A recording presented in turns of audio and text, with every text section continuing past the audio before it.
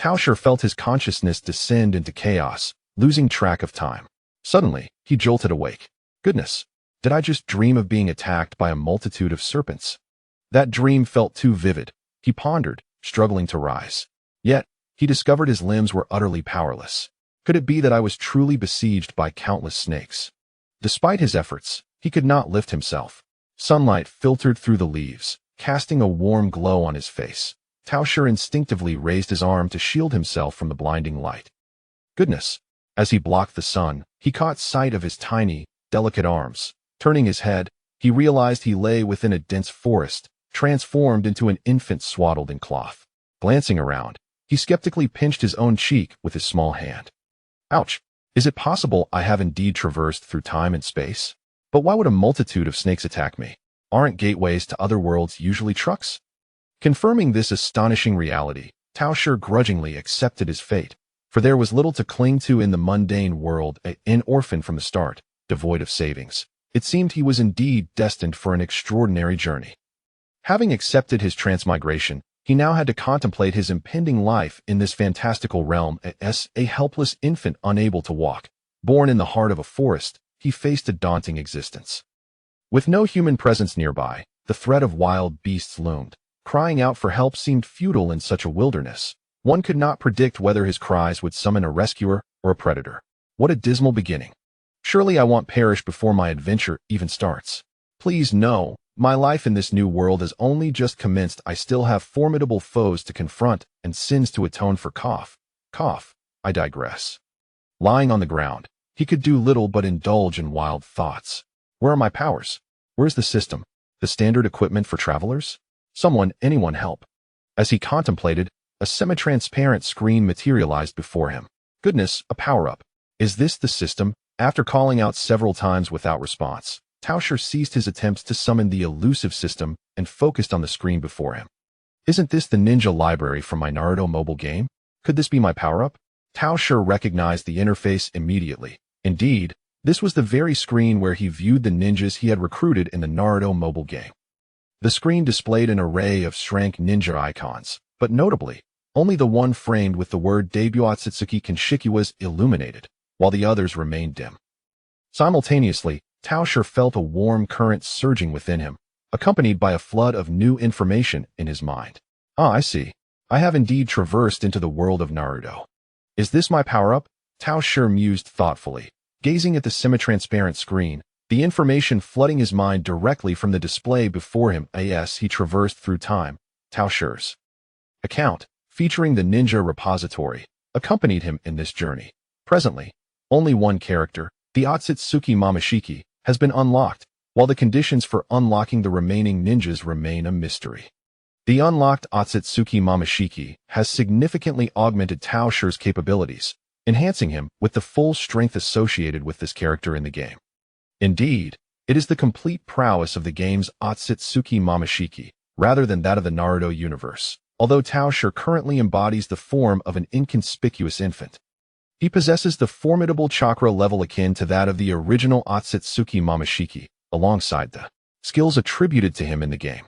These skills include the Deep Crimson Spiral, the Emperor's Spirit, the Wave Deity, the Pheasant Hunt, the Thunder God, the Tidal Wave, the Earthquake, among others, in addition to standard attacks and the almighty push. The present Tao Shi stands in stark contrast to his former self prior to acquiring the character panel. Previously, he was merely an infant, unaware of his own appearance during that stage of life. Now, through the character panel that once displayed an enlarged ninja poster, he observes his own 3D model. His skin has transformed into the distinctive white characteristic of the Otsutsuki clan. Beneath the sparse hair atop his head, small horns are perceptible, while a vertical seam resembling that of Yang Jian adorns his forehead. Since the game's representation of Otsutsuki Momoshiki is not in a typical state, but rather in the golden consumption form, Tao Shi's eyes are not the standard Byakugan but rather a striking golden hue, seemingly capable of shifting to white at will. The seams on his hands and forehead align with the positions of the golden Rinnegan. Due to his diminutive size, although he feels capable of utilizing his powers, he is unable to open his eyes fully. Fortunately, due to my name, I have summoned Otsutsuki Momoshiki. Had I summoned Pajama Naruto, it would have indeed been a catastrophic start. Tao Shi mused, reflecting on the fact that prior to the emergence of Momoshiki, he had been parading around as Pajama Naruto. With a swift motion, Tao Shi rose from the ground, invigorated by the fusion of Momoshiki's abilities which filled his body with immense power. As he stood, his swaddling fell away, transforming into a small white robe and trousers, identical in style to those worn by Momoshiki in the original narrative. Feeling the coolness beneath him, Tao Shi hastily donned the attire, discovering that it fit him perfectly. This traversal is rather considerate. It even provided me with a set of clothing at the outset, he thought, as he began walking in a determined direction, seeking to escape the confines of the forest if only to venture forth. With the power of the Otsutsuki coursing through him, Tao Shi is indeed invincible. The primary quest awaits, to find the path out. Chapter 2 Chance Encounter with Kakuzu in the depths of the forest. The absence of living creatures was palpable, save for the faint echoes of birdsong that hinted at the presence of life. Tao Shi meandered in a singular direction. Is this forest truly as vast as it seems? After nearly a day of wandering, it felt as though the surroundings had scarcely changed. It appears this is undoubtedly the land of fire, Tao Shi surmised. Only within the fertile soils and favorable climate of the land of fire could such an expansive forest flourish. Having traversed the woods for an entire day and night, Tao Shi noted the absence of any human presence, or even the sight of creatures scurrying along the ground. One must admit, the strength of the Otsutsuki lineage is formidable. They are indeed a cosmic race. Perhaps due to the abilities granted by the panel, Tao Shi had grown considerably overnight, his appearance gradually aligning more with that of a young boy from the Tao family. His hair had lengthened and turned white, cascading over his small horns. He stood taller, his skin paler, adorned with black runes that appeared across his body. However, these runes could vanish at will, and he discovered he could also manipulate the color of his eyes, shifting effortlessly between gold and white. Suddenly, Tao Shi's keen senses detected the sound of something slicing through the air not far behind him. Was it a beast in flight? Or perhaps a human? Contemplating the latter possibility, he turned and raced toward the source of the sound. Whether human or beast mattered little. He had ample time on his hands. And even witnessing a beast hunt could provide some amusement, given the forest's seemingly endless expanse. Upon reaching the location of the sound, he found nothing amiss. Just as he was about to depart, he noticed footprints on the treetops nearby. Clearly, someone had dashed through this way. Excitement surged within him as he followed the trail of footprints. In his mind, even if he could not catch the owner of the prints, perhaps he could find a way out of the forest by following them. Anything was better than aimlessly wandering the woods. After a considerable time following the footprints, he was suddenly struck by the pungent scent of blood wafting from ahead, causing his heart to race. Could it be that a ninja was engaged in battle nearby?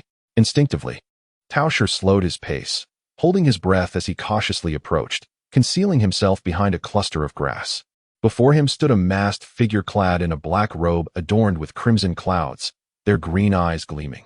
At their feet lay a headless corpse, while they clutched a severed head in one hand and a piece of paper in the other, seemingly comparing the two.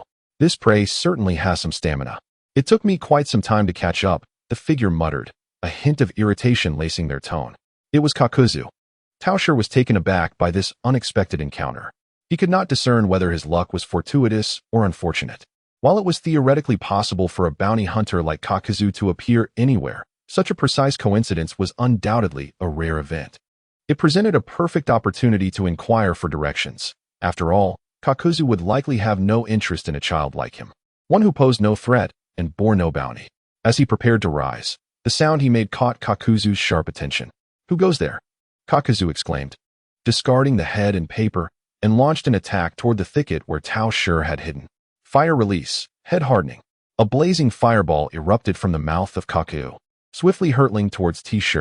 Unfazed, Tao Shi even felt a twinge of amusement, a smile of joy gracing his lips. As the fireball approached, Tao Shi extended his right hand and effortlessly grasped it, instantly refining its energy. The High Emperor's spirit. He seamlessly absorbed Kakuzu's ninjutsu, feeling a surge of scorching chakra within him. Though minimal, it was entirely under his control. Rather than retaliate, Tao Shi called out to Kakuzu, "Uncle, I mean no harm. I merely lost my way and seek directions. Could you kindly tell me how to reach Kanahagakure?" "Oh, for goodness sake," Kakuzu scoffed, observing Tao Shi's ease in countering his ninjutsu. He surmised that this young lad was likely a descendant of some obscure, peculiar ninja clan from Konoha, wandering lost outside the village. While the technique that thwarted his ninjutsu piqued his interest, he deemed the child of little worth. With this thought, Kakuzu lost interest and pointed in a direction. Head that way, kid. Stay within the village from now on and refrain from wandering about. With that, Kakuzu retrieved the severed head and papers he had discarded, leaping into the trees and vanishing swiftly into the forest. Thank you. You're surprisingly kind. T-Shirt called out politely in the direction Kakuzu had departed. Yet an inexplicable feeling washed over him. Could it be? Summoning a panel that manifested before his eyes, he flipped through several pages, and to his astonishment, the avatar representing Kakuzu from the talent market was distinctly illuminated. After running for a considerable distance in the direction Kakuzu indicated, T-Shirt finally beheld the outline of the gates of Konohagakure. At last, he had found it. How far it was? Had he been left to navigate on his own? He might have wandered until the next millennium. T-Shirt couldn't help but reflect. When he sought directions from Kakuzu, the sun was high in the sky. But now the horizon was tinged with the hues of dusk. Slowing his pace as he approached the gates, T-Shirt observed the station ninja meticulously inspecting the entrance permits of those entering the village. The permits were wooden plaques, their inscriptions difficult to discern from T-Shirt's vantage point. How am I to enter? T-Shirt mused, stroking his chin, for he possessed no means to authenticate his identity. Although he was uncertain of the precise timeline, Kakuzu's attire suggested it was post-Third Great Ninja War, implying lax security at the village gates. However, as a complete outsider, despite being just a child, he risked being turned away or even suspected of espionage. He certainly did not wish to spend another night in the wilderness. While not overly fatigued, the psychological discomfort lingered, and he needed to devise a way to gain entry into the village. At that moment, T-Shirt noticed several individuals adorned in clothing bearing the symbol of the Uchiha clan, brazenly pushing past the line of civilians and fellow ninjas without submitting any identification. Striding confidently through the gates of Konohagakure, Uchiha ninjas, truly a clan born of malevolence, so lacking in decorum, grumbled those who had been shoved aside, their murmurs rife with discontent. Witnessing this scene, T-Shirt's thoughts shifted. The golden hue faded from his pupils, transforming into the white of the Byakugan, akin to that of the High-Ga clan. He positioned himself at the end of the line. Indeed, Tao Shi intended to disguise himself as a wandering member of the Hyuga clan, leveraging the abilities granted by the Byakugan to infiltrate Konoha. With a stroke of fortune, he might even secure a place to stay and resolve any issues regarding his identity. Although he could not utilize it, the Byakugan was unmistakably authentic. As anticipated, when Tao Shi approached the village, the stationed Konoha ninja merely cast a fleeting glance at his cataracts and granted him passage, showing no inclination to conduct a thorough inspection. He chuckled to himself. The plan had succeeded.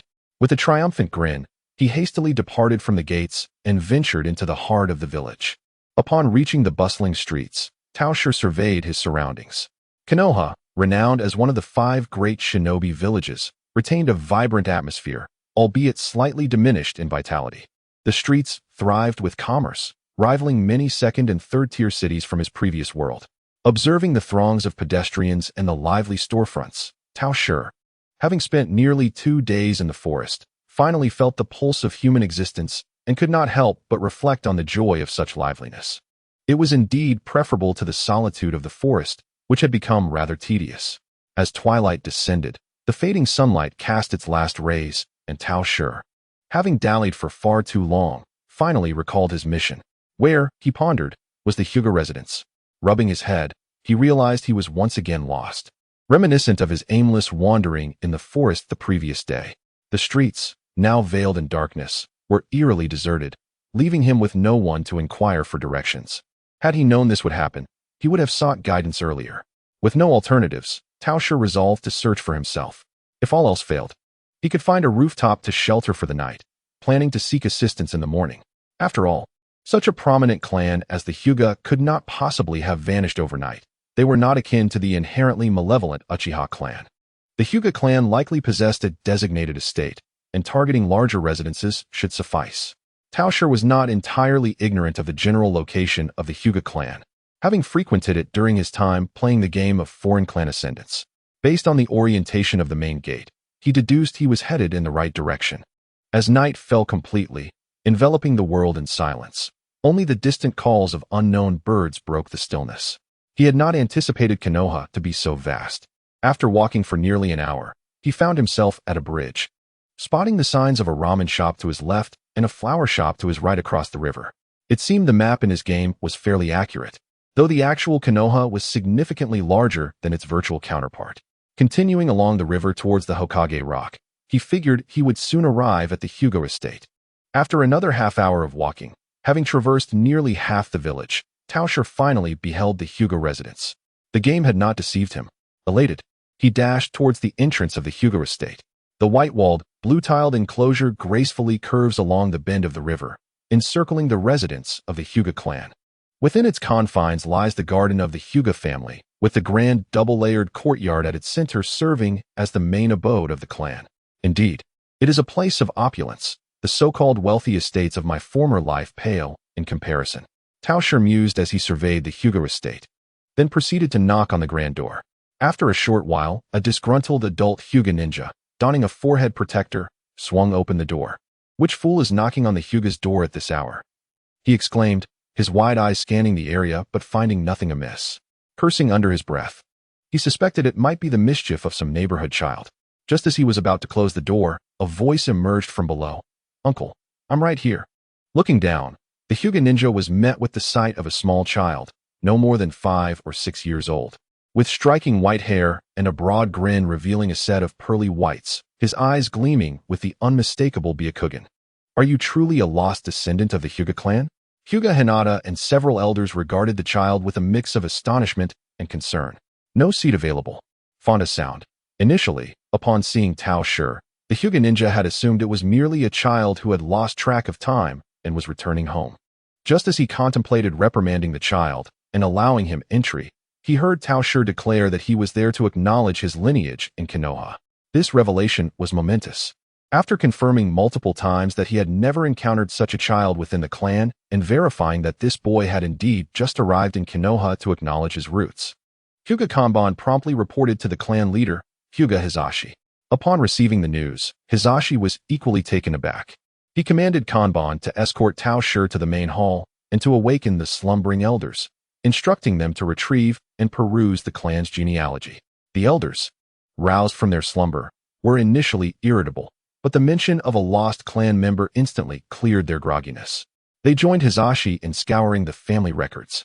However, their efforts yielded no results. It had been ages since the Hyuga clan had any bloodline lost to the outside world, and every member's whereabouts were meticulously documented.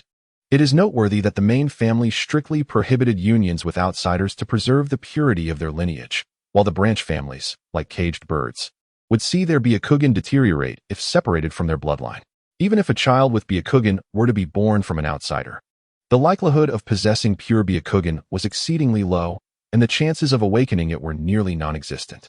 Yet, the child before them exhibited an unmistakably high purity of Byakugan, and the clan's genealogy bore no record of any bloodline being dispersed. It was perplexing and unfathomable.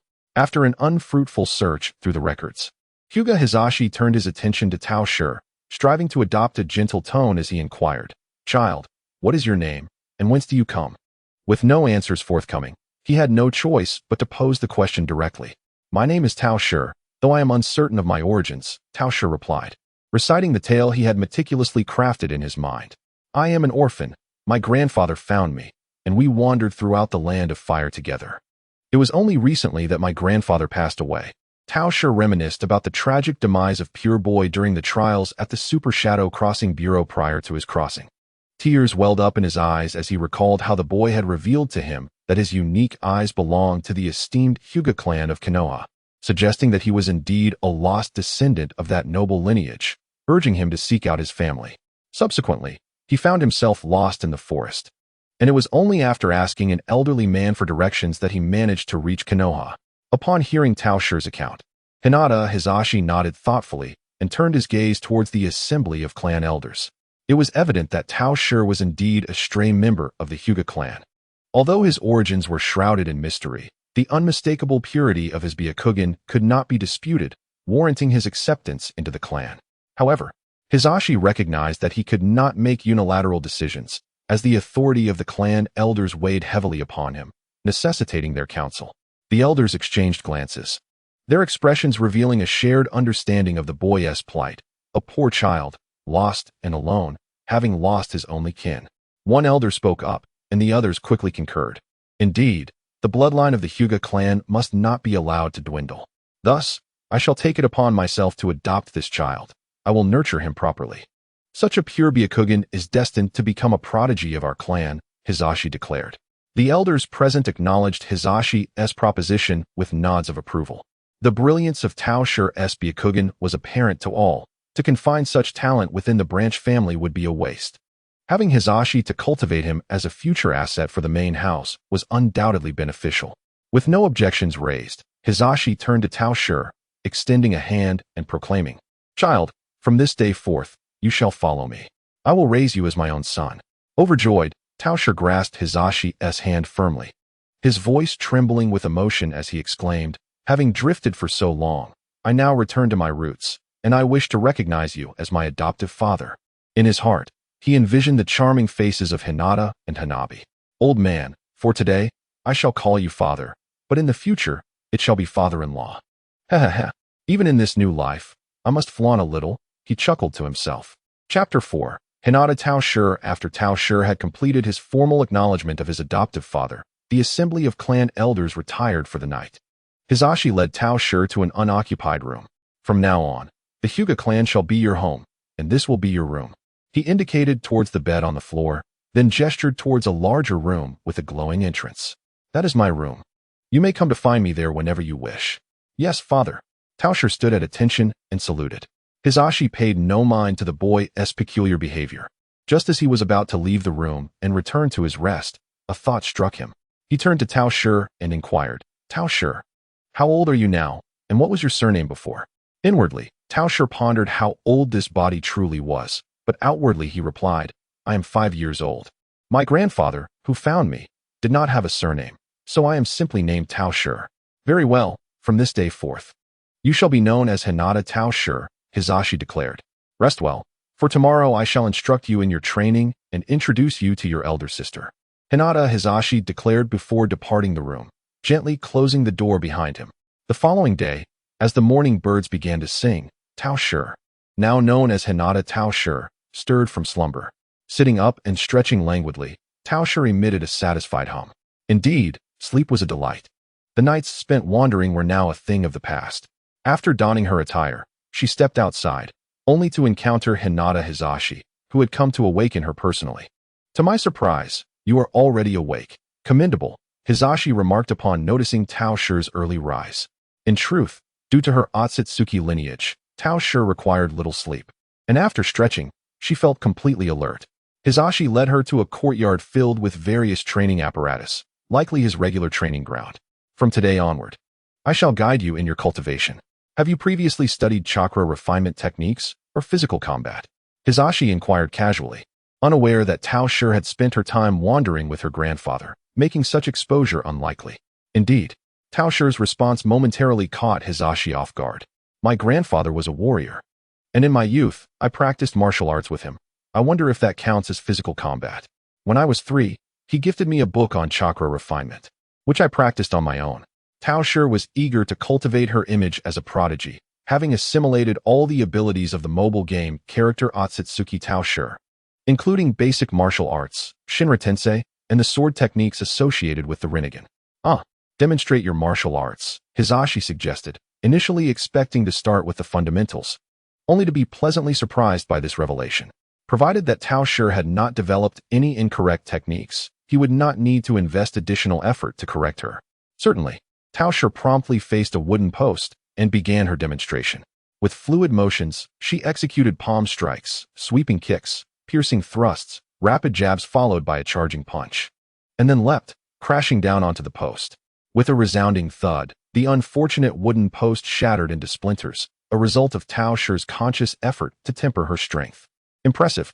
Hisashi could not help but praise her. Although her martial technique appeared slightly crude compared to the foundational styles of the Hyuga clan, it was more than sufficient for building a strong base.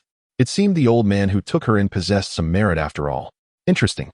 Extend your hand so I may assess your chakra cultivation, Hisashi instructed, gesturing for Tao Shi to grasp his hand. Tao Shi complied, and as their hands connected, Hisashi's chakra surged into her body, exploring her chakra pathways. While the Byakugan could also examine the state of one's chakra and pathways, direct physical contact was far more efficient. Concurrently, Tao Shi concealed most of her chakra, revealing only a fraction of her total chakra reserves. Hinata Momoshiki, possessing the formidable powers akin to Otsutsuki Momoshiki, boasts a chakra reservoir that rivals that of the original, and due to the mobile game's unique gold consumption mode, his chakra is even more abundant. This places him firmly at the super shadow level of chakra capacity. Moreover, Momoshiki has also acquired exceptional chakra control abilities, should he desire to conceal his presence. No one below the super shadow rank would be able to discern his true state. Upon completing his examination, Hinata Hisashi's eyes glimmered with astonishment. The chakra within Momoshiki is not only pure, but also vastly exceeds that of his peers, having reached the level of an ordinary genin at the tender age of 5. This remarkable feat stems from his unconventional method of chakra refinement. Had he practiced the Hinata clan's chakra refinement techniques, Hisashi would have gasped in awe, contributing to the ongoing global warming. A genius, a super genius. Hisashi gazed at Momoshiki with sparkling eyes. If previously, Momoshiki appeared to him as an uncut gem, now he resembled an untapped gold mine. With such innate talent, he might one day ascend to the position of Hokage. Feeling a bit uneasy under Hisashi's intense scrutiny, Momoshiki tugged at Hisashi's clothing and inquired, "Father, is something amiss? This old fellow couldn't possibly be a priest, could he? Surely, he did not take me in as a son merely for cough. That seems unlikely. Perhaps he is simply astonished by my displayed capabilities. It's nothing. Since you have begun to train your chakra, has your Byakugan awakened?" No. This response was anticipated, and Hisashi nodded. After all, without the Hinata clan's specialized training methods, awakening the Byakugan is indeed a formidable challenge. Since your Byakugan remains dormant, take this book and practice. Hisashi produced a tome from seemingly nowhere and handed it to Momoshiki. Your foundation in taijutsu is adequate, so no additional instruction is necessary. Your primary task now is to train in our Hinata clan's techniques and awaken your Byakugan as swiftly as possible. Only then can I teach you the clan's exclusive taijutsu, which requires the assistance of the Byakugan for effective practice. Techniques such as the 8 trigrams air palm and the 8 trigrams palm necessitate the Byakugan's support. Understood, father. Momoshiki opened the book and stared at the acupoint diagrams, instantly feeling overwhelmed. He had never learned any chakra refinement methods before, and deciphering these diagrams was a daunting task that could take ages to master.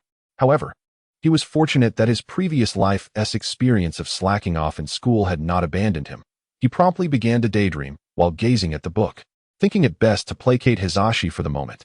If he couldn't learn it, he wouldn't bother.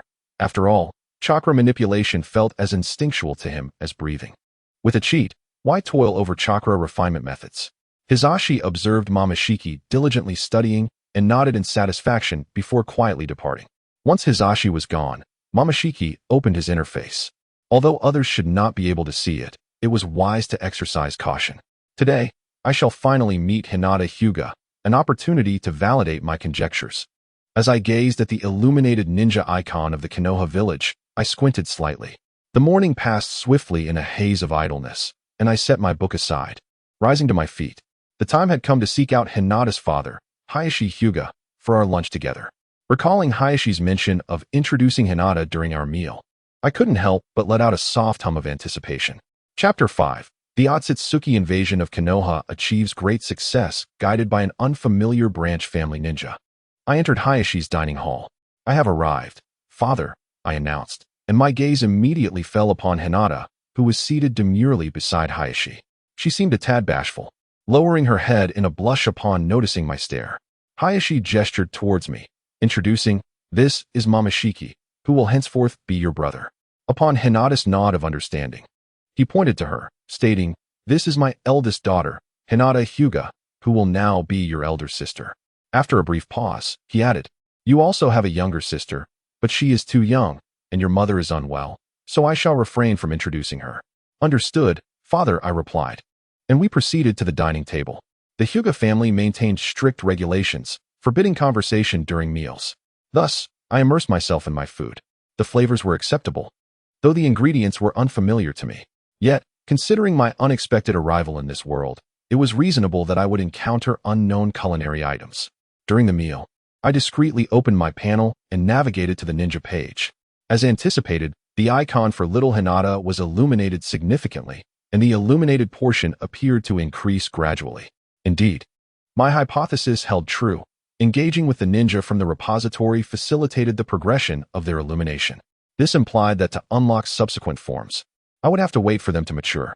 Would it truly require combining 5-star Naruto to create Wind Shun Naruto, and then 5-star Wind Shun Naruto to form? I would contemplate these matters later. For now, I finished my meal and returned to my chamber. Gazing at the fully illuminated icon of Ninja Hinata, I fell into contemplation. I had not expected the unlocking process to be so swift. Within the span of a single meal, little Hinata's icon was entirely brightened. With the unlocking of the ninja, I acquired her abilities, Byakugan, Gentle Fist, and the protection of the 8 trigrams 64 palms, along with a negligible increase in chakra. Truly, being a wallflower had its advantages. While others struggled for years to awaken the Byakugan, I had attained it effortlessly over a single meal. The hardships I had endured during my transition to this world were behind me, and I could only anticipate a life filled with sweetness henceforth. By the way, this little Hinata corresponds to the character as depicted at the age of 12 in the original narrative, while in reality, she is merely 6 years old. I was surprised she could also be unlocked, indicating that the conditions for unlocking are rather lenient. I shall investigate further later. Alas, Hanabi is still too young to contribute to the unlocking process, though it is worth noting that she is merely a dancer in her ninja form. Time flew by, and in the blink of an eye, a month had passed. In the course of the past month, Tao Shi has thoroughly deciphered the unlocking logic of his extraordinary ability. As long as he remains within a 20-meter radius of the target ninja, the corresponding ninja in the repository will gradually be unlocked. Regardless of the temporal context of the target ninja in reality, each ninja begins to unlock from the lowest level, and upon completion, the next level of ninja unlocking is initiated. The progress of unlocking the ninja is considerably swifter than that of the other characters. The ninja requires merely half an hour to unlock, while the latter necessitates approximately a week of remaining within the unlocking range. How did Tao Shi arrive at this conclusion? Standing atop the Hokage rock, he pondered while observing the panel before him.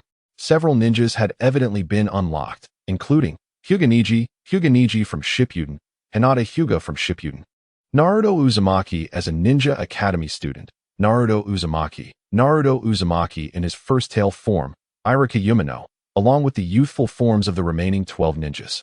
Although the array of skills had notably increased, they appeared somewhat chaotic and impractical, with the majority being family secret techniques that could not be utilized openly. Initially, after several days of tutoring Tao Shi, Hyuga Hisashi discovered that he grasped everything with remarkable ease. Thus he entrusted him with a few volumes of martial arts exclusively meant for the main branch, and subsequently placed him in the same class as the Academy student Naruto and Hinata. Consequently, Tao Shi unlocked the ninja forms of the 12 young ninjas within a month. The reason he had not unlocked the other forms was primarily due to spending most of his time playing truant with Naruto. After all, apart from Sasuke's advanced forms, the allure of the others was rather meager. This excludes the special event ninjas, as the restriction against summoning techniques is indeed quite intriguing, though the method to unlock these special event ninjas remains uncertain. Moreover, how could a grown man, prior to his reincarnation, possibly sit quietly in class, listening to tales of the will of fire? It was far more enjoyable to venture out and play with Naruto, not only to enhance Naruto's fondness for him, but also to savor the nostalgic thrill of childhood mischief. Thus, upon entering school, Tao Shi quickly befriended Naruto, and they began to skip classes together daily. Lost in his musings, Tao Shi was abruptly startled by Naruto's loud exclamation. "Tao Shi, what are you daydreaming about? Irika-sensei is coming, run." Naruto, clutching a paint bucket, scrambled down from the head of the 4th Hokage rock and dashed away. What? Although being caught by Irika would not result in dire consequences, returning to class was absolutely out of the question for Tao Shi. With the wind at his back, he sprinted after Naruto. They had not fled far when Irika's panting figure appeared at the spot from which they had just departed. "Naruto, Tao Shi, how dare you draw on the Hokage rock?" Irika exclaimed, his forehead veined with exasperation. "I will certainly catch you today." Noticing the footprints left behind by the two, Irika hastily pursued them. After Irika dashed past a patch of grass by the roadside, it rustled, revealing a boy with yellow hair and another with white hair. Has he gone far? Yes, he has. Oh ho. Irika-sensei will never catch me, Naruto-sama. Once the yellow-haired boy saw Irika's figure completely vanish, he excitedly leaped out of the grass. It's almost noon. Let's go eat ramen, Momoshiki. At the Hokage's office, Sarutobi Hiruzen observed the scene in the crystal ball, pinching his brow. Last month, he was taken aback to hear that Hyuga Hizashi had adopted a stray member of the Hyuga clan. Initially, he even suspected that Momoshiki might be an undercover agent sent by another village. How could such a traditional family as the Hyuga have a stray bloodline? If it were any other ninja clan, Sarutobi would not have been surprised, but not the Hyuga. However, after Sarutobi facilitated Momoshiki's enrollment, he dismissed his suspicions. A boy with high purity Byakugan and white hair was a treasure any village would cherish, unlikely to be involved in any other schemes. Possessing chakra at the level of a genin at just 5 years old was indeed extraordinary. Although the stark contrast of his white hair and the peculiar birthmark on his forehead made Sarutobi feel that Momoshiki appeared somewhat out of place among the Hyuga clan, he was overall quite pleased to have such a prodigy join the village. As he watched the crystal ball, observing Momoshiki and Naruto, one painting the Uchiha clan symbol on the face of the second Hokage and the other applying mascara on his father, Sarutobi took a deep puff from his pipe. In his rigid perception, a genius from the Hyuga clan should be mature and aloof. Was Naruto leading him astray? However, it appeared that the previously mischievous Naruto was the one being influenced instead. Chapter 6, Panda. Well, let them be. Naruto has finally found a playmate, so it is best not to interfere too much. The Hyuga clan is deeply bound to Konoha, and Momoshiki would not pose any threat to Naruto. The Byakugan lacks the ability to control tailed beasts like the Sharingan. Not to mention Momoshiki is merely a 5-year-old child. What ill intentions could he harbor? Although I wish to depict our Hokage coveting the protagonist's body, leading to a dramatic confrontation with Sarutobi, such a scenario seemed utterly improbable. Danzo, well aware of the Hyuga clan's tendencies, initially felt a thrill at the news of Momoshiki's arrival when his root members reported it. He even contemplated approaching Sarutobi to make a request. However, upon learning that Momoshiki had been adopted by Hyuga Hizashi and included in the clan's family tree, he completely abandoned that idea. Go to the Hyuga clan to ask for a person? The chances of success were far slimmer than persuading Uchiha Fugaku to lend Uchiha Makoto for a night. I, Danzo, am not foolish. At Ichiraku Ramen, Momoshiki and Naruto sat on either side of the table, where 2 bowls of fragrant, visually appealing tonkatsu ramen were placed. Let's dig in. The two began slurping their noodles simultaneously. Ichiraku Ramen serves as a must-visit spot for every Hokage reincarnate, ultimately concealing the refresh point for the Otsutsuki. Over the past month, Momoshiki had visited many times alongside Naruto. Certainly, the mention of Otsutsuki Ichiraku appears to be a playful reference by netizens. With a mix of skepticism and curiosity, Tao Shi observed the white-eyed gaze and the Rinnegan on the palm, confirming several times. The owner of Ichiraku Ramen, an elderly man who handcrafts the noodles, is undeniably an ordinary individual. The ramen itself is indeed delightful, with the noodles exhibiting a chewy texture and the broth exuding an enticing aroma. It is no wonder that Naruto holds such a fondness for it. Perhaps it is also because only the handcrafting elder treats the villagers' tales of the fox spirit with such warmth. Tao Shi glanced over at the squinting-eyed elder, who was busy preparing the noodles alongside his daughter, SHBU, assisting him. Noticing Tao Shi's gaze, SHBU offered a smile before returning to serve the ramen. Tao Shi felt a blush creeping onto his cheeks, her smile evoking thoughts of otherworldly beings. Ahem, time to eat. After finishing their meal, Tao Shi and Naruto exited Ichiraku Ramen. Naruto, clutching his bulging belly, tucked his frog wallet into his pocket. Where shall we venture this afternoon? Tao Shi inquired. With a grin, Naruto leaned closer to Tao Shi. Startled, Tao Shi took a half-step back, perhaps influenced by the aura of Otsutsuki Tao Shi, as he sensed a lingering aroma of food emanating from Naruto's sealed abdomen. Brother, you smell delightful. You're too close, you fool. Tao Shi pushed Naruto away, contemplating their next destination. It seemed they had exhausted all the fun within the village. Perhaps they could explore the woods outside for intriguing creatures. All right, let us go. Naruto agreed, and the two made their way toward the village gates. Are we to stop the Jinchuriki from leaving the village? a member of the Umbu, observing from the shadows, inquired of his companion. The Hokage has instructed us not to restrict the Jinchuriki's freedom. We shall simply follow, came the response. With that, two masked Umbu members swiftly traversed the rooftops, promptly trailing after Tao Shi and Naruto, who were intent on their escapade.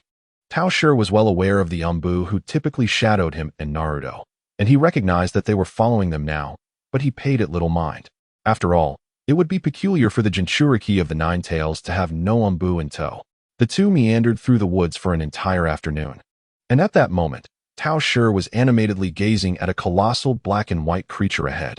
Although the intent was to seek out fascinating animals in the forest, Tao Shi merely wished to explore. To his surprise, an unexpected discovery awaited him. Look what I found. A game point. 98. A panda. As he encountered the panda, a new entry immediately appeared on Tao Shi's ninja warehouse panel. Summoning. Tao Shi observed the panda icon glowing on the summoning interface, a smile spreading across his face. He never anticipated that the 98 game points he had spent in pursuit of this would prove advantageous after his transition. This truly warranted the investment. Wow, what a huge creature. What kind of animal is this? Tao Shi, Naruto, too, had taken notice of the large black and white figure. This is a panda. A fundamental logic of the dual arena, game points, the epitome of 98. Although Naruto could not comprehend Tao Shi's words, he sensed their significance. Can we catch it and keep it? Just as it is delightful to raise cats and dogs, having such a large pet must indeed be quite thrilling. Naruto wishes to keep a panda? While it may be conceivable for Naruto to tame a panda, the likelihood of him successfully doing so is rather slim. Let's not even discuss whether Naruto's petite stature could manage to overpower and tame such a creature, even if he could somehow bring it home with his meager monthly allowance. How could he possibly afford to care for it? It's futile to think about it. Even if he could capture one, the panda's size would certainly devour all his resources. As the sky darkened, Tao Shi glanced up, realizing that after playing outside all afternoon, it was time to return home. Come on, Naruto, we should head back to the village. Forget about the panda. Is there even a chance to have one? Upon arriving home, Tao Shi found Hyuga Hizashi waiting at the door with an expression of disapproval. Tao Shi, the teacher said you skipped school again to play pranks with that blonde kid. And even painted on Hokage Rock. Hizashi's forehead was adorned with veins, and anyone unaware might think he had activated his Byakugan. What does it matter? Listening to lectures at school is hardly beneficial, Tao Shi retorted. Having acquired numerous ninja abilities, he held little interest in the curriculum of the Ninja Academy. His prowess stemmed solely from his own efforts, and he found the school as teachings utterly unhelpful. The only time he found himself excelling was when he unlocked skills from the repository, which multiplied at an astonishing rate. Tao Shi could easily pass the requirements for body techniques and transformation techniques with his eyes closed. Having been in the Konoha Ninja Academy for merely a month, he already contemplated graduating early. Yet, staying in Konoha felt rather dull, especially with 6 years remaining until the storyline commenced. Tao Shi had no desire to engage in childish games. The world is vast, and I yearn to explore it. For this, Tao Shi had long been prepared, and upon unlocking Naruto Shippuden that afternoon, he wore a mischievous smile. Observing Tao Shi's nonchalant demeanor, even smiling, Hizashi felt a tinge of embarrassment but ultimately chose to remain silent. There was no other reason. Tao Shi was simply too talented. After teaching him for just 1 week, Tao Shi not only mastered the Byakugan, but also fully grasped the martial arts techniques, even learning the Tenketsu technique. Reflecting on the time it took him to learn the Tenketsu technique, Hizashi sighed. Let us eat first. Chapter 7. The Traveler's First Day in the Ninja World After Dinner. Tao Shi returned to his room and took out the bag he had purchased on the way back. He packed the coins he had acquired from Hizashi and a few pieces of clothing. The clothes were oversized, clearly unsuitable for Tao Shi's current frame. He had approximately 1,000 Ryo in cash, which could last him about half a month if spent wisely. During this month, Tao Shi discovered a marvelous little feature of his golden finger. Whenever he collected similar ninja techniques or body techniques, they would enhance the effectiveness of those techniques beyond their original capabilities. In fact, Tao Shi had contemplated leaving Konoha 2 weeks prior, but chose to wait until he had fully unlocked Naruto Shippuden before making his move. The shadow clones derived from Naruto, regardless of the amount of chakra dispersed, would dissipate upon sustaining damage. Moreover, the rate of chakra consumption was alarmingly swift. Despite possessing an immense reservoir of chakra, One could not guarantee that the shadow clones would not inadvertently be harmed and vanish during everyday life. However, upon unlocking the Shippuden transformation of Uzumaki Naruto, the shadow clones would no longer exhibit this vulnerability. Even when injured, as long as there was chakra remaining, they would persist, and the rate of chakra depletion would significantly decrease. With a decisive action, a shadow clone was created, and nearly a quarter of chakra was allocated to it by Tao Shi. The chakra was of an extraordinary caliber, surpassing all expectations. Note, in this narrative, a super shadow is equivalent to the Sage of Six Paths. Both Orochimaru and Hashirama Senju are considered ultra-powerful shadows, while Six Paths Madara is a lesser super shadow. Unless an unforeseen and extensive drain of chakra occurred during combat, this clone could potentially endure until the era of Boruto. From this moment, you will inhabit the village of Konoha in my stead, Tao Shi commanded his shadow clone, which nodded in acknowledgement. No problem, my original, it replied. Once the clone was adequately arranged, Tao Shi wasted no time. He gathered his prepared belongings and transformed into the form of Shino Aburame from Shippuden. In an instant, Tao Shi's presence diminished to almost imperceptibility, and with remarkable speed, he darted out of the Hyuga clan's territory, subsequently slipping through the gates of Konoha. Although a sensory barrier enveloped the vicinity of Konoha, the gates themselves were devoid of such protection. Utilizing his minimal presence and extraordinary swiftness, Tao Shi swiftly exited. The station ninja merely sensed a fleeting gust of wind, with no further peculiar sensations. Tao Shi continued running for several kilometers before halting. After confirming that no one was nearby, he gradually came to a stop. Summoning the interface, he reverted back to his original form. In an instant, Tao Shi underwent a transformation, growing larger and taller, not unlike a compressed towel. Dark markings emerged on his body, and the small horns atop his head thickened and expanded. This was yet another capability of his unique ability. Tao Shi's original form inherently acquired certain traits from the chosen character, such as the white hair and long horns, or the distinctive lack of presence characteristic of the Aburame clan. There existed an additional application in which he could entirely assume the appearance of the selected character. This was far more practical than mere transformation techniques, a veritable divine skill for both perilous ventures and mundane travel. With this ability, his mother would no longer need to worry about his youthful visage being recognized. The eye upon his forehead remained closed, as it felt somewhat peculiar to him. Tao Shi levitated, his feet no longer touching the ground, and continued his journey. Indeed, Tao Shi's abilities proved to be incredibly useful. He had almost forgotten that he possessed the power of flight when he first traversed into this world.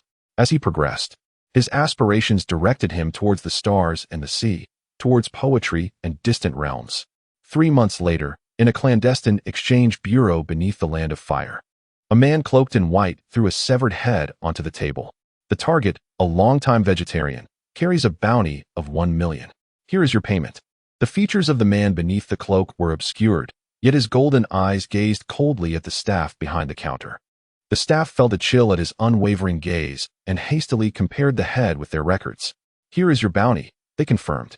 Once verification was complete, the staff placed the currency on the counter, and the cloaked man collected the money and departed.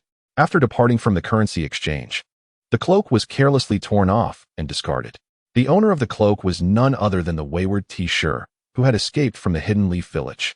For the past 3 months, he had assumed the alias Haku, concealing his conspicuous dual horns on the ninja panel, and had taken up the role of a bounty hunter. While the pursuit of wealth was secondary, Tao Shi sought to train himself, as he had never taken a life in either of his existences. In the world of ninjas, bloodshed was an inevitable reality. Thus, he yearned for some experience. However, upon his first hunt, he was astonished to discover that he felt no discomfort whatsoever. Instead, he was inclined to exclaim, "Inferior beings." Standing atop the corpse of his first victim, he uttered those words. "Oh no, I have truly become akin to the Otsutsuki."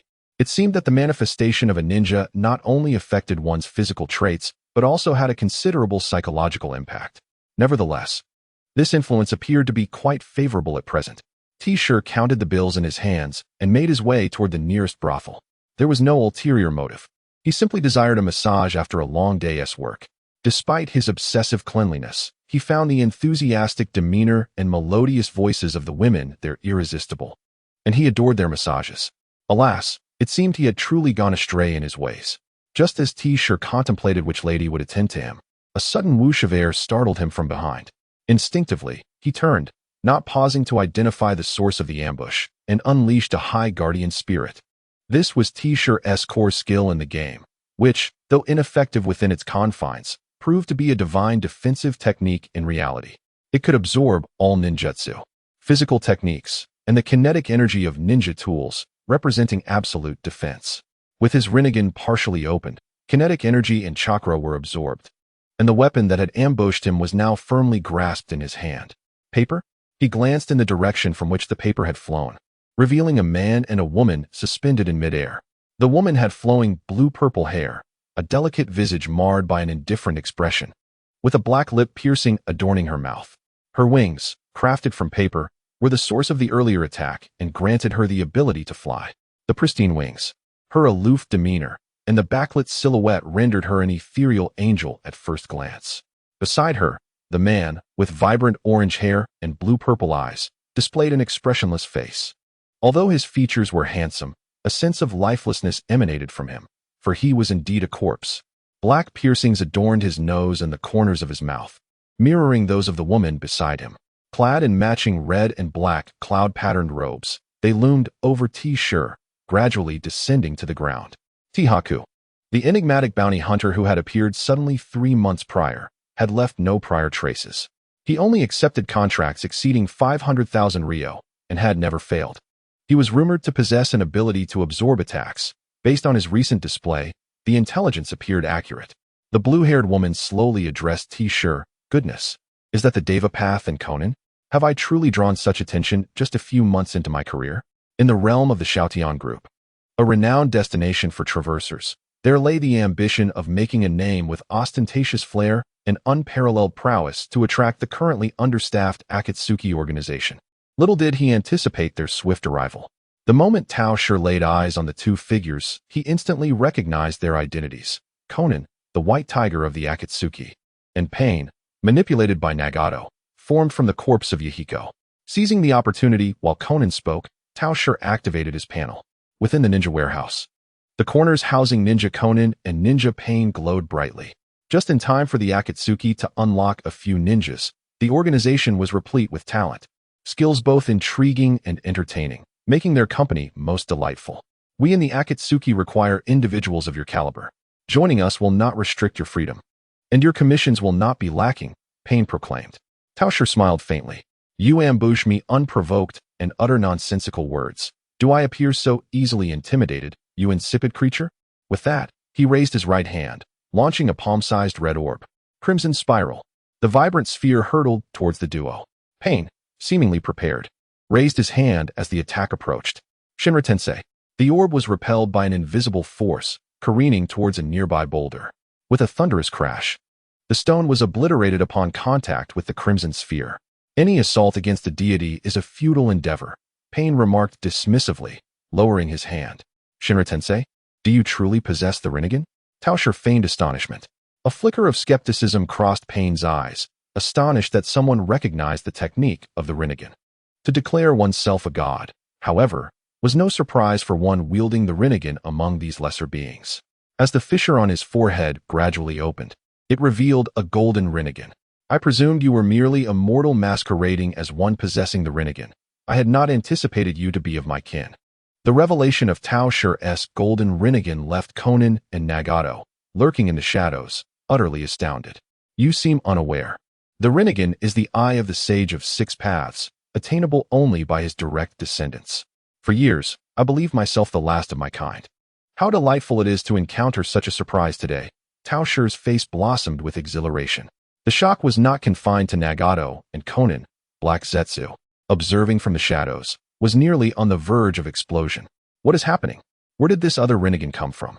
Initially, Black Zetsu had considered Tao Shi merely a competent bounty hunter, a valuable pawn, thus providing Nagato with intel to recruit him into the Akatsuki.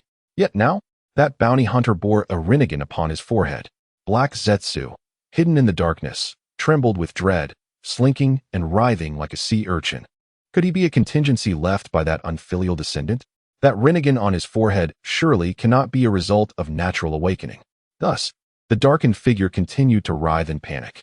At this moment, Nagato and Conan were utterly astonished by the words of Peach.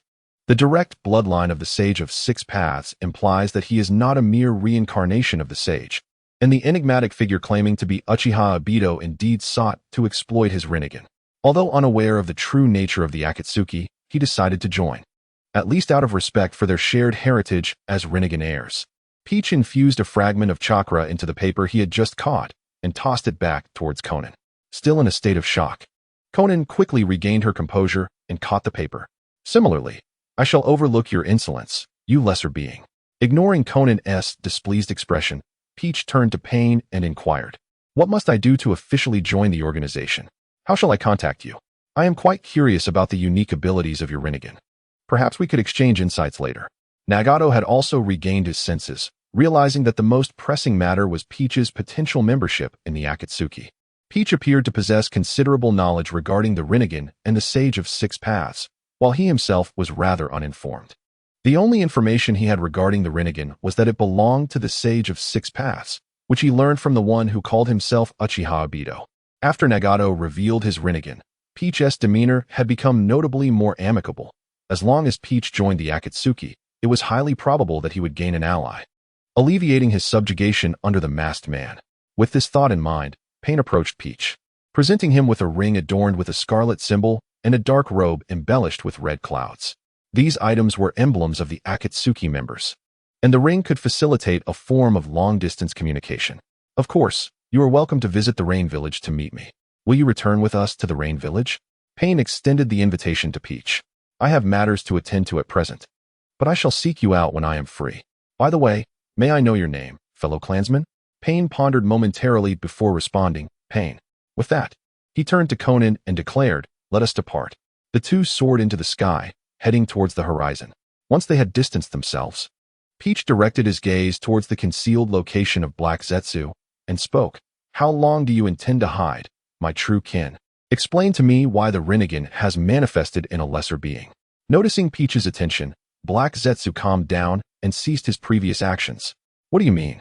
Wasn't it a contingency left by the sage? Peach appeared somewhat impatient and called out again. Come forth and tell me what is happening on this planet.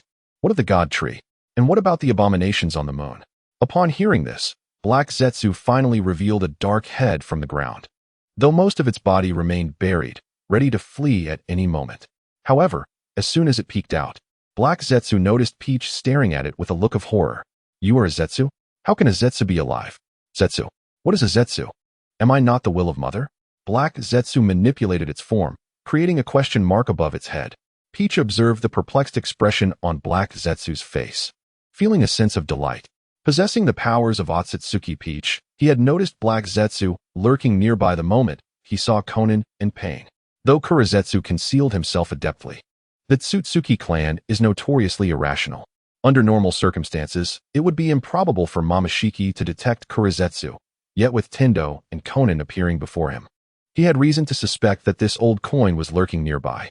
Hence, he began to sense his surroundings, as Kurizetsu was an alternative seal crafted by Kagaya Otsutsuki. No matter how exceptional his concealment abilities were, the aura of the Otsutsuki would inevitably betray his presence. Momoshiki's intention was to gather substantial intelligence as a descendant of the Sage of Six Paths, another wielder of the Rinnegan. Meanwhile, Kurizetsu disguised himself as a member of the Otsutsuki clan, claiming to rescue Kagaya Otsutsuki. After all, Kurizetsu was utterly unaware that his dear mother had been on guard against other Otsutsuki. What motivated Momoshiki's actions? Simply put, it was amusement. Chapter 8. Unraveling the Black Absolute. It seems you truly do not know. Momoshiki observed Kurizetsu while stroking his chin. The seal is a unique mark utilized by our Otsutsuki clan for reincarnation after death. I have never encountered a seal such as you, one with self-awareness. But let us set that aside for now. Tell me, what is the nature of the God Tree on this planet? The Otsutsuki clan? The hybrids on the moon? Descendants of the feathered village? Note, it is assumed Kurizetsu is unaware of the existence of the extraterrestrial Otsutsuki clan, with white Zetsu regarded as a byproduct of humans sacrificed to the God Tree. Could it be that my mother's kin have arrived? Yet, one cannot take everything at face value. There are still many suspicions surrounding this individual. Answer me first. Who are you? What is your purpose? And how did you come to know that there are people on the moon? Kurizetsu, with his bulging eyes and a broad grin revealing his white teeth, inquired of Momoshiki.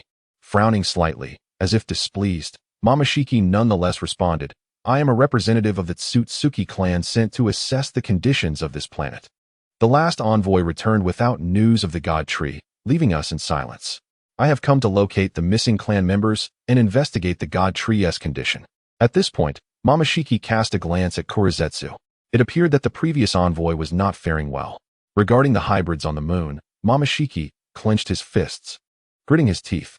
On my journey here, I was ambushed by those hybrid Otsutsuki.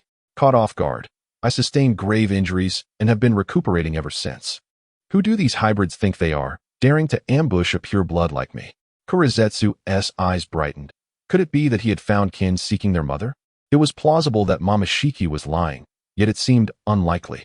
He possessed knowledge of the god tree and brought news of the descendants of the feathered village on the moon, information Kurizetsu himself was unaware of. Kurizetsu grinned widely. Hope for his mother's rescue was on the horizon with the assistance of this extraterrestrial Otsutsuki. He no longer needed to grovel before the likes of Uchiha Obito and Uchiha Madara. Regardless, his mother's kin were far more dependable than that ungrateful descendant. Moreover, it appeared that this individual, who called himself Momoshiki, had come with the intent of reviving the god tree. Once the god tree was revived, his mother's liberation would naturally follow. With this thought, Kurizetsu could not help but let out a soft chuckle. Subsequently, it recounted to Peach the tale of how his mother, under the blessings of the world, bore two ungrateful sons, and how she was sealed by these very sons, with one of them even dismantling the divine tree. Upon hearing the narrative, which was both familiar and foreign to him, Peach displayed a suitably disdainful expression. Humph. I have never witnessed a clan member who has consumed the fruit being sealed. It is utterly foolish to relinquish one's own power. No wonder you exist as a living wedge. Those who have consumed the fruit of the Otsutsuki are indeed immortal. Upon hearing Peach's disparaging remarks about his mother, Black Zetsu felt a surge of displeasure, yet he restrained his retort, knowing that his mother's resurrection depended significantly on the strength of the person before him. Avoiding confrontation, he chose to endure. Thus, the power of the divine tree had been divided into 9 parts, with the remaining husk dwelling with that inferior creature. And the wretched beings on the moon are descendants of your true form and that lesser being. That is indeed correct, Lord Peach. After confirming Peach's identity, Black Zetsu resolved to flatter him. What a troublesome matter. However, I shall ensure that those wretched beings are all eliminated upon my departure. Now, you shall assist me in my endeavors. Of course, Lord Peach. I will do my utmost to aid you in replanting the divine tree. Command me wherever I may be of service. Hearing Black Zetsu's declaration, Peach nodded in satisfaction, believing he had successfully manipulated him. Opening the panel, he discovered that Black Zetsu showed no signs of unlocking. What is this? Although I have not acquired the absolute, Black Zetsu should have been able to increase my points significantly. Gazing at the mass of Black Zetsu before him, an idea suddenly struck Peach. Since you are a variant of the wedge, you must possess the ability to possess others, right? My injuries have yet to heal. If you were to inhabit my body, you should be able to restore my strength. Is that truly a possibility? Black Zetsu hesitated, yet thoughts of his mother on the moon compelled him to give it a try. Very well, Lord Peach. Black Zetsu began to twist his form, gradually coiling up Peach's leg. Upon contact with Peach's body, Black Zetsu initially attempted to exert control over it, only to find himself utterly suppressed by Peach's formidable mental strength. As Black Zetsu enveloped Peach entirely, he felt an overwhelming surge of power. Unlike his experiences possessing White Zetsu and others, this time, without relying on Peach's strength, Black Zetsu sensed his own essence being amplified. To his astonishment, a chemical reaction had occurred between him and the Otsutsuki. The sensation was truly exhilarating. Meanwhile, Peach also felt a peculiar thrill. Although he initially found the presence of this foul entity unsettling, Black Zetsu's possession unlocked his potential entirely. He could feel an endless flow of power surging from within. Incredible. I never anticipated Black Zetsu's unlocking to manifest in such a manner. Indeed, no matter how powerful the functions of the ninja warehouse, it could not transform Peach into a mere mass to unleash Black Zetsu's abilities. Even if it could, Peach would never stoop to such depths. After being possessed by Black Zetsu, the mode of possession was transformed by the mysterious mechanism of the ninja warehouse to mirror that of the game. purely an enhancement of numerical values, a simple indulgence. Indeed, my suspicions were correct. You, this shadowy little creature, bring me immense delight. However, I must inform you in advance that consuming the fruit of the god tree without reporting it is a violation of clan regulations. Once the god tree is replanted, I shall return your true form to the clan for punishment. What? Black Zetsu, having gained strength, was momentarily taken aback, but quickly regained composure. It did not believe that Peach Style could contend with Mother. From Peach Style's demeanor, it was evident he had never consumed the fruit of the god tree. Once Mother breaks her seal, the formidable Kaguya Otsutsuki will be easily subdued. Nevertheless, for the moment, Black Zetsu must continue to feign submission. At that time, I hope Lord Peach will intercede on behalf of Mother. Peach Style snorted dismissively, offering no response. He could surmise from mere intuition that Black Zetsu harbored ill intentions. Yet, it mattered little. He too had his own schemes. Until my injuries are healed, you shall remain by my side. If you have any matters to attend to, expedite them and return to me. Yes, Lord Peach.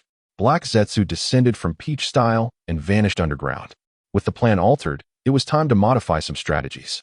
Sensing the weakness of its true form once more, Black Zetsu resolved to arrange everything swiftly and then return to Peach Style. The allure of possessing power was indeed intoxicating. Chapter 9. The collar raised for a more comic aesthetic once Black Zetsu had departed. Peach Style donned the black robe adorned with red clouds that had just been given to him by Pain. He raised the collar to enhance his appearance, making it even more striking and reminiscent of a comic. He then adorned a ring inscribed with a scarlet character, evidently having intercepted the ring belonging to the Rat of Treasure. At this point in the timeline, Sasuke is 6 years old, and the Uchiha massacre will occur when he is 7. This implies that the Rat of Treasure's induction into the Akatsuki is approximately a year away. Currently, the members of the Akatsuki likely include Nagato, Konin, Kukzu, Orochimaru, an unnamed extra, and Sasori. Date are adjoined after Orochimaru's defection, while the immortal duo and the artistic duo were nearly assembled simultaneously. The Akatsuki operates in pairs, meaning the only potential allies available to him now are Sasori and Orochimaru. Perhaps he should entertain himself with Orochimaru, as before his journey, Peach Style had engaged in many deceptions alongside the Akatsuki's snake and blue doors. Setting those thoughts aside, he had amassed a considerable sum of money over the past 3 months. It was time to indulge. With no pressing matters at hand, he would leisurely journey to the land of rain.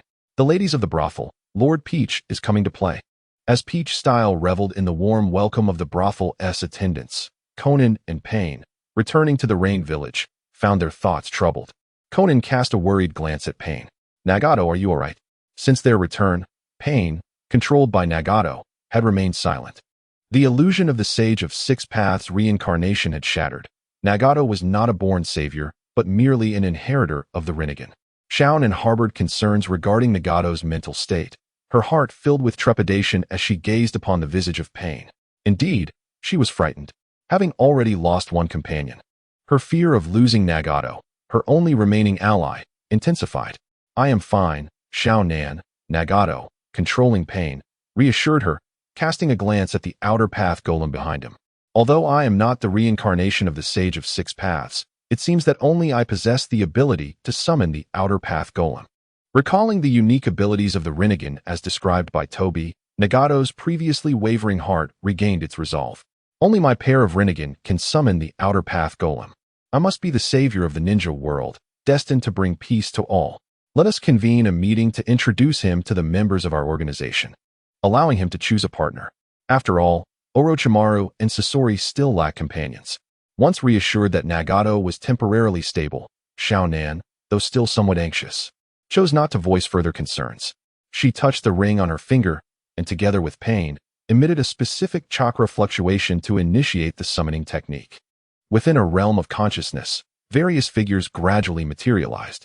Peach, lying on a bed and relishing a massage, suddenly felt the chakra pulse from the ring on her finger. Why must they call it such an inconvenient time? I'm enjoying myself. Answering the phone would be a waste of money. Ignoring the chakra signal, Peach focused on her massage. Approximately 15 minutes later, her indulgence concluded, and she plunged her consciousness into the ring. In the pitch-black expanse, another silhouette emerged. Golden eyes opened, surveying the surrounding figures, all of whom were staring at her. causing a twinge of embarrassment. What are you staring at, you inferior beings? I was quite busy. It is your honor to wait for a being as magnificent as myself. It seemed she had answered the call too late. However, she could not afford to admit fault or display any awkwardness. She had to maintain her persona. The newcomer is indeed remarkable, after making us wait so long. She dares to call us inferior beings. Pray tell, what makes you superior? A voice, cold and raspy, emanated from a figure with serpent-like vertical pupils.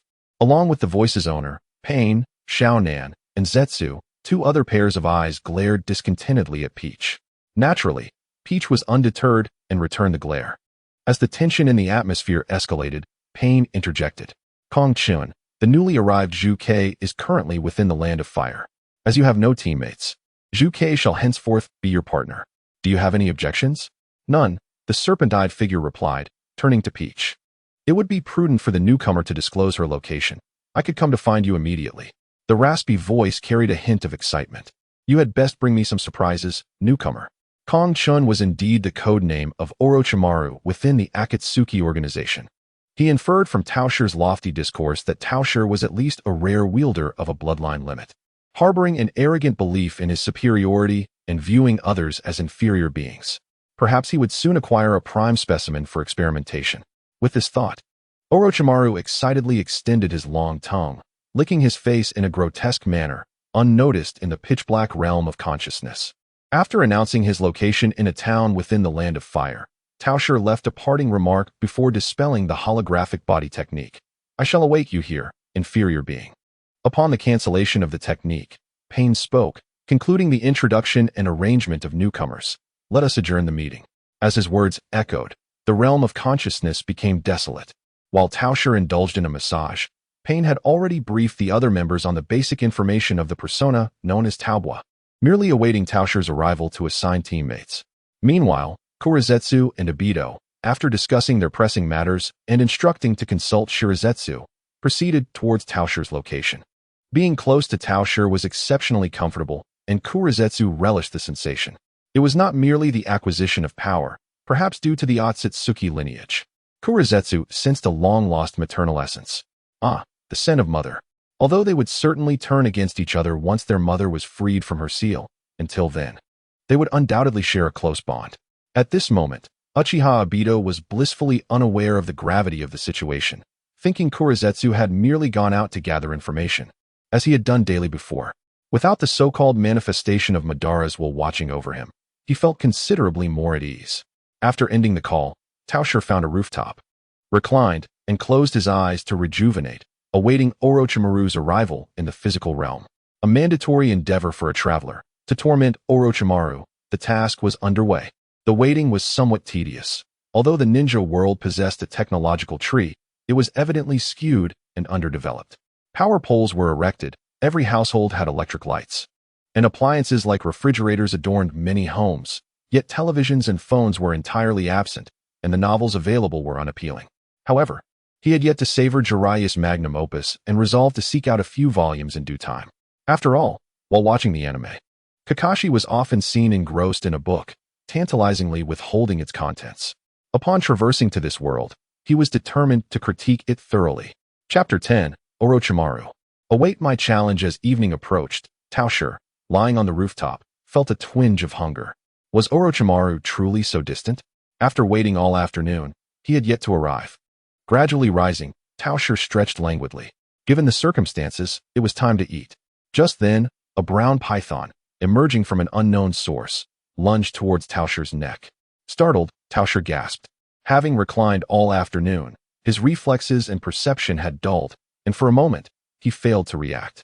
Nevertheless, his 18-year-old instincts kicked in, and the divine scythe of Bowie coalesced in his grasp, successfully deflecting the serpent's assault.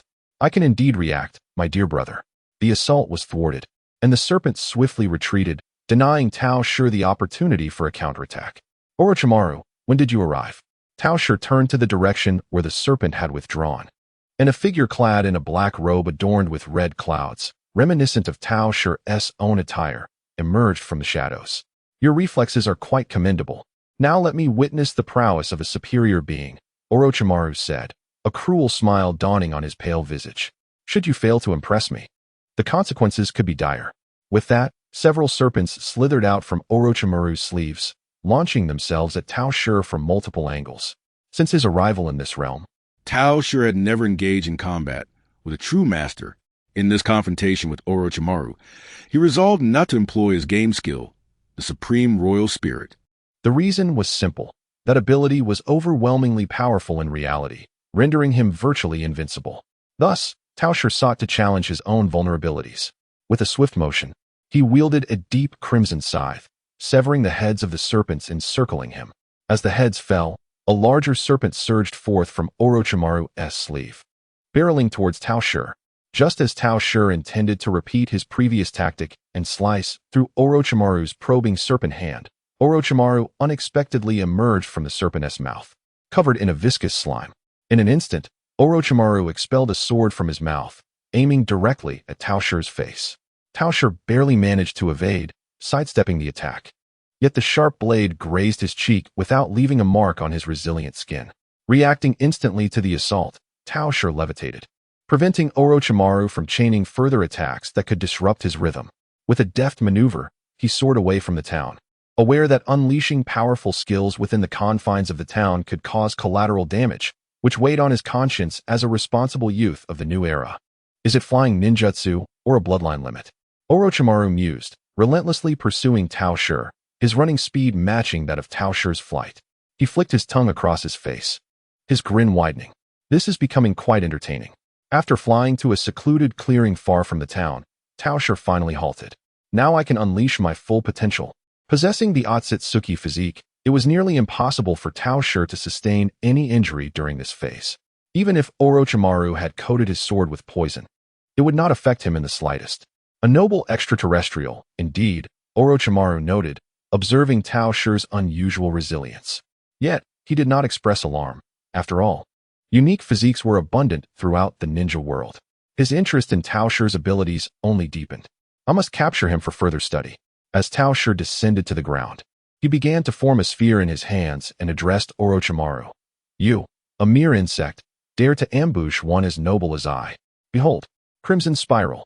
The basketball-sized crimson sphere hurtled towards Orochimaru at astonishing speed, exploding upon reaching him. Although this vibrant orb was a rather comical skill in the game, its potency in reality was undeniable. Unable to maneuver upon release, and with a grip not entirely relinquished, the sweeping was far from thorough. The movement speed during the charge decelerated as one's velocity increased. I am uncertain who the ingenious mind behind this abstract code is, yet it proves remarkably effective in reality. The explosion of the stirred up a cloud of dust, and Orochimaru seemed to have taken the hit squarely. However, according to the law of smoke and injury, he must be unscathed. Sure enough, in the next moment, Orochimaru burst forth from the haze. His lower half transformed into that of a serpent. He moved with astonishing speed, brandishing the sharp Kusanagi sword towards, raised the powerful scythe in hand to block. Leveraging Orochimaru's momentum to leap backward, he began to form another red in his palm. Yet, in the instant of landing, a multitude of pythons erupted from the ground, ensnaring tightly.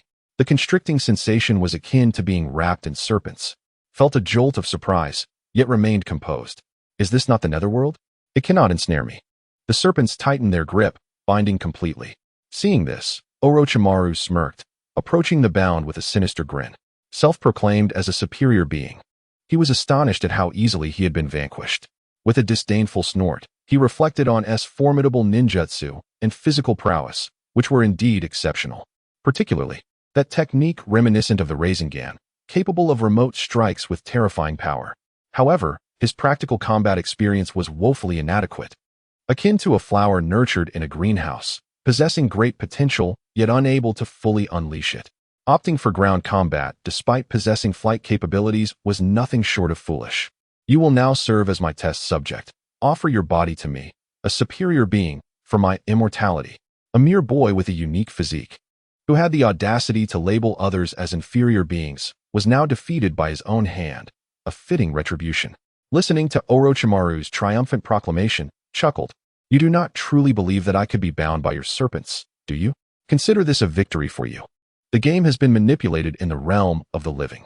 Now let us commence the second phase. Come, let us battle once more. the golden rinnegan on his forehead opened wide. Activate. Let the tides of fate be reversed. Activate. I am a grand conquest. It was time for you to witness the essence of a noble extraterrestrial. In an instant, erupted with immense repulsive force, shattering the serpentine cage. Orochimaru, caught unawares, was sent flying and crashed heavily to the ground. Dark markings spread across his body, and his prominent horns emerged, no longer concealed. Typically, suppressed his power. But once the dual horns manifested, he unleashed his full might. Ahaha! Haha! The golden rinnegan gleamed as he cast his hands skyward, laughing uproariously. In the realm of the living, I was manipulated. In our next encounter, I shall embrace the realm of shadows. Had not anticipated that his initial intent to impose restrictions upon himself, to engage Orochimaru in a balanced exchange and gain combat experience against a master, would result in his consciousness being utterly overwhelmed and swiftly dispatched within mere exchanges. Thus, the performance is terminated. Experiences in combat can be sought later through sparring. This battle cannot be lost again. The second phase has commenced. The formidable Orochimaru, having been forcefully propelled away, shed a layer of skin. The injuries incurred vanishing in an instant. Observing the transformed figure of Peach Style before him, Orochimaru felt an overwhelming sense of pressure, a superiority of a higher being over a lower one. The Rinnegan, yet another wielder of the Rinnegan. Apart from the leader of the Akatsuki, another possessor of this ocular power. No wonder he claims to be a higher life form. It is indeed the Rinnegan he possesses. To the inferior beings, I concede you possess some strength, but this is where your journey ends. Crimson Spiral.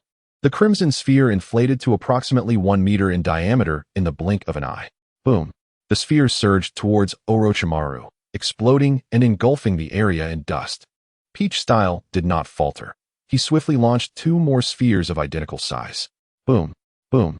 The violent explosions caused the dust to spread widely, and Peach Style soared into the air, gazing at the towering cloud of dust that reached the height of several stories, raising his hands above his head. Crimson Spiral. He prepared to conjure an oversized sphere, unperturbed by the notion that Orochimaru could withstand it. After all, the most formidable of all Hokages was not merely a name. Though he possessed the technique to unleash the spiral, Peach Style had yet to master the release of his spirals. Regardless, the red sphere was no less effective than the blue one.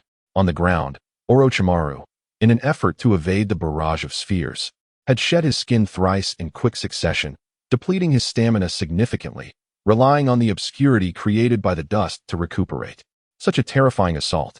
It was hardly inferior to that of a tailed beast, he mused. Suddenly, through the haze, he glimpsed the crimson spiral shining like a small sun in the sky. This is bad. Orochimaru hastily bit his fingertip, pressing it to the ground. Summoning technique, triple Rashomon. Towers of red, green, and blue gates surged upward, standing before Orochimaru.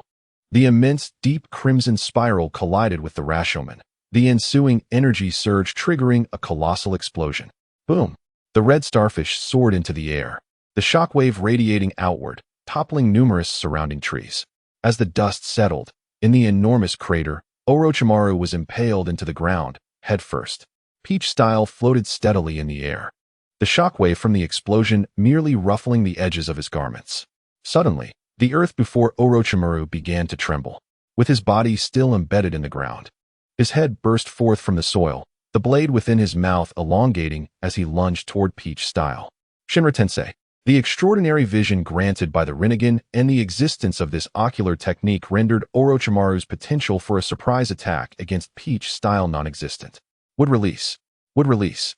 Would release. Would release. Would release. Your attacks are feeble. Feeble. Feeble. Peach Style bellowed, the reality of combat starkly contrasting with his previous encounters as a bounty hunter.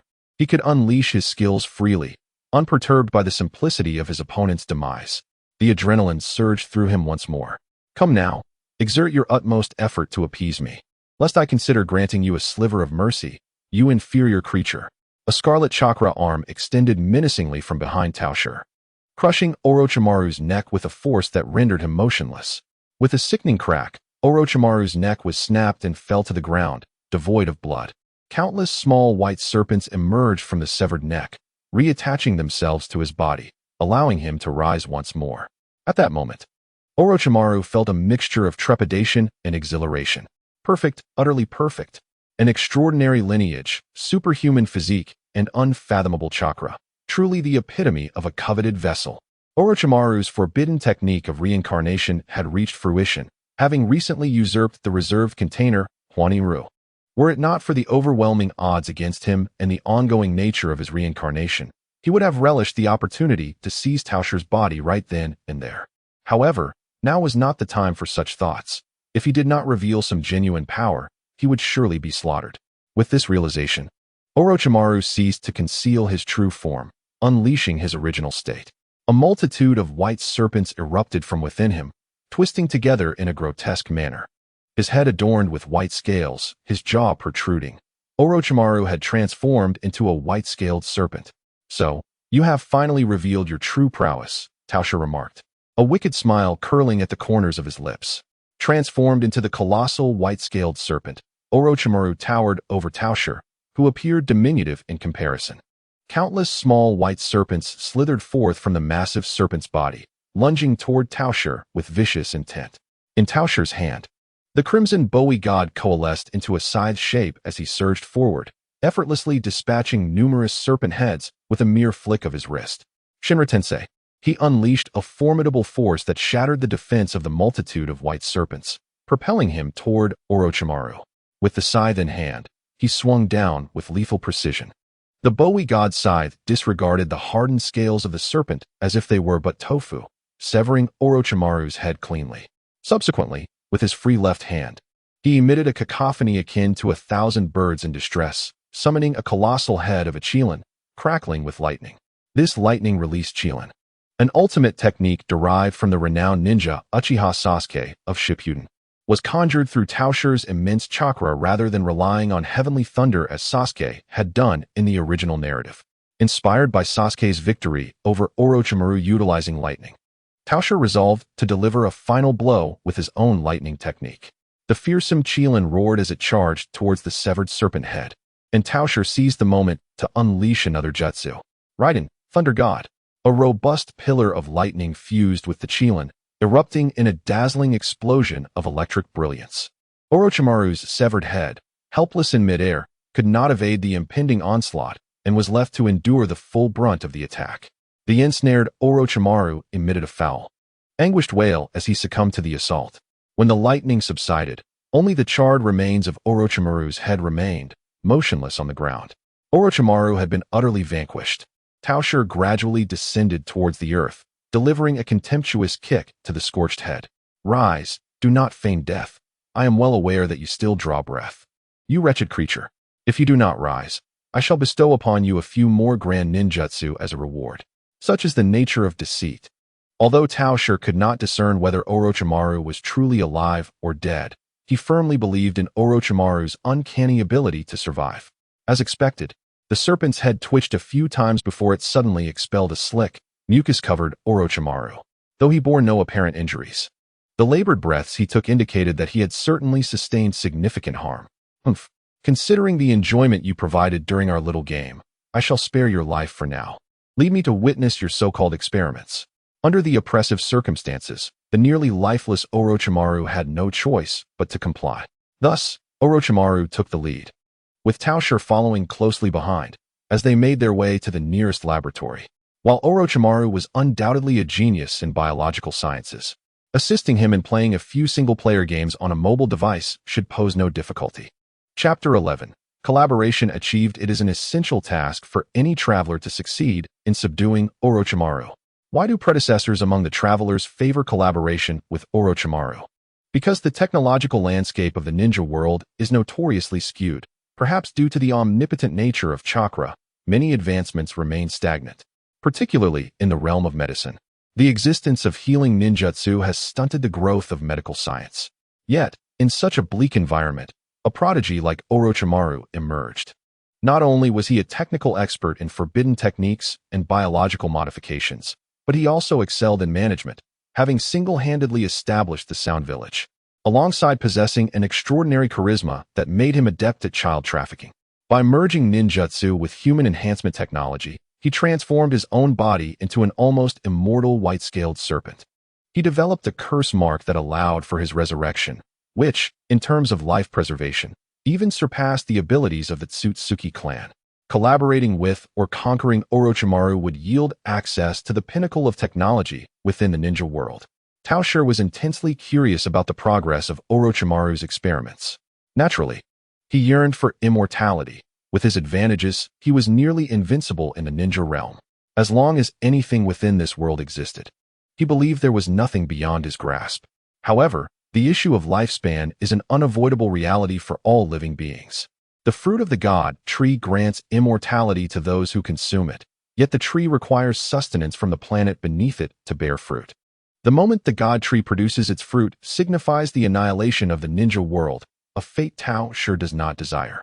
Becoming a Ten-Tails Jinchuriki does not grant eternal life. Only consuming the fruit of the god tree can achieve that. The essence of immortality lies within the special bloodline bestowed by the chakra fruit. Therefore, unless absolutely necessary, Tao Shi was reluctant to resort to such extreme measures. Currently, Orochimaru's technique of impure reincarnation could serve as an alternative.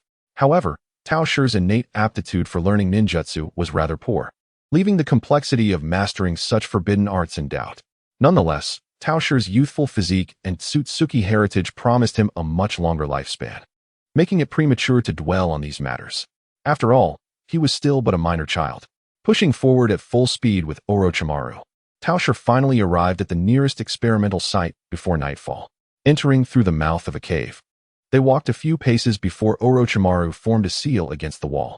A section of the wall abruptly caved in, forming a rectangular indentation, and then shifted aside, revealing the white surface beneath. "Come with me, Lord Tao," Orochimaru beckoned. Despite just having endured a thorough beating, he exhibited no discernible emotional response. The ability to unleash such formidable ninjutsu indicated a terrifyingly robust physique, further augmented by the possession of the Rinnegan, a premier bloodline limit. Orochimaru licked his lips, wiping his face with his tongue. His invitation to Tao was motivated not solely by fear of his prowess, but also by ulterior motives. If Tao expressed interest in his experiments, perhaps he would provide some bodily materials. The mere thought sparked a thrill within him. As they traversed the corridor, Orochimaru deftly performed a series of hand seals, unlocking yet another hidden door. He gestured toward the entrance, indicating for Tao to step inside. Slowly, Tao entered the room, which was vast and filled with the faint scent of antiseptic mingled with the metallic tang of blood. The laboratory was dimly lit and cluttered with various instruments unfamiliar to Tao. Numerous petri dishes containing human tissue lined the shelves, while some large jars grotesquely housed entire human bodies. This scene perfectly aligned with Tao's stereotypical image of an evil scientist's lair. Experiencing no discomfort, Tao curiously surveyed his surroundings and remarked playfully, "If I were unfortunate enough to fall into your hands, I would likely become one of these specimens, wouldn't I?" Orochimaru chuckled softly, choosing not to respond to Tao's inquiry. "Lord Tao, would you like to know the purpose of my experiments on these individuals?" he asked. Tao shook his head. "How would I know? However, seeing your own form transformed into something so grotesque surely owes much to their contributions. For some unknown goal, you have forsaken your humanity. Now, you are nothing more than a monster clad in human skin, hockey snake." Orochimaru did not comprehend the final remark, but addressed Tao's previous statements. "Lord Tao, during my most human moments, I realized a profound truth." His gaze flickered towards the selfless volunteers within their glass confines. "Humanity ultimately has its limits, and thus, I have chosen to abandon my humanity." "What? Are you planning to bring along Shikigami?" he continued. "Life is so fragile and fleeting. Human lifespans are too short to grasp all truths. What I seek is immortality." Extending his right hand in invitation, he asked, "So, Lord Tao, are you interested in joining me?" "That's precisely what I was waiting for," Tao smiled. Yet he showed no intention of shaking Orochimaru's hand. "A lowly creature such as yourself, striving for such grand aspirations, is quite amusing. So, what results have your experiments yielded?" Orochimaru smiled back, spreading his arms wide. "This body of mine serves as the finest example, does it not? Surviving unscathed under your terrifying ninjutsu. Does that not sufficiently demonstrate the excellence of this form?" Tao shook his head. "Allow me to enlighten you, lowly creature. Possessing the Rinnegan and sage body, your level barely matches my own." With a finger pointed at the golden circle upon his forehead, the wielder of the all-encompassing Rinnegan, which bestowed upon him countless possibilities. Nonchalantly suggested that extending one's lifespan was but a trivial feat, he then gestured towards his own physique, likening it to the body of a sage, much akin to the first Hokage of your Konoha village. However, he boasted that his diluted bloodline was exponentially more potent than that of his predecessor. From birth, he was destined to outlive you lesser beings by dozens, if not hundreds of times. As he spoke, his form gradually levitated, casting a lofty gaze upon Orochimaru. Though he had long intended to ally with the enigmatic figure, it was imperative to assert dominance in their collaboration. Subjugating Orochimaru was out of the question. The latter was not only adept at survival, but also an expert in evasion. Should he feel cornered, he could vanish like a serpent shedding its skin, making him nearly impossible to track down. Given your meager achievements, what entitles you to persuade me, a being of your inferior kind, to cooperate with you? Orochimaru observed the aggressive stance of the imposing figure before him, his smile unwavering. As you rightly pointed out, I, this so-called lesser being, have managed to nearly equal your sage form through my own research. If you grant me sufficient time to study your sage body, I might be able to elevate it even further. Moreover, even if you can live several times longer than an average individual, you cannot escape the inevitability of death. Can you? After a prolonged silence, the sage descended to the ground, extending his hand to shake with Orochimaru. Let our collaboration be fruitful, and do assist me in crafting a small device. Chapter 12. Hyuga Niji, Ninja fully unlocked. Following the establishment of their partnership, the sage departed from Orochimaru's lair. Before leaving, he entrusted the latter with one of his horns, a lock of hair, and a vial of blood for research purposes, while taking with him a small white snake to facilitate communication with Orochimaru. The sage harbored no fear of Orochimaru utilizing his cells to clone an army akin to Uchiha Shin. Setting aside whether Orochimaru possessed such technology at present, even if he could, all it would take was for the sage to replace the characters in the ninja interface with others, the Otsutsuki traits within his bodily tissues, including those given to Orochimaru, would be supplanted by the characteristics of the newly introduced ninja, reverting back to ordinary human tissue. Meanwhile, Orochimaru, now in possession of the sage's biological material, busied himself with various instruments to conduct examinations. What vibrant life force! What exquisite cellular structure! As he scrutinized the results, Orochimaru, akin to an ordinary man confronted with a breathtaking beauty, found himself struggling to swallow. Although he had not yet succeeded in his reanimation research, the technique was undeniably powerful, albeit with conspicuous side effects. The anguish brought on by the body's rejection, the weakening of the soul post-possessions leading to diminished resistance to genjutsu, and the necessity for regular bodily replacements were all harsh realities. Yet, such was the price one must pay for immortality. Unbeknownst to him, Orochimaru harbored an ominous premonition, sensing that the technique of impure reincarnation concealed severe, unknown drawbacks. However, with the extraordinary material provided by Peach Style, which surpassed the cellular vitality of the first Hokage, he envisioned the potential to create a powerful body tailored to his own needs, independent of incessantly seizing others' forms. This promised a genuine form of immortality, a true eternal life. With this thought, Orochimaru summoned a small blue snake, instructing it to inform Kabuto that his presence in Konoha as a spy was no longer necessary, for he had more pressing research to pursue and needed Kabuto's assistance. The blue snake nodded before slithering towards the village.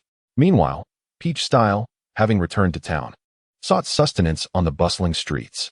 Suddenly, he smacked his forehead in realization. How could he have forgotten to request the summoning scroll for the Dragon Cave from Orochimaru? A wave of frustration washed over him. Oh well, perhaps he would have the opportunity to ask for it next time. After having run from Orochimaru's laboratory for what felt like an eternity, he lacked the motivation to trek back, especially since he would not be utilizing summoning for the time being. The summoning panel would unlock upon encountering previously owned summons, and he had yet to utilize the panda he had unlocked last time. In the Dragon Cave, he had 3 summons awaiting activation: the blue snake, the myriad snakes, and the sinful fawn. Interestingly, his journey through time seemed to have been initiated by the myriad snakes. Perhaps he would inquire whether the original serpent retained any memories of that encounter. Although it was highly improbable, the myriad snakes were likely a customized one-way ticket bestowed upon him by fate for his journey through the ninja world. In Konoha, within the Hyuga clan's territory, Hyuga Peach Style, Shadow Clone, observed with resignation as Hyuga Niji rose once more, his stubborn gaze fixed upon him. Must we continue this? It serves no purpose. You cannot hope to surpass me, the shadow clone of Peach Style remarked, raising his hands in exasperation. Niji bit his lip, desperately holding back tears. Why should this be? His voice trembled with emotion as he glared defiantly with his Byakugan at the shadow clone of Peach Style. You haven't even exerted yourself. How can you claim to be stronger than I? For the past 3 months since enrolling in the Ninja Academy, Niji had watched in dismay as Peach Style routinely skipped classes to frolic with Naruto. Upon returning home, he failed to diligently practice his taijutsu, instead wasting time in the clan's training grounds, often in the presence of Niji, who was putting in earnest effort. Frustrated, Niji could no longer contain his feelings and finally issued a challenge to Peach Style. Although puzzled, Peach Style was willing to indulge Niji's desire for a confrontation. With practiced ease, he unleashed the gentle fist techniques, including the empty will strike and the 8 trigrams empty palm, repeatedly sending Niji to the ground, hoping he would concede defeat. Yet, Niji seemed resolute, vowing not to relent until he had bested Peach Style, rising time and again like an unyielding leech. Finally, in an attempt to rid himself of this bothersome child, Peach Style resorted to the technique of Kaiten, propelling Niji away once more. Certainly, Tao Shi was mindful of moderation. Each of his attacks merely sent Niji flying, allowing him to retain enough strength to rise. What was the source of this confidence? Simply the fact that he considered himself a genius. Keep striving. I have high hopes for you, he remarked before departing, leaving no opportunity for Niji to pursue him. Did he truly possess the strength to compare himself to someone of Tao Shi's caliber? A genius indeed? Niji felt utterly drained, collapsing heavily to the ground. What motivated Niji's desire to teach Tao Shi a lesson? Was it sheer indignation at Tao Shi's lackadaisical demeanor? Perhaps to some extent, but more so, it was jealousy. Here was a youth, seemingly plucked from obscurity, with a mane of white hair that bore no resemblance to a member of the Hyuga clan. Yet he had been adopted as a son by the clan's head due to the purity of his Byakugan. After entering the main family, Tao Shi made no effort, appearing to Niji as someone who idled away his days in frivolity. Conversely, Niji, merely due to the timing of his father's birth, had been relegated to the branch family, destined to serve the main family from birth. His own father had sacrificed his life for the clan. The thought of Tao Shi's hasty acceptance into the main family, and the prospect of serving such a person, ignited a fierce blaze of jealousy and anger within Niji.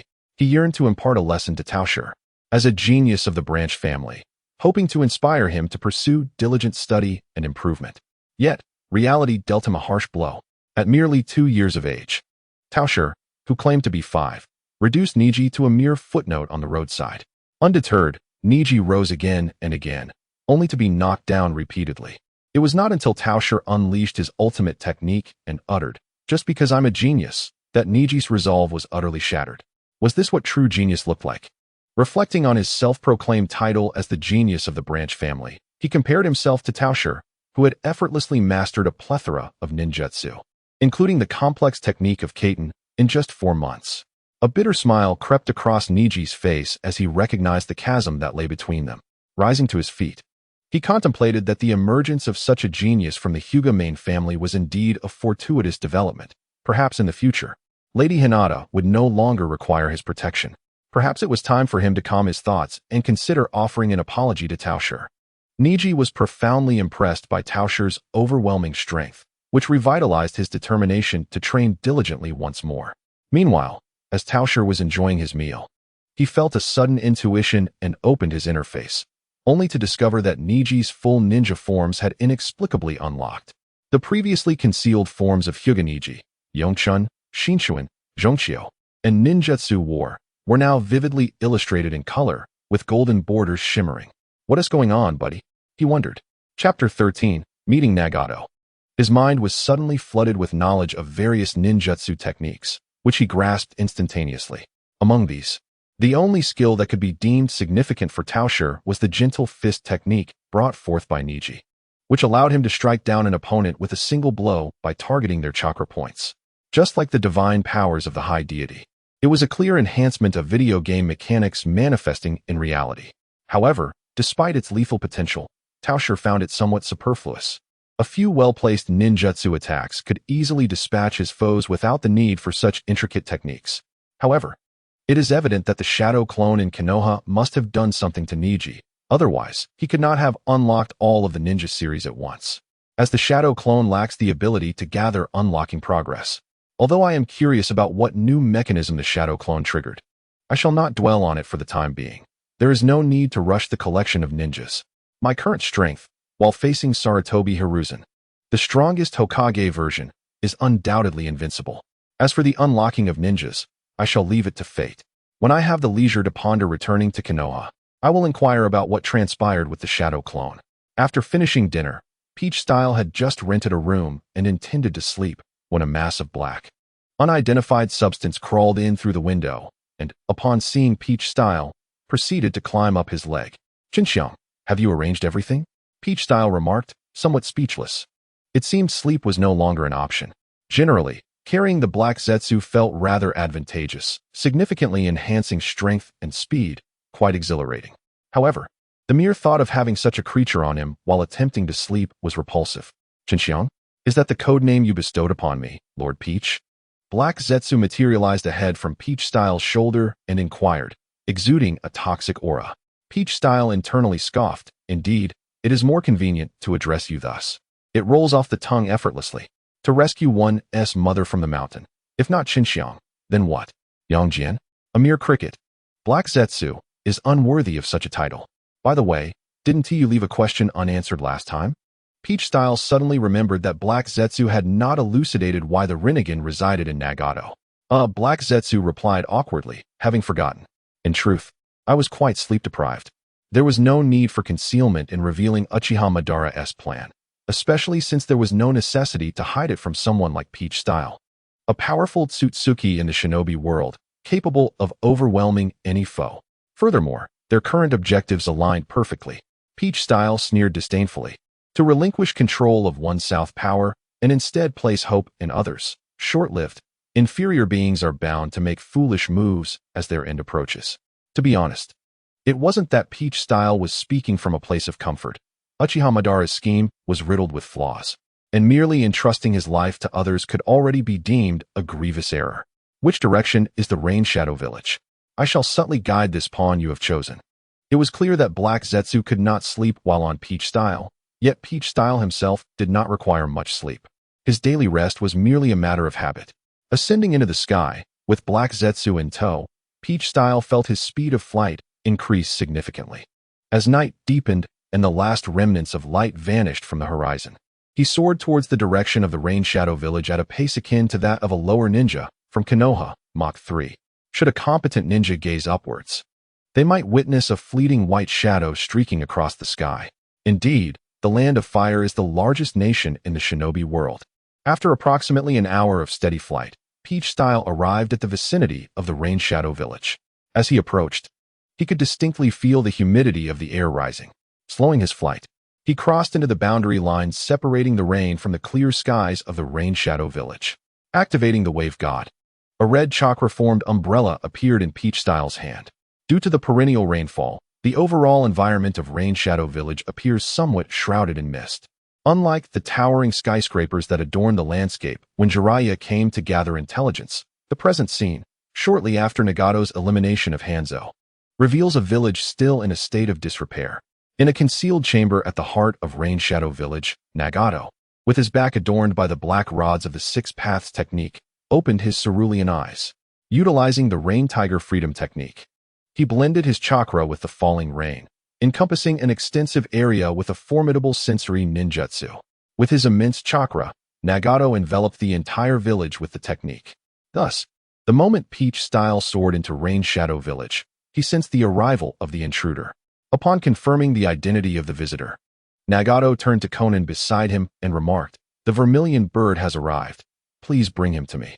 Konan hesitated, questioning, "Nagato, is it not too perilous to allow such an unknown individual to meet you?" Nagato shook his head and glanced at the outer path golem behind him. "For the sake of the Sage of Six Paths and the information regarding the Rinnegan, this risk is worthwhile. Besides, I am not defenseless." The silhouettes of the Pain Six Paths flickered around the room. Observing this, Konan ceased her objections and nodded. Departing from the concealed chamber, housing Nagato's true form and the outer path golem, She manifested her paper wings and ascended into the sky. Peach Style hovered in the air, gazing down at Rain Shadow Village as he awaited his contact. Well aware of the unfolding narrative, he recognized Nagato's Rain Tiger Freedom technique and thus made no effort to conceal himself, patiently waiting for someone to guide him. As anticipated, it was not long before a stern-faced Conan approached. Without expressing surprise at Peach Style's aerial presence, she simply stated, "The leader invites you to meet him. Follow me." Peach Style complied and trailed behind her. They arrived at the entrance of a basement beneath a building, the door adorned with intricate seals. After a series of operations that Peach Style could not comprehend, Conan finally unlocked the door. Entering the basement, Peach Style began to survey the expansive space, pondering its purpose. What is this vast structure for? I hope it doesn't collapse. Suddenly, the outer path golem startled him. Although he had often summoned it during his time playing as the masked man, seeing it in reality was still a shock. Its appearance was undeniably grotesque, resembling dry wood. With its eyes obscured and a mouth full of sharp teeth agape, several black rods extended from its abdomen, connecting to the gaunt figure of Nagato. Peach Style noticed a peculiar detail and instantaneously teleported before the skeletal figure, gazing intently into Nagato's blue-ringed eyes with his golden orbs. "You've changed quite a bit since we last met, leader." He had encountered him in the morning, while Orochimaru had received his beating in the evening. And now Peach Style had arrived at night.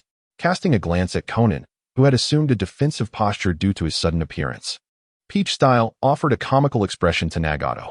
"In just one afternoon, have you been drained to this extent? Clearly, you appear as an iceberg, yet you say..." Nagato. Conan. Chapter 14. Deceiving Nagato. It is not as you might think. Nagato, already possessing a gaunt and pallid visage, grew even darker in countenance. "What you encountered earlier was but a puppet I had created. This is my true form. I am Nagato. You may address me directly by my name." Tao exhibited an expression of sudden realization. "No wonder your face is adorned with so many chakra rods. It turns out you are a puppet. I assumed you had some peculiar proclivity." Ahem. Nagato was momentarily choked, coughing in irritation. "By the way, what is this bizarre entity? It possesses a rather distinctive appearance." Tao turned toward the outer path deity and inquired of Nagato. "This must be what you referred to as the exclusive ability of the Rinnegan. This entity should indeed be the unique capability of my Rinnegan." Nagato gazed at Tao, curiosity evident in his eyes. "My knowledge regarding the Rinnegan is rather limited. Having grown up as an orphan, can you elaborate on it in detail?" Tao nodded in response, for apart from Kaguya, there are no living beings in the entire ninja realm who possess comprehensive knowledge of the Rinnegan. Thus, he could craft any narrative he wished, and Nagato would have to trust whatever he said. The Rinnegan is the eye of the Sage of Six Paths, and only his direct bloodline possesses a minuscule chance of awakening it. Tao gestured toward himself. "I, too, am a naturally born sage, inheriting the direct bloodline of the Sage of Six Paths, Otsutsuki, and I am destined to awaken the Rinnegan. Of course, now the Otsutsuki clan has dwindled to just me in the entire ninja world. The reason being that our lineage has been passed down through a single heir for generations. And in my case, my parents perished in an accident." Subsequently, Tao stepped forward and grasped Nagato's crimson hair. Red hair, a hallmark of the Uzumaki clan, signifies the direct descendant of the Sage of Six Paths who forsook the Otsutsuki surname. "You are fortunate, having awakened the Rinnegan with an exceedingly low probability, thus becoming a naturally born sage, much like myself." However, Tao pointed towards Nagato's emaciated frame and the outer path deity behind him. "The sage body of the Uzumaki clan has gradually diluted through intermarriage with outsiders. Consequently, your sage body cannot withstand the power of the sage eyes. Utilizing your eyes imposes a significant burden, leading to your current state of frailty. Am I mistaken?" Nagato nodded, then inquired, "Is there a way to resolve this issue?" Tao shook his head. "Unless you refrain from usage, the burden will only intensify. It is quite unfortunate. However, you may still utilize a portion of your chakra. Your unique ocular technique possesses some intrigue. Does it enhance the abilities of the animal path?" Tao raised his hand, revealing the golden Rinnegan within his palm. "My exclusive ocular technique is called K-Chans, which amplifies the abilities of the hungry ghost path." "Oh, so your exclusive ocular technique serves to augment a specific ability?" Nagato nodded, finding it quite reasonable. "It is the outer path deity, capable of extracting chakra for attack and also supplying chakra to me." Suddenly, he fell silent, seemingly deep in thought. After a while, Nagato spoke once more. I have always harbored a golden dream, one that envisions world peace. But wait, has the spirit of the dance possessed me? The outer pass deity can absorb the chakra of the tailed beasts, and I aspire to gather all 9 tailed beasts to sustain the outer path's deity, thereby using its power to instill fear in the 5 great nations and achieve genuine peace. Legend has it that the tailed beasts are creations of the Sage of 6 Paths. Thus, my ability to summon the outer path's deity must surely be a twist of fate. Peach, do you have any dreams? Dreams? None, but I do enjoy being a jester. Traversing the ninja world, starting off invincible, possessing powers signifies possessing everything. Currently, lacking nothing, Peach simply seeks joy and a fulfilling life.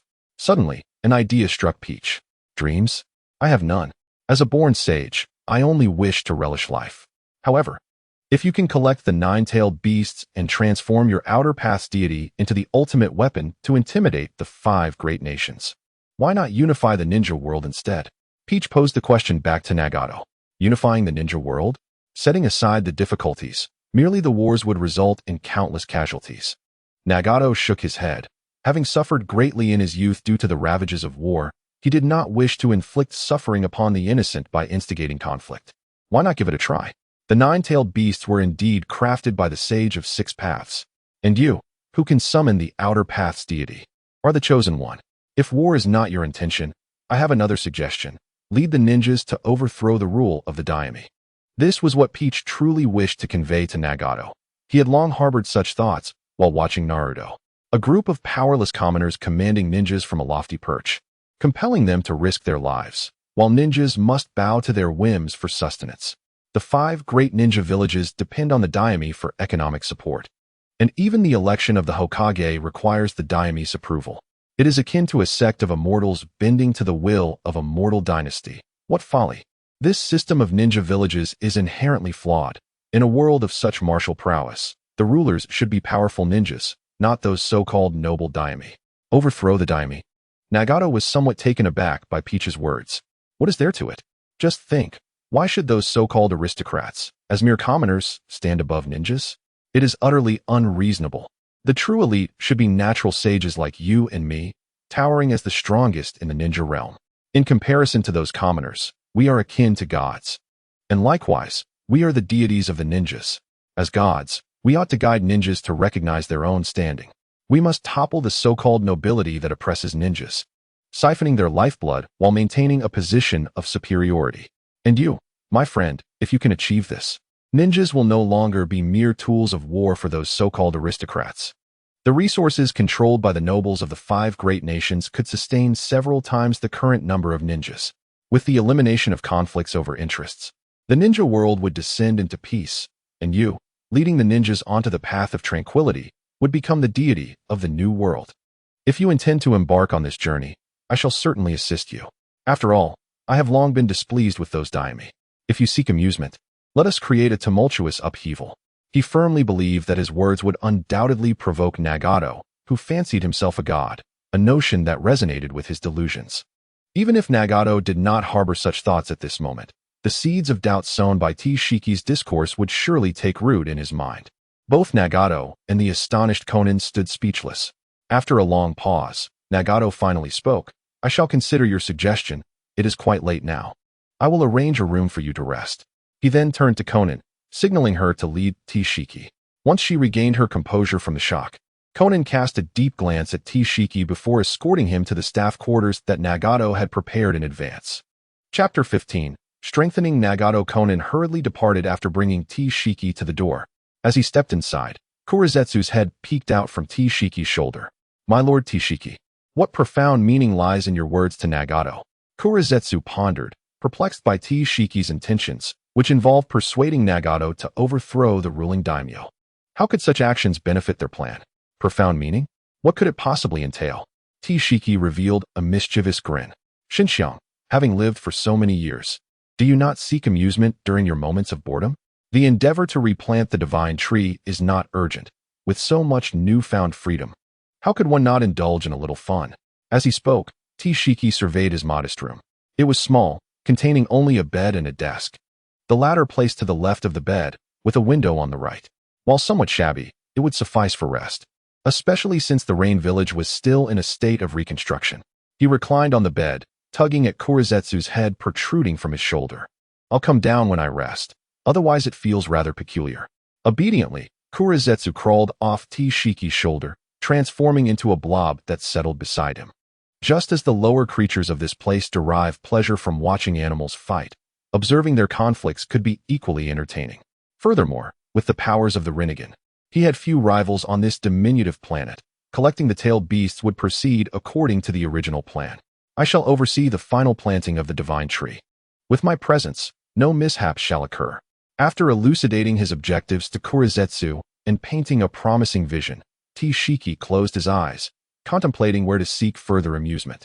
Having arrived in this realm a bit prematurely, he found himself amidst the peace that followed the Third Great Ninja War. The shinobi world felt unnaturally tranquil. Meanwhile, Nagato, feeling the weight of destiny, mused over the outer path statue behind him, crafted from materials indistinguishable from withered wood, his eyes ablaze with fervor. Observing Nagato's descent into his delusions, Conan sighed, reminiscent of a mother watching her foolish son engrossed in mindless entertainment. Already prone to eccentricities, Nagato, in his delusions, incessantly proclaimed himself a god. Now, with Tishiki, adorned with golden eyes, further fueling his delusions of being the fated child, Nagato appeared to have fully embraced Tishiki's suggestion. Although the proposals put forth by Peach Bow may seem somewhat extreme, one cannot deny that their successful implementation could indeed usher in an era of peace. Xiao Nan, fully aware that she cannot sway Nagato, resolves to support him as a companion. The objectives of the Akatsuki organization ought to be revised. As Nagato caresses the outer path golem, one might mistakenly believe he is merely petting a cat or dog. Inflicting suffering upon the 5 great ninja villages and collecting tailed beasts to forge a weapon of ultimate deterrence may yield only a fleeting semblance of tranquility. Any unforeseen incident involving me would render such ultimate deterrence meaningless. Nagato clenches his fist. It is said that the Sage of 6 Paths created the ninja sect, thus giving birth to ninjas. As the heir to the Sage's Eye, I am destined to lead the ninja once more to greatness, to bring about true peace in the world. On this night, the light of the ninja world, the chosen one, the god of a new future, was born. The following day, Peach Bow awoke naturally from his slumber. Rubbing his eyes, he noticed the disheveled form of Black Zetsu sprawled on the table. Reaching out to pinch it, the texture resembled that of slime, devoid of moisture and non-sticky. It could be said that it felt rather pleasant. Startled by the sudden grasp, Black Zetsu's eyes widened, transforming from a puddle into a lump, nearly resembling a sea urchin. Upon realizing it was Peach Bow, Black Zetsu sighed in relief, avoiding any further transformation into a sea urchin. Noticing that Peach Bow had fallen asleep the previous night, Black Zetsu decided to take a brief respite himself. Though not in need of sleep, indulging in slumber during idle moments proved quite delightful. With Peach Bow nearby, Black Zetsu, who had never felt secure since his inception, unexpectedly succumbed to a deep sleep. He was nearly forced into a sea urchin form once more by Peach Bow's playful pinching. Regaining his composure, Black Zetsu nestled against Peach Bow's hand. Peach Bow opened the door and stepped outside. The sky over Rain Shadow Village remained dreary, with a light drizzle obscuring any hint of sunlight. Following the path Xiao Nan had shown him the previous day, he arrived at the entrance of the basement where Nagato was concealed, knocking lightly on the door. The stone door creaked open, revealing Nagato's voice beckoning him to enter. Stepping inside, Peach Bow observed Nagato seated before the golem and inquired, "What are your thoughts on my suggestion from yesterday?" Nagato, brimming with excitement, nodded in agreement. "You were right. As a god, I must guide the ignorant mortals and lead them towards the path of peace. However, to achieve this goal, I must first cultivate my own power. Can you lend me your assistance?" Peach Bow chuckled, realizing that the allure of becoming a god of the new world was simply irresistible to someone with a flair for the dramatic. The Rinnegan in his palm awakened, coalescing into a sphere of chakra. This chakra was extracted from his own body using the power of the High Imperial Spirit. "Indeed, I can assist you immediately. This is my chakra. You can absorb it using the ability of the Hungry Ghost Path, and it should prove beneficial to you." He extended the gathered chakra sphere towards Nagato, who reached out to absorb it using the Hungry Ghost Path. What an immense chakra! From the very moment he began to absorb it, Nagato sensed the uniqueness of Peach Bow's chakra. It was pure, abundant, and imbued with an extraordinary vitality. As Nagato continued to absorb chakra, the chakra sphere gradually shrank and eventually vanished, while his physical form rapidly became robust, shedding its skeletal appearance to become indistinguishable from an ordinary person. Nagato gazed in astonishment at his transformed body. How do you feel now? The effect of my chakra is quite remarkable, isn't it? The chakra of Tao not only was abundant, but also incorporated the properties of yang release, significantly revitalizing Nagato.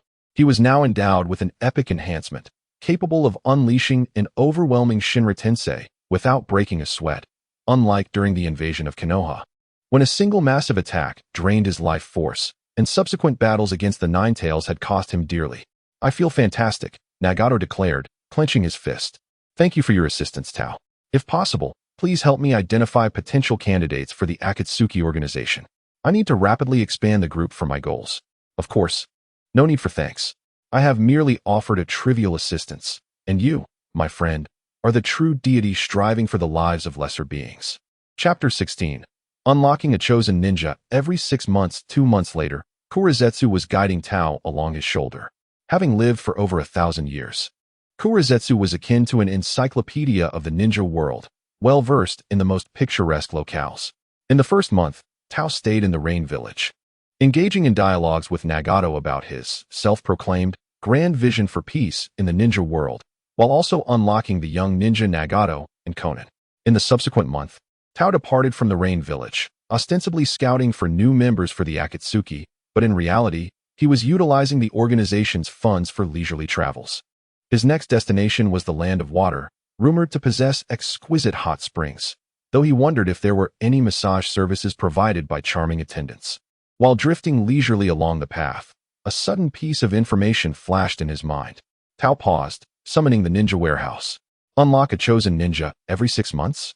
Goodness. Could it be that I can select one ninja each year? Indeed. The information in his mind was a reminder from the ninja warehouse interface, prompting him to unlock a chosen ninja.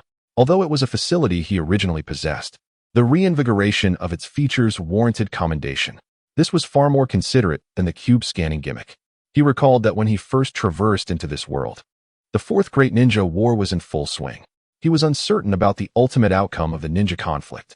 Noticing Tao's abrupt halt, Kurizetsu inquired with curiosity, Lord Tao, what troubles you? He leaned closer to Tao, who restrained the impulse to strike him and gently pressed him back onto his shoulder. I'm fine.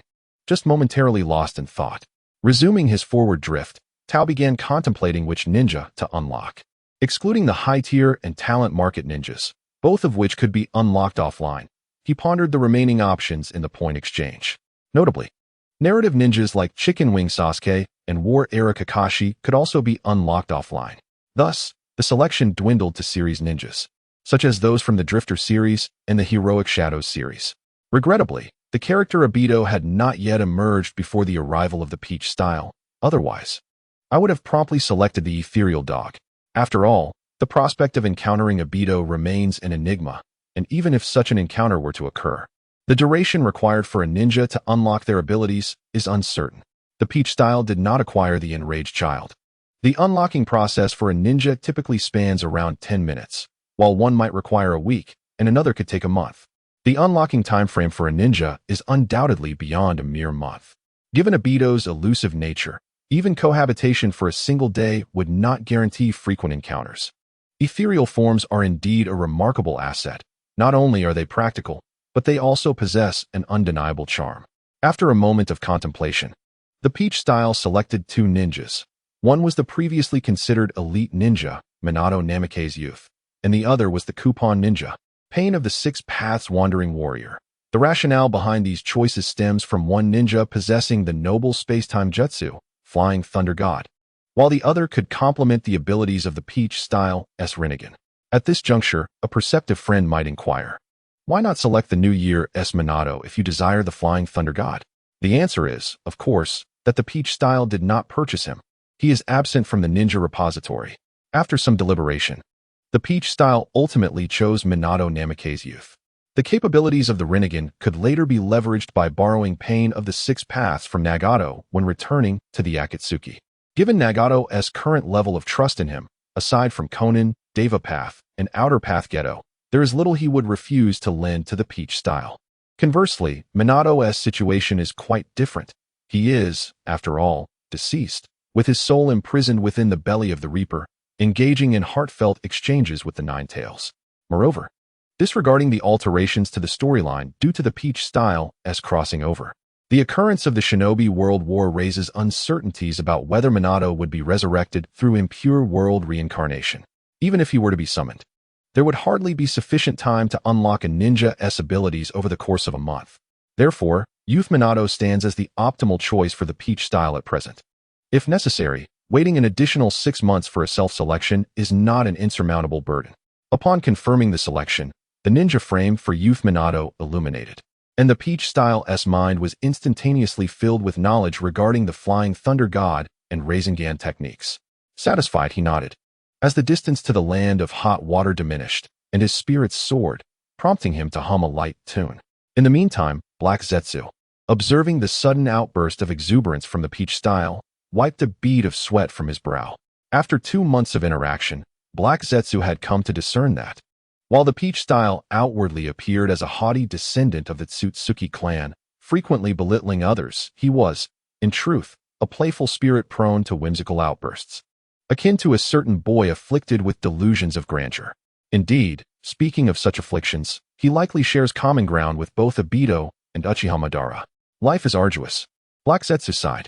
Were it not for the mission to rescue his mother, who would willingly accompany the Peach style, a figure perpetually engrossed in frivolities? It is certainly not due to the allure of power. That is absolutely not the case. Currently, the character Peach has unlocked the ninja, Otsutsuki Peach, debut. Along with the ninjas, 5 Spirit Kings, Aoi Mizu, and the ninja warrior Niji, as well as other characters such as the 12 Little Strong ninja forms, Niji's complete form, Irika, and other lower ninjas from Konohagakure. The Land of Hot Water is situated in the northeastern part of the Land of Fire. To embark on a journey to this tranquil destination, Peach traversed the entire Land of Fire starting from the village hidden in the rain. Due to leisurely exploration along the way, it took Peach an entire month to reach this locale. It is said to be exceptionally peaceful, boasting splendid natural scenery and hot springs for relaxation. Most importantly, Peach recalls that Haiden is also here. And the purpose of this trip to the Land of Hot Water is not only for leisure, but also to bring Haiden back.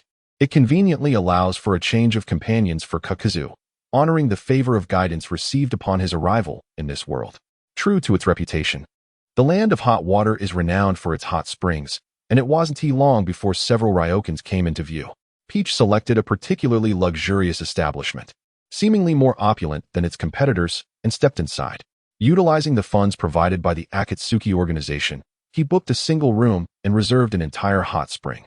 Although the price was somewhat steep, it was not his own money being spent, so Peach felt no regret. Moreover, he preferred not to share a bath with others, so he opted for a private pool. In his room, he changed out of the Akatsuki uniform and donned a yukata, then proceeded to the reserved hot spring. The warm water was enveloped in steam, with a faint scent of sulfur indicating its natural origin. Peach leaped into the hot spring, comfortably leaning against the edge. This was his first experience in a hot spring in both his current and past life. Previously, he had only visited large communal baths in hotels, where the atmosphere was often noisy and filled with elderly men. Black Zetsu, on the other hand, transformed into a puddle, floating atop the water, its face reflecting a look of indulgent enjoyment. It must be noted that ever since Peach's arrival, Black Zetsu has experienced significantly less stress, as the resurrection of its mother has become a certainty, and Peach has been taking it on delightful excursions. Chapter 17. Collecting Haiden's fragments the next day. While enjoying a funded vacation, Peach finally remembered his purpose. As he walked towards the underground exchange in the Land of Hot Water, he inquired of Black Zetsu, "Do you think these lower beings possess the potential for immortality?"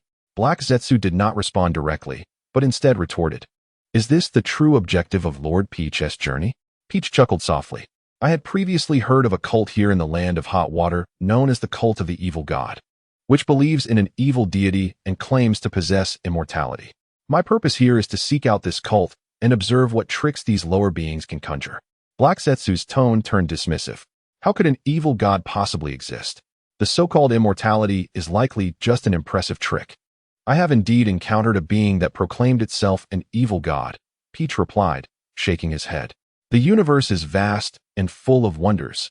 Our Otsutsuki clan, as a cosmic race, has witnessed many extraordinary phenomena. I once saw a creature that claimed to be an evil god, possessing the upper body of a human and the lower body of a serpent. Although such a being was undeniably weak, it truly possessed immortality. For no matter how its body was damaged, it would not perish. Even when sliced into pieces, this entity possesses an astonishing ability to heal rapidly. I suspect that the so-called immortality of the cult of the malevolent deity is intricately tied to this phenomenon. Black Absolute widened his eyes in disbelief. Is there truly such a peculiar creature? Fascinating indeed.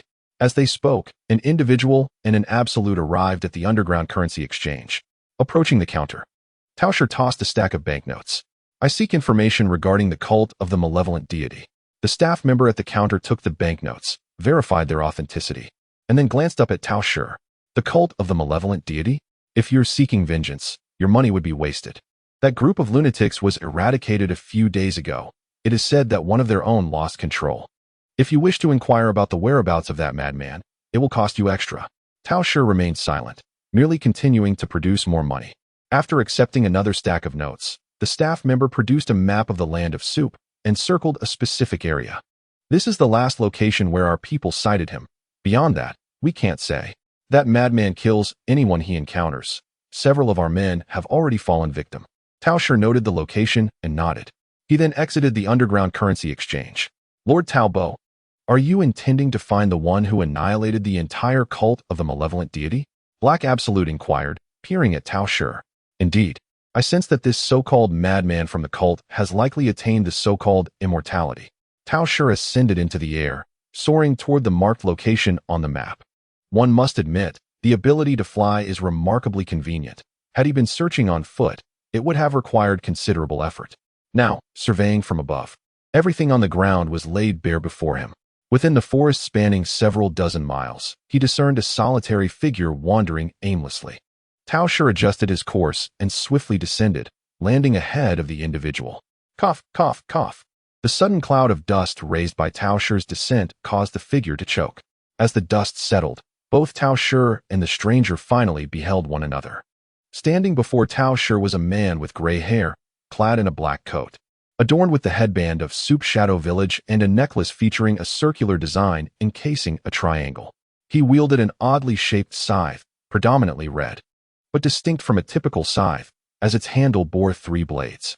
It was unmistakably the attire of Haiden prior to his induction into Akatsuki. Haiden, too, recognized Tao Shi's appearance. Hey you, how dare you suddenly appear in front of me? Haiden exclaimed, brandishing his 3-bladed scythe at Tao Shi. Impolite wretch. I shall offer you as a sacrifice to Lord Jashin.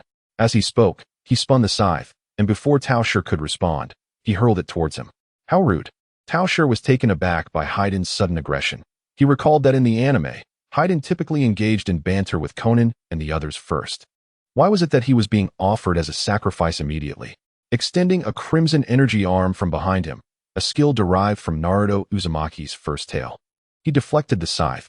With his right hand, he conjured a sphere the size of a half-man. Crimson Spiral.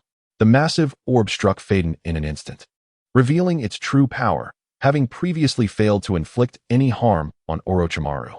Faden was immediately blasted apart, his head soaring high into the air. As Faden's head landed on the ground, Tao Shi approached, gripping Faden's hair and hoisting his head aloft. Hey, what is the meaning of this? It hurts, Faden exclaimed, bewildered by his sudden defeat and the indignity of being lifted by his hair. Though the mechanics of his speech were unclear, he was certainly able to articulate his distress. Is this truly the sensation of being immortal? How remarkable, Tao Shi mused, observing Faden's spirited visage. With a firm tug on his hair, Tao Shi interjected, hold your tongue for now. I shall ask the questions, and you will provide the answers. Ignoring Faden's cries of pain, Tao Shi continued, what is your name? Why did you attack me? And how is it that you, despite being shattered, remain alive? Faden, grumbling, retorted, who do you think you are? Why should I answer your questions? Put my head down this instant. Tao Shi held Faden's head before him, a wicked grin spreading across his face. If you do not respond promptly, I shall cast your head into a cesspit. At the mention of this threat, Faden fell silent, acquiescing to Tao Shi's inquiries. I am Phaeton. You appeared out of nowhere and insulted me. I had no choice but to offer you to Lord Jashin. As Phaeton complied, a wealth of information regarding his abilities flooded Tao Shi's mind. Ninja Phaeton, Death's vessel of blood has been unlocked. Are you envious of my immortality? Join the cult of Jashin, and you too shall be granted eternal life, Phaeton suggested. I harbor no interest in Jashin, but you pique my curiosity, Tao Shi replied. With that, Tao Shi unleashed a powerful gravitational force, drawing in the scattered fragments of Phaeton and placing them into a pre-prepared sack. He then retrieved tape to bind Phaeton's mouth before stuffing him into the bag. Lifting the sack, Tao Shi turned and took flight.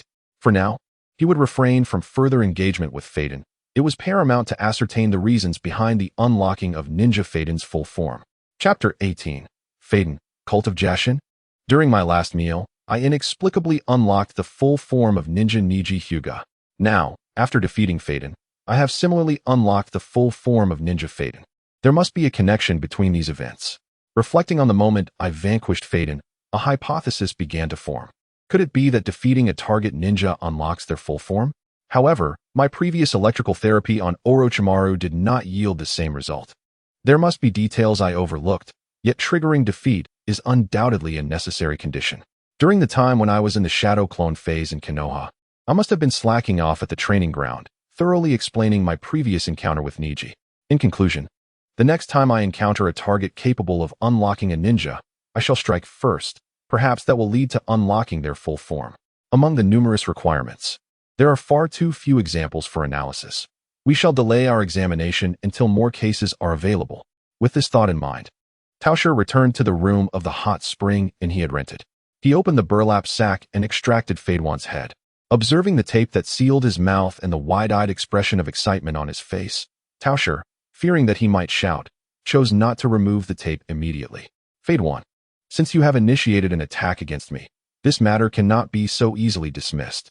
I harbor no interest in the evil deity. I merely require your assistance.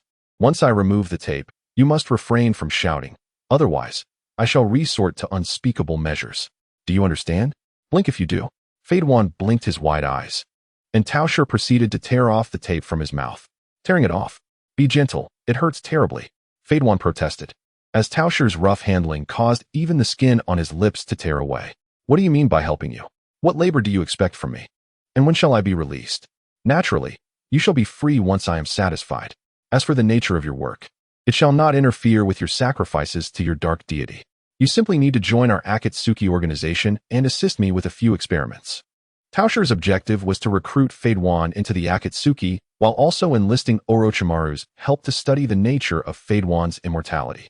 Initially, he anticipated that he would need to coerce him, but Phaedwan's readiness to cooperate was unexpectedly beneficial, saving Tao Shi considerable effort. Since it does not hinder my offerings to the dark deity, I suppose I can assist you. However, could you please reassemble me? Being in pieces is quite uncomfortable. This was beyond Tao Shi's capability, for he had not anticipated that Phaedwan's immortality merely rendered him unkillable, without the ability for rapid regeneration. Of course, there was also the possibility that he had shattered Phaedwan to such an extent that he could not recover on his own. I cannot reassemble you at the moment. Once we return to the organization, professionals will take care of it. The professionals, of course, referred to Kakazu, as the two would inevitably form a team in the future. This would serve as an opportunity for Kakazu to hone his skills in advance. Then hurry and take me back to the organization. Quickly, quickly, Phaedwan exclaimed, becoming somewhat impatient. Tao Shi contemplated that although he had only been in the land of hot water for 2 days, he had already soaked in the hot springs. And now that he had captured Phaedwan, the mission seemed to have reached a satisfactory conclusion. The funds provided by Conan had also been nearly exhausted, so returning was not out of the question. Be quiet. I will take you back to the organization to find someone to reassemble you. With that, he sealed Phaedwan's mouth once more with tape to prevent him from shouting. Then he checked out of the hot spring inn and, with the burlap sack containing Phaedwan in hand, sought a secluded spot before soaring into the sky towards the direction of the hidden rain village. Suddenly, Tao Shi had a brilliant idea. He pulled Phaedwan's head out of the sack again and tore off the tape. Before Phaedwan could make a sound, Tao Shi spoke first. Upon the mention of malevolent deities, I recall having encountered a cult that worshipped such a being. Phaedwan was captivated by Tao Shi's words. Are there other sects devoted to these dark gods? Where might they reside? Tao Shi shook his head, admitting he too had forgotten where he had seen them, only recalling the name of their cult, known as the Xiao Gang sect. During their flight, Tao Shi introduced Fade Wan to the Xiao Gang sect and the various esoteric techniques recorded in the Dakian Lu. Sacrificing teeth, sacrificing nails, channeling the 5 elements, and ascending the steps of the Tsongchang. Brother Taobua, do you truly believe that experiencing suffering can earn the attention of the malevolent deity? Fade Wan's gaze, ablaze with fervor from this newfound knowledge, was fixed intently upon Tao Shi. I have yet to try it myself. After all, despite your numerous offerings to your dark god, he has yet to respond, has he not? Why not attempt it for yourself? Although I am unaware of the specific cultivation methods in the Dakian Lu, surely you can devise your own approach. After all, you are the most devout disciple of the malevolent deity, are you not? Tao Shi spoke earnestly, though he was inwardly amused. He believes. He believes. The thought of Fade Wan comically breaking his teeth and nails before engaging in battle brought a smile to his face that he struggled to suppress. Yet, how could he possibly contain such mirth? Ultimately, Tao Shi managed to maintain his composure. As the foremost practitioner of the art of forgetting in the realm of ninjas, he would not laugh, unless he could not help it. As they conversed, Tao Shi could already glimpse the distant rain shadow village. Although it had taken a month to reach the land of soup, that was while indulging in leisurely pursuits. With the enhanced speed granted by Kurojitsu, Tao Shi's flight was remarkably swift, allowing him to soar in a straight line. In less than half a day, he traversed from the land of soup to the land of rain. The moment he entered Rain Shadow Village, Nagato sensed Tao Shi's arrival. Recalling Tao Shi's earlier words about recruiting new members for their organization, Nagato felt a surge of excitement. Could it be that new members were to be enlisted so swiftly? Truly, he was my beloved brother. Directing the Deva Path Pain to greet him, Nagato was taken aback to see Tao Shi grinning, one hand clutching a severed head and the other a burlap sack. Nagato fell silent. The Deva Path Pain raised a trembling hand, pointing at the head in Tao Shi's grasp, and inquired, "Is this truly the new member you have recruited for our organization?" Tao Shi nodded, turning the head of Fade Wan to face the Deva Path Pain.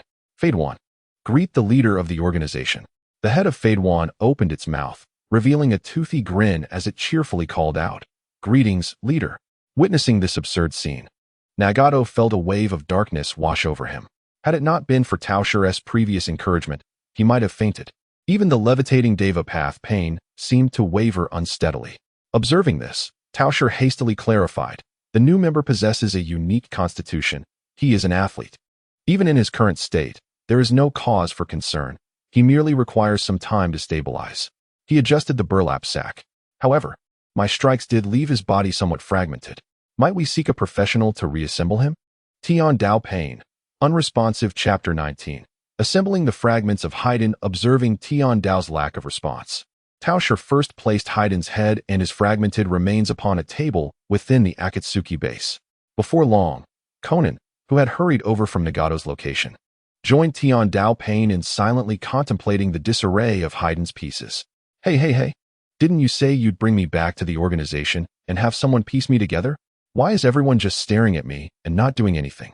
Haydn's impatience grew palpable. Surely, these individuals did not intend to leave him like this? Finding Haydn's vocalizations rather irksome, Tao Shi summoned the divine adhesive tape once more. Observing Haydn's frantic expression, he stroked his chin thoughtfully. "Conan, why don't you give it a try? As a woman, you might possess the dexterity to piece him back together."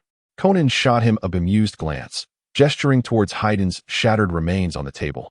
"If it were merely severed limbs, I might assist, but in this condition, how could I possibly reconstruct him?" She refrained from questioning why Haydn had not yet perished. After all, the Akatsuki boasted an array of exceptional talents, and the peculiar resilience of new members was hardly surprising. In the end, Tian Dao, Conan, and Tao Shi exchanged glances, ultimately deciding to summon Kakuzu. After all, Kakuzu's own body was composed of disparate parts. Perhaps he would possess the requisite expertise. Shortly thereafter, Kaku, who had been occupied with a mission in the Land of Rain, arrived. "What did you call me for?" "I am quite busy," he remarked, wiping the rain from his forehead. The leader's call had urged him to hasten, and he had rushed over without pause. Tian Dao gestured towards the table where Haydn's fragments lay. "Look at this individual," he began, organizing his thoughts before continuing, "given his shattered state. Do you believe you can restore him to a semblance of humanity?" Kakuzu's emerald eyes widened as they fell upon the scattered remains of Haiden, along with his head, which was sealed with tape and still emitting muffled sounds. The real question is, can he be restored?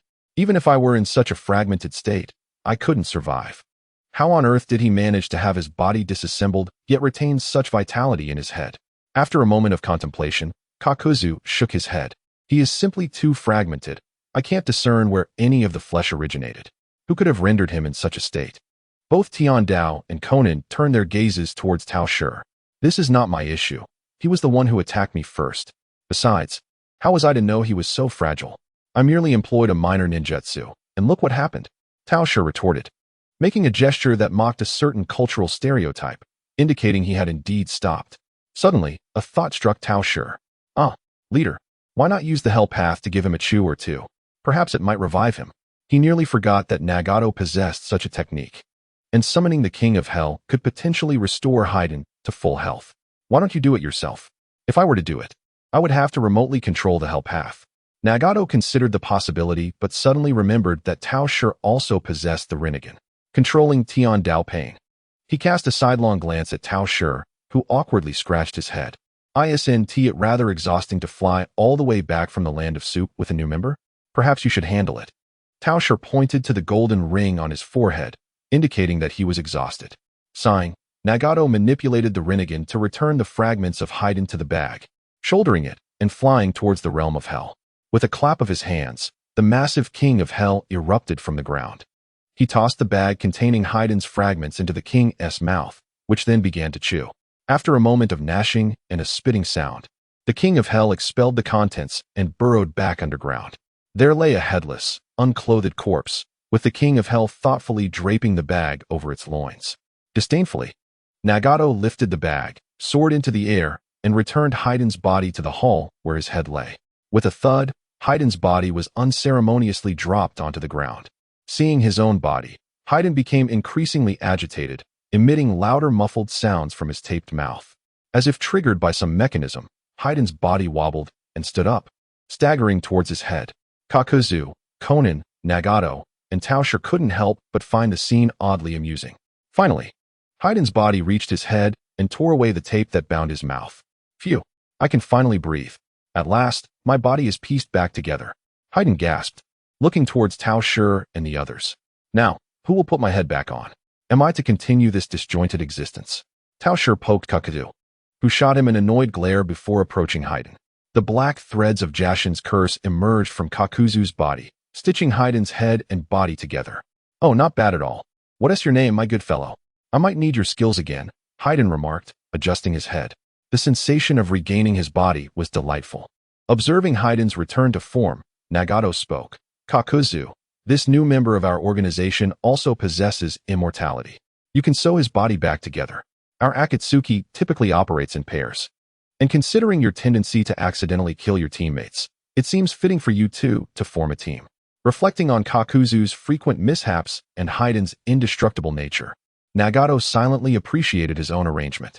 Oh, so your name is Kakuzu? From now on, we shall be colleagues. Care to join the cult of the evil god? Haiden leaned closer to Kakuzu. Kakuzu frowned and took a step back, yet he remained silent. Nagato handed Haiden 3 rings and a black cloud-patterned robe with a red background, prepared in advance. From now on, you are a member of our Akatsuki. We do not restrict your freedom, but we will require you to complete certain tasks. Your code name within the organization is Haiden, represented by this ring and attire. You will team up with Kakuzu to fulfill tasks that will fund our organization. After addressing Haiden's situation, Tao Shi collected some funds from Conan and bid farewell to Nagato and Conan, departing from the Rain Village. As he left, Black Setsu peeked out. Lord Tao, is the cult of the evil deity you spoke of with that immortal being truly existent? Throughout my years in the ninja world, I have never heard of such a sect as the Xiao Gang cult. Observing Kurizetsu, who has transformed into an endlessly curious child since following me, Tao couldn't shake the feeling that something was amiss, yet he still replied, I have indeed encountered them, though not on this planet. Those lunatics utilize self-sacrifice as a means of attack, drawing power from the agony of their offerings. My conversation with that immortal was, in truth, an attempt to discern whether he could conjure similar methods to explore the underlying principles.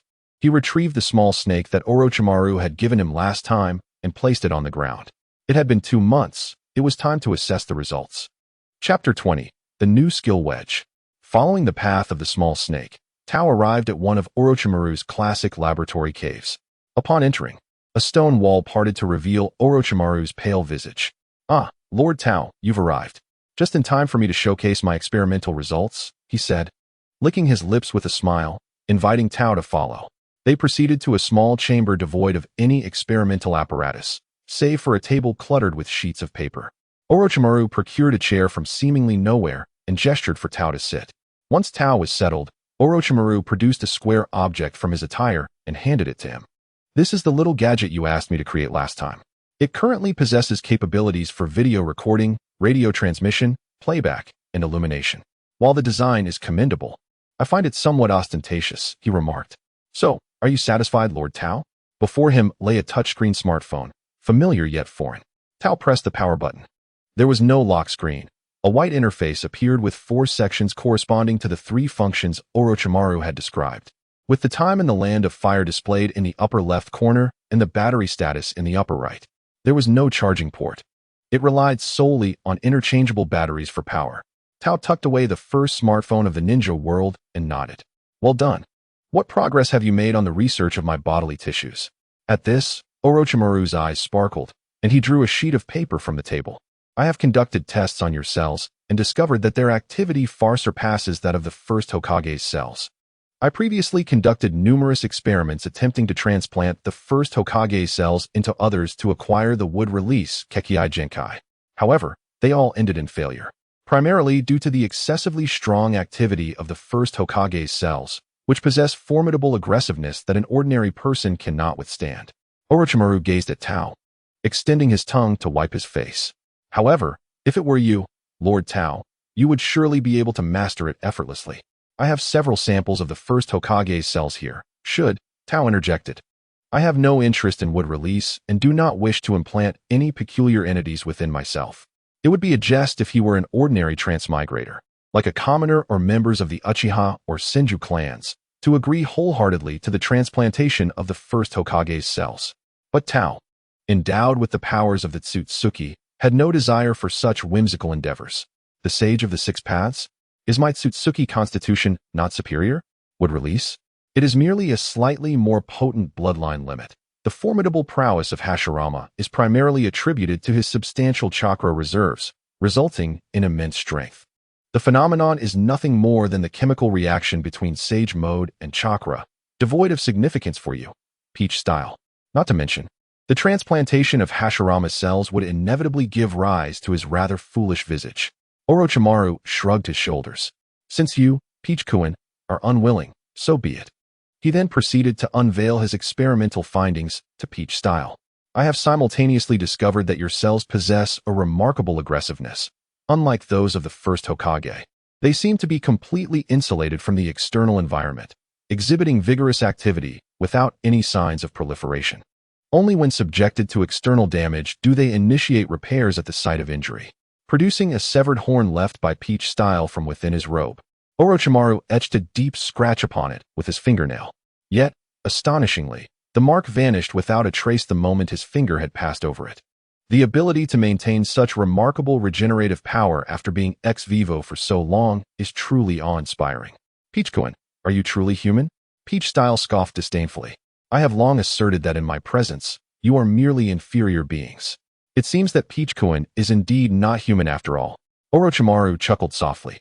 "Given the characteristics of these cells, I can hardly fathom the extent of your terrifying regenerative capabilities. Your lifespan will undoubtedly be alarmingly prolonged. Likewise, the nearly insulated nature of these cells has hindered the progress of my research considerably." However, Orochimaru extracted a sheet of paper, densely inscribed with intricate runes, and laid it before Peach style. "I have discovered yet another characteristic inherent in your cells, an extraordinary memory capability.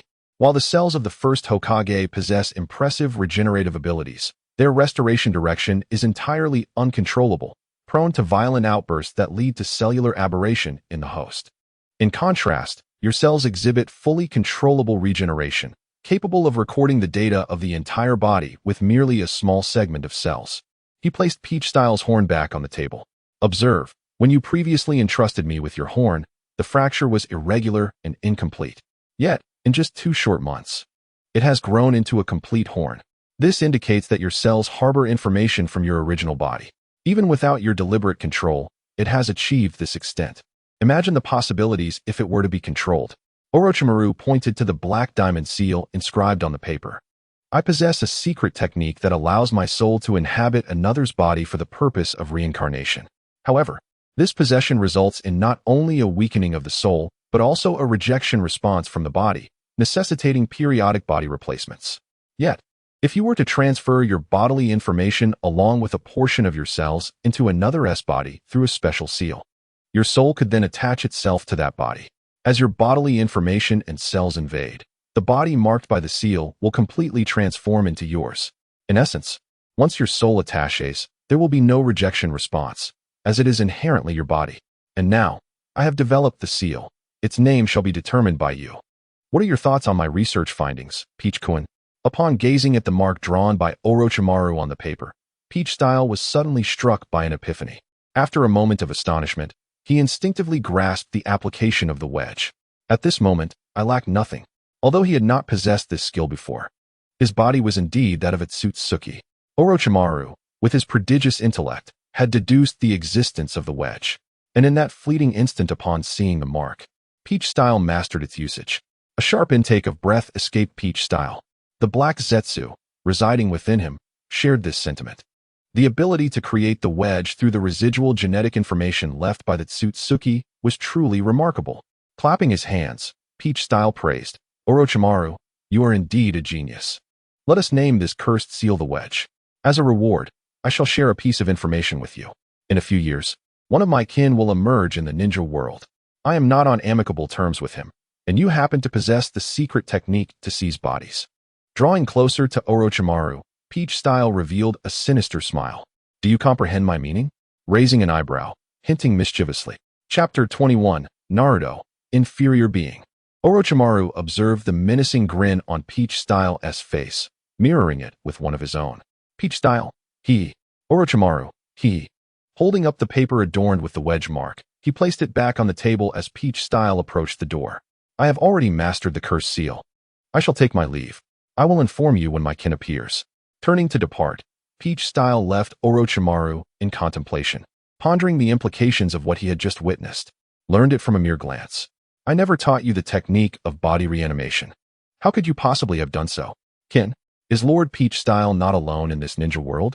Black Zetsu peered out, embodying curiosity. Otsutsuki purity, a treasure of my clan capable of traversing time, was intended to accompany me to this planet. However, he had other pressing matters and could not join me. Thus, in the future, he will return through time, arriving at the same period I entered the ninja world. My arrival was unexpectedly several years early. Consequently, he will appear in the ninja world in a few years, seeking my whereabouts. Indeed, the kin Peach-style referred to as none other than Otsutsuki purity. According to the narrative, he would come to capture the Nine Tails during Naruto's training under Jiraiya.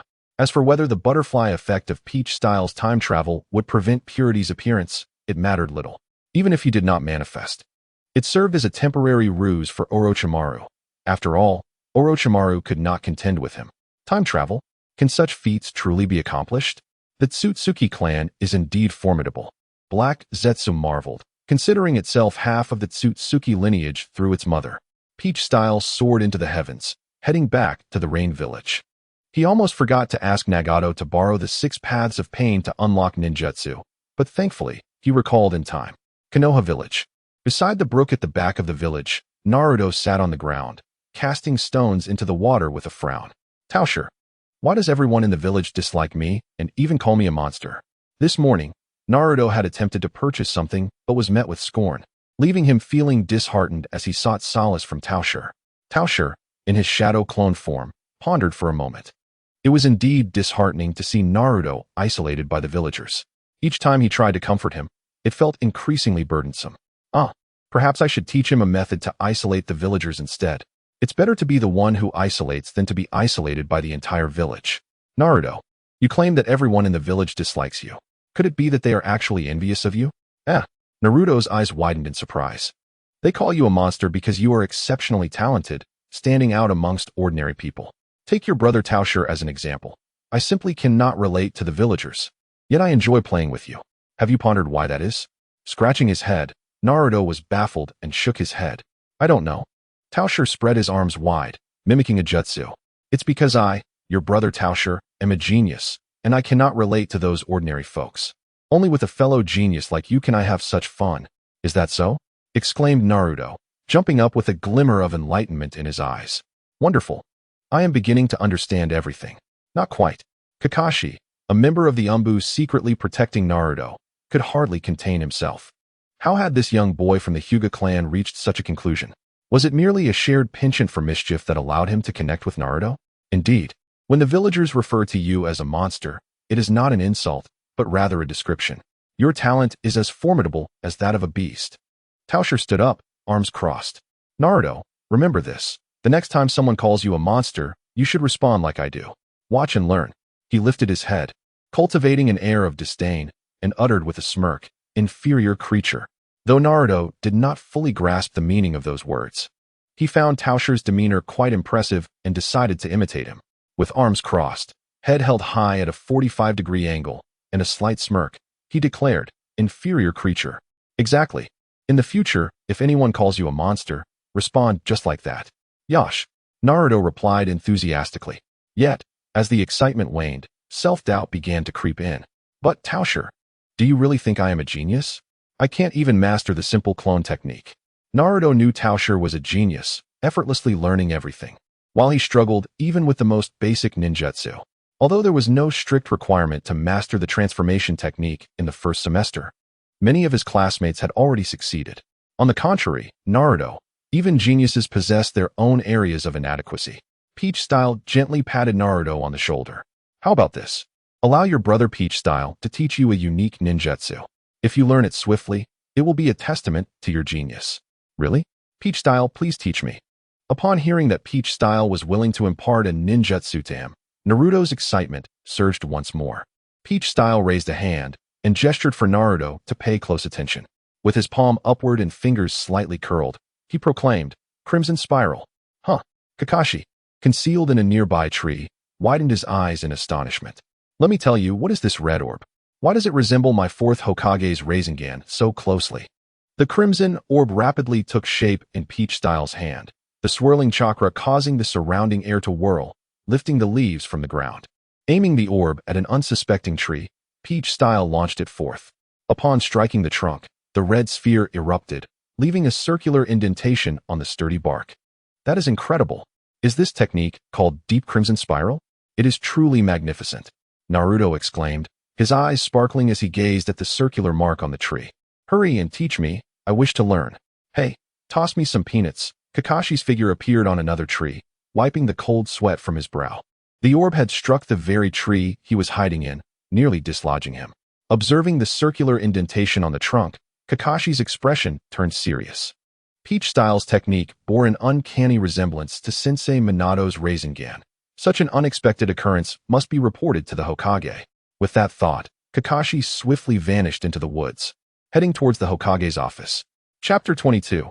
Teaching Naruto the orb technique. Peach Style had already sensed Kakashi's hidden observation. That last orb was intentional. Setting aside Kakashi's actions for the moment, Peach Style continued to instruct Naruto on the method of crafting the Crimson Spiral. You simply need to do this first, then that, and ultimately allow the chakra to swirl in your palm. In the anime, the Crimson Spiral is a counter-skill absorbed from the Rasengan by Otsutsuki Peach Style. Although the technique as a game skill has some modifications, its essence remains highly reminiscent of the Rasengan. Both consist of irregularly shaped chakra orbs. However, the Deep Crimson Spiral can be released from the hand. In the original work, Jiraiya took 12 days to teach Naruto the Rasengan. Yet Peach Style intended to impart this knowledge in a fraction of that time. Come, Naruto, place your hand in mine. Peach Style extended his hand, and Naruto, understanding the cue, placed his hand atop Peach Style's. Peach Style guided his chakra to flow gently into Naruto's body while instructing Naruto, carefully feel the flow of the chakra. However, just as Peach Style's chakra entered Naruto, an unforeseen event transpired. Peach Style felt a moment of disorientation, and in the next instant, he found himself in an entirely different space. Rubbing his eyes, he discerned the scene before him. He was currently situated in a vast, empty room. The floor covered in water, with a massive cage ahead, concealing some unknown entity within. Is this not the sealed space of the vengeful fox? Could it be that the minuscule chakra I inadvertently entered into Naruto's body provoked the Nine Tails? Suddenly, two glowing crimson eyes pierced through the darkness of the cage, staring intently at me. Goodness! I was startled by the Nine Tails' sudden appearance. Upon closer inspection of the grotesque fox head behind the bars, I felt an overwhelming sense of embarrassment. Had I known that the Nine Tails was confined within a cage, I would not have allowed myself to be frightened. My white hair stood on end, and horns sprouted from my head. I resolved to confront the Nine Tails with a fierce glare. Behold, I, the embodiment of the dragon of the back, am making my entrance. The golden rinnegan on my forehead opened wide, returning the gaze of the Nine Tails. This time, it was the Nine Tails that seemed taken aback. It had just sensed an unfamiliar chakra entering the Jinchuriki's body, intending to draw him in for a fright. What was this creature that had emerged? Why did it bear horns and eyes akin to the old man? Could it possibly be a descendant of the old man? With the rinnegan's piercing gaze fixed upon the Nine Tails, I decided to teach it a lesson today and gradually train it in the future. However, the energy consumption of the rinnegan was still excessively high. After all, I was merely a shadow clone. Despite having an abundance of chakra, I lacked sustainability. I had to conserve my strength. Behave yourself, Nine Tails. With a surge of power from the rinnegan, accompanied by my commanding voice, I forcefully suppressed the Nine Tails back into its seal. A loud thud echoed from within the cage, indicating that the great fox had been quite forcefully struck. As the fox's anguished cries resounded, my consciousness as the shadow clone returned to reality. I had not lingered long in the sealing space, in the realm of reality. Merely a fleeting moment had passed. Subsequently, I infused chakra into Naruto's body. This burst of my power had surely inflicted significant harm upon the Nine Tails. It was likely that for the foreseeable future, it could not influence Naruto's chakra flow. I guided Naruto's own chakra with mine, condensing a red orb in my palm.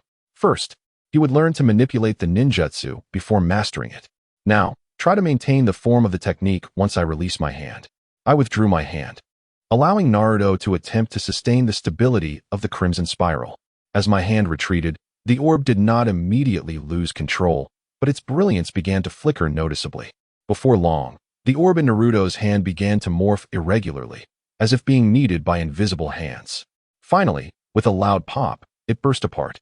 Oh, was that a failure? Naruto sighed, yet he did not feel disheartened. He thought to himself that achieving this level on his first attempt at learning this ninjutsu was indeed a sign of his genius. I grasped Naruto's hand once more, resuming my instruction. Meanwhile, on the other side, Sarutobi Hiruzen, upon hearing Kakashi's report, widened his eyes in astonishment. Are you saying that the 5-year-old adopted son of the Hyuga clan has developed a technique remarkably similar to the Rasengan? Is that even plausible? Sarutobi took a deep breath and produced a crystal ball to activate the telescope technique. By the stream at the back of Konoha village, T-Shirt was diligently instructing Naruto on how to mold a red orb. Observing this scene, Sarutobi Hiruzen's expression became quite remarkable as he sighed deeply and instructed Kakashi, let us not disturb Naruto and T-Shirt for the moment. Allow Hisashi to bring T-Shirt to me shortly. Kakashi nodded and leaped out of the window of the Hokage's office. Hiruzen pinched the bridge of his nose, pondering how this young boy, who had only recently come to the Hyuga clan to establish kinship, could exhibit such prodigious talent. As the saying goes, no adversary would be extravagant enough to send a top-tier bloodline limit as an undercover agent, especially not from the Hyuga clan, which held their lineage in such high regard.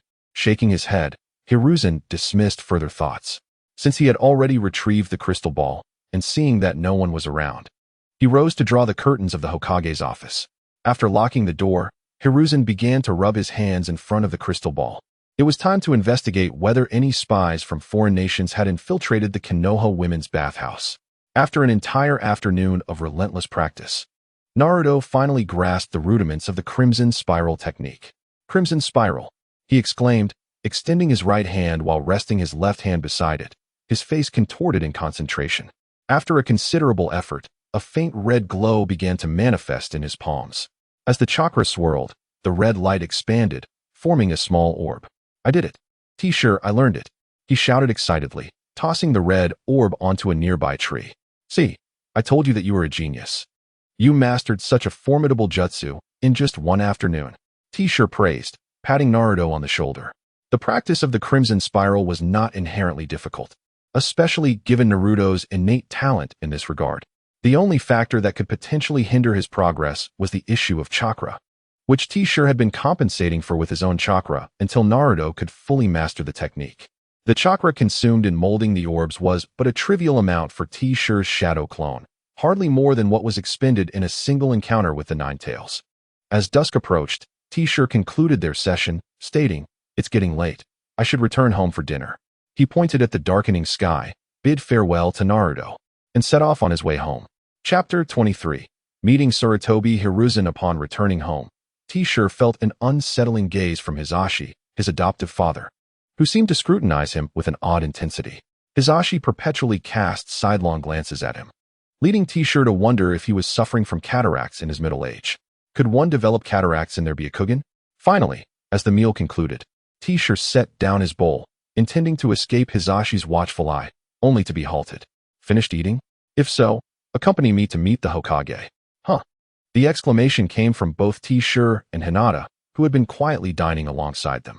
In the Hokage's office, Sarutobi Hiruzen walked around the inner side of the desk, regarding T-shirt and Hisashi seated on the outer side, and offered T-shirt a warm smile. T-shirt, I heard that you taught Naruto a jutsu this afternoon? No seat. The moment I laid eyes on Naruto, I recognized him as a prodigious talent in the art of creating chakra orbs.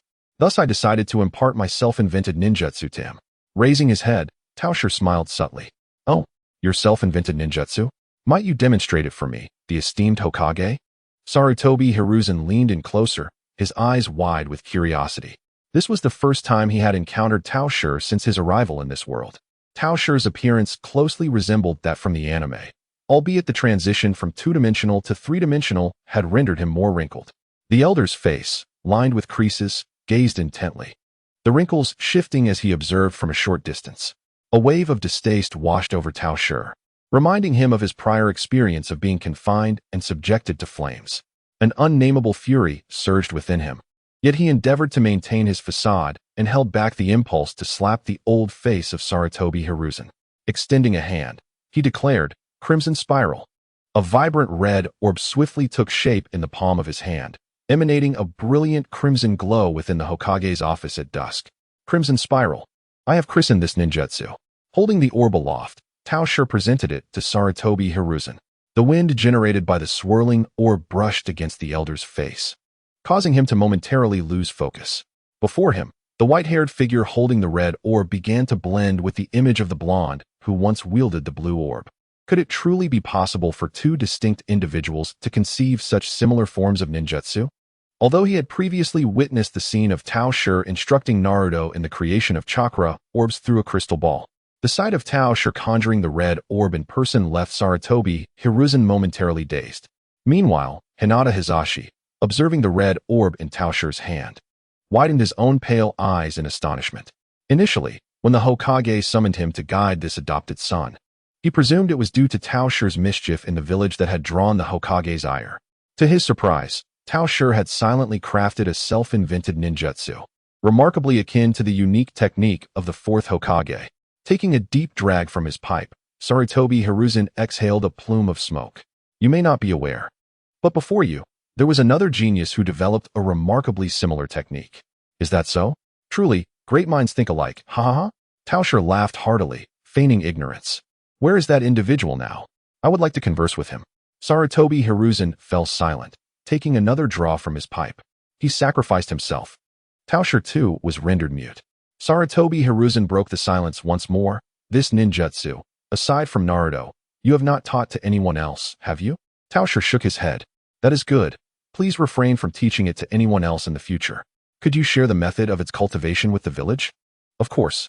As a reward, you may select a secret technique recorded in the village for your own training. What do you think? Tao Shi nodded in agreement. Certainly. But I will need to write down the cultivation method upon my return. How about I come to you, Hokage, with it in exchange for the secret technique? That is entirely acceptable. Now, Hisashi, please escort Tao Shi back. A smile once again graced the visage of Sarutobi Hiruzen as he waved his hand, signaling Hinata Hisashi to take Momoshiki away. Hisashi rose to his feet, nodded in acknowledgement, and departed the Hokage's office, leading Momoshiki with him. After they left, Hiruzen gazed out at the twilight hues of the setting sun and picked up his pipe once more. Another genius has emerged in Konoha, he mused, reflecting on the prodigious talent of Momoshiki, who had reportedly mastered a significant portion of the Hinata clan's gentle fist techniques within just a few months. Initially, Hiruzen believed that Momoshiki's aptitude was confined to the clan's martial arts, but he soon realized that his talent for ninjutsu was even more formidable. Such brilliance, coupled with his close relationship with Naruto, was it mere coincidence or the hand of fate? Hiruzen saw a shadow of Minato in Momoshiki, and in his old age, he had begun to harbor a certain belief in the mystical nature of destiny. Let him learn the Flying Thunder God technique, he thought. This was the very purpose behind Hiruzen's suggestion for Momoshiki to choose a secret technique for training. With such extraordinary talent, if he succeeded, Konoha would gain yet another space-time ninja capable of performing the Rasengan, undoubtedly destined to become a star of the future. If he failed, Konoha would still not lose a genius, albeit with a hint of regret. As they walked back, Hisashi could not suppress his curiosity and asked Momoshiki, "How did you come up with this unique ninjutsu?" Momoshiki shrugged. "It just came to me in a flash. I can't really explain why. Perhaps the only reason is that I am simply too talented." The following day, after spending half the night writing the training methods for the Crimson Spiral, Momoshiki rubbed his drowsy eyes as he stepped out of the Hinata clan's gates, only to hear Naruto's voice calling out to him. "Hey, Momoshiki, I'm here to take you out for ramen. Let us go." With that, Naruto seized Momoshiki's hand and ran toward Ichiraku Ramen. Feeling somewhat grumpy due to his early awakening, Momoshiki was not particularly pleased. After finishing their meal, Momoshiki turned to Naruto and said, "I have something to attend to today, so I won't be going to school. You better not get caught by Irika while causing mischief." Upon hearing this, Naruto's expression instantly drooped. "What? I was hoping to show you how I would use the ninjutsu you taught me to give that arrogant Sasuke a good thrashing. It's such a shame you can't come." Momoshiki patted Naruto's shoulder reassuringly. "Don't worry, Sasuke won't stand a chance against a genius like you. Give him a good smack for that smug face of his." Momoshiki was wholeheartedly supportive of Naruto's intentions to teach Sasuke a lesson.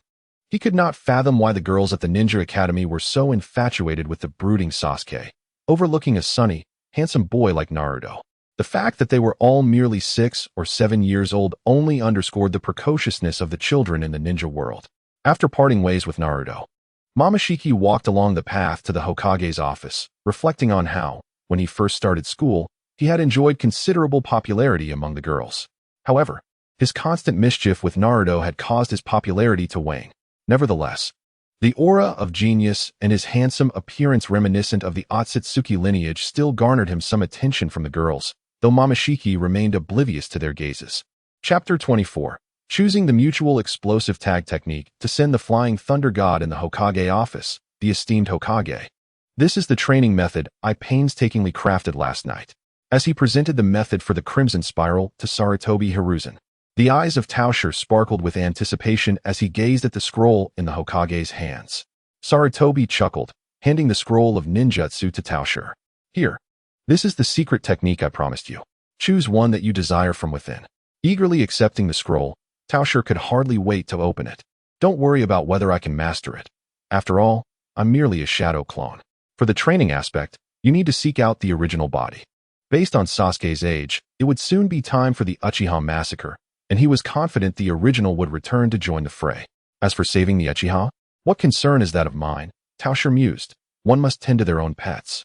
Upon opening the scroll, Tao Shi found, as expected, that Sarutobi would not offer him any forbidden techniques from the sealing book. The directory of ninjutsu was limited and straightforward, lacking the forbidden technique of Edo Tensei. The first half contained original water techniques created by Senju Tobirama, such as the hard vortex water blade and the water dragon bite explosion, which were advanced water jutsu.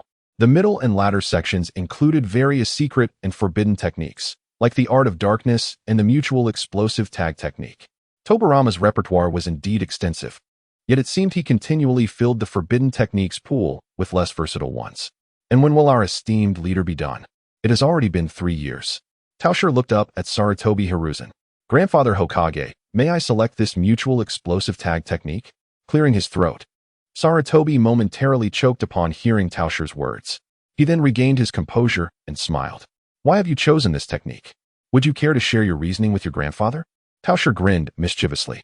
Because just by the name, one can tell it requires the use of explosive tags, and any technique that employs explosive tags will undoubtedly possess great power. Once I master this technique, I could blow up the training field at home. Tao Shi's choice was indeed calculated. The mutual explosive tag technique, developed by Senju Tobirama for use in conjunction with Edo Tensei, was a self-destructive attack.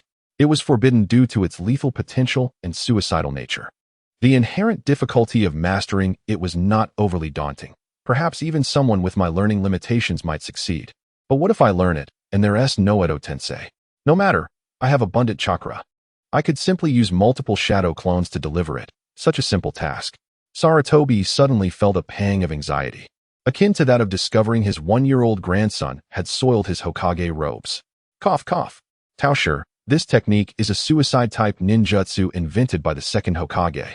It may not be suitable for you to learn. Sarutobi coughed again, attempting to dissuade him. Is that so?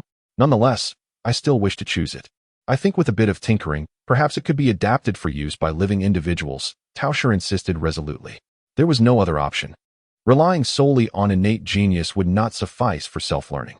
Would you have Tao Shi learn the Flying Thunder God from scratch? Though the scroll presents options, the inability to master them renders the choice futile. Note: the shadow clones do not share memories or abilities with the original, and the clones are stuck at the state of the original the moment it departed from Konoha. Sarutobi Hiruzen found himself at a loss for words. He had filled the scroll with ostentatious stones, placing the Flying Thunder God technique prominently at the boundary between water release and secret arts. Ultimately, however, Teoshitsu opted for a relatively practical stone, bypassing the Flying Thunder God. After some contemplation, Sarutobi Hiruzen resolved to make an exception. If the child wished to choose, let him choose. At worst, they could consider the mutual explosive tags as an added gift. After all, it was a rather mediocre ninjutsu, and perhaps Teoshitsu could indeed make something of it. Very well, Hokage Grandpa consents to you selecting an additional technique. Consider the mutual explosive tags as a gift. How does that sound? Teoshitsu expressed his delight and replied, great. He discerned that the old man likely intended for him to select a different technique, which explained the scroll's contents being either water release or stones, with not even a single multiple shadow clone technique in sight. Thus, he pondered which useful and potent ninjutsu could be extracted from the stones. It was quite a challenge to guess. Surely, it couldn't be the Flying Thunder God? After staring blankly at the scroll for a while, Teoshitsu spoke again. Hokage Grandpa, there are too many techniques on here. I can't decide. Do you have any recommendations for a simple yet powerful ninjutsu? Sarutobi Hiruzen smiled, truly beaming with joy. Indeed, Teoshitsu, there are some, such as the Flying Thunder God, which is an exceptionally formidable technique. Do you remember the genius I mentioned to you yesterday? The Flying Thunder God is his signature ninjutsu. In summary, choose it, and choose it again. Here comes the third generation with the goods. While strong techniques were abundant, simplicity was left unaddressed. Teoshitsu chuckled inwardly, maintaining a cheerful facade. Really? Then I shall choose the Flying Thunder God. He thought of it as selecting the mutual explosive tags along with the Flying Thunder God. As for whether he could learn it, that was another matter entirely. Let the original worry about that. After all, the Flying Thunder God was indeed appealing, and it stood as one of the most exemplary techniques in the ninja world. Can't you see that Boruto's series has even adopted the Flying Thunder God? Are you referring to Boruto's Flying Thunder God? That is not the authentic version. After finalizing his choice of ninjutsu, Sarutobi Hiruzen called out to Teoshitsu, who was hastily exiting the Hokage's office with the scroll for ninjutsu training. Remember, the ninjutsu scroll is for your training alone. Do not teach it to others. The scroll contains special seals, and aside from you, no one else can perceive its contents. However, if your talent flourishes and you were to teach it to others after mastering it, that would be unfortunate. Though the likelihood is low, I must still advise you. Watching Teoshitsu's hurried retreat through the window, Sarutobi Hiruzen chuckled and shook his head, returning to his desk. Youth is indeed a blessing, he mused inwardly. Seated at his desk, retrieving his crystal ball, just as he was about to commence his daily observations, erasing that thought, he was suddenly interrupted by a knock at the door. Come in. As soon as he spoke, an Umbu ninja hurriedly pushed the door open and half-knelt before Sarutobi Hiruzen. Hokage-sama, what brings such urgency? Please. Take your time and explain slowly. Lifting the cup filled with goji berries, he took a sip, while Sarutobi Hiruzen raised his right hand in a gesture to the Umbu ninja, signaling them to remain calm.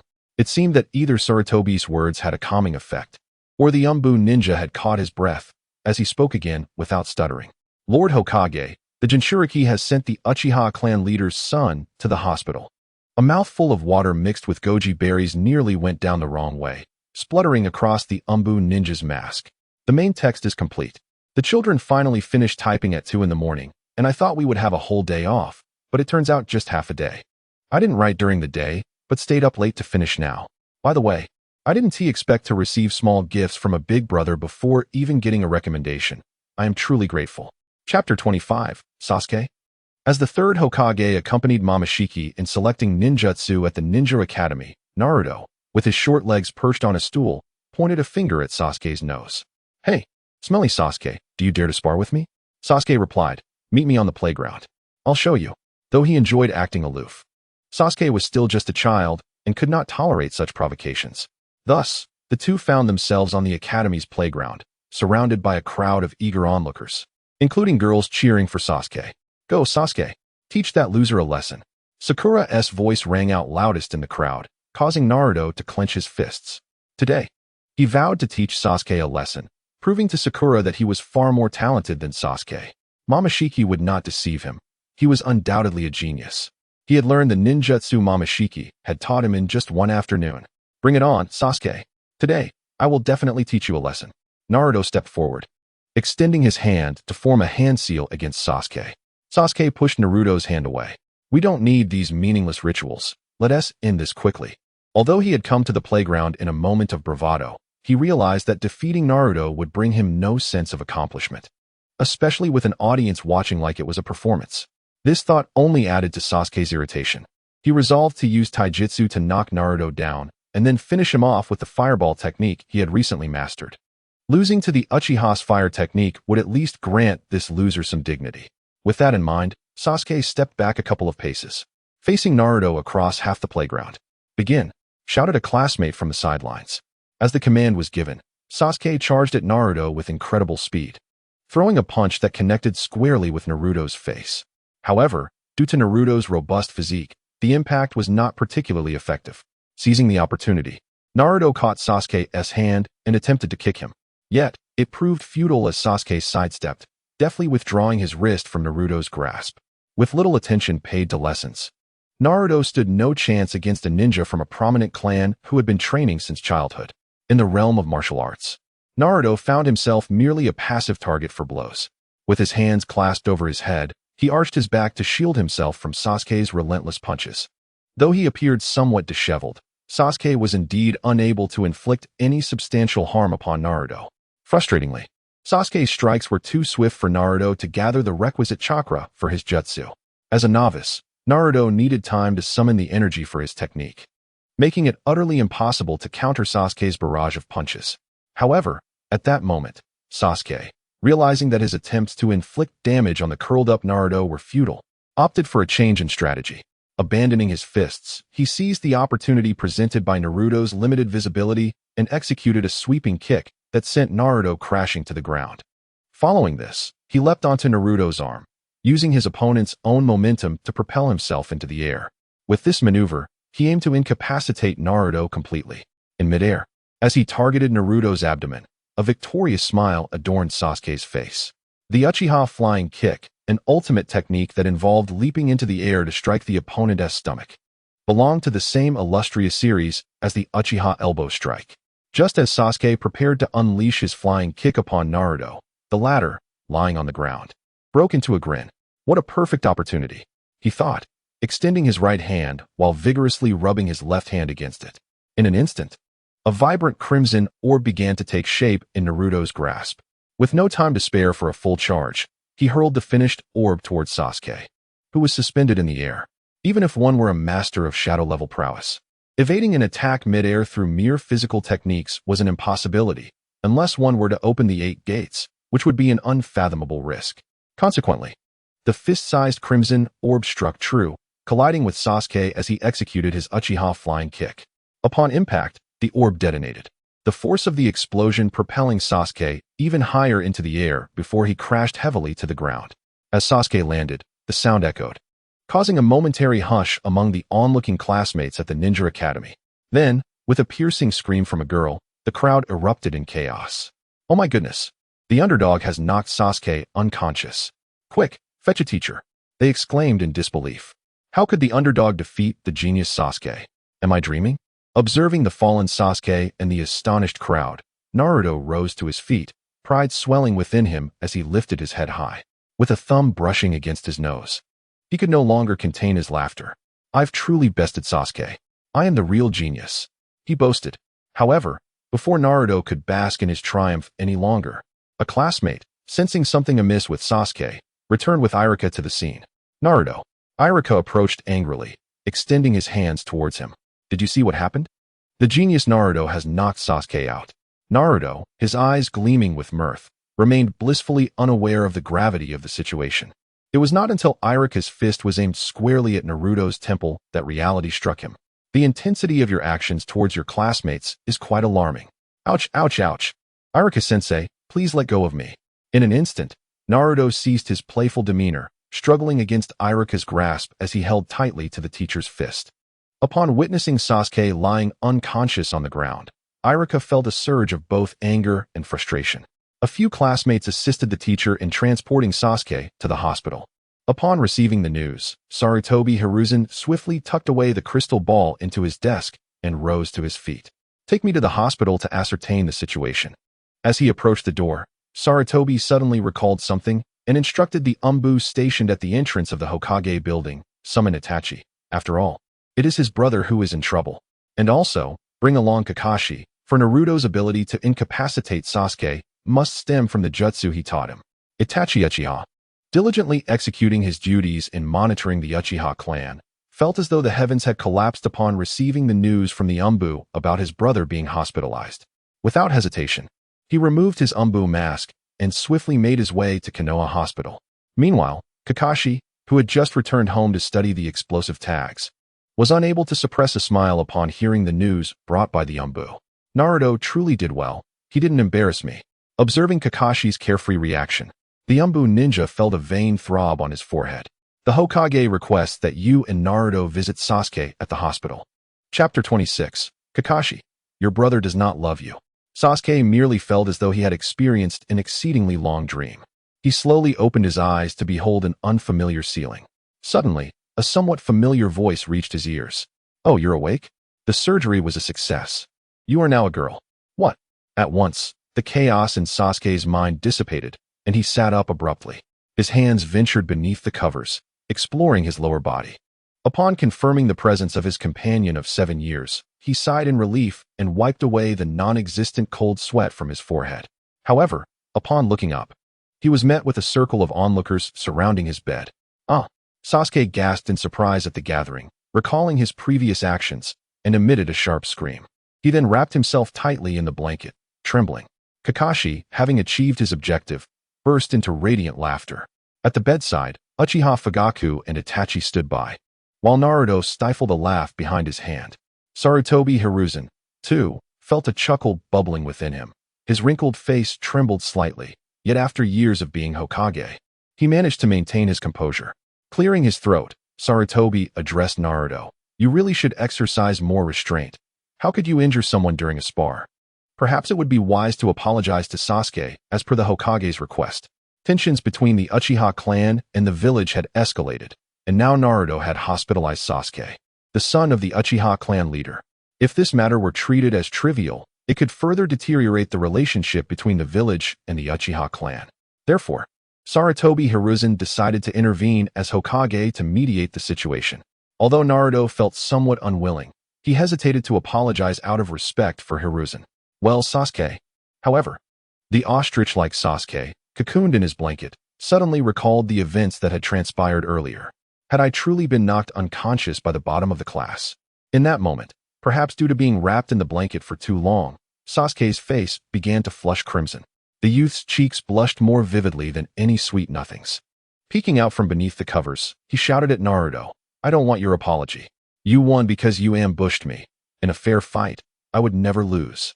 As soon as he finished shouting, Sasuke felt a sharp pain in his abdomen, clutching it before lying back down.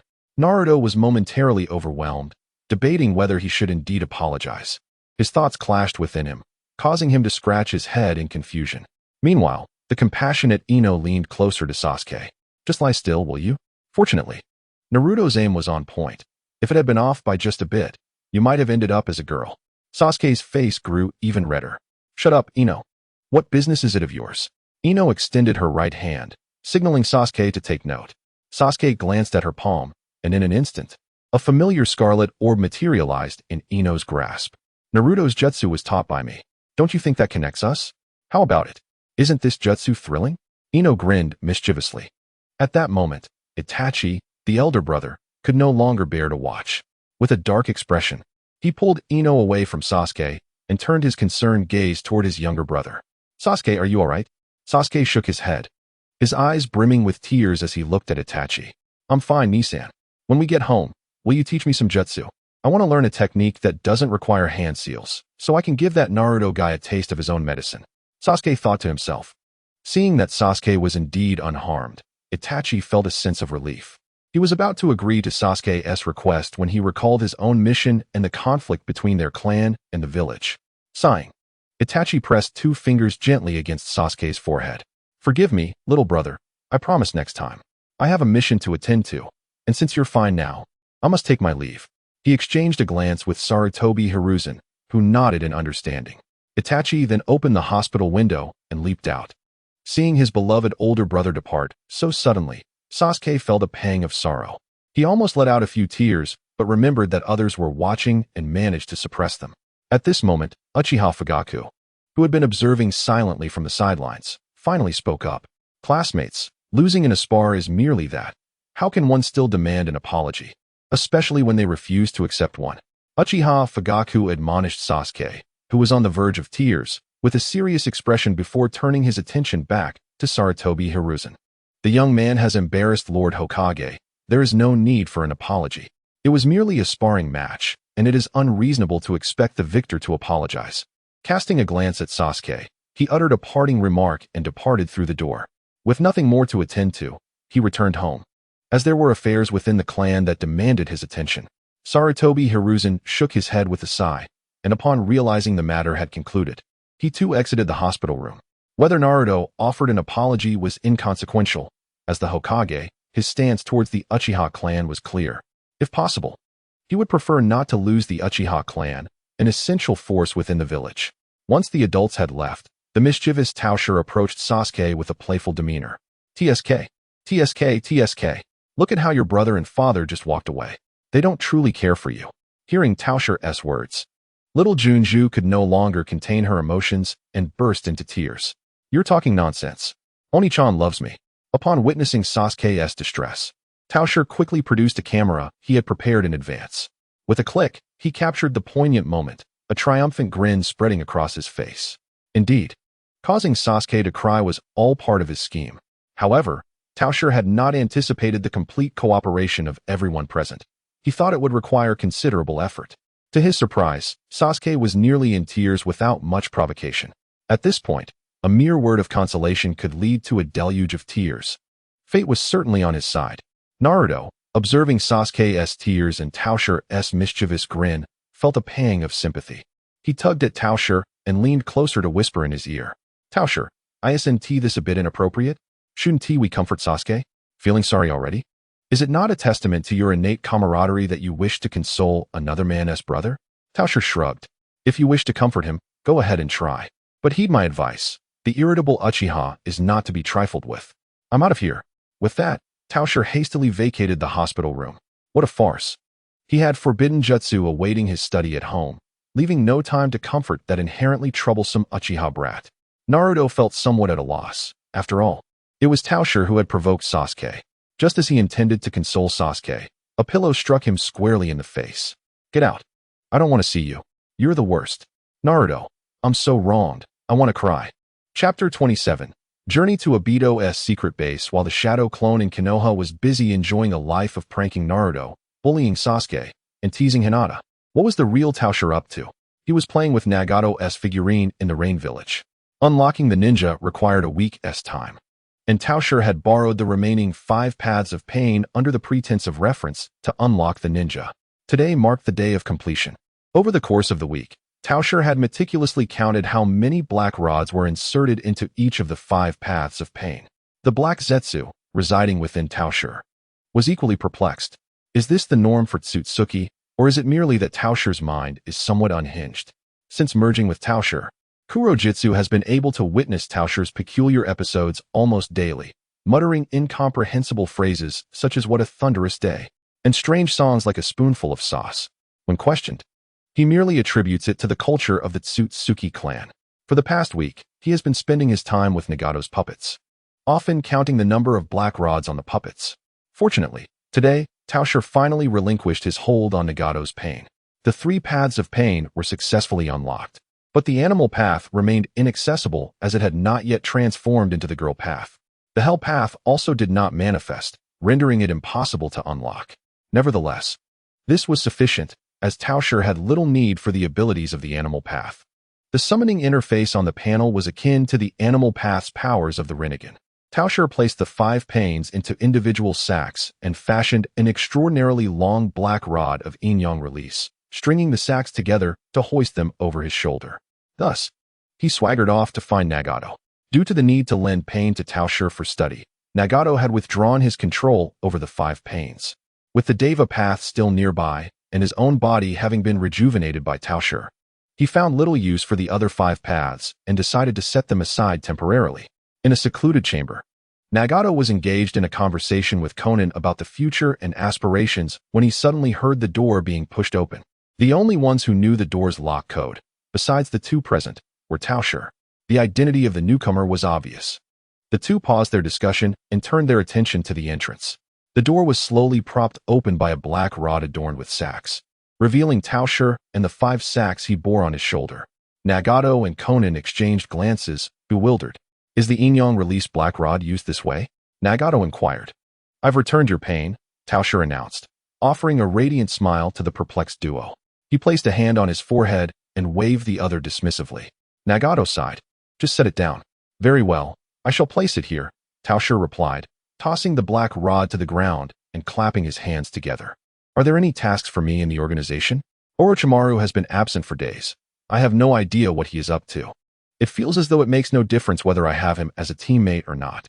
Tao Shi lamented about Orochimaru's incessant experimentation, noting that he rarely undertook mandatory missions, merely existing as a nominal member of the Akatsuki. Nagato paid little heed to Tao Shi's complaints. He understood that most members had been subdued by his might, and thus did not contribute actively. If possible, could you approach that masked man who claims to be Uchiha Madara? After a moment's contemplation, Nagato resolved to take the initiative regarding the enigmatic masked figure. Tao Shi, possessing great strength and the Rinnegan, along with ample intelligence, was unlikely to be easily deceived. Previously, Nagato had fallen prey to the masked man's manipulation, believing him to be the reincarnation of the Sage of 6 Paths, unaware of the Rinnegan's secrets. Despite his wariness, he had no choice but to trust a portion of the masked man's assertions, perhaps to the extent of 70%, on a scale of 100. In summary, within Nagato's heart, he regards the Peach style, who possesses the Rinnegan, as akin to a member of his own faction. If he intends to confront the masked man in the future, allowing Peach style to engage with him now is undoubtedly the wisest choice. The masked man, a cowardly creature lurking in the shadows, dares to require my personal intervention? Peach style displayed a scornful expression. Where shall I find him? Considering the impending Uchiha clan massacre night, visiting Obito now would not only be entertaining, but would also allow me to join the festivities. Furthermore, I could create some white Zetsu to serve as replacements for the shadow clones in Konoha. As a substitute, white Zetsu is far more effective than mere shadow clones. He operates under the alias of Tobi within the organization, and as an unofficial member, he can be contacted through Zetsu, also known as Genbu. Departing from Nagato's hidden location, Peach style addressed Black Zetsu, who was nearby. Hey, Shin, lead the way. I wish to meet your second pawn. Black Zetsu's raspy voice emerged from Peach style's form. Obito? Is your desire to meet him due to Nagato's request, Lord Peach? Peach style's close association with Nagato raised suspicions, hinting at possible ulterior motives. It was not that there were doubts about Peach-style's ambition to resurrect the Ten Tails, but rather questions regarding his feelings towards Nagato. Although Peach-style frequently sought out ladies for massages, claiming it was to experience the cultural nuances of the shinobi world, one could only wonder what other endeavors he might pursue. After all, he was capable of borrowing Nagato's pain for an inexplicable week-long study. Not quite. Primarily, I wished to create several white zetsu to fashion puppets resembling Pain's six-paths. Secondly, I desire to witness the formidable space-time ocular techniques that you and I possess. Upon hearing this, Black Zetsu fell silent for a moment before revealing the location of Obito's secret base. After all, having been in Peach-style's presence for so long, it had no knowledge of Obito's precise whereabouts without inquiring about Zetsu. It would be more efficient to go directly to the secret base. Even if Obito were not present, he would return promptly upon the intrusion of outsiders triggering the barrier. Typically, he should be at the secret base located in the northern border of the land of Earth. I will guide you further upon our arrival. Black Zetsu's head emerged from the sleeve of Peach-style's robe. The collar was pulled too high, and if it ventured out, it would surely be swatted away. Then let us depart. With a swift leap, Peach-style soared toward the land of Earth. Meanwhile, Nagato, perceiving Peach-style's location from his concealed spot, found himself perplexed. Why did he simply fly off in a direction? Wasn't he supposed to ask Zetsu for directions? Surely he wasn't flying aimlessly? Shaking his head, Nagato dismissed such thoughts.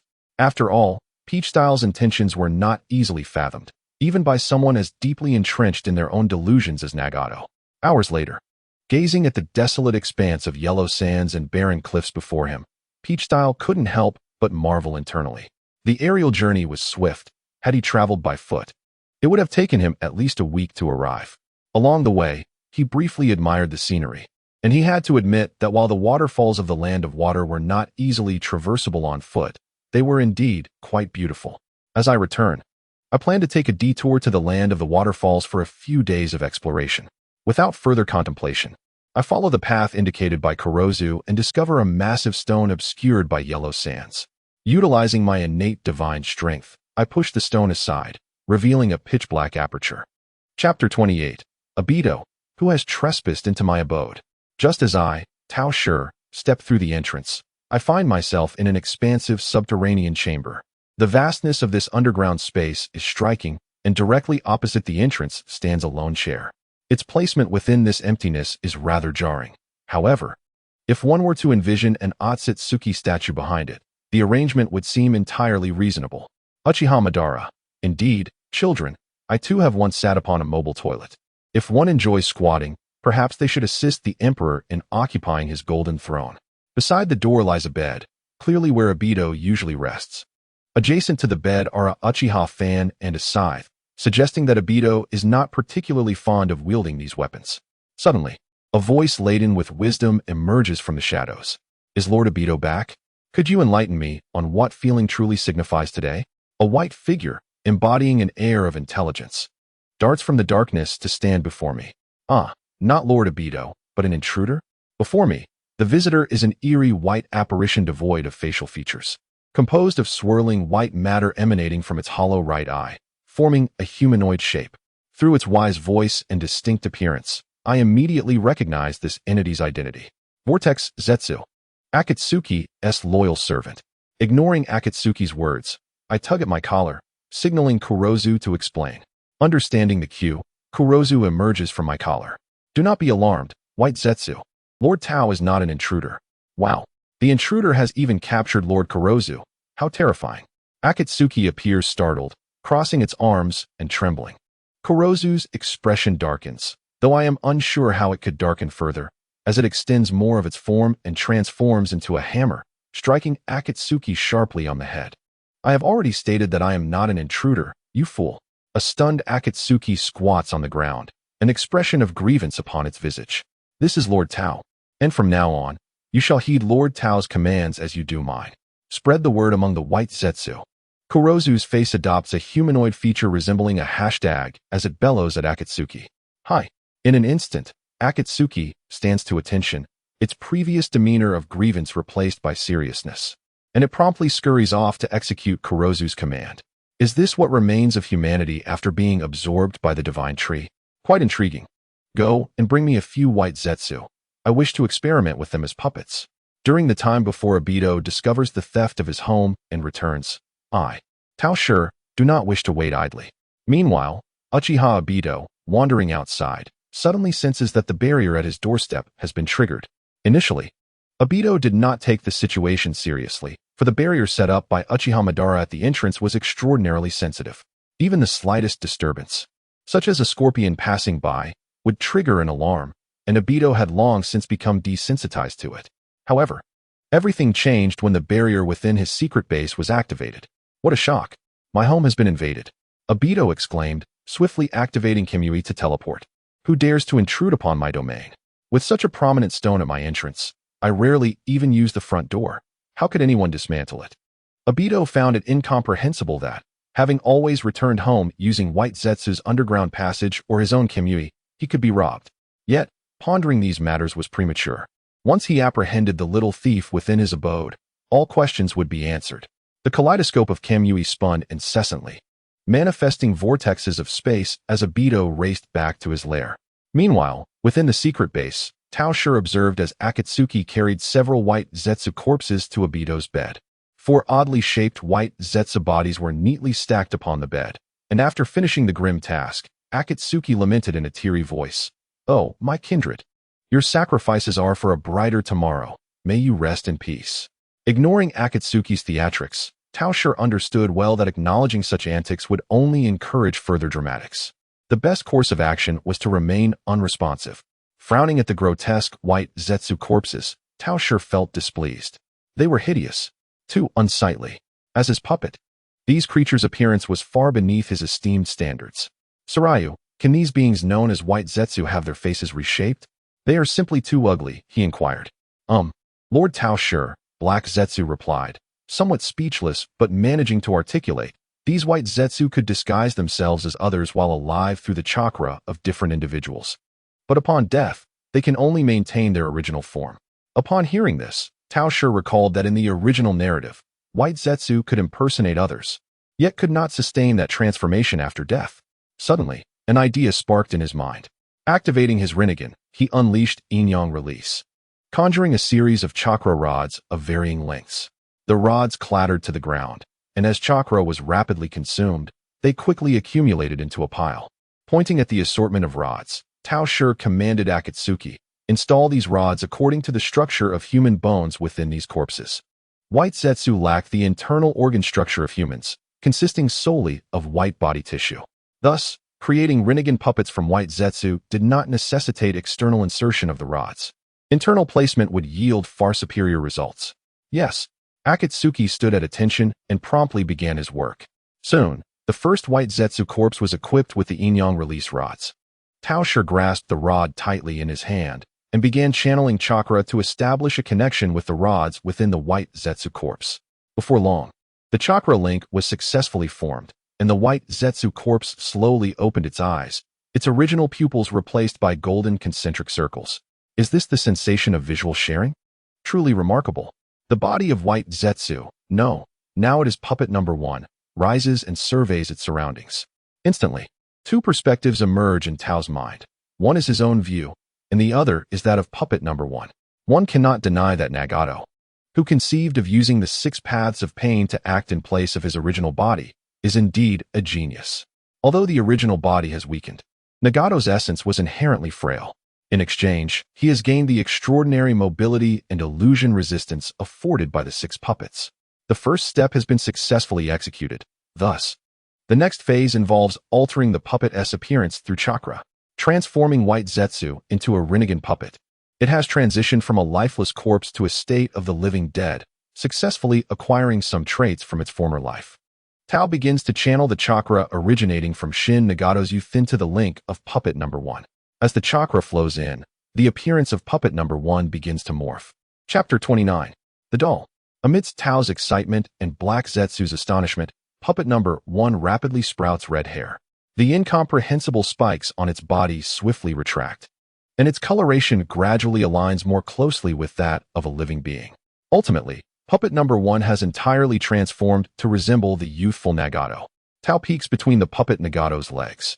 Lo and behold, there are details. The doll, Lord Tao, How did you accomplish this? Black Zetsu stares wide-eyed at puppet Nagato. Aside from the golden Rinnegan in its eyes, its appearance and physique are indistinguishable from Nagato before he was reduced to a mere skeleton by the Outer Path's golem. Otsutsuki, it is quite astonishing, is it not? Tao crosses his arms. As long as I have absorbed chakra, I can effortlessly replicate it perfectly. Observing the entirely bare puppet Nagato, Tao finds it somewhat indecorous. He drapes a quilt from Obito's bed over the puppet, recalling the unlocked ninja Conan from the ninja repository. He chuckles, wondering how realistic this white Zetsu puppet truly is. Of course, he means no offense. He merely wishes to admire it. Not to mention that Tao's physical development currently does not permit him to engage in anything. Just the thought that the puppet's original form is derived from white Zetsu renders it unpalatable for any normal person. Just as Tao raises his black staff towards the second white Zetsu corpse, ready to execute his nefarious plan, he suddenly senses an unfamiliar chakra materializing behind him. He swiftly turns around to see a vortex swirling in the space behind him, from which a mysterious figure wearing a tiger-striped mask emerges. His right eye radiating a crimson light. Indeed, the newcomer is Uchiha Obito, who sensed that his home had been invaded and hastily returned. Upon arriving home, Obito is confronted by a bed filled with white Zetsu and a white-haired man he does not recognize. Enraged, he cannot tolerate this violation of his sanctuary, and with chains in hand, he swings violently towards the white-haired man. Tao reacts swiftly, conjuring the spear of the god of waves in his hand as he turns, raising it to block Obito's chain attack. The chains forged from chakra metal struck against the Paoyai god spear, producing a crisp clang that sent sparks flying from the point of impact. "You rodent, how did you find this place?" Obito's voice, muffled by his mask, resonated with a deeper timbre, allowing him to mimic Uchiha Madara's tone with remarkable precision. "Inferior creature, you will soon discover the answer when I bring you to your knees." Tao Shi scoffed, exerting force to fling the iron chains away from the Paoyai god spear, aiming the spear's tip directly at Obito. Nearby, Akatsuki's Zetsu, who was inserting a black rod into white Zetsu's lifeless form, noticed the sudden clash between the two. He quickly set aside his task and discreetly hid to observe the battle. Lord Obito and Lord Tao Shi are fighting. Whom should we assist? This is quite the conundrum. Obito retracted the chains, brushing the dust from his hands. "Your bravado is quite impressive, but fear not. I shall pry your mouth open soon enough." Tao Shi offered no response, merely pointing the spear at Obito. A flicker of red light heralded the thrust of the crimson spear, which lunged toward Obito, only to pass through his form as if it were mere air. Truly, the phasing mechanic was a vexing one, rendering one's efforts futile. In both the game and reality, to strike a phasing ninja, one must not seek to initiate the attack, but rather allow the opponent to strike first, countering effectively. Realizing this, Tao Shi ceased his futile assault and shifted his focus onto Obito, preparing to seize the moment when he attacked. "Have you quickly realized that your attacks are ineffective against me? Humph, now it is my turn." Obito scoffed, summoning a great fireball. He hurled the spear toward the fireball, piercing it and driving straight toward Obito's face. The fireball exploded mid-flight, showering the area with flames. The trajectory of the spear was altered by the blast, narrowly grazing Obito's head before embedding itself in the wall. Taking advantage of the momentary distraction, Obito's gaze sharpened, fixating on Tao Shi as a crimson glimmer sparked in his eyes. As the flames dissipated, Tao Shi and Obito locked eyes. "I've succeeded. Kodo Amatsukami." Obito activated his ocular power, unleashing the illusion. "Dare to meet the Uchiha's gaze? Boy, lament your unfortunate fate of lacking the Sharingan." Yet, almost instantaneously, Obito felt a sharp ache in his eyes, blood vessels bursting, leaving a trail of crimson tears. Is this the backlash of the illusion? How could this be? Startled, Obito averted his gaze from Tao Shi and swiftly executed a wood release technique, launching a wooden spike. He then quickly distanced himself from Tao Shi. The failure of the Manjiki Sharingan's illusion upon the man before him indicated that his ocular power was vastly superior. He had been careless. From this moment forth, he could not afford to meet the opponent's gaze. The hastily thrown spike was destined to miss Tao Shi, who effortlessly sidestepped it. "Are you treating me like Niji, little brother? Is that your intent?" Tao Shi chuckled softly, observing Obito as he retreated and ceased to meet his gaze. "You wish to use illusions against someone with multiple Byakugan and the Rinnegan combined? Should you succeed, I would resurrect Rin with the Rinnegan's innate power. What's the matter? Have you begun to fear me, inferior being? Why do you shy away from our gaze? Are you embarrassed? Mocking on the surface, Tao Shi was deeply contemplating how to defeat Obito. The technique of intangibility was indeed overwhelmingly formidable, and Tao Shi found himself at a loss on how to counter it. As for the Flying Thunder God technique, Tao Shi was reluctant to expose himself before Kurizetsu, especially since he had never practiced it, lacking the proficiency that Minato possessed to assist Obito. If Tao Shi had been adept in Jinjutsu during his encounter with the Sharingan, Obito would have already faced defeat. However, the reality was that Tao Shi lacked any mastery in illusions. Even if he could, Obito was no longer meeting his gaze. Who on earth are you? Obito, though somewhat irritated by the taunts, remained composed. The mere existence of this secret base, along with the power of his superior's single-eyed Sharingan, hinted that this intruder was far from a mere accidental trespasser. I told you, when I bring you down, you'll understand. The thought of the completed puppet of Nagato lying on Obito's bed sparked an idea in Tao Shi's mind. Crimson Spiral. The scarlet sphere took shape in his hand, radiantly bright within the dim confines of the secret base. Upon seeing the sphere, Obito's pupils constricted, dredging up unwelcome memories. Try this. Crimson Spiral. The basketball-sized sphere swiftly hurtled toward Obito, who made no attempt to evade, allowing the sphere to strike him. The sphere passed through Obito's body, as if traversing air, before crashing to the ground and exploding, causing no harm to him. A chapter remains. Let me finish school at 5 o'clock, covers face with a wry smile. Chapter 30. Obito. I can't possibly divulge anything. Yet, being situated within a cave, the explosion of the sphere sent waves of dust spiraling into the air, obscuring the vision of both combatants. Within the haze, Obito's Sharingan spun rapidly, attempting to confuse my sight with smoke and launch a surprise attack? Preposterous. Allow me to demonstrate the reflexes of an 18-year-old. In the next instant, another sphere broke through the mist and sped toward Obito. Kawaii. The intangibility activated, and the sphere still failed to hit its mark. However, what Obito remained unaware of, due to the smoke obscuring his view, was that the one continuously firing spheres was not Tao Shi himself, but rather the puppet of Nagato wrapped in his blankets. Seizing the opportunity while Obito was distracted, Tao Shi circled around to his rear. Inuzuka Kinen. 3 dog-headed, snake-bodied Earth-style monstrosities erupted from the ground behind Obito. They then charged in 3 directions, forming a triangular formation encircling him. Triangular Seal. Obito was taken aback. He had failed to detect the enemy's attack position moments ago. Fortunately, he had been utilizing intangibility, and the opponent's attack had not struck him.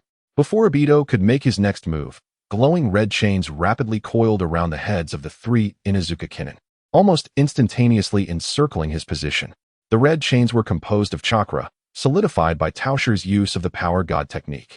Drawing upon his immense chakra, Tao Shi effortlessly conjured long and sturdy chains. Thus, based on the 3 canine spirits of vitality, a cage framed by a crimson chain ensnared Obito within a confined space. The chakra-absorbing canine vitality and the indomitable Power God chain formed an impenetrable prison from which Obito could never hope to escape. As for the opening above, Tao Shi had long since prepared a grand lightning gift for Obito, charged in the heavens. Aren't you intangible? Let's see if your intangibility can withstand my prolonged skill.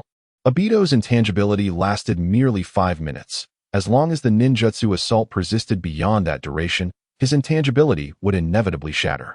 For instance, Conan's 600 billion explosive tags could cover an extensive radius, causing continuous explosions to break through the extraordinary intangibility. Meanwhile, Tao Shi had successfully sealed Obito's range of movement. Now, it was time for Tao Shi to unleash his favored continuous ninjutsu, Lightning Release. The sole reason was his fondness for the dazzling visual effects and sound. It was simply splendid. Let us see how long you can evade. Here comes the Thunder God of Lightning Release. With those words, a torrent of electric light surged from beneath Obito's feet, the thunderous roar echoing like the cries of 1,000 birds. Such an assault I could maintain for an entire day. Hehehe. Standing atop the canine spirit, Tao Shi gazed down upon Obito, who was trapped like a beast, and laughed raucously. You've been a nuisance with your intangibility all day, so let us give you a proper dose of electric therapy. In the game, there were only 2 instances where skills could counteract your intangibility. In reality, I would unleash my full power upon you. Tao Shi suddenly recalled that he could utilize Always Flying Thunder God to create a disparity. allowing Obito to experience that familiar sensation of being pushed back once more. However, realizing this now was of no consequence. The electric therapy was already set in motion. A bead of cold sweat trickled down Obito's face beneath his mask. The situation had taken a turn for the worse. In his intangible state, his range of motion was exceedingly limited, rendering escape from Tao Shi's ninjutsu utterly impossible. Moreover, to perform Kamui teleportation, he would have to relinquish his intangibility. Yet, the current circumstances did not permit Obito to exit his intangible state, even for a fleeting moment. The high-frequency lightning enveloped the entire triangular cage formed by the crimson chains. Should he be struck by such intense lightning release, his body would undoubtedly succumb to paralysis. The flow of chakra would also be disrupted by the electric shock. Unless clad in the Vortex Absolute, even Obito, possessing half of White Zetsu's form, could not withstand such a lightning strike. Damn it! How can this person's chakra be so formidable? Such a large-scale destructive lightning release would undoubtedly consume an astonishing amount of chakra. Typically, a Nin would expend half of their chakra to release a signature move for 4 to 5 seconds. Yet, this person claimed he could unleash it continuously for an entire day. Trapped and subjected to electric therapy, Obito could only gamble, hoping that Tao Shi was merely boasting, that his chakra would not sustain the ninjutsu until Obito's intangibility concluded. Thus, Tao Shi and Obito found themselves in a stalemate.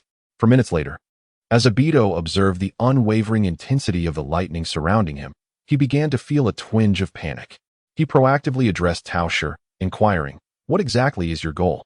And how did you find this place?" Tao exhibited a playful smile. The moment of phasing was drawing near. Could he no longer withstand the pressure? Nevertheless, today, Tao was determined to administer a jolt of electric therapy to Obito. Venting his frustrations from the game was secondary. The primary motivation was to see if defeating Obito would unlock all of his ninja forms. Within his repository lay the wrathful child, the white-faced gentleman, and the broken-faced master, all awaiting their release. Should he indeed unlock all forms by vanquishing Obito, he would need to further investigate why Orochimaru had not granted him access to the explosive ninja. Well, are you at your limit? How about you answer a few questions first? Pray tell, what is your name? Observing the increasingly pressured Obito below, Tao felt a surge of delight. I am Uchiha Madara. State your purpose, Obito replied, his voice deep, resonating ominously through the mask. If you doubt me, divulge your true name and your schemes. Hiding in such a secretive base, you cannot be a good person. As the moment of phasing approached, Tao maintained his relaxed demeanor, provoking Obito's urgency. With anger lacing his tone, Obito shouted, "I cannot tell you anything."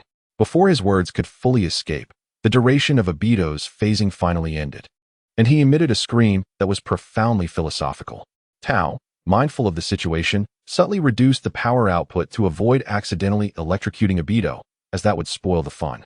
At that moment, Kuroji peeked out from Tao's collar. Tao-sama, you wouldn't actually kill him, would you?" He blinked innocently, implying that Tao should refrain from playing too harshly with Obito. "Rest assured, I know my limits." After a brief pause, sensing that Obito was nearing the brink of unconsciousness, Tao ceased the flow of chakra.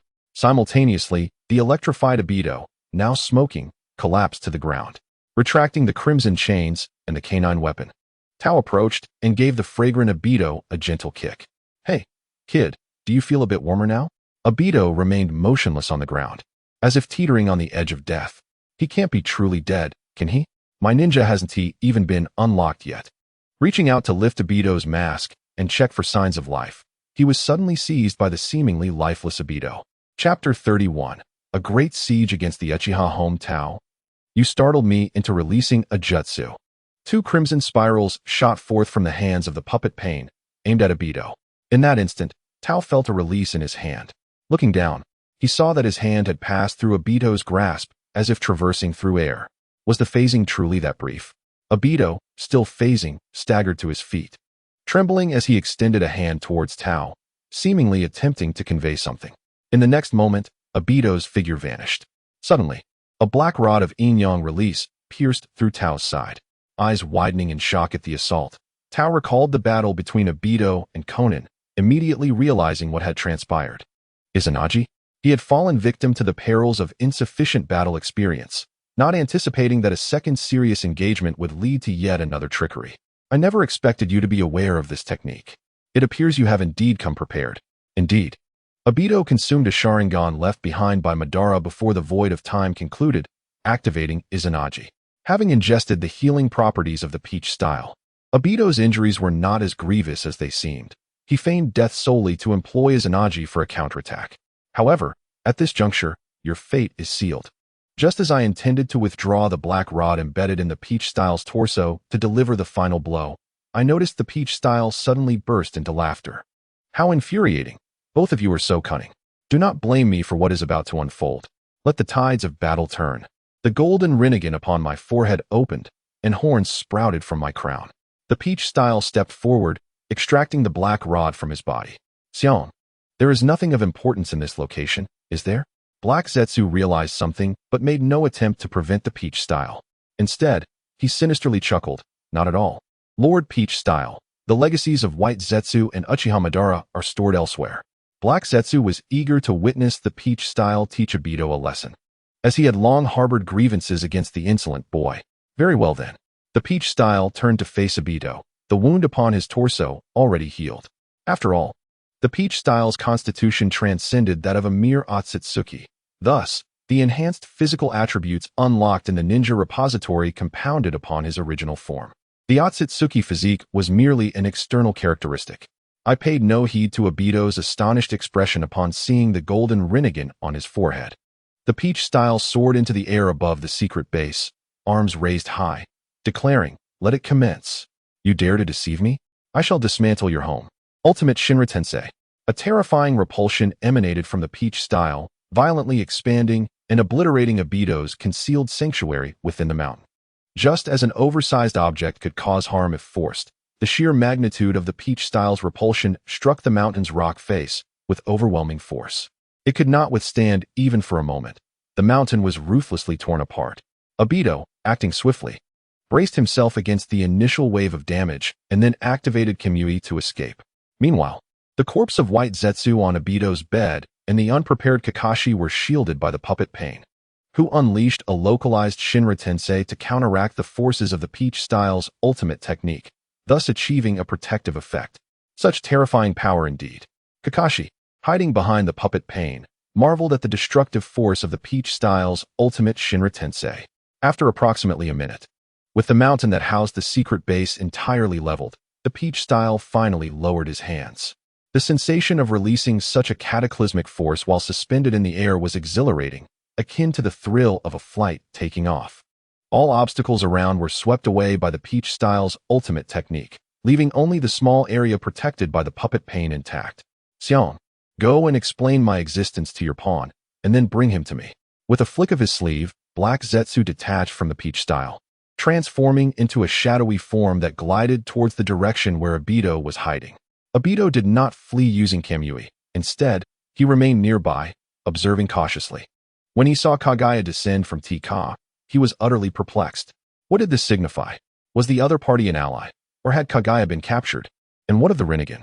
Kagaya glided slowly to Obito's side, then transformed from a figure into a mass, landing on the ground. Obito, that individual is Lord Tika, a member of the moon's deity lineage. His purpose here is to replant the divine tree in the shinobi world, aligning with our own intentions. I have been shadowing him for days, gathering intelligence. His identity and motives are beyond reproach. I have already informed him of your identity. Obito fell silent upon hearing this. So, you brought him to this secret base just to team up against me? Under Obito's piercing gaze, Kagaya felt a twinge of unease but pressed on, saying, "He mentioned that he finds you distasteful and seeks a reason to strike you. This has nothing to do with me." Having spoken, Kagaya activated his second ability and swiftly returned to Tika's side, once again melding into Tika's form. As long as he remained close to Tika, Obito's ire could not touch him. Kagaya reveled in this thought, a sinister grin forming on his hidden face. Obito approached cautiously, despite having confirmed Tika as an ally. He activated his intangibility, his right IS Sharingan coldly scrutinizing Tika. Kagaya has informed me of your origins.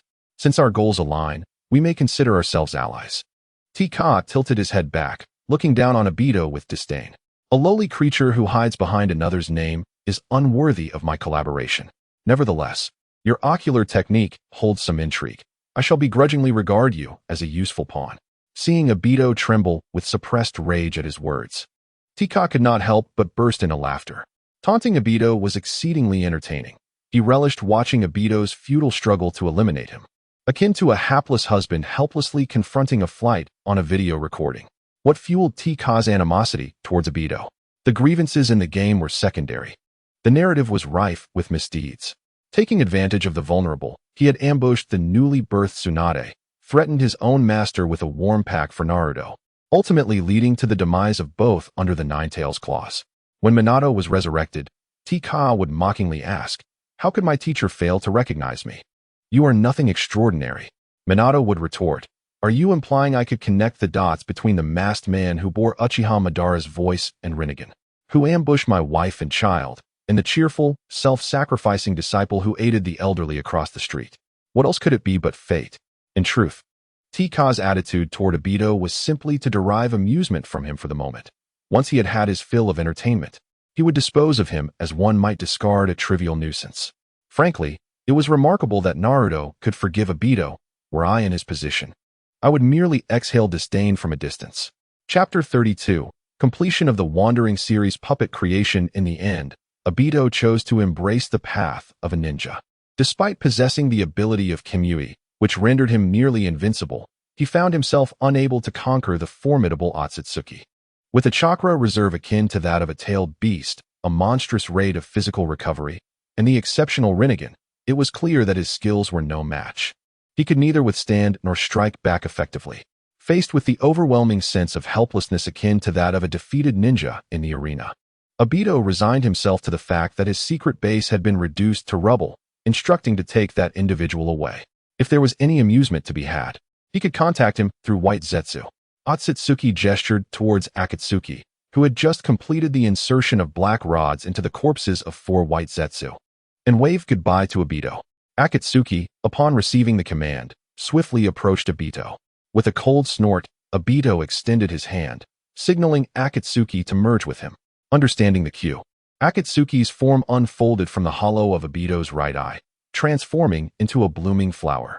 Obito stepped onto the petals, and Akatsuki's body gradually rotated and contracted, ultimately enveloping Obito like a second skin. As Obito donned Akatsuki, he turned to leave but was halted by Otsutsuki's mocking voice. "Tell me, Obito, do you admit defeat after that beating?" Stumbling slightly, Obito felt his blood pressure rise in frustration. Yet, acknowledging his inability to best Otsutsuki, he swallowed his pride once more. "I concede," he nearly roared, activating his Manjiki Sharingan as his figure vanished into the swirling vortex of space. As he departed, Obito felt an overwhelming urge to retaliate against Otsutsuki. He resolved to endure this so-called goddess of the moon's kin, believing that once he became the Jinchuriki of the Ten Tails, he would surely not be unable to best this interloper. For now, he chose to evade confrontation and exercise patience. In the meantime, Otsutsuki, upon hearing Obito's concession, was inundated with information about new abilities. Summoning the Ninja Repository panel, he discovered that Obito Uchiha's full form had indeed been unlocked. Not only had he been defeated, but he also needed to acknowledge his defeat verbally. After all, it was evident that Obito's demeanor betrayed his lingering defiance. Interestingly, the unlocking of Obito as a ninja occurred only after he admitted his defeat, suggesting that Otsutsuki had uncovered the conditions for unlocking the full forms of ninjas. The previous failure to unlock Orochimaru must have stemmed from a lack of submission. With this realization, Otsutsuki's spirits lifted considerably. Now, he could finally resume the creation of the Rinnegan puppet that had been interrupted by Obito. Just as he prepared to commence the crafting of the next puppet, he glanced at the Jindo puppet draped in Obito's cloak. Perhaps it would be prudent to first seek out a populated area to procure some fabric for the puppet's attire. Otsutsuki, an enthusiast in his previous life, frequently crafted clothing by hand. He intended to fashion several sets of wandering attire for his Rinnegan puppets. It is well known that the Wandering series consists of the deceased, and Rinnegan puppets too are born from the departed. Thus, the existence of the Wandering Eye puppets within the series of ninjas appears remarkably logical. Contemplating this, Tao Shi resolved to first store these puppets within the newly acquired Kimui space. With a fierce gaze from the Rinnegan upon his forehead, a square spatial portal emerged. The Kamui ocular technique bestowed by the panel was remarkably user-friendly, allowing Tao Shi to utilize his own Rinnegan to activate it. Furthermore, the method of storage diverged from that employed by Obito. Now, Tao Shi could utilize Kimui without the necessity of physical contact, as he was capable of creating a spatial passage akin to the Yellow Springs of Hiryu, enabling him to cast items into his Kimui space through this channel. This approach bore the additional benefit of sparing him the need to explain anything to Kurizetsu. Being a creation of Kagaya, it was still aware of the spatial ocular technique of the Yellow Springs. Commanding the puppet Nagato, he directed the remaining 3 incomplete puppets into the Kamui space, ultimately retrieving the Uchiha fan and scythe left behind by Madara before stepping inside himself. Although these 2 weapons held little practical value for Tao Shi, they served as commendable tools for his puppets. Subsequently, Tao Shi soared through the skies for a while until he discovered a quaint town. There, he procured some fabric and materials for crafting accessories from the local shops, and rented a spacious room at an inn, thus commencing his puppet-making endeavor. Initially, he referenced the attire of the Wandering Pain to fashion a garment for the puppet Nagato. The ensemble featured a purple open inner lining complemented by a half-black outer robe, with Tao Shi's own carved demon mask adorning the shoulders. Under the enhancement of the Rinnegan, Tao Shi's speed in crafting the clothing was astonishingly swift, yielding exceptional quality. Once the puppet Nagato donned the attire he had created, it indeed appeared quite striking. Satisfied, Tao Shi nodded and prepared to embark on the creation of the next puppet. Grasping the black rod, he established a connection of chakra with the puppet, subsequently converting the chakra to the portion supplied by Konan. As blue-violet hair gradually sprouted from the head of white Zetsu, Tao Shi suddenly recalled the presence of black Zetsu within his vicinity. After unceremoniously expelling the dejected black Zetsu from the room, Tao Shi resumed his puppet making. Left outside, black Zetsu slumped on the ground like a pile of mud, displaying an expression of utter abandonment, as if cast aside by a heartless lover. Despite lacking any concept of gender, the sentiment was indeed harsh. After an extensive period, Tao Shi finally completed the creation of 5 puppets. Indeed, 5, although there were only 4 corpses of white Zetsu. Disassembling the additional parts present on these bodies allowed him to assemble a smaller puppet. After all, white Zetsu was composed entirely of the same material, making it entirely reasonable to create another from the surplus. Apart from the Wandering Nagato, the remaining 4 puppets consisted of Wandering Konan, Wandering Minato, Wandering Obito, and Hyuga Tao Shi himself. Indeed, that puppet crafted from the surplus parts was intended to replace the shadow clone in Konoha. The position for the Wandering Obito puppet had initially been reserved for Niji, given that he was among the few ninjas Tao Shi had unlocked. However, since Obito had been unlocked, Tao Shi decided to replace Niji, as he could create as many puppets as he desired. At worst, I can always try again next time. 100,000 white absolutes are sufficient for me to create puppets until I am utterly exhausted. The wandering puppet of Konan adopts a nocturnal aesthetic, adorned with a black veil, white bandages wrapped around its torso, and dressed in a black attire reminiscent of a priestess. Its long, slender legs, paired with high-heeled wooden clogs, are strikingly alluring. Before donning the garments on the puppet, I made a thorough inspection. The authenticity is indeed remarkable. However, the thought of the puppet's true form being a grotesque, white, absolute corpse makes it difficult for me to fully embrace the creation. The Wandering Tobi naturally embodies the attire from the game, while the Wandering Minato is a design of my own, as the game lacks an equivalent form for him. Dear children, I am suffering from insomnia, hence this chapter is being written in advance. Chapter 33. The puppets are completed, let the mischief begin. Initially, I intended to design a dark and cool-toned outfit, in keeping with the tradition of the Wandering Ninja series. However, I quickly realized that Minato's bright blonde hair and sunny disposition clash with such a color palette. Thus, I opted for a vibrant yellow ensemble that harmonizes with his hair. The inner lining features bandages wrapped in a V shape around the upper body, while the outer robe resembles that of Zabuza, albeit in a black and gold color scheme. The lower half consists of a black and gold battle skirt enveloped in a dark fabric. As for the mask, I was too lazy to design one myself, so I simply borrowed a mask from Zetsu and hung it on the chest. This, indeed, is perfection. Gazing at the striking puppets from the Wandering series before me, I nodded in satisfaction. The only missing element is the weapon, which I can procure later from the Hidden Rain village by exchanging some coins with Konan. Funding the creation of garments for the puppets is already a substantial act of kindness on my part. Chinxiang, You may enter now. After retrieving the Hyuga puppet into the Kamui space, I finally beckoned the black Zetsu who had been waiting outside. A layer of black sludge oozed through the door crack, coalescing into a solid form. What do you think of the puppets I have crafted? Having just fashioned these 4 splendid figurines, it takes immense restraint not to seek someone to boast to. Truly, one cannot help but admire Lord Peach's creations. Even the puppets he forges exude such nobility. Black Zetsu, well aware of what I wished to hear, gazed at the wandering puppets and began to praise sincerely. Indeed, the aesthetic sense of the Otsutsuki is commendable. While Black Zetsu perceived the garments as somewhat ostentatious, they undeniably possess a certain allure from a human perspective. However, why does one of the puppets have a strikingly familiar blonde appearance? Moreover, from where did you acquire this blonde's chakra? To my knowledge, this individual has already perished. Dead, you say? I mused, stroking my chin. Previously, I had stumbled upon a kunai imbued with chakra, and I casually extracted its essence for safekeeping, unaware that it was a rare find. I had already devised a plausible explanation. Otherwise, I would not have allowed Black Zetsu to witness this Minato puppet. Next, I will split my consciousness into 2, akin to shadow clones, and invest them into the wandering Minato and Tobi puppets. 2 puppets entered autonomous driving mode. However, should Tao Shi wish, he could effortlessly revert to manual control at any moment. You 2 are responsible for causing some commotion out there. Remember to transmit your memories back periodically. Drifted Watergate and Drifted Obito nodded before leaping out of the window. As for Drifted Nagato and Drifted Conan, they remained in the Kamui dimension, with plans to first embark on a journey to the Land of Water before returning to the Hidden Rain Village to showcase their crafted puppets to Nagato and Conan.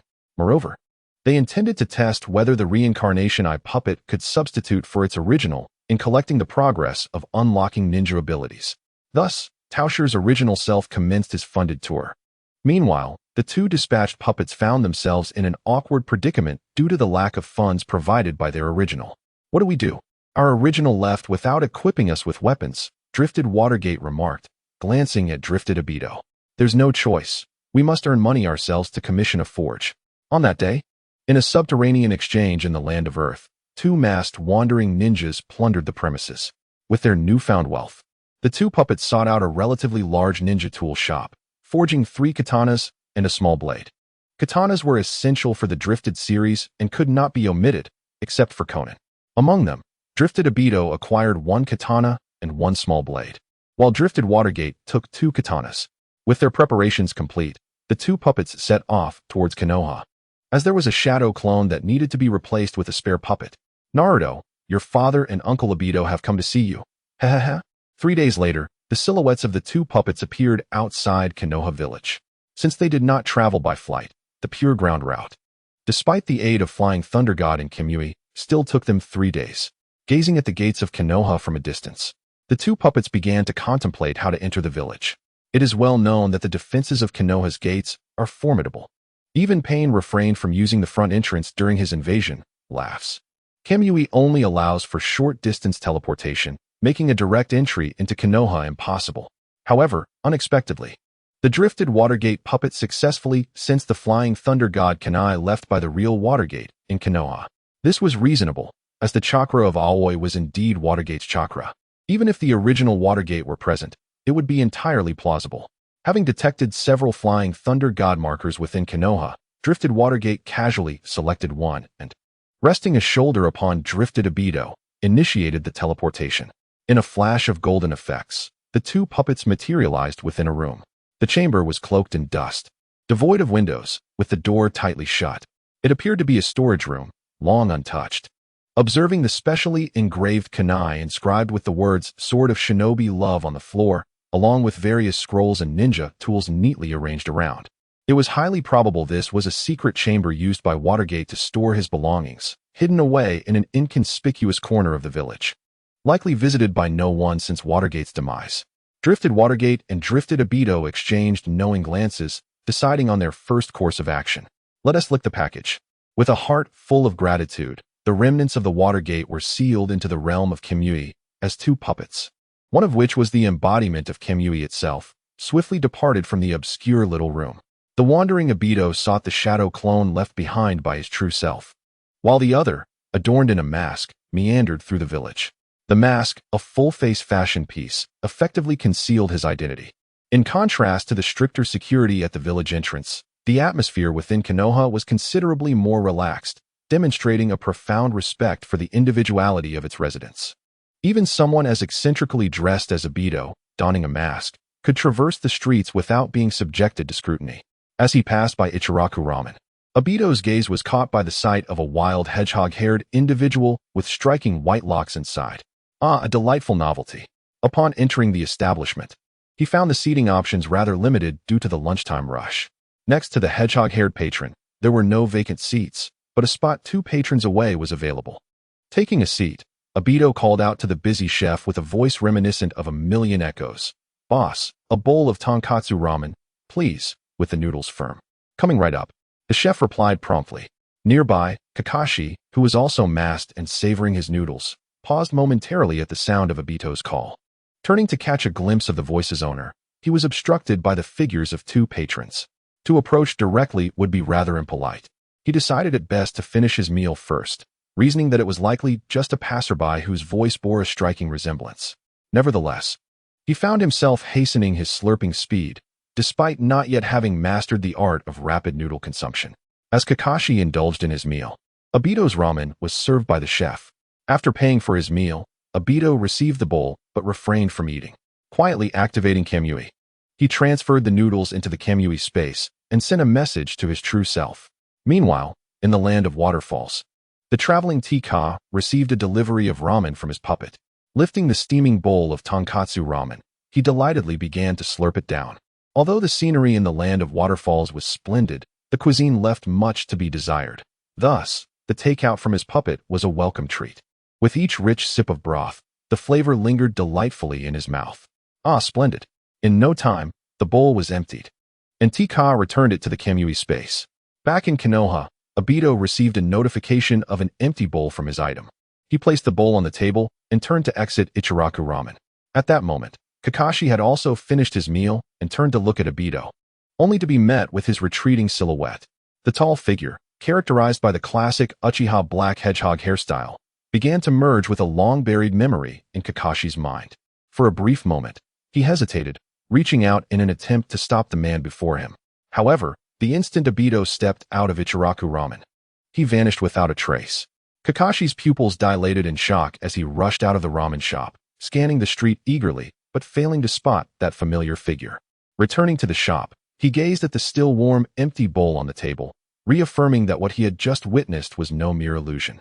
Tobi wandered aimlessly onto the streets, while Kakashi meandered for quite some time before ultimately deciding to report the unusual occurrence to Hiruzen Sarutobi. It was his duty as a member of the Anbu to inform the Hokage of any peculiar happenings. What he had just witnessed could not possibly be a mere figment of his imagination. A figure strikingly akin to Tobi had vanished before his very eyes. He was resolute in his determination to uncover the truth behind this mystery. With a firm resolve, Kakashi leaped onto the rooftops and swiftly made his way towards the Hokage's office.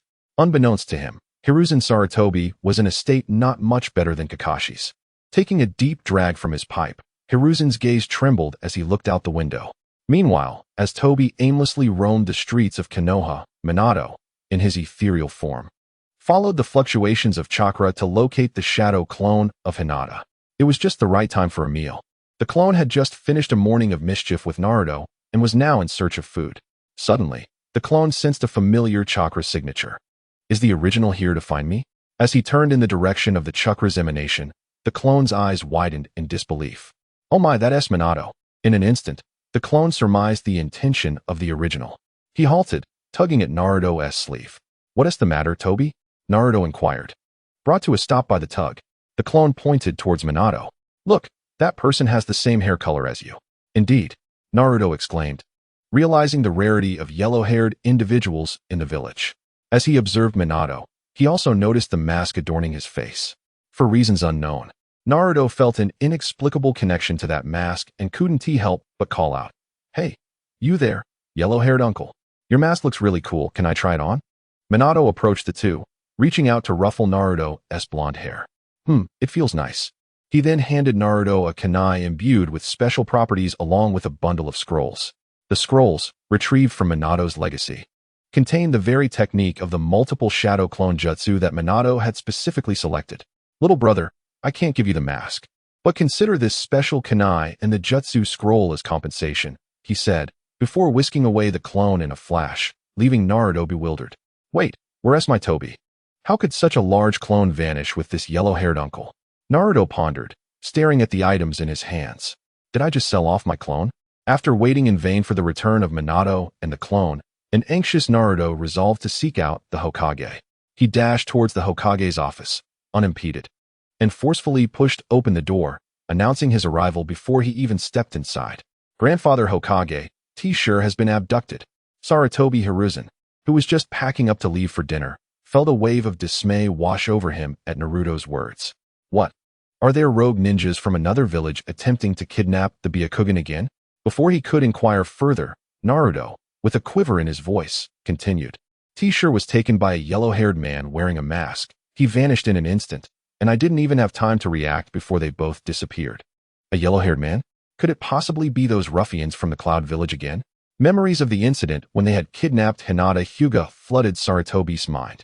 Could it be that after their previous failure to seize the Byakugan, they had returned? Yet, how could outsiders breach the village's barrier without detection? Sarutobi refrained from jumping to conclusions. The situation's full scope remained unclear. Then, he observed Naruto pulling out a scroll of jutsu and a sword of love from his pocket. Wait, a sword of love. Naruto handed these items to Sarutobi, who received them with trembling hands. Wiping his tears, Naruto continued, at that moment. I thought the yellow-haired man's mask looked cool, and I wanted to borrow it for a moment. Instead of lending me the mask, he gave me these two items. And then he and T-Shirt disappeared. Sarutobi struggled to steady his shaking hands as he unrolled the jutsu scroll. What was inscribed was none other than the forbidden technique of multiple shadow clone jutsu. He swallowed hard, unable to believe his suspicions. With great difficulty, he managed to ask, Naruto, don't panic. Tell me about that person's physique and hairstyle. Grandfather Hokage will surely assist you. Upon hearing this, Naruto ceased his tears and began to vividly describe the appearance of his father, Minato Namikaze.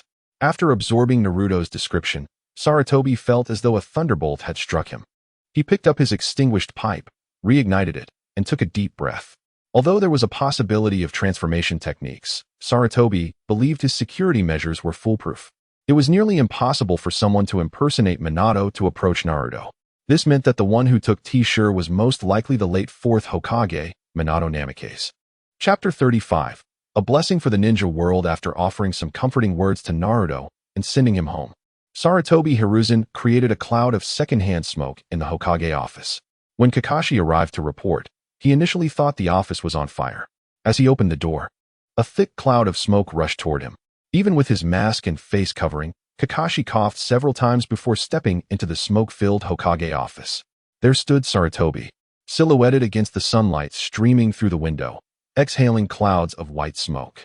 For a moment, Kakashi felt that Sarutobi's figure appeared so transcendent, as if he were on the verge of ascension. The suffocating presence of secondhand smoke jolted Kakashi back to lucidity. After a couple of forceful coughs to announce his arrival, Sarutobi Hiruzen turned around. Kakashi, what brings you here? Upon seeing Kakashi, Hiruzen struggled to regain his composure. The office was shrouded in an ethereal haze, rendering Kakashi almost indistinguishable. Realizing how long he had been smoking, Hiruzen hastily extinguished his pipe and opened a window to let in some fresh air. Had Kakashi not arrived, Hiruzen feared he might have succumbed to the smoke in his office. As the crisp air flooded the Hokage's office, Kakashi felt a wave of relief wash over his lungs and reported to Hiruzen, I believe I encountered Obito at Ichiraku Ramen. Kakashi detailed the moment he heard the familiar voice and then witnessed Obito's silhouette vanish. Hiruzen fell into silence once more. What was happening in this world? First, the appearance of someone resembling Minato, and almost simultaneously, Kakashi had seen the grown form of a deceased comrade. Could it be that the departed were returning? Hiruzen, unaware that summoning the Shinigami would trap him within its belly, had previously fought to prevent the fourth coffin from rising during his confrontation with Orochimaru.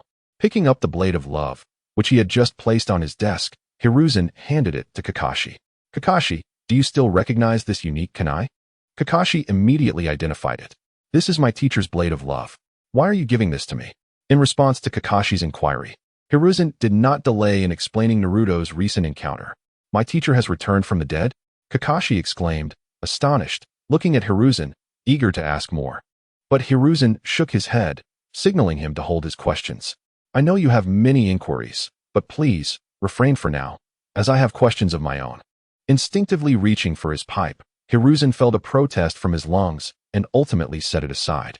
If it is indeed Minato, Hinata's safety should not be compromised. No sooner had he spoken than a brilliant flash emanated from the kunai in Kakashi's hand.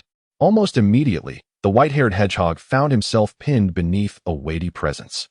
Kakashi felt a sudden pressure around his waist, followed by a creaking sound under the strain. Why is the ground so soft? The safely landed Hinata, a scrap puppet, sensed the unusual texture of the ground and shifted her position again. Kid, you're gonna crush me. Get off. Kakashi could hardly comprehend why this troublesome little rascal, Hinata, had suddenly appeared atop him. Even more perplexing was how this small white-haired creature could exert such weight. Hey, it's me. Hinata finally noticed Kakashi beneath her and promptly stood up. Scratching his head, he awkwardly apologized. I'm sorry. I had no idea the spatial transfer would leave you beneath.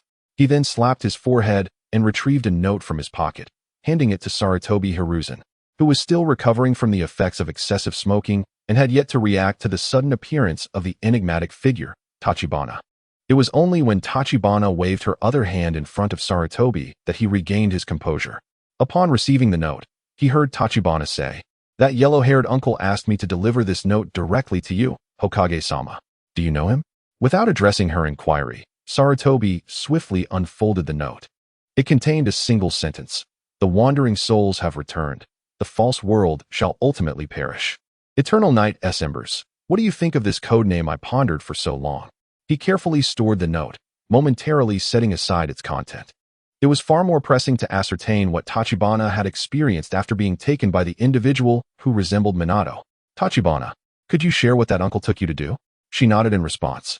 At that time, the wandering Minato had casually transported the shadow clone of Tachibana to a secluded area using the Flying Thunder God technique. Subsequently, he retrieved a scrap puppet from the Kemui dimension and placed it on the ground. Pointing at the puppet, he instructed the shadow clone of Tachibana, get inside. The shadow clone, puzzled, only grasped the meaning after Minato's detailed explanation. The clone briefly connected with its core via chakra, initiating an intelligent driving mode without further processing. Since it merely required the shadow clone of Tachibana to metaphorically enter the puppet in terms of chakra, it seamlessly transitioned into this mode. Once the situation was clarified, the shadow clone promptly entered the scrap puppet. Moments later, the puppet's eyes sparkled with life as it rose from the ground. From that point forward, the puppet shed its inexpensive title and became the Hyuga puppet. The shadow clone inside instantly exchanged memories with its original form, overwhelming Tachibana's mind with 6 months' worth of memories. However, in the next moment, Tachibana emerged from this state of overwhelm. This was the result of the cumulative unlocking of ninja spiritual energy within the ninja warehouse, with a proud expression. The Hyuga puppet, now equipped with the original's memories, successfully updated its version, coincidentally as the wandering Obito, having finished teasing Kakashi, arrived following the chakra fluctuations. The 3 puppets exchanged glances and commenced a conference regarding their future endeavors. After intense discussion, sharing a common mindset and clearly defined roles, the 3 puppets established their future action plan. First, the Hyuga puppet would continue to live in Konoha as the prodigy of the Hyuga clan. During this time, it would test whether the puppet could gather unlocking progress. If it failed, they would resort to bullying children, as most plot characters had yet to mature, making it easy to unlock ninja capabilities by defeating them. Meanwhile, the wandering Minato would play the role of the resurrected Minato, stirring up trouble in the Cloud Village while inciting discord among the villages. If war could be instigated, it would be most advantageous, as the organization could take advantage of the chaos to overthrow the daimyo's rule. Simultaneously, a riddle was composed on a small note to confound the gaze of Konoha. Drift, assuming responsibility, was to head towards the Mist Village, unlocking the secrets of the ninja, while simultaneously unsettling the Mizukage with an illusion. Furthermore, a drifting organization was to be established within the Mist Village, recruiting defectors such as Zabuza from the original narrative. It would be splendid to summon the elusive Kaguya of the Hidden Mist as well. In the end, the 3 puppets, having conferred on their respective tasks, parted ways. Drift's Minato soared towards the cloud-hidden village, while Drift's Obito instantaneously teleported to the mist village. The puppet, Tao, remained in place. Having devised a scheme to deceive Sarutobi Hizashi and activated the Flying Thunder God technique to successfully ambush Kakashi. Chapter 36. It must be Orochimaru's conspiracy. In response to Sarutobi Hizashi's inquiry, Tao provided a premeditated answer. At that time, that yellow-haired elder transported me to an empty space. He then handed me a note and a scroll. When I inquired about his identity, he replied that he was a wandering vagabond. As he spoke, he retrieved a scroll from his attire and presented it to Sarutobi Hizashi. The note was just given to the Hokage, and this scroll was meant for my own perusal. As instructed by that elder, Sarutobi Hizashi accepted the scroll and, upon opening it, discovered it contained the learning notes of Minato Namikaze regarding the Flying Thunder God technique. Taking a deep breath, he closed the scroll and returned it to Tao, managing a faint smile. Tao, since that elder entrusted you with this scroll, you must study it diligently and not squander his goodwill. The Hokage has matters to attend to, and Naruto is waiting for you, so you should return for now. Tao nodded and dashed towards the exit. Once Tao departed, Sarutobi Hizashi's expression instantly turned serious. Kakashi, summon the Hokage's advisors to my office for an emergency meeting. Also, bring Nara Shikaku along. Understood. Kakashi acknowledged before swiftly leaving. Moments later, seated at his desk, Sarutobi Hizashi heard a knock on the door. Enter. Adopting a posture reminiscent of Ikari Gendo, Sarutobi Hizashi gazed intently at the entrance. The door to the Hokage's office swung open, and 4 figures entered in succession. They were Hokage advisors, Nara Shikaku and Mito Kaze, the root leader, Shimura Danzo, and the Hokage's reliable aide, Nara Shikaku. 3 chairs were neatly arranged in front of the Hokage's desk, with an additional chair placed beside it. Danzo took the seat directly opposite Sarutobi Hizashi, with the 2 advisors sitting on either side, while Shikaku occupied the side chair. Once everyone was seated, Danzo, noticing Sarutobi Hizashi's unchanged demeanor, let out a cold snort and initiated the conversation. Hizashi, what is the purpose of summoning us? If it is not of great importance, I have numerous matters to attend to at my roots and cannot afford to linger here with you. Upon hearing TZ's words, Sarutobi Hiruzen finally ceased his idle contemplation. He removed his hands from his chin and retrieved 2 items from the cabinet, a sword imbued with the essence of compassion and a slip of paper. He recounted Naruto and Sasuke's encounters to the assembly, leaving them momentarily speechless. After a pause, it was TZ who broke the silence first. Are you so certain that it is indeed Minato who has returned? Sarutobi Hiruzen cast a bemused glance at TZ. With the Flying Thunder God technique already employed, could it be anyone else impersonating him? Observing Hiruzen's gaze, TZ recognized that his words might have been misconstrued. Clearing his throat, he rephrased, what I mean is, it could be Minato, but it also seems improbable. This time, not only Sarutobi Hiruzen, but also the other 2 advisors regarded TZ with expressions of incredulity. Beside them, Nara Shikaku stifled a laugh, fearing that any sound would betray him, leading to an embarrassing situation. As the silence persisted, TZ grew increasingly frustrated, feeling that he had hinted quite clearly, yet these individuals remained oblivious. Reluctantly, he resorted to plain speech. Let us not forget that Orochimaru had studied the reanimation jutsu prior to his defection from Konoha. With a grim countenance, he uttered these words, prompting the assembly to grasp TZ's implication. However, Sarutobi Hiruzen swiftly dismissed TZ's conjecture. That is impossible. Subsequently, Hiruzen recounted Kakashi's experiences. If it were indeed the reanimation jutsu, then Kakashi's sighting of an adult Obito would remain inexplicable. TZ scoffed dismissively. If he did not witness the face directly, it is entirely plausible that someone is masquerading. Hiruzen, I perceive that you may be somewhat bewildered, unable to discern such a simple ruse. Nearby, Mito came in and Uzumaki Kushina nodded in agreement, believing TZ's argument held merit. Hiruzen might be overly concerned, failing to recognize the potential for a conspiracy. Rubbing his temples, Hiruzen felt a headache coming on. He turned to the air beside him, addressing Nara Shikaku with a grave inquiry. Shikaku, what is your perspective? How should I view it? With my eyes? Shikaku replied. Such a significant matter should be deliberated by the higher-ups, and once concluded, he can refine and execute the plan. What is the rationale for his inclusion in our high-level discussions? A sheen of cold sweat appeared on Shikaku's brow. After weighing his words carefully, Shikaku opted to shift the topic. I believe that whether this is a conspiracy remains uncertain. Perhaps we should first interpret the slip of paper that is presumably left by the fourth Hokage? Feeling inexplicably pressured by Hiruzen's insistence to involve him in the high-level meeting, Shikaku felt overwhelmed. What is there to interpret? It is merely a means to obscure our vision, and a rather crude one at that. Teasy regarded this with disdain. Nevertheless, Hiruzen chose to unfold the paper, revealing its contents to the assembly. Wandering souls? They dare to refer to themselves as the deceased? At last, the submerged Mito came and began to assert his presence. The signature Eternal Night's ashes likely functions similarly to a title, akin to the yellow flash preceding the Watergate. The mention of Sleepy Little Spring also begins to surface. What does the latter part imply? Does he seek to annihilate the world? Although Danzo appears dismissive, he nonetheless becomes involved. Just as they were poised to delve deeper into their discussion, Sarutobi Hiruzen suddenly sensed a disturbance in a barrier. It emanated from the direction of the graves of the first and second Hokage. Sarutobi Hiruzen immediately rose, speaking at a rapid pace. The barrier surrounding the resting places of the first and second Hokage has been triggered. I shall proceed there at once. You must quickly assemble the Umbu for support. Before he finished speaking, his figure had vanished. The four present were taken aback, but Danzo was the first to react. Humph, the barrier at the grave has been activated. The target is undoubtedly the remains of the two former Hokage. I was correct. Although Danzo verbally expressed this, internally he was cursing vehemently. What madness has that traitorous Orochimaru succumbed to? It was one thing for him to use Edo Tensei to deceive Konoha with the fourth Hokage. Now he dares to dig up the second Hokage's grave. What on earth is he planning? Despite Sarutobi Hiruzen's growing frailty with age, he had previously shown leniency, allowing Orochimaru to escape when he defected.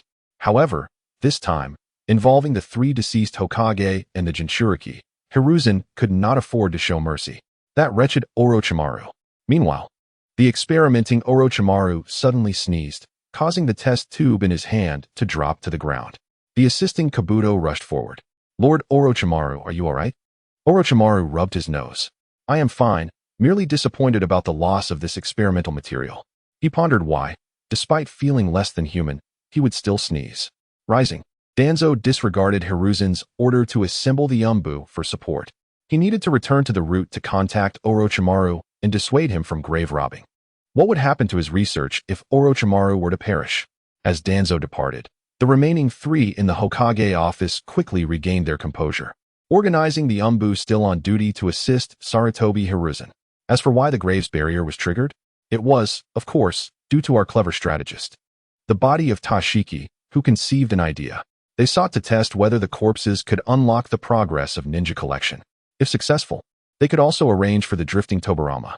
Tashiki dispatched orders to the drifting duo, leading them to temporarily alter their plans and re-enter Konoha, preparing for a clandestine operation. Meanwhile, Tashiki was entirely unaware that the whims of the drifting duo and his spontaneous command had inadvertently caused Orochimaru to bear the blame. Nevertheless, even if he were to find out, Tashiki would merely find it amusing. With this chapter reaching 80,000 words, it can be recommended. Whether I can collect the ninja scroll fragments hinges on this endeavor. Chapter 37. Interrogating the third Hokage. 4. The graves of Hashirama and Tobirama are relatively easy to locate, as the resting places of Hokage are assuredly distinctive compared to others. However, the fate of Hashirama's remains uncertain. Given that Orochimaru and Danzo have utilized numerous cells from Hashirama, even if they can cultivate them artificially, it is likely that a substantial portion originated from the remains of Hashirama himself. It seems that his corpse has been reduced to little more than a skeleton. Chuckles. Upon locating the grave of Tobirama Senju, the duo was preparing to take action when they were interrupted by Sarutobi Hiruzen's preemptive strike. A resounding voice called out, "Fire style, Fire Dragon Flame Bullet." In the brief span of a minute, Sarutobi Hiruzen, upon sensing the activation of the barrier, arrived only to find two shadowy figures lurking before Tobirama's grave. With a test of fire, they exchanged glances through their masks, confirming their roles. Minato gathered chakra for a Rasengan, swiftly unearthing the soil by harnessing the rapid rotation of the Rasengan. Meanwhile, Obito raised his katana. seemingly preparing to block, but secretly activating the Kimui technique. These puppets created by, due to their material and peculiarities, could effortlessly wield all ocular techniques possessed by their original bodies, albeit only one technique could be utilized at a time. The fire dragon flame bullet was absorbed through the scabbard, appearing to outsiders as if the ninjutsu was thwarted by the blade's sheath. With his right eye awakened to the three-tomo Sharingan, radiating a crimson glow, he gazed at Sarutobi Hiruzen, the Sharingan, observing the black mask on Obito's face. Only the right eye glowed ominously while the left remained unremarkable, leading Sarutobi Hiruzen to ascertain that his opponent was indeed Uchiha Obito. The children of the third Hokage had never encountered the enigmatic masked man. As the left eye was in Kakashi's possession, the Sharingan could not be activated. Quite reasonable. Diverting his gaze to avoid direct eye contact, Sarutobi Hiruzen shouted, "What is your purpose in infiltrating Konoha?" Failing to strike, he resorted to verbal confrontation. "We are searching for our comrade. The second Hokage possesses the potential to become a wanderer." The target was none other than his mentor. Though Sarutobi Hiruzen had anticipated this, he was still taken aback with anger. "I will not allow you to desecrate the remains of the former Hokage." Seeing that Minato had begun to excavate the grave with his Rasengan, Sarutobi Hiruzen grew anxious and launched another attack. Earth-style, Earth Dragon Bullet. Swiftly forming hand seals, he struck the ground, causing a dragon's head to emerge from beneath. The dragon's maw opened, spewing forth a torrent of soil. Yet, Obito simply drove his sword into the ground, leaning against the blade. The Earth Dragon Bullet could not breach the barrier that seemed to envelop him. It was as if an invisible shield consumed all the ninjutsu that attempted to assail him. Realizing his jutsu was ineffective, Sarutobi Hiruzen decisively bit his finger and formed hand seals. Summoning technique, Monkey King Enma. The long-revered Enma descended from the heavens with a thunderous roar, charging towards Obito. Meanwhile, Sarutobi Hiruzen flung shuriken towards Obito's vicinity, attempting to restrict his movements. For clarification, the protagonist did not strike Obito but was aware of such a ninja. This was due to my initial writing when Obito had not yet appeared. Whispers. He withdrew his sword, leaving the scabbard standing firm in place. With a swift motion, 3 arcs of blade light severed the projectiles hurled by Sarutobi Hiruzen. Yet, even in the absence of those obstructive missiles, the ape demon lunged forth. However, the transient Dado remained unperturbed, striking the ground with one hand. Summoning technique, Panda. A colossal panda descended from the heavens, its immense size and weight pinning the ape demon to the ground. Instantly, a howl of anguish erupted from the creature. The panda's steel roll came crashing down. Indeed, you are correct. Our pandas are high-caliber assets, strategic, hand-capping, and prone to yielding. Meanwhile, the primary form of the Peach technique successfully unlocked the summoning beast, the ape demon. Observing the summoning interface unveiling the ape demon, the Peach technique could not help but smile. The ability to summon puppets essentially indicated the potential to unleash ninjas. It was evident that the decision to create puppets had been astute. I am truly a strategist of foresight, a visionary, and cunningly resourceful. Returning to the scene, Sarutobi Hiruzen, witnessing the ape demon subdued by his opponent's summoning, immediately formed a unique seal. With a resounding bang, the restrained ape demon transformed into a long, thick, black staff that flew back into Sarutobi Hiruzen's grasp. Rui Jingu Bang. Brandishing the staff, Sarutobi Hiruzen swung it towards Dado. Clang. The samurai sword clashed against the golden staff, producing a sharp sound. Dado, with one hand, blocked the impact of Sarutobi Hiruzen's two-handed swing. Sarutobi Hiruzen's pupils contracted at this sight. He exerted force once more, attempting to overpower Dado. Unfazed, Dado prepared to counterattack with a single-handed thrust, only to find Sarutobi Hiruzen's thick staff barreling toward his face. Indeed, the renewed exertion was merely a feint from Sarutobi Hiruzen. As Dado defended against his two-handed force with one hand, Sarutobi Hiruzen realized he was entirely outmatched in strength. Thus, he feigned exertion while secretly elongating the Rui Jingu Bang to launch a surprise assault on Dado. Astonishingly, though the ambush came unexpectedly, Dado's exceptional visual acuity enabled him to evade the staff's thrust with a deft sidestep. Consequently, the Rui Jingu Bang embedded itself into the ground. Seeing his strike fail, Sarutobi Hiruzen swiftly transitioned to a powerful leap, using the staff as a fulcrum to vault into the air, delivering a flurry of strikes. a combination of the youthful third generation's physical technique and skill. Dato parried and blocked with great urgency.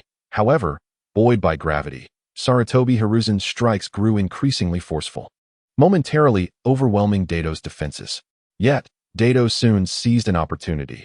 After deflecting Sarutobi Hiruzen's staff closely, he skillfully slipped away from his compromised position. Casting a glance at the gaping hole excavated by the spiral sphere of Dato's companion, he charged once more towards Sarutobi Hiruzen, blade raised. A sense of urgency gripped Sarutobi Hiruzen as he observed his teacher's grave, nearing excavation, while he struggled to vanquish the foe before him. Due to the disparity in strength, Sarutobi Hiruzen found himself consistently suppressed in their weapon exchanges. Thus, he was left to ponder strategies while repeatedly utilizing the Rui Jingu Bang to fend off Dato's relentless attacks. Suddenly, as the katana clashed with the adamantine staff, a sharp sound erupted, and the blade of the katana wielded by Driftless Obito soared into the air. The katana shattered. After all, Driftless Obito's weapon was merely a high-quality, ordinary katana, not the legendary Enma. It was entirely reasonable that it would break under the strain of battling against the adamantine staff transformed by the monkey demon. Both combatants were initially taken aback, yet they quickly regained their composure. A splendid opportunity. Sarutobi Hiruzen felt a surge of joy, having not anticipated that his opponent's weapon would fracture during the assault. He vigorously swung the adamantine staff, striking Driftless Obito with tremendous force. Without employing intangibility, Driftless Obito braced himself against the blow with sheer physical resilience. The puppet crafted from white Zetsu was remarkably durable, and a normal ninja would have certainly been incapacitated by such a strike from Sarutobi Hiruzen. Driftless Obito, however, was merely sent flying, dust settling on his form. He drove his remaining small blade into the ground to stabilize his tumbling body, leaving a long scar in the earth. Simultaneously, he puffed out his cheeks and expelled a phoenix of fire. Fire release, Phoenix Fire Technique. The colossal crimson firebird flapped its wings, swiftly soaring towards Sarutobi Hiruzen. Water release, Water Barrier Technique.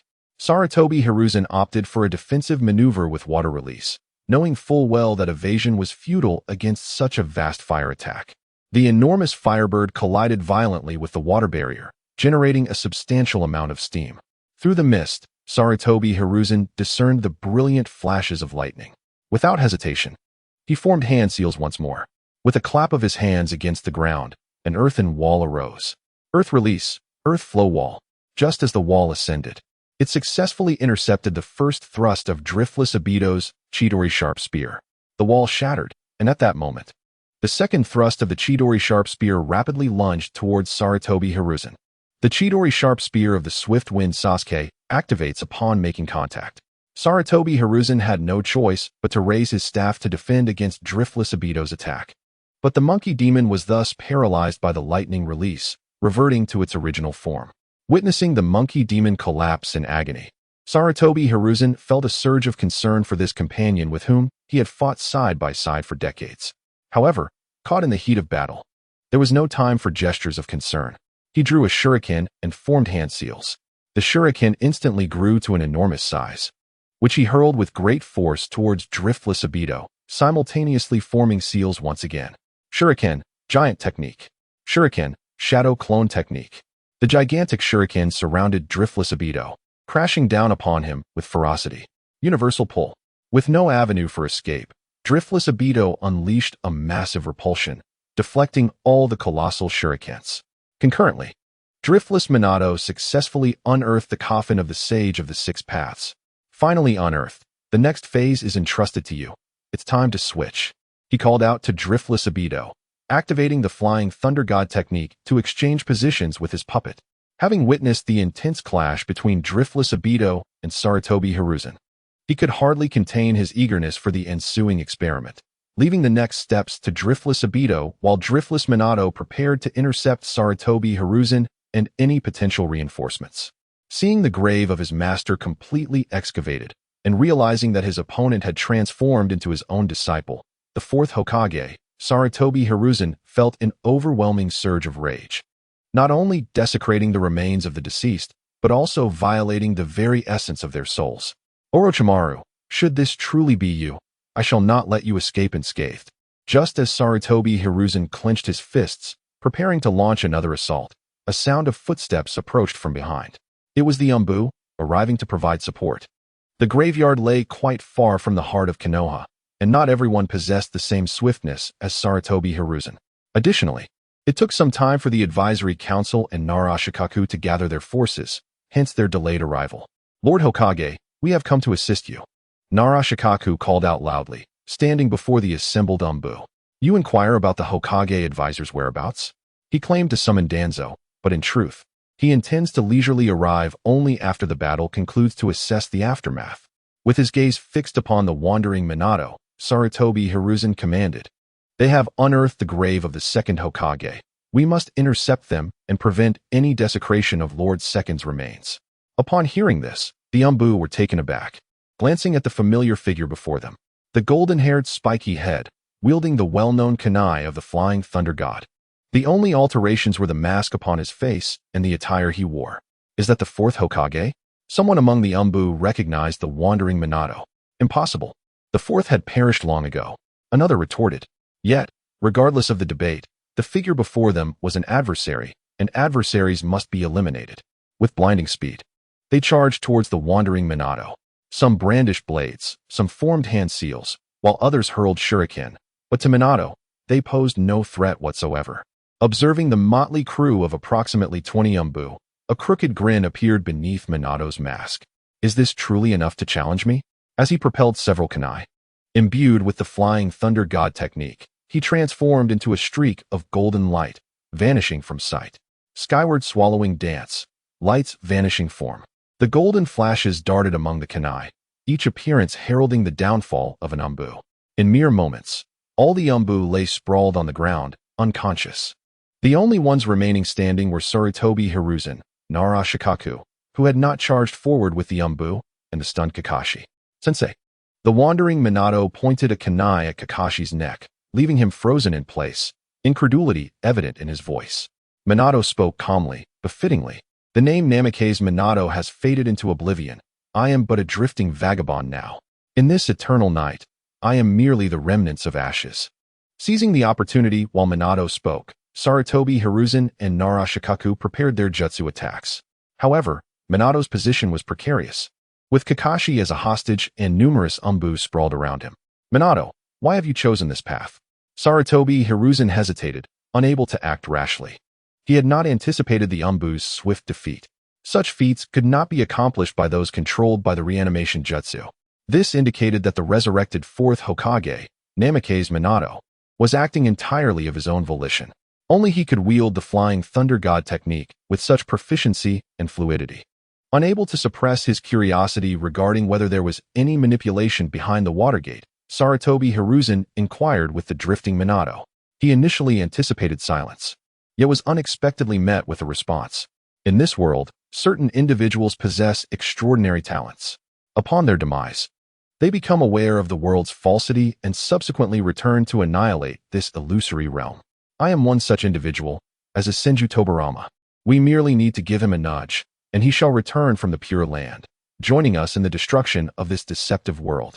One hand directed a kunai imbued with the Flying Thunder God technique at Kakashi's throat, while the other pointed toward the gravesite of Uchiha Obito and Senju Tobirama.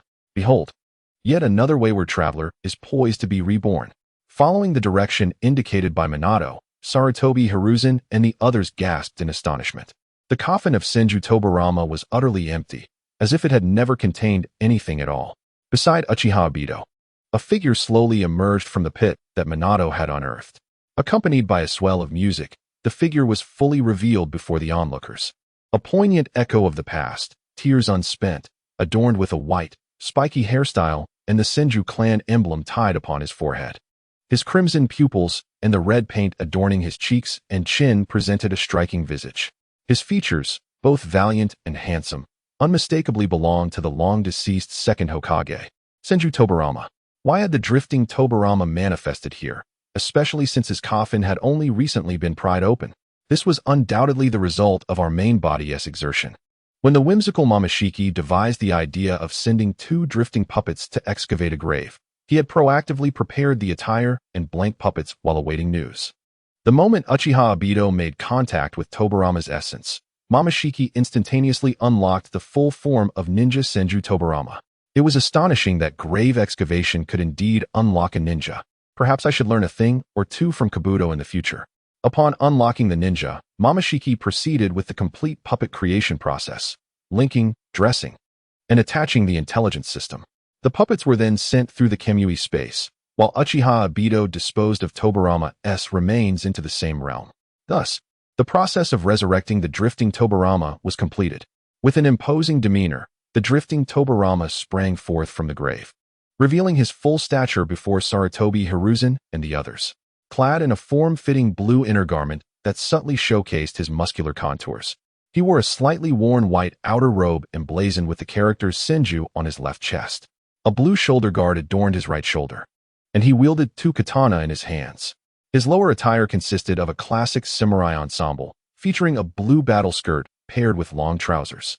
As the drifting Tobirama approached, Sarutobi Hiruzen's voice trembled with disbelief as he asked, "Master, is it truly you?" The extraordinary reverberation lingered in the air. "In the realm of the West Liang, a rebellion brewed, compelling your esteemed father to thrust me into the fray, forcing me to don my armor and sever the bonds of love, leaving us asunder." The chilling notes of music intertwined with icy words echoed in Sarutobi Hiruzen's ears. "I am not the legendary Senju Tobirama. I am but a wandering vagabond. Sheathing my blade into its scabbard upon my back, I crossed my arms. This illusory world bears no necessity for existence, be it a humble village or a nation ruled by a feudal lord. Those who return from the Pure Land, the itinerant souls, shall undoubtedly bring an end to this false reality." As the words lingered, the silhouette of the wandering second generation vanished without a trace. Flying Thunder God Slash. A flash of steel manifested, carving a wound in Sarutobi Hiruzen's chest. The injury was shallow, yet it cleaved through flesh, staining his pristine divine robes with blood. Should anyone attempt to thwart us, be they my brothers, friends, or even my progeny, they shall find no mercy. Cold crimson eyes locked onto Hiruzen's for a fleeting moment. The blade was raised, a turn executed, and in a blink of white light, the wandering Tobirama vanished. Sarutobi Hiruzen stood frozen in place, unmoved by the departure of Tobirama before him. The wandering Minato too retracted his kunai, executing a swift flying thunder god technique to escape. Meanwhile, the wandering Obito ambled slowly to the site of his severed blade, retrieving the scabbard he had thrust into the ground and the broken edge. Another flicker, and he too disappeared. There were no hindrances. The two who arrived had transformed into three wandering puppets, traversing the land of Konoha as if it were an uninhabited domain. The graveyard was left in disarray, with only a solitary speaker continuing to blare its sound. "Ah, my wife." With a swift throw of a kunai, the bothersome speaker was obliterated. Sarutobi Hiruzen snapped back to reality, addressing the dazed Nara Shikaku and Kakashi, returned to the Hokage's office immediately. "Convene an emergency meeting of the Jonin." The speaker blared, "I'm free now." This expedition to Konoha yielded significant results. Not only did we successfully unlock the entire series of Senju Tobirama's ninjutsu and create the second generation of wandering puppets, but we also established the name of the wandering vagabond within Konoha. Initially, it was Tobirama's intention to leave a note for Minato to etch an impression of the wandering vagabond in the eyes of the higher-ups of Konoha. Unexpectedly, the discovery of the tomb raid amplified the effect beyond expectations. Tobirama envisioned crafting his puppets into an apocalyptic organization comprised of resurrected corpses, instigating chaos in various ninja villages to establish a name, only to have the Akatsuki emerge to oppose them, positioning themselves as a savior organization.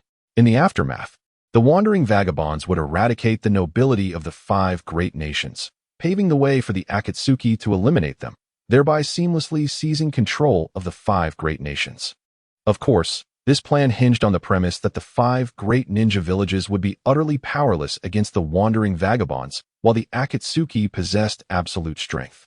Tobirama resolved to share this scheme with Nagato upon his return to the Rain Village, certain that Nagato would be astounded by his remarkable wisdom.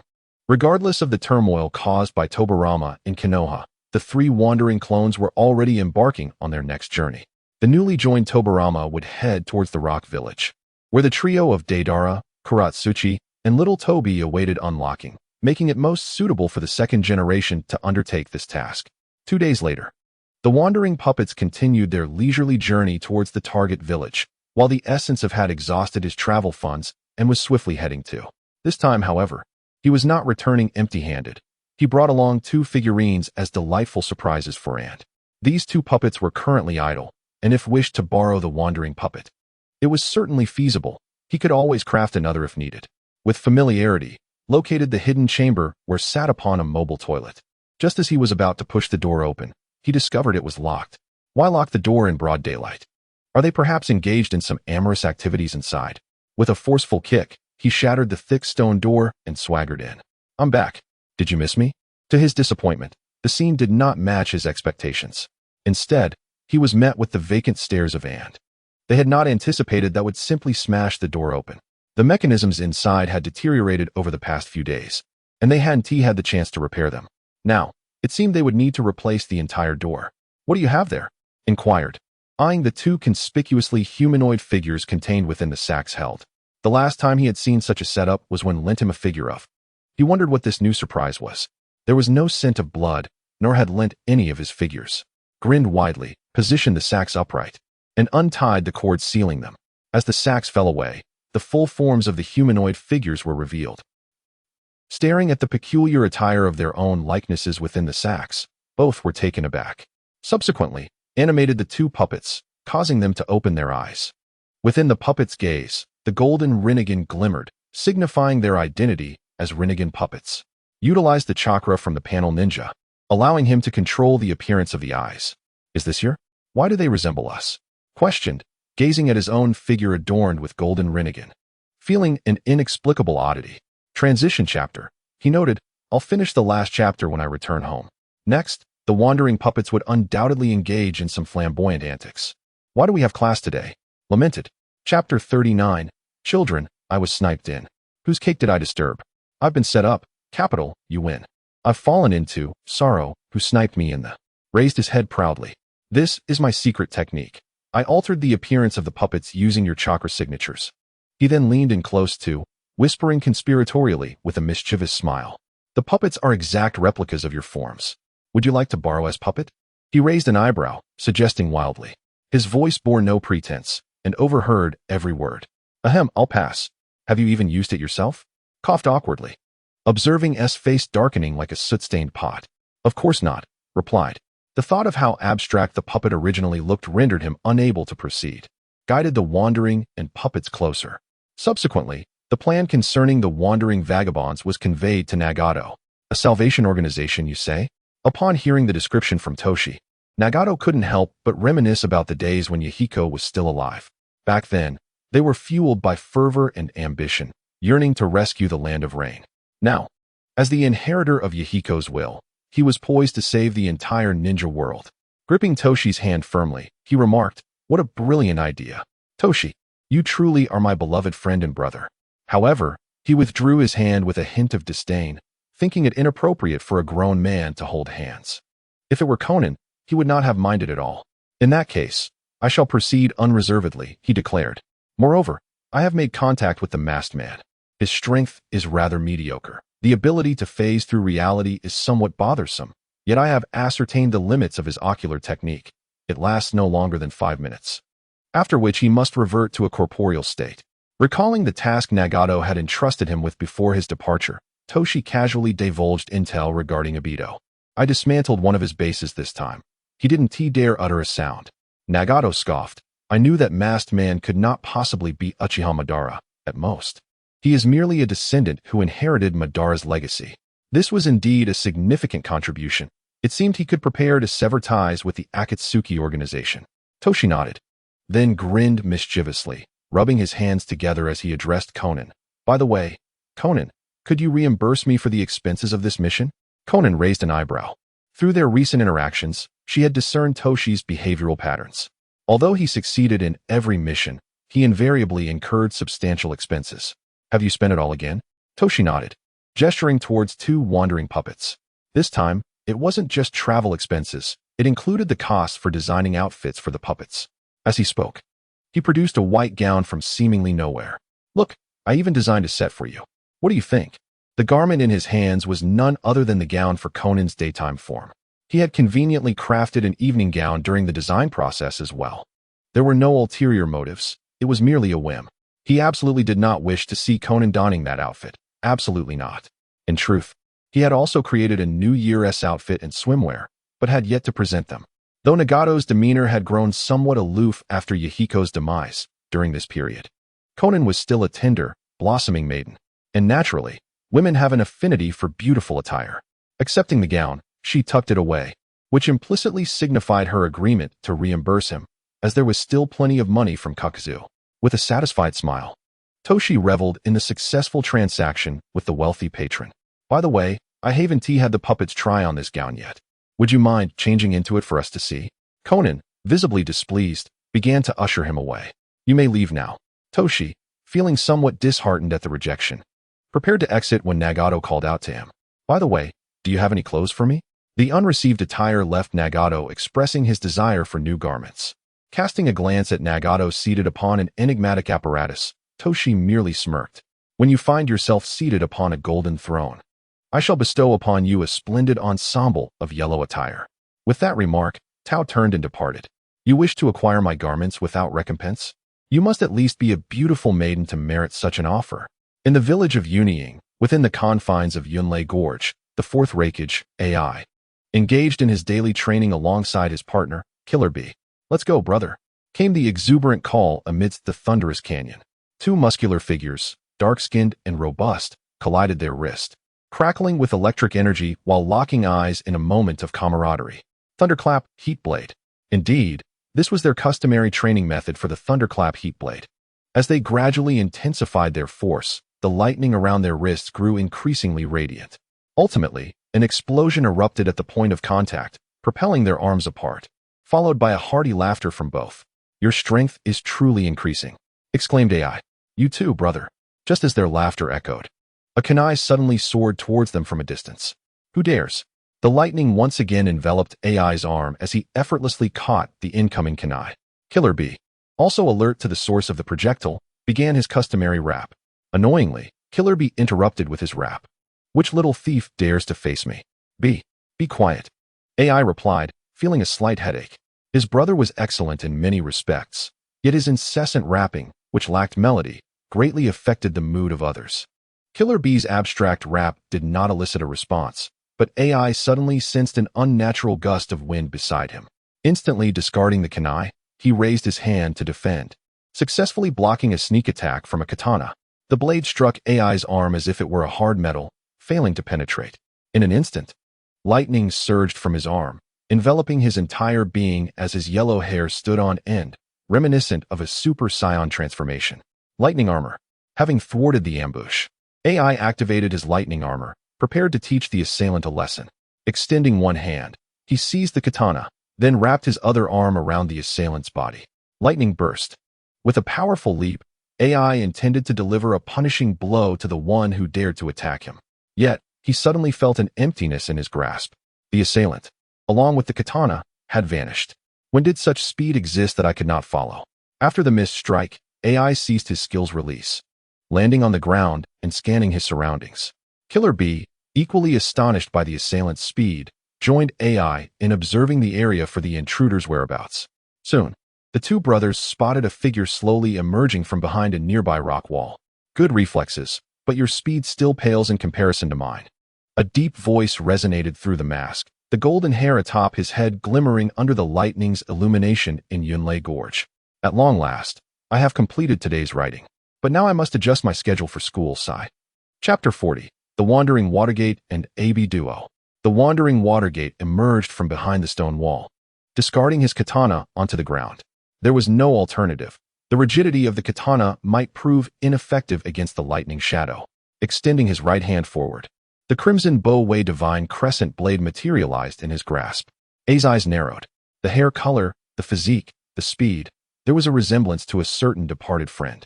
Yet that friend had perished, and after his demise, I had become the swiftest man in the entire shinobi world. I am the fastest ninja in the realm of shinobi. With a fierce roar, A charged once more toward the Wandering Watergate.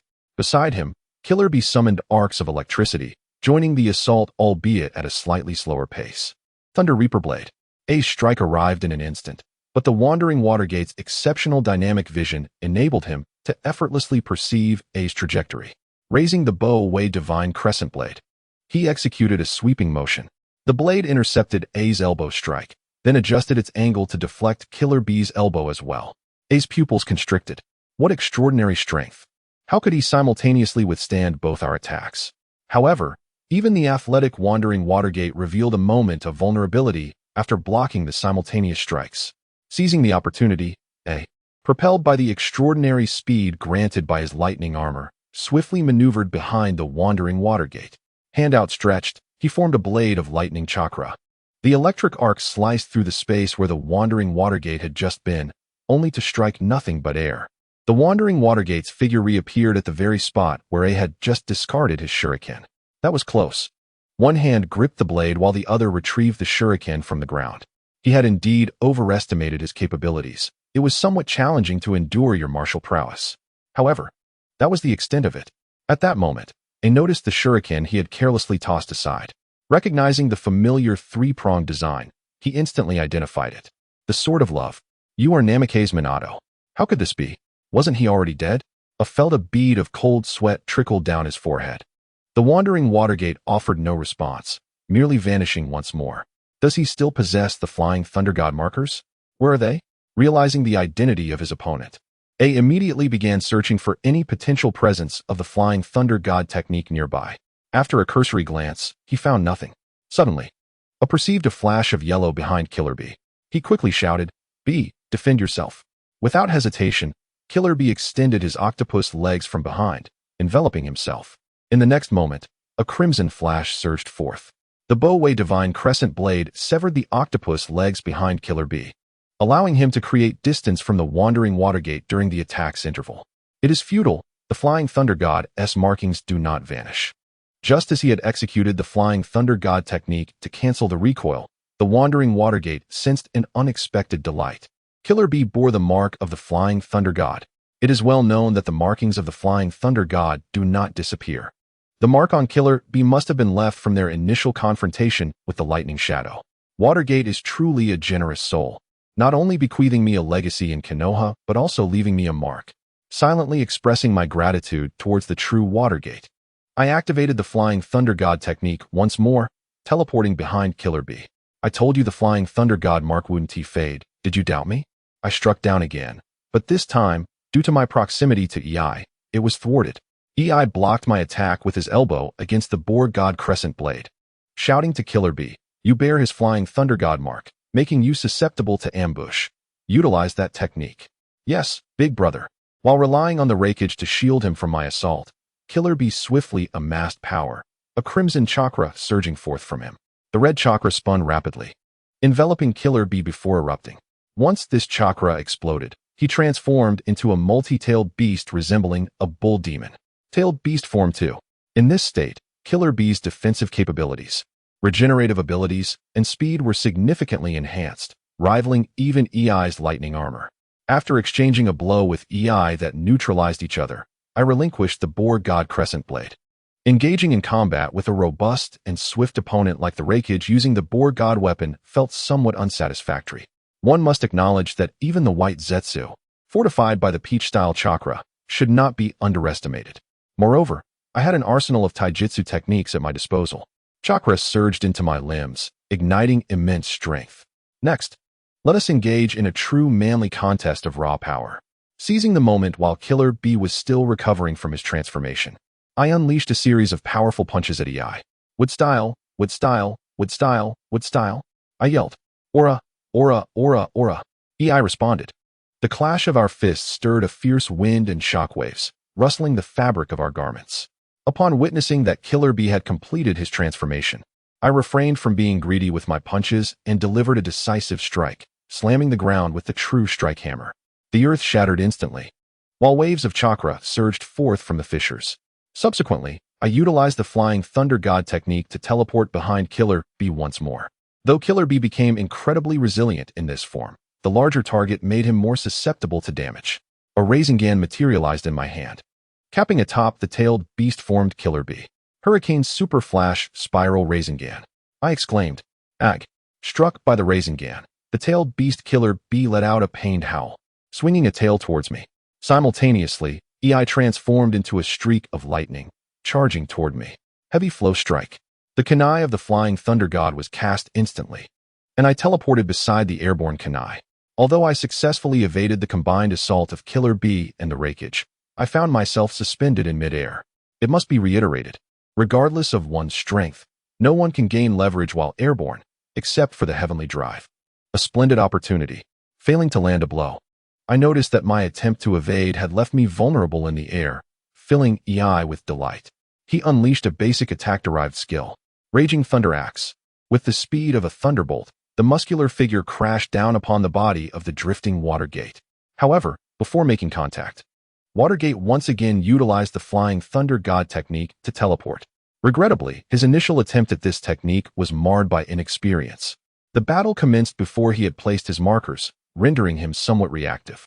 In yet another swift teleportation, he appeared behind Killer Bee.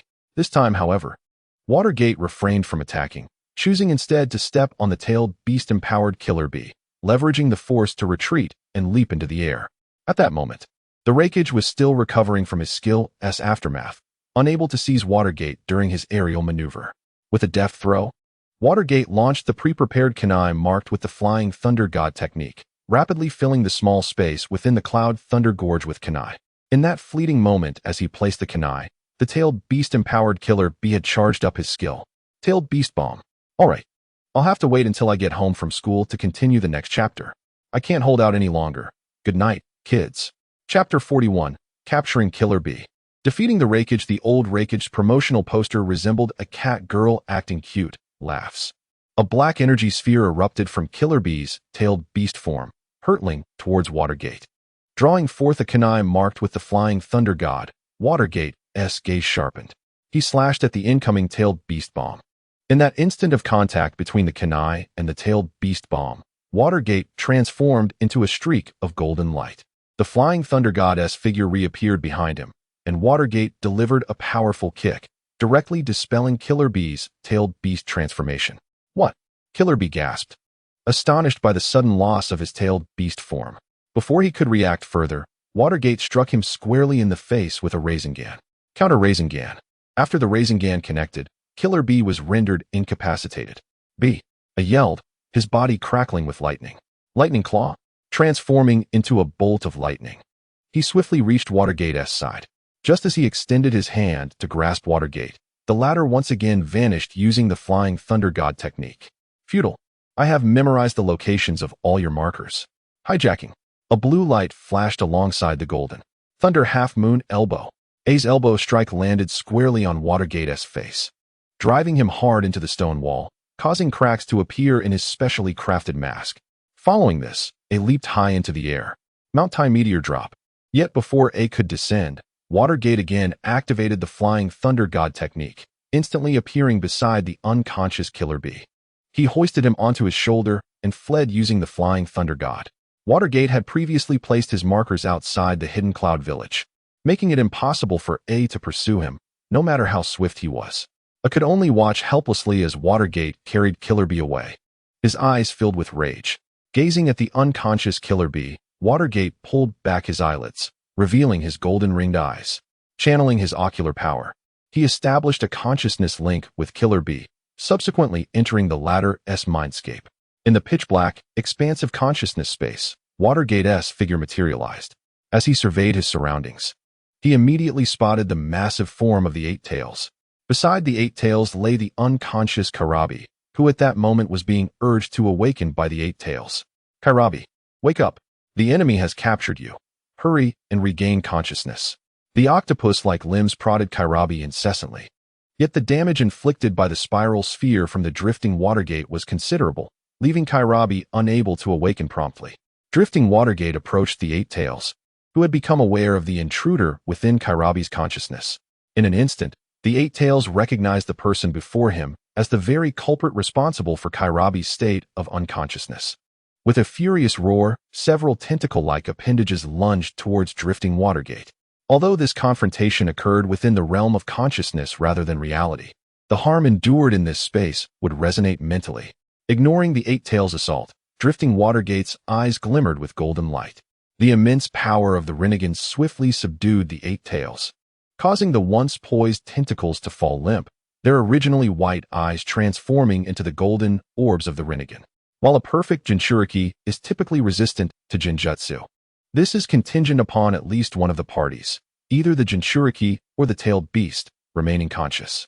In instances where the Jinchuriki is rendered unconscious, leaving the tailed beast to battle alone in the realm of consciousness, true control can indeed be exerted. Having confirmed that the eight tails was ensnared by the Jinjutsu of the Rinnegan, Drifting Watergate exited the realm of consciousness. Indeed, with sufficient ocular power, controlling a tailed beast is remarkably straightforward. For instance, during his peak, Sasuke was able to dominate all 9 tailed beasts with a mere glance, illustrating the extraordinary control the Rinnegan possesses over them. Nagato, however, was unable to employ the Rinnegan to cast Jinjutsu, as his eyes were not his own, and he could only utilize the most fundamental abilities of the Rinnegan. He delivered a swift chop to the back of Kairabi's head to prevent him from awakening too quickly, and inserted the black rods of Yin-Yang release into his limbs before casting him into the Kamui space, sending a message to his original self to remember to retrieve the package.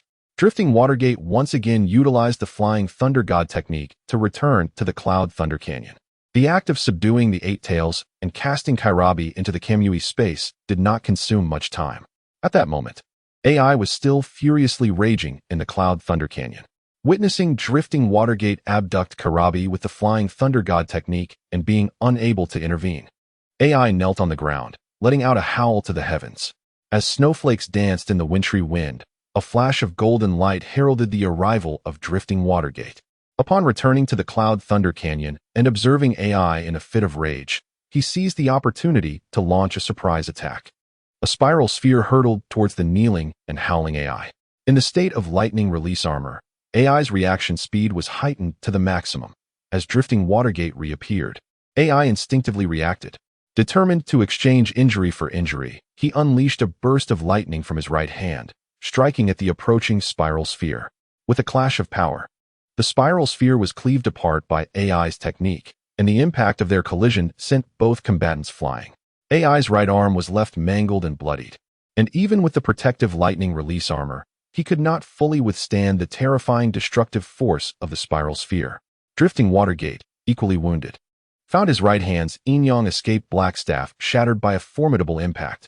Now, he had lost control over his right hand. Alas, the repair would be quite troublesome. Despite the headache he felt, it was prudent to first deal with the rakeage. A golden Rinnegan sprouted from his left palm, as Drifting Watergate prepared to conclude the battle with a single decisive move. Where have you hidden your secrets? Although AI's right hand was injured, his left hand was still capable of delivering an elbow strike. With a furious roar, he transformed into a bolt of lightning, charging towards Drifting Watergate. Do not fret. I shall reunite you shortly. In the face of AI's elbow strike, Drifting Watergate chose not to evade or defend with the Flying Thunder God technique this time. As AI's elbow was about to make contact, he extended his left hand to intercept it. High Emperor's Spirit. The damage from that elbow strike was instantly absorbed, and the lightning chakra emanating from AI was swiftly drawn in. Realizing the rapid depletion of his chakra, AI's expression shifted, and he attempted to retract his hand, only to find it utterly immobilized. Drifting Watergate chuckled, proclaiming his triumph. Futile. The moment our energies intertwined, your defeat was sealed. Taste your own chakra. Amplifying the absorbed lightning chakra within himself, Drifting Watergate released it in full force. Lightning release. Thunder God. A resplendent column of lightning surged from beneath AI's feet, enveloping his form. It is noteworthy that this technique, Thunder God, in the realm of gaming, can shatter invulnerability. In reality, its effect transforms into a unique dispelling property. The armor of lightning surrounding AI was instantly dispersed by the Thunder God, exposing him to the high-intensity electrical treatment unleashed by Drifting Watergate. However, due to prolonged exposure to lightning for physical enhancement, AI managed to retain his consciousness amidst the Thunder Goddess onslaught. What manner of ninjutsu is this? It can breach my lightning armor. The sound of AI's astonished voice resonated amidst the dazzling lightning column. Finally, having completed his task before midnight, he exclaimed, "Ha ha." Chapter 42. Preparing to deceive the naive youth. This is information you need not concern yourself with. Even with the physique of an athlete, under such intense electrical therapy, AI was ultimately incapacitated. Drifting Watergate observed quietly as AI succumbed within the Thunder God, his body eventually collapsing in a cloud of smoke. AI lay on the ground, his dark skin rendered even darker by the electric shock. Opening the Kamui portal, Drifting Watergate kicked him inside. Task completed. Next, he merely needed to venture into the Cloud Village and excavate the grave of the third Reikage. With both the Reikage and the Eight Tails Jinchuriki captured, no one could disrupt his immersive grave-digging endeavor. Once others discovered the mysterious disappearance of their leaders and Jinchuriki, chaos would undoubtedly ensue. Concurrently, as other drifting puppets concluded their affairs in various villages, those locations would also descend into disorder. Let the chaos unfold. Once the other drifting puppets finished their tasks, the Drifting Wanderers organization could make a grand entrance. At that time, Drifting Obito would seize the Three Tails, abduct a few of the 7 ninja swordsmen, and unearth the grave of a certain little mustached individual. Drifting Second would capture the 2 aerial forces of the Rock Village and excavate the grave of the Null. The itinerant wanderer, at the pinnacle of his prowess, would unmistakably possess at least 8 formidable shadow-level warriors. 5 puppets of the Wanderer, alongside 3 excavated shadows that could also be fashioned into puppets, though deemed too unsightly to be utilized as wanderers. Furthermore, with the formidable duo from the Cloud Village, AB, and 2 aerial forces from the Rock Village held as hostages, it was inevitable that the Wanderers organization would sweep across the ninja world, emerging as the most fearsome terror group within it. Contemplating this, the Wanderer Minato could not suppress a soft hum of satisfaction as he departed from the Yunlei Gorge, making his way toward the inner sanctum of the Cloud Village, commencing his search for the grave of the third Reikage. And what of the security in the Cloud Village? Do you believe an outsider could simply enter and exit at will? Allow me to inquire, where exactly is the Reikage currently residing? What level of security does the village possess that could possibly detect my presence? You mentioned barriers? With the Reikage lying in repose, to whom would the barrier's alarms be relayed? Is this village not akin to my own home, where one may come and go as they please? As the Wanderer Minato embarked on his grave-digging endeavor within the Cloud Village, in a modest dwelling outside the Rock Village, Deidara was merrily indulging in his lunch. Having often played with explosives in his youth, Deidara, as a disciple of the Earth Master, had been expelled from the village by Inoki to live in solitude. However, this did not hinder his relentless pursuit of art. After a morning spent with explosive clay, Deidara, now famished from chakra depletion, voraciously consumed his meal. Yet, before he could finish, an unexpected visitor burst through his door. The newcomer sported white hair, bore a speaker on his shoulder, and donned the classic garb of a wanderer, none other than the wanderer Tobirama. Setting the speaker down, he noticed Deidara's displeasure at being interrupted during his meal. With a radiant smile, the wanderer Tobirama asked, "Young man, might you allow me to join you for a meal? I have traveled from the land of rain and have yet to eat a morsel." Deidara, eyeing the eccentric intruder with suspicion, guarded his rice ball. "No, I cannot. I am barely satisfied myself." He fervently shook his head in refusal. "Is that so? May I borrow your kitchen then? I brought some ingredients with me," Tobirama proposed, producing a parcel from seemingly nowhere and gesturing toward Deidara's kitchen. Deidara scrutinized him closely. Clad in samurai attire, and no chakra fluctuations to speak of. It is well known that samurai are not significantly stronger than ordinary folk in the ninja world. Having assessed that the newcomer posed no threat, Deidara nodded in reluctant agreement. Seeing Deidara acquiesce, Tobirama shouldered the speaker once more and entered the kitchen with his parcel. Soon, enticing aromas wafted through the air. Before long, Tobirama emerged from the kitchen, presenting a platter of golden, elongated delicacies. He placed the dish upon the table and retrieved a large bottle of white liquid from his package. "What is this?" Deidara inquired, pointing at the items on the platter and the contents of the bottle. As the wanderer retrieved a bowl, he poured a bit of the white liquid from the bottle while responding, "This is deep-fried dough sticks and soybean milk. Would you care to taste it?" Indeed, the delicacies in his hands were the leftover dough sticks and soybean milk that he had prepared that very morning. After warming them up in Deidara's kitchen, the wanderer aimed to draw closer to Deidara through this shared meal, hoping to persuade him more effectively later on. Deidara nodded, feeling somewhat peckish after a meager lunch, and decided to indulge in this additional treat. He dipped the slightly softened dough stick into the soybean milk and took a bite, intrigued by the combination. The texture was somewhat tender, chewy, and infused with a delightful aroma of oil and beans, creating a pleasantly savory experience. Let us call it tender and fragrant. He mused with a smile. Ultimately, both Deidara and the Wanderer enjoyed their meal, savoring the flavors. After finishing, they engaged in casual conversation. So, what brings you to this desolate place, old man?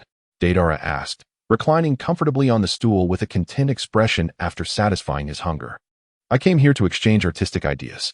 In my experience, it is often in such remote locations that true artists emerge, the Wanderer replied, attempting to charm the unsuspecting youth. Upon hearing the mention of art, Deidara's eyes sparkled with excitement as he stood up. Are you an artist, old man? Can you show me your art? Certainly, follow me. The Wanderer responded, rising to his feet and carrying a speaker outside. Noticing Deidara's curious gaze, he patted the speaker. This is a marvelous tool I use to showcase my art, so pay close attention. With that, he produced a microphone from his waist and switched on the speaker. A stirring accompaniment resonating immediately. Accompanying the music was the Wanderer's captivating voice. Ah, the tears of the past remain unquenched. As the embroidered ball of fate entwines with my beloved, why sure can I? As the song concluded, Deidara couldn't help but applaud. Old man, your singing is magnificent. Did you compose this song yourself? Of course, the Wanderer replied, lifting his chin proudly. Do you grasp the significance of being the first virtual songstress of the Hokage? Deidara grasped the Wanderer's hand, a gesture of mutual admiration between artists. To be honest, I too am an artist, he confessed, tears glimmering in his clear yet Navi eyes. However, the villagers do not understand my art, and even old Bidung cast me out. But I believe you can comprehend my struggles, right? The Wanderer solemnly nodded. Indeed, I understand the feeling of having one's art unappreciated. After all, not everyone can grasp the essence of my creations. The scene shifted to a new chapter, where Deidara was set to venture to the village of the Rain Shadow, facing unexpected challenges. Children, feeling a bit constrained, how about I take the older sister from Naruto and pair her with our protagonist as his wife? The Wanderer gestured outward. Go forth, young one. Show me your art. For the first time, Deidara experienced the exhilarating sensation of being understood, igniting a fervor within him. Behold my art, he proclaimed, as he swiftly molded a colossal clay bird, leaping onto its back to soar through the skies. With deft control, he directed the clay bird to unleash a barrage of explosive attacks, eventually casting it away, resulting in a spectacular explosion in the distance. On the ground, the enigmatic Tobirama observed Deidara's performance with arms crossed, quietly appreciating the display. Art is an explosion, Deidara exclaimed, descending from the clay bird, captivated by the fiery spectacle and shockwaves that followed. He raised his arms in jubilation, laughter spilling forth. How do you like my art? Meeting Deidara's eager gaze, Tobirama nodded in affirmation. The momentary brilliance and warmth of the explosion provided a unique aesthetic, fleeting yet resplendent, akin to fireworks. Young one, you have truly become a mature artist, Tobirama declared, solemnly patting Deidara's shoulder and giving a thumbs up in approval. Allow me to gift you a piece that resonates with your artistic spirit. Deidara's eyes sparkled with excitement as he nodded vigorously. Tobirama picked up a speaker and began to adjust it. Soon, the music began to play. A rousing prelude filled the air, illuminated by vibrant lights and flashing lasers, inviting all to dance joyfully amidst a haze of blissful confusion. As the song unfolded, Deidara felt exhilarated, beads of sweat forming on his brow. This is the song I needed, he exclaimed, inexplicably sensing a profound connection to the melody, much like the bond he felt with Tobirama. You are the true artist. I absolutely adore this song. Deidara embraced Tobirama's shoulders, shaking him in fervent enthusiasm. Interrupting Deidara's exuberance, Tobirama produced a horn from his pocket. Since you cherish this song so dearly, consider this horn a gift. Simply press the red button, and it will play the song automatically. A monthly charge should suffice. Deidara accepted the horn with utmost reverence. Thank you, my friend. I am Deidara. May I ask your name? Overwhelmed with the thrill of meeting a kindred spirit, Deidara yearned for deeper conversation with Tobirama. You may call me Tobirama, or by my nickname, Drifter. What a peculiar surname, Deidara thought, but he did not dwell on it, instead enthusiastically pulling Tobirama back inside. Tobirama, it is a pleasure to meet you. Do you know of any other artists like us? A sly smile crept across Tobirama's face. Indeed, there are others. Within the Akatsuki organization in the Rain Village, you will find many talented individuals, all with captivating voices. You are bound to encounter numerous like-minded artistic friends there. Deidara's eyes widened once more. Could it be that there exists an organization composed entirely of artists in this world? I must seek them out. Uncle Tobirama, where is the village hidden in the rain? Could you kindly guide me? Driven by an insatiable thirst for art, Deidara wasted not a moment, eager to rush towards the wandering artists amidst Tobirama's realm and engage in dialogue with them. Tobirama gestured towards the direction of the rain village and spoke. Fly straight in that direction until you reach a village shrouded in rain clouds. Once you arrive, the leader within will undoubtedly welcome you, the newly arrived artist, to discuss the essence of art. Although there was a hint of deception reminiscent of luring an unsuspecting youth into peril, in truth, Tobirama did not mislead the innocent and naive Deidara. The Akatsuki organization was indeed a gathering of prodigious talents, each one worthy of the title of artist. The melodramatic Nagato, the performance artist Haiden, the avaricious tentacled creature who once assassinated the first Hokage, the scorpion seeking eternal artistry, the abstract jester Deidara, and the ever-greedy Conan, who pilfered from the elderly. Oh, our organization is truly flourishing. Thank you, Uncle Tobirama, Deidara exclaimed, as he rummaged through his pocket, retrieving several pieces of clay to taste. Before long, he skillfully molded a colossal clay bird once more. Mounting his creation, he turned to Tobirama, seemingly recalling something. Uncle Tobirama, I must head to the rain village to exchange artistic ideas. Please inform the old man in the rock village of my whereabouts. Otherwise, he will surely nag me upon my return. As he spoke, he prepared for takeoff, casually tossing a wooden plaque to Tobirama. This is proof of passage to and from the rock village. Please remember to relay my message. Deidara's voice gradually faded as he soared away on his clay bird, disappearing beyond the horizon. Picking up the fallen wooden plaque, Tobirama examined it for a moment. Little Deidara truly is thoughtful. Fearing that I might encounter difficulties infiltrating the rock village, he left his permit with me. What a caring young lad. With a sly smile, Tobirama departed from Deidara's humble abode, making his way towards the rock village. His initial intention had merely been to trick the naive youth into joining the Akatsuki, contributing to peace in the ninja world. Yet, unexpectedly, there was a delightful surprise in store. As he gazed upon the distant silhouette of the rock village gates, Tobirama silently exchanged his cloak emblazoned with the Senju insignia for one devoid of markings. If he intended to enter the rock village openly, he must conceal his identity. Such a prominent Senju emblem on his attire would not go unnoticed by the vigilant gatekeepers of the rock village. Aside from naive youngsters like Deidara, who could possibly be unaware of the Senju clan's renown. Naturally, should Inoki catch sight of him, he would undoubtedly recognize him. Given that the third Tsuchikage had once met the legendary Tobirama Senju in person. However, if Deidara had requested a message to be conveyed, he could conveniently pass it along to Inoki as well. As for Dihangmu, it is no longer a matter of concern for oneself. The children managed to secure a victory today with a 2-bar electric limit, and the images have been shared. Chapter 44. Successfully entering the Rock Shadow Village.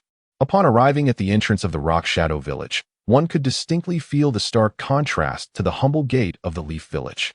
Presenting the wooden plaque given to him by Deidara to the gatekeeper ninja, the latter immediately recognized it. With a skeptical gaze, he scrutinized the traveler. But the next words from the wanderer dispelled their doubts. I am a passing warrior. Deidara has stepped out for a matter and asked me to deliver a message to Lord Tsuchikage. This was not surprising, as Deidara often sent messages due to his prolonged residence outside the village. Nodding, the gatekeeper allowed the wanderer entry into the Rock Shadow Village and kindly pointed out the location of the Tsuchikage's office, just in case the wanderer got lost within the village. Rubbing the back of his head, the traveler smiled at the helpful gatekeeper. You are rather kind. Having entered the Rock Shadow Village smoothly, the wanderer took his time to explore the surroundings. The village indeed lived up to its name, with most buildings constructed from rock. The streets bore a resemblance to those of the Leaf Village, with an array of shops available. However, compared to the Leaf Village, there was a noticeable lack of greenery. Though the overall environment was still quite pleasant, it seemed that most of the houses were built using earth release techniques, likely rendering them quite resilient. After a brief tour, the wanderer found himself at the base of the Tsuchikage's office. Presenting Deidara's wooden plaque to the gatekeeper at the office, he was granted entry without issue. Arriving at the door of the Tsuchikage's office, the wanderer kicked it open. His eyes were met by a young girl dressed in red, perched on the desk. seemingly engrossed in her activities. The small potato was nowhere to be found. The girl, hearing the commotion at the door, looked up and, upon noticing the unfamiliar face, immediately jumped down from the desk. She approached the wanderer, gazing up at him with curiosity. The girl was quite young, adorably cute, with a distinctive black mushroom haircut. Her unique appearance allowed the wanderer to recognize her instantly. Isn't this my little sister Kuratsuchi? Always causing a ruckus with her antics, and now that she's been subdued, she seems more compliant. Who are you?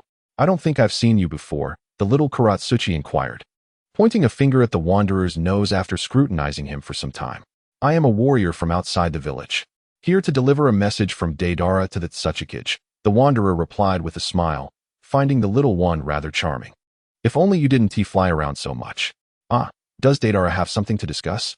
Upon hearing the wanderer's reply, Kuratsuchi relaxed her guard and reclined back onto the Tsukikage's desk. Grandfather has gone to fetch lunch. He should be back soon. Please wait here for a moment. Little Kuratsuchi seemed disinterested in conversing with the eccentric Tobirama Senju, engrossed instead in disarraying Naka's desk. My goodness. Observing the chaotic state of the Tsukikage's workspace, resembling a heap of discarded paper, Tobirama could only imagine the daily office life of Noki. Before long, a small potato, carrying a bundle, floated in through the window. The little potato entered, casually dropping the items onto the floor. Stretching lazily, just as she was about to invite Kuratsuchi to dine, she spotted Tobirama standing at the doorway. Why is my office in such disarray, Senju Tobirama? This is quite unacceptable. In disbelief, Noki rubbed his eyes and began to mutter to himself. Could it be that I fell asleep at home while merely fetching lunch? Truly, I must be getting old. He stretched once more, and with a sharp crack, a sound emanated from his lower back. Ah, my poor back.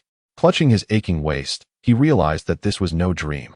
He glanced at Tobirama, who stood with his arms crossed, silently observing him, and at Kuratsuchi, seated at the desk. Naka's pupils constricted, and he hastily called out, Kuratsuchi, come here, quickly. Upon hearing Naka's urgent summons, Kuratsuchi turned her head in confusion. Before she could make any further movement, darkness enveloped her, and she fainted.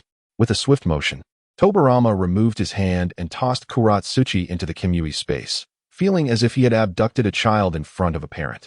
Yet, this was of little consequence. Assuming a poised stance, his crimson eyes coolly regarded Noki as he stated, It has been a while, little potato. The immediate distress of having his granddaughter taken and being confronted was palpable, causing Naka's face to flush with anger. Ignoring Tobirama's remarks, he raised his hand and unleashed a dust release technique. Dust release, detachment of the primitive world. A white, translucent cube materialized at Tobirama's location. However, before the cube could fully take form, Tobirama had already relocated to another spot within the Tsukikage's office. Subsequently, the white cube emitted a blinding light, annihilating everything it enveloped. The sheer destructive power was indeed terrifying. Was this the notorious capability of dust release, the only bloodline limit capable of erasing traces? Weren't you supposed to be dead? How do you appear here? And what have you done with my granddaughter? Tobirama's lips curled into a slight smirk. I have returned from the Pure Land. As for your granddaughter, she is currently unharmed. While addressing Naka's inquiries, Tobirama formed hand seals. Hand seals? Such an obscure term. Water release, water dragon bullet technique. A water dragon, glowing red, swiftly coalesced around Tobirama, opening its massive jaws to lunge at Noki. The dragon stretched nearly 10 meters long. Releasing such a powerful water technique in a dry environment was genuinely alarming. Noki narrowed his gaze. Realizing that his opponent bore no signs of transformation, Tobirama's signature water release was equally formidable. Could it truly be that Senju Tobirama had been resurrected? With both hands raised once more, the white cylindrical form enveloped the approaching water dragon. In a flash of brilliant light from the technique of overweight earth release, the water dragon was extinguished by the force of dust. Yet, in the next instant, the figure of the wandering door seized the opportunity amidst the dissipating light to charge at Noki. Water spiraled around his hands, rotating like a drill. Water release, hard vortex water blade. Though Noki was advanced in years, his reflexes remained sharp. The moment the wandering door lunged towards him, he reacted swiftly. Earth release, heavy rock technique. Consequently, Naka's already suspended body soared higher, crashing against the ceiling of the Tsukikage's office, while the wandering door's attack sailed harmlessly beneath him. With a sound of exasperation, the Wandering Door's figure instantly transformed into a cloud of smoke, a manifestation of the Shadow Clone Jutsu. At the moment of the clone's dissolution, a shout from the Wandering Door echoed from beneath Naka's feet. This technique can target airborne foes. Even if you can fly, what good does it do? Water release, water surge wave. The children are asleep. Let us witness how the Wandering Door administers justice to the Air Force. Chapter 45. Bound, the white-haired female demon. 10 characters in. It is time to provide you a home. This month, I have engaged in 94 matches as Hokage, now exceeding a combat power of 3,100. With the Akatsuki snake's strength augmented by 212 points. The Wandering Door formed hand seals, and a torrent of water surged around him, encasing him in its embrace. The water coalesced into a whirlwind, ascending upward. Noki, momentarily caught off guard, could only conjure an earthen wall for defense. As the water struck, he broke through the ceiling, emerging above the Tsuchikige's office. Upon witnessing this, the Wandering Door ceased the release of his ninjutsu, leaping from the crater created by Naka's impact. Upon landing on the ceiling of the Tsuchikige's building, he observed Noki in midair, forming several structures of rock. Super assembly. Noki clasped his hands in seals, and the rock structures immediately fused together, creating a half-formed rock giant. Earth release, heavy rock technique. As the rock giant took shape, it charged at the Wandering Door, accompanied by a myriad of rock shurikens. Faced with Naka's ferocious assault, the Wandering Door remained unfazed. Clapping his hands to the ground, he unleashed a torrent of water, the crashing waves repelling both the shurikens and the rock giant. Subsequently, a vast amount of water gathered from the ground, encircling both the Wandering Door and Noki.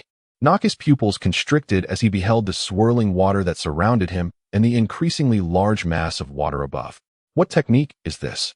Without a moment's hesitation, he commanded the rock giant to shield him, simultaneously transforming the heavy rock technique into a reinforced state. The rock giant landed heavily atop the Tsuchikige's building, producing a thunderous sound. Bolstered by the overweight rock technique, the giant remained steadfast amidst the turbulent waters, its hardness enhanced to an unprecedented level. Your reflexes are commendable, but alas, they are futile. Water release, water dragon bite. In the midst of the air, the majority of the water sphere transformed into a colossal, menacing water dragon. Its eyes aglow with a fierce red light, fiercely lunging towards the rock giant where Noki was concealing himself. Simultaneously, the remaining smaller part of the water sphere connected with the streams on the ground, morphing into several water columns that surged towards the rock giant. Water release, tidal wave. With a single bite, the water dragon unleashed such formidable power that it shattered the heavily reinforced rock giant, revealing the concealed Noki within. Immediately following this, the tidal water columns crashed into Noki after the water dragon had obliterated the rock giant, causing him to emit a cry of agony under the torrent's assault. The commotion from their confrontation did not escape the notice of the ninjas of Awagakure, who were far from oblivious. It is well known that the ninjas of Awagakure are the most united and most adept at group assaults in the entire shinobi world. Countless ninjas donned in red hats and garments swiftly converged towards the site of the battle atop the Tsuchikige's building upon noticing the tumult below. From their elevated vantage point, the sight of the thronging crimson figures stirred a sense of unease within Tobirama Senju. It was known that during the recently concluded Third Shinobi World War, Awagakure had suffered losses of thousands of ninjas while besieging the Third Reikage. To think that mere moments into his own endeavors, he had stirred such a vast assembly of Awagakure ninjas. Could it be that Awagakure was akin to a hive of insects, capable of such rapid mobilization? Tobirama found it perplexing how such a small village could possess such alarming capacity for troop deployment. Dismissing the cannon fodder ninjas to avoid excessive casualties that might lead to Awagakure vanishing amidst the chaos of war, he seized the fallen Noki, who was groaning in pain while clutching his waist, and activated the Flying Thunder God technique he had left in Daidara's residence. In a flash of white light, their figures vanished, leaving behind a bewildered throng of Awagakure ninjas. The Tsuchikige and the invader had disappeared. What now? You ask me, who should I ask? Quickly, summon Lord Noki. The sudden disappearance of Noki threw the previously united Awagakure ninjas into disarray. Meanwhile, not far from Awagakure, in a modest abode, Noki found himself bound tightly to a bed, his chakra points obstructed by Tobirama's black rods, preventing him from utilizing any jutsu that required no hand seals. Senju Tobirama, are you not supposed to be dead? What is your true intention? Noki glared fiercely at Tobirama, his expression akin to that of an online troll confronted by a real-life, irate, white-haired loli. The diminutive, white-haired figure with a temper was indeed not just a mere loli. Tobirama smirked. This fabricated world shall be brought to ruin by us, and you, as a shadow, stand as our greatest impediment. Just watch as this illusory world crumbles on the precipice of life and death. By the way, your beloved disciple Deidara has ventured forth in pursuit of his art. I have a message from him, and here it is. With that, he cast Noki into the Kemui dimension. Oh, I truly am a trustworthy and honest youth of the new era. Upon being unceremoniously cast into the Kemui space, Noki was bewildered by the words of the drifting Tobirama, only to lock eyes with AI, who had just awakened from his stupor. What a peculiar sight it was, the dark-skinned, yellow-haired elder and the white-haired female specter engaged in a silent stare-down within the confines of the Kemui realm. Meanwhile, back in Iwagakure, chaos reigned supreme as the village found itself leaderless following the simultaneous disappearance of its Otsutsuki and an unidentified intruder.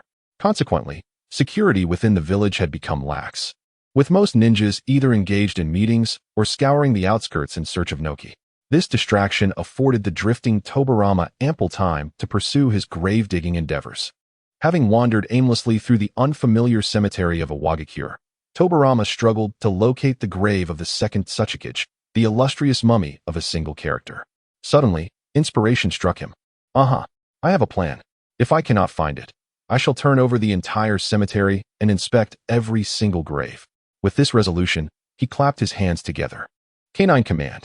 From the mounds of earth, monstrous creatures with dog heads and serpent bodies emerged, clutching various remains. Before long, the entire cemetery was overrun by these canine entities.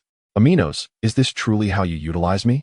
After confirming that no grave had been spared, Tobirama wore a satisfied grin. Indeed, this method proved to be efficient. Multiple shadow clone technique. He crossed his index and ring fingers, summoning a plethora of shadow clones amidst a cloud of smoke. Go forth, my clones, and shine for your original. With a gesture, he instructed them to commence their work. The distasteful task of handling corpses was best left to the clones, who complied with a mix of disdain and obedience. As each clone meticulously examined a body, the corresponding canine creature would retract, thus conserving time. In no time, half of the canine entities in the cemetery had vanished. Simultaneously, Tobirama received a notification from his original self confirming the unlocking of new ninja abilities. With a clap of his hands, the multitude of shadow clones erupted into a cloud of smoke, and all remaining canine heads withdrew. As he surveyed the disarray left in the Iwagakure cemetery, Tobirama rubbed his hands together. None of this concerns me. In a flash of white light, he activated the Flying Thunder God technique and made his escape, leaving behind a graveyard strewn with remains. Let them feast on the leftovers. If they dare, they may rise and confront me. Thus, Tobirama departed, having seemingly resolved to follow through with his intentions. The following day, when a ninja from Iwagakure patrolled the cemetery, he was initially taken aback. Subsequently, he displayed an expression reminiscent of the infamous hands-on-head meme associated with Ibido. Within the realm of Kemui, Noki and A exchanged incredulous glances. It seems your prowess is not as formidable as one might assume, given that you have been captured, A remarked first. Humph. And you, too, have been ensnared. Yet you dare to criticize me, you old man, Noki retorted disdainfully, curling his lip. Who was it that brought you to such a state? Upon hearing Naki's inquiry, A's countenance darkened further. You might find it hard to believe, but the deceased Minato Namikaze suddenly appeared in my training grounds. He ambushed me with a jutsu that counters mine. I was caught off guard and ended up in this dreadful place. A vented his frustration, casting a glance at the equally disheveled Noki. And you? What of you, old Otsutsuki? Noki, bound like a zongzi, attempted to adjust his position, finally settling into a somewhat comfortable stance after much wriggling. Adopting a similarly indignant expression, Noki replied, Of course I believe you. Let me tell you. The one who captured me was Tobirama Senju, the second Hokage who perished in your very village. He appeared unexpectedly in my office today and even kidnapped my granddaughter. It startled me. He came to deceive and ambush this old Otsutsuki. I was pondering the disturbances at home caused by the Senju clan when he struck with a swift water dragon bullet followed by a water surge wave. I managed to fend them off, Yet he unleashed another water dragon bite. How was I to defend against that? This old Senju scoundrel lacks martial ethics. Ambushing an old Otsutsuki like me. Is this proper? Certainly not. Listening to Naka's grumbling, I interrupted him impatiently. Enough. You are simply too old man. You are no longer fit to hold the position of Otsutsuki. However, you claim that the second Hokage of Konoha has also been resurrected. Can you confirm that it is indeed him? In response to A's inquiry, Noki expressed his certainty. That water style, I could never mistake it in my lifetime. Particularly that water dragon bite. Aside from that old scoundrel Tobirama Senju, no one else could wield it. No sooner had he finished speaking than two figures suddenly materialized in the empty Kamui space. What are you two murmuring about? Tobirama, carrying a lifeless body, casually tossed it to the ground. Similarly, the masked Minato threw another lifeless body down beside it. These two corpses were the remains of the second Otsutsuki and the third Reikage, exhumed from a Wagakure and Kumogakure, respectively. Time had eroded their bodies, leaving them far less vibrant than that of Hashirama. Only filthy remnants remained in their graves. Upon seeing their captors appear, Noki and A were immediately filled with agitation. Where is this place, and what is your objective? A attempted to free himself from the ropes binding him, but the sturdy twine was tightly knotted. Additionally, his chakra was obstructed by an unknown black rod, rendering him powerless at that moment. Have you not long since perished? Could it be that you are reborn through impure soil? Who is orchestrating this from behind the scenes? Upon hearing Naka's inquiry, Tobirama drifted closer, pointing to his own eyes, and declared, Little Potato, I perceive that you are truly befuddled. Do I exhibit any characteristics of impure resurrection? Do not flaunt your superficial knowledge before me. Meanwhile, Minato nodded in agreement. This is a liminal space between life and death, where those endowed with talent can indeed be revived. Tobirama raised a finger and began to elucidate, or perhaps deceive, the three captives, one of whom, Killer Bee, remained unconscious. The reason we have captured you is that you will serve as obstacles to our endeavor of dismantling this illusory world. Next, I shall demonstrate how a talented companion is revived. Minato, silence. Tobirama exclaimed, somewhat exasperated by the antics of the lively Minato. Although Minato's interjections were somewhat hypnotic, Tobirama opened a portal to the Kamui dimension and stepped through. In the next moment, he appeared in the staff quarters of the Mist Village, addressing his true form. Have you finished molding the figurines of the third Reikage and Wu? Do you not see that I am still at work? Tisha replied, rubbing his temples as he gestured toward the bizarre, misshapen body of White Zetsu. Tell me, why does White Zetsu persist in sprouting these incomprehensible spikes? What purpose do they serve in combat? In order to perform a grand transformation before Noki and A, the White Zetsu corpses must resemble humans. Thus, T-Shirt was meticulously reshaping the White Zetsu body as if it were clay. Furrowing his brow, he snapped off one of the spikes, rolled it in his hands, and inserted it into a crevice on the White Zetsu's form, disdainfully shaking off the transparent liquid on his hands. T-Shirt could not help but express his frustrations to Black Zetsu. After all, in a certain sense, White Zetsu should be considered a plant rather than a living being. Those spikes might merely be branches. Black Zetsu attempted to explain in terms that T-Shirt could comprehend, admitting that his understanding of these white humanoid life forms was also limited. White Zetsu was a byproduct of the God Tree, and who could truly fathom the nature of such a thing? With the assistance of Tobirama's puppet, T-Shirt spent several more minutes until he finally molded the bizarre White Zetsu into a humanoid shape. It lacked facial features, was entirely white, and resembled a mannequin from a clothing store. Upon witnessing T-Shirt's completion, Tobirama promptly hoisted the two White Zetsu figures and returned to the Kamui space. Regarding the female lead, let us tentatively designate her as Uchiha Hikari, the female counterpart of T-Shirt from an alternate universe. As for Hanabi, I shall ponder further. After all, the protagonist is still quite young, and even if there is a female lead, it will be several chapters before that unfolds. Chapter 47. That is the mouth that deserves a beating. Bound within the Kamui space, the two captives, Otsutsuki and Reikage, could only watch as Tobirama exited empty-handed, only to return moments later carrying two humanoid figures. These figures were exceedingly peculiar, devoid of facial features, entirely white, resembling molds of human bodies. He positioned the two White Zetsu corpses in a seated posture upon the ground. Once again, the figures of Dudu and Drifting Watergate were lifted and placed inside the corpse of White Absolute. In reality, They were transported away using the divine might in a blind spot. Subsequently, the two puppets clapped their hands in unison and proclaimed, "Outer Path, rebirth of all things." Instantly, the faceless humanoids underwent a transformation.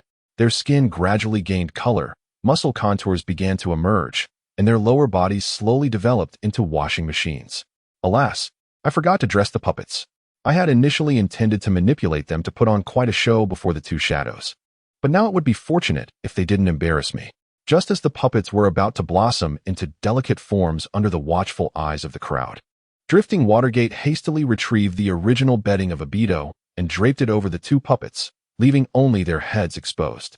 Then, the faceless white visages transformed into the familiar appearances of their acquaintances in the astonished gaze of Noki and Ei. "Master, Father," they both exclaimed in unison. The heads of the white puppets distinctly morphed into that of the second Otsutsuki, Mu, and the third Reikage, Ei. Simultaneously, the true appearance of Mu, unveiled from beneath the bandages, revealed a rather handsome, yet unremarkable visage, neither particularly ugly nor exceptionally beautiful. Once the two puppets took shape, their eyes became animated. The gray pupils of Mu and the green pupils of Ei both shifted, then they stepped back in unison, exiting the divine might space. These two new puppets were under the control of the original body of the Peach style, and now he was to craft attire for them. Indeed, there was a certain sense of accomplishment and nostalgia akin to creating a life-sized figurine of oneself, fulfilling a dream from before my journey across worlds. Meanwhile, within the divine might space, Drifting Watergate suddenly remembered that Noki and Ei's ninjas had yet to be unlocked. Thus, Drifting Watergate leaned closer to Ei, his tone laced with intrigue, and asked, "Now that I've captured you here, do you concede?" Upon hearing this, Ei's cheeks flushed red. "I do not concede. You ambushed me. Your victory is illegitimate. You even attacked my brother, you despicable coward." In response, the corners of Drifting Watergate's mouth curled upward beneath his mask. He concentrated red chakra in his hand, transforming it into a whip's form. The wave god technique is indeed divine. It can morph into anything. How convenient. Raising the crimson whip, he struck down fiercely in the face of Ei's defiance. This is exactly what a whip is meant for. In the ensuing days, Ei would be kept busy cultivating cotton within the divine might space, and should he dare to slack off, a whip would come crashing down upon him. The more he pondered, the more exhilarated Drifting Watergate became, and he inadvertently increased the force behind his strikes. Though Ei was one of the few physical combat masters in the ninja world, Drifting Watergate possessed not only strength, but also a whip of extraordinary material. After only a few lashes, Ei's skin was torn, revealing a crimson interior beneath the ruptured black exterior. "Do you concede or not? Do you concede or not?" Drifting Watergate inquired as he struck. "Wolfing Watergate, you wretched villain. I once regarded you as a hero, only to discover your true, malevolent nature. Not only have you ambushed me, but you have also desecrated the deceased. What have you done to my father?" Despite being thoroughly battered by the relentless onslaught of the Drifting Watergate, Ei remained defiant, refusing to yield in his words. "We merely resurrected those with the capability through the art of reincarnation," Drift Watergate casually explained.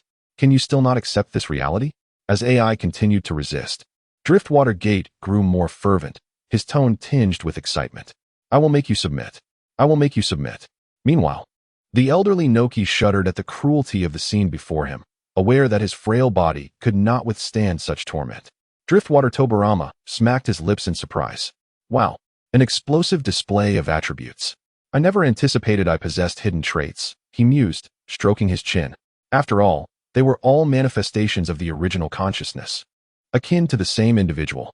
Shaking his head, he dismissed the notion of such peculiar attributes, attributing it instead to the variances among the conscious clones. It was entirely normal for the shadow clones to exhibit differences from the original.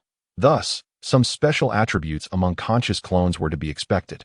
After reassuring himself, Driftwater Tobirama turned his gaze to Noki. "What about you? Do you submit?" Upon locking eyes with Tobirama's cold crimson gaze, Noki trembled. "I submit, but if I do, you must refrain from tormenting me. My old bones cannot endure such strain." Receiving a positive affirmation from Noki, Driftwater Tobirama nodded with satisfaction.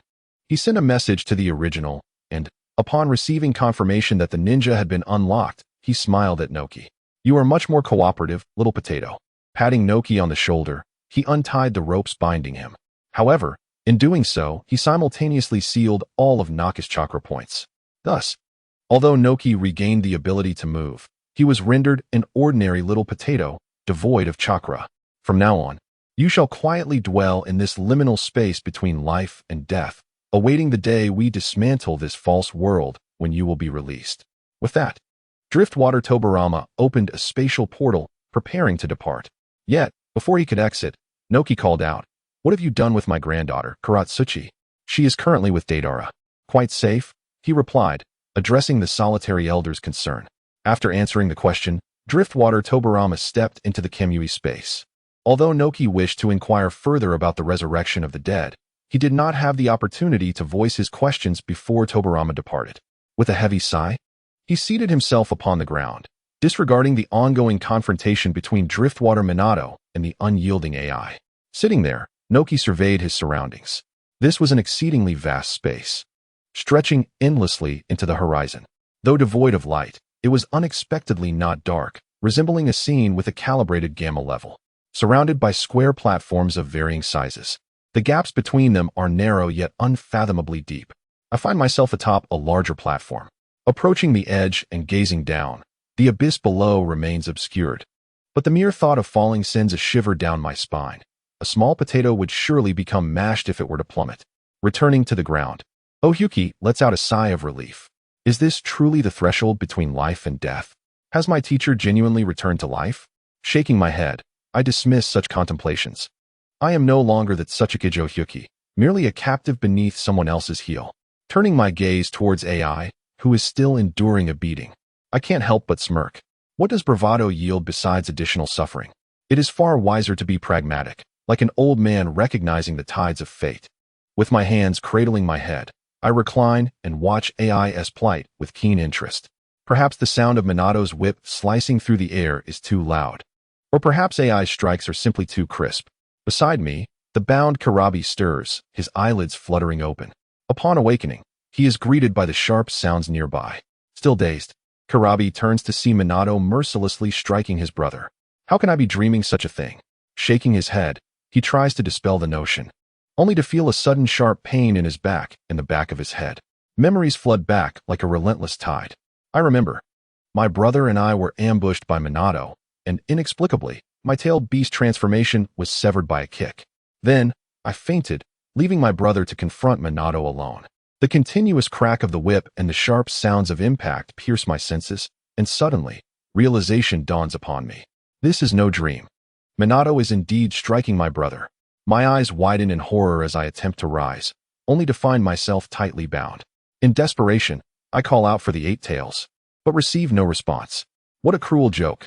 With the Renegade's power over tailed beasts, if one could awaken their beast through such bonds, they might as well pluck their eyes out. After several fruitless calls to the Eight Tails, Karabi is left powerless, forced to watch his brother endure the strikes. His heart aching as he cries out in despair, "No. Brother, Minato, do not harm him. If you must strike, direct it at me." Minato pauses, his hand stilling mid-swing. How foolish humans can be. Isn't it better to lie there and feign death than to seek out punishment willingly? Very well, I shall oblige. In his other hand, he conjures another whip, adjusting his stance to strike both of them simultaneously. With a swift motion, he unleashes the twin strikes. Witnessing his dear brother also suffer, AI feels his heart ache, tears welling in his eyes as he looks towards Karabi. Hearing the sharp crack of the whip striking his dear brother, AI felt a pain far greater than any lash upon his own flesh. Brother, Karabi, his eyes brimming with unshed tears, though concealed by sunglasses, gazed at AI. Observing the varying depths of the welts on AI's body, Karabi felt the wounds inflicted upon his brother resonating within his own heart. Such is the bond we share. The sight of these two formidable men reduced to such a state was utterly distasteful to the wandering Minato, who suddenly concocted a malicious idea. With a fierce glare directed at AI, he struck Karabi with the whip. "Do you yield?" One utterance of defiance, and I shall strike your brother again. AI's eyes widened in fury as he glared at the despicable Minato. "You vile, shameless scoundrel." Crack. Before AI could finish his retort, the whip landed upon Karabi once more. "Brother, it does not hurt at all. Please, do not succumb to this wretched man." Crack.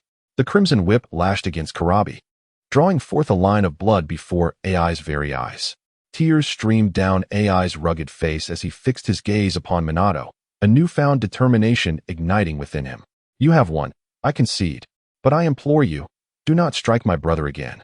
Kurabi's sunglasses could no longer conceal his tears, which flowed freely down his cheeks. Brother. Disinterested in the poignant display of brotherly love, Minato sent an inquiry to the original body of the Peach-style ninja. Upon receiving confirmation of the successful unlocking, Minato nodded with satisfaction. Then, turning to Kurabi, he inquired, And you, do you yield? Refusal will result in another strike upon your brother. Kurabi quickly exclaimed, I yield. I yield. Just do not strike my brother again. After receiving another affirmative from the original body, Minato finally dispersed the two whips in his hands. To be honest, he felt somewhat unsatisfied, as if the punishment had not been sufficient. However, having achieved his goal, he saw no reason to continue. With a flick of his wrist, he sealed their chakra points and untied their bindings before departing the Shunwei space without a backward glance, leaving behind a parting taunt. If you had submitted sooner, this could have been avoided. To endure such beating was truly foolish. Unfazed by Minato's scorn, the two men immediately embraced each other, weeping. In a corner, the silent observer, Onoki, shielded his eyes, feeling a sting of embarrassment at the sight of the two muscular men, their dark skin glistening as they wept together. I have indeed never witnessed such a scene. Meanwhile, outside in the Rain Shadow village, the two wandering puppets exited the spatial passage from the Shinwei space, not heading towards the employee dormitories, but rather to another location.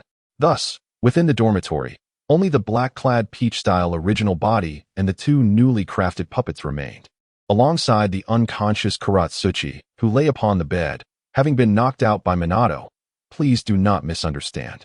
Upon unlocking several ninjas in rapid succession, the Peach-style original body was in high spirits, humming a tune as he fashioned clothing for the two puppets. The attire for the third generation of Reiko was crafted with little thought, consisting merely of a white tank top and a pair of trousers. With deft movements, Reiko manipulated the puppet to don the garments, deeming the task complete. The classic ensemble, however, was expected to consist of bandages. In a fit of mischievous whimsy, Reiko adorned the bandages with splashes of gold and hints of other colors, transforming the puppet into a resplendent golden mummy. Thus, the masterpiece was accomplished. Reiko clapped her hands, admiring her creation with satisfaction, hands on hips. Honestly, the sensation of crafting one's own figurine was exhilarating. As these two puppets currently had no purpose, Reiko relegated them to a distant corner of the divine space, far removed from Inoki and the others. With the puppets securely stowed, she turned her attention to the unconscious Kuratsuchi on the bed. Serves you right for incessantly auto-collecting in the game. Now you're in my grasp. With a sinister chuckle, she reached for Kuratsuchi's nose, pinching it, and then her mouth as well. In no time, Kuratsuchi's tightly closed eyes flew open wide. She pushed Reiko's wicked hands away, gasping for breath. Enough with the pranks. Let me sleep, and we can talk later. The narrative unfolding in the mist shadow could wait. She needed to untangle the timeline of the mist shadow, as the blood mist was truly ominous. Chapter 49, Deidara. The artistic atmosphere of this Akatsuki organization is truly profound. Gasping for air, with her face flushed, Kuratsuchi gradually regained her composure. She glanced around, realizing she was in an unfamiliar room, and there stood a striking young man with white hair. Could he be her brother? Regardless, the one who had just pinched her nose was undoubtedly this villain before her. Rising from Reiko's bed, Kuratsuchi placed her hands on her hips and pointed accusingly. Hey, who are you? And where is this? I was just in my grandfather's office. Seeing Kuratsuchi adopt such a defiant stance, Reiko recalled her past encounters with the irksome Kuratsuchi. Once again, she extended her mischievous hands to pinch Kuratsuchi's soft cheeks. Little one, do not be so audacious in someone else's territory. To her surprise, Kuratsuchi's cheeks were indeed soft and tender, providing an exquisite sensation. Let go of me. You cannot pinch my face. Kuratsuchi protested, attempting to push Reiko's malevolent hands away, but to no avail. To tell you the truth, your grandfather no longer wants you. He has sold you to me, Reiko proclaimed with a wicked grin, attempting to deceive the little girl. You're lying, Kuratsuchi retorted, her words somewhat garbled. Suddenly, the door to Reiko's room swung open, revealing Conan, clad in her Akatsuki cloak and exuding an icy demeanor. She witnessed Reiko's antics with the little girl, and a look of disdain crossed her face. With a glance that conveyed contempt, Conan coldly remarked, "The newcomer you recommended has arrived at the village gate. You should go and greet them before turning to leave." The roughness of the situation threatened to cast me as a perverse figure. With a sigh, I released my malevolent grip, effortlessly hoisting the young black earth onto my shoulder before soaring out of the window. You might wonder why I did not simply use the door. After all, true ninjas never take such mundane routes. Ascending into the air, I disregarded the startled exclamations of the small black earth upon my back and set my sights on the distant silhouette of a colossal white clay bird. In the blink of an eye, I zipped to the side of Deidara, who was momentarily startled by my sudden appearance. "Whoa, when did you pop up?" he exclaimed, still focused on piloting. As I landed gracefully atop the clay giant, I gently set down the young black earth. Deidara and I, the little girl, newly introduced to this unfamiliar realm, instinctively sought solace from someone familiar. As soon as she steadied herself on the colossal bird, she dashed toward Deidara. "Black Earth, what are you doing here?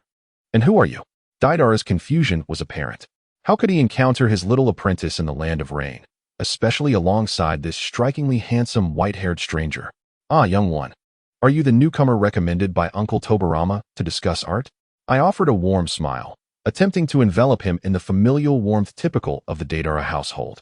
"Oh, so you're one of the Akatsuki members that Uncle Tobirama spoke of." Deidara's excitement was palpable, yet, glancing at the girl clinging to his waist, he was once again engulfed in perplexity. "How did she end up here?" Pointing at her, he wore an expression of bewilderment. "You see, when Uncle Tobirama was conveying messages to you, that Tsuchikage suggested that this little girl accompany you. Subsequently, Uncle Tobirama utilized his secret technique to transport her here. With Noki already confined, I assured him that my words were true. Even if Deidara required Naka's handwritten signature, I could procure it at any moment. Such a convenient technique exists." Deidara's realization came swiftly, devoid of any skepticism. "Then let's hasten to the organization to exchange artistic ideas. I can hardly wait." I nodded in agreement and flew before the clay giant, gesturing for him to follow. Before long, I guided Deidara to a window of a towering edifice, where Pain and Conan awaited us. Deidara, with the young black earth on his back, leapt into the empty room, devoid of any decoration save for the three figures standing within. In addition to the striking white-haired gentleman who had led him, there were two others, a man and a woman, both adorned in identical attire. "This is the leader of the Akatsuki, a connoisseur of fashion and artistic expression," I indicated toward Pain, enthusiastically introducing him to Deidara. "The organization's costumes, rings, and the adornments on his face are all his designs." Deidara's eyes sparkled with admiration. The leader possesses exquisite taste. The attire and accessories are truly distinctive. Once again, Toshi pointed at Xiaonan and introduced, "This is Xiaonan, a member of our organization who has a penchant for origami. The adornment on her head is crafted from paper she folded herself." Quite impressive. Deidara, who had been thoroughly misled, was now utterly convinced that the Akatsuki was an assembly of artists. "Are you certain you wish to join our organization? The Akatsuki typically operates in pairs. Upon your joining, we will assign you a like-minded partner." The silent Pain interjected, extending his hand towards Deidara as he spoke. "Of course I want to join. Right now?" Deidara eagerly grasped Pain's hand and shook it enthusiastically. "Let us shake hands." After receiving an affirmative response, Xiaonan unexpectedly produced a black cloud-patterned robe with a red background and handed it to Deidara along with a ring inscribed with the character for green. "From now on, you are a member of the Akatsuki, and your code name will be Qinglong. We have already arranged a teammate for you. While exchanging art is one aspect of our mission, the organization will also assign you tasks to ensure its efficient operation. You have no objections, do you?" "None at all." Deidara, oblivious to any underlying issues, found everything about the Akatsuki to be perfectly reasonable, eager to find a partner for artistic exchange. However, the observant Kuratsuchi sensed something amiss. Why did this Akatsuki sound so much like a mercenary organization? Tugging at Deidara's sleeve, Kuratsuchi leaned in and whispered, "Deidara, doesn't something about this Akatsuki seem a bit off? Besides, I don't recall Grandpa ever mentioning that I should join you. Are we being kidnapped?" At this remark, Deidara became immediately displeased. "Little Kuratsuchi, how absurd. Do you understand art? You're just talking nonsense. Look how rich the atmosphere of artistry is in this organization. The leader has designed such unique attire. Clearly, he is a man of taste. Uncle Tobirama is his confidant. How could he deceive him? Let us assume, for argument's sake, that we were indeed kidnapped. How could we still move about so freely? Children simply love to let their imaginations run wild. They need proper guidance. The children spent the afternoon crafting a chapter with pride. Chapter 50. Sigma Deidara ignoring Kuratsuchi's pitiful gaze. Deidara delivered a playful thump to Kuratsuchi's head. What do you know about the affairs of artists, you little child? If it weren't for the old man insisting I take you along, I wouldn't bother with you at all. Pulling Kuratsuchi back onto the clay bird, Deidara retrieved the address Xiaonan had tucked into his clothing. It bore the temporary address of Scorpion.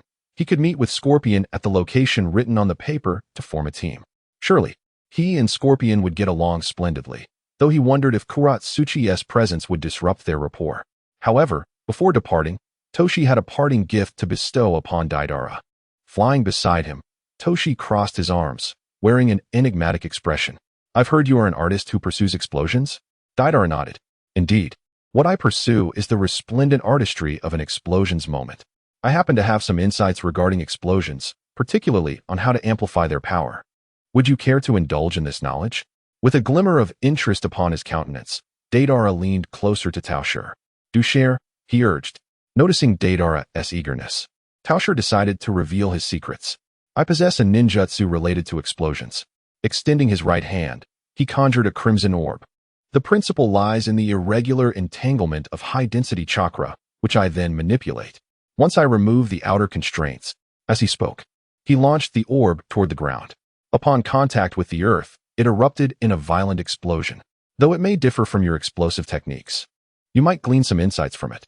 My technique requires a continual increase in chakra density to enhance the explosion's potency. Similarly, the intensity of the explosion is also contingent upon the density of the fuel. By releasing a greater amount of energy within a smaller volume, one can significantly augment the explosion's might. In essence, to elevate the explosion's power, one must strive to release as much energy as possible in the smallest possible size. I have also discovered a unique reaction method capable of unleashing tremendous energy. Tao Shi elucidated the principles of nuclear fusion to Deidara, who became increasingly exhilarated as he listened. My knowledge may be limited.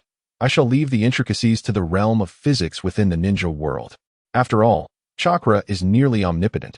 If one possesses the requisite power, there is little that cannot be achieved. Tao Shi articulated these thoughts in hopes of inspiring Deidara, the master of explosions, to create a technique akin to nuclear release. What a brilliant notion! After hearing Tao Shi's explanation, Deidara could not help but exclaim in admiration. Such extraordinary wisdom! This avant-garde reaction method, though demanding in terms of chakra manipulation, promises to yield an explosion powerful enough to astonish the entire world. Thank you immensely, my friend. What is your name?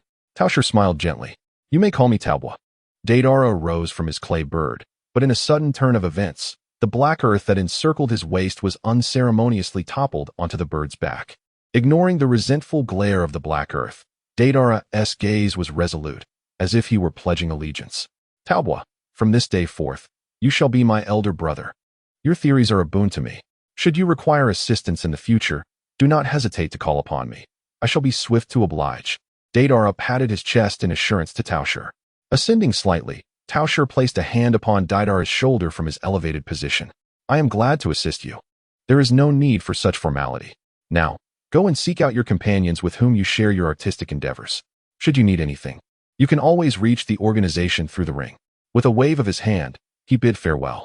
As Deidara waved farewell from the back of the bird, watching the gradually fading figure of Tao Shi, he wiped away the moisture at the corner of his eye. Just as he was adjusting his emotions, the irksome voice of Kuratsuchi reached his ears. Deidara, how about we return to the land of Earth for a while? The Akatsuki organization feels quite off.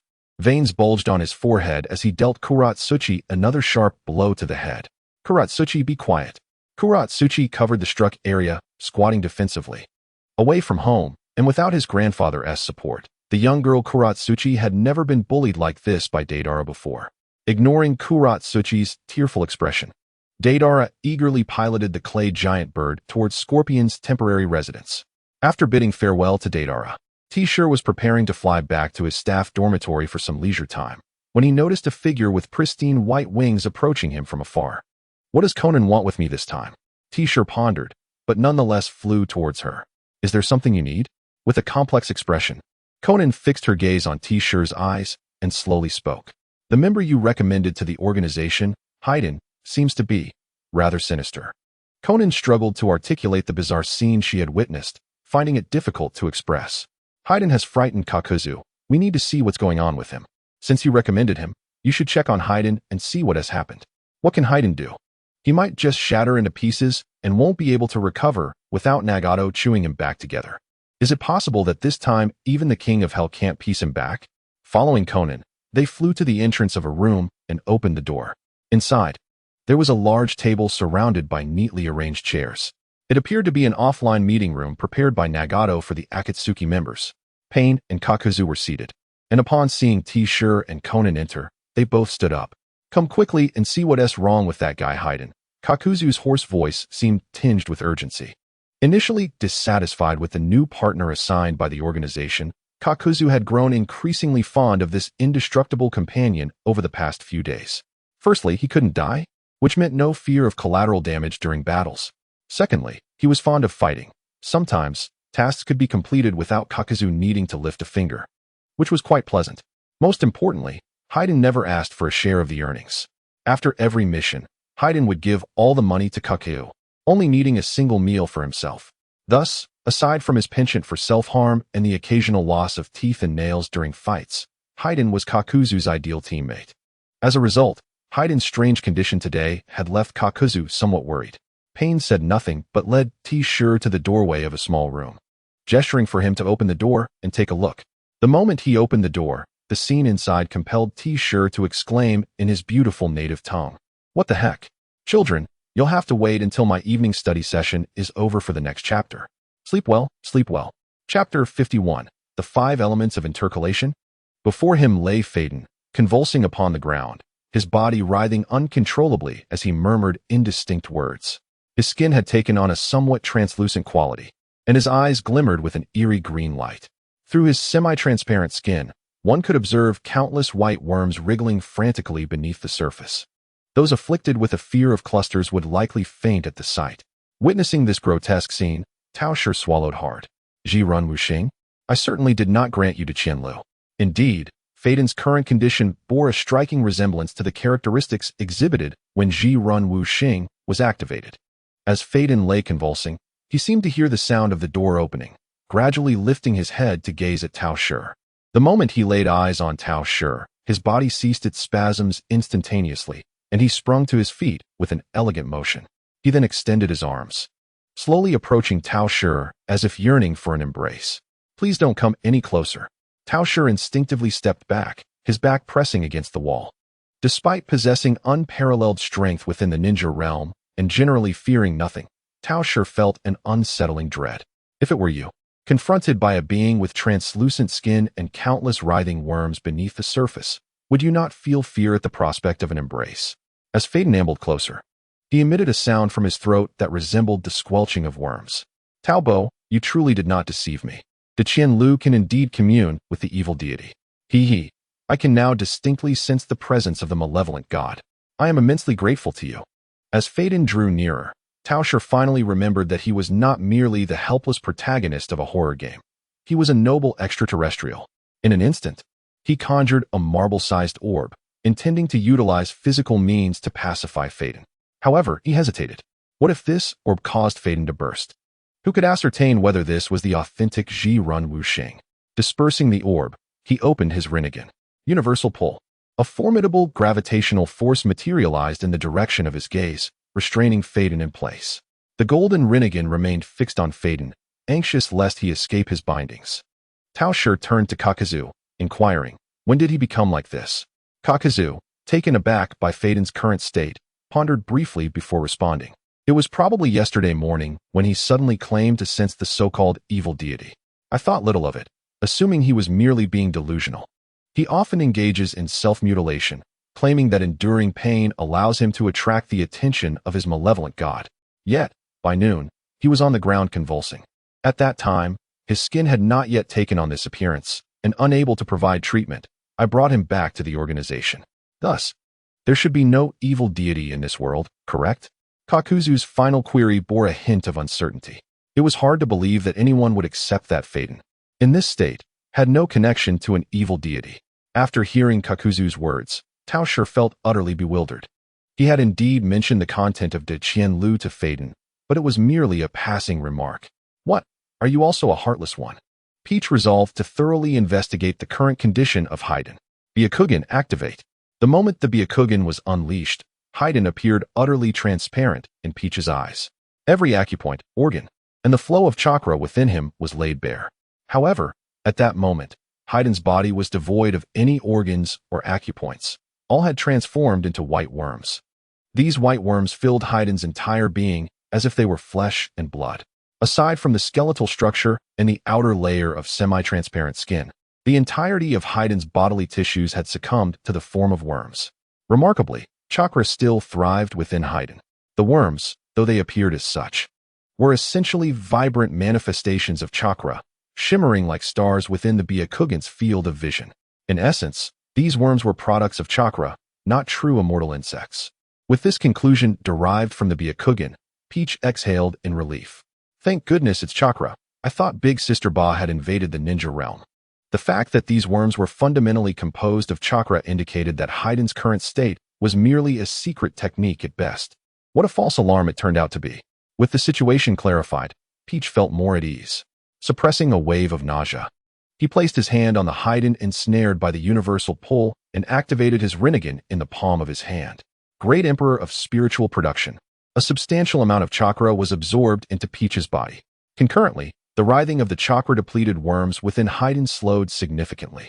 Eventually, when Haiden's skin returned to its normal hue, Peach ceased his absorption. With the Rinnegan on his forehead closing, the gravity that had supported Haiden vanished, causing him to collapse to the ground, unconscious. Peach let out a sigh of relief, glancing at the three individuals beside him who were casting curious glances, and explained, "It was merely a secret technique of my own creation that spiraled out of control. There is no malevolent deity at work here." Upon hearing this, the three nodded in unison. There was nothing suspicious. The ninja realm was rife with strange secret techniques. An example is Kakuzu's Earth Grudge Fear, which is certainly an odd technique as well. However, Haiden's self-developed technique was exceedingly bizarre, its strangeness rivaling that of Kakuzu's tentacled form. Peach extended his hand and delivered a slap to the unconscious Haiden. Smack! The crisp sound resonated as his palm met Haiden's face. "That's what you get for scaring me." Seeing that Haiden showed no reaction, Peach raised both hands and unleashed a barrage of slaps. Consecutive, ordinary slaps. The three onlookers did not intervene.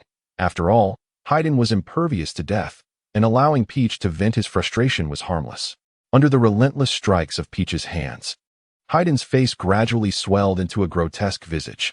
It was only through the pain that he eventually awoke, but rather than awakening in agony, he was roused with a sense of pleasure. His first words upon awakening were, "Peach." Peach, with a grim expression, grasped Haiden by the hair and lifted him up, drawing closer with a stern face. "You had better explain exactly what is going on with you." "Sigh," Luya greeted Tao Shi, his face swollen like a pig's head, struggling to articulate clearly. As soon as he finished speaking, he realized something was amiss and hastily touched his face. Upon discovering the swelling, he promptly began to rub it vigorously. With each motion, his once puffed cheeks rapidly deflated. "At last, I managed to finish before midnight. I truly am remarkable," he declared with pride. Chapter 52. The next target, Uchiha Old Deng. Forcing his swollen face back into shape, a look of sheer ecstasy returned to Fadewan's countenance. "Ah, what bliss!" he exclaimed before addressing Tao Shi's inquiry. "Brother Taobua, just yesterday, I sensed the presence of the evil god." As he spoke, a look of indulgence spread across his face. "For some time now, I have been diligently practicing the Great Thousand Records, as you advised. Just yesterday, amidst my relentless understanding of pain, I finally unleashed the secret technique of the 5 elements, and then I felt the presence of the evil god. This sensation, this feeling, can you comprehend the bond it creates?" Tao Shi inwardly scoffed, contemplating that Fadewan's so-called 5 elements technique was merely a secret art that fused chakra with the physical body to alter its form. The claim of sensing an evil god. It was likely the excruciating agony from the loss of his flesh during the technique's activation that transformed Fade Wan, an addict to the Great Thousand Records, into a twisted figure overwhelmed by euphoria, akin to a drug addict in a high state. Perhaps he was hallucinating? After all, in the ninja world, there existed no deity like Si Ming. The only entity resembling a god was the unfortunate death god, toyed with by Orochimaru. Could it be that Fade Wan is indeed a genius? Why not use the 5 elements technique once more for my observation? Tao Shi resolved to employ his Byakugan to meticulously scrutinize Fade Wan's activation of the technique, seeking reassurance that no such being as the evil god existed in the ninja realm. Upon hearing this, Fade Wan immediately donned an expression of excitement. No problem. Just watch closely. It is the power granted to me by the evil god. With that declaration, his body became rigid. Tao Shi activated his Byakugan, focusing intently on Fade Wan. The trio of Kakuzu observed with equal curiosity about Fade Wan's enigmatic technique. Through Tao Shi's Byakugan, he witnessed Fade Wan extracting a copious amount of chakra from his cells. Subsequently, the chakra extracted intertwined with the cells, forming white, writhing worms. Indeed, Fade Wan's 5 elements technique was a product of the fusion of chakra and his physical form. One could not deny that chakra was an ethereal energy capable of such feats. As the cells and chakra merged into these writhing forms, Fade Wan's flesh rapidly dissipated. He collapsed once more, beginning to convulse. It appeared that this transformation process was exceedingly painful. Yet, for someone as peculiar as Fade Wan, it seemed not to be a mere side effect. At last, Haiden's entire flesh transformed into repugnant white worms, his skin resembling a semi-transparent gelatinous substance. Despite being somewhat psychologically prepared, upon witnessing Haiden in this grotesque form once more, Tao Shi involuntarily shuddered in disgust. Standing alongside the 3 spectators, Tao Shi pointed at Haiden, who lay on the ground in a state of ecstatic writhing, and suggested to Conan, "Why don't you try cutting him with your paper? I'm afraid that I might inadvertently shatter him again." After a series of tests, Tao Shi and the others successfully discerned the precise effects of Haiden's peculiar secret technique. It transformed his entire flesh into worms while allowing him to retain a complete human form. The white worms possessed formidable regenerative abilities. Even if Tao Shi obliterated Haiden into fragments, the worms could swiftly reassemble themselves. These worms did not burst, but instead exhibited a certain resilience against attacks and the capacity to absorb chakra. For instance, Conan's paper shuriken would lose control upon penetrating Haiden's skin, as the chakra would be absorbed by the worms. Compared to the original secret technique, this version was merely a semblance, significantly diminished in effectiveness. Once the chakra that fused with the cells was exhausted, the white worms would gradually revert to their original organs and flesh. There was no scenario in which the internal organs vanished entirely.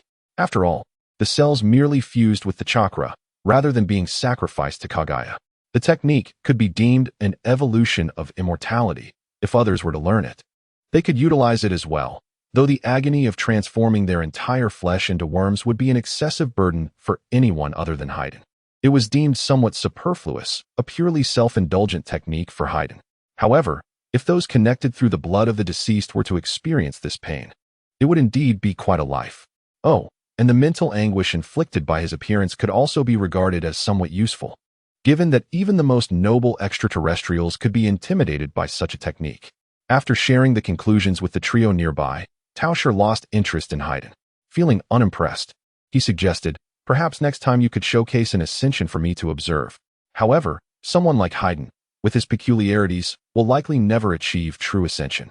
Chuckles, exiting the room, he gazed up at the gentle patter of rain. Suddenly, he recalled someone. The Uchiha clan's massacre was likely imminent in the coming days. Perhaps he could release her to indulge in some mischief? Xiang, do you know if there are any individuals sealed away by sealing techniques on this planet? Black Zetsu's dark head emerged from Tao Shi's sleeve, forming a question mark with its body. "I do know quite a few, but why does Lord Tao inquire about this? I wish to study the sealing techniques of this planet and observe what intriguing individuals might be sealed away," Tao Shi replied nonchalantly. "I simply feel that life has become rather mundane lately, lacking excitement." "Interesting, is it?" After a moment's contemplation, Black Zetsu extended a finger. "Ah, I happen to know of someone whose experiences and ocular techniques are quite fascinating." "Interesting ocular techniques? Is this someone a descendant of your brother?" "Certainly. Her ocular techniques would undoubtedly pique your interest. The corners of her lips curled upward. This Kurizetsu truly serves as the finest steward for the Otsutsuki heir, rendering the need for individual seals obsolete. The sealed, the descendants of the feathered garments, and the intriguing journey along with ocular techniques. Our superhero, Akira, is surely not far off. Indeed, what Peach seeks is none other than the mightiest weapon of the Uchiha clan from the Warring States era, Uchiha Akira. I can only imagine the delight in accompanying her to witness the Uchiha clan's night of massacre. Since you, too, find these ocular techniques captivating, I must certainly witness them myself. Peach soared back to the staff dormitory, retrieving the organizational funds she had pilfered from Conan, leaving a note in her room indicating her departure for leisure. Having completed these preparations, she ascended skyward, arriving at the gates of the Hidden Rain village, gesturing grandly. Shinxiang, lead the way. The fragrant and soft old Uchiha, your destined pale alien savior, has come to your rescue. In the subsequent chapter, we shall commence with the events in Konoha, followed by the night of the massacre. The narrative concerning Obito's wanderings in the Hidden Mist village will be addressed after the night of the massacre. Chapter 53, The Paradise of Affection, a must-try experience. As Peach's true form ventures forth to rescue the wayward Uchiha matriarch, the Hidden Rock and Hidden Cloud villages descend into chaos following the mysterious disappearance of their respective leaders.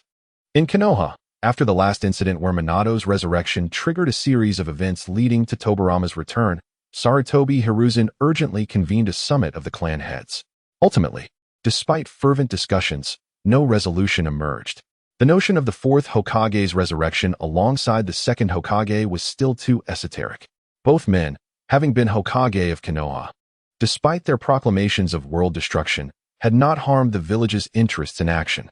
Particularly, the absence of any traces of Edo Tensei on their persons eliminated the possibility of third-party manipulation. This matter ultimately faded into obscurity, with the only response being a slight enhancement of security within the village. The inexplicably placed burden upon Orochimaru was temporarily lifted. However, due to prior suspicions regarding Orochimaru's machinations, Danzo, who had contacted him via summoning beasts, received an unexpected reprimand from Orochimaru. It seems Danzo has grown rather confused. I am preoccupied with my research. Where would I find the time to learn Edo Tensei to instigate chaos in Konoha? After receiving Orochimaru's scolding, Danzo attended the summit with a scowl, simultaneously intercepting an Umbu ninja sent to inform Uchiha Fugaku of the meeting. Danzo, just a trivial matter. Uchiha Fugaku, how selfish of you. Thus, even the heads of minor clans attended the summit, yet Uchiha Fugaku was notably absent. Upon the conclusion of the meeting, Uchiha Fugaku's expression darkened, mirroring that of Danzo. When the remaining Uchiha clan members learned of this, they were incensed, eager to rise up and overthrow the incompetent Hokage. Ultimately, while the voices of the clan were suppressed by the angered Uchiha Fugaku, the relationship between the Uchiha clan and the village deteriorated further. Meanwhile, Peach, the puppet, and Naruto remained unaffected by the events at hand, continuing to revel in the same joyful truancy as before, Peach style. I have recently developed a new ninjutsu. At the brook nestled among the trees above the Hokage rock, Naruto, brimming with enthusiasm, excitedly spoke to Peach style. Oh, a new ninjutsu? Is it as exhilarating as the previous seduction technique? Peach style, perched upon a stone, inquired with keen interest. Even more thrilling than the seduction technique. Naruto smirked mischievously, swiftly forming hand seals. Ninjutsu, harem technique. Instantly, a cloud of smoke erupted. A group of scantily clad Narutos, with twin ponytails and alluring figures, emerged from the mist, casting flirtatious glances at Peach style while blowing heart-shaped kisses. Peach style's eyes widened in astonishment. Wait, what about the details? Why are you hiding behind smoke when we're all brothers? Am I an outsider? The enchanting spectacle of Naruto's did not last long. With a resounding bang, the smoke cleared, revealing the exceedingly irritating Naruto in Peach Style's eyes. Why does this technique still not work on you, Peach Style? Naruto displayed a face of regret. Clearly, Irika-sensei always bleeds from his nose when hit by this technique, he lamented. Hearing this, Peach Style couldn't help but scoff internally. Irika, that pathetic virgin is laughable. Before crossing over, Peach Style had seen countless scenarios. Such trivial displays could hardly affect him. Clearing his throat, he stood up from the stone and patted Naruto's shoulder. adopting a condescending tone. You still have much to learn if you wish to ambush your elder brother, Peach style. In the next moment, Peach style's tone shifted as he leaned closer to Naruto's ear. By the way, Naruto, when can you take me to that shop where you gathered inspiration for the seduction technique? Curiously, Peach style had explored nearly all of Konoha, but failed to discover a bookstore selling indecent literature. Yet Naruto, with casual strolls, had managed to find it. However, when he encountered the Hokage there last time, the old man instructed him not to speak of it to anyone. Naruto hesitated, revealing a conflicted expression. Oh, so it's that lecherous Sarutobi's fault. I wondered why Naruto would hide this from me without reason. It seems someone was obstructing him. I initially feared I had inadvertently disturbed the capital's interests, resulting in a setup against myself.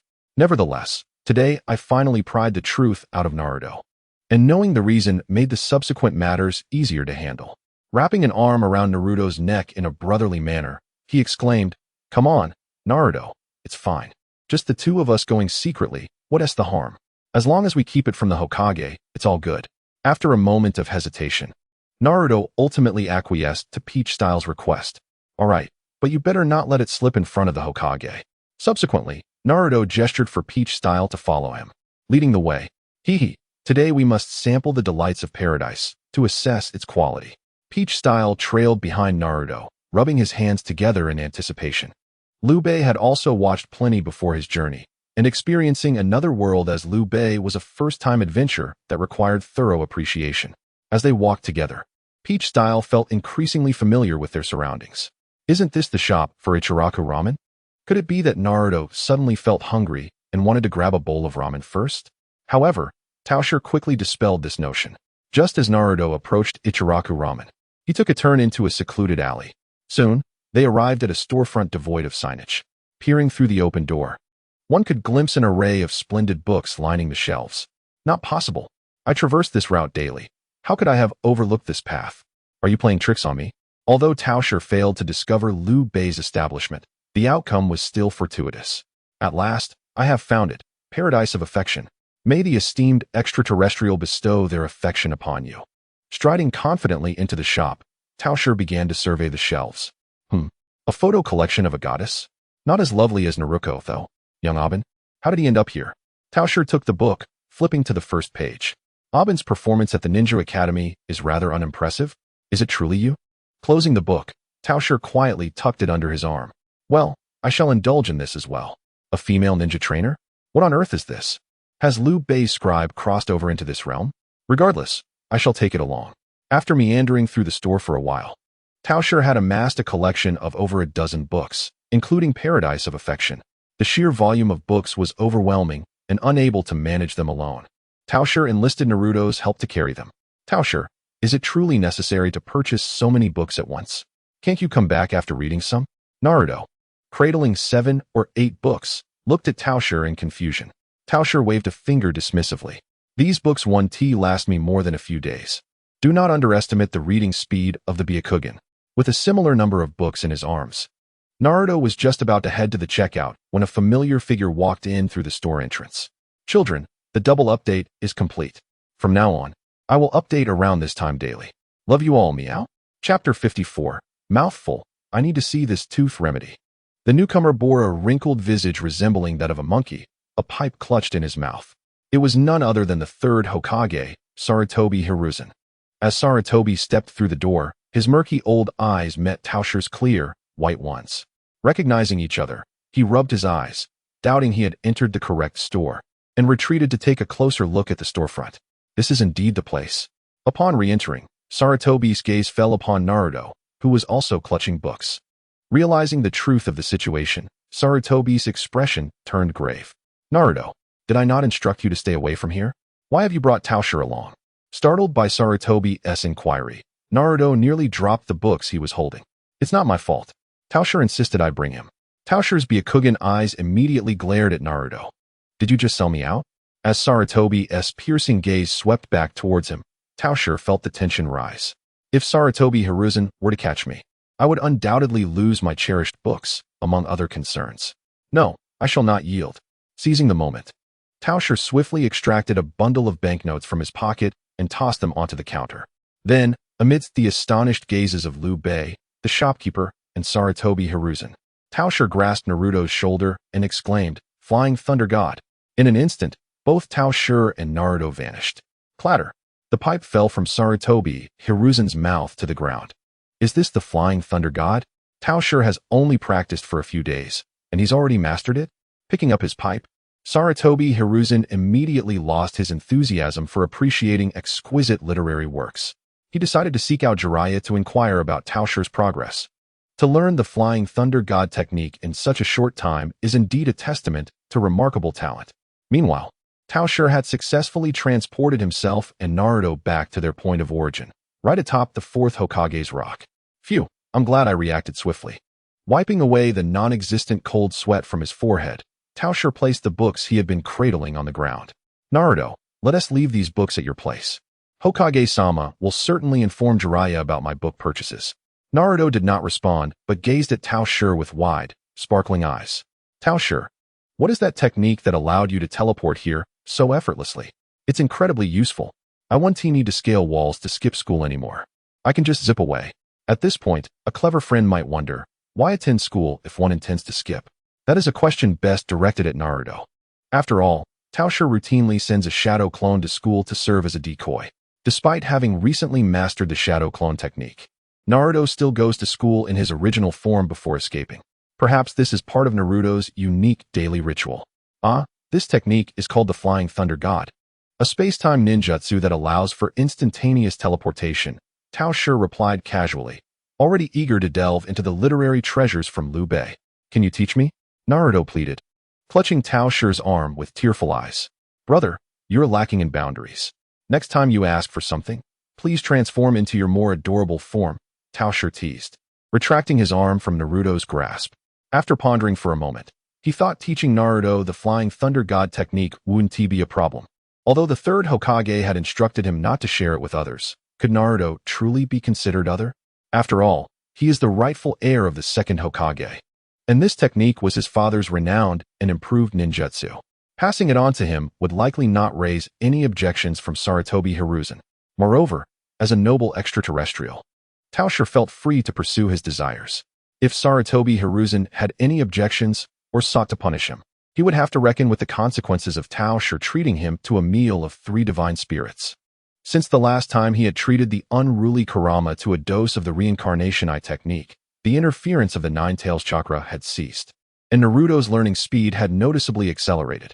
Although the written exam remains a challenge, even the shadow clone technique, which I previously struggled to master, has now become second nature to me. Of course, having mastered the more advanced shadow clone technique, Naruto no longer has any need for the basic one. Very well, I am willing to teach you. However, I must forewarn you that this technique is exceedingly difficult. Even if you are a genius, it is unlikely that you will grasp it in a short period. I, Naruto, am no ordinary genius. Hearing this, Naruto placed his hands on his hips, exuding an air of arrogance. It seems that his recent victory over Sasuke, which resulted in Sasuke's hospitalization, has inflated Naruto's ego immensely.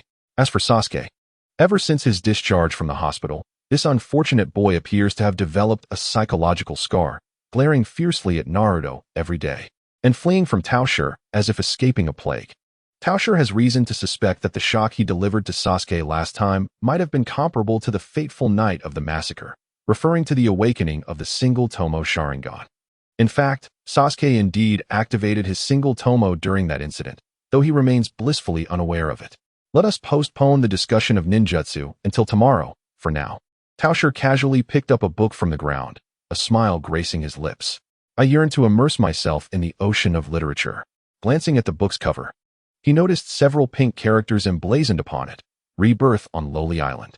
Tao Shi is not particularly interested in Lolis, but he recalls a kind-hearted group member recommending a game of the same name before his transmigration, claiming it to be a masterpiece. Thus, he decided to take this book, intending to savor its contents. Upon opening the book, vibrant illustrations captivated his gaze. A full-color edition. I initially thought it was a novel. Naruto, sitting beside Tao Shi, leaned in closer. Wow, Tao Shi, this is a comic book, he exclaimed, and together they began to peruse the pages.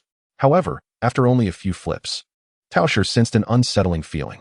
It must be a figment of my imagination, Surely my well-meaning friends would not deceive me. Feeling guilty, turning a few more pages, they stumbled upon a shocking image, causing Tao Shi and Naruto to gasp in unison, covering their eyes and collapsing to the ground. No, my friends have led me astray. The implication of Loli turned out to be a bear Loli, and he desperately wished to unsee it. Is there a ninjutsu to erase memories? I desire a clean mind. Tao Shi's eyes, clouded with distress, were bloodshot. No, I cannot be the only puppet to endure such torment. Resolutely, he transmitted the harrowing images he had witnessed to his original self. Tao Shi's original self, an ominous premonition arises. There is still a chapter left. I am typing it out now. Chapter 55, a private lesson for Naruto. As Tao Shi's original self followed the direction indicated by Black Zetsu in search of Uchiha Shikari, he suddenly received images transmitted from the Hyuga puppet. Tao Shi cried out in pain as his mind was forcibly flooded with overwhelming information. With 2 eyes in the eye sockets, 1 on the forehead, and 2 on his hands. A total of 5 eyeballs shed tears of blood. The power of the eyes suddenly faltered, causing the airborne Peach Style to plummet to the ground. The entity attached to Peach Style, Kurizetsu, was taken aback as Peach Style transformed into this unfortunate state, nearly sending his soul into a panic, almost triggering his sea urchin form. Peach Lord, are you all right? Please, do not let anything unfortunate happen. What would my mother do if something were to happen to you? I cannot bear to endure the stench of Uchiha Kenji's feet again. Such a calamity must not occur. That fellow Uchiha Kenji pales in comparison to the soft and fragrant Otsutsuki. I'm fine.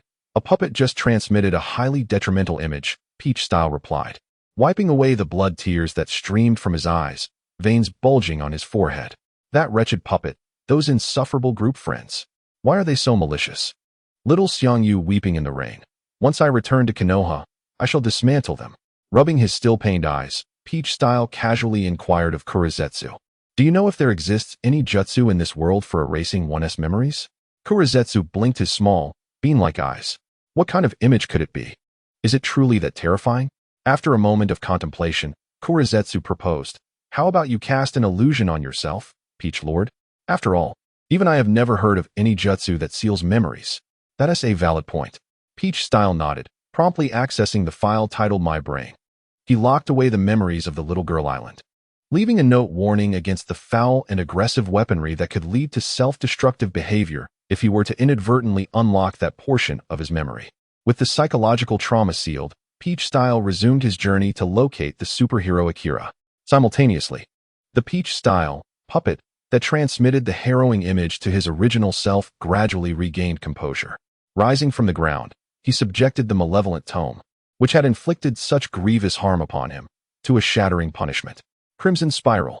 A single orb obliterated the book titled Rebirth on Little Girl Island into a flurry of fragments, allowing Peach Style to finally release a modicum of pent-up frustration. Yet, at that moment, he recalled Naruto's harem techniques and the detrimental effects this cursed book could have on one's eyes. I have an idea. Bucktooth raises a finger. He lifted the fallen Naruto, who was rubbing his eyes, a pained expression etched across his face as he lamented to Peach Style. What kind of book did you pick? Why do my eyes hurt so much after reading it? Peach Style merely shook his finger. The pain in your eyes is precisely the point. I specifically acquired this book as material for your jutsu. Material for jutsu? You're not deceiving me, are you? Upon hearing this, a skeptical look crossed Naruto's face. He was merely naive, not foolish. Now he harbored serious doubts about Peach Style's intentions. Well, think about it. The characters in this book are bound to cause eye discomfort, right? Naruto nodded in agreement. Do you know what the Uchiha clan, to which Sasuke belongs, is most renowned for? Naruto shook his head. It is their ocular techniques. If Sasuke activates the unique Sharingan of his clan with the current jutsu you possess, you may not stand a chance against him. Furthermore, the majority of the Uchiha clan's power hinges upon the prowess of those very eyes. However, if one were to transform the characters from the art of the harem into those depicted in this book, would it not cause their eyes to bleed at first glance? Naruto seemed to grasp the essence of Tao Shi's words, his eyes lighting up as he involuntarily murmured, in other words. Tao Shi swiftly picked up the thread of the conversation. In other words, as long as you can modify the art of the harem in this manner, you shall inherently stand invincible before Sasuke in the future. Sasuke, indeed, proved to be the most effective bait for Naruto. Even though the bond between them was not yet deeply established, The mere mention of Sasuke rendered Naruto momentarily paralyzed. It can only be said that the karmic ties of Indra and Ashura's chakra were still overwhelmingly authoritative. But Tao Shi, if you ruin the book, how can I reference it to modify the art of the harem? Naruto seized upon the crucial point. Ahem, you need not refer to any texts. Your brother Tao Shi will provide you with authoritative guidance, Tao Shi declared, pulling up Naruto's sleeve and leading him to a secluded spot. Come, follow me. I assure you, I will offer you the most reliable instruction, he chuckled, revealing a rather lewd grin. Meanwhile, Sasuke, who was attending a class at the Ninja Academy, suddenly felt a chill run down his spine, followed by an unexpected sneeze. Achoo! That bastard Tao Shi must be scheming against me again, he muttered, unaware that his offhand remark would prove to be prophetic. Meanwhile, Tao Shi was instructing Naruto on transformations in a small grove. Tao Shi, do we really have to dress this unattractive person in Sakura's clothes? Naruto hesitated, pointing at the shadow clone that had been replicated under Tao Shi's guidance. It's fine. Just try putting Sakura's clothes and hair on him. If it doesn't work, you can always revert it back, Tao Shi encouraged, patting Naruto on the shoulder. You just need to believe that your brother Tao Shi won't lead you astray. Alright then, with hands forming the necessary seals. Naruto's shadow clone was completely transformed into the image of Sakura as Tao Shi envisioned her. Feeling the familiar sting in his eyes, Tao Shi knew he had succeeded. Naruto, do you feel it? We have triumphed. Indeed, we have, Naruto exclaimed, suddenly filled with joy. As for whether this was somewhat disrespectful to Sakura, nonsense. That woman's thoughts were of no consequence. What mattered was the effectiveness of the technique. Under Tao Shi's guidance, although Naruto still harbored an inexplicable fondness for Sakura, he did not become a lovesick fool, unlike some other disciples. Well, this single transformation is certainly insufficient. Let me guide you further. Tao Shi clapped his hands, signaling Naruto not to dwell on the fleeting joy of success. The ninjutsu was not yet complete. There was still much work to be done. For the entirety of that afternoon, Tao Shi diligently instructed Naruto on the transformation techniques of the Dark Harem arts, particularly focusing on the special attack version. Ultimately, Tao Shi successfully enabled Naruto to revive various coveted images from the ninja realm, including Billy King, Darkness, Junping, Banana Kuin, and the Prince. Naruto, do you remember all these images? I do. After an afternoon of intimate guidance, Naruto was utterly in awe of Tao Shi's remarkable talent. He had not anticipated that Tao Shi could conjure so many character models adept at eye techniques seemingly from thin air. However, it appeared that Tao Shi had overlooked one crucial fact. He himself was also a practitioner of eye techniques. With a chuckle, he declared, the children have completed their work. I shall revisit the interview now. Chapter 56. Master S task having successfully instructed Naruto in the development of a new ninjutsu. Tao Shi felt a profound sense of satisfaction and prepared to indulge in the books he had acquired. Of course, the astute Tao Shi was no longer easily swayed by book titles alone. Thus, he opened the first volume he intended to read, the renowned work of Konoha's literary giant, Jiraiya, titled Intimate Paradise. This time, Naruto did not approach to join him. He was still reeling from the impact of the previous book he had brought from Lolita Island. As the evening wore on, Tao Shi closed the book and addressed Naruto, who was diligently practicing his harem techniques, saying, It's getting late. I shall stay at your home tonight to read. All right, Naruto replied, dispersing his shadow clones in a puff of smoke as he stretched lazily. The efficacy of shadow clone training was indeed remarkable, albeit somewhat exhausting. Gathering the scattered books from the floor, the two walked side by side towards Naruto's apartment. Tao Shi planned to spend the night immersed in reading. As for the Hyuga clan, after demonstrating the Flying Thunder God technique before Sarutobi Hiruzen, it was likely that he had already discussed matters with Hyuga Hisashi. Returning home would likely entail a myriad of tasks that could dampen his reading mood. As Tao Shi had surmised, upon witnessing Tao Shi employ the Flying Thunder God, Sarutobi Hiruzen proceeded to the Hyuga household to speak with Hisashi about the matter. Hisashi, upon learning that Tao Shi had mastered the technique, was equally astonished. Although he was aware that Tao Shi had obtained the training methods from Sarutobi, the speed at which he had succeeded was indeed remarkable. Fortunately, when Tao Shi had come to Konoha to connect with his family, he had been accepted into the main branch. Had he been relegated to the branch family, such talent would undoubtedly have been squandered. After informing Hisashi of Tao Shi's accomplishment, Sarutobi casually mentioned that Tao Shi and Naruto had gone to Liu Bei's bookstore together before taking his leave. Hisashi pondered. Isn't Tao Shi only 5 years old? Determined to inquire thoroughly upon Tao Shi's return, Hisashi waited.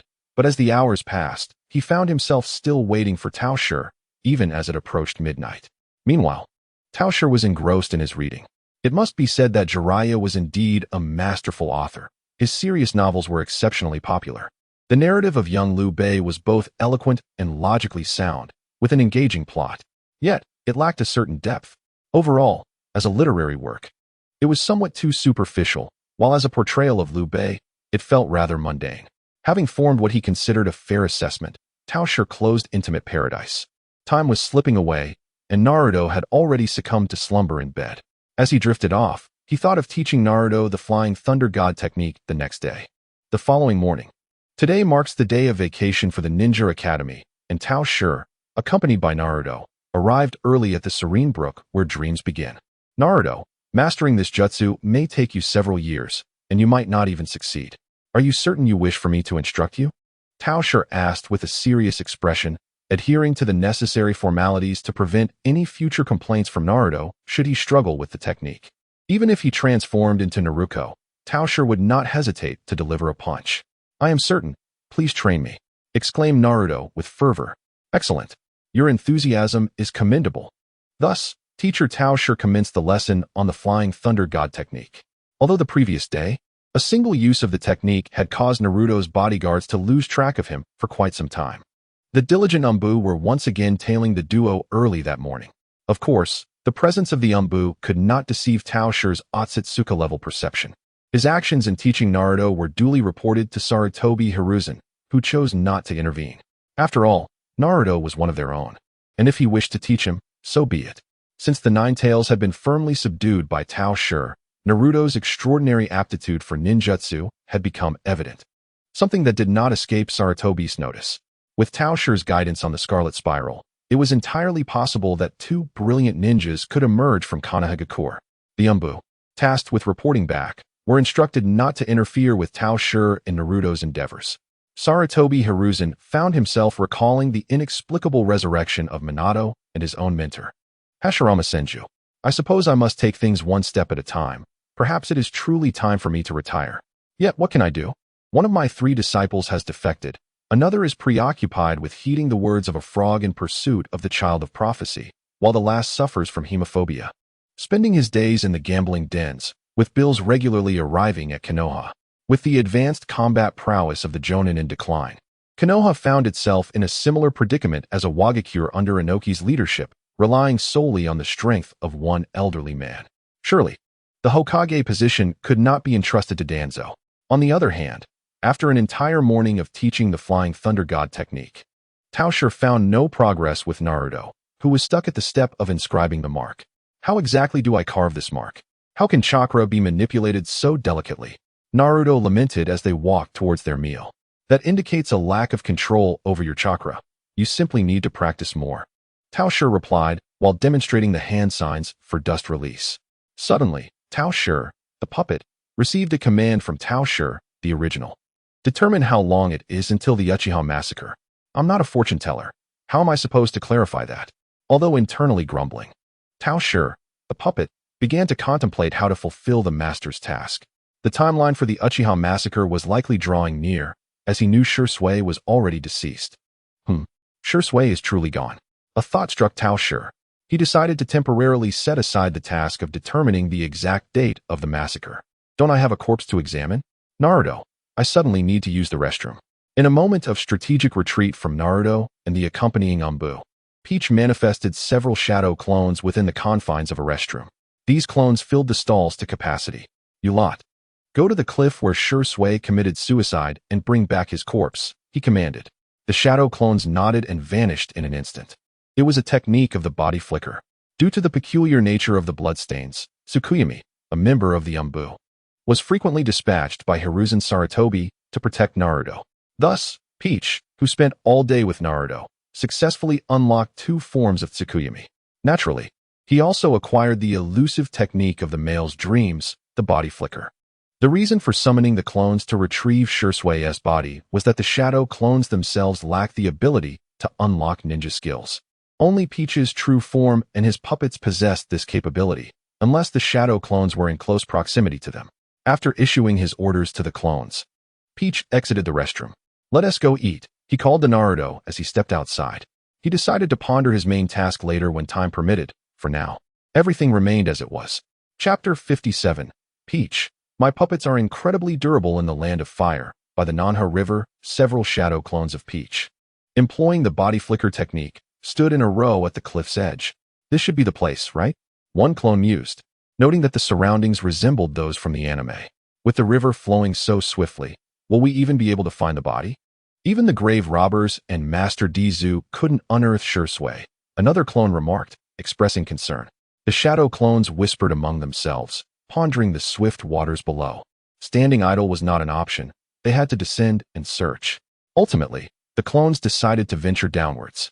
With a series of splashes, the water surface erupted in small waves before settling back into its former stillness, unencumbered by the need for air and endowed with the same Byakugan as their original.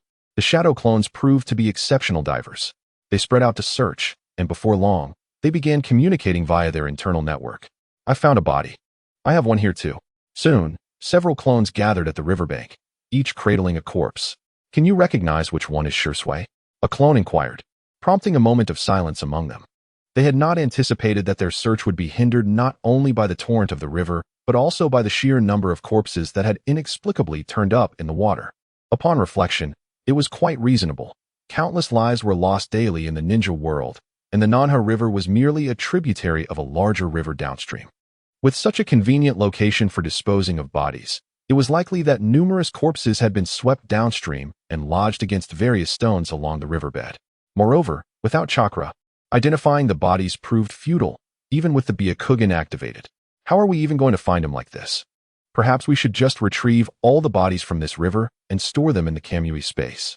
Once we're done, we can dispel ourselves and leave the original to deal with the headache.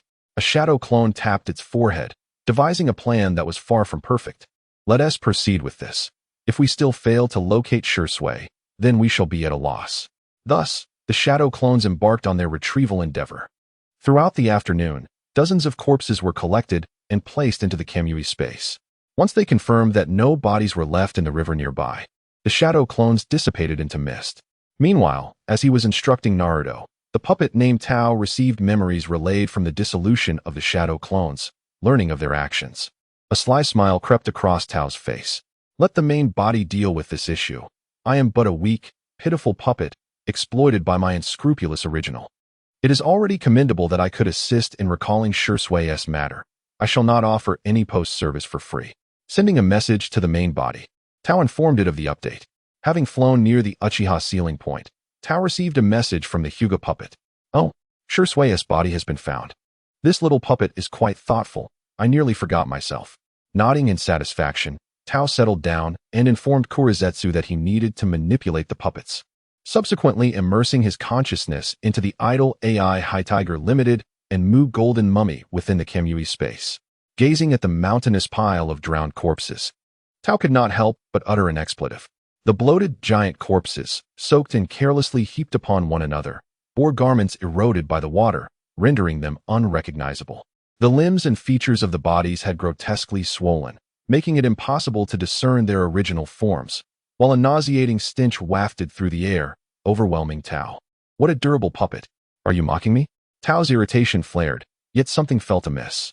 The super puppet's durability? This seems rather troublesome. A puppet with a password dares to deceive me. Resolving that it should be fine now, Tao thought. If it's going to be unpleasant, let it be so. It's for the sake of the Bonten god, after all. Shutting off the senses of touch and smell for the puppet, Tao maneuvered the third-generation Raijin puppet to sift through the giant corpses individually. Fortunately, luck was on Tao's side. Shursui's body was indeed among the pile. Upon witnessing the unlocking of Uchiha Shursui, Uchiha Shursunu Year Limited, and Uchiha Shursunu on the ninja panel, Tao nodded in satisfaction. The rookie Shursui is not the protagonist. With the unlocking of the ninja, Tao successfully acquired the most powerful Jinjutsu, Kodo Amatsukami. There were two variants of Kodo Amatsukami. One was Kodo Amatsukami Radiance, an exceptionally potent mental control Jinjutsu, and the other was an ultra model allowing for the arbitrary modification of another psyche. In the future, Should someone irk him, he could truly exert control over them. Although the real Shirsui's Kotoame Tsukumi had an extensive duration, Tao's version could be utilized freely as long as his ocular power sufficed. And you may wonder how much ocular power Tao possesses? It is best not to inquire about extraterrestrial matters, and furthermore, the 3 Shirsui he just unlocked had once again augmented his ocular power with 3 pairs of Mangeki Sharingan. Experiencing a cheat for a fleeting moment is exhilarating. To maintain it perpetually is sheer bliss. Retracting his consciousness back to his body, Tao Shi inquired of Kuroju, "The location of the seal you mentioned is indeed nearby, correct?" Kuroju craned his neck to survey the surroundings.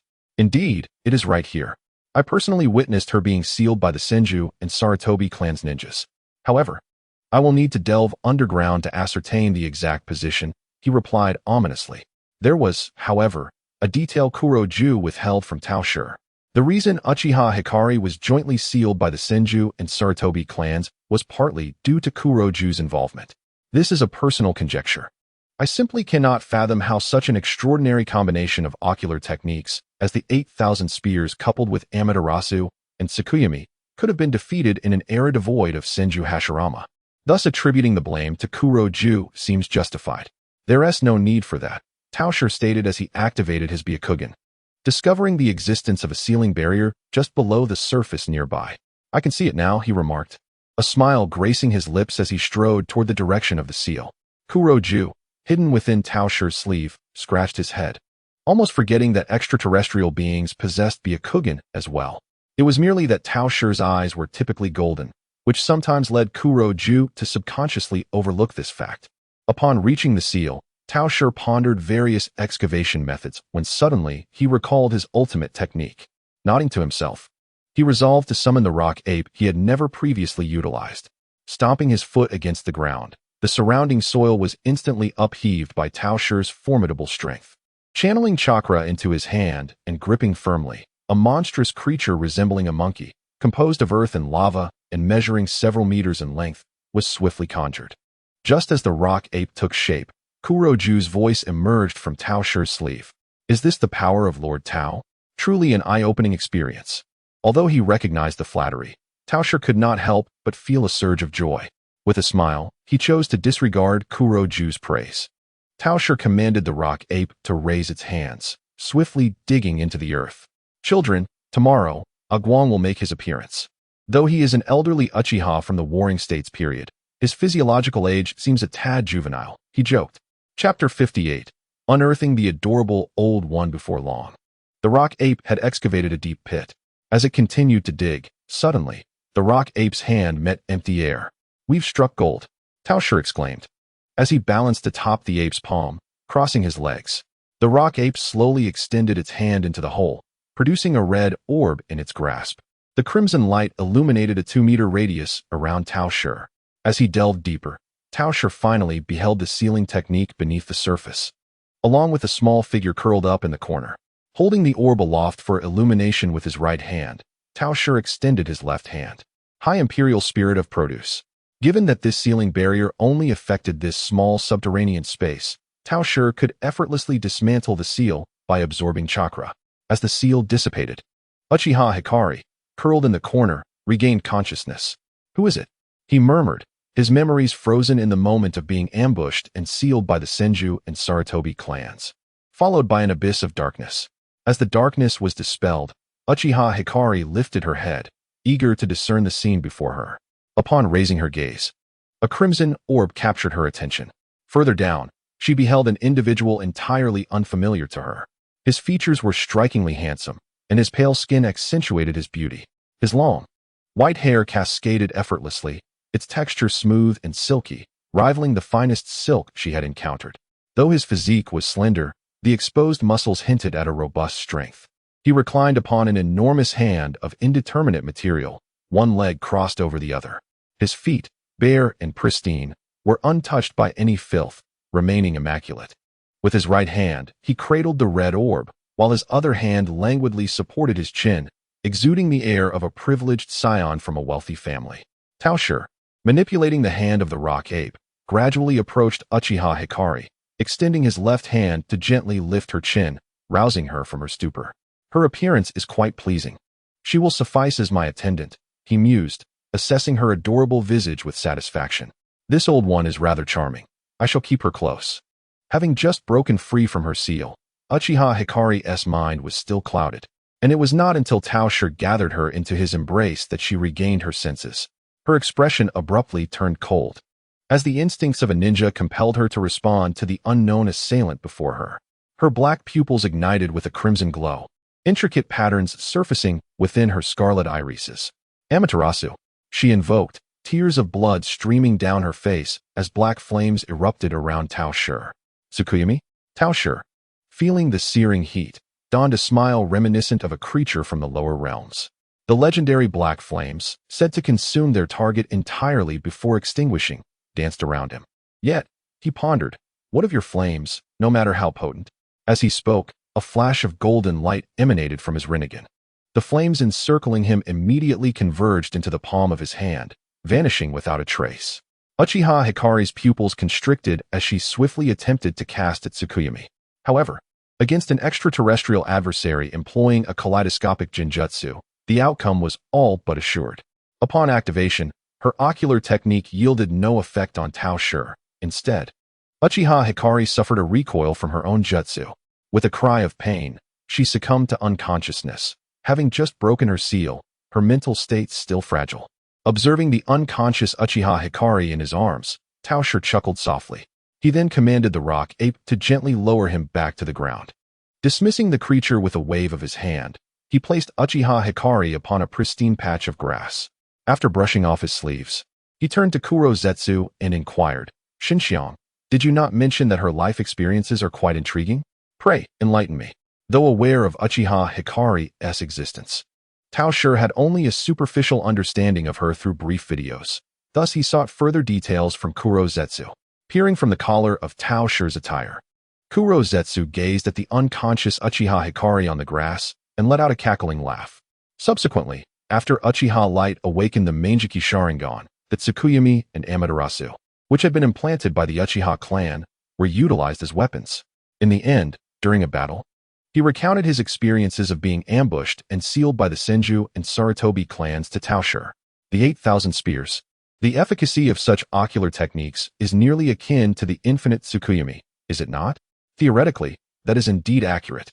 Yet how could she possess such an abundance of ocular power to inscribe marks upon so many? Ultimately, it is merely a product of bloodline degradation. Were it not for Uchiha Light lacking blood relatives, he would have been able to synthesize the eternal Mangeki Sharingan. Otherwise, Kagaya's would have covertly intervened, utilizing Uchiha Light as a sacrificial offering to resurrect her mother. Intriguing. While silently listening to Kagaya's exposition, Tao Shi bound Uchiha Light with the power of the divine chains. Although this elderly Uchiha appeared rather endearing, his current demeanor left much to be desired. Much like the round-headed elder Tao Shi encountered prior to his travels, he exhaled heavily upon seeing others. This was rather unfavorable. A mischievous kitten ought to be properly trained. Although it would not be unfeasible to exert control using the recently acquired Kotoeme Tsukumi, Tao Shi, as Xiao Chunan, resolved to challenge his own weaknesses. It seemed unreasonable that the pineapple-headed individual could easily win over a lady, yet he could not manage the same. Moreover, he bore the identity of her lifesaver. Did he not?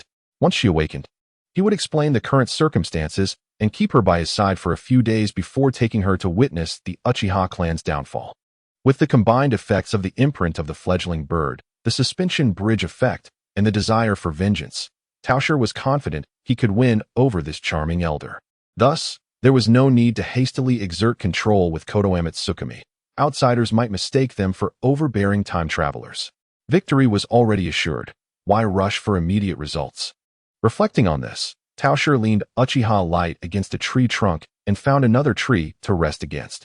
He leisurely awaited Uchiha Light's awakening. In truth, binding him was unnecessary, for Uchiha Light posed no threat to him. Yet, inexplicably, Tao Shi felt an incessant urge to bind others lately. Uchiha Light felt as if he had been lost in a long dream. He could not recall the earlier parts, only that in the dream's final moments, a beautiful silver-haired woman had pulled him from the darkness, and then he suddenly awakened. Upon regaining consciousness, Uchiha Light gasped for air, surveying his surroundings. Sunlight, trees, grasslands. The air was filled with the fragrant aroma of plants, and the sun's rays filtered through the leaves, warming him pleasantly. This was neither the icy prison of the Uchiha's rear mountains nor the lightless ceiling space. Uchiha Light attempted to rise, but found himself ensnared by a chain glowing red. Awakened? A strange voice emanated from not far ahead, prompting Uchiha Light to turn toward the source of the sound. Children, it's unbearably hot today. And it's still raining at 33 degrees. I feel as though I might suffocate. Chapter 59. Crafting New Attire for the Elder Uchiha. Upon turning his head, he beheld Tao Shi's beautiful face. In an instant, the memories from before his unconsciousness flooded back to Uchiha Light. It's you. In an instant, Uchiha Light activated her kaleidoscopic Sharingan, casting a wary gaze upon Peach Style. What is your intention? Do you wish to employ me as a weapon for the Uchiha once more? During her sealing, she lacked a conscious awareness, meaning Uchiha Light had no notion of how long she had been confined. In her recollection, the only beings capable of locating and liberating her from her seal were those malevolent Uchihas who had utilized her as a mere instrument. The Uchiha? Merely a collection of inferior beings. Peach Style reclined with his hands resting behind his head, exuding an air of contentment. In his view, Senju Tobirama's assessment was exceedingly accurate. The Uchiha were a tribe inherently steeped in malevolence. Their ingrained extremism required the loss of love to awaken the Sharingan, resulting in nearly every Uchiha being unhinged, merely varying in degrees of madness. Were the innocents, the civilians and children slain during the night of the massacre, truly blameless? Undoubtedly. Yet Peach Style harbored no desire to rescue them. Moreover, even if they were saved, the burden of their clan's annihilation would transform them into a host of deranged individuals. He had not reincarnated as an Uchiha to lead their clan to glory. To him, the Uchiha were nothing more than a trifling nuisance. As a noble extraterrestrial, to refrain from indiscriminate slaughter merely for amusement was the greatest mercy he could bestow. After all, the annihilator was the weasel. The one who issued the order was Danzo. What connection did he, a passing alien, hold in this matter? His sole interest lay in the serendipitous discovery that a person had been sealed here for a century and his curiosity to witness their release. Uchiha Light froze upon hearing his words. A century? Had she truly been sealed for 100 years? What of her vendetta against the Uchiha clan? It seemed that, despite being an Uchiha herself, she bore enmity towards her own kin. Peach Style rose and approached Uchiha Light. Let us strike a bargain. I can assist you in exacting your revenge, and in return, you shall become my attendant. With that, Peach Style fell silent, crossing his arms and gazing down at Uchiha Light from a position of superiority. Revenge. Upon hearing his proposition, Uchiha Light offered her answer without hesitation. Absolutely. As long as I can obliterate those wicked Uchihas, I shall agree to any terms you set forth. Recently liberated from her seal, Uchiha Light did not seek vengeance against the entire ninja world. Her profound hatred was solely directed at the Uchiha clan. Regarding Peach Style, who had effortlessly withstood her kaleidoscopic techniques, she found his words credible. A figure of his caliber indeed possessed the power to aid her in her quest for vengeance. As for the role of attendant, gazing upon Peach Style's handsome visage and his divine aura from moments prior, it did not seem a burdensome condition to accept. Furthermore, the man before her could hardly fathom that she still possessed an unutilized kaleidoscopic technique. Should he fail to honor their pact, she could harness the power of the 8,000 spears, a technique potent enough for her to exact her revenge. Certainly, unless absolutely necessary. Uchiha Hikari is reluctant to take this risk. What if this man is unafraid even of 8,000 spears? Very well, then. Tao Shi will undo the divine chains binding Uchiha Hikari. I shall assist you in your quest for vengeance in the coming days. However, there are more pressing matters at hand. More pressing matters? Uchiha Hikari gazes at Tao Shi in confusion. As my attendant, your current appearance is utterly disheveled, reflecting poorly on me. Indeed, the Uchiha Hikari recently unearthed by Tao Shi presents a rather unkempt visage, disorderly hair, a soiled face, and a tattered, dirt-streaked blue robe. Although her innate charm cannot be entirely concealed, the overall impression is far from appealing. Now, let me take your measurements, after which you shall cleanse yourself. Just look at how filthy you are. Indicating for Uchiha Hikari to stand still, Tao Shi produced a soft measuring tape from an unknown source. Do not inquire why Tao Shi carries a measuring tape. Does crafting garments for puppets not necessitate measurements? When creating the outfit for the Wandering Rurouni, Tao Shi had personally measured her dimensions, which were 88, 58, and 85. Ahem, I digress. The primary aim now is to transform Uchiha Hikari's appearance. She must at least be pleasing to the eye. Once the bewildered Uchiha Hikari's measurements were taken, Tao Shi instructed her to wash in the nearby creek. Subsequently, Tao Shi retrieved scissors, fabric, needles, and thread from the Kemui space and began to fashion garments. But wait, I do not recall being a seamstress before my transmigration. Why do I find myself constantly engaged in needlework since arriving here? Tao Shi scratched her head, feeling an itch as though her intellect were expanding. Never mind, as long as it brings me joy. Given the constraints of time, Tao Shi opted against designing an elaborate outfit. Instead, she relied on her memories to create a simple pink robe, embellishing it with a few random patterns to complete the task. With the leftover scraps, she also fashioned undergarments and trousers. Embracing the garments, Tao Shi approached the creek and laid them down. The clothes are here for you. Once you are finished washing, come find me. With that, Tao Shi turned away, casting not another glance at Uchiha Hikari, who was still clad in her soiled attire. In truth, if Tao Shi desired to see, donning clothing would not hinder her. With her Byakugan activated, she could glimpse anything she wished. Nevertheless, such scrutiny was unnecessary. Recalling the measurements she had taken of Uchiha's figures, Tao Shi could not help but chuckle softly. Such a trivial matter. Meanwhile, Uchiha Hikari, bathing in the creek, gazed at the clean garments left on the shore, filled with a myriad of indescribable emotions. How long had it been since someone had shown her such care? Throughout her brief existence, she had largely dwelled in darkness. In the prison behind the Uchiha Mountains, not only clothing, but even a full meal had often been a challenge. Swiftly rinsing away the grime from her body and hair, Uchiha Hikari returned to the bank. She shed her drenched old clothes and donned the new attire prepared for her by Tao Shi. The garments I don can indeed be regarded as antiques from the Warring States period. The attire fits impeccably, crafted from exquisite fabric. It is my inaugural experience wearing something so luxuriously soft. However, the color scheme evokes an inexplicable sense of peculiarity within me as I caress the enchanting pink robe that embodies youthful charm. Once clothed, I, Uchiha Hikaru, sauntered towards the direction where Tao Shi resided. The children are reaching their limits. My ability to express emotions is woefully inadequate, and it took me an eternity to conjure this fragment of thought, which feels rather substantial, covering face with laughter. Chapter 60, Arrival at Konoha the following day. Tao Shi dedicated an entire afternoon to self-introduction and elucidating the current dynamics of the ninja world to Uchiha Hikaru, an antiquity from the Warring States. Upon hearing about Uchiha Madara and Senju Hashirama's collaborative establishment of the ninja village system, Uchiha Hikaru exhibited an expression of clarity intertwined with navet. Uchiha collaborating with Senju? Am I mad? Or has the world gone mad? Moreover, relying on tailed beasts to maintain a balance of power? Since when did such entities serve as deterrents in warfare? Living in an era of inflated power, the ancient warrior struggled to grasp this new epoch, though he was profoundly shaken. Do you comprehend? The ninjas of this era are significantly weaker than those of your time. As we traversed the path to Konoha, Tao Shi conveyed this to Uchiha Hikaru. Trailing behind, Uchiha Hikaru fixated on Taroshi's bare feet, suspended in midair, remaining silent, lost in thought.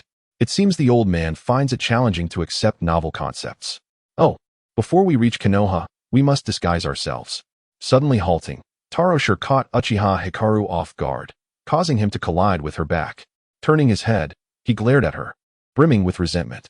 What further disguise is necessary? No one in this era recognizes me. Mind your own business. As my retainer, it is imperative that you adhere to my directives. Producing a yellow wig from her garments, she placed it atop Uchiha Hikaru's head. Thus, he was utterly transformed into an anonymous figure, save for his eyes. Of course, there was no actual need for disguise. It was merely Tao Shi indulging her whimsical inclination. Tao Shi nodded in satisfaction. This is perfect. Subsequently, she applied a light touch of makeup to herself. With her current appearance closely resembling that of a Hyuga puppet, a slight alteration was prudent to avoid any discrepancies with her identity. She warmed her pale complexion and styled her loose hair into a high ponytail. Yes, perfect. Thus, the two, having completed their transformation, strode confidently towards the village of Konoha. Within Konoha, Tao Shi, the puppet, devised an astute plan.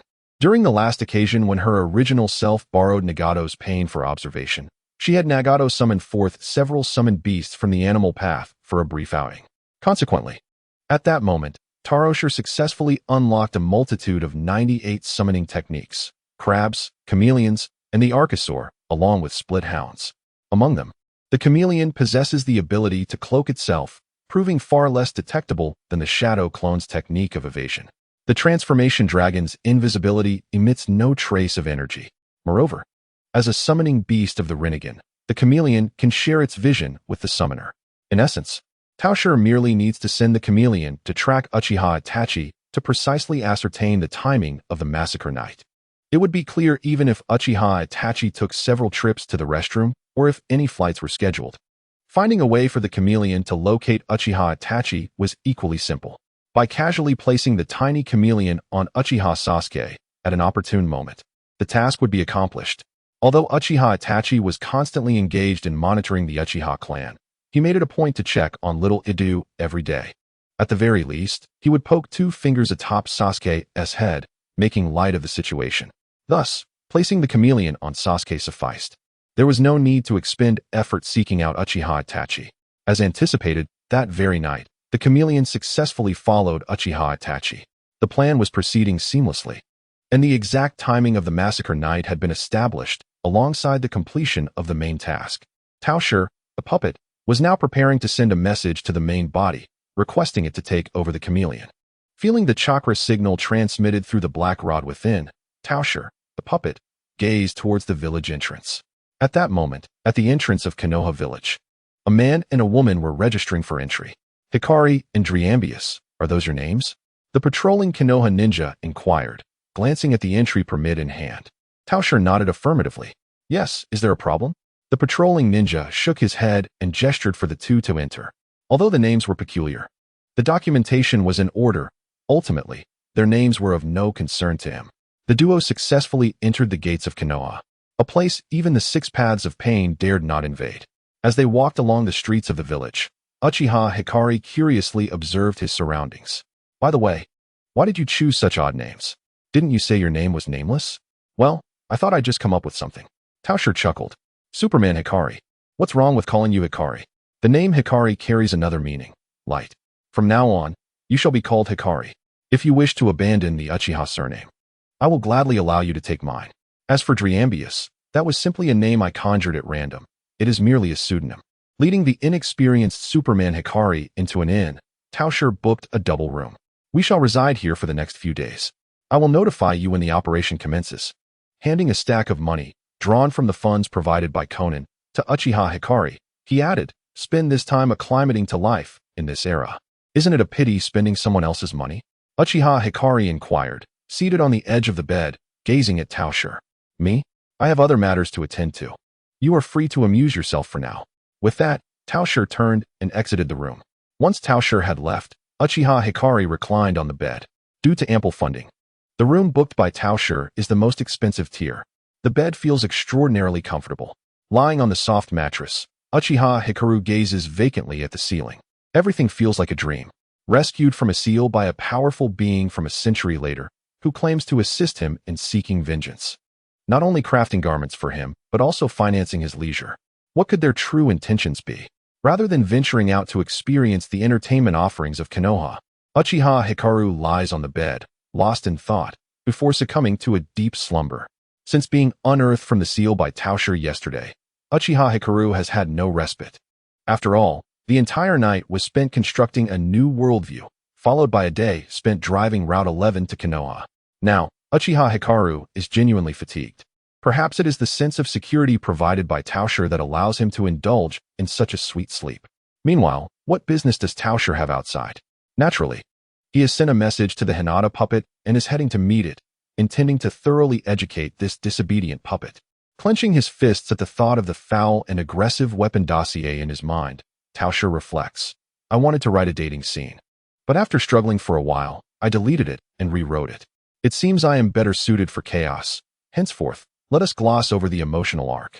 Chapter 61, Night of Annihilation. Tao Shi's main body ostensibly ventures into the streets of Konoha to forage, while secretly dispatching a shadow clone. After all, The existence of this Hinata puppet must remain concealed from Black Zetsu. Otherwise, the subsequent plans would lose their intrigue. As soon as the shadow clone is created, it activates its exceptional invisibility and heads directly to the alley where it had arranged to meet the puppet. Upon entering, Tao Shi sees the Hinata puppet grinning awkwardly, baring its large teeth. "Hey, the main body, you can take over the control of the chameleon now. There shouldn't be anything else, right? I'm off." With these parting words, the Hinata puppet attempts to slip away but is seized by Tao Shi, who grips the nape of its neck. "Think again, what else is there? Those disturbing images you transmitted last time? And who is responsible for that pile of rancid corpses?" Tao Shi smiles ominously, and the Hinata puppet feels a chill. "I don't want to argue. It seems I was a corpse all along." Turning stiffly, the Hinata puppet attempts to defend itself. "Main body, who are we to each other? As your clone, how could I harm you? Besides, if you dismantle me, won't you also feel pain when I dissipate? In that case, I shall simply relinquish this fragment of consciousness. The clone is on the verge of devouring its host. My mental strength is bolstered by the ninjas accumulated in the ninja repository, so losing this small part will not affect me. Replenishments, main body. Furthermore, isn't this clone still your extension?" I refuse to listen. Tao Shi, undeterred, decides to vent his frustrations first. After a flurry of punches and kicks, the Hinata clone lies on the ground, displaying a wretched expression. Satisfied with the state of the Hinata puppet, Tao Shi shakes his hand and subsequently dispels the shadow clone. As the shadow clones dissipated into the mist, the Hinata puppet, which had just moments ago been sprawled on the ground, instantly revived with renewed vigor. It seemed that it had successfully evaded detection this time. The puppet, wiping away the non-existent cold sweat from its brow, sighed in relief, having feared disassembly by its original. It appeared that fortune favored it on this occasion. But did the puppet recognize its miscalculation? Certainly not. It would dare to repeat the same folly again. In the ensuing days, the puppet, accompanied by Uchiha Light, roamed the streets of Konoha, deftly manipulating a chameleon to surveil Uchiha Itachi's every move. One evening, while dining at a barbecue restaurant run by the Akimichi clan, the puppet turned to Uchiha Light, who was reclining in her chair, clutching her stomach. "Are you satisfied with your meal?" it inquired with a smile. Uchiha Light nodded, a contented smile gracing her face. These past few days in Konoha had been the happiest of her life. "Since you are full, it is time for some post-meal exercise," the puppet declared as they exited the restaurant, grasping Uchiha Light's hand while gazing at the sunset painting the sky. "Post-meal exercise?" Uchiha Light inquired, a hint of confusion crossing her features.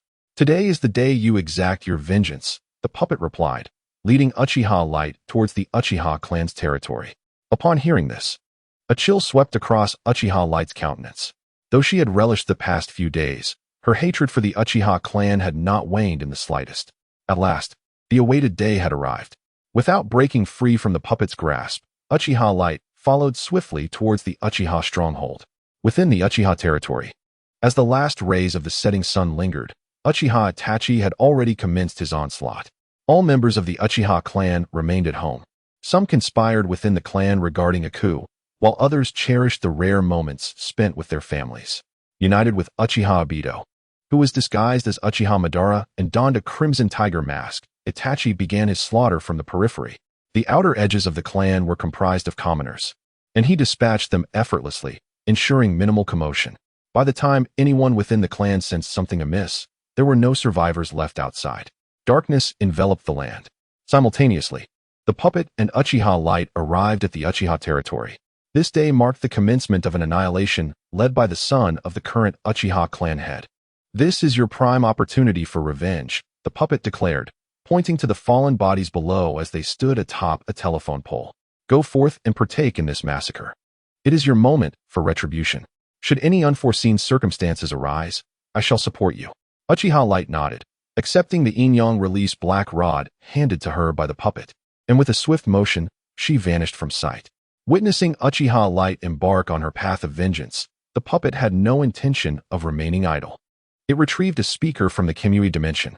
"Hehe, it's time to catch up with our dear Hideo.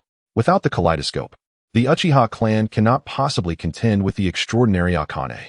There's no need for concern. One can simply indulge in merriment."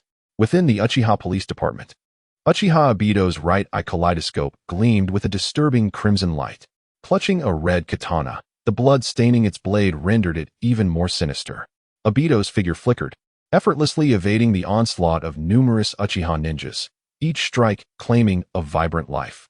With a swift motion, he severed the head of the last Uchiha ninja in the precinct, shaking off the blood from his blade, ready to proceed to his next locale of carnage. Suddenly, an odd melody reached his ears. Are there still survivors? He strolled toward the source of the sound, the music growing clearer. The dim streetlights failed to illuminate the entire street. No matter how hard I tried, I could not reach the depths of your heart. Upon turning the corner, a figure emerged, carrying a speaker before Obito's eyes. The music continued to play incessantly. Through the torrential downpour that lasted the entire night, I am so close, yet you cannot discern my tears. Simultaneously, a voice that Obito would never forget rang out from the newcomer. Hey, Hideo, didn't I say to call me when something interesting happens? Why didn't you invite me to such an entertaining family annihilation? Alas, if you don't summon me, I must come on my own. Obito's blood pressure surged. What are you doing here? My affairs with the Uchiha are none of your concern. He gritted his teeth, barely restraining himself from striking the intruder, Tao Shi. I'm here for some fun, of course. Look, I even prepared a song that suits the current mood. No need to thank me. Setting the speaker on the ground, Tao Shi approached Obito, sporting a mischievous grin. See how magnanimous I am. Not only do I overlook your failure to invite me to the intriguing events, but I even bring you music. Hurry and express your gratitude to Lord Tao Shi. Obito could barely contain himself. This is absurd. The last chapter wasted far too much of my time. Chapter 62. Is this truly a ninja tool? Obito, gripping his blade, ultimately could not resist the urge to slash at Tao Shi. The blade struck Tao Shi's neck, yet failed to pierce his skin. Oh please. Do you really think such a small knife could harm me? If it weren't for you using that large black stick last time, how could you have ever injured me? Tao Shi's physical resilience, bolstered by the presence of numerous ninjas in the warehouse, had become formidable. His skin alone was nearly impervious. However, the hardness of the Yin-Yang Shield's black staff could indeed be considered the sole weapon capable of injuring Tao Shi in this version. Last time, Obito's success in a surprise attack was merely due to the information gap caused by Izanagi. Yet, even if defenses were breached, Tao Shi's current recovery rate, akin to a constant state of vitality, would allow him to heal from even the most grievous wounds in an instant. Isn't that right, Master Jail? Tao Shi chuckled, playfully touching the katana on his neck, suddenly feeling an unusual slippery sensation. The situation was quite dire. Obito had failed to rid himself of the sanguine stains. Gazing at the repugnant blood on his hands, Tao's mood soured instantly. Chakra erupted from the acupoints in his fingers, cleansing the blood that clung to his hands and neck. If he did not deliver a thrashing to Obito today, he would feel utterly uncomfortable. With his left hand gripping the katana and his right imbued with immense strength, he declared, "Here it comes." As his fist surged forward, passing through Obito's head, veins bulged on Tao's forehead, and he growled, "You think you can vanish without my permission? I suggest you brace yourself for a well-deserved beating as punishment for tainting my noble form. Otherwise, today's encounter will not simply conclude with a single thrashing." Obito, infuriated yet helpless, recognized his inability to fight back. Although he could momentarily evade with his intangibility, the individual before him possessed the strength to shatter such defenses. The so-called offspring of the rabbit goddess was merely a pawn in Black Zetsu's game. This grievance would not be forgotten. Today's events were but a stratagem. Reluctantly relinquishing his intangibility, he allowed Tao's empowered fist to land upon him. After all, possessing half of White Zetsu's physique made him somewhat resilient. A ninja is one who endures what ordinary men cannot. Tao unleashed a flurry of punches and kicks upon the training dummy, his mood brightening once more. Casting a glance at Obito, who lay on the ground like a defeated dog, he clapped his hands and exited the Uchiha police department with a buoyant spirit. Once Tao departed, Obito struggled to rise, coughing up blood as he retrieved the katana from the ground, determined to maintain his composure in front of Itachi despite his injuries. After floating away from the Uchiha police department, Tao turned towards the clan leader's residence, holding a rectangular object. Indeed, it was the low-end phone crafted with Orochimaru's assistance. It would be a shame not to document this momentous occasion. However, an unusual energy fluctuation accompanied by a temporal disturbance emanated from the direction Tao had just come. Setting aside the unfamiliar energy, the mere presence of the temporal disturbance was enough to capture Tao's attention. He immediately altered his course, racing towards the source of the anomaly. Superhuman Akira was likely engaged in his revenge in that vicinity. Any unforeseen incident would be most unfortunate. Upon swiftly arriving at the location of the disturbance, he found nothing out of the ordinary, just an empty field littered with corpses. Uchiha Akira was not far off, engaged in post-meal exercises. She sensed Tao's arrival but, overwhelmed by excitement, her adrenaline surged, leaving her too consumed by bloodlust to acknowledge Tao's presence. The kaleidoscope in her eyes glimmered with a sinister red light. Her cheeks flushed, and her fair skin bore splatters of blood that had accidentally sprayed onto her. She embodied the very image of a beautiful yet unhinged killer. Even the sight of little Akira wielding a weapon was undeniably charming. Having cast a fleeting glance at the diligently occupied Uchiha Hikari, Tao Shi refrained from interrupting her focus. Instead, she drifted aimlessly above the area, activating her Byakugan in an attempt to discern something. Her sensory abilities were infallible. There had certainly been a disturbance in the fabric of space-time moments ago. Suddenly, Tao Shi's gaze fell upon an odd object that resembled a skull, yet was not quite a skull, lying amidst the pool of blood. What could this be? Curiosity piqued. She decided to investigate further. Extending her hand, she activated the universal pull technique, drawing the peculiar object towards her, where it hovered in midair. Having just retrieved it from the sanguine puddle, she was unwilling to soil her hands again. As the object resembling a cranial structure floated before her, Tao Shi scrutinized it closely. Its form was akin to that of a human skull, composed of a material reminiscent of crystal, albeit marred by streaks of blood. Likely due to its recent extraction from the bloodied ground. It emitted faint energy fluctuations, identical to the unfamiliar energy waves that accompanied the earlier space-time disturbance. It seemed this curious artifact was the very cause of the anomaly. What on earth could it be? Why did it evoke a sense of familiarity? As if she had encountered it in some ancient record? Finding a blood-free section on the crystalline skull, Tao Shi prodded it gently. Its texture was indeed solid, bearing a tactile resemblance to crystal. Yet, suddenly, a wave of recognition washed over her. Quickly summoning her interface, she discovered a new ninja tool template had appeared. What in the world? Switching to the ninja tool panel, she noted that all 8 equipment slots were empty, as was her inventory, save for one slot that contained the very crystal skull she had just touched. Upon selecting the tool's description, 3 words struck her like a lightning bolt. Exquisite blood skull goo. Level restriction, Jonin. Accessory. Attribute rating, no bonuses. Quality refinement, up to 4. Effect, sacrifice blood of the same clan to enhance quality, with a maximum surpassing that of a formidable shadow level, Senju Hashirama. What the hell is this? Where did it come from? Is this still the ninja world? And you dare tell me this is a ninja tool? Though the origins of this object remained a mystery, the fact that it had been cataloged by her unique ability and had unlocked a new function indicated that she could indeed utilize it. Could it be that the previous space-time disturbance was caused by its passage from the realm of goo? Would her ninja world face invasion in the future? Shaking her head, Tao Shi dismissed such thoughts. If the realm of goo truly invaded, there would be little to be done. Their power levels were worlds apart, and she could simply deal with it when the time came. No use worrying. Such musings would only dampen her spirits. In any case, she had found it, and it was usable, so she would put it to good use. Casting her eyes over the description that mentioned exceeding the shadow level limit, Tao Shi smirked. Ultimately, she might not benefit from it herself, but considering the fallen Uchiha clan members strewn across the ground, her laughter resonated with a hint of mischief. This was a perfect opportunity to utilize it effectively. Ninja tool templates are merely items from various worlds intersecting. There will be no character crossovers. Chapter 63, Love for Kin or Love for Quality.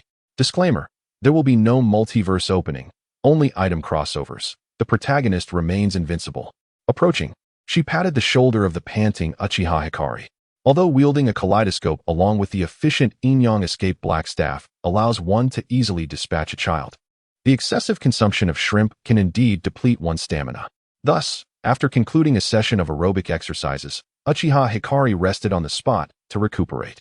A gentle tap from Tao Shi prompted Hikari to turn and face him. Is there something you need? The warm breath exhaled fell upon Tao Shi's face, causing a slight tickling sensation. Cradling the blood skull goo in his hands, Tao Shi regarded Hikari with a serious expression and inquired, "Do you cherish your kin or your potential?"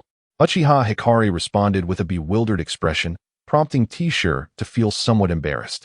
"Oh dear, Why didn't Hikari catch the reference? Clearing his throat, T-Shirt extended the blood skull goo towards Hikari. Ahem, this is my special ninja tool. Sacrificing the blood of our clan can enhance your potential. I'll lend it to you for your use. Although the blood skull goo was not originally a product of the ninja world, it transformed into a genuine ninja tool once T-Shirt's unique abilities incorporated it. Lacking any life, it merely requires the infusion of chakra for usage, which is exceedingly convenient. Enhancing potential? Hikari took the blood skull goo and scrutinized it closely. It is well known that one's innate potential in the ninja world is predetermined. The notion of enhancing it is utterly unheard of. While others may have attempted it in the past, they undoubtedly met with failure. How does one utilize it? Simply infuse it with chakra. As long as there are corpses of our kin nearby, it will activate automatically. Of course, you must have my permission to use the blood skull goo, as it is an item stored in my ninja tool repository. Just a thought from me can summon it back, regardless of where it last resided. Upon hearing this, Uchiha Hikari immediately channeled chakra into the blood skull goo. The moment chakra flowed into it, the goo emitted a faint red glow, soaring into the sky and hovering above Hikari's head, spinning incessantly. Subsequently, all the corpses of the Uchiha clan in the vicinity, along with the blood on the ground, began to be absorbed by the blood skull goo. In no time, the goo transformed into a deep crimson hue. Once the transformation was complete, a fountain of blood erupted from its mouth, drenching Uchiha Hikari. Startled by the sudden deluge, Hikari shivered, feeling a warm surge coursing through him. His vision sharpened, and his body was revitalized with newfound vigor. How do you feel?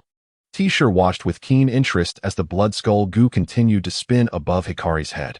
Remarkably, I feel terrifyingly powerful, Hikari exclaimed, a broad smile stretching across his blood-splattered face as he was showered with additional streams of blood.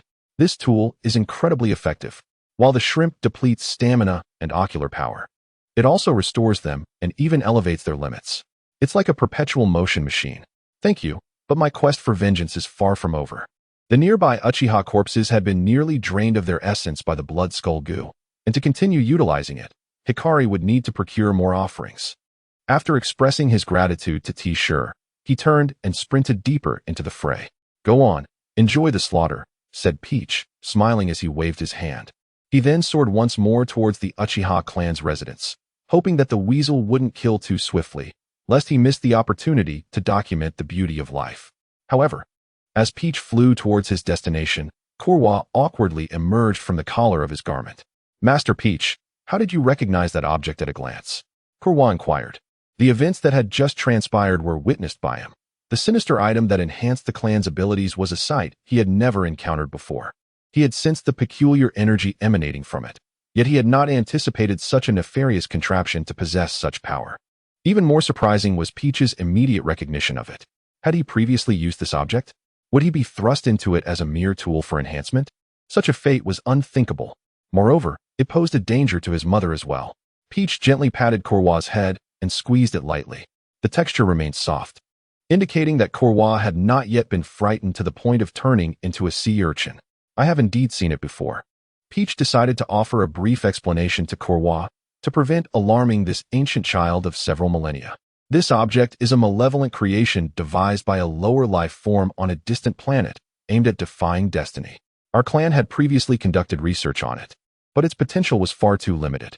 The highest enhancement it could offer would only be comparable to our weakest members. Furthermore, it was impossible to improve upon, leading to our clan's eventual abandonment of the study. I never expected such an object to appear on this planet. In any case, it holds no utility for me, so I might as well use it to enhance my servantess abilities. Upon hearing this, Kurwa, though still somewhat skeptical, felt a measure of relief. It made sense. If this object truly held value, Peach was already aware of the Moon Eye plan. He would undoubtedly be the first to be utilized if it had any practical application. Thus, Kurwa refrained from further inquiries and retreated once more. Just then, Peach arrived above the Uchiha clan leader's estate. Looking down, he observed that the leader's room was brightly lit, indicating that the dutiful son had not yet reached his parents. He activated the chakra-sharing chameleon vision to surveil the location of the precious skin rat. Yes, although he had yet to arrive, it would not be long now. So, he decided to wait a moment. Peach concealed his presence, activated his invisibility, and stealthily entered the clan leader's residence. standing in the corridor. He peeked through the crack of the door to observe Uchiha Fugaku and his wife. Uchiha Makoto sat solemnly on a mat, while Uchiha Fugaku turned off the lights in the room and settled beside her. Through the window, the crimson full moon hung high in the sky, seemingly permitting this gruesome slaughter. The red moonlight bathed Uchiha Fugaku and his wife as they awaited the arrival of their son. Peach took out his phone and began recording. The moment was near. Uchiha Itachi was on his way. The sound of heavy footsteps echoed through the wooden corridor as Uchiha Itachi's silhouette appeared before the protagonist, Tao Shi. Raising his phone to capture the moment, Tao Shi showed no fear of being discovered. If this esteemed extraterrestrial could be seen through by a mere cricket kaleidoscope, he would promptly dig out his own Rinnegan and consume it. Itachi, come in. There are no traps, came the voice of Uchiha Fugaku from within the room. Taken aback, Uchiha Itachi opened the door and stepped inside. Children, wait until the massacre night concludes, he heard. Uchiha Fugaku and his wife sat with their backs to the door. I do not wish to engage in fratricide with my own son, he spoke, his head bowed, his tone somber. Have you aligned yourself with the village? Uchiha Itachi raised the knife in his hand, though his voice wavered. Father, mother, we understand. Itachi, Uchiha Makoto said, gazing out at the blood-red moon. In the end, promise me to take good care of Sasuke. With their final words uttered, the couple willingly met their demise. Uchiha Itachi's hand trembled around the knife, tears streaming down his cheeks. This is the path you have chosen. Our pain is but a fleeting moment compared to yours. Though our thoughts differ, I still take pride in you. Itachi's grip on the knife quivered even more as tears fell onto the blade. Fugaku continued, you are truly a kind child. With that, a flash of steel marked the end of their lives. Kneeling before his parents' lifeless bodies, Uchiha Itachi found himself bereft of all strength and means. The filming was a resounding success. Truth be told, Tao Shi felt no sorrow at the scene unfolding before him. To him, Uchiha Fugaku seemed to avoid the confrontation with his son through death, demonstrating his inadequacy as the clan leader. Under his leadership, the Uchiha had continuously retreated, and his endless evasion and tolerance had led to irreconcilable conflicts with the village. Now, standing with Konoha, Uchiha Itachi had chosen the path of extermination, while Fugaku sought to escape the responsibilities of his title through death. Overall, Tao Shi perceived Fugaku as weak, unworthy of the Uchiha name. While Danzo continually criticized Sarutobi Hiruzen as feeble, Hiruzen had at least been a renowned shinobi in his youth. What about Uchiha Fugaku? How old was he when he evolved into a coward? After discarding the successfully filmed phone into the Kamui space, Tao Shi planned to reveal himself and toy with Uchiha Itachi. However, unbeknownst to him, the improper use of the Kamui space led to an incident with his phone. Within the Kamui space, A, Killer Bee, and Inoki were idly playing a game of Do Diju. Wine, iron chains, ancient swords, fiery death. Inoki, as the landlord, initiated the first attack, having drawn an extraordinarily fortunate hand. Killer Bee's character was swiftly taken out, and with his cards covered, found himself unable to respond and met the same fate. Subsequently, AI, caught off guard, fell victim to a sudden and fatal strike from his ally. Ak. With a furious roar, AI hurled his cards onto the ground. That old fool. How dare his luck be so exceptional? Rising abruptly, AI intended to engage in a playful encounter with Yuki, transforming into a formidable figure. Suddenly, an inexplicable rectangular object materialized in midair, delivering a harsh blow to the back of AI's head. Ouch! I'm famished. AI stumbled, momentarily blinded, crashing to the ground in a disheveled heap. Brother! Karabi immediately sprang to his feet, poised to assist the fallen AI. Yuki scoffed disdainfully, youngster, if you can't handle the game, do not attempt to bully an old man like me. See, you've reaped what you sowed. The rectangular object that had struck AI was then propelled into the unfathomable depths of the Kamui dimension. Tao Shi was about to reveal himself to Itachi Uchiha when, unexpectedly, his phone fell from the Kamui space, landing with a resounding thud. The moment the phone hit the ground, two glowing red orbs fixated on its location. Realizing the situation, Tao Shi reluctantly canceled his invisibility, locking eyes with the weasel-like creature's luminous red gaze. Forcing a smile he deemed amicable, Tao Shi courteously greeted the creature while retrieving his fallen phone. Just as he picked it up, Itachi's figure vanished without a trace. In the next instant, Itachi brandished a blade, pressing it against Tao Shi's neck. When did you conceal yourself here? Before Tao Shi could respond, Itachi's eyes, spinning with the three tomo, unleashed a genjutsu. As anticipated, in the blink of an eye, blood tears flowed from Itachi's eyes as he staggered back, clutching his face. Oh, I can't be bothered to retort. There's nothing more to say. This clan of Uchiha, asking questions poorly, resorts to casting genjutsu upon others, only to have it rebound upon themselves. In the end, they blame me, the outsider who has done nothing wrong from the very beginning. Is there no law? Is there no justice? Who are you? Tao Shi interjected, while simultaneously, Itachi demanded, who are you? In the next moment, Itachi's pupils widened in shock as he gazed at Tao Shi. Ah, how delightful it is to play the part. Tao Shi reveled in Itachi's astonishment, his smile blooming more radiantly. I am merely a passerby, a source of amusement. For further inquiries, you may consult that masked man. Seizing the moment while Itachi remained in disbelief, Tao Shi swiftly darted to the door. With a polite farewell, he vanished from sight. After Tao Shi's departure, Itachi's demeanor instantly shifted to one of seriousness. Consult the masked man, an Akatsuki member? I had no inkling of how long he had been lurking here. Had he not inadvertently revealed a flaw, I might have never discerned the presence of a fourth individual. It appears that infiltrating the Akatsuki was indeed a prudent decision, as it harbors some rather formidable individuals. Naturally, it is terrifying. Witnessing Heiden's rituals firsthand would instill fear in anyone. The techniques capable of frightening even the Otsutsuki are certainly not to be trifled with. Meanwhile, the mischievous Peach, having failed to prank Itachi Uchiha, departed from the clan leader's residence. She released her chakra to sense the state of the Uchiha clan's territory. The situation seemed satisfactory, with the bodies still warm.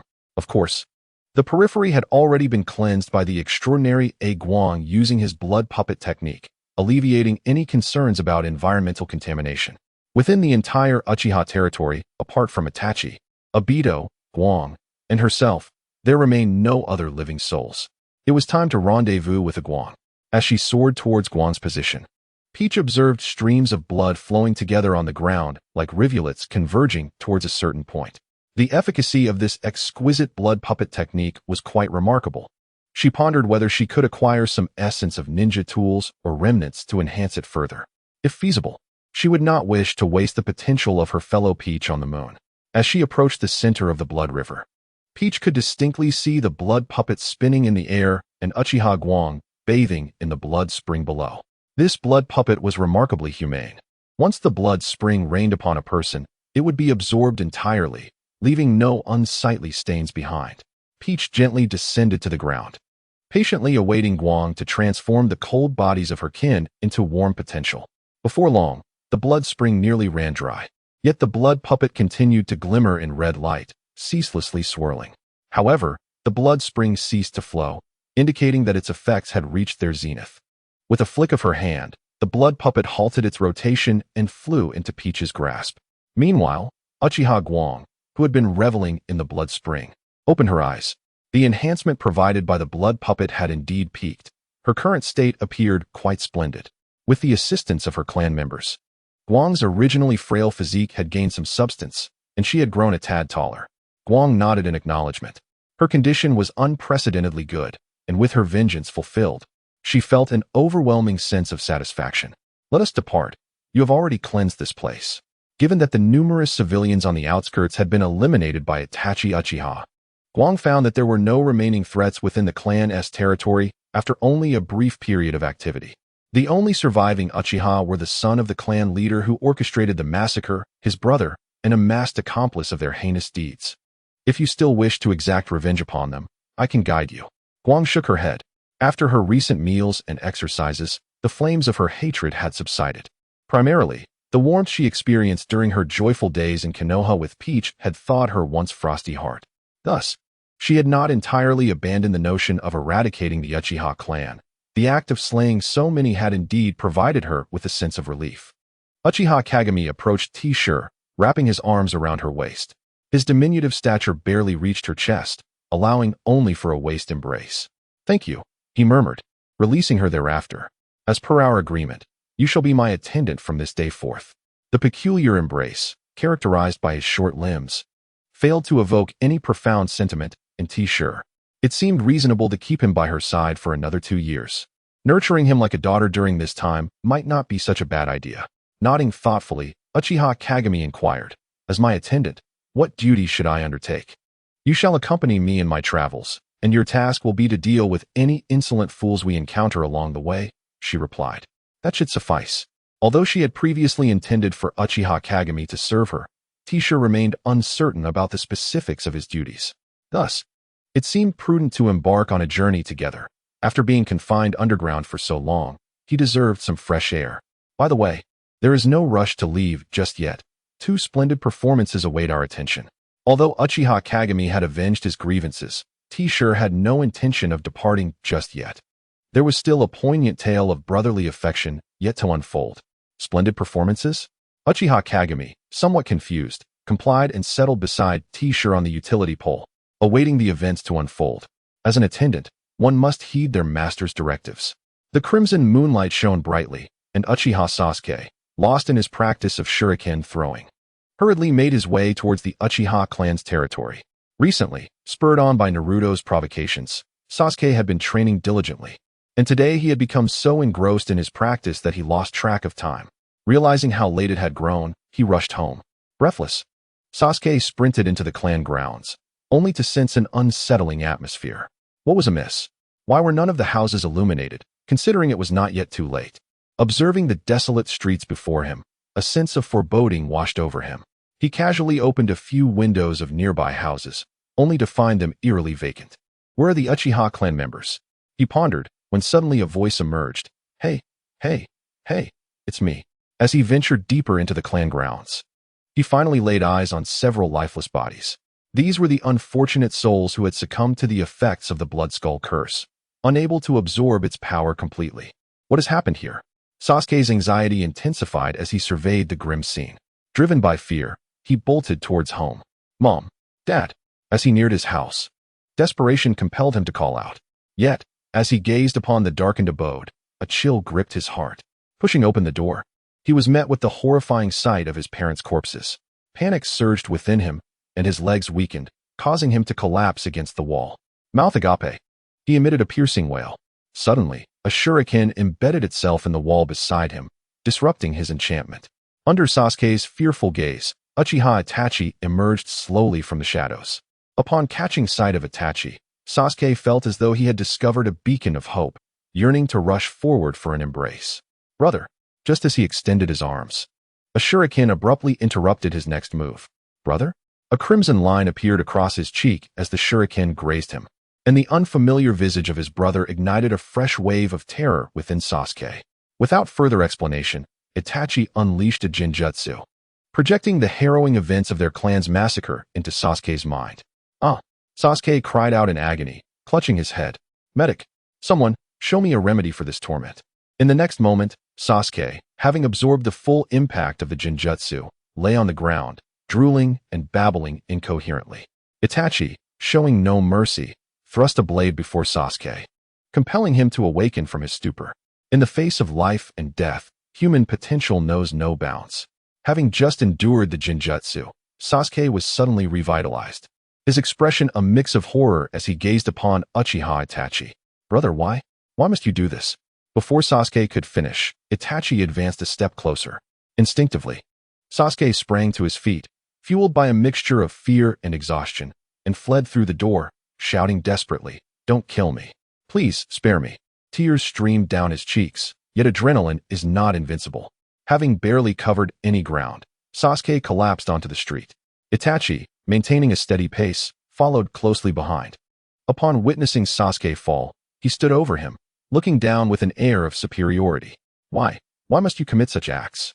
Completely drained, Sasuke sat on the ground, his voice trembling with sorrow as he questioned his beloved brother. My foolish little brother, he lamented. If you seek to end my life, then harbor hatred and disdain towards me. Live on in your misery. With every ounce of strength, Sasuke fled, clinging to life. Itachi then uttered some enigmatic words regarding tolerance, before subjecting Sasuke to another round of the genjutsu and swiftly departing.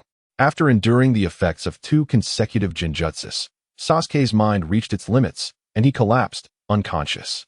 Meanwhile, an observer, T-Shirt, along with Hikaru, witnessed the entire ordeal, documenting it for future reference. When Sasuke later questioned Itachi about his solitude, T-shirt planned to reveal the footage to him. Ah, do not awaken me, he chuckled to himself, finding amusement in the thought. After observing the tragic fallout between the brothers, T-shirt instructed Hikaru to return home and rest. It was time to address Danzo, that old fool. After all, having encountered Shirsue's lifeless body and unlocked a hypnotic technique, avenging him seemed only fitting. Thus, T-shirt concealed himself near the unconscious Sasuke, awaiting Danzo's arrival. Before long, Sarutobi, Hiruzen, and Danzo appeared, accompanied by a cadre of Umbu. Observing the carnage strewn across the ground, Hiruzen's fury ignited. Danzo, have I been too lenient with you? He turned to glare at Danzo. In the absence of any notification, Danzo audaciously commanded Itachi Uchiha to initiate a massacre against the Uchiha clan. An Umbu ninja hurriedly carried Sasuke to Hiruzen Sarutobi. Lord Hokage, there is a survivor here. Hiruzen glanced at the Sasuke cradled in the Umbu's arms and waved his hand. Quickly, take him to the hospital. Yes. The Umbu ninja leapt onto the rooftops, hastening towards the Konoha hospital. Barely had this Umbu departed when another rushed to Hiruzen to report. Lord Hokage, there are no living souls left in the clan's territory, but the number of corpses is exceedingly peculiar.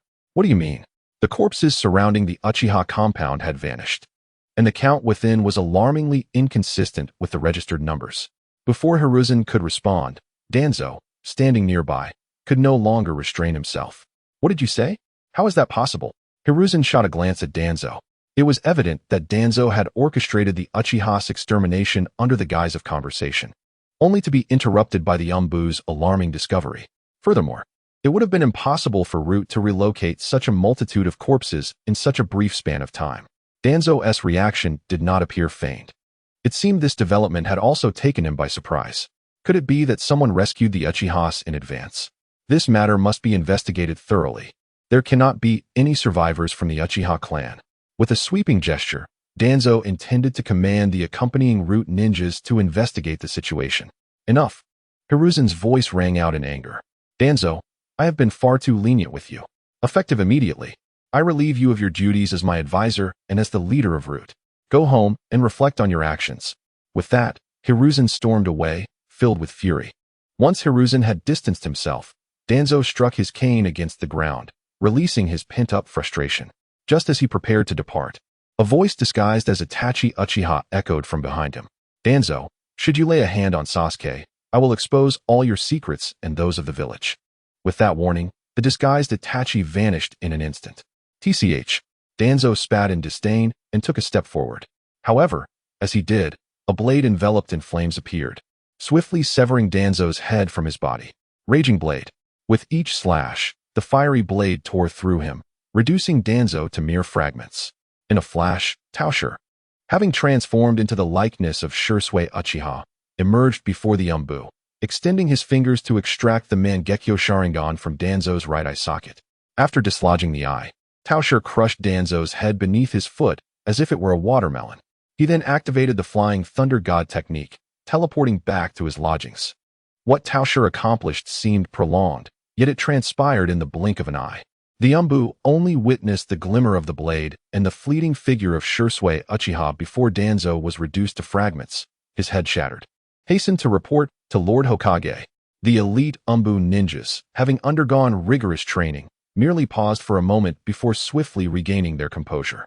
A few Umbu remained at the scene to secure it, while the others rushed to inform the Hokage. Meanwhile, a figure named Peach, having utilized the Flying Thunder God technique to return to the inn, reverted to his original form. Dispersing the blood that stained his hands with chakra, he cast Shirsui's eye into the Kamui dimension. When he later crafted the Shisui puppet, he would conveniently place the eye within it. Although this orb held little significance for him, it was imperative not to leave it for others. At the opportune moment, when the adversary had lowered their guard, he could raise his hand and unleash a swift attack. Can you react to a zero-frame initiation, little brother? What have you been up to? Uchiha Hikari lay on the bed, wide awake, having waited for Peach's return. It wasn't he concerned for Peach's safety that kept her alert. Rather, it was the absence of his presence that rendered her restless and unable to sleep. Oh, nothing much, just dispatched a beast, Peach shrugged. To be honest, it felt slightly unsatisfactory to have dispatched Danzo so easily. Someone of Danzo's caliber deserved a more arduous fate. Naturally, Casually ending him with a mere strike was acceptable to prevent him from conjuring a few Sharingan as resurrection tokens, taking with him a breath of air and a piece of the ground before his demise. Indeed, Danzo met his end at Peach's hands, with no further developments. You mention Izanagi? That would require time to utilize. With Peach's instantaneous execution via the Flame Blade, how could Danzo possibly employ his Uchiha resurrection tokens? All is well now. Sleep, Peach said, approaching the bed and gently ruffling Uchiha Hikari's hair as he settled onto his own bed. Ruffling hair. Affection level 1 Uchiha Hikari responded, drifting into a peaceful slumber. That night, nothing transpired as the two rested soundly in the inn. Meanwhile, Sarutobi Hiruzen stood in an open area, seemingly awaiting a visitor. A shadow flickered, and Uchiha Itachi appeared behind Sarutobi Hiruzen, kneeling gracefully. Lord Hokage. Uchiha Itachi bowed his head respectfully. Sarutobi Hiruzen took a deep draw from his pipe, slowly exhaling a plume of white smoke. I have dismissed everyone. It is just the two of us now. Speak freely. First, I must express my gratitude to you. This has spared Konoha from civil strife and safeguarded the peace of the village. I apologize, for I could conceive of no alternative method. Sarutobi Hiruzen's tone was grave. Had there been another way, he would never have allowed Danzo the opportunity to annihilate the Uchiha clan in secrecy. From this moment forth, you shall be pursued as a rogue ninja. What do you intend to do? Uchiha Itachi regarded Sarutobi Hiruzen's back, responding coolly. I have enlisted the aid of a group known as Akatsuki. In addition to the allies I summoned, I encountered a formidable individual with the power of a shadow. I have infiltrated that organization to gather intelligence. Sarutobi Hiruzen closed his eyes, lost in contemplation. Recently, an organization known as the Drifting Wanderers has emerged, composed seemingly of resurrected souls, including the second and fourth Hokage. I have just received a notification from the Umbu that Danzo has been ambushed and killed by someone suspected to be Uchiha Shursui. Additionally, numerous corpses within the clan's territory have inexplicably vanished. At this juncture, Sarutobi Hiruzen shed a tear from his closed eyes, suspecting this to be the work of the aforementioned organization. To this day, we remain in the dark about whether this is a desecration of the dead or if the deceased have truly returned to life. While you are undercover in the so-called Akatsuki organization, you might investigate matters concerning the Drifting Wanderers. I suspect there may be a connection between the two. Upon hearing the news of Shursui killing Danzo, Uchiha Itachi's eyes widened in shock, his emotions overwhelming his thoughts. However, after listening to Sarutobi Hiruzen's words, he regained his composure. I shall also investigate this so-called Drifting Wanderers organization. I can assure you that no clan members, aside from Sasuke, will escape unscathed. However, Hokage-sama, I require a promise from you. Sarutobi Hiruzen nodded in acknowledgement. Sasuke will grow up as a ninja of Konoha, and I will take responsibility for his life. Yet, I cannot alleviate his hatred towards you. I shall bear this hatred myself. Indeed, Sarutobi Hiruzen opened his eyes to gaze at the blood-red moon in the sky. You may leave. The village's barrier remains unchanged, and you can return to visit Sasuke at any time. No sooner had Sarutobi Hiruzen spoken than Uchiha Itachi's figure vanished without a trace. As for the current state of the 5 great shinobi villages, in Iwagakure, the Tsuchikage has gone missing, and the village is in disarray. In Kumogakure, the Reikage has also disappeared, leading to similar chaos. In Konohagakure, the Uchiha have been eradicated, severely wounding the village's vitality. In Sunagakure, poverty reigns, with Raza preoccupied with searching for gold in the desert, and in Kirigakure, the Mizukage has taken to the shadows. Thus, a true balance has been achieved among the 5 great shinobi villages, each consumed with internal matters, lacking the capacity to attend to the affairs of others. Truly, a cause for celebration. A few days ago, in Kirigakure, Drifting Obito walked on water, stealthily infiltrating this village perpetually shrouded in mist. Indeed, Kirigakure is enveloped in fog. Can one truly thrive in such a sunless environment without suffering from a deficiency of vitamins? Of course, this is merely a jest, as even in Amigakure, where it rains incessantly, the villagers do not seem to lack vitamins. After all, one cannot generalize human constitutions, considering the number of cells in the shinobi world. They possess remarkably athletic physiques compared to the pre-transcendence world. Strolling confidently down the main road, Drifting Obito noticed not a single civilian after a considerable distance. Are the inhabitants of Kirigakure all recluses? What purpose does this road serve? Suddenly, drifting Obito halted and looked towards the dense fog beside him. To his surprise, it seemed that Kirigikure was quite welcoming, as a group of individuals appeared to greet him upon his arrival. A flurry of shuriken flew from the mist, swiftly aiming at drifting Obito. With one hand, he raised his katana and deftly deflected the incoming projectiles. Meanwhile, several ninjas clad in the dark attire of the hidden mist village emerged from the fog. Kill the outsiders on the spot. It is well known that the hidden mist village does not exchange prisoners of war.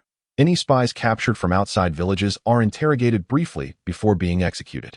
Those like Obito, who wander the streets in bizarre clothing without a hint of disguise, are spared even the interrogation. Such rudeness.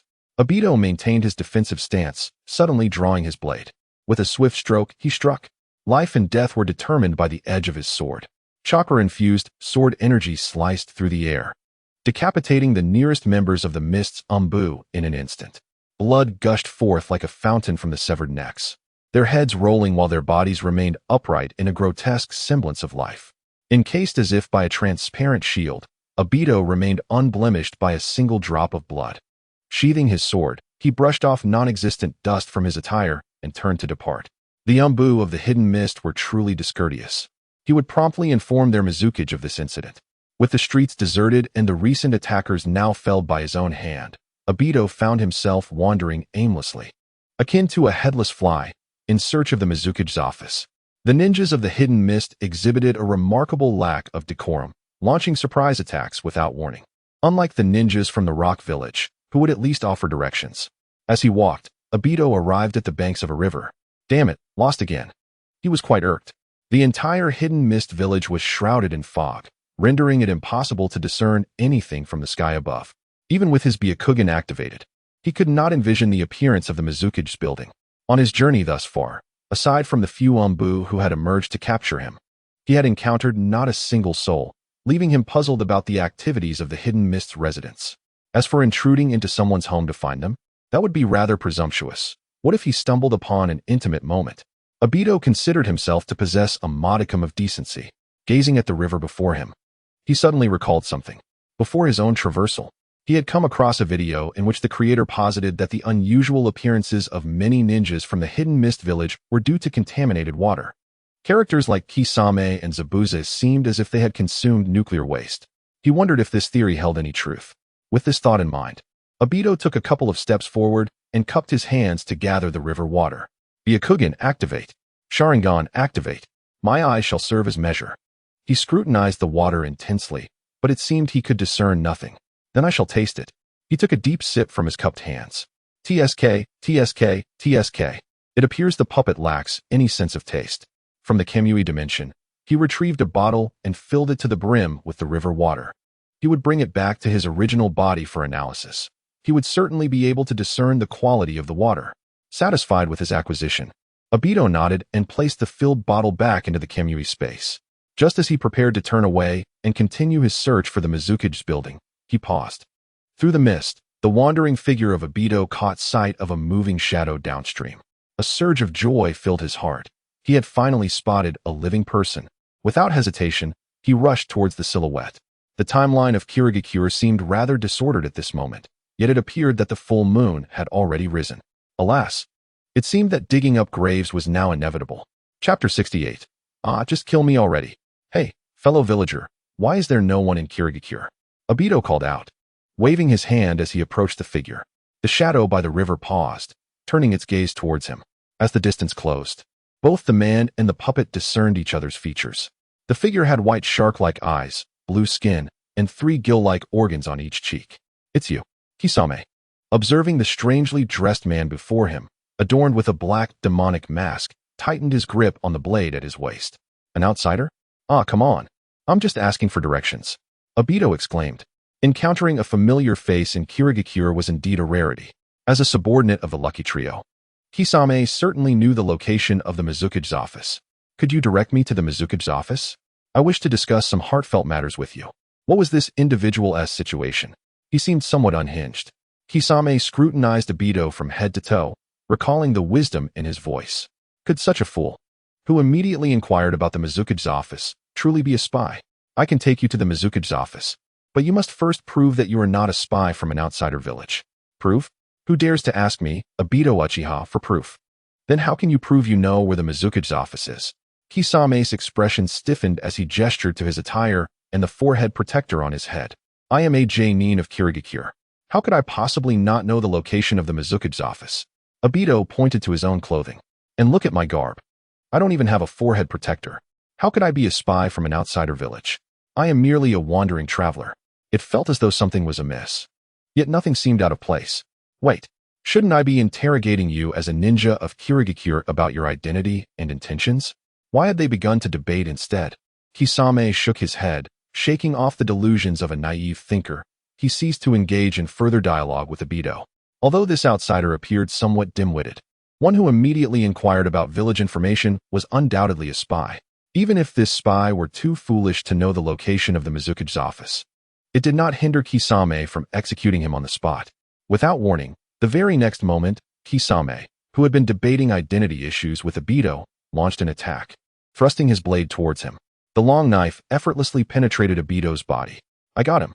It was as easy as I anticipated. Wait, something fell off. Kisame's arm, along with the knife he wielded, passed through Obito's abdomen without any sensation of impact. In the next instant, Obito stood up, like a phantom, having passed through Kisame's body and appeared behind him. Indeed, it would suffice to simply respond to my inquiries without necessitating my redundant efforts. These were the final words heard by Kisame before losing consciousness. In the next moment, a powerful blow struck the back of Kisame's head, rendering him utterly unconscious. Tobirama, with a steady hand, wiped the blood from his sword sheath and resheathed the blade at his waist. Given the lack of cooperation, he decided to unlock the ninja with ease. Those armed shinobi from the Leaf merely provided instructions on weapon usage. But he pondered whether unlocking Kisame would grant him a blade of Samahata as a reward. He bound Kisame, hoisted him up, and submerged his head in water. In the realm of shinobi, submerging someone's head in water ranks highly among the methods to swiftly awaken an individual. Disclaimer: this is exclusive to the shinobi world. Do not attempt in reality. Indeed, shortly after submerging Kisame's head, bubbles began to rise to the surface.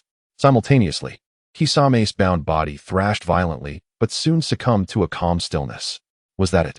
Tobirama paused, then recalled that Kisame seemed capable of breathing underwater, a skill acquired post-fusion with Samahata. He recalled the gill-like organs on Kisame's face. Well, it was not entirely surprising that he could breathe underwater. However, this ability appeared to require consciousness to activate. Otherwise, he would not have needed to be submerged to awaken. With this thought, Tobirama exerted his strength and lifted Kisame from the water, placing him on the ground. Have you realized the disparity in our strengths? Do you concede? Tobirama crouched down and inquired of the prostrate Kisame. Though Kisame had regained consciousness, his eyes remained vacant. Yes, I have lost. Even though I did not unleash my full power, a loss is still a loss. Battles among shinobi often hinge on the initial strike, determining victory or defeat. Now, as a captive with his hands and feet bound, Kisame was rendered incapable of forming seals. Consequently, he had lost all means of resistance. This is the fate that befalls those with outdated versions. Without unmarked ninjutsu or the ability to form seals with his eyes, once his physical movements were restricted, he lost all avenues of escape and was left at the mercy of his adversary. At the moment Kisame admitted defeat, the corporeal form of the peach style within Konoha, on a date with the radiant Uchiha, successfully unlocked the ninja Kisame Hashigaki and the special skin, Wild Shark. Simultaneously, knowledge of Kisame's water release techniques and the usage of Samahata flooded into his mind. However, no accompanying Samahata blade was bestowed upon him. What a useless enhancement. Utterly lacking in humanity. Casually sharing the acquired memories with his puppets, the peach style chose to divert his attention elsewhere. After all, what could be less interesting than a mere ninja compared to a stroll with the superhuman Akira? Upon receiving the news of successful ninja unlocking from his corporeal form, Tobirama poked Kisame's gill, inquiring once more, "Can you now reveal to me the location of the Mizukage's office?" Kisame shook his head. His neck was unbowed. "I would never betray my village. Even if the location of the Mizukage's office could be easily discovered by asking anyone in the Mist Village." Kisame held firm to his principles. He would never betray his village. Even if the village commanded him to slay his comrades. Even if he discovered that his superior, Suka, the pufferfish demon, frequently sold out the village's secrets for personal gain. He, Kisame, would never turn his back on his village. In fact, Kisame had just been by the river, mentally preparing himself and devising a plan to assassinate his treacherous superior, Suka. Yet, before he could fully consolidate his thoughts, this oddly dressed foreign spy approached him for conversation. Thus, the situation escalated to what it is now. Upon hearing Kisame's refusal, the tone of the drifter, Obito, turned ominously sinister. If you remain silent, your personal safety will be at stake. You need only to point me in the right direction. It is not a matter of betraying your village. Had I not encountered such desolation on my journey, I wouldn't have sought you out for directions, would I? Kisame averted his gaze. Go on, kill me. As he lay on the ground, unyielding, Kisame's pride was evident. Glancing at the stubborn Kisame, Obito stroked his chin thoughtfully.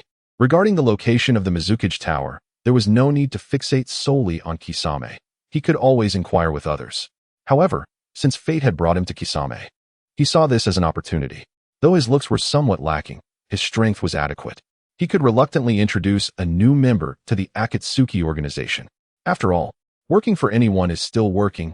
Rather than allowing it to benefit Haiden in the future, he might as well serve the noble foreigner. With Kisame's physique, he might even be able to stow away something substantial. Are you truly so loyal to your village? Do you not realize that even the Mizukage you serve has been ensnared by an illusion? Obito leaned closer to Kisame, whispering malevolently. What did you say? Kisame's head snapped around to face Obito, his dead fish-like eyes glaring fiercely as they locked gazes through the dark mask. The Mizukage is the perfect Jinchuriki. How could he possibly be under a Jinjutsu? Do you not believe me? If you take me to the Mizukage, I will prove it to you. I came to the village hidden in the mist seeking the fourth Mizukage because I possess credible information. I could easily inquire with others to discover the location of the Mizukage's office. It would be pointless for you to die here, wouldn't it? Kisame glared intently at Obito, contemplating for a considerable time before finally nodding. All right, release me, and I will take you there. I assure you, I will not lay a hand on you until the truth is revealed. There is some merit in the words of an honest man. Thus, Obito untied Kisame, who upheld his promise and refrained from attacking. Leading the way, Kisame walked ahead, his head bowed in silence. If even the Mizukage he had sworn loyalty to was merely a puppet of another, what had all his sacrifices for the village amounted to? He pondered this question. Yet he found no clarity until he reached the entrance of the Mizukage's office building. The station ninjas recognized Kisame, aware of his loyalty and prowess as an exceptional ninja of the village.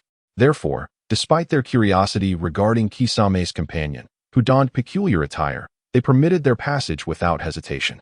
Leading Obito to the door of the Mizukage's office, Kisame turned and cast a profound glance at Obito before knocking on the door. Come in. The voice of the fourth Mizukage, Yagura, resonated from behind the door. Kisame pushed the door open and entered, followed closely by Obito. Yagura, whose stature resembled that of a child, was seated on an elevated chair, observing the two newcomers. His pink eyes shifted to Obito, who concealed his face behind a mask, just as Obito's eyes glimmered with a fierce red light. Kemui, you brat. Given that Obito's ocular abilities stemmed from the same source as his own, it was as if Obito himself had manifested.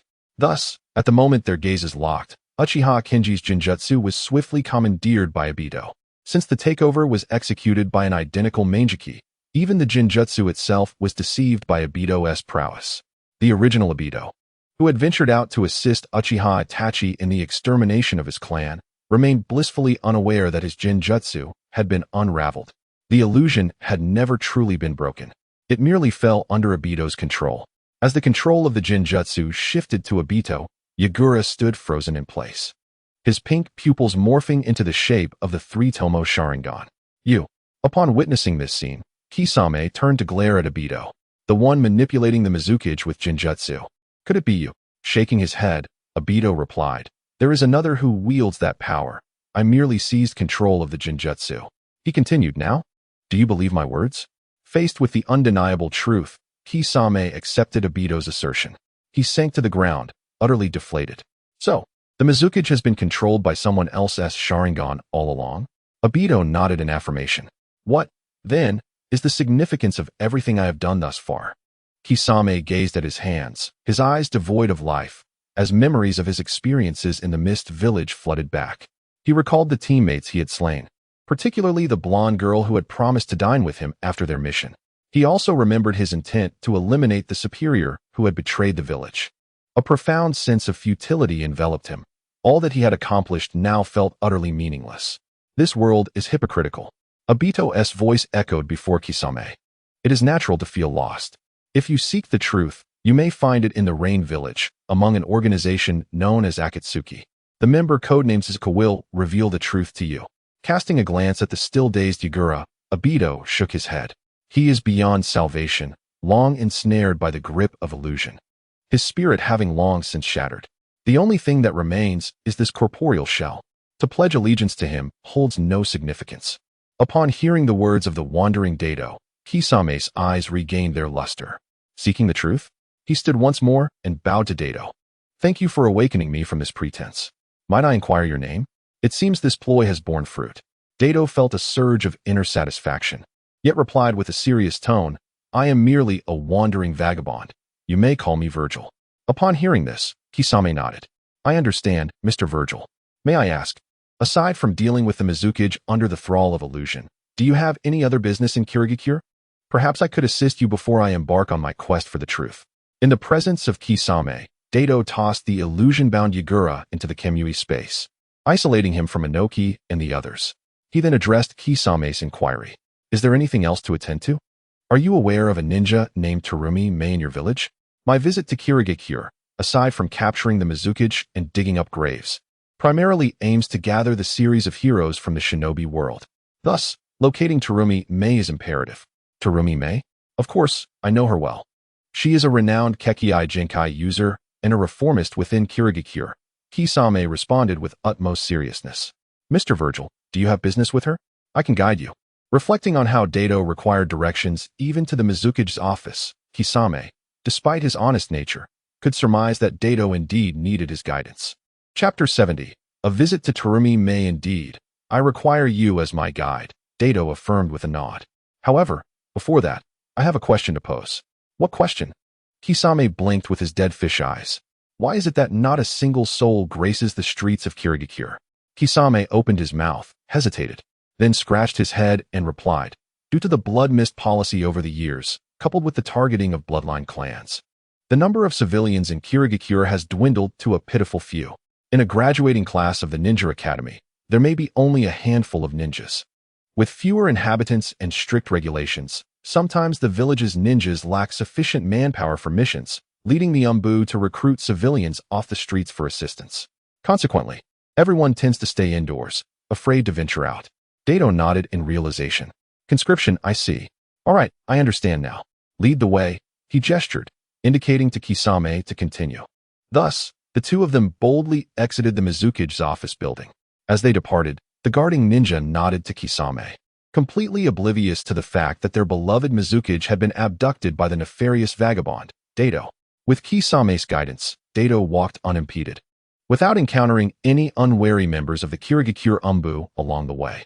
The status of Kisame within the village of Mist is evidently quite significant, at least ranking among the lower echelons of authority. The two meandered through the winding paths until they arrived at a modest villa adorned with a courtyard, where Kisame halted his steps. We have arrived, Mr. Virgil, he announced. Tobirama approached the elegant villa, its impressive faade revealing its status as a prominent establishment, which explained its autonomy within the village of Mist. With a silent critique echoing in his mind, he rapped on the door. Shortly after, the door swung open to reveal an individual with striking blue-gray hair, adorned with the headband of the village of Mist and a black eye patch enveloping his right eye.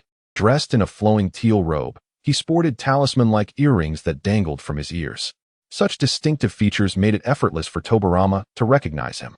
It was none other than Ao, the sole ninja, who had successfully acquired the Byakugan during the entirety of the Fourth Great Ninja War, and a trusted aide to Terumi.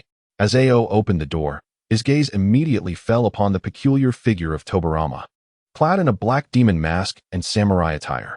After a moment of surprise, he then noticed Kisame standing behind Tobirama. Recognition dawned upon him. Kisame, what brings you here? Ao's tone was rather frosty. While he did not harbor outright disdain for Kisame's unwavering loyalty to the village, he certainly lacked any fondness for him. It is not I who seeks you, but rather Mr. Virgil here, who wishes to speak with Mei Terumi. Ao redirected his attention toward Tobirama. You? What business could a shadowy figure like you possibly have with Lady Terumi? Ao expressed his disdain for Tobirama's masked presence. Wouldn't you know if you let me in? I am here to see Mei Terumi, not some lowly underling like you. You. Ao clenched his fists, angered by Tobirama's retort. However, given that Tobirama was brought by Kisame, a candidate for the 7 ninja swordsmen, Ao felt compelled to maintain decorum. Come in, Lady Terumi happens to be available. With that, Ao opened the door wider, gesturing for the two to enter. Upon crossing the threshold, they found a quaint round table in the courtyard. Mei Terumi, with her flowing red hair, sat comfortably on a stool, leisurely sipping tea with her legs crossed. Ah, Ao, do we have guests? Her languid voice, rich with allure, emerged from her enticing lips, her emerald eyes peering toward the entrance. Oh, Kisame, and who might this be? Just call me Virgil. I've come specifically to seek you out. Tobirama stepped closer to Mei, casting a gaze down upon her. As he activated his 3-tomo Sharingan, the eerie crimson light shone through the slit of his black demon mask, becoming even more pronounced. The Sharingan? You are one of the Uchiha. The moment Mei's gaze met the glowing red of Tobirama's eyes, she averted her eyes. Recalling the common wisdom of the ninja world, never make eye contact with an Uchiha. Beside Kisame, Ao was equally taken aback, his astonishment evident as he stared incredulously at Kisame. What? An Uchiha? Kisame, have you two betrayed us? Kisame replied, Mr. Virgil is not a ninja from Konoha. He claims to be a wandering drifter. Indeed, my purpose in coming here is to extend an invitation to Miss Terumi, Mei, to join our wandering group. Obito, the wanderer, has resolved to invest a little time in persuading her. Should she remain obstinate, he would resort to confining her within the Kimui space, subsequently crafting a puppet from her essence. With Inoki, A, Killer B, Terumi Mei, and the illusion-controlled Yakura, they would form a formidable quintet for their endeavors. In truth, Terumi Mei need not divert her gaze, for her current posture renders Obito utterly unable to avert his eyes. She reclines gracefully in her chair, her alabaster legs elegantly perched upon the table. The azure dress and lace lining fail to fully envelop her ample bosom. Such a dress is strikingly white. No, wait. Those legs are quite captivating. Ah, even that is not entirely accurate. Ultimately, Obito finds himself meticulously measuring Terumi Mei's dimensions with his Sharingan, as he must craft attire for her, not that it is merely out of a desire to observe. To facilitate the acquisition of data, his original form has taken charge. A glance reveals 87, 58, 90. Satisfied, he nods, reassured that his prowess remains unblemished. He casts a glance at the small tablet beside him. Hikari. One can only hope for a promising future. Just kidding. The future is anything but certain. After completing the measurements for the purpose of designing team uniforms, Obito shifts his gaze. Join you? Is this so-called wandering group of yours an actual organization? Without making eye contact with Obito, Terumi Mei subtly begins forming hand seals while posing her question. Indeed, Obito remains unfazed by her slight maneuvers, prepared to deliver his rehearsed speech. Yet, before he can utter more than a few words, Terumi Mei's sudden assault interrupts his incantation. Boil release, haze technique. A torrent of scalding steam erupts from her mouth, surging toward Obito. The saliva assault is upon him. As he activates his intangibility, the scalding mist passes through Obito's form without inflicting any harm. However, the vapor rapidly spreads through the surroundings, enveloping the small courtyard in a sweltering embrace, causing Terumi Mei's figure to vanish within the fog. The atmosphere becomes stifling and oppressive. Yet such sensations hold no sway over Obito, a puppet. In the next moment, Terumi Mei's voice emerges from the thick mist. Ao, engage directly. It's too late. I still have a chapter to finish after midnight. Sorrowfully. Chapter 71. Terumi Mei, almost crying Ao, similarly obscured by the dense fog, possesses a peculiar eye that enables him to perceive the scenery within the mist. The Byakugan activate. Veins bulge around his right eye, obscured by a black eye patch. The mist transforms into transparency before his sight, revealing everything around him. Ao resolves to strike first at the nearest Kisame. Water release, water barrier. A deluge of water gathers beneath Kisame's feet, surging upward. Kisame deftly leaps aside, narrowly evading Ao's attack. Why did the conflict suddenly erupt? The honest individuals found themselves bewildered. Yet retaliating after being attacked is a fundamental principle. Water release. For sharks. For sharks composed of water erupted from the ground, viciously lunging at Aoi. Simultaneously, Terumi Mei initiated an assault on Obito. Melting release. Melting monster technique. A torrent of yellow acidic fluid was rapidly expelled from the thick fog, crashing towards Obito's position. Did you really ignore my words and strike first, Hakime? Ignoring Terumi Mei's old, feeble attack, Obito activated his Byakugan Sharingan technique. Did you not anticipate this? The fog could no longer obscure Obito's vision, making Terumi Mei's figure vividly discernible. At this moment, Terumi Mei conjured a pair of water whips, poised to lash out at Obito. Apologies, little ghost, but I am not one to be swayed by whips. Opening a spatial portal beside him, he forcefully tossed a katana into it. Then, he opened another spatial portal behind Terumi Mei. The katana, traveling at great speed, abruptly appeared behind Terumi Mei. The sheathed blade striking her waist with tremendous force. Suddenly struck from behind, Terumi Mei lost her balance and stumbled forward. Naturally, Obito seized this opportunity, condensing his black rod and swiftly piercing Terumi Mei's pressure points. With her chakra flow interrupted, Terumi Mei immediately clutched her wound, collapsing to the ground. Aoi, engaged in an intense water release clash with Kisame, witnessed this scene through the Byakugan's all-seeing vision and shouted in alarm. Lady Terumi Mei. Simultaneously, she swiftly formed hand seals. A mass of blue rain clouds rapidly materialized above Obito's head. Water release. Water bullet rain. Enormous raindrops plummeted downward, just as they were about to strike Obito. He let out a cold chuckle. Subsequently, he produced an enormous fan from seemingly nowhere. Uchiha milkshake. The raindrops struck the fan and were instantaneously absorbed. Following this, Obito vanished, reappearing behind Aoi. Uchiha fan and space-time ninjutsu. Aoi barely had time to gasp before Obito knocked her unconscious with a swift blow. Humph, souls beneath the fan. Returning the fan to the Kemui dimension, Obito dusted off his hands. Approaching Terumi Mei, whom he had incapacitated with the black rod, he crouched down. Have you surrendered? Can you now listen to me attentively? With a pained expression, Terumi Mei nodded. She had not anticipated being dispatched so swiftly. The two surprise attacks utilizing her bloodline techniques had inexplicably failed to inflict any damage. The thick, hard rod embedded in her body seemed to restrict her chakra flow for reasons unknown. Ultimately, when one is under the roof, one must bow their head. She resolved to feign compliance for the time being, devising an escape plan later. Upon receiving the news of the unlocking of the ninja's power, Obito began his discourse with Terumi Mei. The deficiencies of the current ninja village system have become increasingly evident, and the rule of the daimyo has grown ever more corrupt. Our aim as wayward wanderers is to dismantle this illusory dominion. The members of our band are souls of the departed. Once we fulfill our mission of destruction, we shall take our leave.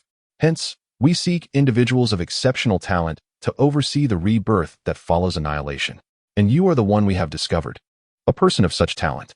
Upon hearing the words of the wayward wanderer, Obito, Koyomi stared in astonishment, her eyes wide. You wish to overthrow the ninja village system and the rule of the daimyo? Obito nodded in affirmation. This rule is dark and decayed. Our goal is to obliterate it as we emerge from the purgatory. You claim that the wayward wanderers are comprised of the deceased. How do you intend to prove this? With a mask obscuring his visage and possessing the Sharingan, alongside the fan symbolizing the Uchiha clan leader's status, she questioned, Are you suggesting you are Uchiha Madara? Upon hearing Koyomi's words, Kisame directed his lifeless gaze towards Obito. Mr. Virgil, are you truly? But before Kisame could finish, Obito shook his head. I am not Uchiha Madara. There is a reason I wear this mask. However, it is indeed true that we wayward wanderers are all souls who have passed on. He raised his hand to open a spatial portal. Responding to a signal from the black rod, the figures of Tobirama Senju, the master of the sand, and the third Reikage emerged from the portal. As for the other puppets, there is no need for Koyomi to witness them. These are sufficient proof. Allow me to introduce these esteemed figures. Tobirama Senju, the second Hokage, Mu, the second Otsutsuki, and the third Reikage. You must recognize them, he added. Of course I do. Anyone who has attended the Ninja Academy knows the infamous Tobirama Senju and his arch-nemesis, Mu. The stern visage of Tobirama, tormented by assignments, is unforgettable for every student. The mummified appearance of the second Otsutsuki is also quite iconic, albeit somewhat ostentatious now. The third Reikage's black skin and muscular build are unmistakable. My purpose in visiting the Mist Village, aside from inviting you to join us, is to resurrect the second Mizukage and enlist him in our grand endeavor. At just over 20, Koyomi had never witnessed such a spectacle. Ever since the emergence of Tobirama, her pupils trembled in shock. She was on the verge of tears. Kisame, too, was not faring much better, his voice quaking. Mr. Virgil, this, Obito interrupted Kisame. For now, do not inquire further. We must first locate the tomb of the second Mizukage. Kisame obediently fell silent and nodded. Tobirama stepped forward. Let us proceed. Under the gaze of Tobirama's red eyes, Kisame slowly exited the door of Koyomi's home, followed closely by Tobirama and the other two puppets. Now, only Obito, Koyomi, and the fainted Ao remained in the courtyard. Do you believe now? Answer my question. Do you wish to become a member of our wayward wanderers? The Sharingan in Obito's eyes glimmered with a chilling crimson light. Kneeling on the ground, Koyomi May swallowed hard. The next chapter features the arrival of the little mustached man and the heroic figure, Koyomi May. Following them will be D and Tsunade. Hehehe. Chapter 72. Let my beloved be resurrected.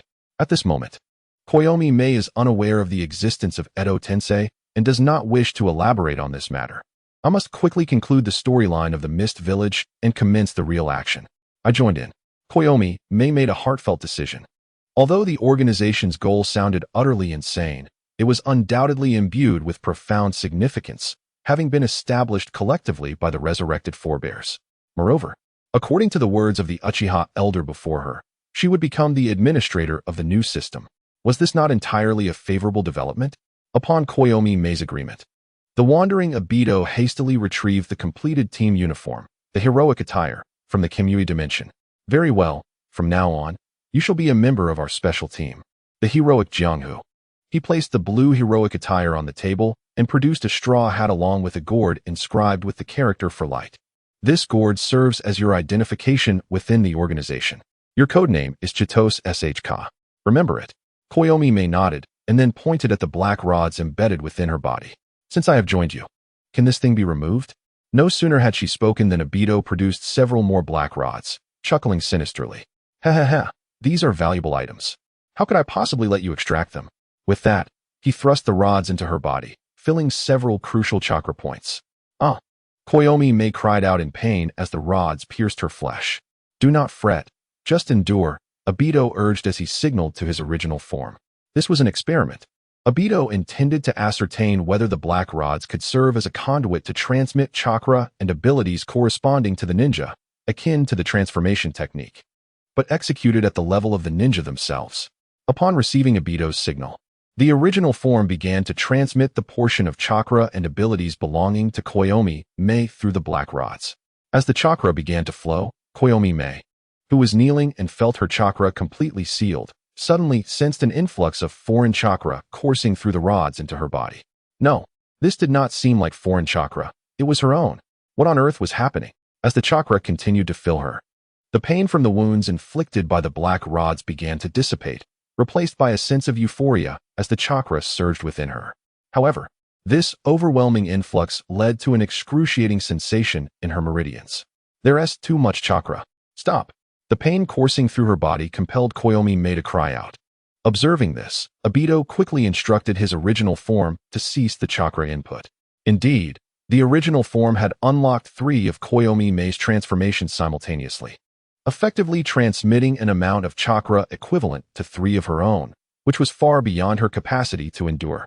The flow of chakra ceased abruptly, leaving Tsurumi May, drenched in sweat from the overwhelming chakra impact, sprawled on the ground.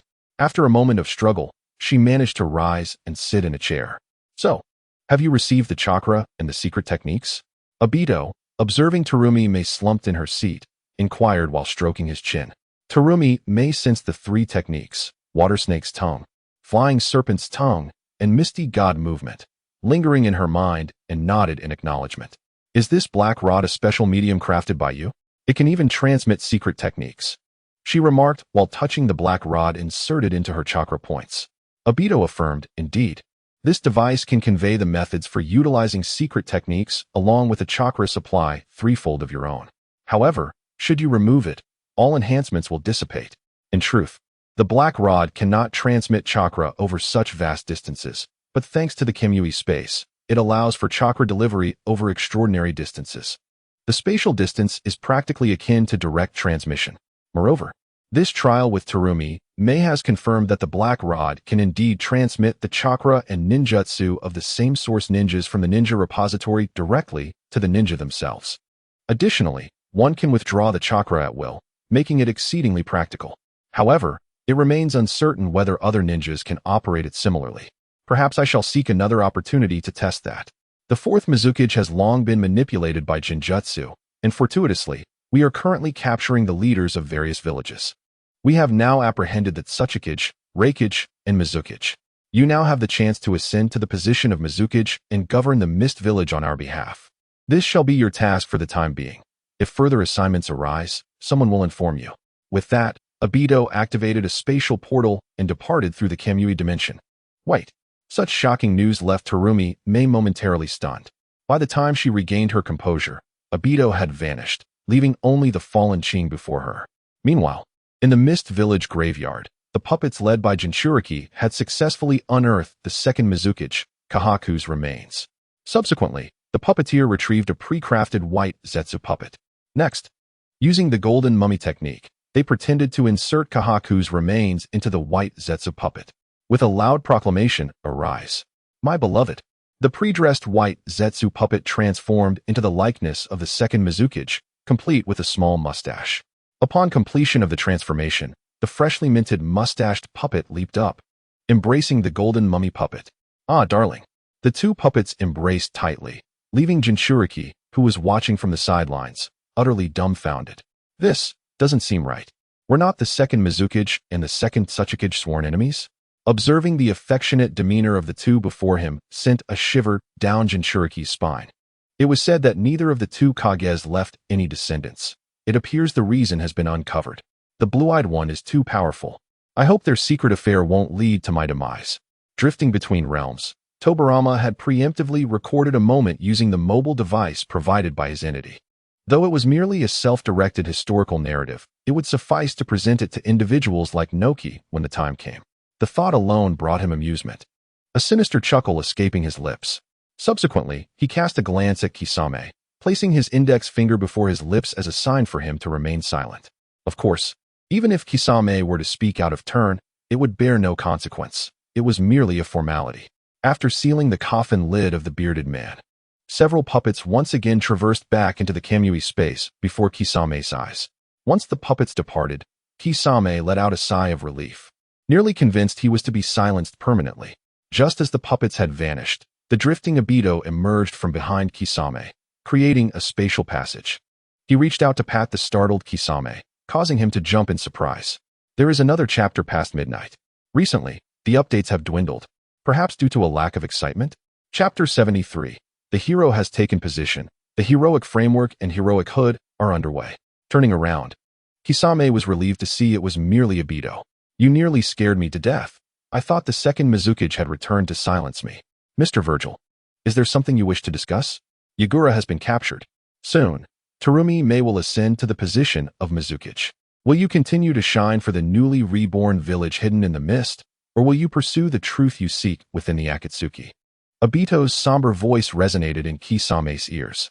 I naturally seek to uncover the truths that lie hidden within this fabricated world, Kisame replied, a grin spreading across his shark-like visage as he gazed at the overcast sky. However, before I depart, there is one matter I must attend to. Oh, pray tell. Obito inquired, curiosity piqued as he leaned closer to Kisame.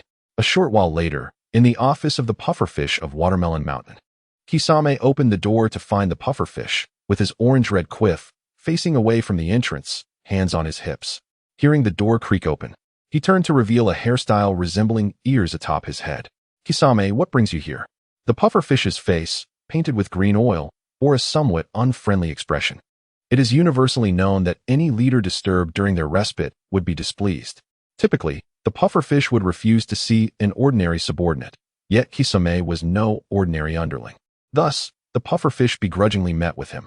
Kisame produced several scrolls from his robe and tossed them towards the pufferfish. My lord, this shall be the last time I address you as such. These are the evidences of your betrayal of the village for personal gain. Can you explain why? As a member of the 7 ninja swordsmen of the mist, you would engage in such treachery? If you cannot convince me otherwise, then relinquish Samahata to me and take your own life. The pufferfish paused, momentarily taken aback by Kisame's words. He then glanced at the scrolls in his hands before bursting into laughter. Ha ha ha, when did I ever betray the village? Is it not you, Kisame, who has been selling out the village? With that, the pufferfish drew Samahata from his side, aiming it at Kisame, and uttered another remark. If you desire this object, then come and take it yourself. The indistinct rhythm of the drums echoed in the air, as the ominous figure prepared to strike at the ghost shark. Suddenly, a flash of violet light sliced through the air behind him. In an instant, the body of the Watermelon Mountain pufferfish demon was cleaved in two along the trajectory of the purple gleam. The flesh of the shark tumbled to the ground, and the severed halves of the demon's body collapsed, spilling innards and blood across the floor. Abruptly appearing behind the Watermelon Mountain pufferfish demon, Obito flicked his wrist, discarding the blood that stained his blade before sheathing it. They say lies are spoken by men, but the blade reveals the truth. As a ninja, one must embrace the filth of this profession and seek the reality you desire with your sword. Picking up the fallen shark flesh, he handed it to the ghost shark, then drifted into the violet spatial passage. The ghost shark grasped the hilt of the shark flesh, gazing at its writhing scales, murmuring to himself. They say lies are spoken by men, but does the blade reveal the truth? With the shark flesh secured on his back, the ghost shark departed from the office of the Watermelon Mountain pufferfish demon. Before long, a shark man was seen surfing atop the shark flesh on the sea outside Misty Shadow Village. Shark flesh, let us go. Once again, he fed a portion of chakra to the shark flesh, and with a sweeping gesture, the ghost shark pointed ahead. The nourished shark flesh grew increasingly exhilarated, its scales quivering, and its speed upon the waves intensified. The shark flesh surfboard requires no maintenance. Merely regular chakra feeding will allow you to experience the freedom of surfing upon the sea. You too deserve this. On another front, Ching groggily rose from the ground, still not fully awake, when he spotted his Lord Terumi clad in an eccentric outfit, seated and observing him. The need for a buffer time vanished, and Ching became instantly alert. Lord Terumi. In a swift motion, he sprang to his feet, scanning his surroundings with vigilance. Where are the enemies? Terumi shook her head and took a hearty swig from the wine gourd at her waist, emblazoned with her name. The strength of the peach-flavored friendship liquor is no small matter. After a moment of contemplation, Terumi turned to Ching and declared, What enemies? Gather the personnel. I am to become the Mizukage.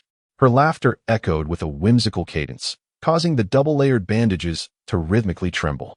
Ching, perplexed, wondered, has Lord Terumi had too much to drink? Recalling his groggy awakening, doubts began to creep into his mind. Could it be that I too have indulged? Were the enemies merely a figment of my dreams? Why then are we here drinking during the day? In the Hidden Leaf Village. After waking on the day following the massacre, Tao Shi perused his phone's photo album and stumbled upon a video recorded by the Wandering Tobirama days prior. Upon opening it, he was confronted by the golden mummy of his resurrected lover, Little Mustache. How intriguing, he mused, as he absorbed the memories of these puppets. What a lively bunch they are. Since that is the case, the other ninjas from the Xiaoyan series must also be arranged. I shall directly send a message. Let the puppet handle the tasks, while I merely assume the role of the demanding party. It has been decided. It's you, the Wandering Tobirama. I command you to capture Tsunade, who appears randomly at the casino and tavern. Thus, the collection of Sia Tsunade will be secured. Simultaneously, it will be entertaining to witness the reunion between grandfather and grandson. The Wandering Tobirama is my puppet clone, and Tobirama is Tsunade's great-grandfather. By a simple calculation, I become Tsunade's grandfather, do I not? As for Xiao, I shall reluctantly make another trip to Orochimaru. It is a perfect opportunity to check on his research progress. And I must not forget to retrieve the summoning scroll for the Dragon Cave, which I had intended to ask him for last time. I am quite eager to pilot the Great Serpent vehicle. Rising from my bed, I noticed Uchiha Keisuke still in slumber, so I decided to wait until she awakens before setting off. For now, I opened my phone to check the videos within, chuckling to myself as I entered the Kamui space. Upon entering, I casually donned a red variant of the malevolent mask akin to that of Wandering Obito. I mustn't allow that old man and the two Inai brothers to catch sight of my handsome visage. Moreover, their impression of Wandering Minato should be more profound. In the next instant, I materialized in the Kamui space, hovering not far above the ground. Below me sat Noki, A, and Killer B, gathered together for breakfast. I descended abruptly onto the open ground where they sat, shouting, "Children, last chapter was a mishap. This chapter, I'll set the time for 9 o'clock, so you can watch it alongside the previous chapter." Facepalm, wry smile. Chapter 74. Why do the Mist's ninja blade masters prefer to betray their villages? I stood amidst the trio, raising my phone high. Guess what delightful treasure I have brought you? Noki and the others, chewing their food, gazed at me with exasperation. Which resurrected fool is this? Does he have the leisure to entertain us, the three captives? Hehe, let me show you the fascinating things I've captured.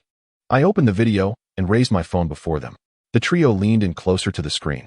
Being cooped up in this desolate Kimui space had utterly obliterated their sense of time, leaving them with little to do. They had grown bored of playing the Three Kingdoms game together all day. Thus, they were eager to witness something of interest. The video commenced, and they watched intently. At first, the screen revealed the third Raikage in the sea tiger outfit and the gold mummy set with the character Mu. Teacher, father, Noki and A exclaimed in unison. The video continued as Mu inserted the skeleton of Sujetsu Otsutsuki into a white humanoid figure, reminiscent of the previous resurrection of Mu in the third Raikage. Subsequently, the white figure began transforming into the likeness of Otsutsuki Mangetsu. It was Otsutsuki Mangetsu, the second Mizukage, the nemesis of my teacher. Although the transformation was not yet complete, Noki instantly recognized the figure of the white humanoid in the midst of its metamorphosis. Suddenly, an unexpected event unfolded. A bandaged figure, Mu, shouted towards the white humanoid, "Arise, my beloved." At that moment, the white figure fully transformed into the second Mizukage, Kageyama Mangetsu, standing up to embrace Mu with deep affection. Thus, the video came to an end. Noki exclaimed, "This is surely a historical anomaly." His eyes widened in disbelief as he began to question reality. Meanwhile, AI and Karabi could not contain their laughter. Ha ha. Isn't the legendary second Tsuchikage and the second Mizukage supposed to be arch-rivals? Who would have thought their relationship was like this? Indeed, brother. It seems love can blossom between two men. No wonder these two Kage left no descendants. Naka's forehead throbbed with indignation. Be silent. This is nothing but slander and falsehood. He pointed accusingly at the figure in the red demon mask, Tao Shi. You, a cowardly sneak, must be fabricating evidence and spreading malicious rumors. Show your true face if you dare. 666, you don't even bother to act. Just say you want to see it. You little T's are quite adept at making excuses. Do you wish to see my handsome face? You old fossil are not worthy. With a dismissive remark, Tao Shi exited the Kimui space. Initially, he anticipated a spectacle at Naka's expense, but he found the old man rather cunning, feigning anger with such theatrics. Quite dull, Tao Shi thought, feeling somewhat embarrassed. After Tao Shi exited the Kimui space, he noticed Uchiha Hikari waking up, rubbing his eyes. "Hikari, we must leave Konoha." Uchiha Hikari, still groggy, nodded and murmured, "Where shall we go next?" "First to the Rain Village, and then I will take you to catch snakes." "Catch snakes?" A white streak of light streaked across the sky above the Rain Village, descending upon the central tower.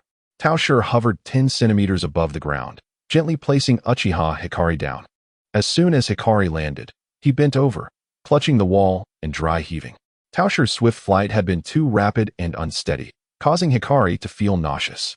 "Look at Hikari, such a weakling. He becomes dizzy after such a short flight," Tao Shi mercilessly mocked. At that moment, two figures emerged from the tower.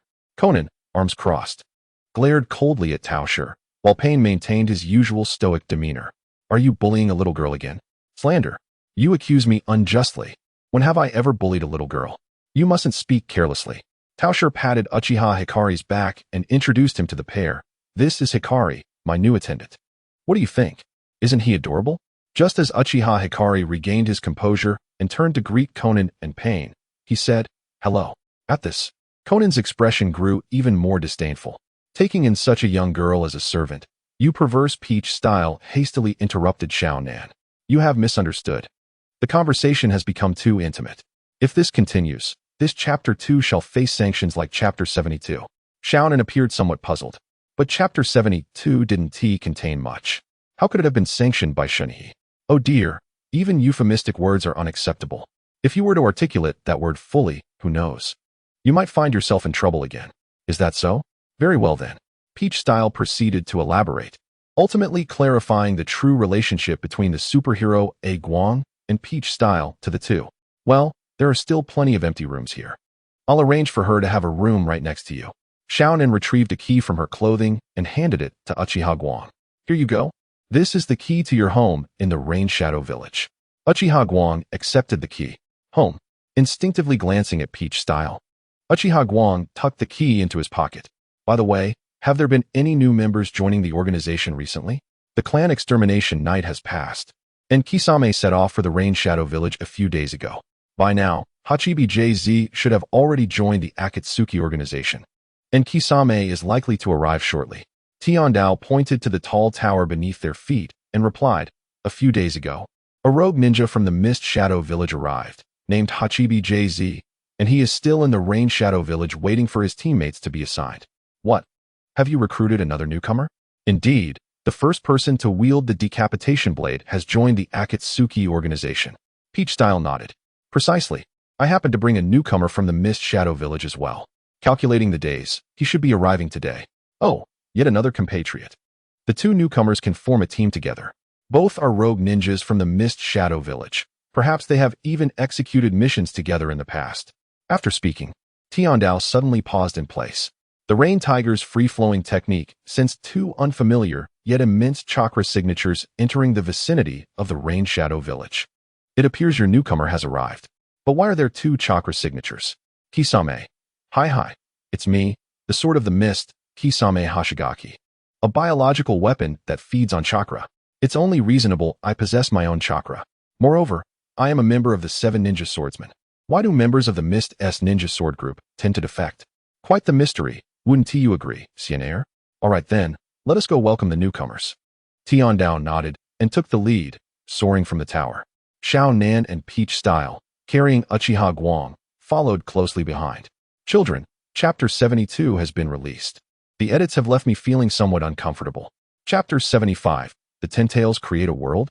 Kisame, shouldering Hashigaki, walked through the streets of the Rain Shadow Village. It's raining, just like the dampness of the Mist Shadow Village. Feeling the raindrops striking his face, Kisame closed his eyes to absorb the sensation. Suddenly, the rain hitting his face ceased. Has the rain stopped? Opening his eyes, he discovered 4 figures in midair shielding the rain. In the Akatsuki Organization's conference room, Kisame and Hachibi JZ exchanged glances. Ultimately, it was Hachibi JZ who spoke first. Kisame, have you also defected from the village? Kisame nodded. Inescapably. Life in Mist Shadow Village is fraught with hardship, engulfed in darkness. Indeed, the shadows loom heavy. Tenzo, resting his head against the chair, mused. The scales of the shark are in your hands. Watermelon Mountain betrayed the village, and thus, I ended his existence. Kisame caressed the scales of the shark, which trembled in response, seemingly relishing the moment. In recent days, Kisame had been intermittently feeding his chakra to the shark, with ample sustenance. The shark had grown accustomed to Kisame's presence. And now you have become a rogue ninja, Tenzo remarked with a tinge of lament. Such is the unpredictability of life. It's a grand irony. Observing the two reminisce, Pain interjected, since you are already acquainted, you shall form a team henceforth. All members of the organization complete their missions in squads, and aside from assignments given by the organization, you shall enjoy your freedom. He tossed a key to Kisame, stating, your uniform and ring await you in your room. Upon Pain's departure from the conference room, both Kisame and Tenzo rose. Kisame extended his hand towards Tenzo, who grasped it in understanding. I look forward to your guidance, Senior Tenzo. Senior is too grand. I have merely arrived a few days prior to you. Finding his room, Kisame donned a black robe adorned with red clouds and knocked on the door of the unit marked with the character for Vermilion Bird. Enter. A sultry, magnetic voice resonated from within. Upon hearing this, Kisame pushed the door open. Greetings, may I inquire if you are the senior known as Vermilion Bird in the Akatsuki? Stepping inside and observing the languid figure reclining on the bed, Kisame bowed respectfully. Indeed, that would be me. You may call me Tao. Tao nodded. Turning his gaze to Kisame. What brings you here? Mr. Virgil sent me to seek you. He mentioned you could reveal the truths I desire. Oh, is that so? Tao sat upright. Then, gaze into my eyes and resist not. Kisame lifted his gaze to meet Tao's. In an instant, his consciousness was transported to a realm of awareness. You yearn to uncover the world's truths, do you not? Indeed, I have lived amidst lies for far too long. Now, I seek the veracity. Very well. I shall unveil the reality of this world to you. As Tao spoke, the void of the illusionary realm transformed instantaneously. In a shift of scenery, Kisame and Tao found themselves amidst the cosmos, gazing down at a predominantly aquamarine planet. Below lies the world of ninjas you have always known. Tao gestured towards the planet. However, what you perceive now is the ninja realm during its ancient era.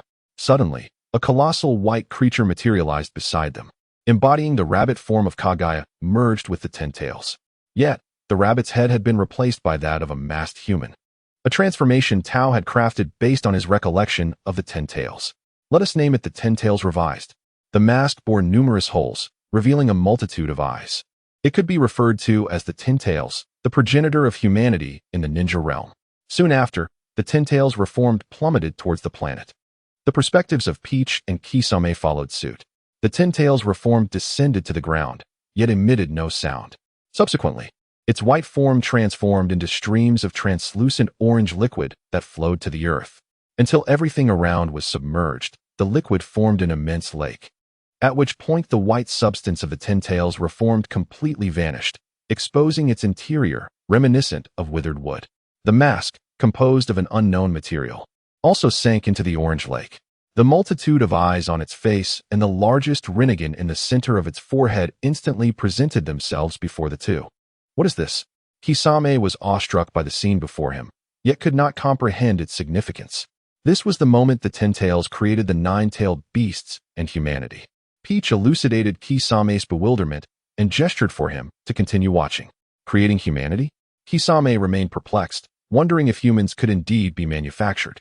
However, he refrained from voicing his thoughts, believing that answers would reveal themselves if he continued to observe. The 10 tails reformed plunged its tails into the ground, and then the largest Rinnegan emitted 9 beams of red light. Instantly, the surface of the lake illuminated with the forms of the juvenile tailed beasts. They are tailed beasts. To his astonishment, they too grew from childhood. Kisame exclaimed in shock upon witnessing this breathtaking spectacle. Subsequently, the myriad of eyes of the 10 tails began firing beams of slightly dimmer red light at each of the 9-tailed beasts. One for the 1 tail, one for the 9 tails. One for the 2 tails, one for the 9 tails. One for the 3 tails, one for the 9 tails. One for the 8 tails, one for the 9 tails, and one additional for the 8 tails. Then, a colossal beam of red light shot forth from the Rinnegan, infusing the 9 tails with energy. What a remarkably fair and just distribution mechanism, Kisame thought, somewhat dazed. Is this how it should be? After allocating the chakra of the tailed beasts, the 10 tails reformed, with its 10 tails deeply embedded in the earth, seemed to have accomplished all it intended. Its eyes closed completely, gradually transforming into a colossal tree. Meanwhile, the newly born tailed beasts lay upon the branches of the divine tree, quietly slumbering. The 10 tails secreted the fountain of life from within itself, subsequently utilizing its power to create the tailed beasts. Ultimately, it transformed into the divine tree, silently guarding the life it had brought forth. Peach explained this alongside, then patted Kisame on the shoulder. Brace yourself, time is about to accelerate. What does that mean? Kisame queried in confusion, only to witness Peach snap his fingers, causing the scene before them to undergo a tremendous transformation. Day and night rapidly alternated countless times, signifying the swift passage of time. Utilizing spectacular effects to dazzle the inexperienced Kisame, a mischievous smile crept upon Peach's lips. The tale he spun was undeniably seamless. Even the sage of 6 paths would likely question his own existence upon hearing it. Deceiving the formidable Kisame is undoubtedly within my capabilities. I regret to inform you, Kisame, that I have once again spoken untruths. Please forgive me. This shall be the final instance. I have combined the settings with the divine tree, the tailed beast apostle, the Jinchuriki pilot, and the 10 tails Adam Caliris. Does this not seem exceedingly extravagant? In Chapter 76, the unofficial history unfolds. Day and night incessantly shift, and the orange-yellow lake surrounding the divine tree gradually dries up until the last drop of liquid on the nearby ground evaporates. Only then does the time of illusion gradually revert to its normal flow. After the 10 tails transformed into the divine tree, it reclaimed the power of life through its roots. Ultimately, through a series of transformations beyond our comprehension, It bore fruit, the original humans. As he spoke, Peach pointed towards the branches of the divine tree.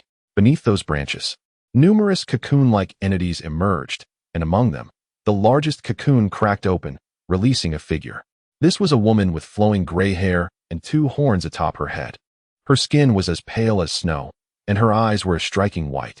Adorning her forehead was a diminutive rinnegan, reminiscent of the Ten Tails. She was clad in a ceremonial robe embossed with magatama, exuding an ethereal beauty. White eyes. Kisame instantly recognized that the woman possessed the famed Byakugan of the Hyuga clan. Indeed, it was the Byakugan. Peach nodded and then transformed. His golden pupils shifted to white, horns sprouted from his head, and a golden rinnegan opened upon his forehead. To Kisame, Peach now bore a striking resemblance to the woman depicted in the illusion. Mr. Peach. You. Peach interrupted. Do not rush to inquire. Allow me to elucidate at my own pace. He cleared his throat and began his narration. The first human birth from the divine tree was a manifestation of its consciousness, known as Kagaya Otsutsuki. The initial batch of humans was scarce, yet they were endowed with immense power, identifying themselves as the Otsutsuki clan. Subsequently, a significant portion of the divine tree's power was expended in the creation of the Otsutsuki, leading to the emergence of ordinary humans indistinguishable from those of the present day. Following Kagaya's birth, the divine tree bore 2 additional Otsutsuki, named Hagoromo and Hamura. Kagaya, embodying the will of the divine tree, nurtured them as a mother. Thereafter, Peach recounted the history of the ninja world as an unofficial narrative. The essence of this tale reveals that in ancient times, humanity shared a profound connection, retaining memories after death and being reborn. However, Hagoromo and Hamura, discontent with this existence, sought thrills. They conspired to seal Kagaya's consciousness within the moon and extracted the roots of the divine tree, transforming it into a mere shell, resembling a withered tree. From that point onward, when humans perished, their souls no longer reincarnated. Instead, they entered a paradise crafted by Hamura, who styled himself the Sage of 6 Paths. Slowly fading with the passage of time, the hearts of individuals have become opaque, forming a formidable barrier that hinders mutual understanding, thereby igniting an endless cycle of conflict. I am but a vessel, a mere husk that has birthed a soul, having taken millennia to accumulate the essence required to manifest a corporeal form. In the Pure Land, I have gathered like-minded souls to embark upon a grand endeavor, which I have termed the Human Completion Plan. Are you still intrigued to hear more? Kisame smiled, revealing a mouth full of sharp shark-like teeth that glimmered ominously. I am most grateful to Mr. Tao for his patience in sharing these ancient secrets with me. The legend of the Sage of 6 Paths creating the ninja world. Who would have thought the truth could be so profound? The Human Completion Plan is a collaborative effort between myself, the Pure Land, and the shadows of the departed. Our goal is to collect the 9-tailed beasts, thereby restoring a portion of the God Tree's power. Subsequently, we shall return all corporeal forms of humanity to the God Tree, while their souls will ascend to the Pure Land. Then, it is but a matter of the God Tree reconstituting the human bodies, as the souls from the Pure Land coalesce to transcend its boundaries. At that moment, the barrier of the heart will shatter, allowing humanity to understand one another once again. Henceforth, the ninja world shall embrace peace, transforming into a realm of genuine existence, devoid of deceit. What do you think? This is the reality of our world. Do you wish to join us in this noble undertaking? Kisame's eyes burned with fervor, as if a blazing fire ignited within his lifeless gaze. A world where individuals comprehend one another without pretense, where all hearts resonate in harmony. How exquisite that would be. Indeed. Allow me to partake in this grand scheme, Mr. Tao. Thank you for revealing to me the truth of this world. Very well, listen closely.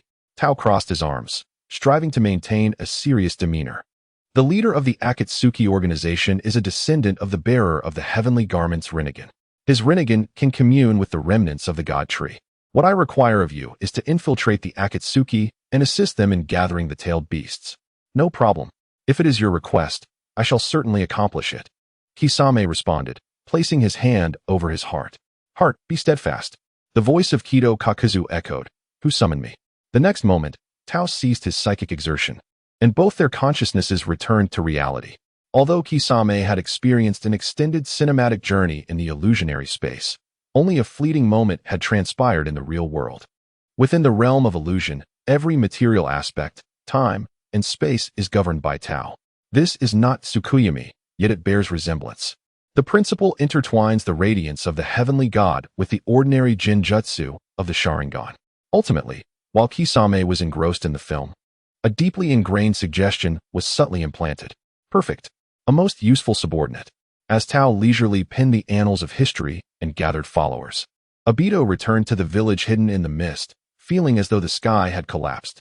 Explain to me, what does it mean that the fourth Mizukage has gone missing? My Jinjutsu has not been dispelled. Where could he possibly retreat? Moreover, even if he were deceased, my Jinjutsu would still be able to sense his presence. Now, despite being acutely aware that the illusion has yet to be dispelled, I find myself utterly incapable of discerning the location of the vessel. I can no longer even perceive the sigils inscribed upon its surface. How infuriating. Why is this happening? Obito pounded his fist against the innocent tree beside him. Why? After venting his frustration, Obito let out a scoff. It matters not. I can simply regain control over the new Mizukage. With my Mangeki Sharingan, I can manipulate even the Jinchuriki, and the newly appointed Mizukage, raised under the Blood Mist regime, is easily within my grasp. For now, I shall disregard the vessel's whereabouts. After all, the illusion remains intact, and everything is still under my control. With this thought, Obito activated his intangibility, seamlessly passing through the walls of the Mizukage building. Let me further torment Obito before commencing the narrative of the hero. I believe my alternate history is rather well crafted. Wouldn't you agree? Proudly, Chapter 77, Obito, the Information Gap. I feel as though I may have indulged in self-satisfaction in the previous chapters. It's time to return to the rhythm of chaos. In the Mizukage's office, Terumi Mei sat at her desk, her head throbbing as she gazed at the mountain of documents before her. Ao, could you assist me a bit more? Ao, seated at a small adjacent desk, was perspiring profusely as he struggled with paperwork. I can't, Lady Terumi Mei. I have reached my limit. Upon hearing this, Terumi Mei sighed heavily and struck her fist down upon the desk with a resounding bang. That scoundrel who manipulated the fourth Mizukage deserves every curse. He left me with an overwhelming pile of documents to manage. In recent days, the shinobi of the Mist Village discovered that the fourth Mizukage, Yagura, had gone missing. Soon after, they learned of Kisame's betrayal alongside his partner, Itachi. Consequently, the elite forces of the Mist Village found themselves severely diminished and with no leader to rally them. There was an urgent need for someone to stabilize the situation. The 7 ninja swordsmen were left with only the enigmatic Raiga. Yet he lacked political allies. Most of his colleagues were either deceased or had fled, making it difficult for him to ascend to the position of Mizukage. Ultimately, Terumi Mei, with her exceptional prowess and the support of Elder Jinjutsu, successfully claimed the title of Mizukage. Simultaneously, the mountain of paperwork left behind by the lethargic Yagura, under Obito's control, was also transferred to Terumi Mei. Thus, the newly appointed Mizukage began her arduous daily routine of 15 hours managing affairs. She, thrust into this role without preparation, had not even donned the ceremonial robes, instead opting for the blue attire of a shinobi while attending to her duties. Remarkably, the craftsmanship and fabric quality of this attire were indeed top-notch, and Terumi Mei found herself quite fond of wearing it, primarily due to its comfortable fit around her chest. At that moment, Obito, swathed like a dumpling, passed through the wall and entered the Mizukage's office. Oh, have you discovered my manipulation of the Mizukage? Who has divulged this information to you? A low voice emanated from beneath his mask, where a single red, shining 3-tomo Sharingan glimmered from the hollow of his right eye. Hearing the voice, Terumi Mei and Ao looked up at Obito. In an instant, 2 pairs of eyes and a single Sharingan locked in a gaze. A rough figure, adorned with a mask, Uchiha Obito. The azure spirit inwardly cursed, without a moment's hesitation, promptly closed his eyes. Yet it was too late. Obito's Jinjutsu had already been prepared to strike. In the brief moment of their shared glance, he unleashed the illusion. Jinjutsu, Kaleidoscope Sharingan. The azure spirit was instantly ensnared, falling into the depths of the illusion. Meanwhile, the equally ensnared Terumi Mei showed no signs of distress.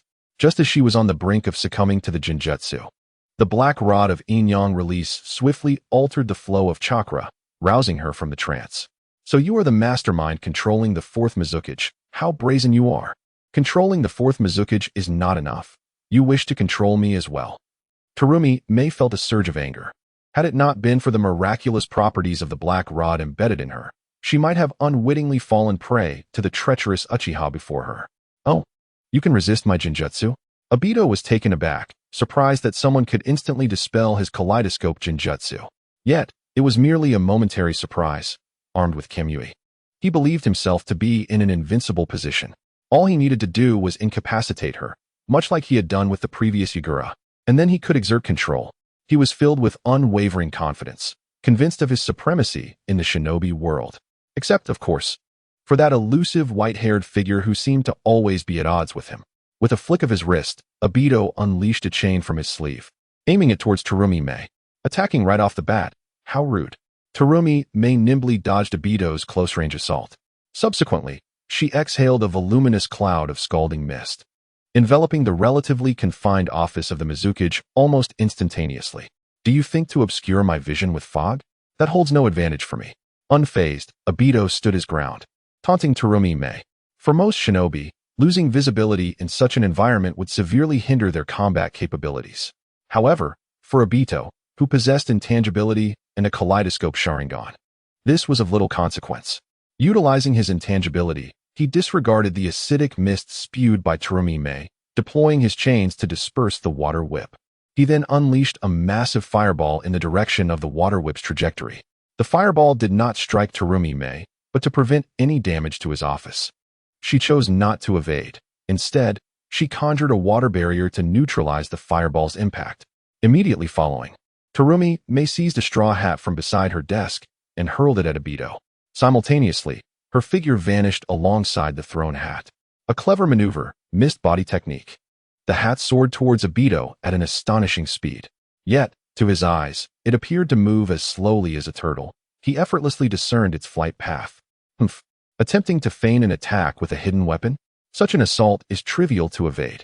Her next move would likely be to capitalize on my evasion to strike at me. At that moment, I had the opportunity to draw her into the Kamui space. Obito keenly observed the conical hat soaring towards him, formulating his battle strategy within, casually evading the approaching hat. He prepared to ensnare the attacking Mei Terumi into the Kamui space. However, the unexpected occurred in the next instant. The hat, which had just brushed past Obito, abruptly transformed into Mei Terumi. Standing mere inches behind him, Mei raised her water whip high and shouted, "Water release. Water serpent." This was a space-time ninjutsu. How could someone from the Mist Village wield such a technique? The disparity in information was alarming. It was too late for Obito to react. Had it been during his prime, he would have surely countered Mei's advance with ease. Yet, having just endured a severe beating from Tobi on the night of his clan's annihilation, he was still gravely injured, his reflexes diminished. Consequently, Mei's whip struck him forcefully in the lower back, sending him crashing to the ground. The impact stunned Obito for a moment, followed by an intense wave of pain radiating from his waist. Mei, raising her water whip, intended to continue her assault while Obito was momentarily paralyzed. However, due to the minuscule interval between her attacks, Obito had already begun to phase out. Mei's water whip passed through his form as if slicing through thin air. Realizing that her blow had seemingly connected yet lacked any tangible sensation, a conflict between sight and touch ensued, causing her to falter. Seizing this opportunity, Obito swiftly regained his footing and distanced himself from Mei. "I didn't expect you to possess space-time ninjutsu. I underestimated you," he declared, pointing a finger at her, leaving behind a threatening remark. He then utilized Kamui to make a hasty escape. Due to the information gap, Mei refrained from acting rashly and merely watched as Obito vanished. Once she confirmed his departure, she gazed at the spot where he had used Kamui, murmuring to herself, "Why does this masked man's space-time ninjutsu resemble that of Mr. Virgil?" Shaking her head, she concluded, "It must just be a coincidence." Chapter 78. Tsunade. Buho, I won the bet. In the land of fire, within a modest town's casino, a serious-looking Tobirama was inquiring about a woman depicted in a photograph he held, addressing a disgruntled gambler who had just lost money. "Have you seen the woman in this photograph?" The gambler, irritated, turned his head. In a moment of heated frustration, he was about to unleash a tirade upon the soldier seeking information in the casino. Yet, unexpectedly, a stack of bills appeared in his hands. Upon inspection revealing it to be slightly more than his losses for the day. In an instant, the gambler's expression shifted from anger to a smile. "This gentleman has truly impressed me. After glancing at the photograph in Tobirama's hand, the gambler recognized her immediately. Isn't that the infamous cash cow? How is she so well known? The gambler extended her hands, forming a dusty seal. Indeed, for the past few days, she had frequented the casino during the day and the tavern at night. Anyone who wagered against her emerged victorious, making her an extraordinarily uncanny individual. Calculating the time, she should be arriving soon. Upon hearing this, Wandering Rurouni nodded. Very well, thank you. Leaning against the water gate marked by the Flying Thunder God technique, Wandering Rurouni traversed the towns within the Land of Fire that housed casinos. Before arriving at this casino to seek someone, he had already scoured several others. As for the funds he used to bribe the gamblers, they were generously bestowed upon him by kind-hearted patrons at previous casinos, who felt pity for the lonely old man desperately searching for his granddaughter. It was certainly not money he had seized. After acquiring the information he sought, Wandering Rurouni casually found a corner in the casino to sit quietly and await further developments. After approximately half an hour, a woman with a slightly tipsy demeanor appeared at the entrance of the casino. She appeared to be in her late 20s or early 30s, clad in a gray undergarment and a green outer robe. A timid young girl with black hair followed closely behind her. The duo was none other than Tsunade and Shizun. Tsunade-sama, if you lose money again today, we won't have enough to eat dinner, Shizun cautioned. No worries. For some reason, my luck feels exceptionally hot today. I'm certain I will win. Tsunade laughed heartily and approached the dice table, tossing a stack of bills onto the table. Bet it all on big. With Tsunade's arrival, the gamblers at her table erupted in excitement. It's that perennial loser. Quick, everyone bet small. We can profit a little. I'll bet small. Me too. Although the collective betting on small numbers would lead to decreased odds and smaller individual winnings, who doesn't enjoy a victory? The gamblers eagerly placed their bets, and Wandering Rurouni donned a blue demonic mask, discreetly betting on big amidst the crowd. The dealer shook the dice, and since the table had no designated banker, the dealer was truly free to roll. Clatter. The dealer revealed the dice. 3 sixes, a big win. What the hell? Tsunade felt a chill run down her spine, an ominous premonition rising within her. How did she win? This is not right. Meanwhile, the other losing gamblers were turning red with rage. How could it be? How did the perennial loser win? I just bet my entire fortune. Shizun, following closely behind Tsunade, exclaimed, Wow, Tsunade-sama, we've won so much money. Unlike the other gamblers, though Tsunade had won, her expression was anything but pleased. She immediately slammed the table, rose from her seat, neglecting her own wager, and strode towards the exit. Shizun, we must go? But, Tsunade-sama, the money, forget about that. It doesn't matter. We must hurry, Tsunade urged, pulling Shizun hastily out of the casino. Meanwhile, Wandering Rurouni silently collected the money from the table before departing as well, heading in the direction Tsunade had just taken. Having just placed a substantial bet myself, I find my current role to be that of a mentor to Tsunade. It seems entirely reasonable for me to oversee her finances. As for Tsunade's victory, it certainly cannot be attributed to any mystical phenomena. Rather, it was due to Tobirama's subtle manipulation of the space-time techniques to enhance his fortunes. Oh. Tobirama discreetly followed Tsunade until she entered an izakaya. She settled at the counter, ordered several drinks, and began to indulge. Why do I keep winning? She mused, pouring alcohol into her mouth while absent-mindedly tapping her head, feeling an unusual twitch in her right eyelid. What brings you back for another drink, Lady Tsunade? You had quite a lot before heading to the casino, Ino remarked, puzzled by Tsunade's penchant for celebrating her gambling success with more alcohol. You wouldn't understand. Every time I win, something unfortunate is bound to follow. With that, Tsunade took another hearty swig. At that moment, a new patron entered the izakaya. Boss, a cup of sake, please. The voice belonged to Konoha's renowned virtual songstress, instantly triggering a wave of memories in Tsunade's alcohol-fueled mind. She turned toward the source of the voice. Dressed in a light blue inner garment and a gray-white outer robe, with the name Senju emblazoned on the left chest, and sporting deep blue shoulder armor, the figure bore a strikingly familiar face. With a serious expression, red paint adorning the cheeks and chin, and a blue cloth tied around the forehead emblazoned with the Senju clan emblem, Tsunade was momentarily stunned. So much so that she failed to notice her drink slipping from her grasp. Tobirama, noticing her gaze, turned to her with a furrowed brow and remarked, Little Tsunade, since when did you take up drinking? Grandfather. Ah, No wonder today has been a mix of wins and my twitching eyelid. It turns out you've returned from the dead. Tsunade's mind, caught in a whirlwind of shock and intoxication, initially processed this thought. However, she quickly regained her composure. No, that's impossible. You've long since passed. Who are you really? Her realization prompted Tsunade to assume a defensive stance, signaling Ino to depart. Observing this, Tobirama wore a satisfied smile. You've grown into a remarkable ninja, little Tsunade. Now, let me witness how far you've come in the years I and your brother have been away. However, sparring here might disturb others. As he spoke, Tobirama swiftly seized Tsunade's wrist. Flying Thunder God. Tsunade felt a brief blur before she found herself in an open space. Flying Thunder God? Grandfather, is it really you? Tsunade gazed into Tobirama's eyes, discerning no signs of the Edo Tensei technique. Within her perception, there were no traces of transformation techniques either. Yes, I have returned from the Pure Land. The narrative continues with the adventures of the characters.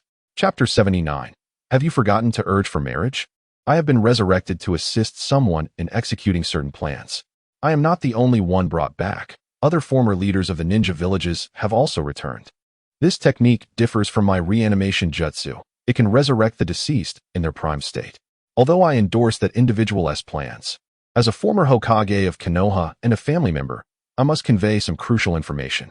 If the plan succeeds, the structure of the ninja villages will be overturned, plunging the entire ninja world into a brief period of war.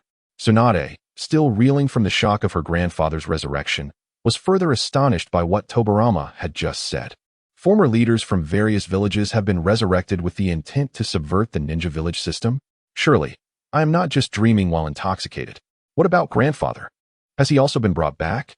And dear second grandfather, you aren't being controlled like in the reanimation jutsu, are you? Tsunade pondered that if Hashirama had also been resurrected, he would certainly not allow the system he established to be destroyed. However, if this technique could control the resurrected, then facing Hashirama in his prime would be quite terrifying for Tsunade. This jutsu does not have the power to control the resurrected, but I have consented to this plan. Thus I will assist in its execution. As for my elder brother, Tobirama shook his head. They haven't even unearthed Hashirama's body. After all, I was planning to request it from Orochimaru. At present, there is certainly no puppet of Hashirama, so we must deceive. He is obstinate, unwilling to dismantle the system he created. Therefore, my elder brother has not been resurrected. Time is short. I cannot divulge too much about the plan. Tobirama beckoned to Tsunade. To ensure your survival in the impending war, allow me to see if your training over the years has borne fruit. Upon hearing that Hashirama had not been resurrected, Tsunade felt a mix of relief and sorrow.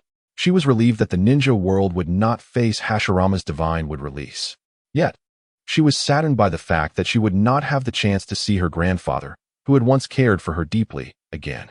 Dear second grandfather, though I do not know if you are under control or if the ninja village system will be destroyed, I am indifferent. However, in your absence over these years, I have become a powerful ninja. Tsunade gazed at Tobirama, blue chakra emanating from her hand. Haki of armament. My apologies, I seem to have wandered onto the wrong set. Super strength. Regardless of whether my second grandfather is being controlled, since he wishes to witness my current strength, let him see it. With chakra enveloping her hand, she swiftly threw a punch at Tobirama. Why did Tobirama propose to spar with Tsunade? Of course, it was to unlock the potential of the ninja. Otherwise, would Tsunade truly only wear a single outfit from the Shadow series? Deception is secondary. The primary goal is to gather characters and replicate them in reality. The thrill of collecting limited edition figurines is indeed delightful. As Tsunade launched her fierce assault, Tobirama stood his ground, unyielding, merely reaching out to grasp her formidable punch. The strength was impressive. In terms of raw power, he could almost rival his elder brother. With a placid expression, Tobirama offered a subtle commendation. Yet, Tsunade was incredulous. It was essential to recognize that although she had not exerted her full might, it was unrealistic for even someone as strong as Tobirama to catch her punch with a single hand. Observing the astonishment in her wide eyes, Tobirama smiled faintly. After all, one must understand the resilience of the body of the white Zetsu combined with the black stick-like skeleton. Moreover, this was merely the fundamental augmentation of this body. The chakra and physical prowess of all three forms of Tobirama were intertwined within this puppet, allowing him to effortlessly catch Tsunade's punch, even without her full strength.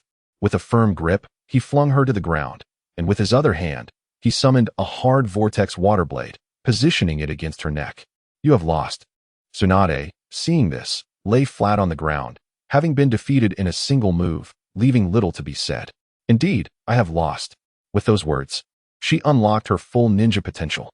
Subsequently, Tobirama dissipated the vortex water blade and released his grip. It's all right, little Tsunade. Although you have lost to me, your strength is quite commendable. He continued, I do not have much time, so I cannot stay with you longer. If I had more time, I would certainly supervise you in abstaining from alcohol. You want me to quit drinking?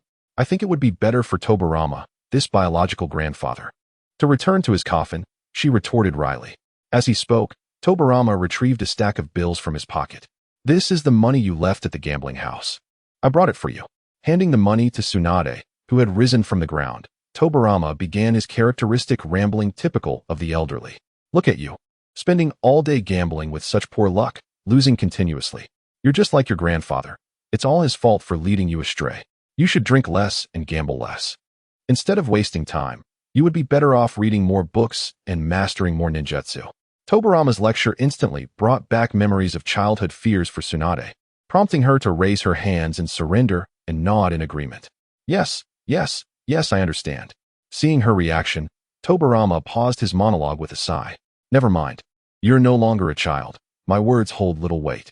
He then produced a large box from his dimensional pocket and held it out. Little Tsunade, I must take my leave. This is a gift for you. Tobirama opened the box to reveal its contents. A complete outfit, a hair ornament, a sake jar inscribed with the character Tsunade, and several mysterious black sticks. As he handed the box to Tsunade, Tobirama activated the Flying Thunder God technique, transporting both of them back to the tavern where they had just been drinking. This clothing and sake jar were custom-made for you by your great-grandfather. The black sticks are a special chakra-derived product. It serves not only as a weapon, but can also be inserted into your acupoints during a crisis. At that moment, I will be able to remotely deliver chakra to you, so be prepared. With that said, the wandering Tobirama vanished using the Flying Thunder God technique, leaving behind Tsunade, who was clutching a box, and Shizune, who had been waiting at the entrance of the tavern. Tobirama first teleported to an unoccupied location before entering the Kimui space.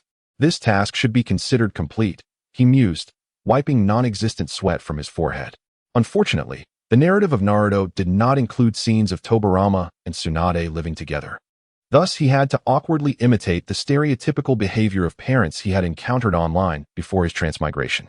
Observing Tsunade's bewildered expression, he felt he had performed adequately, at least managing to get through this instance. However, as a parental figure, had he overlooked the step of urging marriage? Before his transmigration, he had seen parents pressuring their children into marriage in their 20s, and Tsunade was nearing her 50s. If she didn't marry soon, menopause would be upon her. Speaking of which, with the existence of Ein Sealing, would Tsunade still experience menopause? Moreover, could the creation of rebirth restore certain things as well? Chuckles, enough of that. It was time to report back to the client, the original body. There's still one more chapter to write. I've been uncertain about how to depict the interactions between Tobirama and Tsunade in a more natural manner, having rewritten it twice, yet still feeling dissatisfied. Alas, it will have to suffice for now. Chapter 80. Why do evil scientists always prefer building laboratories in caves? Tobirama sent a message to the Peach Style, marking the completion of his task. Next came the time for the puppets to roam freely. Suddenly, Tobirama recalled something. That casino was inexplicably located so close to his dear granddaughter, potentially leading her astray. A punishment was warranted. He opened a spatial portal and returned to the aforementioned casino, easily locating the owner. Following a friendly exchange, the casino owner generously offered all his assets to Tobirama as compensation for leading his precious granddaughter astray. Satisfied, Tobirama filled the Kamui space with a mountain of cash and nodded in approval. This brought a sense of closure, a fitting conclusion to the affair. Meanwhile, on the other side, the Peach Style held Uchiha Light in a princess carry, soaring gently through the sky. Light was small and warm, soft and fragrant, a delightful presence. The corners of the Peach Style's mouth curled up as her eyes glazed over, secretly reveling in her delight. Uchiha Light held a brown python, gazing into its eyes. Young master, can this snake really guide us? Upon hearing Light's question, the Peach Style snapped out of her reverie. Of course, this snake is a summoning beast and knows the way. Yet, from the beginning, It had merely been tossing its head around, providing no guidance whatsoever. Uchiha Hikari grasped the body of the brown serpent, swinging it around until its head traced a circular trajectory. Observing its apparent ineffectiveness, he pondered, shouldn't it be more useful? After all, this serpent had previously guided him to Orochimaru. The brown serpent seemed to comprehend Uchiha Hikari's words. Its muscles tensed, preventing him from swinging it like a rope. It then opened its mouth towards Uchiha Hikari, expressing its frustration. How can I direct you while you're soaring through the skies? Would it not be more prudent to place me on the ground to see where I slither? If I were not at a disadvantage, I would surely take a bite out of you. Observe my hissing. Hiss. A python, astonishingly, emitted a sound akin to that of a rattlesnake. This spectacle left Tachibana in a state of disbelief. Has even the serpent begun to hiss? After hissing, the python suddenly convulsed as if experiencing a seizure, jerking up and down in Uchiha Hikari's grasp. After several spasms, it returned to its normal state. Its serpent eyes turned towards Tachibana, producing a voice reminiscent of Orochimaru's. Tachibana-kun, this serpent is not a plaything for you. It is intended to summon me. Embarrassed, Tachibana sheepishly rubbed his nose. Indeed, children often lack understanding. Moreover, it was this serpent that had chosen to cease its efforts first. Orochimaru, remotely controlling the summoning beast, found himself at a loss. He had just noticed that the small communication serpent he entrusted to Tachibana had exhibited strange behavior. Upon taking control, he discovered a small girl in Tachibana's embrace, treating his poor little serpent as if it were a toy. The small serpent was visibly agitated. In a bid to liberate this innocent summoning beast, Orochimaru swiftly took control, probing Tachibana's mind for answers. After receiving Tachibana's explanation regarding the serpent's reluctance to cooperate, Orochimaru surveyed the surroundings through the little serpent's eyes. Confirmed, they were indeed flying high above. With a sigh, Orochimaru remarked, "How can a serpent guide you while you are aloft?" It was then that Tachibana and Uchiha Hikari understood the reason behind the serpent's erratic movements. You know my nature. I have always relied on flight. Why did you not provide me with a serpent capable of directing me from the skies?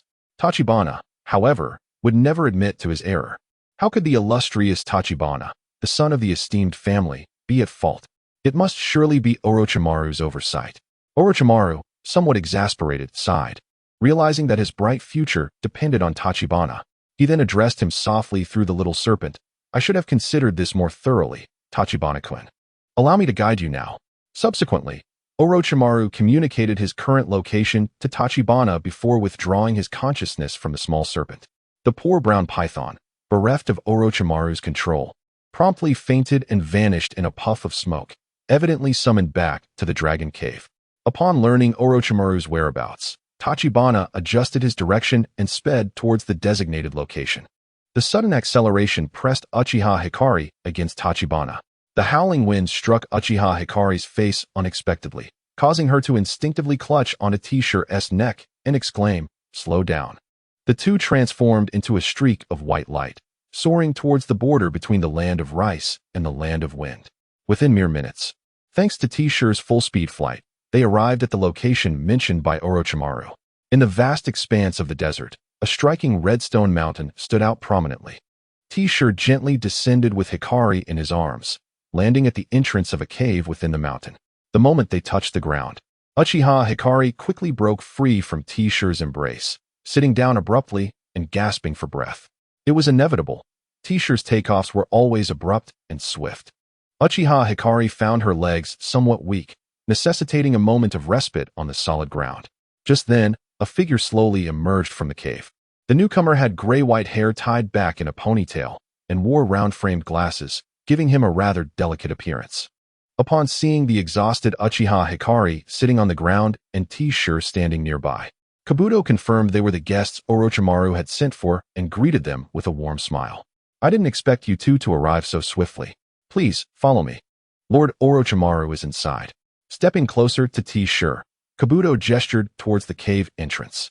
T-Shirt helped the somewhat wobbly Uchiha Hikari to her feet, ignoring her resentful gaze, and followed Kabuto into the cave.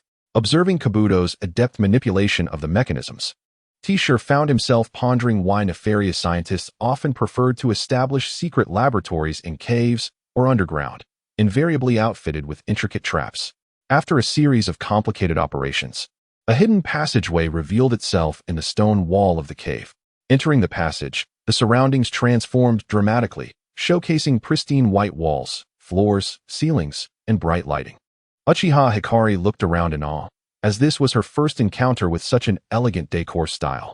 Following Kabuto along the corridor adorned with large lights, T-shirt could no longer suppress his curiosity and asked, "You are Orochimaru's most trusted subordinate, correct?"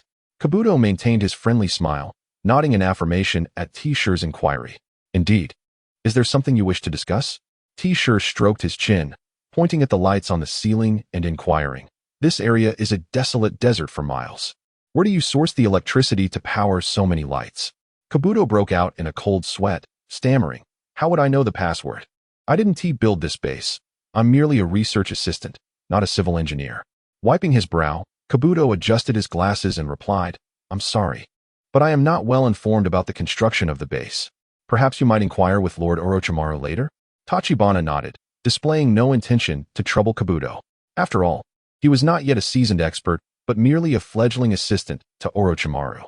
His limited knowledge was understandable. Kabuto led Tachibana to a door, knocked gently, and then entered.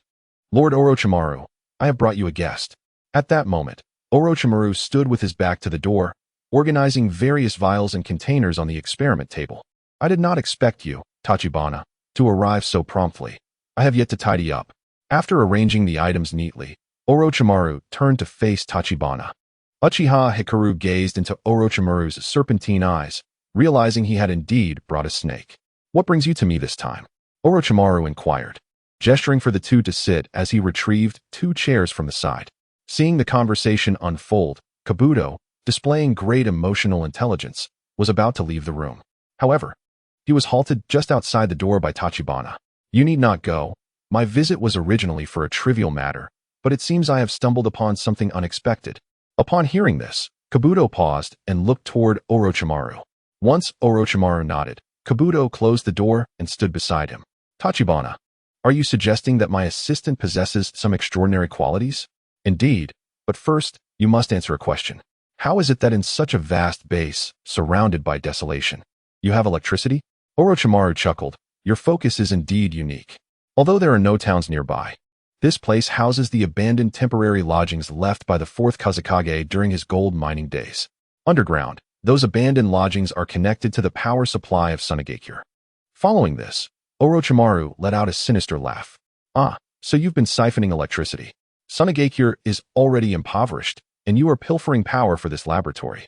The thought of the laborious earnings the value-obsessed individuals toiled for in the desert, unknowingly funding Orochimaru's experiments, made Tachibana chuckle unreservedly. "I see. You truly are frugal. Alas, with limited research funding and my benefactor recently passing, I must economize," Orochimaru replied, shrugging. Having clarified his confusion, Tachibana returned to the matter at hand. "I have come to request that you contract your summoning beasts for my attendance. It is imperative that they possess formidable summoning creatures. Moreover, I wish to examine your so-called Hashirama cells." "The summoning contract from the Dragon Cave and Hashirama cells, you say?" Orochimaru glanced at Uchiha Hikaru beside Tachibana. With his black hair and dark eyes, resembling a hedgehog, Orochimaru, with his years of experience, surmised that if he were not of the Uchiha clan, he would have flayed his own skin. Was it to enhance the strength of that Uchiha girl? Indeed, with her unparalleled lineage in the ninja world, she need not rely on summoning beasts or Hashirama cells to elevate her power. Orochimaru showed no signs of refusal. He promptly produced a summoning scroll and a green cultivation jar from his person. This was the summoning contract of the Dragon's Cave. All that was required was to inscribe one's name in blood upon it. The scroll unfurled on the ground, revealing a series of names along with blank spaces. Uchiha Hikari blinked her clear, bright eyes at Peach Style. So, this visit was to have her sign the summoning contract? Her master truly was exceedingly kind. Peach Style remarked. "Actually, this is something I desired for myself. You are merely an incidental beneficiary. What are you staring at? Go ahead and sign." "Oh, okay." Uchiha Hikari nodded, stepping forward to bite her fingertip. She inscribed her name, Uchiha Hikari, upon the scroll. It was no surprise to Orochimaru. He was well versed in the traits of every bloodline ninja clan. As soon as Uchiha Hikari finished signing, Orochimaru intended to roll up the scroll. but he noticed Peach Style approaching as well. Your method of contracting summoning beasts through blood and names is rather intriguing. Isn't it possible to form a contract using ocular power? As she spoke, Peach Style also bit her finger and inscribed the words Otsutsuki upon the summoning contract. Feeling a newfound connection to certain beings, Peach Style promptly realized that the summoning contract had been successfully established. Was it not necessary to write the full name to form a contract? It seemed that blood was the only requisite. The name was merely ceremonial. With that thought, Peach Style eagerly slapped her hand against the ground. Summoning technique. Arise, my 98. A massive cloud of smoke erupted, and the door of Orochimaru's laboratory was instantly forced open by the emerging colossal creature, producing a resounding crash. As the smoke dissipated, a large and menacing purple snake head materialized before them. Why only the head? Because the small room could not accommodate its immense body, which had broken through the door and was now wedged in the corridor. The tiny doorframe was ill-suited for the serpent's girth, and cracks began to form around it. 10,000 snakes. As his frequently summoned beast, Orochimaru immediately recognized the distinct coloration and shape of 10,000 snakes. However, this time, upon its summoning, it remained unusually quiet, unlike its previous demands for offerings when summoned by Orochimaru. Upon closer inspection, he noticed that the eyes of 10,000 snakes no longer bore the familiar snake pupils, but instead glimmered with a pair of golden rinnegan. Did my ocular power automatically contract at the moment of summoning? It seems that this blood-mediated summoning contract is rather inferior. At the moment Peach Style completed the summoning contract, the blue snake, 10,000 snakes, and Shinya in his summoning panel were all unlocked simultaneously. He had initially thought that the summoning beasts contracted through blood would possess self-awareness just like those of others. Unexpectedly, the moment the myriad serpents were summoned, they were immediately controlled by their own reincarnation eye. It seems that my extraordinary abilities are indeed too formidable, as the mechanism dictated. This chapter was partially crafted late last night, and I found myself a bit dizzy afterwards. Tomorrow marks the monthly exam, and I am uncertain if I can manage to write 2 more chapters in time. Chapter 82. Do. Despite my utmost efforts, I cannot overcome this challenge. In that case, there is no need to delve further into this contract method. With a casual snap of his fingers, the myriad serpents vanished in response. Once the smoke cleared, only the shattered doorframe remained, along with the mysteriously vanished door. You can repair that door yourself later, he remarked, having no intention of covering the repair costs for Orochimaru. Since it was the myriad serpents that caused the destruction, not him, Lord Tao Shi. Subsequently, Tao Shi picked up the jar that contained the summoning contract and stored it in his Kimui space. Soon I can create a Hashirama puppet. At that time, I will also excavate Uchiha Madara, hidden by Obito. I can continue to delightfully weave these wild tales. Thus, his collection of puppets would boast 2 pairs of Chengdu lovers. I will take my leave now. What progress have you made in your experiments? Orochimaru shook his head. I sincerely apologize, but your physical data is exceedingly complex, and your cells are completely incompatible with those of a normal human, making even human experimentation exceedingly difficult. He hesitated mid-sentence. Unless what? Tao Shi found Orochimaru's dramatic pauses irksome. He had a penchant for leaving matters unresolved, playing with people's emotions. Unless you personally participate in the human experiments, providing blood and tissue samples, progress will be challenging. Then forget it. We'll discuss it further when that individual I mentioned arrives, Tao Shi replied, well aware that Orochimaru would not yield any significant findings in the short term. It had taken years for Orochimaru to successfully study Hashirama's cells, and his own more complex alien cells would surely be even more challenging to research. Thus, Tao Shi shifted his gaze to the quietly observant Kabuto. What is the name of your assistant? Orochimaru, noticing Tao Shi's attention on Kabuto, turned to look as well. He was puzzled as to why someone of Tao Shi's caliber would express interest in an assistant whose talents could only be considered mediocre. Did Kabuto possess some undiscovered exceptional abilities? His name is Kabuto Yakushi. He is not only my experimental assistant, but also a spy in Konoha, and an excellent ninja, Orochimaru explained. Since Tao Shi was intrigued by Kabuto, it would be a fortuitous opportunity to assess what made Kabuto special. While Orochimaru introduced him, Kabuto bowed respectfully to Tao Shi. Although uncertain of Tao Shi's true identity, the regard with which Orochimaru treated him suggested he was at least a formidable character, privy to numerous secrets of Orochimaru. even able to demand the summoning scroll for the Dragon Cave and Hashirama's cells. Pleasure to meet you, Mr. Tao Shi. I wonder how I might assist you. Do spoke with great politeness, yet Tao Shi found his demeanor rather disingenuous. To Tao Shi, who was well versed in the narrative, Do's current facade appeared exceedingly hypocritical. I can discern your talents, Tao Shi remarked, though they remain to be fully realized. With a subtle beckoning gesture, Tao Shi commanded, now. I require you to unleash your full strength upon me. Do hesitated, casting a glance at Orochimaru, only to find him offering a nod of encouragement rather than opposition. Go on, Do. This is the request of Lord Tao Shi, is it not? It is a command from Lord Orochimaru. With that affirmation, Do's demeanor shifted dramatically. His eyes turned steely as he abandoned his previous gentility. Blue chakra blades manifested in his hands as he propelled himself towards Tao Shi with a swift thrust. Pardon my intrusion. Chakra surgical knife. Beside him, Uchiha Hikaru instinctively activated his Sharingan, yet paused, remembering that it was Tao Shi's desire to provoke Do into action. Orochimaru observed the crimson gleam of Hikaru's Sharingan, recognizing that those who accompanied such a privileged individual were certainly not of ordinary caliber. The diminutive three-tomo Sharingan, within the Uchiha clan, marked him as a prodigy among prodigies, though that was contingent upon the clan's continued existence. Orochimaru mused, utterly unaware that this young girl was a key player in the Uchiha clan's demise, having transformed numerous cold-blooded kin into warm-hearted potentials. As Do's chakra surgical knife lunged forward, Tao Shi merely extended one hand. The Boishin manifested, revealing a red naginata in her grasp. The moment the Boishin appeared, it effortlessly clashed with Do's chakra surgical knife, deflecting the sharp blade with ease. Do was taken aback by the sudden emergence of Tao Shi's Boishin. Immediately, as his attack was thwarted, Do pivoted to reposition himself for another strike. However, before he could act, Tao Shi had already gathered a red orb in her other hand, poised to strike at his abdomen. With a surge of imminent danger flooding his senses, Do hurriedly invoked a forbidden technique. Forbidden art, shadow healing destruction.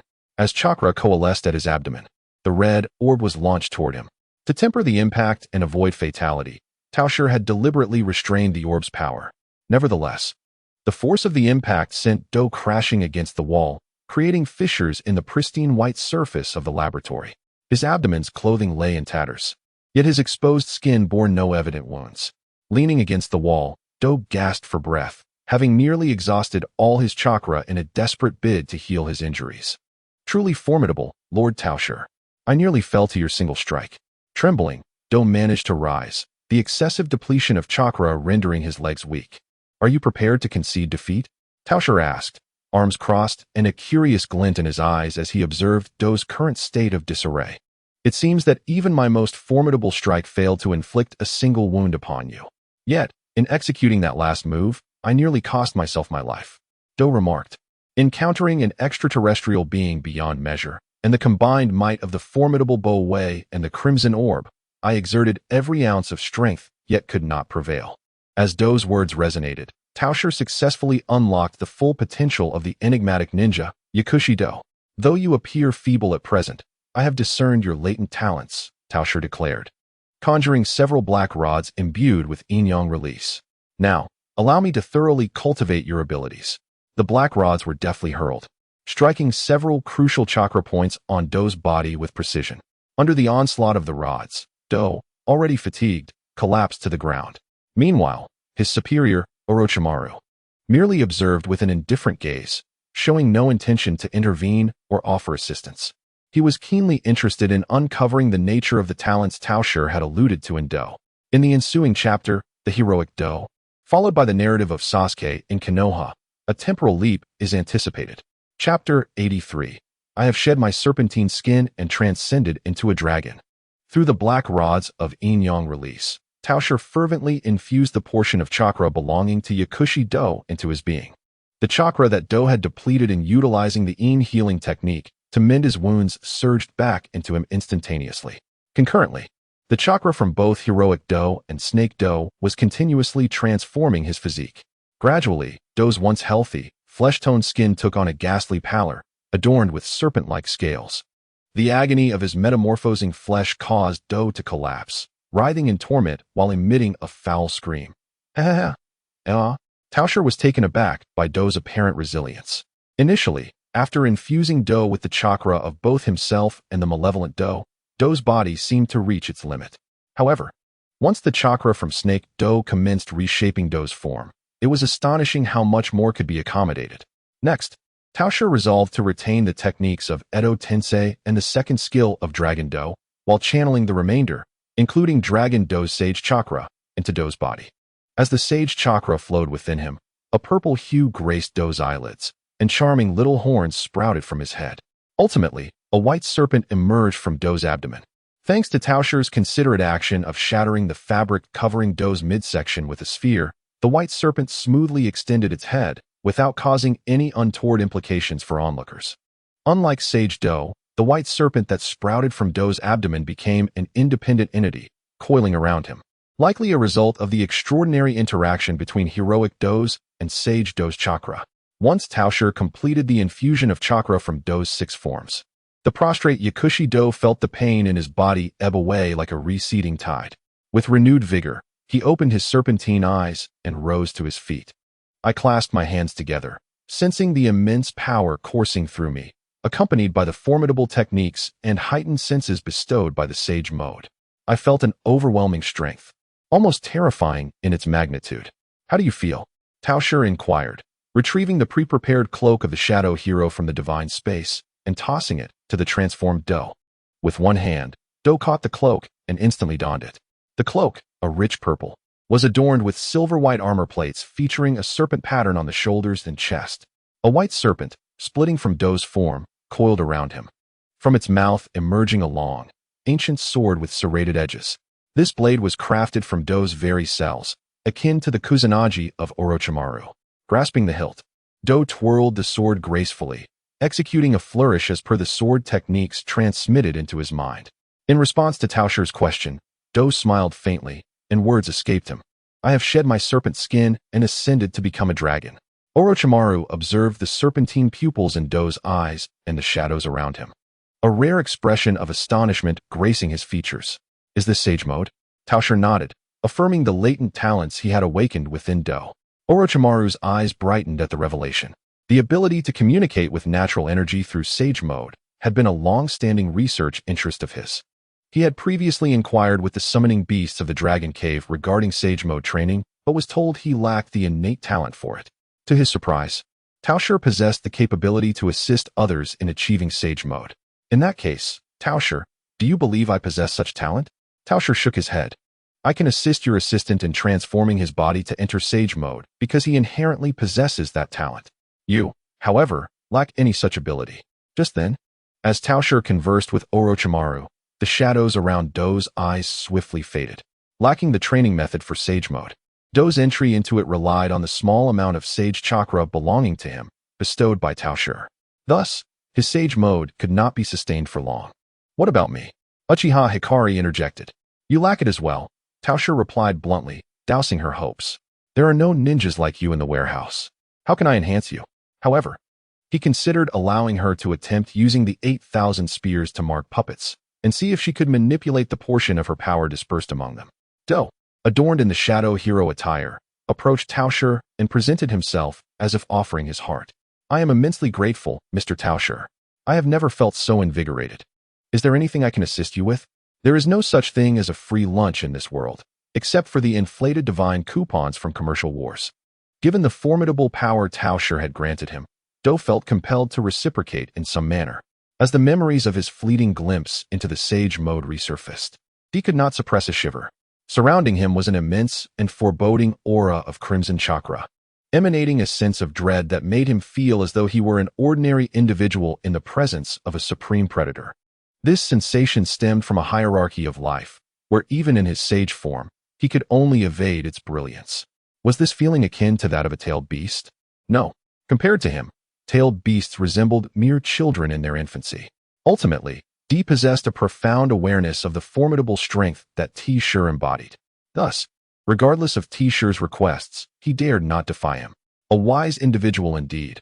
My admiration for you grows, T. Shi remarked. However, I currently have no tasks for you. Simply focus on assimilating the secret techniques I have bestowed upon you, and strive to enter Sage Mode through your own prowess. T-Shirt merely seeks to gather the hidden ninja, with no pressing matters requiring your assistance. Having fulfilled his purpose for this journey, T-Shirt deemed it unnecessary to linger any longer. Very well, I have no further business here. After a moment of contemplation, T-Shirt resolved to act as Orochimaru's financial backer for his experiments. Considering that Danzo had met his demise at his hands, it was rather pitiable that Orochimaru had to undertake missions to fund his incessant experiments.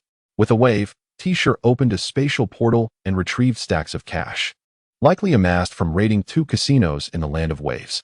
Consider this as my investment in your experiments. Do not let me down.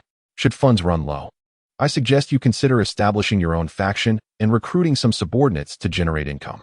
With that, T-Shirt activated a larger spatial portal, taking Uchiha Kagami along as they departed from Orochimaru's experimental base. Orochimaru, observing the space-time ninjutsu employed by T-Shirt, fell into deep contemplation. Recruiting more subordinates to generate income, is it? A rather astute notion, he mused, stroking his chin. After all, why should the experimenters toil solely for their own financial gain? As for a suitable location to establish a faction, the Land of Rice has an appealing area. Yet, he acknowledged that it was still premature to dwell on such thoughts. His gaze shifted towards D, clad in the attire of a hidden ninja. D, how fares your situation? By what means did he facilitate your entry into Sage Mode? D adjusted his glasses. Though T-Shirt had indeed enhanced his strength, he remained steadfastly loyal to Lord Orochimaru. He injected chakra into my body using these enigmatic black rods made of unknown materials. Through this chakra, he transformed my physique and infused me with a unique chakra, allowing me to momentarily enter the Sage Mode you referred to. Additionally, my mind has been enriched with numerous techniques. As he spoke, D's skin and clothing began to shed, revealing a large, plump serpent slithering forth. At present, my physical structure seems to bear a closer resemblance to yours. Orochimaru extended his serpentine head to wash his face. How intriguing it is that one can transform a person's body solely through chakra. The Otsutsuki clan is indeed remarkable. With a sigh of admiration, Orochimaru handed the contract scroll, which had just been used by Uchiha Itachi and the Tsukuyomi, to Kabuto. Kabuto, since you possess the talent for practicing sage techniques, inscribe your name on this contract scroll. This will grant you access to reverse summoning techniques, allowing you to enter the Dragon Cave and learn sage arts. Kabuto transformed from the form of a large serpent back into his human shape, and his clothing miraculously reappeared on him. With tears of emotion glistening in his eyes, he gazed affectionately at Orochimaru. If you successfully master sage techniques, it will greatly assist my experiments. After successfully gathering the series of elusive ninja techniques, the mood was buoyant as Kabuto left Orochimaru's base with Uchiha Itachi for a day of exploration. The ninja world is vast. I wish to see it all.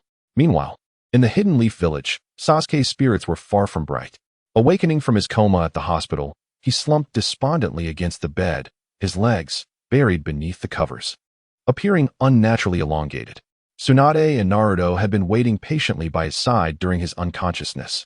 As Naruto, who considered himself Sasuke's close friend after their last encounter, learned of the incident at Sasuke's home, he immediately dragged Tsunade along to keep vigil. However, Naruto had received the news on the 3rd day. Today marked the first day of Sasuke's awakening. If he hadn't stirred on his own, Tsunade would not have minded giving him a nudge to wake up.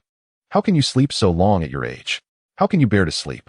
Yet, upon waking, Sasuke paid no heed to Naruto's loud exclamations at his bedside, merely staring blankly into space. Seeing Sasuke ignore him, Naruto, feeling somewhat dejected from what he considered his friend's cold treatment, was approached by Tsunade, who leaned closer to his ear. Naruto, don't you think Sasuke's legs are a bit abnormal? Naruto glanced at Sasuke's legs, obscured by the blanket, scratching his head without detecting any issue. Not at all. Sasuke's legs are covered. How can I see them? Then he pointed at Tsunade's Byakugan eyes. Oh, I get it. You must have seen it through your Byakugan. Could it be that Sasuke's legs are injured? Tsunade, exasperated, smacked the back of Naruto's head. You fool. Who would use the Byakugan for such trivial matters? Meow meow meow. Niji inquired. Didn't you notice his legs seem excessively long? This time, Naruto realized the concern. Oh yes, how did his legs become so elongated? Should we uncover his blanket to check? After all, he has been ignoring us. Naruto hesitated. Isn't that inappropriate? Given the gravity of the situation at his home, It's quite natural for him to be struggling to accept it. Oh, it's fine. Besides, we are merely showing our concern for him. With some persuasion, Peach managed to convince Naruto. Ultimately, the two resolved to lift the blanket and uncover the mystery surrounding Sasuke's legs. Even as they conspired loudly in front of him, Sasuke remained utterly unresponsive. Perhaps the impact of the situation was too great for him, or maybe the effects of Tsukuyami had yet to wear off. In any case, until Peach and Naruto lifted the blanket, Sasuke showed no sign of reaction. Upon unveiling the blanket, instead of long legs, they were greeted by the sight of an empty bedsheet. Peach, Naruto. After multiple confirmations, they discovered that the cause of the blanket's bulge was merely the poor fabric, which had become somewhat stiff. Indeed, it had become stiff. Thus, the bump beneath the blanket was merely where Sasuke had rested his legs. When he sat up, the position of his legs shifted upward, leaving the blanket in its original state. Is this hospital truly so stingy that even the blankets are akin to burlap? Peach and Naruto silently laid the blanket back down, vowing never to be hospitalized in Konoha. If even the blankets are this hard, I would rather die at home than stay in this hospital. Of course, despite the commotion created by Naruto and Peach at Sasuke's bedside, he remained as still as a corpse. It seemed that mere words would not suffice to rouse him. A physical approach was necessary. Consequently, Peach swiftly approached the head of the bed, placing his hands on Sasuke's shoulders and shaking him vigorously. Come on, you. Pull yourself together. As he shook him, Peach leaned closer to Sasuke's ear and shouted loudly. His voice was so loud that even the nurse outside was startled and rushed in, fearing that something terrible had happened to Sasuke. Upon entering, she found it was merely Peach making a ruckus. She reprimanded both him and Naruto before promptly leaving to attend to her duties. Despite the scolding, Peach's physical therapy proved effective. At the very least, Sasuke had regained his senses, glaring at Peach and Naruto with a look of deep resentment. What are you two doing here? Are you here to witness my humiliation?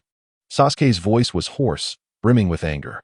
Peach quickly shook his head, patting Sasuke's shoulder with a concerned expression. Sasuke, Naruto, and I have heard about your situation.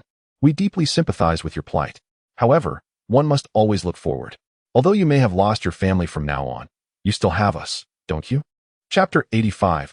You may call me God. As soon as Peach finished speaking, Sasuke's eyes reddened, truly crimson. His double Tomo Sharingan glared fiercely at Peach.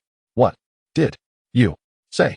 Sasuke gasped for breath, his eyes bloodshot. Were it not for the double Tomo still visible in his eyes, Peach might have suspected Sasuke was contemplating self-harm.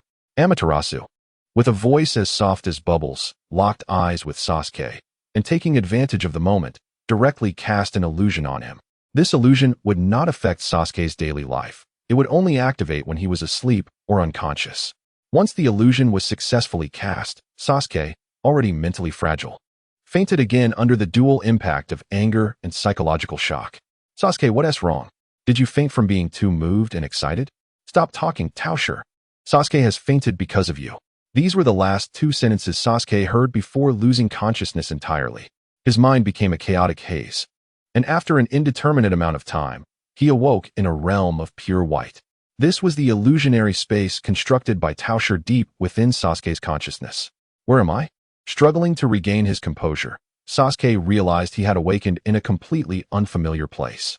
The surroundings were enveloped in a dense mist, obscuring his view of the environment. Determined to make sense of his situation, Sasuke began to wander through this unknown expanse. As he roamed, he noticed a faint silhouette in the distance, shrouded in the mist. Sensing the presence of another, Sasuke hurried towards the figure. As the distance closed, he gradually discerned the true form of the shadowy figure. It bore an uncanny resemblance to his own hairstyle, an elegant, spiky hairdo, with strikingly handsome features.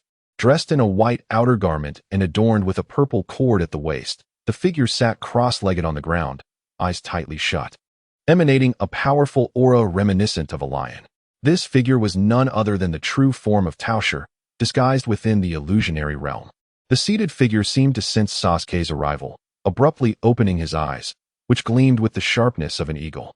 Startled by this piercing gaze, Sasuke instinctively took a step back. This gaze, it resembles that man, he thought. Why have I suddenly found myself in this strange place? And who is this terrifying figure? Could it be that I am still trapped within the illusion? Sasuke's voice trembled as he asked, Who are you? Where's this place? His eyes remained fixed on the figure, fearing that at any moment, he might transform into Itachi Uchiha, triggering a cascade of hatred. The figure regarded Sasuke with keen interest and replied, "You may call me Teacher Kook, though referring to me as God is also acceptable. This is my sanctuary for introspection. Young one, how did you arrive here?" "God." Sasuke gazed at Kook's unparalleled beauty, ethereal demeanor, and the oppressive aura that felt as constricting as a serpent. Unconsciously, he began to believe the words of this man who claimed to be divine. "I awoke and found myself here. Since you say you are God, can you help me fulfill my wish?" "Oh, you awoke here? How truly remarkable," Kook said, rising to stand before Sasuke, looking down upon him with an air of superiority. "As for wishes, the mere fact that you can see me signifies our fateful connection. Young one, speak forth your desire. Are you truly a deity capable of granting wishes?" If that is the case, Sasuke clenched his fists and proclaimed loudly towards Kakaku, "O divine being, my wish is to acquire the strength necessary to exact revenge upon that man." "Revenge? How intriguing. Then let me witness your hatred, young one."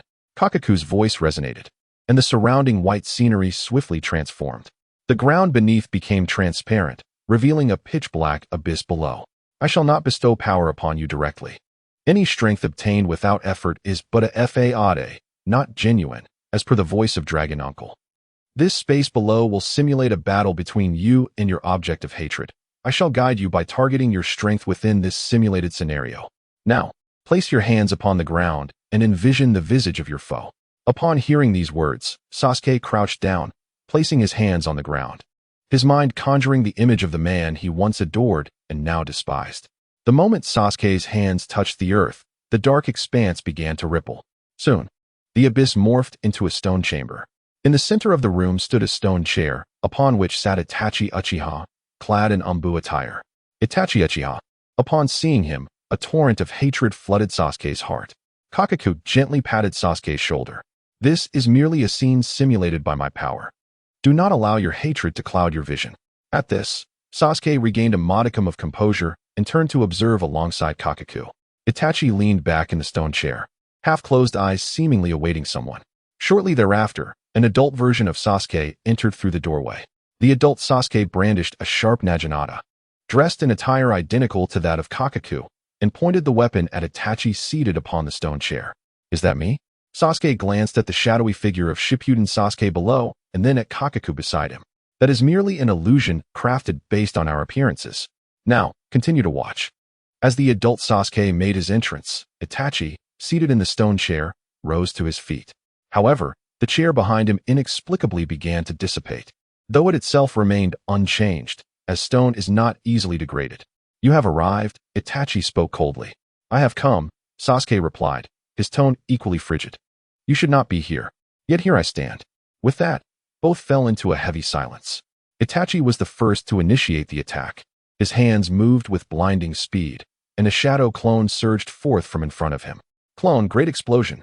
Faced with Itachi's fierce onslaught, Sasuke neither flinched nor recoiled.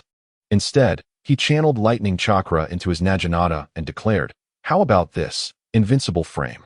With a swift pivot, Sasuke effortlessly passed through Itachi's clone as if it were nothing. As Sasuke traversed through the clone, his form did not halt. Rather, he surged forward with remarkable speed towards Itachi Uchiha. The gleaming blade of his naginata, crackling with electricity, pierced Itachi's body, only to produce a dull thud. A wooden log collapsed to the ground. It was a substitution technique. But where was the original? "Let me shape Sasuke as I wish, he." Chapter 86 Sasuke, Inheritance? How tedious. With his strike having missed its mark, Sasuke swiftly drove the naginata, still enveloped in lightning, into the ground. At that very moment, a torrent of black flames erupted at his feet. Amaterasu.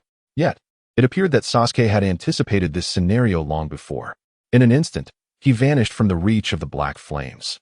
Simultaneously, a sphere of lightning materialized at Sasuke's new location, traveling in a straight line towards the naginata embedded in the earth.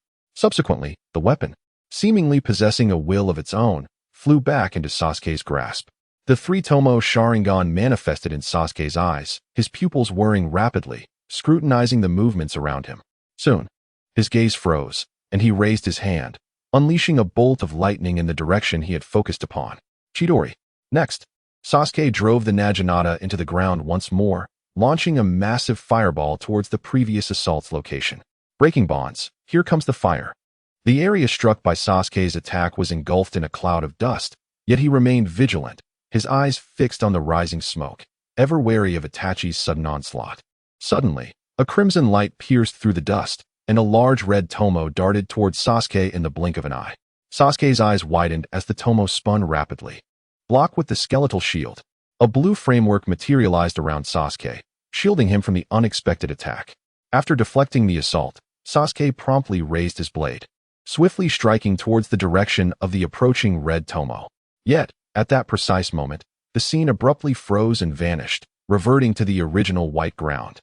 This unforeseen change left Sasuke feeling profoundly unsettled. This is so frustrating. Sasuke glared at Cork. Why did it suddenly disappear? Cork shrugged, his small hands gesturing nonchalantly. This was merely a simulation crafted from your memories and the information I gathered through communication with reality, lacking details about your target of vengeance. I could only simulate this much. Yet, these fragments will suffice. Cork crossed his arms. I shall uphold my promise and guide you to evolve into the figure from my simulation. I have linked my cultivated space with your dreams. Henceforth, I will instruct you daily within your slumber. Congratulations, fortunate little one, you shall become the first disciple of my divinity. As he spoke, Cork gave a gentle push on Sasuke's shoulder, casting him out of the illusionary realm. After Sasuke's departure, Cork's expression shifted from inscrutable seriousness to a mischievous grin. Now, let me show you how I will transform you into a lifeless form. Upon contemplating the prospect of Sasuke engaging in battle, one cannot help but imagine his incessant shouts. Activate skeletal control, and with a single stroke, 1, 2, 3, draw to the farthest distance. The invincible frames would pierce through, exerting immense pressure, wouldn't they? A smirk involuntarily graced his lips. In reality, having been cast out from the realm of illusions, Sasuke awakened once more. In the span of just a few days, our unfortunate hero had endured countless sit-ups, all thanks to his verbal exchanges. How pitiable indeed. 2 instances of Tsukuyami. One for the protagonist. As he opened his eyes, the first sight that met him was the irksome visages of Naruto and Tao Shi that had previously vexed him. Look, Sasuke has awakened. Tao Shi exclaimed. I can see that without your prompting. Sasuke scoffed, finding the incessant chatter of mere mortals tiresome. At that moment, upon seeing Naruto and Tao Shi again, an unexpected tranquility enveloped Sasuke's heart. He had been chosen as a disciple of the divine, separating him by a lamentable barrier from these 2 foolish mortals. The thought of embodying the formidable figure he had just envisioned brought an uncontrollable smile to his face. With his elegant and masterful swordsmanship, transcendent physical techniques, and formidable, unmarked lightning release, this was undoubtedly him. No, it was indeed the future him. With this realization, Sasuke felt the necessity to delineate himself from these bothersome mortals. You too, leave me. In that moment, he had completely forgotten Tao Shi's earlier remarks that had infuriated him. Yet he still wished to avoid both Tao Shi and Naruto. Just as he began to usher them out, the door to the infirmary swung open unexpectedly. Sarutobi Hiruzen, his face lined with weariness, entered the room, looking somewhat haggard. Recently, the village had faced one calamity after another. First, the inexplicable resurrection of the 2nd and 4th Hokage, followed by Danzo's initiation of the Uchiha massacre plan, which culminated in the gruesome demise of Danzo at the hands of the long-dead Shisui that very night. Hiruzen found himself overwhelmed with these developments, compounded by the loss of an old friend and issues concerning the Root organization. One might say that Hiruzen was contemplating retirement, utterly exhausted by the burden of his duties. Rubbing his temples, Hiruzen turned his gaze towards Sasuke on the bed, as well as Naruto and Tao Shi who surrounded him. Sasuke, my condolences. I never anticipated such events to unfold. After addressing Sasuke, he shifted his focus to Naruto and Tao Shi. Are you 2 here to visit Sasuke? Such camaraderie is truly heartwarming. This is the bond of the future of Konoha. Observing the seemingly harmonious interaction among the trio, which was far from the truth, Hiruzen silently lamented, I share no such sentiments with either of them. Lord Hokage, do you know the whereabouts of that man? I must seek revenge. Sasuke's eyes flickered with the flames of hatred as he inquired earnestly. Hiruzen sighed deeply. The Uchiha massacre, while indeed a blessing for the village, is nothing short of a tragedy for the brothers whose bond was once unbreakable. Shaking his head, Hiruzen retrieved a thick folder from his robe and handed it to Sasuke. The whereabouts of Uchiha Itachi remain unclear to the village. However, I have classified him as a rogue ninja, and he shall inevitably face relentless pursuit from the village. This document serves as proof of the Uchiha clan's assets, and as the sole surviving member of the Uchiha clan, it is my duty to entrust it to your management. Nonetheless, you are still quite young. If you place your trust in the village, you may choose to have it managed by them on your behalf. The village will provide you with a sufficient monthly allowance until you mature into a competent ninja and decide to reclaim it. This document was discovered by Sarutobi Hiruzen while sorting through Danzo's belongings in his office. It is evident that had Danzo not met his demise, he would have embezzled this substantial Uchiha fortune to fund his rude operations. I have faith in the village. I simply lack the time to manage these trivialities. I shall undoubtedly seek vengeance upon that man, without fail. Sasuke did not accept the folder handed to him by Sarutobi Hiruzen and once again issued an eviction notice to Tao Shi and Naruto. I do not wish to see either of you. Leave at once. Consequently, Tao Shi and Naruto followed Sarutobi Hiruzen out of Sasuke's hospital room. Sasuke had just endured a great ordeal, and his spirits were somewhat low. He did not genuinely harbor animosity towards them. Sarutobi Hiruzen offered this reassurance. But what is the truth? Who can say? Fast forward in time. Let Jiraiya make an early appearance. By the way, should we have Minato go rescue Kushina and her daughter, while placing a cybernetic green hat on Jiraiya? Chapter 87. 6 months later. Meanwhile, the Akatsuki organization welcomed a new member. Pain looked at Uchiha Itachi standing before him, feeling somewhat troubled. What should be done if the team uniforms and rings are insufficient? It seems the slots are limited. Are you certain you wish to join the Akatsuki? Indeed. Uchiha Itachi gazed intently into Pain's Rinnegan and nodded. Then you shall serve as a provisional member for a time. This is not a reflection of your strength, as one capable of annihilating their entire family must possess considerable power. Rather, the organization is currently at full capacity, and you may take your place when a slot becomes available. Half a year has passed. During this time, Tao Shi has been accompanying Uchiha Itachi on a whirlwind tour across the ninja world. He is determined to traverse the entirety of the ninja realm. However, on this day, 6 months later, Tao Shi's golden finger has once again activated the self-selection feature for ninjas. Unlike the last time, this time not only can he select a ninja, but also unlock ninjas every year. Moreover, each subsequent month, he can unlock 1 ninja and 4 others. One can only say this golden finger is both capricious and astute. For his selection this time, Tao Shi has chosen the most esteemed and authoritative figure among all Hokage, the great Kato Dan. The intention behind this choice is for that spiritual transformation technique. After all, the strength of a ninja holds little significance for Tao Shi.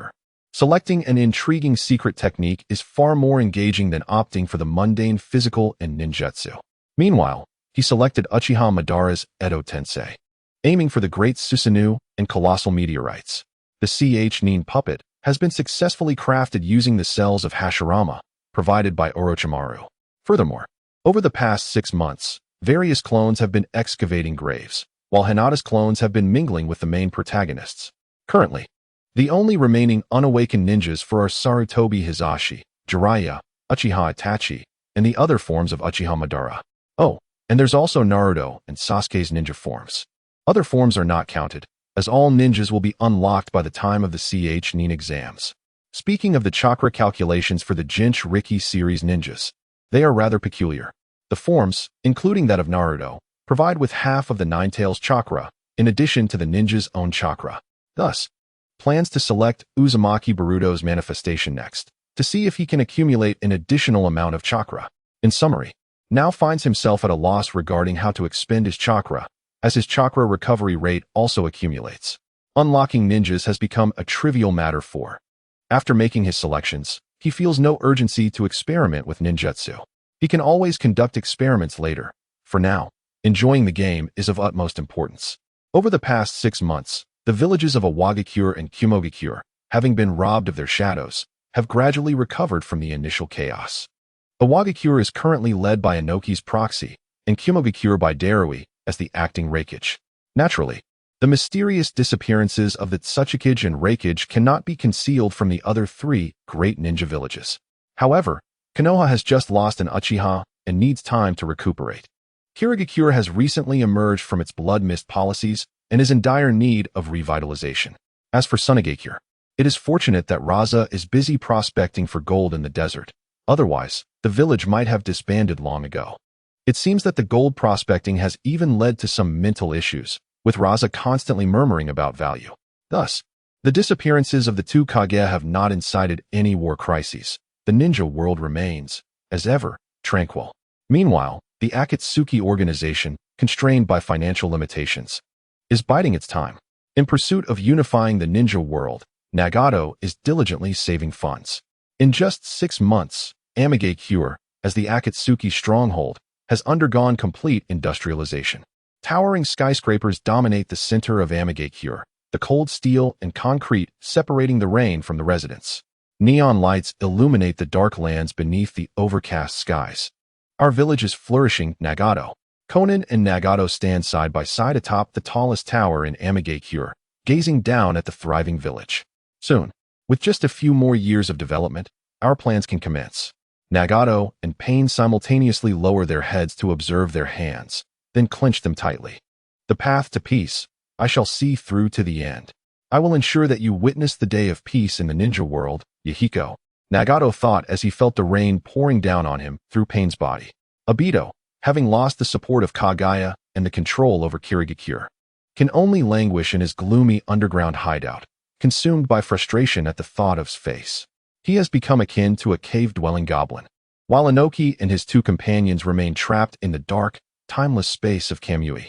Every day is spent engaging in the game of Three Kingdoms Kill, and occasionally, when a few puppets find themselves at leisure, we gather to play mahjong, relishing the tranquil life of the military's 5th and 8th divisions. Thus, I have seamlessly transitioned into a leisurely retirement.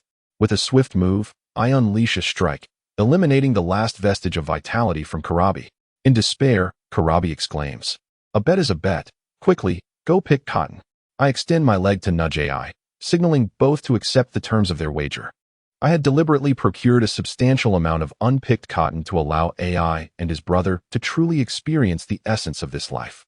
Observing the duo laboriously harvesting cotton, Yuki indulges in a slice of watermelon cultivated by AI and Karabi. Ah, the joys of retirement. In stark contrast, Sarutobi Hiruzen does not share Yuki's ease. After 6 months of intense work, tufts of his hair have begun to fall out, leaving him with a completely bald crown. Consequently, he now wears the Hokage hat almost around the clock to conceal his baldness.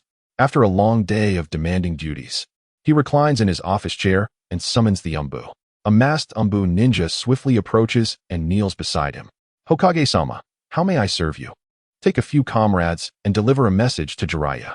Inform him that I am nearing my end and urge him to return post-haste." "Understood." Upon receiving the command, the Umbu ninja vanishes from the Hokage's office in an instant. Hiruzen rubs his temples, attempting to alleviate the throbbing pain within. "Jiraiya, do not hold it against me for deceiving you. I am truly at my limit. Please, do not bother seeking your so-called child of prophecy. Help this weary old man bear some of the burden. Moreover, there is the matter of Naruto and Boruto, those two young rascals." Hiruzen's request for Jiraiya to return to the village isn't solely due to his own overwhelming responsibilities. It is also because, just days prior, Boruto had taught Naruto the Flying Thunder God technique. They are now in a position where they can no longer learn anything substantial at the Ninja Academy. What they require is a reliable mentor to guide them. Jiraiya would be the perfect candidate for this role. Can I manage it in just 1 hour? Chapter 88, Jiraiya, the Peculiar Uncle. Though Jiraiya's demeanor may appear somewhat unreliable when it comes to serious matters, he is remarkably dependable. Having taught a genius like Minato, his pedagogical skills are undoubtedly exceptional. 3 days later, upon receiving the message, Jiraiya hurriedly returns. The very first thing he does upon entering the village is head straight to the Hokage's office. He does not believe that Hiruzen is on the brink of death, but the fact that Hiruzen summoned him with such a pretext surely indicates something of utmost importance. Arriving at the Hokage's office, Jiraiya forcefully kicks the door open. The sudden gust of wind from the flung door blows Hiruzen's Hokage hat off his head. "Old man, what do you need?" Just as Jiraiya is about to greet Hiruzen, he looks up and is met with the dazzling reflection of Hiruzen's bald head. "Ha ha ha, old man, how have you become a monk?" After suppressing his laughter with great difficulty, Jiraiya inquired, observing the exasperation etched on Sarutobi Hiruzen's face. Sarutobi Hiruzen picked up his conical hat and placed it back atop his head. Old man, I am nearly driven to despair. My hair has all but fallen out from worry. How can you still find humor in this? As he spoke, Sarutobi Hiruzen rose and gestured for Jiraiya to take a seat at the desk. Old man, what do you mean by this? A sense of foreboding suddenly washed over Jiraiya. Did I not make it clear that I have no interest in the position of Hokage? Sarutobi Hiruzen chuckled, a rather unsettling grin on his face. I am not asking you to become Hokage, am I? My dear apprentice, the pressures upon me are immense. I simply require you to share some of my burdens. Is that too much to ask? He retrieved a thick stack of documents from a nearby table and placed it on the desk. Well then, I hereby appoint you as my assistant to the Hokage, tasked with aiding me in the administration of duties. Do not fret, Kakashi will also be here to assist you. Jiraiya gazed at the formidable pile of paperwork with a grimace. Old man, I just remembered that I have an urgent matter to attend to. I must take my leave.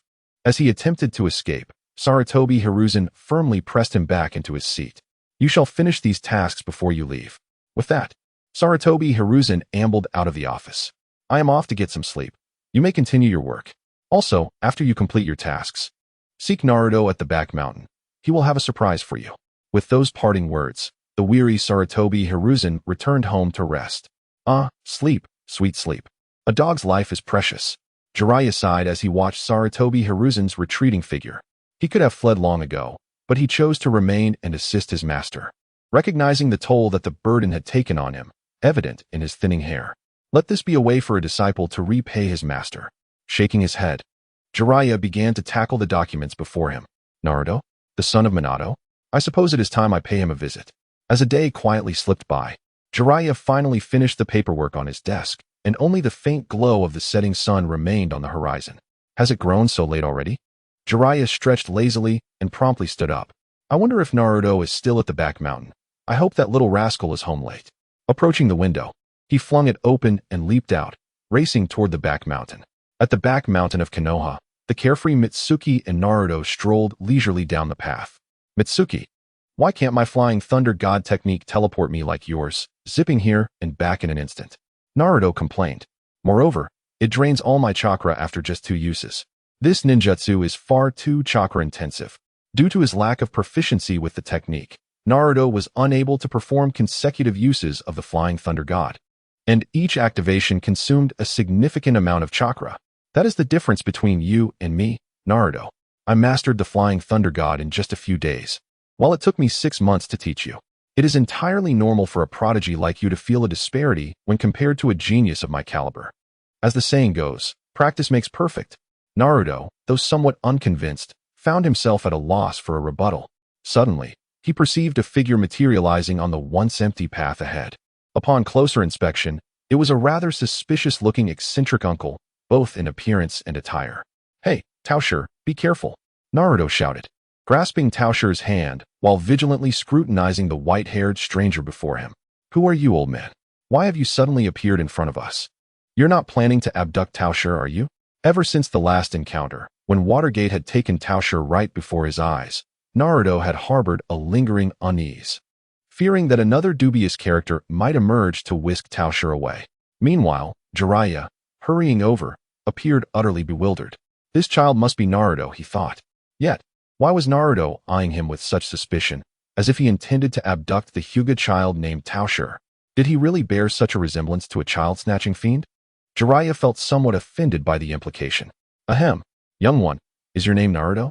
Clearing his throat, Jiraiya resolved to present himself in a dignified manner before Naruto, determined to dispel any doubts regarding his character. Wait, you know me, old man? Naruto's vigilance intensified. The last time, that yellow-haired stranger had feigned familiarity before exploiting Naruto's inattention to take Tao Shi away. This time, he would not be deceived. Indeed, I have come specifically to find you. Jiraiya flashed what he believed to be a charming smile and proceeded with his introduction. I am the illustrious sage of Mount Myaboku, Jiraiya. As he introduced himself, Jiraiya struck an exaggerated pose, stepping forward with one foot while extending a hand dramatically. I don't care who you are, do not approach. Naruto had never heard of this sage of the toad or Jiraiya. All he knew was that this peculiar uncle must have some ulterior motive. Why else would he come to introduce himself?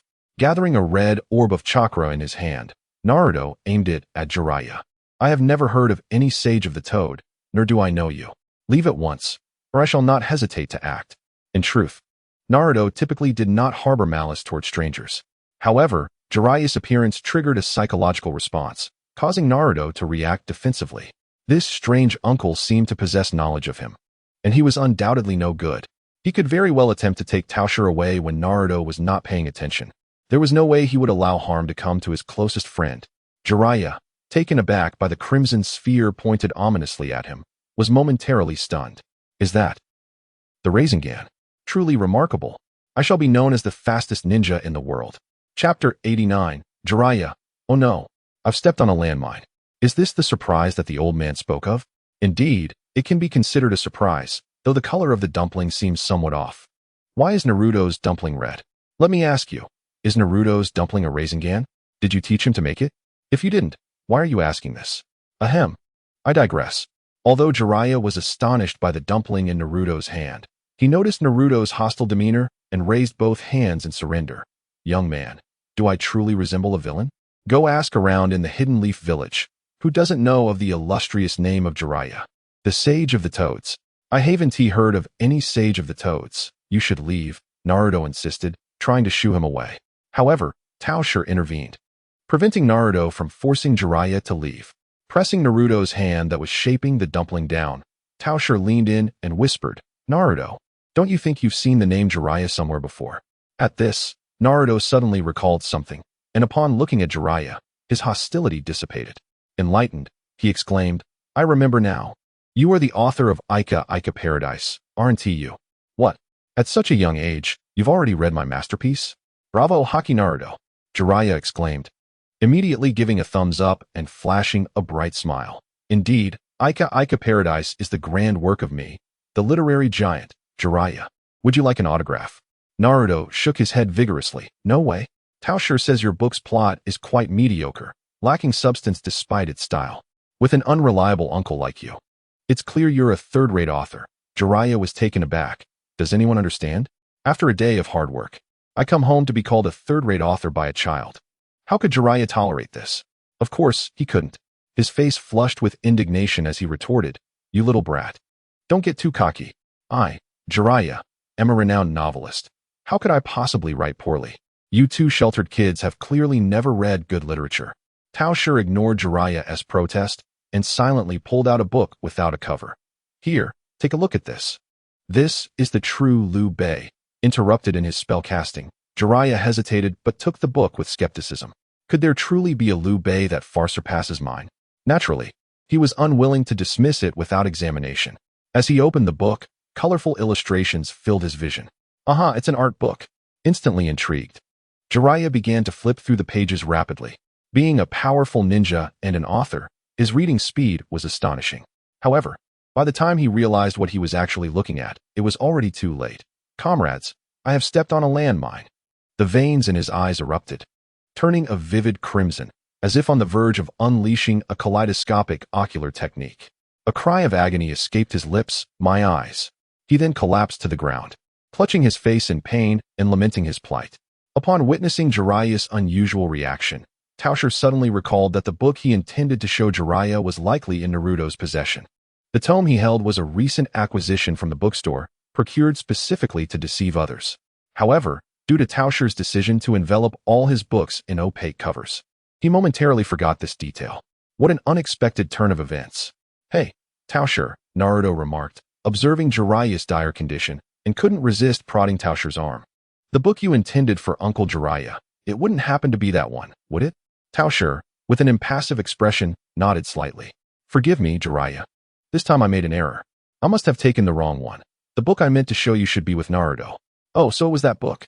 Indeed, it is quite captivating. But considering Jiraiya's current state, there's no need for him to see it now. Let us hurry and leave before he decides to confront us.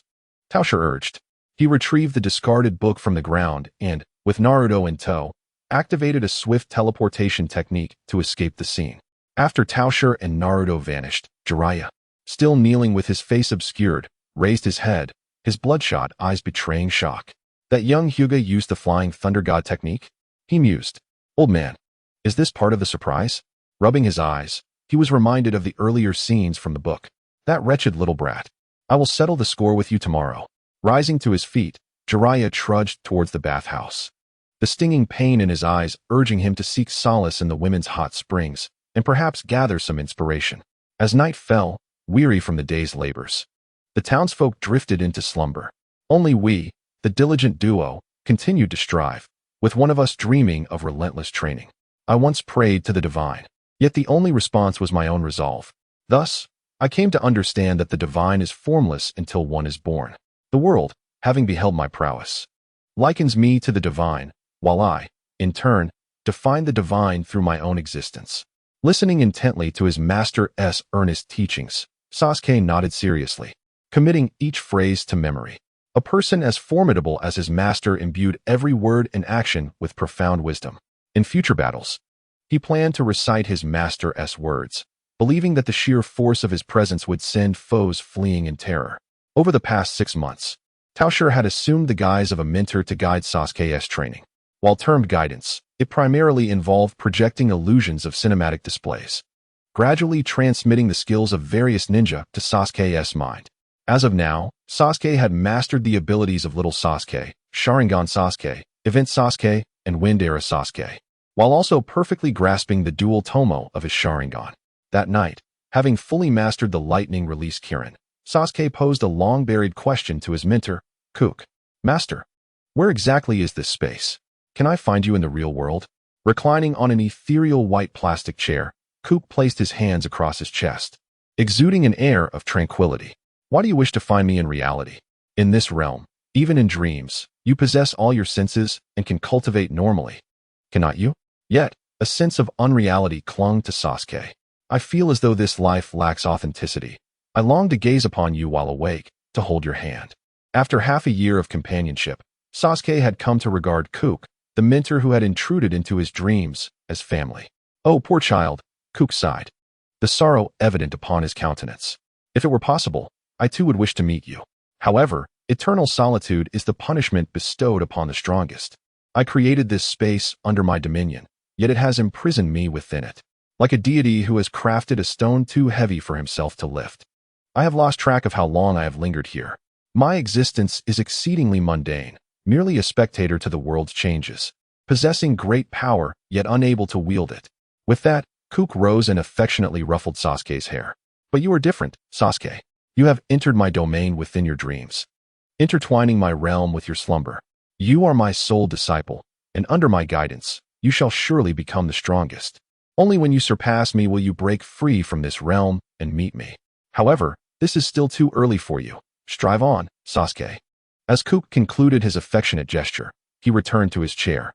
With a heart brimming with newfound ambition, Sasuke resolved to grow stronger than his mentor and liberate him from this domain after avenging his past.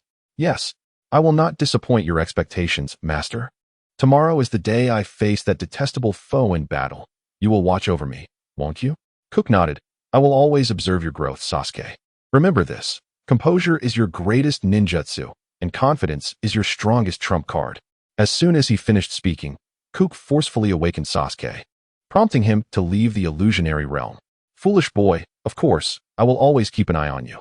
Even my puppet spends every day mingling with you and Naruto. So I am aware. The thought of Sasuke battling Naruto the following day stirred an excited flutter in Kook's heart. How exhilarating it would be to witness an enhanced Sasuke face off against a transformed Naruto. The anticipation was palpable as the dawn of the next day approached. After a long absence, Tao Shi, having not skipped class, arrived at the Ninja Academy alongside Naruto. Today promised to unveil an exciting spectacle.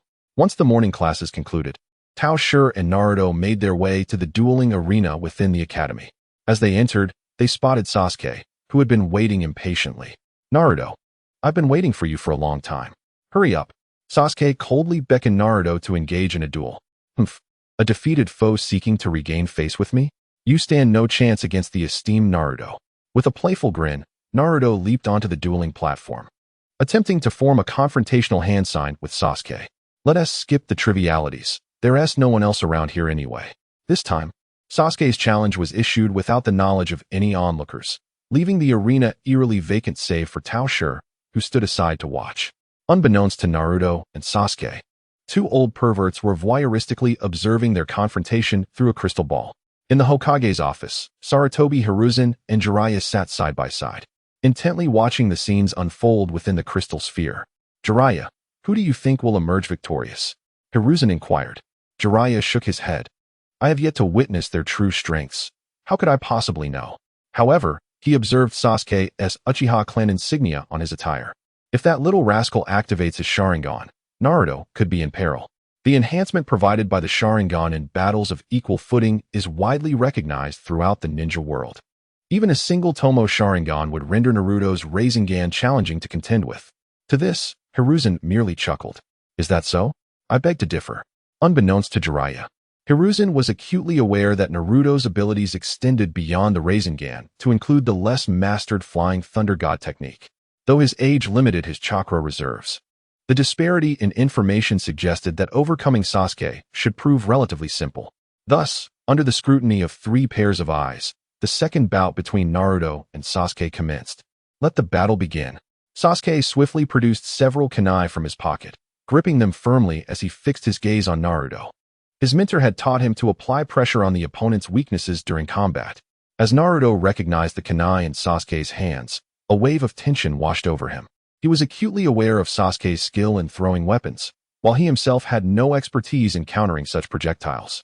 His only recourse was to rely on his reflexes to evade.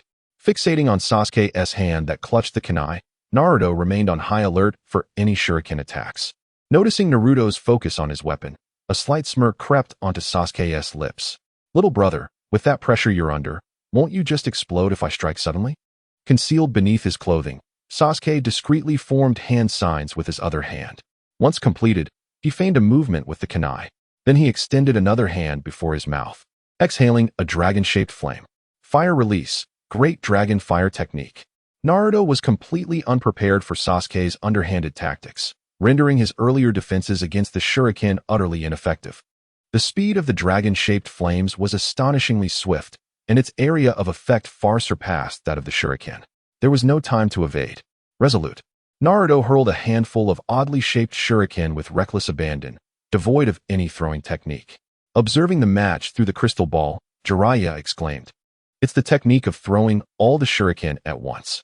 This kid is just like me." Sarutobi Hiruzen, with a furrowed brow, swatted Jiraiya on the head with his pipe.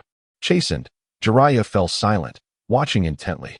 Seeing Naruto's stance, Sasuke couldn't even be bothered to dodge, as the shuriken predictably missed their mark. With no time to evade, had he resorted to desperate measures? It seemed this battle would be a swift victory for me. After all, I was taken down in one blow last time.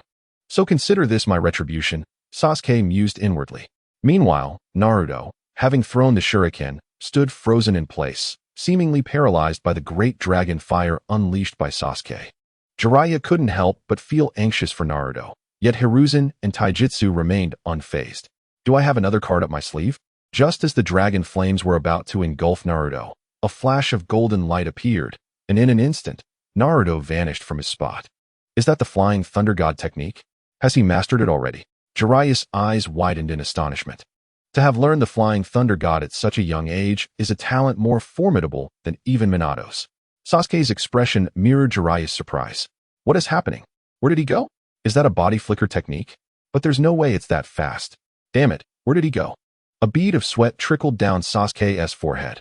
At that moment, Naruto materialized on a specially designed shuriken embedded in the ground behind Sasuke. He had already formed a red orb in his hand, which was gradually swelling in size. As Naruto focused on shaping the orb, he couldn't help but pant heavily. The Flying Thunder God was still a technique he hadn't fully mastered, and the mental strain of precisely sensing the mark and the space-time transition had drained him significantly, along with consuming a large amount of his chakra. However, the sound of his heavy breathing betrayed his location. Over there. Upon hearing the noise, Sasuke swiftly turned around and activated his Sharingan. He saw Naruto gripping a shuriken in one hand, while the red orb had fully formed in the other. Sasuke would never forget this humiliating ninjutsu. His pupils constricted sharply as he leaped away from his current position. He could not allow this technique to hit him. Given his current state, enduring it would be nearly impossible. Noticing Sasuke's movement, Naruto had to readjust his aim. But Sasuke was unwilling to grant Naruto the opportunity to focus. You can only use that trick on me once. Sasuke roared loudly, as a surge of lightning crackled in his hand. The lightning flickered incessantly, emitting a sharp, explosive sound akin to the chorus of 1,000 birds. It was Kakashi's Chidori. But why was Sasuke employing this technique? Sarutobi Hiruzen recognized the jutsu at a glance, his brows furrowing in concern. With his double Tomo Sharingan, Sasuke locked onto Naruto's position and charged forward with a fierce shout. Prepare yourself, Naruto. Chidori. Naruto's pupils constricted, forcing him to halt his aim once more and sense the flying thunder god mark. He swiftly selected a Kanai's location and instantly transported himself there. As the target vanished from his Sharingan's sight, Sasuke was compelled to cease his assault. Yet again, this rapid teleportation jutsu, was it so swift that even the Sharingan could not keep pace? Sasuke quickly turned his head, re-establishing focus on Naruto, who now stood beside a kunai. Was the teleportation determined by the kunai's position? However, with so many kunai scattered throughout the battlefield, and with his chakra dwindling, beads of sweat began to dampen Sasuke's clothing. That previous Chidori had drained a significant portion of his chakra. Naruto, too, was not without his own exhaustion, large droplets of sweat cascading to the ground. The chakra consumed by the two instances of Flying Thunder God was equally taxing for him. After all, Naruto was merely 7 years old, his body not yet fully developed, and his chakra reserves were indeed limited. Seizing the moment while Sasuke relocked onto him, Naruto formed hand seals and summoned a shadow clone. It wasn't that he wished to summon more. He simply lacked the chakra to do so. In hindsight, Naruto's initial decision had been flawed. Had he released shadow clones from the outset, Sasuke would have found it considerably more challenging to force Naruto into using Flying Thunder God.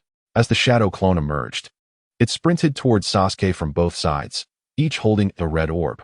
With no time to aim, they decided to close the distance and engage in close combat instead. The smoke generated by the summoning obscured Sasuke's vision, leaving him uncertain as to which of the two Narutos was the original. Observing the two Narutos approaching from either side, each wielding a red orb, Sasuke clenched his teeth, lightning once again surging to his palm. His chakra now sufficient for only this one jutsu, he resolved to determine the outcome with this move. The lightning in his palm elongated and swept horizontally towards both Narutos. Chidori Sharp Spear. The Naruto on the left was struck and instantly transformed into smoke, the orb in his hand exploding in place. The blast diminished part of the Chidori Sharp Spear's power, rendering it somewhat less potent. The original Naruto, witnessing Sasuke halt his attack, hurled the orb he held towards Sasuke. The two forces collided in an explosive clash, engulfing the dueling arena in a cloud of dust. As the dust settled, both Naruto and Sasuke lay on the ground, unconscious. It appeared this time would end in a draw. Observing the spectacle, Tika clapped his hands in satisfaction. He then leapt onto the battlefield and, with a Flying Thunder God, transported both Naruto and Sasuke to the Konoha Hospital. Do not inquire as to why Tao Shi has a marker at the Konoha Hospital. The answer lies in prior preparation. As the battle concluded, Sarutobi Hiruzen seamlessly closed the crystal ball. Truly, these two youngsters are remarkable. Hiruzen mused. No wonder he is the son of Minato. He is indeed a prodigy.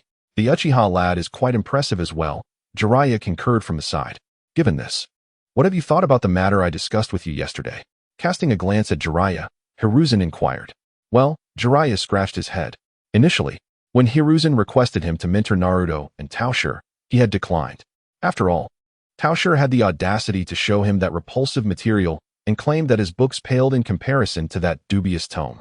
However, witnessing Naruto's performance in today's battle prompted Jiraiya to envision Minato's shadow once more.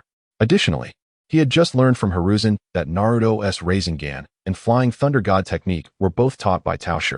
The fact that the Rasengan was a technique uniquely created by Tao Shi stirred a sense of intrigue within Jiraiya. I must admit, Naruto's azure eyes bear a resemblance to the prophesied child. As for Tao Shi, Jiraiya had overheard their conversation yesterday.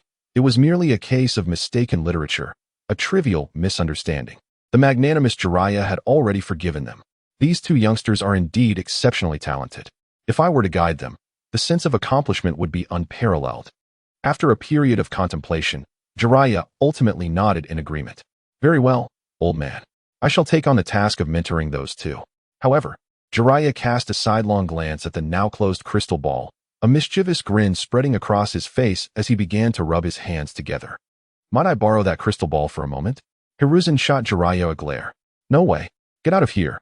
No sooner had he spoken than Jiraiya's figure vanished in an instant. I was just waiting for your consent. If you delay any longer, you might find yourself stuck here as a laborer. Did you truly think I desired that crystal ball? Watching through an object pales in comparison to witnessing the excitement firsthand. You fell for it, old man. This is my escape plan. Jiraiya fled the Hokage's office at breakneck speed, heading towards the women's bathhouse. Teaching can wait. After all, Naruto is still lying in the hospital. Isn't? First, I must ascertain whether the young ladies of Konoha have developed normally in my absence. Chapter 92. Oh no. Oh my. Why has the transformation technique malfunctioned? Exhausted, Naruto and Sasuke collapsed in a daze. The doctor confirmed that aside from excessive chakra depletion, they had no other issues. Thus, Tao Shi tossed the two onto the hospital beds and departed. In his unconscious state, Sasuke once again entered the pure white realm of Kaku. This information gap. Had I activated my Sharingan from the outset, wouldn't it have exploded? Sasuke fumed, striking the floor in frustration. He had never anticipated that Naruto possessed a ninjutsu capable of instantaneous teleportation in addition to the Rasengan. Had I activated the Sharingan from the very beginning, I would undoubtedly have been able to keep pace with Naruto. If I cannot even defeat him, how then can I seek vengeance against that man? Kakashi watched as Sasuke, once again frustrated by his inability to best Naruto, shook his head in resignation. This child, failing to overcome Naruto, acts as if the sky itself has fallen. In a confrontation, does the enemy not possess an information advantage? Why did you not activate your Sharingan at the first opportunity? Remember, in any battle from now on, you must utilize your Sharingan to survey the battlefield like a lion surveying its territory. Why would you hold back your Sharingan? Sasuke lowered his head, his face a mask of dissatisfaction. Since you are here, let me explain to you the art of space-time ninjutsu. The swift teleportation technique you encountered is indeed space-time ninjutsu. Kakashi patiently elaborated on the characteristics of the Flying Thunder God technique, continually advising Sasuke to activate his Sharingan in advance during his next battle with Naruto. Sasuke took Kakashi's teachings to heart, unaware that his next encounter would not merely involve conventional tactics like the Flying Thunder God. The Dark Palace technique. Ha, here I come. Neither Naruto nor Sasuke sustained any injuries during this bout. By evening, both had restored their chakra and awakened. However, as they attempted to leave, they were stopped by the doctor. They soon learned that although Momoshiki had brought them to the hospital, he had not covered their medical expenses. Thus, after each paying for a day's hospital stay, they were finally released and returned home. No mothers to seek assistance from. Naturally, the proud Sasuke, before departing, gave Naruto a haughty snort before turning away. You're nothing but a lowly underling. Next time, I shall make you my defeated foe. The following day, after idling the morning away, Momoshiki and Naruto were foraging for food when they passed by the Konoha bathhouse. Suddenly, Momoshiki noticed a sneaky figure on the rooftop. Naruto, look. Someone is spying. It appears that someone truly is. To engage in such behavior in broad daylight is utterly disgraceful. With a critical disposition, they climbed to the rooftop. Let us see which tile has been pried open for spying. We must remember the location to report the damage later. Upon reaching the roof, they discovered Jiraiya, who was crouched down peering through the opening.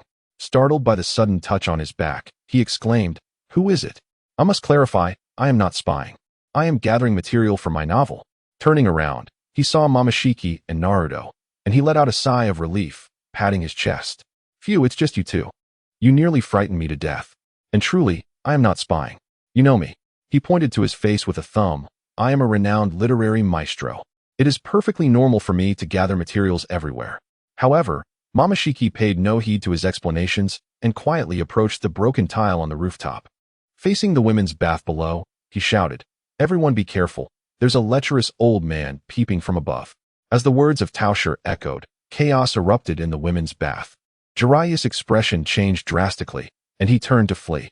Of course, while preparing to escape, he recalled the mission entrusted to him by Hiruzen Sarutobi.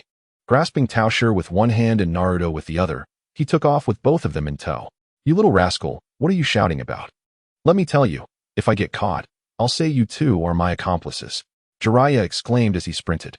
They ran until they reached a small grove on the back mountain, a frequent haunt of Tao Shi and Naruto, before finally coming to a halt.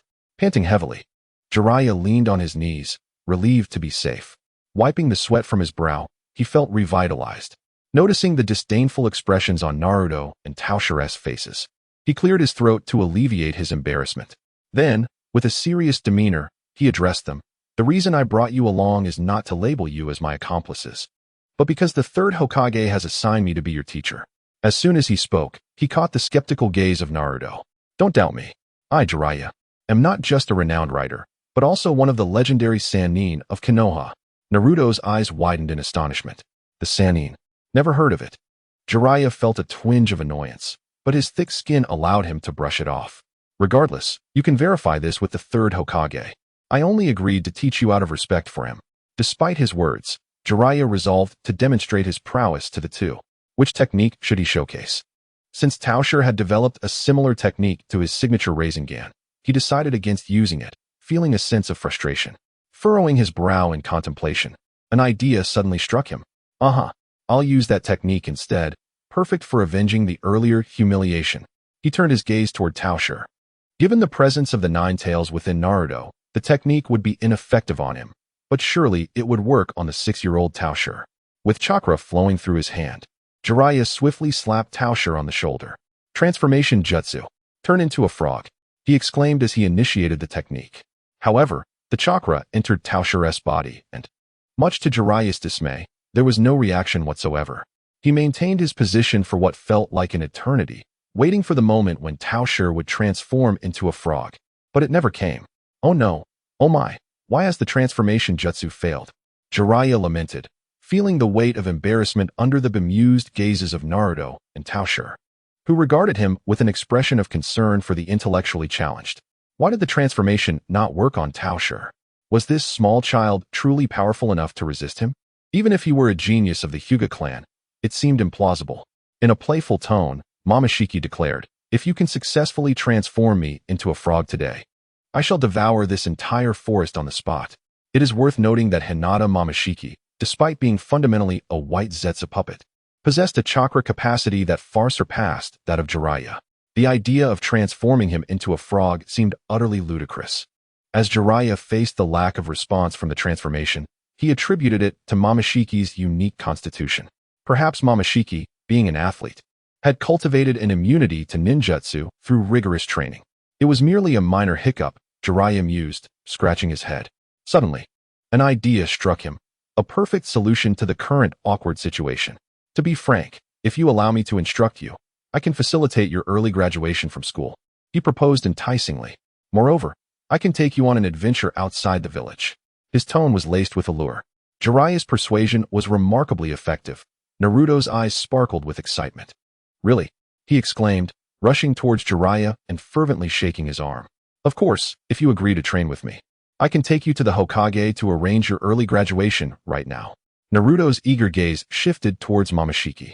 How about we accept his offer and explore the village? Having already exhausted his options in Konoha, Naruto was eager for an adventure beyond its borders. Previously, the gatekeeper ninja had barred his exit, but now, the prospect of leaving the village was too tempting to resist. All right. Even though this uncle seems unreliable, the third Hokage must have his reasons for assigning him to guide us, Momoshiki acquiesced. In truth, Momoshiki was indifferent to leaving the village. His puppet form was created solely to forge a bond with the protagonist, Naruto, serving future plot developments. For instance, Momoshiki might shout about friendship and bonds, only to deliver a punch that could defeat Otsutsuki Momoshiki in an instant. Such a storyline could be quite entertaining. Ultimately, whatever Naruto wished to pursue, Momoshiki would support, while perhaps scheming a little against Sasuke to foster their connection naturally. Thus, under Naruto's hopeful gaze, Momoshiki nodded. Then let us seek out the Hokage. With their goal achieved, Jiraiya let out a sigh of relief, grateful that he had managed to avert embarrassment. Subsequently, Jiraiya led Naruto and Momoshiki to the Hokage's office, where they sought Sarutobi Hiruzen to arrange their early graduation and obtain permission to leave the village. With their abilities, passing the Nin exam was a foregone conclusion. However, early graduation and a Jinchuriki leaving the village were generally prohibited. Yet, with Sarutobi Hiruzen, such principles were easily circumvented. Previously, Danzo had opposed Sarutobi, but now, he had fallen out of favor. Similarly, Tsunade and Mito were mere fence-sitters, unlikely to contradict Sarutobi's decisions. In a short span of time, The graduation certificates and village exit permits for the two individuals were duly prepared. Sarutobi Hiruzen's face beamed with joy, akin to a blooming chrysanthemum, as he handed over the two Konoha headbands to Naruto and Sakura. From this day forth, you shall be official ninjas of Konoha, he proclaimed. Naruto, brimming with excitement, eagerly accepted the ninja headband and swiftly tied it around his forehead. Thank you, Grandpa Hokage, he exclaimed, his smile radiating gratitude. Becoming an accomplished ninja and earning the recognition of others had long been Naruto's aspiration. Now, as he officially attained the rank of a genin, his elation was palpable. In contrast, Sakura merely nodded, draping her headband around her neck. Sarutobi bore no resentment towards Sakura's indifferent demeanor. Although she came from an orphan background, she had lived with the Hyuga family for quite some time. It was only natural for her to feel detached from the identity of a genin. Well, your village exit permits are also in order. From now on, you shall study diligently under Jiraiya. Do not be misled by his seemingly unreliable nature. He is, in fact, a remarkably skilled ninja, Sarutobi reassured. He harbored no undue concerns about Naruto venturing outside the village.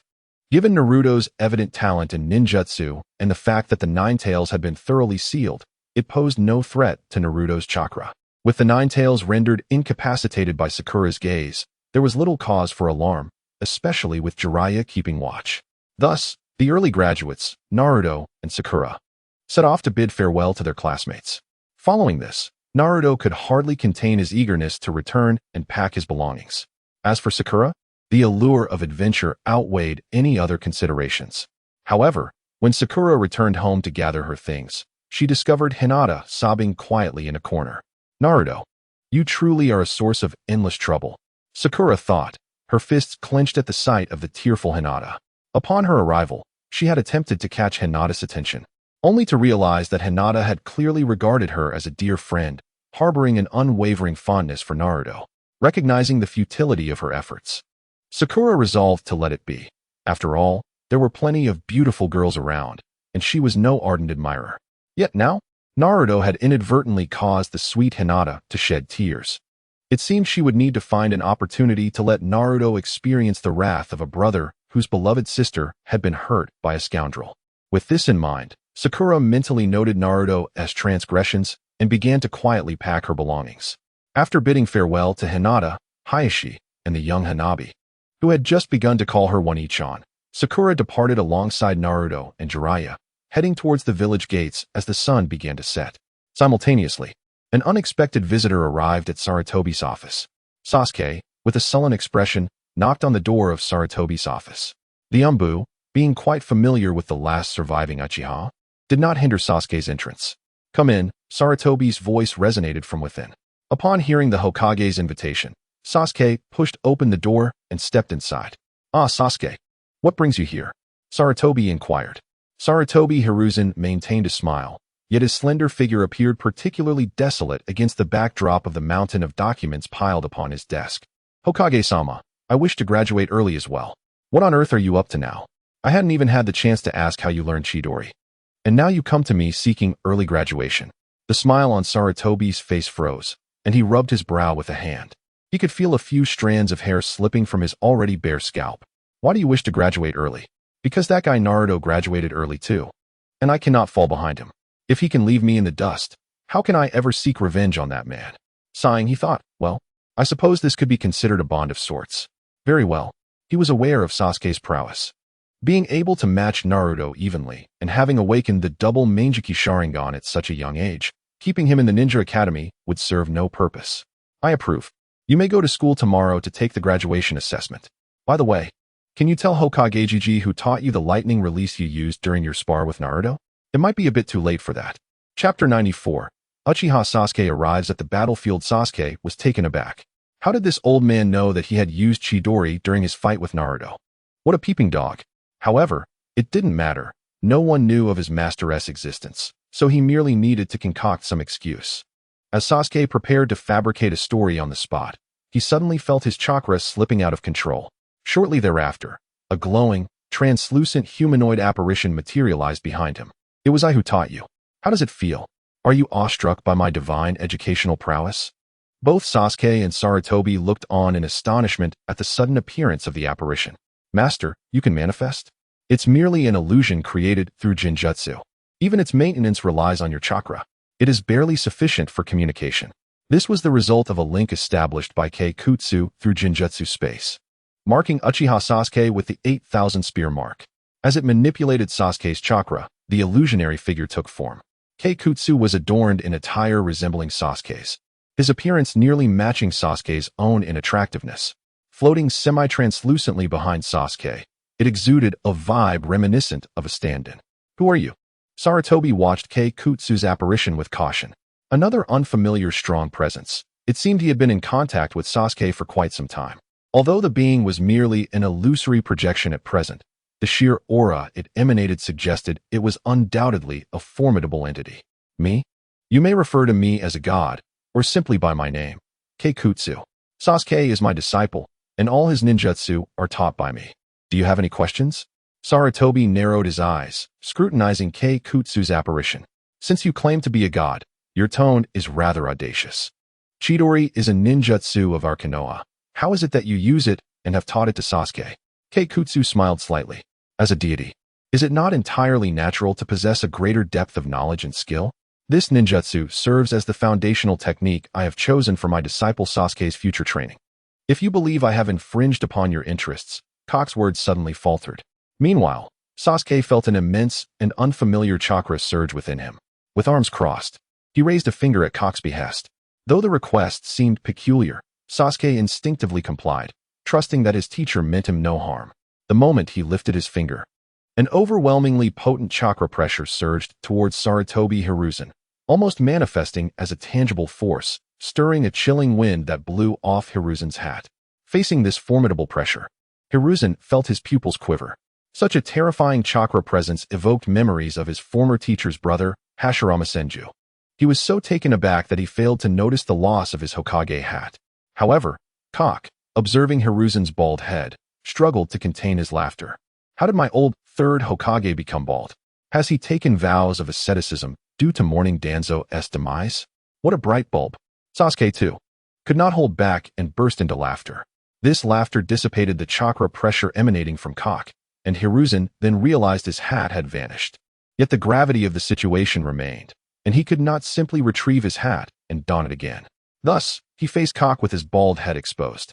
I harbor no fondness for your hidden villages, yet I have no desire to engage in conflict. I only request that you do not trouble my disciple. Although my true form is not beside him, Sarutobi Hiruzen understood the underlying message. Recognizing the chakra pressure that Sasuke had just released, he nodded in concession. Understood. I shall not impede Sasuke. I will also keep your existence a secret. However, should you ever take action against the village. Hiruzen's sharp gaze met Cock's once more. I have no such inclination, Cock replied with a scoff, his phantom fading away. Subsequently, Hiruzen did not elaborate further with Sasuke and instructed him to return. Picking up his hat and placing it back upon his head, Hiruzen took a puff from his pipe. Ah, what a troublesome time. Suddenly, he recalled another matter. He had summoned Jiraiya back not only to share the burden of pressure, but also to mentor those two young ones. Yet now, under the pretense of training them, Jiraiya had run off again. Upon returning home, Sasuke eagerly spoke into the air. Master, can you now intervene in reality through me? Does this mean I can converse with you while awake? Cock's voice resonated in Sasuke's mind. Indeed, however, my connection to reality is quite unstable. After all, the medium is your dreams, and every time you awaken, it becomes exceedingly precarious. At any moment, the connection could be severed, causing Koku's voice to abruptly cease. Master? Master? Sasuke exclaimed, his eyes widening in anxious desperation. After calling out several times without a response, he recalled Koku's earlier words. Could the connection have been interrupted? Was it perhaps due to my inadequate strength? Sasuke clenched his fists, resolving to intensify his training today. The sudden silence was not a mere consequence of an unstable connection. It was merely an excuse devised by Tao Shi, who had no intention of playing the role of a doting grandfather, answering Sasuke's every query throughout the day. As Jiraiya walked along the path away from the Hidden Leaf Village, he suddenly sneezed. Achoo! Could it be that the old man has realized I've run away again? He muttered to himself, a mischievous grin spreading across his face. Even if he had come to such a realization, it was too late. The old man would never catch up now. Not only had he successfully convinced the two youngsters to train under his guidance, but he had also escaped the fate of being a mere servant to Sarutobi Hiruzen. Truly, this was a masterstroke that achieved two goals with one action. I am indeed a super genius endowed with extraordinary wisdom. The thought made Jiraiya burst into hearty laughter. Meanwhile, Naruto, who was following closely behind Jiraiya, leaned toward Tao Shi and whispered, "You were right. This eccentric uncle does seem a bit unhinged and foolish. Why did Grandpa Hokage say he was reliable?" Tao Shi shrugged. Who knows? In a different dimension, Otsutsuki Momoshiki, middle-aged Sasuke, and Boruto were engaged in a fierce battle within a stable space. They must not allow Urashiki to return to the era of Naruto's childhood. This thought raced through middle-aged Sasuke's mind as he launched an attack on Urashiki. However, after only a few exchanges, middle-aged Sasuke was forced out of this stable space by Urashiki, just as a triumphant smile began to form on Urashiki's face. Middle-aged Sasuke's Rinnegan glared fiercely. Tenshin sh10. In an instant, their positions were swapped. At the moment of their exchange, the stable space occupied by middle-aged Sasuke and Boruto experienced a fluctuation and vanished from existence. Urashiki remarked, "Tenshin sh10 is no trick of mine. It's truly a curse upon you." Chapter 95. Middle-aged Sasuke and Boruto arrive on the battlefield unbeknownst to the three in the alternate space. Due to the instability of their current time and space, they had not traversed through time, but rather to a parallel world. The scene shifts back to when Tao Shi and Naruto followed Jiraiya out of the village. In an unknown forest, a ripple in the fabric of space occurred, and two figures, one large and one small, emerged from the time vortex. Middle-aged Sasuke and Boruto were the first to pass through the portal, while Urashiki remained ensnared in the alternate space due to the effects of Tenshin sh10, unable to escape just yet. Boruto held a blue-shelled, pink-fleshed turtle in his hands, glancing around the surrounding woods. Is this really the era of my father's youth? At present, we find ourselves in utter uncertainty regarding our location. Here lies the blue-shelled turtle in Boruto's grasp, reminiscent of the plow head that has emerged. It appears that this temporal journey has encountered some complications. While the timeline may have aligned correctly, the coordinates of this world have deviated. This realm is not your familiar world, but rather a parallel universe strikingly similar to it. I have yet to encounter such a situation. However, the differences between this parallel world and your original one are not likely to be vast. What can be confirmed is that this world harbors a young Naruto. I am completely unaware of your current whereabouts. Urashiki is ensnared within the alternate space of time travel and will arrive several days later than you. Regardless, anything you do in this world will not impact your own era, so feel free to act as you wish. My chakra has been entirely depleted, and I now require rest to recuperate my energy. Take care of yourselves. With that, the exhausted plowhead fell into slumber. Middle-aged Sasuke squinted thoughtfully. A parallel world, where actions bear no consequence on the original timeline. If that is the case, then all that remains is to exert full effort here to eliminate Urashiki. Beside him, Boruto, with a look of astonishment, inquired, "Wait, a parallel world? Does this world also have my dad in the Nine Tails?" Middle-aged Sasuke shook his head. "I do not know. We are unaware of the precise temporal context of this world. Let us first gather intelligence in Konoha." Subsequently, the two changed into different garments. Middle-aged Sasuke and Boruto each created several shadow clones to begin their exploration of the forest. After 2 days, having lost their way multiple times, Boruto and middle-aged Sasuke finally located the direction of Konoha. "Phew, we finally found it. I'm utterly exhausted from these past few days," Boruto exclaimed as he caught sight of the simple gates of Konoha from afar, letting out a sigh of relief. He collapsed beside a tree, utterly spent.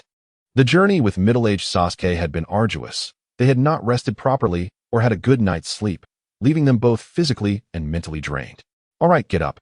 Once we enter the village, there will be a place to rest," middle-aged Sasuke urged, tugging at Boruto's collar. He was quite familiar with the barriers surrounding the village, as it had remained unchanged since before his defection. This indicated that Konoha in this world was situated either just before or shortly after his own defection, maintaining a striking parallelism with his original world. However, lacking proof of their entry into the village, they could not enter Konoha openly. Yet, how could a formidable figure like middle-aged Sasuke, a master of the Sannin, be obstructed by Konoha's security? He hoisted Boruto onto his shoulder and, with a few swift movements, evaded the gaze of the guarding ninja, seamlessly entering Konoha. Once inside the village, middle-aged Sasuke set Boruto down. The reason he had carried Boruto was to ensure that he kept pace and did not draw unwanted attention. As Boruto regained his footing, his eyes widened in curiosity as he observed his surroundings. Is this truly Konoha from over 20 years ago? It appears so impoverished and backward. As Boruto casually glanced up, he noticed the Hokage rock, which only bore the visages of the first 4 Hokages. Wow, there are only the faces of the first 4 Hokages on the rock, he exclaimed, clearly astonished. Observing Boruto's exaggerated reaction, the middle-aged Sasuke remained silent, simply guiding him along the streets of Konoha, gradually making their way to a location familiar yet foreign to him. He had just gleaned from the villagers' conversations that the current Hokage of Konoha was still Sarutobi Hiruzen. He needed to ascertain the precise timeline of this parallel world by gauging the ages of some acquaintances, while simultaneously identifying the distinctions between this realm and his own. Throughout their journey, the absence of any classmates from the Ninja Academy struck him as peculiar. The future generation of Konoha students would likely remark, "You're quite impressive. You can saunter about during school hours." As they walked along the well-known, yet strange path home, Sasuke suddenly heard a cacophony behind them. He could barely make out shouts of their SA thug. Catch the pervert. What was happening? Turning around, Sasuke beheld a white-haired eccentric sprinting towards them, carrying 2 individuals. Boruto felt a flicker of recognition, recalling where he had seen that old man before. It wasn't until Jiraiya rushed past Sasuke and Boruto, tossing a pair of binoculars that struck Boruto on the head, that the memory crystallized. It was a photo his mother had shown him, his father's mentor. "Is that my dad's master, Jiraiya?" Boruto inquired. Sasuke nodded, though a frown creased his brow. Jiraiya had returned to the village even before the 3rd Hokage's demise. Indeed, the parallel universe showcased notable discrepancies from his original world. Let us follow him. If Jiraiya is present, then Naruto is likely with him, Sasuke urged. There was no need to ponder too deeply about the parallel world's complexities. The immediate priority was to locate this world's Naruto and prevent Urashiki from acquiring the 9 tails. Although uncertain whether this Naruto possessed the 9 tails within him, finding him was imperative. Moreover, if they delayed any longer, Sasuke cast a glance back at the throng of women trailing behind and sprinted after Jiraiya. Boruto hastily followed suit. Thus, Jiraiya fled with both Naruto and Urashiki in tow, while Sasuke and Boruto trailed at a distance. Meanwhile, a group of furious kunoichi, having pursued for some time, found the gap between them and Jiraiya widening. Frustrated yet resigned, they eventually halted their chase. After all, they were merely ordinary individuals. How could they possibly keep pace with an elite ninja like Jiraiya? As Jiraiya reached a public training ground within Konoha, he set down the 2 he had been carrying and collapsed onto the ground. "I told you, using binoculars to peep is far too conspicuous. I didn't even have to warn anyone, and you were caught." Urashiki crossed his arms, gazing at the disheveled Jiraiya sprawled before him. "Exactly, and it's clearly due to your lecherous nature, yet you insist on making excuses about gathering material for your novel," Naruto chimed in, arms akimbo and visibly perturbed. "After a brief excursion, I merely returned to Konoha today to tidy up a few belongings. However, upon my return, Jiraiya took it upon himself to drag his companions to secretly observe the women's hot springs. It was rather foolish of him, as he could have simply used a seduction technique to blend in." Naruto mused inwardly. There is still one chapter in the works. Chapter 96. Let's exacerbate the chaos even further. Following Jiraiya, the middle-aged Sasuke and Boruto, who witnessed Naruto standing with a pout, were left astounded by his critique of Jiraiya. "Children, observe what I have discovered." A wild Otsutsuki Mitsuki. Without confrontation, they noted that this particular specimen seemed to differ in gender from the one they had previously encountered. Both Sasuke and Boruto wiped the cold sweat from their foreheads simultaneously. The parallel world truly is bizarre. Naruto has managed to mingle with Mitsuki. However, it appears that this world's Mitsuki is merely an unremarkable member of the Hyuga clan, not the malevolent extraterrestrial from their own universe. As Sasuke and Boruto covertly observed, Mitsuki became aware of their presence through heightened senses. Have they arrived so early? I recall this time period coincides with Tsunade's tenure as Hokage. Nevertheless, their arrival is inconsequential. Their presence merely adds to the chaos surrounding Yura and Pineapple Head. Upon sensing the arrival of Sasuke and Boruto, Mitsuki promptly relayed a message to his original self. A smirk tugged at the corners of Mitsuki's mouth. "Yura and Pineapple Head are here. This is rather intriguing. In that case, let us amplify the disarray. Mitsuki initiated the illusion implanted within Sasuke's psyche, summoning the entity known as Koku. Sasuke, Sasuke, Sasuke. With a haunting echo. Deep in his training, Sasuke was invigorated by Koku's magnetic voice. You can once again communicate with me in reality. However, the connection remains unstable, and I cannot predict when it might sever. Pay close attention to what I am about to convey. I have sensed a chakra source identical to yours in another part of this village. There are only two reasons for this occurrence. One possibility is that the chakra source is your shadow clone. The other reason, Koku's tone shifted to one of gravity, is that another version of you has manifested in this world. Sasuke found himself bewildered by Koku's words. Another me? Indeed, another you. The world we inhabit is not singular. It exists like a river with countless tributaries, representing parallel worlds. In each of these branches, there exists a version of you. Perhaps your experiences, thoughts, and even gender vary. Yet fundamentally, you are the same individual. I possess the ability to seize the power of your parallel self. While I am uncertain how the other you arrived in this world, if you manage to eliminate him, I can transfer his power to you. This method of obtaining strength will not affect you adversely, as it is, in essence, your own power. Seize the opportunity, for it may never come again. Sasuke, I shall guide you now. You must ensure his defeat. This is a splendid chance for you to rapidly enhance your power. Upon hearing KK's words, Sasuke's gaze ignited with fervor. This was no mere reflection of a parallel self. It was undoubtedly a manifestation of his own experiences. Note, I have a profound admiration for Sasuke, yet in my view, the Sasuke of Boruto is entirely different from the one in Shippuden. The true Sasuke exists in the primary world of this narrative. The Boruto version merely serves as a supplementary character, a mere sidekick. Guide me. Let me use you as a stepping stone to my strength, my alternate self. Sasuke is en route. Meanwhile, Jiraiya and his companions, having replenished their supplies in the village, departed once more. Naturally, Boruto's rest was forfeit, and they continued their pursuit. Sasuke exclaimed, "Could you please slow down?" Jiraiya, accompanied by Mitsuki and Naruto, halted abruptly in an open area far from the Hidden Leaf village. Mitsuki and Naruto followed suit, puzzled by Jiraiya's sudden stop. "Hey, pervy sage, why did you stop?" Jiraiya did not respond to the inquiry, but instead turned to glance at the hiding spot of the middle-aged Sasuke and Boruto. "You two have been tailing us since we left the village. If you have something to say, please come forth." As his words fell, the previously concealed middle-aged Sasuke and Boruto emerged from their hiding place.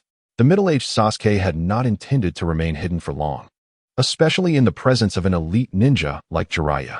Alone, he might have concealed himself effectively, but with Boruto, the possibility of detection was inevitable. After all, this was not his original world. Any actions taken here would not alter the existing timeline.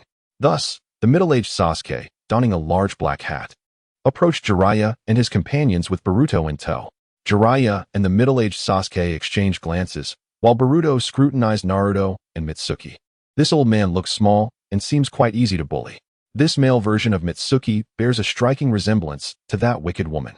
I would love to tease him a bit. And so, the five individuals engaged in a lengthy and silent stare down. Ultimately, it was Naruto who broke the silence. He pointed at Boruto and exclaimed, "Hey you, why have you been staring at us with those strange eyes?" Boruto scratched his head, pondering how to respond. He certainly couldn't admit to wanting to bully them. "Answer the question, you inferior being." Mitsuki extended his right hand, a deep red spiral forming in his palm. With a familiar tone, familiar lines, and familiar orbs, Boruto instinctively recoiled. Why does the parallel version of that wicked woman also display such arrogance? He is merely a child. Clenching his fists, Boruto instinctively felt the urge to retort to Mitsuki, but was suddenly struck by a sharp pain in his right palm. Clutching his right wrist in agony, Boruto observed as the black diamond mark in the center of his palm began to emit an eerie blue luminescence. The dark tendrils originating from the diamond insignia gradually spread up his arm. Simultaneously, a violent surge of chakra radiated from Boruto's being. The wedge on his hand began to writhe uncontrollably. Why would the previously docile wedge suddenly erupt in chaos? The answer lay in the machinations of Lord Kinshiki. Ever since receiving news of the emergence of the middle-aged Sasuke and Boruto, Kinshiki's essence had commandeered the usage rights of this Hyuga puppet. Subsequently, it had been discreetly channeling chakra into the wedge nestled in Boruto's palm. At this moment, Kinshiki's presence within Boruto began to awaken for the first time. The excruciating pain emanating from his palm deepened, causing Boruto to collapse onto the ground in distress. Jiraiya and the middle-aged Sasuke, who were locked in an earnest gaze, could not fail to notice the unsettling transformation occurring within Boruto. Perceiving the ominous blue chakra gradually radiating from Boruto, Sasuke's eyes widened in alarm. It was the wedge, but why would it manifest at this moment? Sasuke abruptly shifted his gaze towards Kinshiki. Could it be the result of parallel dimensional counterparts? Just as Boruto knelt and cried out in pain, the blue markings had already extended from his palm to the vicinity of his eyes, and a horn sprouted from his forehead. Apologies for the delay, I was engrossed in the chat. Boruto's transmission of Sasuke's Rinnegan directly infused Sasuke, and nothing else of significance followed. The arrival of the elegant Kinshiki was imminent. Chapter 97. The chaos begins. Kinshiki and Boruto manifest starving. Boruto cried out to the heavens before collapsing to the ground. What had happened to him? Jiraiya furrowed his brow, casting a wary glance at Boruto, who lay prostrate on the ground. The terrifying chakra emanating from Boruto enveloped Jiraiya in an indescribable aura of oppression. The middle-aged Sasuke had already grasped the Kusanagi sword, prepared for combat. To articulate it plainly, the Jinchuriki had gone berserk. Yet, the entity within him was far more formidable than any tailed beast. If he wished to survive, cooperation was essential to restore him to his senses. As he spoke, Sasuke drew the Kusanagi sword and aimed to cleave the horn on Boruto's forehead. The sword sliced through the air at remarkable speed, yet just before impact, Boruto seized it with one hand, and scathed. Channeling his strength, he pushed Sasuke aside, and Boruto, who had previously been on the ground, now floated effortlessly in midair. As he slowly raised his head, the glowing blue markings on his face and the Byakugan in his right eye were laid bare before the onlookers. "Oh, Kinshiki, it's the Byakugan. So he is your kin?" Naruto remarked, nudging Kinshiki as he beheld the Byakugan in Boruto's eyes. "Kin?" Kinshiki pondered internally, acknowledging the connection, for after all, he was indeed the authentic manifestation of his clan's ninja. However, Kinshiki refrained from responding to Naruto's inquiry. "Just moments ago, my chakra resonated with the peach-like chakra emanating from Boruto. Consequently, I inexplicably acquired a dimensional space. This peculiar realm resembles the Crimson Void where Momoshiki battled the five Kage. One might consider this an unexpected boon." Suspended in midair, Boruto appeared somewhat unaccustomed to this body, extending his hands to clench his fists. Subsequently, his open Byakugan coldly gazed at the middle-aged Sasuke. "Lowly creature, where have you taken my vessel?" A chilling, commanding voice escaped Boruto's lips as he pointed a finger at Momoshiki. "These are the misdeeds of your esteemed kin, and Boruto is not your vessel." As the middle-aged Sasuke responded, he raised the Kusanagi sword and lunged once more at Boruto. With his chakra siphoned away by Urashiki, he found himself severely depleted and, not wishing to harm Boruto, opted against ninjutsu, instead relying on taijutsu in an attempt to suppress Momoshiki's will. "Awaken, Boruto. Do not allow her to seize your body." While on the offensive, the middle-aged Sasuke did not neglect to engage in verbal sparring. As this had become a traditional art form, was it not Naruto's own words that once quelled his rampage? Boruto merely scoffed in response. "How could a lowly insect hope to suppress my consciousness?" As Sasuke drew his blade, Boruto simply extended a hand. What was that technique called again? Boruto raised an eyebrow. The combination of the alluring voice of the elder and his own visage creating a sense of dissonance. A blue orb gradually formed in his palm. Is it called the Rasengan? The orb, now the size of a fist, quickly expanded to match Boruto's height, before hurtling towards the middle-aged Sasuke and Jiraiya. The Rasengan. Jiraiya watched as the white-eyed Boruto, with his golden locks, launched the spiraling sphere in his direction. "Oh dear, Minato. I hope this is not the folly of your youthful ignorance." However, witnessing the colossal Rasengan barreling towards him, while the mysterious figure in black merely brandished a sword in an attempt to intercept it, Jiraiya, fully aware of the Rasengan's destructive potential, could not allow Sasuke to attempt such a reckless interception. Dangerous behavior, do not imitate. The example of Kiba JZ serves as a cautionary tale. With a powerful push against the ground, he leaped over the middle-aged Sasuke, conjuring a similarly massive sphere in his hand. Rasengan. The two orbs collided. Following a brief moment of resistance, they erupted explosively at the point of impact. The shockwave from the clash instantly sent Jiraiya crashing back to the ground, while the fierce winds whisked away the hat from the middle-aged Sasuke's head. lifting the clothes of everyone present. Oh, another lowly creature capable of wielding the Rasengan? It was only then that Boruto noticed the small Naruto standing beside Momoshiki, attempting to plow through time and space and ending up in a parallel world, while bringing along the lowly beings from that realm. I must say, Urashiki's luck is truly remarkable. The Otsutsuki clan is aware of the existence of parallel worlds, yet there are no temporal or spatial nodes connecting these realms. The prospect of traversing into a parallel world is, for all intents and purposes, nearly impossible.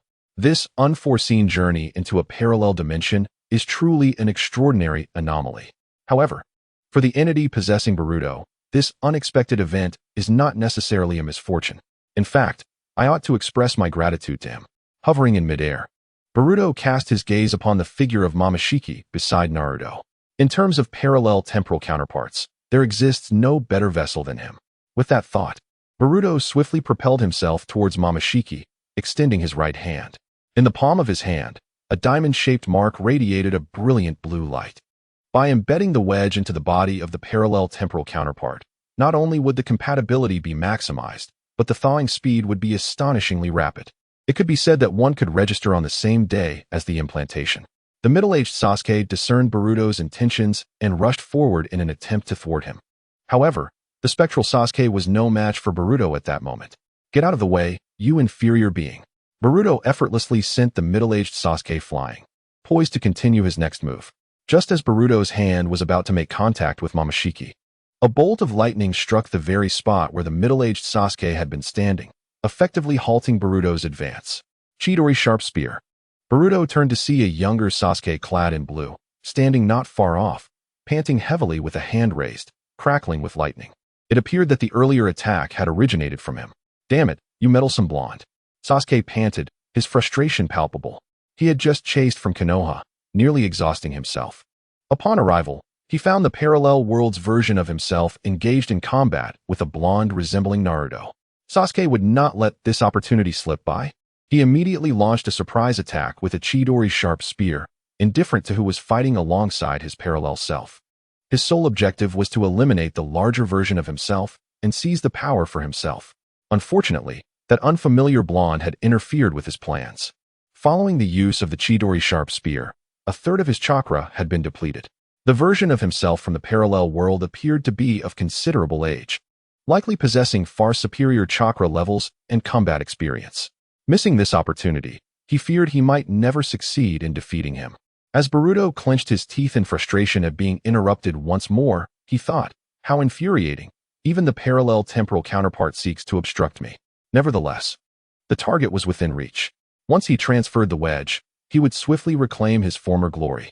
At that moment, he would exact retribution upon all who dared to hinder him. All he needed was to make contact, just to touch that place. Late-night snacks, auditory hallucination. Momoshiki stood frozen in place, seemingly dumbfounded, while the middle-aged Sasuke could only watch helplessly as Boruto's hand made contact with Momoshiki. Suddenly, a crimson fishhook descended from the air behind Boruto, pinning him firmly in place. Who was this meddlesome individual? Boruto's previously calm and melodious voice had taken on a tone of exasperation.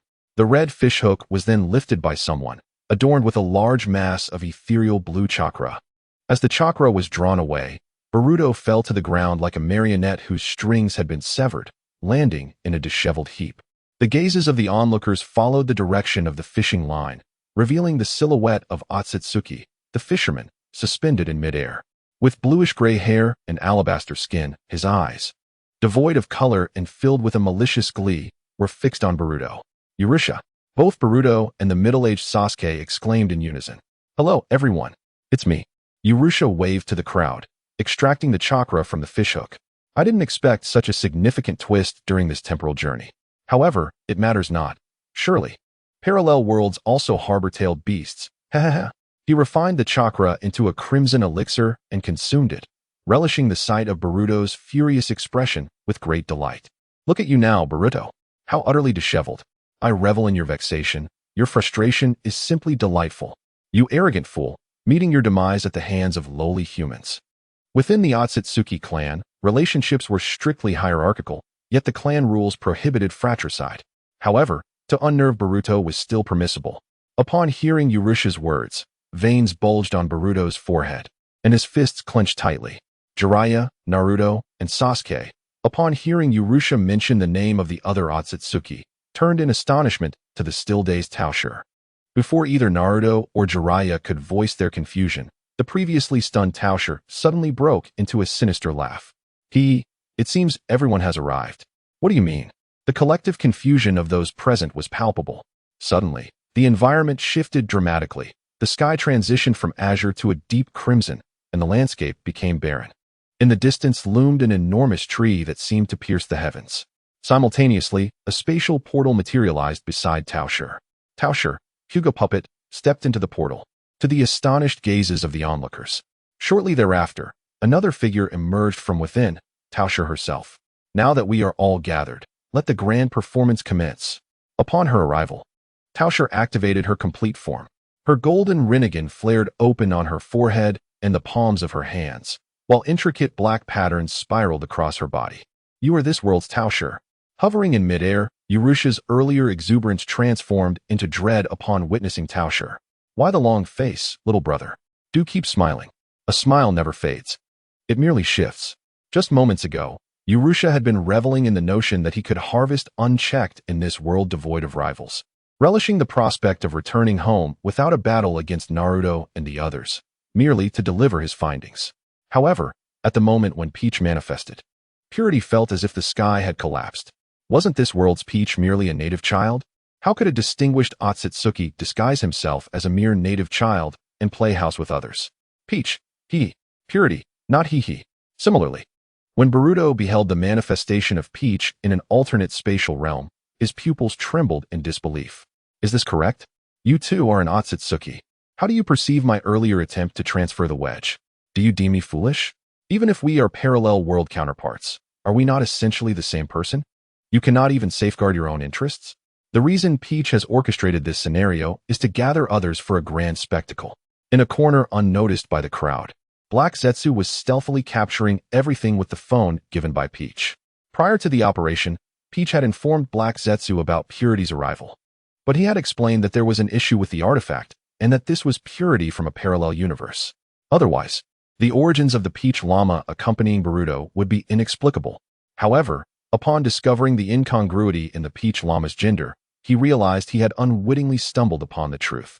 Thus, Black Zetsu harbored no suspicions. A parallel world, how intriguing.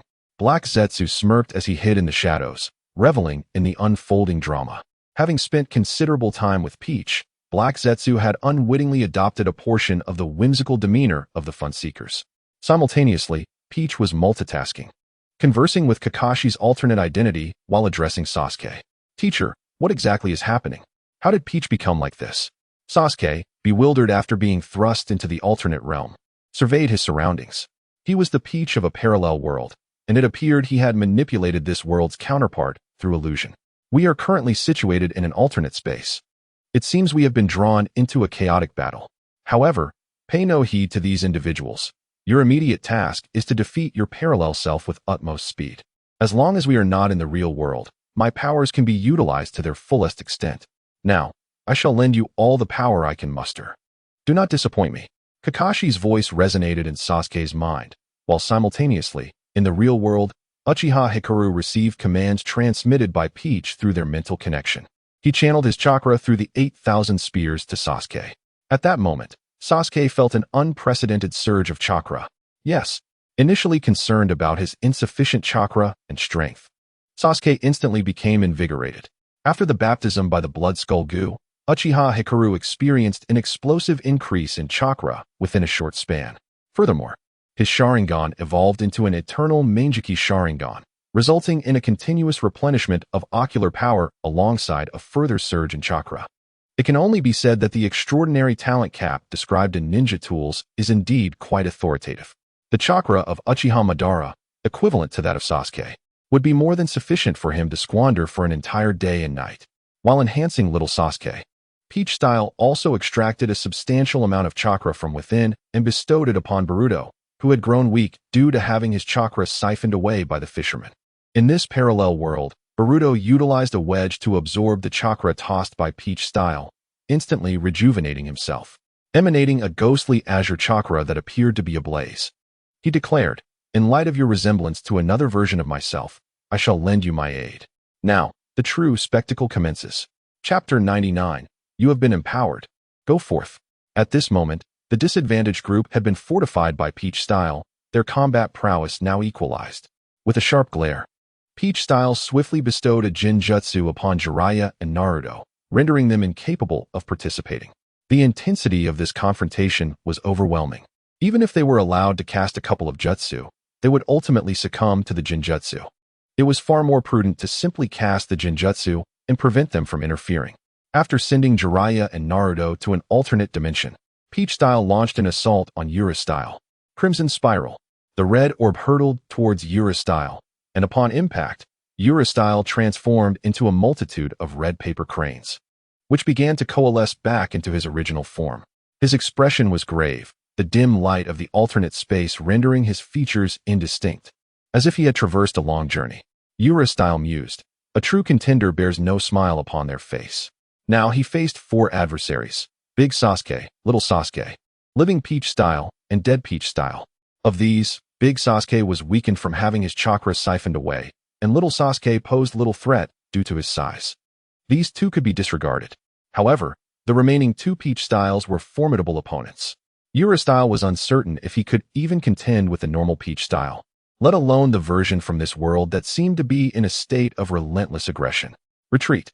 I cannot win this battle, he resolved.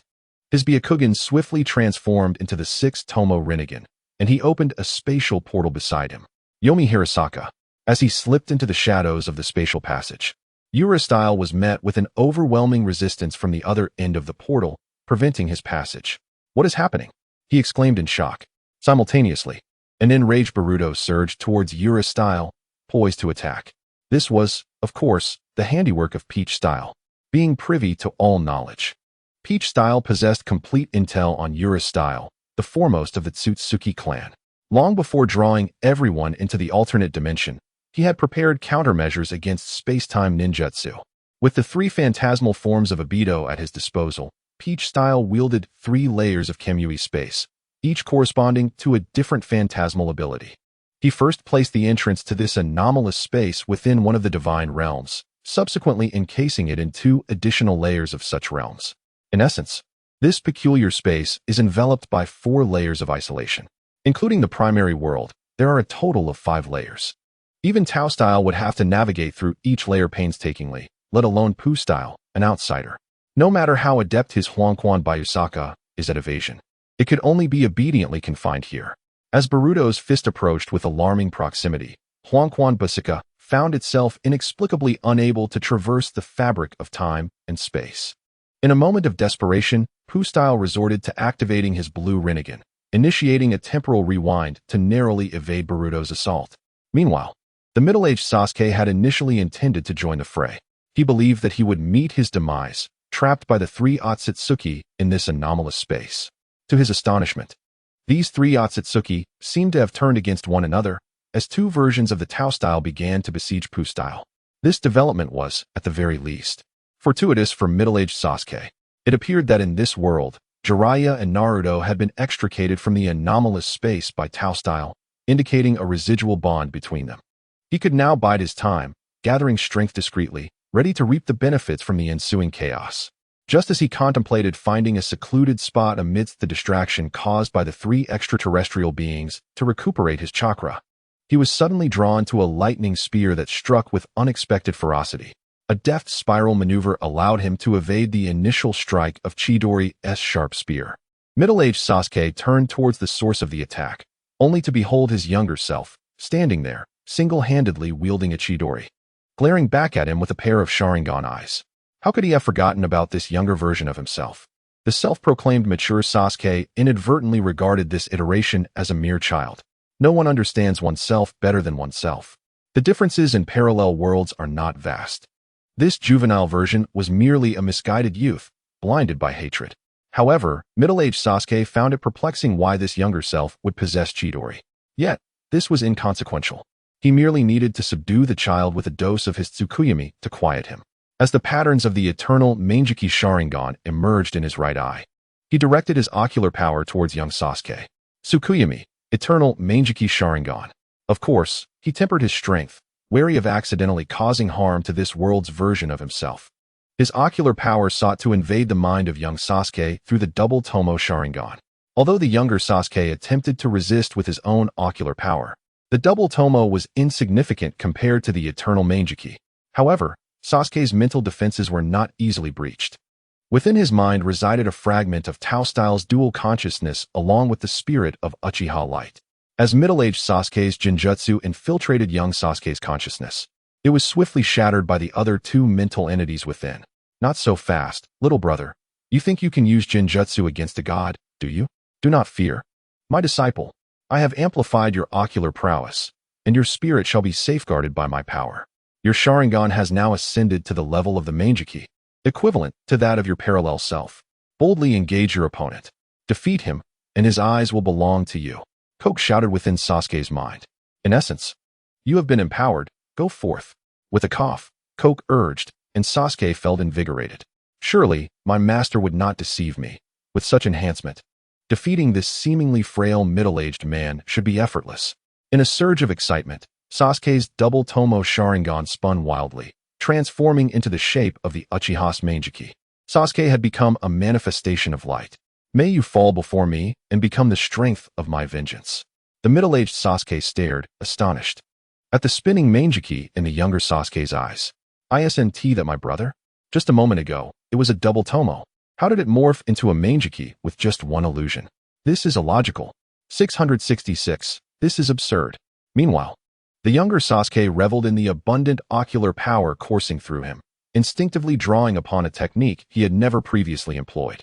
With a piercing gaze of the Mangeki directed at the middle-aged Sasuke, he shouted, Amaterasu, why has the update been delayed? Because exams are approaching, and I have no time for leisure. Recently, I contracted Delta, and my expenses are soaring daily. Today, I faced bankruptcy. The cement factory has been compromised 3 times, resulting in the loss of multiple sets and modifications. The humble author pleaded for support. Upon uttering these words, searing black flames erupted from the middle-aged Sasuke. By the 7 heavens, this is no mere trick. Yet, for the middle-aged Sasuke, Amaterasu inflicted negligible harm, as he possessed the noble ability to manipulate it with the power of the Kagaya clan. With an unwavering gaze of the eternal Mangeki, he dispelled the black flames entirely. By the hounds of hell, seeing Amaterasu ineffective, the younger Sasuke yearned to fully experience the exhilaration of his Mangeki techniques. However, he comprehended that securing victory against his adversary took precedence over mere showmanship. The middle-aged Sasuke was no saint. As a new generation of Konoha's roots, and a shadow in the ninja world, he would not hesitate to retaliate against an attack, regardless of whether his opponent was a counterpart from a parallel realm. Recognizing the futility of dialogue, he unleashed a lethal strike. Amaterasu is not solely your domain.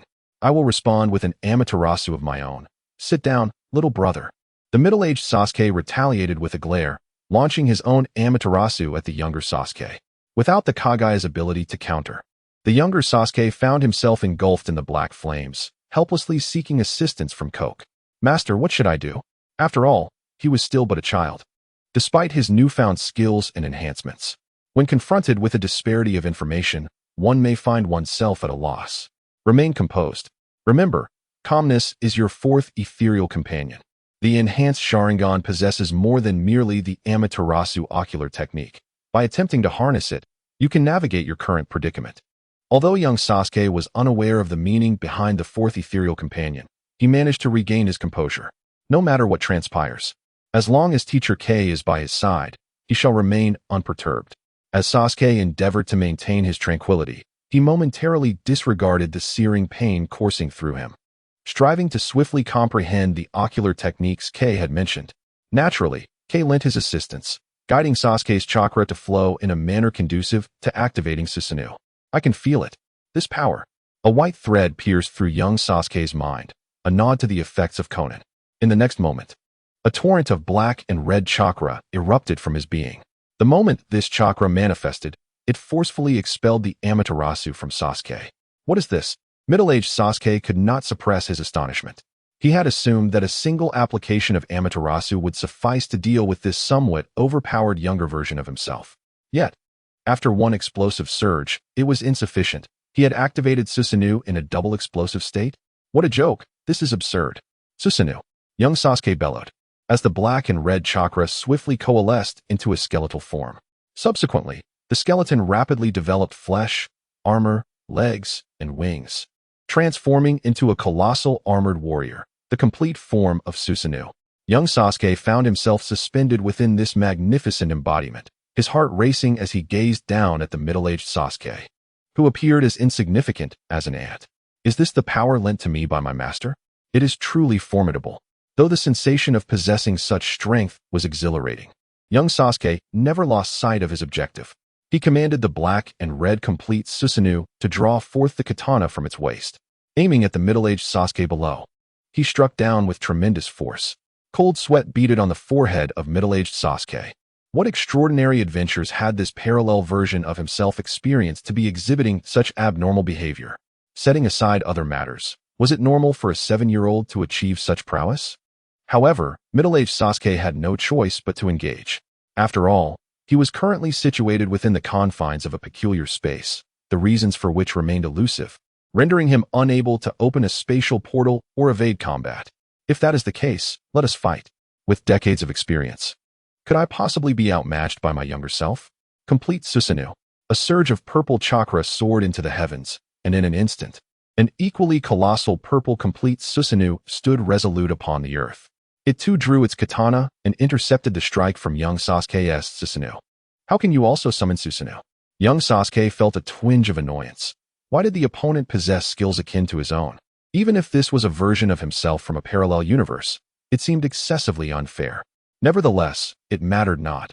With the divine prowess of K at his disposal, he was invincible.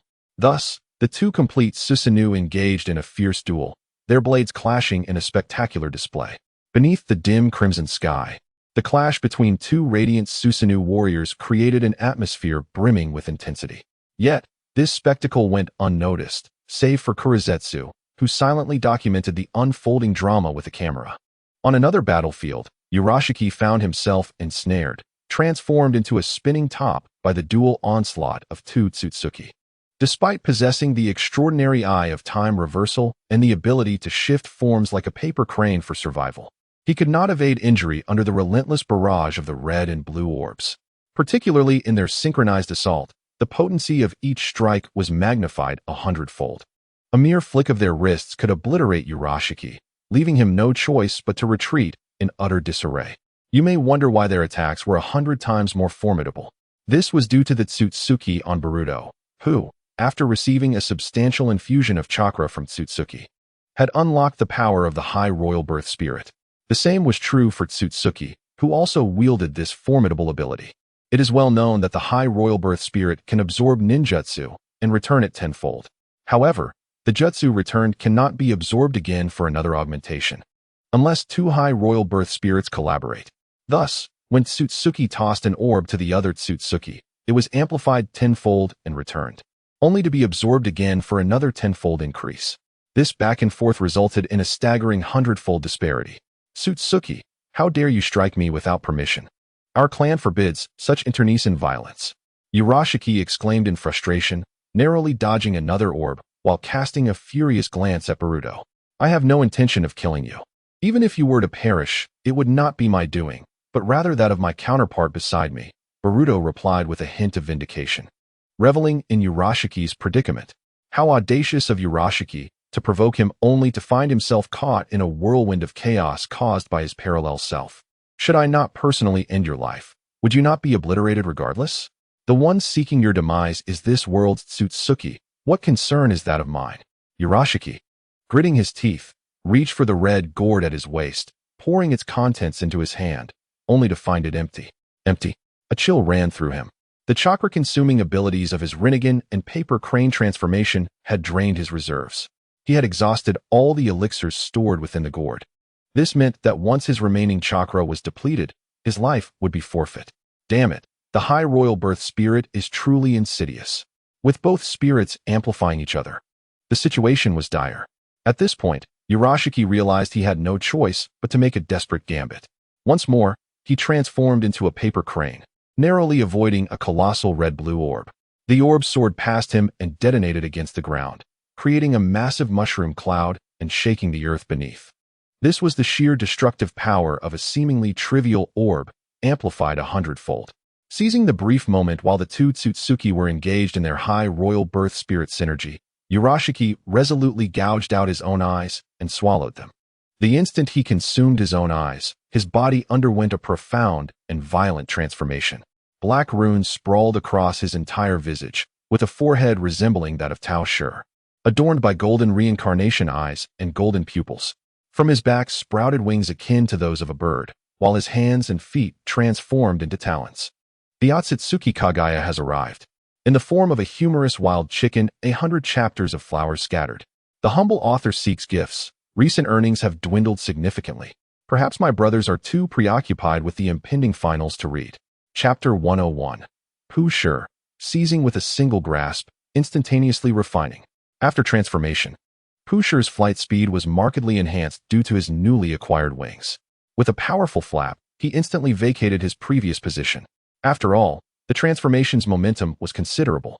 One could hardly expect to remain stationary and merely await an attack. Subsequently, Pu Shi brandished his crimson fishing rod. This is the way of the angler. Now, his chakra reserves were critically low, and the absence of elixirs in his fishing basket left him feeling insecure. Moreover, evasion was not a viable strategy. He had to take the initiative to strike. Heavenly Mustard Wave Meteor. The fishing hook was cast, and numerous hooks appeared along the line, aiming for Tao Shi and Boruto. The fishing line traveled at a leisurely pace, allowing Boruto to effortlessly evade its grasp. Conversely, Tao Shi stood his ground, willingly welcoming the hooks. A successful catch. Morata. Upon witnessing this, Pu Shi's spirits soared. It seemed that this parallel world's Tao Shi lacked prior knowledge of his abilities. Did he intend to utilize a defensive technique by not evading? Alas, my Heavenly Mustard Wave Meteor disregards all defenses. A technique capable of overcoming Gaara's sand yet thwarted by the sand-iron defense of a humorous attack. However, what Pu Shi did not anticipate was that Tao Shi merely stood there, making no attempt to counter. He allowed the hooks to penetrate his form. What was his intention? Was he deliberately falling into my trap to mock me? Regardless, it mattered little. With such a multitude of hooks, the chakra seized would surely be substantial. Pu Shi contemplated this as he tugged on the fishing line. What was this? Why could he not pull? Attempting again to reel in, the line was effortlessly severed by Tao Shi's bare hands. With a cold smirk, Tao Shi grasped the severed line and pulled downward, attempting to drag the avian-formed Pu Shi down. How absurd. You, a mere angler, think you can ensnare my chakra? Given that Tao Shi's chakra emanated from the ninja within the ninja warehouse, it was not only vast, but also an undivided, cohesive whole. With the current quantity of chakra Tao Shi possessed, its density was astonishingly formidable, rendering Pu Shi utterly incapable of pulling it. After all, he struggled even against the sealed nine tails, a testament to his inadequacy. The would-be chakra thief now found himself ensnared by Tao Shi's line, perilously close to being yanked back. With determination, he severed the line and expended chakra to restore it. Thus, Pu Shi's already precarious situation grew even more dire. Curse you, you scoundrel! Pu Shi glared menacingly at Tao Shi, yet found himself at a complete loss. To secure victory, he first needed to replenish his chakra and then eliminate the wedge state of Tao Shi. After all, one must choose the ripest persimmons to squeeze. The prowess of the peach style is undoubtedly inferior to that of the living variety. However, the pressing dilemma now lies in where to replenish chakra. The chakra of the living peach style is beyond reach, while the deceased variant can effortlessly evade his assaults. Suddenly, the notion struck Ushi of a chakra he had long forgotten. Ah, the special chakra he had extracted from that little brat last time. Ushi hastily rummaged through his pockets and produced a blue elixir. This was it, the perilous power that even the Otsutsuki clan lacked. Without hesitation, Ushi swallowed the blue pill. Although the quantity was limited, it might just provide an unexpected advantage. At the moment he ingested the blue elixir, a layer of azure chakra enveloped Ushi's originally black and white avian form, propelling him into a half-ascended sage state. Indeed, the chakra he consumed was the Senjutsu chakra he had fished out from Mitsuki during the Nin exams. Yet, due to its scarcity and his inability to harness it fully, Ushi sensed that this extraordinary state would not endure for long. The newfound power was undeniably formidable. In sage mode, Ushi's speed surged dramatically. With a flap of his wings, he soared considerable distance. However, his flight was not directed towards the two Peach Styles, but rather towards the two Sasukes engaged in a brawl at a distance, one large and one small. This could spell trouble. He intended to replenish his chakra using those inferior beings. Boruto quickly discerned Ushi's intentions. She was unaware of the nature of the blue elixir Ushi had consumed or his current state. Yet, if Ushi managed to accumulate enough chakra, he would undoubtedly become even more difficult to eliminate, perhaps even escaping. Just as Boruto contemplated pursuing him, Peach Style intervened, blocking her path. In the midst of Boruto's bewildered gaze, Peach Style wore a wicked grin. He thought to let Ushi proceed with his plans. Cricket Ushi, merely a withered bone in a grave. As he spoke, a deep crimson aura enveloped Peach Style, strikingly similar to Ushi's sage transformation. Peach Style immediately recognized Ushi's current state as a half-baked sage mode akin to Mitsuki's. Possessing the powers of Redo, Sennin, and the living Jinchuriki, Peach Style found it exceedingly simple to enter sage mode. There was no need to absorb natural energy from the environment. He already harbored an abundance of Senjutsu chakra within. Entering sage mode was merely a matter of thought. No matter how hard Ushi struggled, the outcome would lead only to a dead end. Observing his futile attempts at self-rescue was akin to watching a clown perform. Peach Style activated sage mode in advance, eagerly awaiting the surprise Ushi would bring upon his return. Boruto, overhearing Peach Style's words, couldn't help but chuckle. You really are a wicked one, but I like it. Meanwhile, Ushi swiftly arrived at the location where the two Sasuke were clashing. Noticing that Peach Style did not pursue him, he let out a sigh of relief. Are you attempting to play a game of cat and mouse with me? Once I replenish my chakra, you will surely regret it. Yura took a moment to touch the black box concealed within his garment, then swung his fishing rod towards the two Susanos engaged in a fierce battle. At that moment, the two Sasuke, engrossed in their combat, remained utterly oblivious to the small fishhook hurtling towards them. The fishhook's uncanny ability to bypass defenses once again manifested, effortlessly disregarding the protections of Susanoo. Before the two Sasuke could react, the hooks embedded themselves within their bodies. When did Yura arrive? Was he not being besieged by the two Tobi? The familiar sensation of intrusion coursed through them. Oh, the chakra. As the fishhook entered his body, the middle-aged Sasuke was struck with alarm. He had already lost chakra to Yura previously, and it had yet to be replenished. Moreover, after engaging in battle while utilizing Susanoo for so long, his chakra reserves had dwindled significantly. If he were to lose chakra under such circumstances, he would be utterly drained. Alas, it was too late to contemplate such matters now. Just as the elder Sasuke was grappling with his predicament and the younger Sasuke was in a state of bewilderment, Yura swung his fishing rod once more, extracting the hooks from their bodies and drawing forth two vibrant orbs of chakra, one red, one purple, back to his side. Gazing at the fresh, pulsating chakra floating before him, Yura unhesitatingly reached out, grasping it, and swiftly refining it into 6 elixirs. Having just engaged in 2 rounds of the clandestine game, one yielding a low drop rate with 40 boxes filled with blue items, and another resulting in a purple orb worth 40, he found himself on the verge of bankruptcy. Yura transformed into a furious avian, accelerating through the air, deftly wielding his fishing rod to reel in a collective 6 cards of chakra from the two Sasuke. As he gulped down the elixirs, he hurried back to the battlefield, intent on securing victory before this unique state dissipated. Otherwise, even a surplus of chakra would prove insufficient against the relentless bombardment of the two formidable adversaries. Once Yura departed in haste, the elder and younger Sasuke, having their chakra siphoned, were unable to maintain the existence of Susanoo. Consequently, the two formidable beings that had recently been embroiled in a passionate clash faded into nothingness. The elder Sasuke found himself completely drained, with not a drop of chakra left. The last time he felt so depleted was during the battle at the Valley of the End against Naruto. Due to the chakra deficiency, the Tomo in his left Rinnegan had vanished. In contrast, the younger Sasuke was in far better condition, for the chakra that had been extracted was not his own, but rather transmitted to him by Uchiha Light through the 8,000 spears. Lacking ownership of that chakra, he felt no sense of depletion.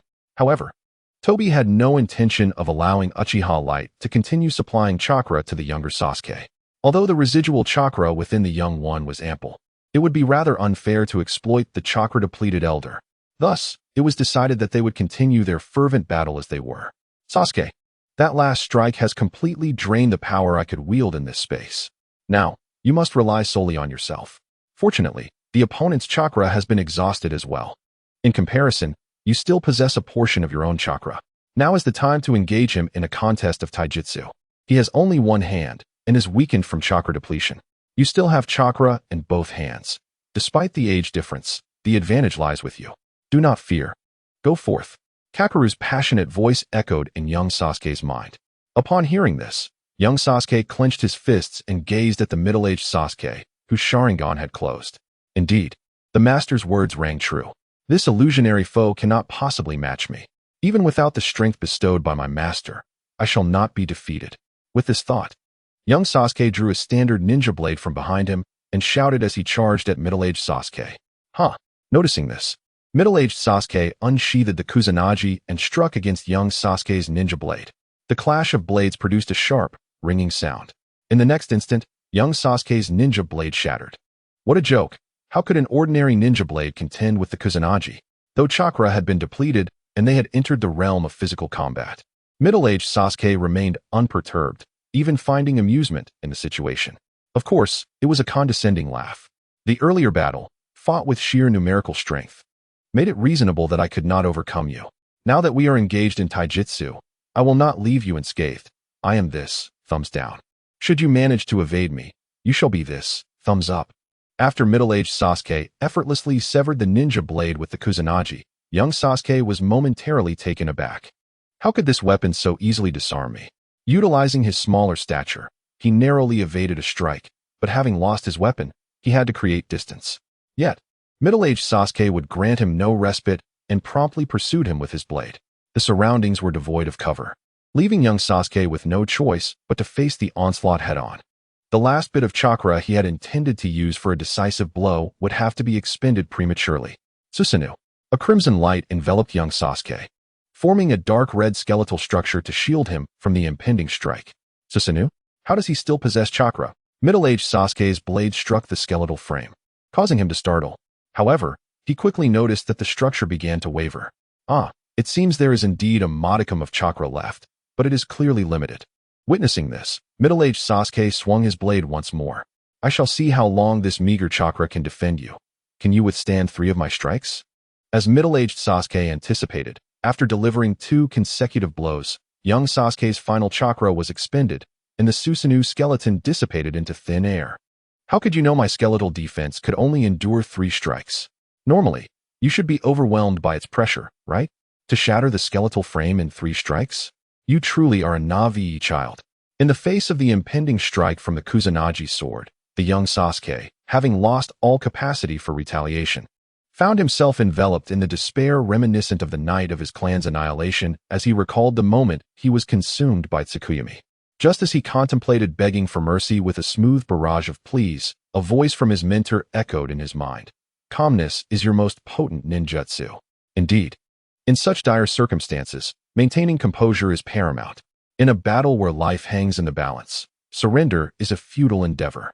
He needed to think critically and recall any techniques at his disposal. With unprecedented swiftness, Sasuke's mind raced, just as the wind from the Kusanagi sword brushed against his face.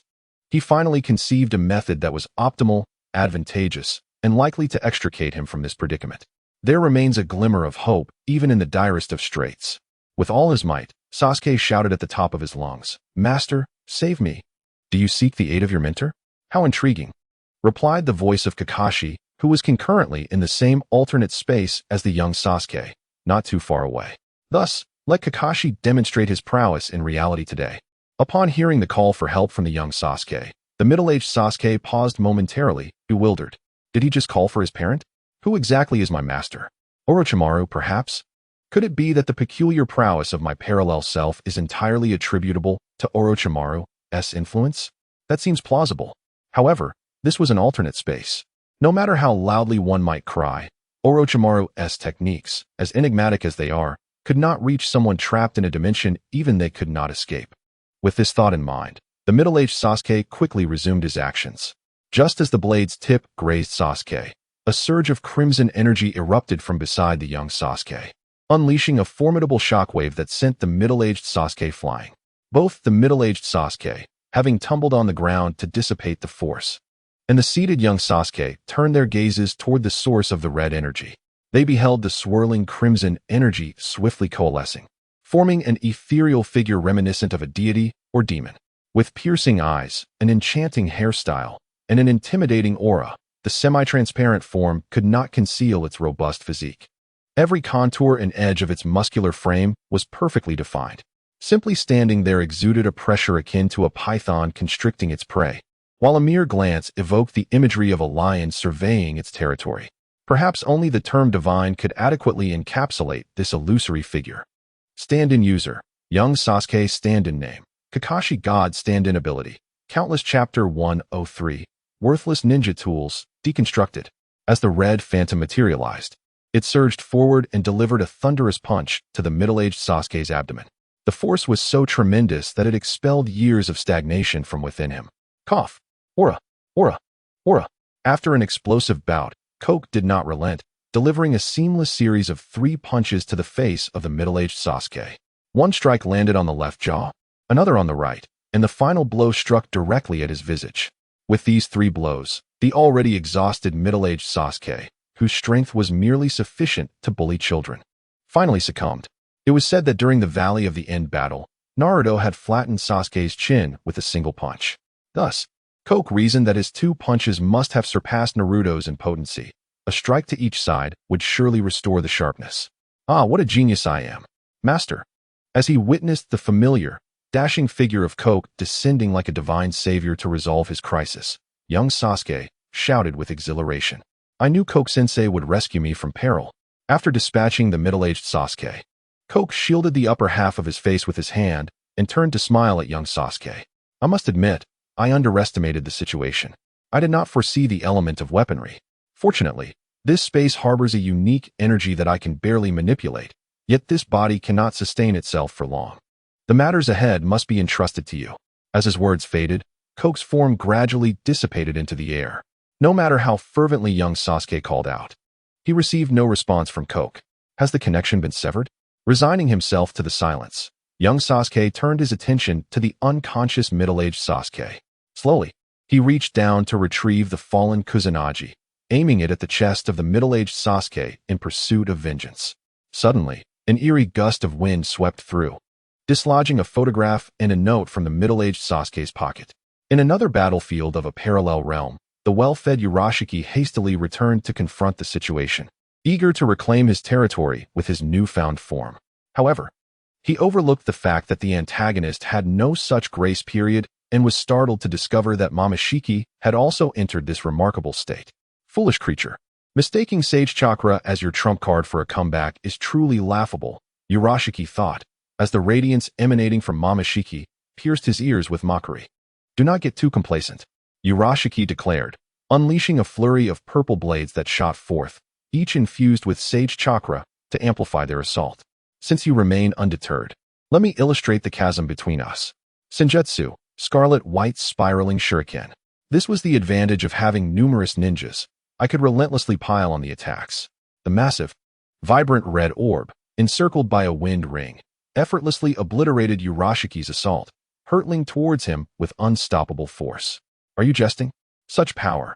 Could it be that even without the enhancement of the High Emperor's spirit, the technique's might is so formidable? Urashiki thought, feeling a mix of apprehension and determination. But fortunately, I have one more trick up my sleeve. If you fall prey to this, no matter how excessive your power, you shall be subdued. Faced with the unprecedented strength of Momoshiki's colossal orb, Urashiki, though slightly anxious, remained composed. He retrieved the black box from his chest, the one that sealed the Jinchuriki, and maximized his chakra output. Prepare yourself, Momoshiki. Senjutsu, Scarlet-White Meteor Dragon Palace. The Poo-style initiated the Turtle School's Kamehameha, briefly gathering energy in the palms of his hands before unleashing it. A dark purple creature, resembling the chakra beast of the Tao Shi's canine form, erupted from Poo-style's palms. This shadowy entity devoured the Tao Shi's marbles, attempting to counter the incoming assault. Yet, with so many marbles, how could such an attempt possibly succeed? The moment the marbles were swallowed, they detonated with tremendous force. In an instant, light pollution, sound pollution, and the original power of the explosion radiated outward. Unprepared, Poo-Style's eyes were overwhelmed by the blinding light, prompting him to instinctively shut them. However, at that very moment, a familiar voice resonated behind him. Instant justice. Having already anticipated Poo-Style's position, Boruto delivered a powerful kick to his lower back. Not so young anymore. Poo-Style flew through the air like a shuttlecock, propelled towards Tao Shi. The spot he had just vacated was left with only a few feathers from his wings. Tao Shi reached out to catch Poo-Style. As the crimson chains of the God of Waves extended from his hands, binding Poo-Style tightly. Meanwhile, the Tenkasuber Meteor Dragon Palace, which had unwittingly consumed Tao Shi's marbles, did not dissipate. Though it lost Poo-Style's control, its residual energy continued on its predetermined path towards Tao Shi. At this moment, Poo-Style had recovered from the blinding attack. But upon reopening his eyes, he discovered himself ensnared. The strike he had intended to use against Tao Shi now hurtled back towards him. "Aid me, aid me, aid me, yo!" Poo-Style cried out in anguish, but bound as he was, he had no chance of evasion. Tao Shi had already moved aside, watching helplessly as Poo-Style became the target of his own attack. The Tenkasuber Meteor Dragon Palace fulfilled its purpose, releasing its remaining energy upon Poo-Style. Although its strength had been significantly diminished by Tao Shi's marbles, rendering it non-lethal, the intent behind Poo-Style's assault was never merely to inflict harm. With a resounding splash, Poo-Style, bound by the crimson chains and bearing numerous wounds, collapsed to the ground. He opened his mouth, seemingly yearning to utter something. Yet, before he could articulate a single word, his body rapidly transformed to a stony hue. A black box fell alongside him, the very tool of Poo-Style, the time-freezing effect of the Dragon Palace platform. On the moon, he had used this device to seal the Sharon. Just moments ago, he had attempted to imbue his attack with the sealing effect of the Dragon Palace. If only Tao Shi had been struck, he would have been imprisoned within the platform. Now, however, it was Poo-Style himself who had become ensnared by the flow of time. Ironically, this outcome aligned perfectly with Tao Shi's desires. The Otsutsuki body promised to Orochimaru was secured, and experimental materials were at hand, supplemented with more than just 2 useful gifts. Tao Shi retrieved the fallen fishing rod, fish basket, and black box. Unsurprisingly, the template for his ninja tools responded. Legendary fishing gear level restriction, super shadow attribute bonus, automatically acquires attributes slightly superior to those of the combat target when facing multiple foes. This effect applies only to the strongest among them. Upper limit, super shadow. Skill, fisherman level 6 effect, extracts the target's chakra, storing it in a fishing basket for use as ninjutsu or medicinal pills. Note, this may result in failure if the target possesses sealing techniques. Deconstructible, rough, ninja tools. It seems this attribute bonus is rather intriguing. Is this the reason why the fisherman can dominate in one-on-one battles, yet struggles against even a Nin in team fights? Such useless trinkets. I shall deconstruct it. After all, this item is of no use to me, and deconstructing it might yield materials for crafting or upgrading other ninja tools. Delta Qianlu, level 16. If you wish to join me, add me as a friend. Tomorrow is the college entrance examination. For those readers among you who are taking the exam, do not wait for the next chapter. Hurry and get some sleep. I wish all examinees smooth sailing and success. May each of you gain admission to your desired institutions. Chapter 104. Life can persist. The power of the celestial hand remains, having decided to deconstruct the unnecessary fishing gear. Tao Shi unhesitatingly pressed the deconstruction button. In that instant, the fishing gear, which had been perfectly intact in Tao Shi's hands, suddenly disintegrated into countless particles and vanished into the air. Subsequently, Tao Shi was rewarded with a substantial amount of ninja tool meteorite, high-grade ninja tool fragments, and ninja tool dust. Next, Tao Shi turned his attention to the ninja tool introduction of the black box that piqued his interest. Legendary Dragon Palace platform level restriction, super shadow attribute bonus, none time freeze 5 effect, conceal enemies within the Dragon Palace platform, immobilizing their time during the sealing process. Deconstructible, view synthesis route. Oh, there's a synthesis route. How interesting. Let us take a look. The Dragon Palace platform only appears when sealing the host. The effect is merely my personal interpretation. Tao Shi clicked to view the synthesis route, and in the next moment, the panel transformed into a circular interface reminiscent of the ninja tool wearing interface. Clearly displayed was the synthesis route for this ninja tool. The Dragon Palace platform, Gu Rule. and Dragon Vein are the three synthesis materials that can yield the two ultimate ninja tools, Spring and Autumn Cicada and Immortal Journey, both of Super Shadow grade. 666. The smoke has dissipated. I might be able to find the Dragon Vein for you, but where on earth can I acquire this goo rule? Furthermore, if the Spring and Autumn Cicada is akin to the one used by the Immortal, what if it requires self-detonation to function? Without Spring and Autumn, I might very well perish. Despite these concerns, Tao Shi has always had unwavering faith in his unique abilities. Although it lacks consciousness and cannot converse like the systems of other transmigrators, its functionality is remarkably potent. At the very least, the local adaptation of the Blood Skull goo has proven to be exceptionally useful. If the other two goo insects synthesized are also localized, effectively lost in thought. A drool slipped from the corner of Tao Shi's mouth. Hey, what are you thinking about? Naruto, observing the sudden transformation of Tao Shi from an invincible figure to one now drooling foolishly, was somewhat perplexed. Is there something gravely amiss with me in this parallel world? Why did I start drooling after the battle concluded? Suddenly jolted back to reality by Boruto's interruption. The character known as Peach Style became acutely aware of the girl beside him, realizing it was not yet the time for erratic behavior. Although this girl, sporting a pineapple-shaped hairstyle, was in motion, she exuded an aura of incongruity and provocation. Nonetheless, grace must be preserved. Nothing. I was merely lost in thought, Peach Style remarked, shaking his now silky white hair to mask his embarrassment. He then delivered a kick to the motionless body of Purity Style, who lay frozen in time. He opened a spatial portal and sent him into the outer realm of divine might. Once I deal with this fellow, I shall have my fill of amusement. Let us depart and discuss your circumstances. As he spoke, Peach Style placed his hand upon Boruto, and together they exited this otherworldly domain. Of course, our esteemed teacher, the illustrious Peach Style himself, would never forget his beloved pupil. As he led Boruto out, he conveniently transported both the younger and older Sasuke alongside them. Thus, all inhabitants of the Crimson alternate space had been teleported away by Peach Style. But, oh, how puzzling. Who else in this bizarre realm is not human? Wouldn't you agree? Kaguya? Witnessing the unfolding events, Kaguya set down his phone, bewildered by the sudden disappearance of the four individuals before him. What gives, guys?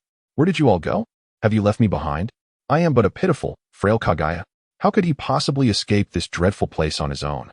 Oh, perhaps Lord Peach and Boruto were so exhilarated by their encounter with their parallel selves that they forgot me. Maybe they will remember and come back for me soon. With this thought, Kaguya placed his recording device aside, allowing his entire being to slump into a liquid state upon the ground, gradually flowing and closing his eyes. When faced with a dilemma, I shall take a lengthy slumber. In truth, Peach Style had not forgotten Kaguya. Rather, he was acutely aware that his exclusive assistant remained confined within his alternate space. However, he would need to extract the Peach Style persona from Boruto soon. Kaguya had already displayed a rather unhinged demeanor upon seeing himself. If he were to witness the grand form of Peach Style, given his mama's boy disposition, he might very well shout mother. In an instant. Meanwhile, the younger Sasuke, liberated by Peach Style from another location, still held the Kusanagi sword aloft, hesitating to plunge it into the body of the middle-aged Sasuke. Just moments ago, as the younger Sasuke prepared to strike, a letter from Sarada addressed to the middle-aged Sasuke and a photograph of Sarada slipped from his clothing pocket. Gazing at the contents of the letter and the image of Sarada, the younger Sasuke hesitated. If he were to thrust the blade downward, a once complete family would be irrevocably fractured because of his actions. He could not bring himself to shatter another's happiness in his pursuit of power. In his view, such an act bore no difference from Itachi Uchiha's massacre of their clan to gain strength. Before Sasuke uncovered the truth, he was a principled individual, having refrained from taking lives during his time training with Orochimaru, whom he held in disdain. Ultimately, Sasuke's hands trembled slightly as he relinquished the Kusanagi sword and collapsed onto the ground. At the very moment the sword struck the earth, both he and his companion were transported back to the homeland of the ninja world. Lying on the ground, Sasuke gazed up at the azure sky, his thoughts swirling in disarray. Master, Sasuke attempted to call out to Kook. What is it, Sasuke? Have you eliminated the version of yourself from the parallel world? Kook responded, having momentarily engaged in playful banter with the children, now answering Sasuke's call. Master, you can communicate with me again. The connection was fortuitously re-established during the spatial traversal, prompting Sasuke's surprise at the unexpected response. Although this flicker of joy did not alleviate his confusion, he recognized that when faced with uncertainty, seeking counsel from Kook was a sound choice. Master, I do not wish to kill him to seize his power. Do you think my choice is misguided? Oh, Kook's tone turned somewhat contemplative, yet he did not dismiss Sasuke's decision. While I am your mentor, I shall not interfere with your choices. However, could you share the reason behind your reluctance to take his life? Sasuke expressed his innermost thoughts to Kook. Upon hearing them, Kook couldn't help but reflect inwardly. This boy truly embodies the qualities I admire most in characters: handsome, powerful, and principled. Of course, the last trait only applies before the awakening of the Mangekyou Sharingan. To have such principles at a young age makes someone like me, devoid of boundaries, seem villainous in comparison. If he does not wish to kill, then so be it. Let it be a favor to the Sasuke he cherishes. Nevertheless, even if he chose not to kill, something must be left behind. After all, Kook harbored no affection for the version of Sasuke depicted in Naruto, who could easily be thwarted by mere fodder. Regardless, your Rinnegan shall eventually be blinded. To entertain a hypothetical scenario, even if Kook were to leave the fruit within Naruto in this world, the ultimate fate would still be one of a vegetative state, rendering the Rinnegan virtually useless. Given this, why not bestow your celestial power upon my obedient disciple? Hehehe. Tomorrow morning, I will accompany him for the examination. My family insists I wear a qipao. I am a pure-hearted 186 centimeters tall male. Chapter 105. Do not come near me. The children were also taken to the examination, and my chapter was only approved for release at 7 o'clock. In light of this, it seems prudent to grant him a reprieve. However, he must leave something behind. Sasuke, place your hand upon his left eye. With Naruto possessing the Flying Thunder God technique, it is essential that Sasuke's deficiency in space-time ninjutsu be remedied. Naturally, the method of extracting celestial power for Sasuke would require the intervention of the 8,000 spears. After marking the middle-aged Sasuke through young Sasuke's body, a simple maneuver allowed the segment of celestial power represented by the Rinnegan to be transferred into Sasuke's being. In the midst of his middle age, Sasuke's Rinnegan has regressed to a mere ordinary Rinnegan after the loss of the 10 tails, while young Sasuke's double Tomo Sharingan has evolved to display 2 additional circular patterns, symbolizing the presence of the 10 tails technique within. As for Naruto, he acquired the 10 tails technique upon unlocking the ninja vortex of his brother, who claims this combined jutsu is ineffective. This collaborative technique is truly remarkable. Where are you taking me? Naruto inquired as Momoshiki soared through the skies, leading him in a specific direction. I am taking you to find someone who can assist you in your swift resurrection. Do you not yearn to return to life promptly? Is it not uncomfortable to linger in a mortal body all day? Being slain by inferior beings is truly pathetic. Initially, Momoshiki spoke with utmost seriousness, yet abruptly shifted to a mocking demeanor. Naruto felt a vain throb on his forehead. How could this individual be so infuriating? However, considering he was reluctantly aiding him, Naruto chose to endure it for the time being. After a brief flight, Momoshiki led Naruto to a waterfall. Upon learning that Urashiki had arrived, he promptly notified Orochimaru to prepare for Urashiki's reception. As he pulled Urashiki into the alternate space, Orochimaru had already constructed a temporary base nearby and provided the coordinates to Momoshiki. This time there is finally some novelty. At last, it is not the classic cave laboratory, but transformed into a water curtain paradise. Wait, is this not still a cave? Passing through the waterfall, they saw Orochimaru awaiting their arrival at the cave's entrance. Welcome, esteemed guests. May I inquire about this individual? Upon seeing Momoshiki and Naruto enter the cave, Orochimaru greeted them with a warm smile. This is my counterpart from a parallel timeline. Due to being slain by mortals, he has taken the form of a vessel to inhabit the mortal realm. By the way, the timeline she occupies is decades ahead of the present. After introducing Naruto's background, Momoshiki retrieved Urashiki from the Kimui space, placing him on the ground. This is the clansman I mentioned earlier. What do you think? Gazing at Urashiki, who resembled a stone statue with his mouth agape and eyes closed, Orochimaru appeared bewildered. Is this truly a person? He seems more like a statue to me. His condition appears somewhat concerning, Orochimaru cautiously remarked. This is due to his time being frozen. It is nothing to worry about. We can simply unfreeze him. With that, Momoshiki produced the Dragon Palace and used the power of God chains to bind Urashiki. Once the bindings were secured, Momoshiki manipulated the Dragon Palace to release Urashiki from his temporal stasis. In the next moment, the unfrozen Urashiki let out a harrowing wail. I need medicine. The small cave was instantly filled with Urashiki's cries. Bam! Momoshiki swiftly pressed Urashiki's head into the ground. Quiet down, you noisy fool. After scolding Urashiki, Momoshiki lifted his head to Orochimaru, revealing a bright smile. See, he still possesses quite a bit of vigor, does he not? Subsequently, he grasped the hair and lifted the head of Purushi, pulling from somewhere a small ball filled with tiny holes that he bound to his mouth. At this moment, Purushi, having exhausted his chakra, had long since reverted from his wild form back to his original state. Orochimaru gazed into Purushi's white eyes and the horns upon his head, a sinister smile creeping across his face. Indeed, so full of vitality. He then leaned closer to Purushi, scrutinizing him intently. Previously, he had no opportunity, but now he was determined to discern the distinctions between the Otsutsuki and ordinary humans. At that moment, Purushi, with his mouth sealed, finally grasped the gravity of his predicament: a cave, bindings, an effeminate man, a malevolent grin, and a face inching ever closer. Purushi's mind conjured a horrifying realization, and he longed to scream for mercy. Yet the ball in his mouth stifled his cries, leaving him only able to mumble incoherently. A medicinal remedy. I am a noble Otsutsuki. Am I truly destined to be observed by this lowly mortal? As he beheld Orochimaru's south face, now perilously close, cold sweat began to bead on Purushi's forehead, and regretful tears welled in his eyes. Do not approach me. As Purushi grew increasingly frantic, Orochimaru extended his tongue, washing Purushi's face before smacking his lips. Ah, a rare find. The taste of deceit. In truth, the flavor of sweat and tears bore no distinction from that of an ordinary person. The composition was the same. Orochimaru's intent in drawing near was merely to observe the physiological traits of the Otsutsuki.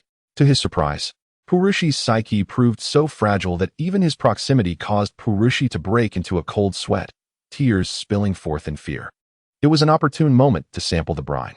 Ultimately, it became evident that the sweat and tears of the Otsutsuki were no different from those of a normal individual. This contrasted sharply with the rational analysis unfolding in Orochimaru's mind. Though it appeared that Purushi remained alive after being licked by Orochimaru's tongue, in reality, he had succumbed to unconsciousness for some time. To put it plainly, he had fainted. Imagine a man struck down by an enemy, waking to find himself bound and silenced, only to face an effeminate man approaching him with a twisted grin, licking him. The proximity allowed for a vivid view of the man's face and the scent of saliva. In such a state of abject terror, compounded by the exhaustion from prior intense battles, fainting would be entirely reasonable. Huh, why did I faint? Orochimaru regarded Purushi, who had suddenly closed his eyes, with a hint of confusion. Am I truly that frightening? The esteemed Otsutsuki has fainted in my presence.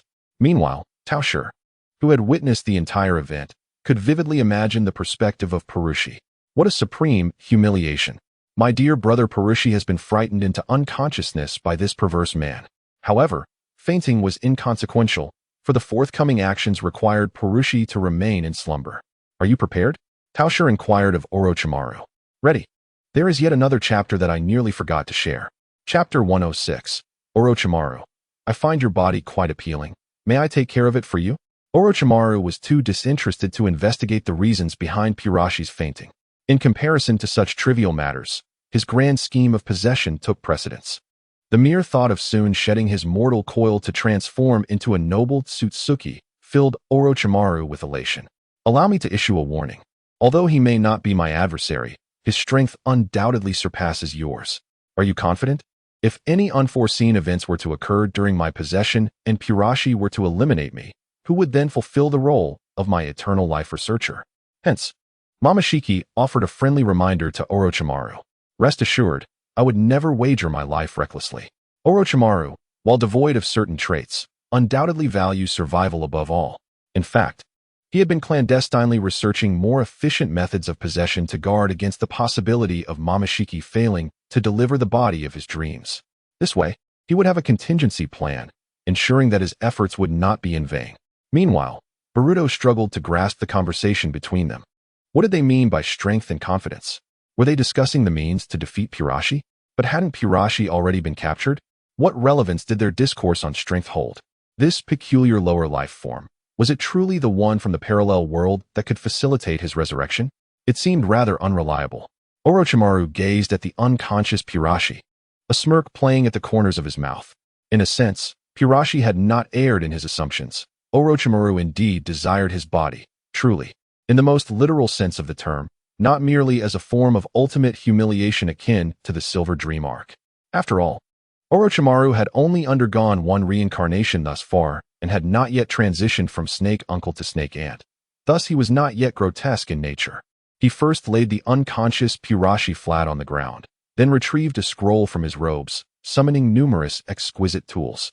However, instead of employing them immediately, he produced another scroll inscribed with the character for Sage. Approaching Pirashi, he crouched beside him, extending a hand. Head, armor, spear, chest adornment, backpack, bloom, come forth. Illusion. He placed his finger beside Pirashi's neck and swallowed the scroll, while simultaneously beginning to weave hand seals. With each seal, his finger left a mark upon Pirashi's neck. Ultimately, a symbol of an Ouroboros emerged. Although only a few strokes had been made, Orochimaru appeared breathless, as though he had expended considerable energy. With a retch, he expelled the scroll he had just ingested, its sealing patterns now entirely erased. Casting the scroll aside, Orochimaru picked up the tools from the ground and commenced the formal preparations. He first grasped a rod made of an unknown material, effortlessly driving it into the earth. Upon the rugged stone floor of the cave, a rune resembling a sealing technique was inscribed, centered around the figure of Orochimaru. Subsequently, he darted to a nearby patch of ground to draw an identical rune. Between the two runes, Orochimaru used a stick to pierce a small pit, thereby connecting them. What on earth are you doing? Does the technique of reincarnation truly require such elaborate steps? I have never encountered such runes in the anime. Have you, the crafty serpent, secretly added something? Furthermore, you inscribed the Ouroboros on someone. Can you withstand the consequences of that? Tao Shi observed Orochimaru's vigorous actions. Yet he lingered without delving into the main subject. Doubts began to creep into his mind. Could it be that Orochimaru has further refined his research on body snatching during this time? The manner in which he conducted himself bore a semblance to the sinister practices of a mystical world, which was somewhat unsettling. However, the main event was about to commence. After meticulously checking the drawings and structure of the runes multiple times and confirming their accuracy, Orochimaru finally began the formal proceedings. The ensuing ritual process could not be interrupted. Tao Bokun, you must safeguard me, he whispered confidentially into Tao Shi's ear, casting a glance towards Boruto. With a swift backward leap, he positioned himself upon the rune he had previously inscribed, lying head-to-head with Tao Shi. Ninjutsu, Soul Devour, Orochimaru declared, forming hand seals as he lay on the ground. In the next moment, countless tiny white serpents erupted from Orochimaru's body, slithering along the drawn runes until they filled every void of the inscription. At that juncture, the body of Orochimaru lying on the ground had transformed into an empty husk. Immediately thereafter, Orochimaru's hair underwent a grotesque transformation, resembling that of his true form. The white-scaled serpent. Simultaneously, Tao Shi's body, which had reverted to a human form, began to shift back into its wild, foul state. Boruto, witnessing this scene, felt a sense of nausea mingled with an inexplicable anxiety. What exactly does he intend to do with Tao Shi? His concern was not born from care for Tao Shi, but rather from the sheer peculiarity of Orochimaru's actions. He was attempting to seize Tao Shi's body, aiming to become one of our kin. To capture the body of a member of the Otsutsuki clan, what a farce. Boruto's right eye, wide open, glared in disbelief, casting uncertain glances at Tao Shi. At this moment, he felt an eerie chill. If what he perceived was indeed true, it would imply the existence of a being capable of seizing the bodies of the Otsutsuki clan. And what of himself, who appeared to be intimately connected with this entity? Was he truly himself, or merely a lowly creature that had been usurped? Tao Shi remained oblivious to the unsettling glint in Boruto's eyes, assuming he was merely in shock. Simultaneously, a radiant glow suddenly enveloped the serpents that had infested the runes.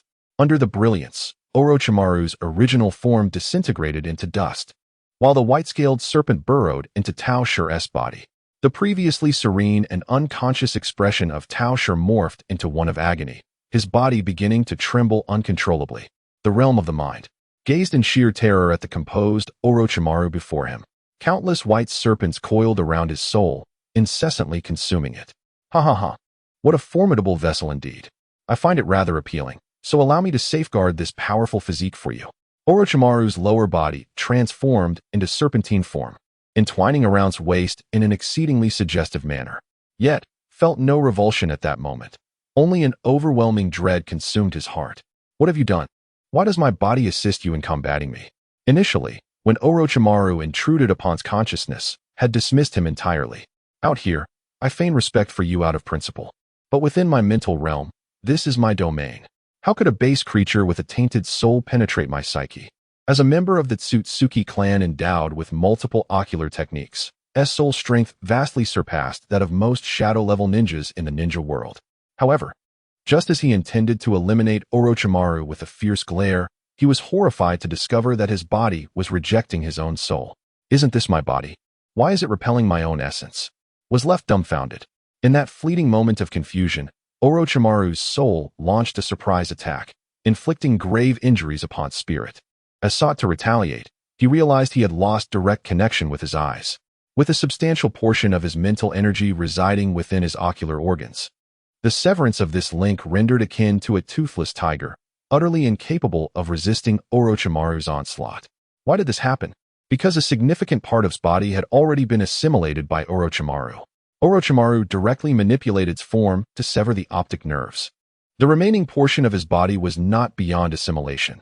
Rather, Orochimaru could not bear to consume the essence of the Otsutsuki bloodline and the eyes themselves. Thus, he opted to merely temporarily disconnect them from the body, refraining from full assimilation. Indeed, assimilation. The markings Orochimaru inscribed upon his neck were not mere ordinary seals, but rather a unique wedge of his own design, an innovation of his own making.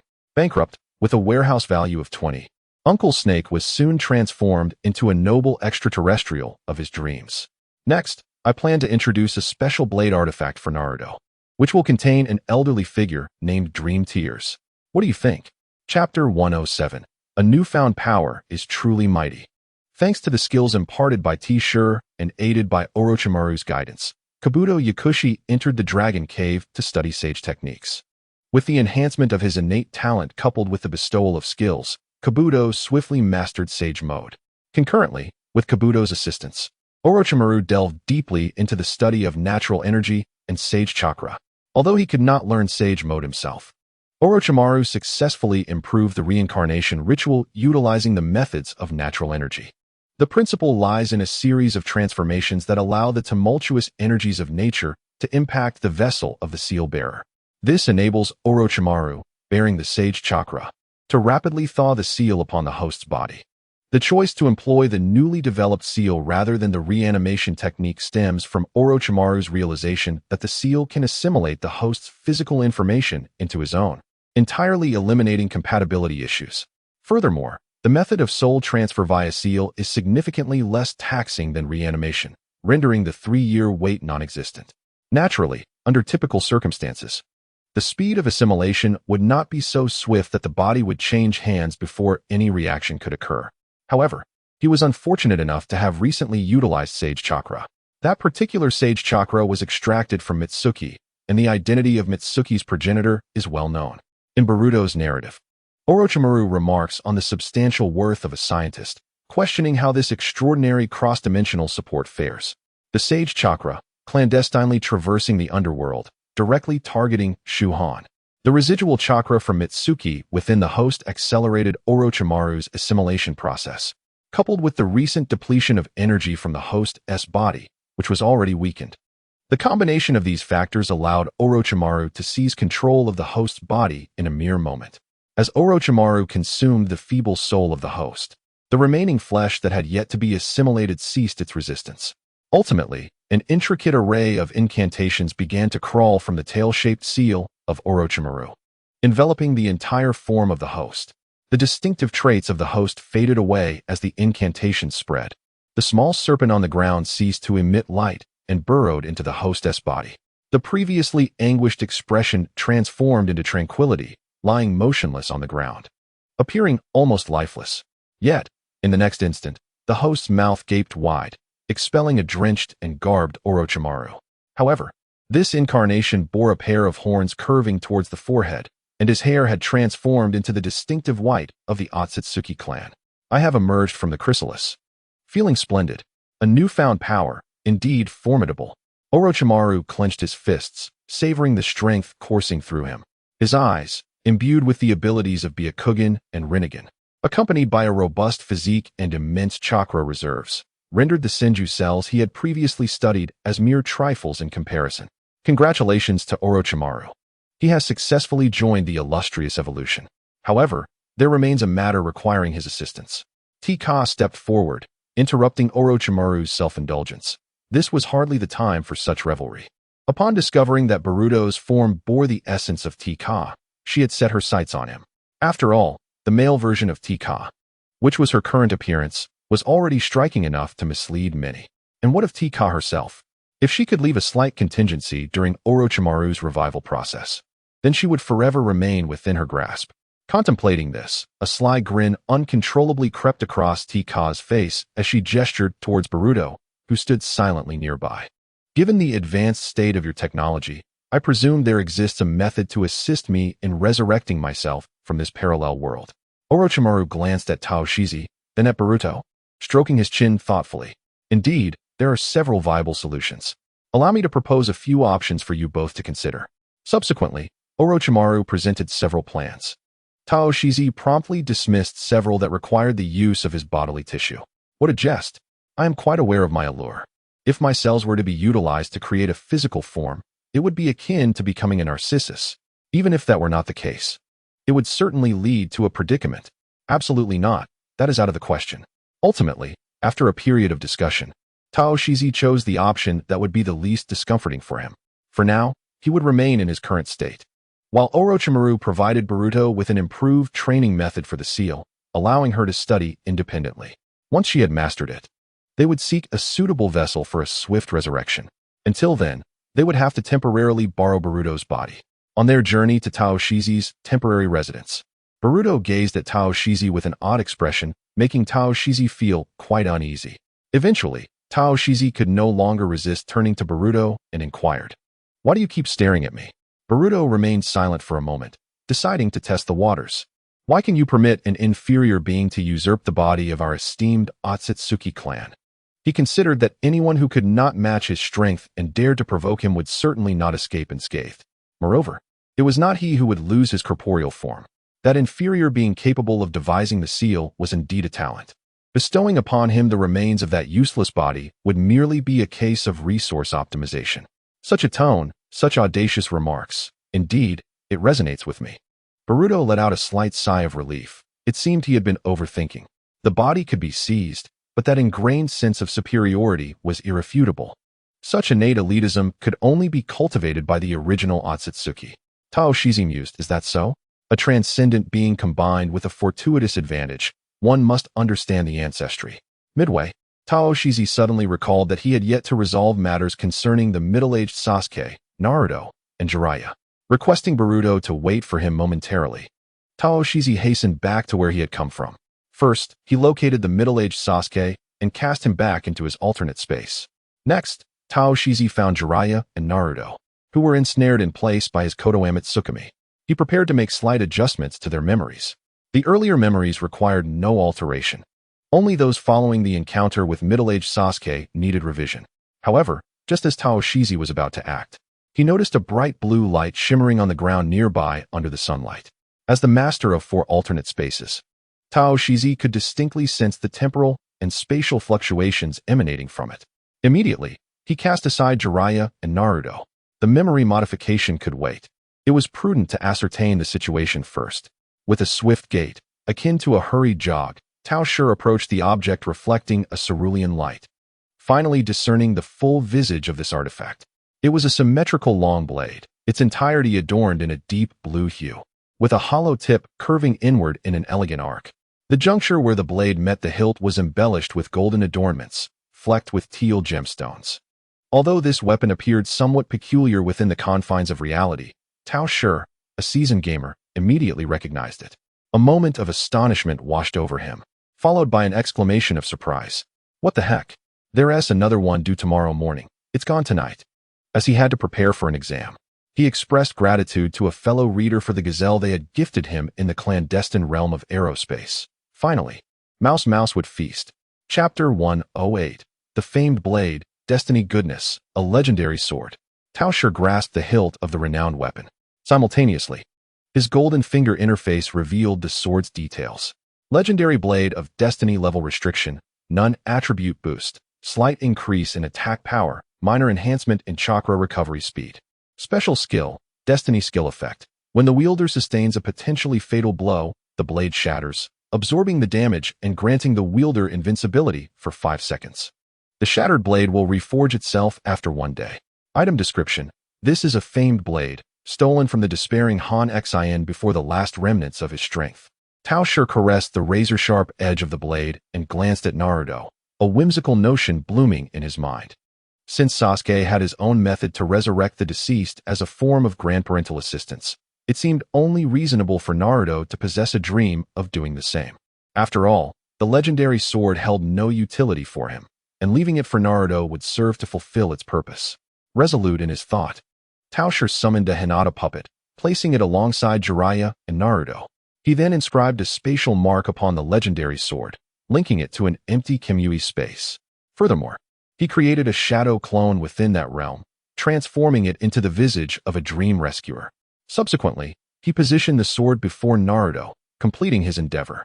In the final act, Tao Shi employed the technique of Kotoame Tsukumi to alter the memories of Naruto and Jiraiya. In their recollections, there existed no mysterious figure who had followed them from the village. They simply departed as any ordinary villagers would, traversing the path to this point, their attention drawn solely to the sword embedded in the ground. Upon completing the memory alteration, Tao Shi opened a spatial portal to vacate the scene. Lifting his control over Jiraiya and Naruto, he found no reason to ponder the inexplicable appearance of the legendary sword. After all, had he not previously stumbled upon a blood skull worm? He surmised that this anomaly was likely a consequence of his traversal. Perhaps an unknown effect allowing artifacts from other realms to inadvertently infiltrate the ninja world. Moreover, it could very well be attributed to the effects of his golden finger. In truth, the manifestation of this phenomenon stemmed from the moment Tao Shi crossed over. The great serpent, Wan Shi, had created a fissure in the fabric of reality, rendering the space somewhat unstable. This instability permitted certain items, previously lost beyond the world, to cascade through the crack into the ninja realm. In an alternate reality, the middle-aged Sasuke and his companions inadvertently traverse into this world due to the instability of space. Their journey creates considerable spatial fluctuations, which in turn establish fragile connections between the ninja world and other realms. These subtle links have begun to exert influence on the ninja world itself. For instance, there are peculiar artifacts from other worlds, as well as certain ocular techniques associated with these alternate dimensions. Recently, Nagato has been experiencing a bit of a headache. He senses that his Rinnegan might be malfunctioning, or perhaps it is the realms of Azura and Animal Path that are amiss. Given that the Animal Path and the Azura Path possess the ability to summon creatures from other worlds, Nagato often attempts to invoke these two paths to summon beasts in hopes of good fortune. Perhaps one day he might conjure a divine beast or an extraordinary artifact. His split hounds and the Azura were summoned in such a manner. However, of late, the entities he has summoned have become increasingly abstract, leading him to question the integrity of his Rinnegan. For instance, just yesterday, he performed a summoning technique that resulted in the appearance of a bizarre humanoid creature, roughly the size of a large dog. It boasted pink hair, peculiar adornments, and a vacant expression. Its body lacked any discernible organs, possessing limbs without fingers, and its overall appearance was a pristine white. It bore no combat capabilities, emitting only a strange sound. Most perplexingly, despite being summoned through the Animal Path, this little creature exhibited no control from the Rinnegan. When Nagato attempted to dismiss the summoning, it seemed to sense his intention, tugging at his sleeve with a pitiable, tearful expression. It then produced an orange from seemingly nowhere and offered it to him, apparently pleading for him not to end the summoning. Nagato mused, "This little creature is rather endearing, and since the summoning contract is in my hands, I might as well keep it as a pet." Thus, he entrusted this entity, which he decided to name, to Conan for her care. Today, he summoned yet another peculiar being. This one bore a closer resemblance to a human, albeit the size of a child. Externally, she appeared to be a small girl clad in odd attire, complete with horse ears and a tail. Upon her summoning, she seemed startled, leaping into the air and emitting a strange cry. After surveying her surroundings, she spotted Nagato and erupted into a gleeful laugh, bounding towards him while joyfully chanting Manbwa Manbwa. Nagato pondered, what on earth is this? Why has my animal path summoned such a creature? I desire those formidable and awe-inspiring summoning beasts. This nonsensical summoning is merely a pollution of the pool. I can hardly conceive of any other purpose for such a creature aside from being released or kept as a pet. Am I to unleash this little one upon my enemies to have them succumb to laughter? With a flick of his hand, he commanded the Deva path to utilize the universal pull to draw the little creature away and send her to Conan's side. Let us regard it as summoning yet another pet. After all, Xiaonan holds a certain fondness for such quaint little creatures. Alas, what a vexing situation this is. Nagato rubbed his temples, pondering why the animal realm has been manifesting such peculiar entities of late. Very well, let us venture into the realm of Azura. Surely, a lifeless object will pose no issues. Azura realm. A cloud of smoke emanated from Nagato's hands, and as it dissipated, a dim golden object came into view. It was a gold badge, roughly the size of a human face, adorned with the emblem of a double-headed eagle, the Imperial Eagle. A badge? Has yet another worthless item emerged? Nagato shook his head, dismissively tossing the badge aside. No matter. After all, this was merely a nearly costless draw. Should he procure something valuable, it would be a boon. Should it be something less desirable, he would incur no loss. Nagato was already accustomed to this. However, just as he discarded the golden badge, it inexplicably hovered in midair before soaring back into Nagato's hand. What is this? I did not even employ the universal pull. I shall cast it again. The golden badge was flung once more, only to halt in midair and return to Nagato yet again. Binding curse. It is a cursed summon. Nagato had never encountered a summoned entity that could autonomously navigate back, though it appeared as though this trinket merely returned to his side, for safety's sake. Nagato resolved to destroy it. Thus, as the golden badge was about to return to him, Nagato raised his hand and unleashed a powerful force. Shinra Tensei, is this truly deserving of a golden throne? Chapter 109. The curious encounters of the Akatsuki members unexpectedly. The golden Imperial Eagle badge defied the repulsive force of Shinra Tensei, directly piercing through and hurtling towards Nagato. As the repulsion was breached, the immense backlash sent Nagato flying. How is this possible? Shinra Tensei has actually been overcome. Nagato's eyes widened in disbelief. This was the first time his Shinra Tensei had been defeated. Moreover, the entity overcoming it was merely a peculiar badge summoned from the Azura realm. What a jest! Just as Nagato was about to crash into the wall, the Imperial Eagle badge darted forward at an accelerated pace, enveloping him entirely. It swiftly absorbed Nagato's chakra, while its form began to expand dramatically. Ultimately, just before Nagato collided with the wall, it transformed into an enormous mech that encased him within. Crash! The gilded, giant mech struck the wall with a resounding thud. The mech appeared somewhat rotund, with an emblem of the Imperial Eagle at its center. Flanking its head were two large-caliber cannons, and around its wrists were heavy multi-barrel explosive guns.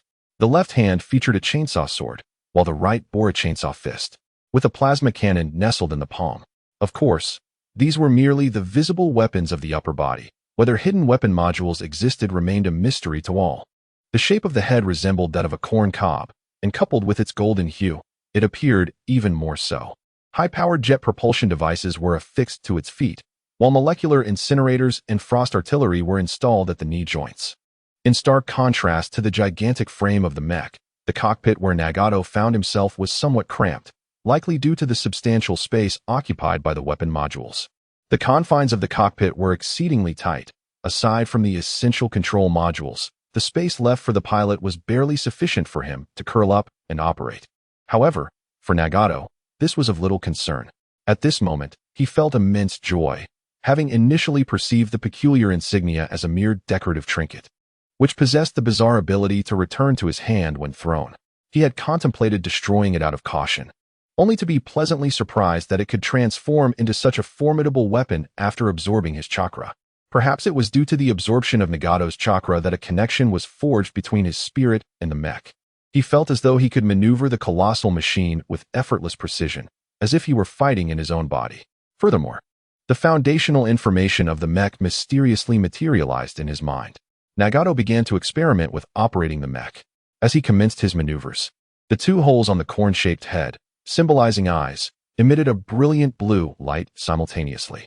With a series of clicks, the mech gradually came to life under Nagato's guidance. Perhaps due to prolonged disuse, the joints of the mech creaked as it moved.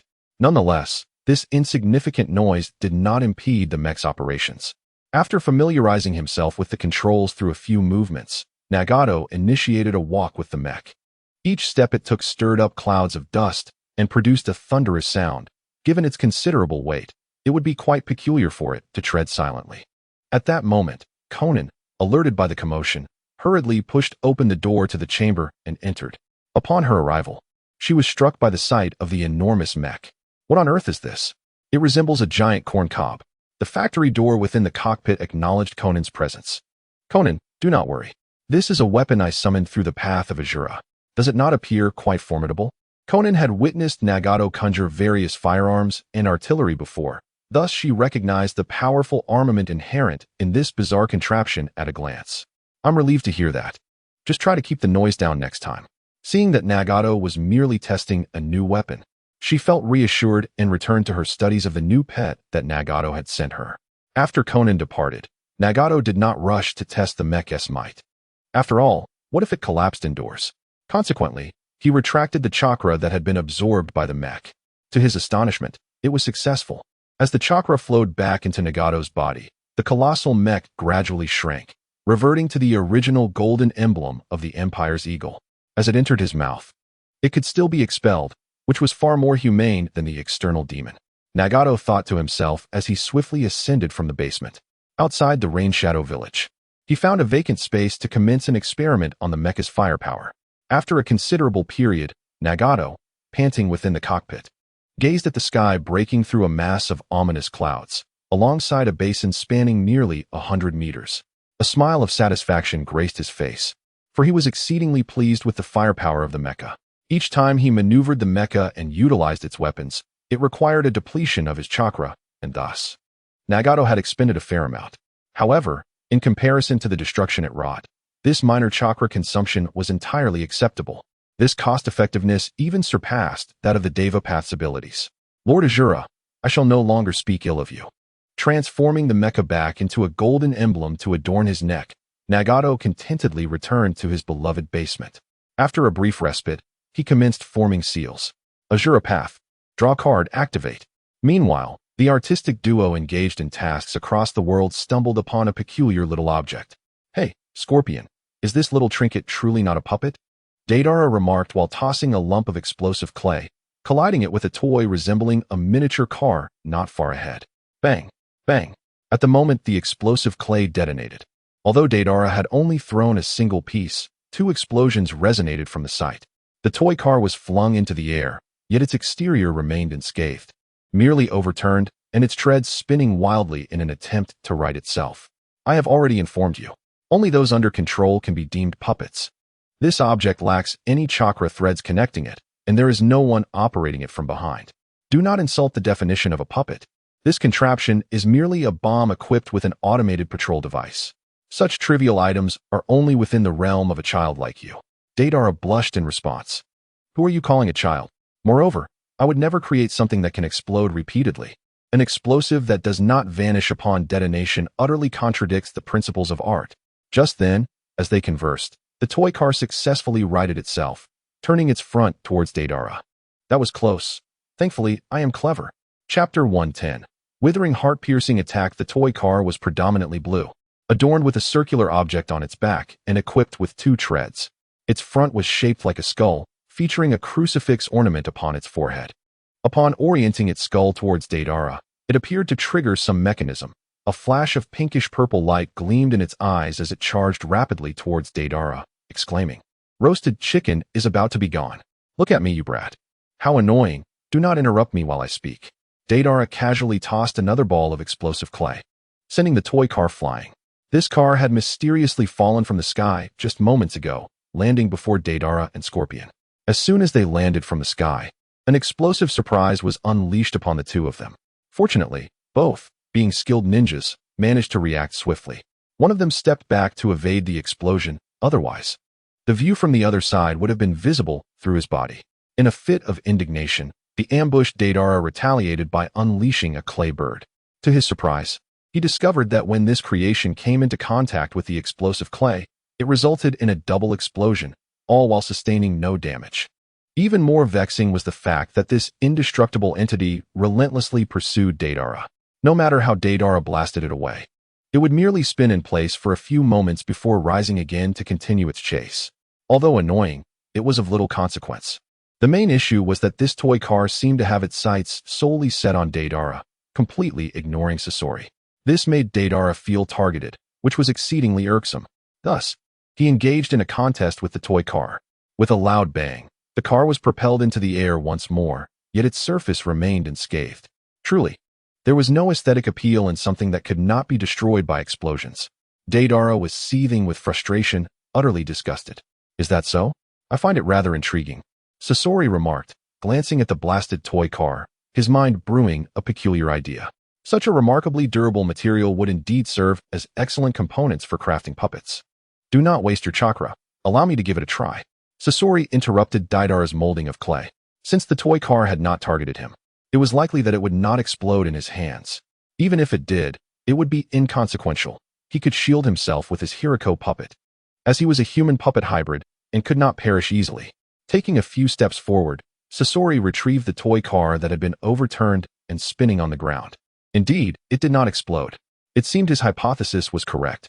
As long as the car did not select him as a target, he could hold it without fear of detonation. Firmly grasping the toy car, Sasori meticulously examined it, turning it over in his hands. The material was exceptionally tough. The Hiriko puppet could not leave even a scratch upon it. A line of small text was inscribed on the underside, and as Sasori leaned in closer to read it, he uttered, "Withering heart-piercing attack? Is that the name of this thing?"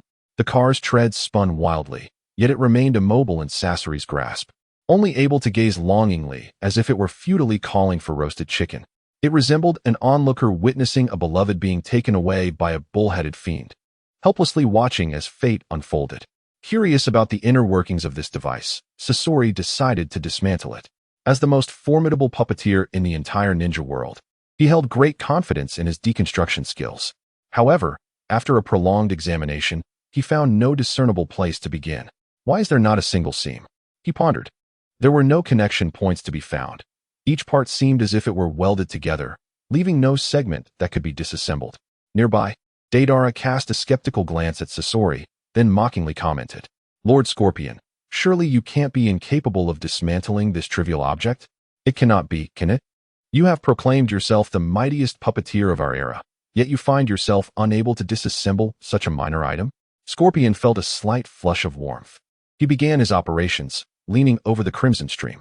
10 strands of chakra emerged from the tips of his fingers, ensnaring the withered heart-piercing attack.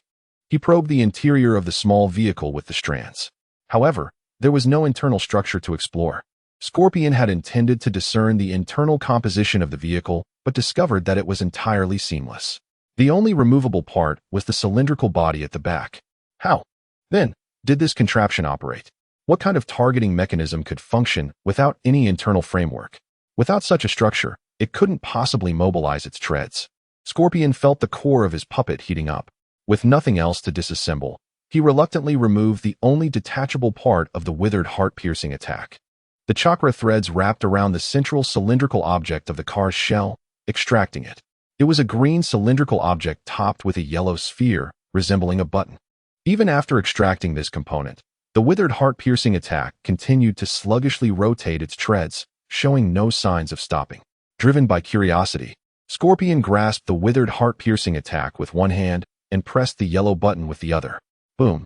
The moment Scorpion pressed the yellow button, the cylindrical object erupted in a tremendous explosion, completely severing the arm of the crimson stream. The green cylinder fell to the ground. Glancing at the severed arm, Scorpion silently retrieved a scroll, summoning a new arm to replace the lost one. It appeared that this cylinder was the cause of the vehicle's explosive potential. Without further ado, Scorpion discarded the withered heart-piercing attack back to the ground. The moment it hit the ground, it surged towards Deidara with astonishing speed. Standing beside Scorpion, Deidara had no time to react and was struck by the withered heart-piercing attack. "Scorpion, why did you suddenly let go?" Deidara exclaimed, feeling the impact against his leg. As an expert in explosions, he understood the destructive power of such detonations all too well. If the withered heart-piercing attack were to explode, it would likely shatter his legs. If that were to happen, he would be confined to a wheelchair for the rest of his life, pushed around by Otsutsuki. Yet, just as Deidara braced himself for the explosion, nothing occurred.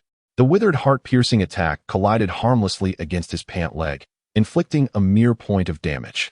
It then retreated and struck again, repeating this cycle. Deidara slowly formed a question mark. Indeed, I was correct.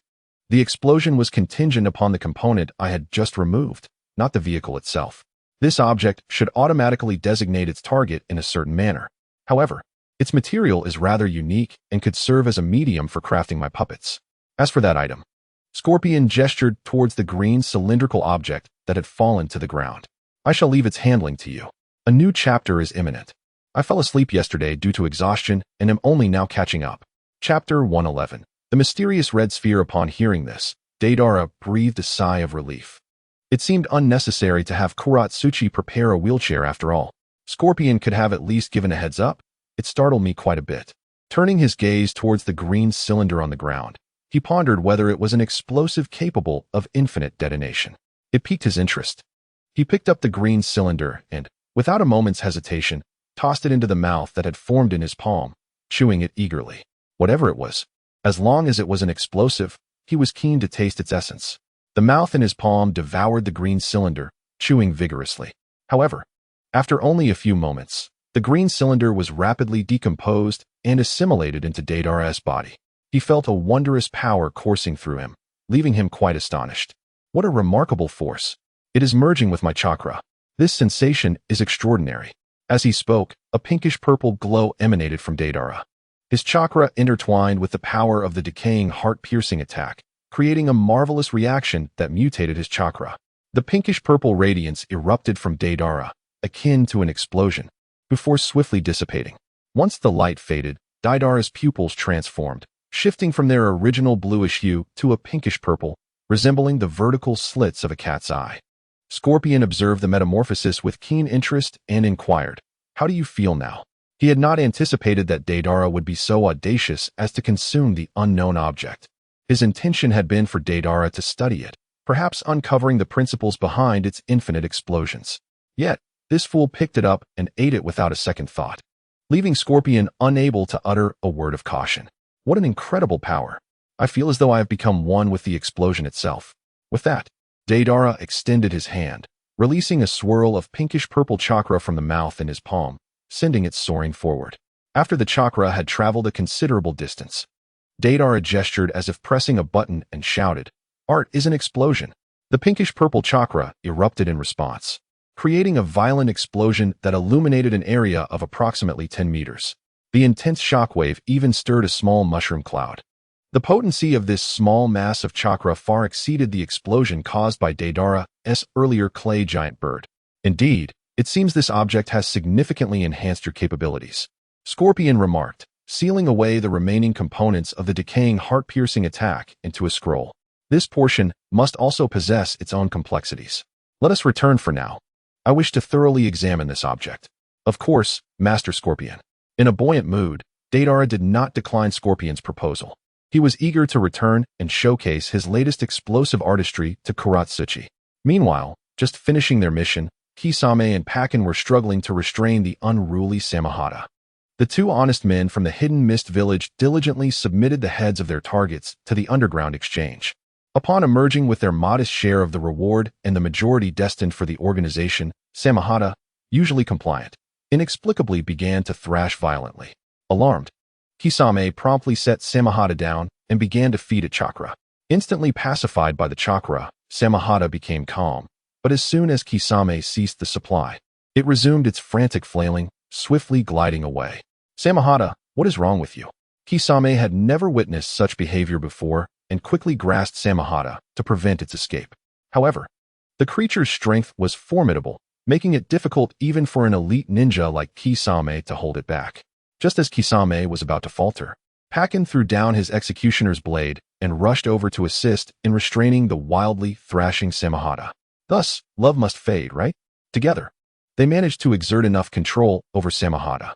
Kisame, drenched in sweat, turned to Pakin and asked, "Brother Pakin, have you ever seen Samahata behave like this before?" Pakin shook his head. "In my many years with the pufferfish, I have never seen Samahata in such a frenzy. Nor have I heard of previous wielders of the 7 ninja swords encountering this situation. This is indeed peculiar. Samahata is usually very docile." Suddenly, Kisame contemplated a possibility. "Do you think there might be something in that direction attracting Samahata? After all, it was thrashing toward that spot, not aimlessly. It is possible. We currently have no tasks at hand. Why not investigate?" Thus, the two slowly released their grip on Samahata and guided it toward the direction it had been so fervently pursuing. As they moved closer to the source of attraction, Samahata ceased its thrashing and patiently awaited their guidance. Exchanging a glance, Kisame and Pakin nodded in agreement. Once Pakin retrieved his executioner's blade, they hurried forward. Before long, they encountered a peculiar sight, a massive red sphere, approximately 2 meters in diameter, its vibrant hue strikingly prominent. The ground bore a large crater, indicative of the sphere's descent from above. As they approached, Samahata began to tremble with excitement, clearly drawn to this object that had incited its earlier frenzy. Kisame and Pakin halted before the red sphere, scrutinizing its gleaming, smooth surface that reflected a brilliant red light under the sun's rays. With the back of his large sword, Pipa Shirzong struck the surface of the red orb twice, producing a crisp, ringing sound without leaving a single scratch. Was this object what was attracting the shark skin? Gui Jiao reached out to touch the red orb, feeling its icy smoothness. He attempted to sense its essence through chakra, only to discover that his chakra was repelled from the orb's surface, unable to penetrate its depths. The ability to repel chakra? What on earth is this object? Gui Jiao was profoundly shocked, staring at Pipa Shirzong with wide, fish-like eyes. "Don't look at me. I've never seen it either," Pipa Shirzong replied, shaking his head in helplessness. "Well, if we don't know, we don't know. This object is attracting the shark's skin, not us. Let us observe how the shark's skin intends to interact with it and why it is drawn to this object." Thus, Gui Jiao placed the shark's skin on the ground. Watching its actions, the shark's skin, scales bristling, leaped forward towards the red orb. It opened its wide mouth and extended its tongue to lick the orb. Everyone, take a guess at what this object might be. There's a reward for the correct answer and a punishment for the wrong one. Chapter 112. Gui Jiao. Fusion with the fish angel. The sounds of slurping echoed as Gui Jiao and Pipa Shirzong idly watched the shark's skin lick the red orb for what felt like an eternity. However, aside from the pool of saliva accumulating around it, nothing else occurred. "Do you think the shark's skin is trying to eat that thing?" Gui Jiao mused, observing the persistent licking. "It seems likely," he concluded. Pipa Shirzong compared the shark's skin, which was of a human size, to the red orb, which was over 2 meters in diameter. "It simply cannot fit," he lamented, "the disparity in size too great to overcome. Perhaps we should assist it." Seeing the shark's skin laboring fruitlessly, Gui Jiao, embodying a paternal instinct, felt a pang of sympathy. "And how shall we assist?" Pipa Shirzong glanced at Gui Jiao. No matter how much it expands, the shark skin's mouth could never accommodate such a size. The proportional difference seemed almost akin to a snake attempting to swallow an elephant. When sufficiently charged with chakra, the shark skin could increase its size to a certain extent. At this moment, if I merge with the shark skin, its form can ascend to another level. Gui Jiao glanced at the enormous red orb, his expression troubled. Although there would still be a discrepancy in size, it might just be feasible to fit. Pipa Shirzong sighed. "Very well, I shall assist you." Rising, he joined Gui Jiao beside the shark skin, feeding it chakra. After a while, when Pipa Shirzong had nearly exhausted his chakra reserves, the shark skin finally reached a state of fullness, its body swelling to nearly double its original size. Then, Gui Jiao grasped the hilt of the shark skin's blade. Entering a state of fusion, his clothing tore as his muscles expanded. Features reminiscent of a shark sprouted from the back of his head, arms, and tail. Upon merging with the shark skin, Gui Jiao's height exceeded 3 meters, his form colossal, although the height was a full meter greater than that of the red orb. Attempting to consume it was still quite a daunting task. The difficulty of this endeavor resembled that of an ordinary person attempting to swallow a backpack filled with books in one gulp. It was nearly impossible to even place it in one's mouth, let alone ingest it. "Kisame, are you certain you wish for me to do this?" "No worries, proceed. Just consider it for my sake. Wield your sword of execution." The Samahata could assist me in swiftly recovering from my injuries. The minor wounds inflicted by the cricket were inconsequential. Lying on the ground, Kisame gestured for Hachibi to use the sword to slice open his abdomen, testing whether the red orb could be inserted. As for consuming it through conventional means, no way, not even with pills. Kisame was merely honest, not foolish. Even if he stretched his mouth wide, it would be impossible to fit such an object inside. Thus, the only option was to attempt external insertion. After hearing Kisame's words, Hachibi took a deep breath and slowly raised the sword. Here goes, I apologize in advance. With a single stroke, Kisame's abdomen was instantly opened, revealing the organs within. Hachibi then pushed the red orb out from the cavity, rolling it beside Kisame. Observing the space within Kisame's abdomen, which was not even half the size of the red orb, Hachibi couldn't help but swallow hard. Kisame, are you sure this won't be fatal? Fear not, my brave comrade. Kisame replied with unwavering determination, nodding solemnly. Come on, do not hold back. All right, here I go. After reaffirming his resolve, Hachibi boldly pushed the red orb toward Kisame's abdomen. Ugh! Kisame let out a cry of pain, yet he did not relent. Instead, he communicated with Samahata and channeled chakra, attempting to mend his injuries. After all, he was but a human, and the elasticity of his flesh was insufficient to fully accommodate the red orb. He could only hope to use the self-healing technique to envelop the orb with his flesh.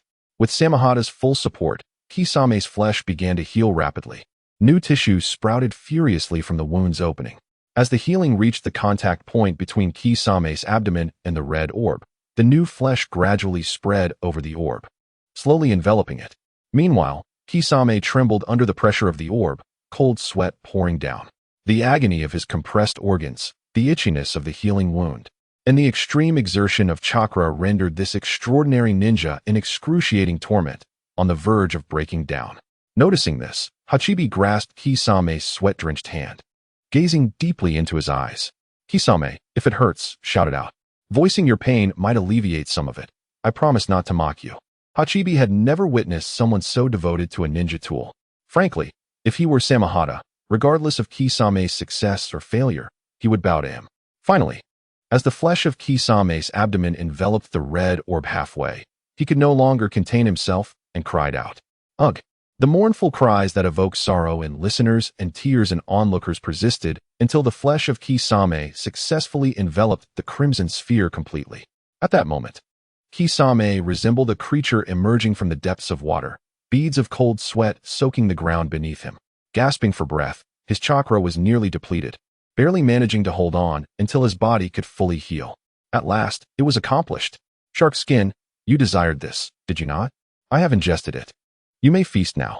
Despite flirting with death, Kisame managed to muster a smile directed at the shark skin merging with him. The moment his words fell, Kisame suddenly sensed an overwhelming and extraordinary surge of physical energy emanating from the crimson sphere he had encased in flesh. Wave after wave of this power surged forth. What is this? Kisame's eyes widened in astonishment. As the waves of physical energy flowed into him, his form began to uncontrollably swell in the state of merging with shark skin. In a brief span, his stature expanded to nearly 40 meters before ceasing, his body transforming to a cream hue. The features of a shark remained, though his tail had become slender and ethereal. A mask-like carapace emerged on his face, and his teeth were sharper and more densely packed than before. Kisame opened his eyes, gazing at his colossal form, feeling the cataclysmic power within him, and the relentless surge of energy emanating from his heart. He finally comprehended Shark Skin's fervent desire for the Crimson Sphere. This was nothing short of divine power. He was now undeniably capable of engaging in close combat with the tailed beast and emerging victorious. Meanwhile, the once close companion, Hachibi JZ, stood utterly astonished, gazing in awe at the immense being beside him. What in the world is this? Suddenly, Kisame felt not only the continuous flow of physical power, but also the emergence of another peculiar force within him. This force seemed not to be supplied by the Crimson Sphere, but rather activated from within by it. Instinctively, Kisame harnessed this energy and unleashed it. His jaw, lined with sharp teeth, opened wide, releasing cascading layers of a transparent force field. This translucent field, imbued with a repulsive power, surged forward, obliterating everything in its path. The instant Kisame wielded this power, he understood its essence. This is the power of the heart's barrier. It isolates one's inner self from the external world, repelling all. Mr. Thibault did not deceive me. The heart's barrier truly exists. However, this state is exceedingly conspicuous. Thankfully, there was no one nearby. For being seen would pose a significant problem. As a fleeting thought crossed his mind, Hoshigaki Kisame's form began to rapidly diminish, until he reverted to that of an ordinary human. Watching in astonishment as Kisame transformed from large to small, Taizang swallowed hard. He reached out to poke the now even more peculiar Kisame, and, with a trembling voice, inquired, "Kisame, are you all right? Was that power you just exhibited bestowed upon you by that red orb?" Kisame nodded, simultaneously withdrawing from his fusion with the Samahata. The white and aquatic characteristics that adorned him cascaded off like liquid, coalescing in his hands to revert back to the form of the Samahata. However, under the influence of apostasy, both Kisame and the Samahata had undergone subtle alterations. A white, mask-like horn sprouted from the back of Kisame's head. While the appearance of the Samahata had transformed significantly, it had grown substantially, its scales now a pale beige, and its teeth sharpened to a lethal edge. Deep within its maw, an organ identical to the red orb emerged, albeit in a considerably smaller size. A similarly sized red orb resided at Kisame's abdomen, concealed so that only a direct strike could reveal it.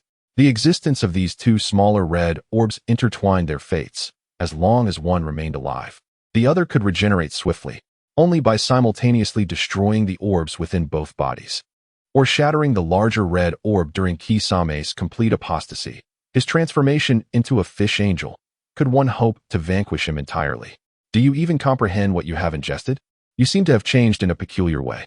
Though Kisame's appearance remained largely unchanged, still as bizarre as ever, he exuded an odd sensation that unsettled Taizang. I am fine. As for the nature of this substance, I am uncertain. However, a senior in our organization may possess the knowledge we seek. Illusion, perhaps we should return to the organization's base. Oh, there are such erudite individuals within the organization? Taizang replied. In that case, we have no pressing missions at the moment. Let us head back. Thus, the rogue ninja duo from Kirigakure turned towards the direction of Amigakure. Meanwhile, Haydn, relishing the ecstasy of his ritual, lay amidst a blood-soaked array, his entire being transformed into that of a worm. With a face illuminated by pleasure, he emitted joyous shrieks. Surrounding him lay a multitude of corpses, their expressions twisted in agony, suggesting they had endured extreme torment in life. Suddenly, a monstrosity formed of black lines materialized beside Haydn, exhaling a powerful gust that blew him out of the blood ritual. Haydn crashed heavily to the ground, his expression still one of delight. Yet his body reverted from that of a worm back to that of a normal human. During this interval, Haydn had successfully integrated the techniques of Zetsu and his blood ritual, achieving a significant upgrade. Now, the worm-like entity he had become was no longer the same as before. Instead, it is a genuine, explosive worm. Those who are splattered by the worm's eruption will be marked as ritual targets by the blood of death. This implies that as long as enough individuals are doused by the worm's discharge, the blood of death transforms into a skill. Consequently, during battles with Haydn, Kakuzu now keeps his distance, fearing he might be affected. The agony shared through the blood of death is no trivial matter. Those unfortunate souls lying on the ground have succumbed to the excruciating pain inflicted upon them. Only Haydn, with his twisted disposition, can continuously engage in this technique. Kakuzu slowly emerged from the shadows, manipulating the dark-line creature to return to his body. It always unfolds this way, in his madness. He ends up killing those who are meant to be spared for profit. Remember to extract a few more kidneys. Recently, there have been high offers in the black market for the body tissues of elite ninjas. The financial losses from this mission will be compensated by your bodily tissues. At the moment Kakuzu spoke, Haydn snapped out of his euphoric state. After all, Kakuzu had always awakened him when he overindulged, and over time, it had formed a muscle memory. He glanced at the multitude of corpses surrounding him and shrugged. These individuals are my offerings to the Dark God. How could I leave any alive? I don't care. I do not believe in the Dark God, Kakuzu retorted. The Dark God is your faith. Money is mine. I respect your beliefs. Please respect mine. In summary, I, Kakuzu, seek wealth. Fine. It's just bodily tissues. I shall provide them for you. Regardless of how many I give, one blood of death will suffice to regenerate everything, so it bears no consequence for me. With Haydn's agreement, Kakuzu ceased his chatter. However, the corners of his mouth, concealed beneath his mask, curled upward. Silly boy, not even inquiring how much tissue is needed. In the end, I can take as many kidneys as I desire. The surplus funds will all belong to me. Hehehe. Thus, Kakuzu sealed the scattered corpses into a scroll and, accompanied by Haiden, submitted their mission. Upon exiting, Kakuzu appeared invigorated, carrying a sack brimming with cash, while a visibly drained Haiden trailed behind. Just now, Kakuzu had extracted no less than 20 of Haiden's kidneys, leaving him feeling quite feeble. Even though they could regenerate, the experience still left him weakened. The duo ambled leisurely along the small path when suddenly, Kakuzu felt something hard beneath his foot. Looking down, his green eyes widened in astonishment. What on earth? A legendary treasure. Before him lay a translucent, radiant red gem, shimmering brilliantly under the sunlight. To Kakuzu, it was not merely sunlight reflecting, it was the glow of wealth. He hastily picked up the ruby, carefully wiping away the dirt that marred its surface. This red gem was roughly the size of a fist, intricately carved into a cube shape. Setting aside its peculiar appearance, just the color alone assured Kakuzu that this object was certainly not inexpensive. I am a coin. Inadvertently clicking on some cancellation modifications, an 800-word blank code. The Rubik's Cube, the Philosopher's Stone, sacrifices 648 of its power, and you shall acquire strength. Chapter 114, Scan the Cube, Return My Money. The previous chapter has been supplemented. Those eager readers can catch up. Such a distasteful chapter number, sigh, 666, an extravagant display. Played to secrecy. Xiao Du casually tossed a sack of money onto the ground, cradling a red gemstone in the shape of a Rubik's Cube in his hands, examining it with great interest. The gem, shaped like a 3x3 Rubik's Cube, was entirely transparent, devoid of any impurities. Under the sunlight, it radiated brilliantly, seemingly emitting a faint glow of its own. The more he gazed at it, the brighter the light in Xiao Du's eyes grew. A true masterpiece indeed. At that moment, Xiao Du's emotions mirrored those of a mouse that had discovered 9 African hearts, reveling in the presence of his boss, soaring with delight. However, before Xiao Du could assess the gem's value, an unexpected turn of events occurred. The red gemstone cube, which he had been cradling, suddenly soared from his grasp, spinning wildly in midair. As it twirled, the bottom of the Rubik's Cube emitted a brilliant red light.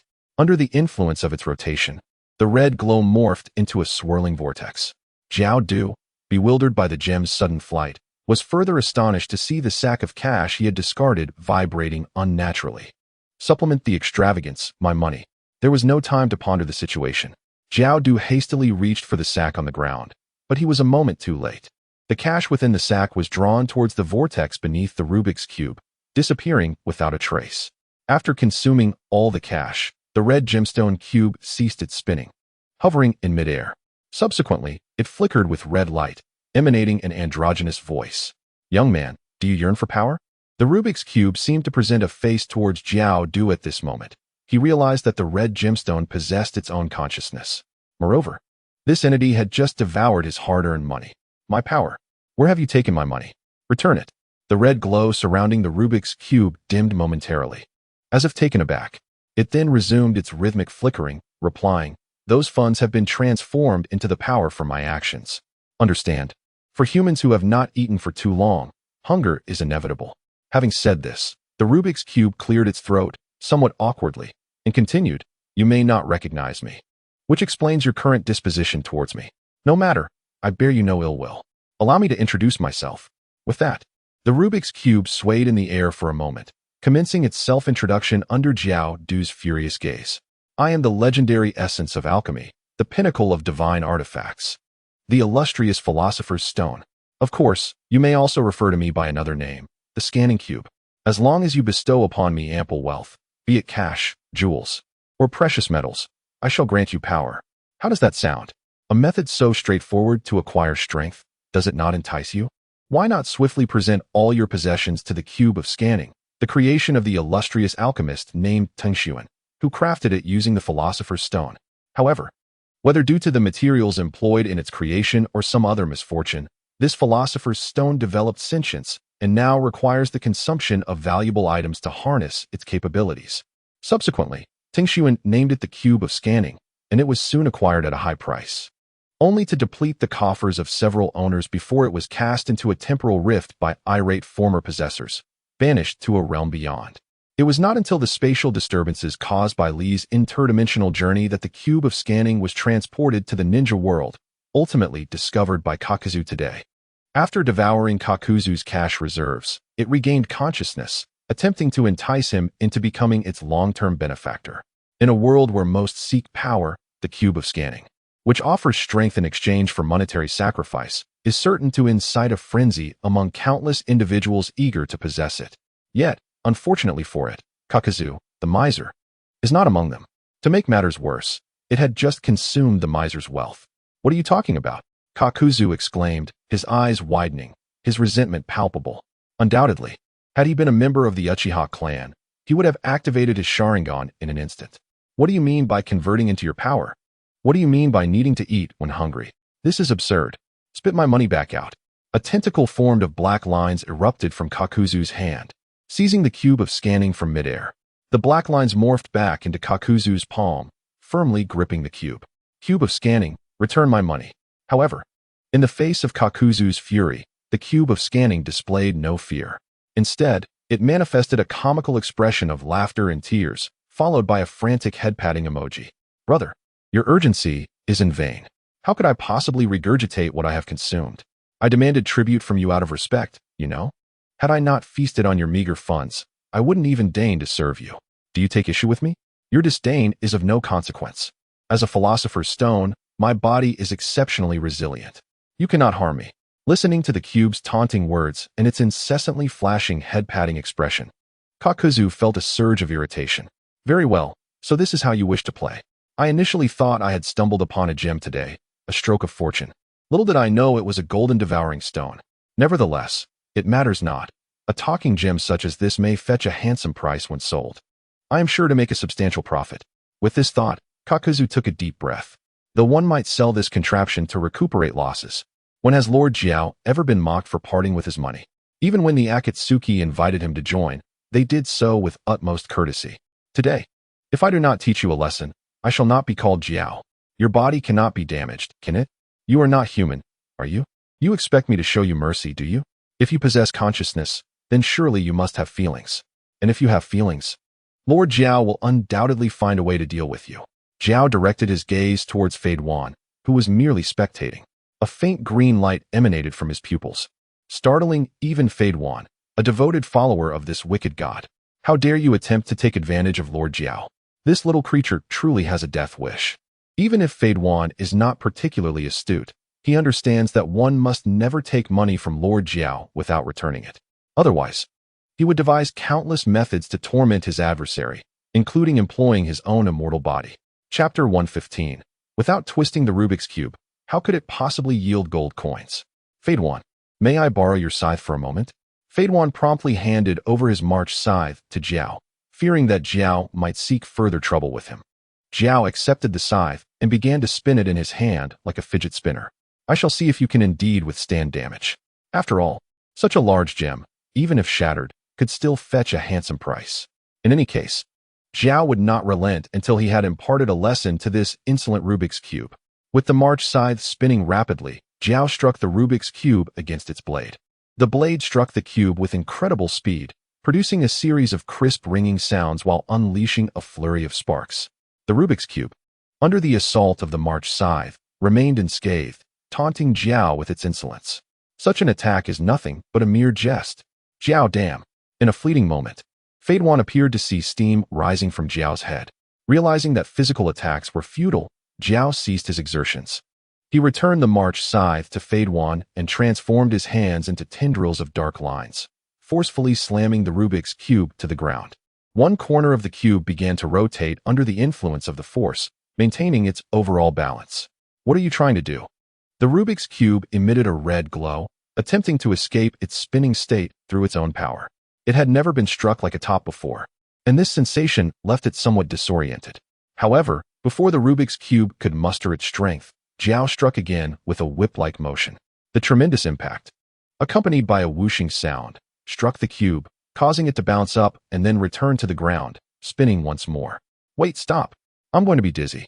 The Rubik's Cube felt its dizziness intensifying and hastily attempted to dissuade Jiao. Oh, it seems that whipping the top is quite effective?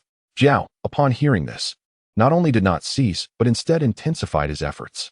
As long as it proves useful, I shall not hesitate to dismantle you today. Is it money you covet? Are you seeking to save face? I shall not spare you. The cube, having been thoroughly battered, is left in a daze, its ability to articulate lost, the light within it dimming. It falls into a deep slumber. After exhausting his strength in this endeavor, it is only then that he feels a sense of relief. You, return my money at once. Breathless, he retrieves the cube from the ground, shaking it vigorously. After a considerable time, the cube flickers back to life, glowing red. The first thing it does upon awakening is emit a dry heave. It had been rendered senseless by his relentless onslaught and is now roused from its stupor, utterly disoriented. In the wake of this heave, a crimson vortex manifests on one of the cube's faces, spilling forth a cascade of coins that pile into a miniature mountain before him. Lo and behold, it is gold, gold, gold. To think this contraption could regurgitate riches. He casually picks up a coin from the mound, bites into it, and upon inspection, realizes it is indeed a rare treasure. It becomes clear that this device can yield gold simply by being spun. This is the proper use of such an object, exchanging wealth for power, a notion that borders on blasphemy. Since it can produce gold, selling the cube is no longer necessary. The worth of these coins far exceeds the cash he had just lost. If spinning it can continuously yield coins, he would possess an endless supply of wealth. The distinction between mere sustenance and abundance is easily discernible to one as frugal as he. Hey, can you continue to produce gold? I require more. He prods the dimming cube, urging it to release more coins. There is none left, truly none. Not a single drop remains. The cube's voice is faint, almost imperceptible, as if it might vanish entirely at any moment. This is the last of the energy I have to sustain my functions. If you wish to keep me, you must find me some valuable metal to consume. Without replenishment, I shall, before it can finish, the cube's light fades completely. No matter how much he shakes it, there is no further response. It seems it genuinely cannot produce more. It appears he must first find some metal to nourish it before it can yield gold again. He shall calculate how much value in metal is required to generate an equivalent amount in gold. If profit can be made, he will retain it. If not, he shall empty it and sell it as a regular gemstone. As for where to find this metal, his gaze instinctively drifts towards Haiden's scythe. Noticing his beloved weapon being eyed, Haiden instinctively clutches it closer. Lord Kakuzu, I am amenable to many things, but this is truly off limits. As I observed Faden adopt an expression reminiscent of a beleaguered housewife bullied by a rogue, Kakuzu disdainfully curled his lip. Humph. Even if I were to feed Faden's 3-month scythe to the QR cube, the amount of gold it might produce would likely be negligible. At most, it would merely restore some functionality. To yield a sufficient quantity of gold, one must locate a supplier capable of consistently providing a substantial metal supply. Suddenly, Kakuzu recalled the organization's headquarters in the village of Rain. The leader, preoccupied with developing infrastructure within the village, surely possesses a reliable and abundant source of metal. All I need to do is approach the leader under the pretext of generating funding for the organization, and that should suffice. Indeed, Kakuzu is a genius in economics. When it comes to matters of finance, his execution is unparalleled. He tucked the QR cube, now reverted to its ordinary gem state, into his pocket. Kakuzu swiftly pulled Faden along, hastening their return to the village of Rain. As they raced towards their destination, Kakuzu envisioned transforming the non-existent metal into towering piles of gold, immersing himself in a sea of coins. The mere thought of this joyous scenario brought a smile to his lips, and he couldn't help but shed tears of overwhelming emotion. Hehehe. Following behind, Faden observed Kakuzu's peculiar behavior with a sense of unease, swallowing hard. What could be troubling Kakuzu today? His actions are oddly strange. Could it be that he harbors a desire to consume me? Chapter 116. Discovering the Dragon Vein and Refining the Goo. In the desert of the Land of Wind, at the ruins of Lulan, a yellow storm, a harbinger of death, ceaselessly howls through the remnants of the ancient kingdom. In this arid and inhospitable environment, nearly no life can endure. Once flourishing before the Third Shinobi War, Lulan now stands as mere ruins, with only remnants of its grandeur barely visible beneath the encroaching sands. At the edges of the ruins, 3 figures rapidly approached the last remaining intact tower at the center of the site. These 3 figures were Tao Shi, Hikari, and Boruto. As the original work did not specify the exact location of the Lost Tower in Lulan, Tao Shi and his companions had spent several days scouring the vast desert to locate the ruins. Finally, today, they discovered the site of the Lulan relics. Lulan, the ancient kingdom. Might there be princes and guards within? If so, I can only imagine being ruthlessly attacked by the prince wielding a white imperial spear. Sigh. As they journeyed towards the tower, an inexplicable, foul thought surfaced in Tao Shi's mind. Leading the way, Tao Shi soared ahead, followed closely by Boruto, who was carrying Uchiha Hikari. For reasons unknown, perhaps due to the peculiar connection between Pineapple Head and Hikari, or perhaps due to their shared experiences aided by Tao Shi, a sense of camaraderie lingered in the air. Although Boruto, as a former Otsutsuki, possesses a rather haughty demeanor, his interactions with Uchiha Hikari have remained relatively harmonious. However, with the assistance of Momoshiki, Boruto's consciousness could not possibly transcend the constraints imposed by Momoshiki merely through sheer willpower. For the past few days, he has been quite obedient. The trio moved with remarkable speed. As the prince's spear was hurled from Momoshiki's mind, the three swiftly arrived at the exterior of the tower. I remarked, if the intention is merely to traverse back in time, wouldn't a plow suffice? Could this so-called dragon vein possibly hold any utility for our illustrious Otsutsuki clan? Upon descending into the tower's interior, I gently placed Uchiha Hikari, whom I had been carrying, onto the ground. Boruto then presented a seemingly half-dead pink turtle, gazing quizzically at Momoshiki. Just a few days prior, when Momoshiki had asked for her assistance in locating ruins, she had believed the dragon vein to be something extraordinary on this planet.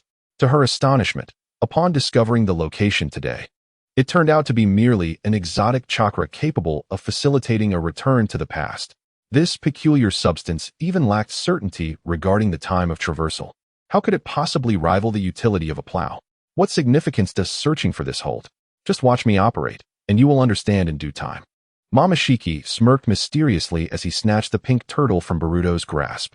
Given your superficial extraterrestrial knowledge, how could you possibly comprehend the authority of my time-traveling prowess?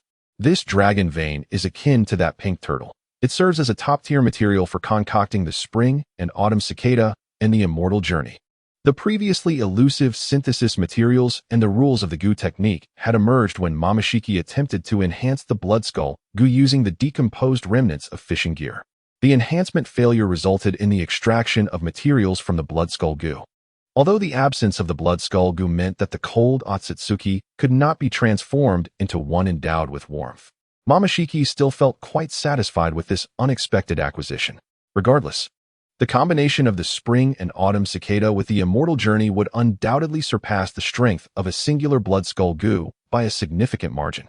Moreover, my unique ability will surely modify the effects of the two immortal Gu according to the rules of the ninja world.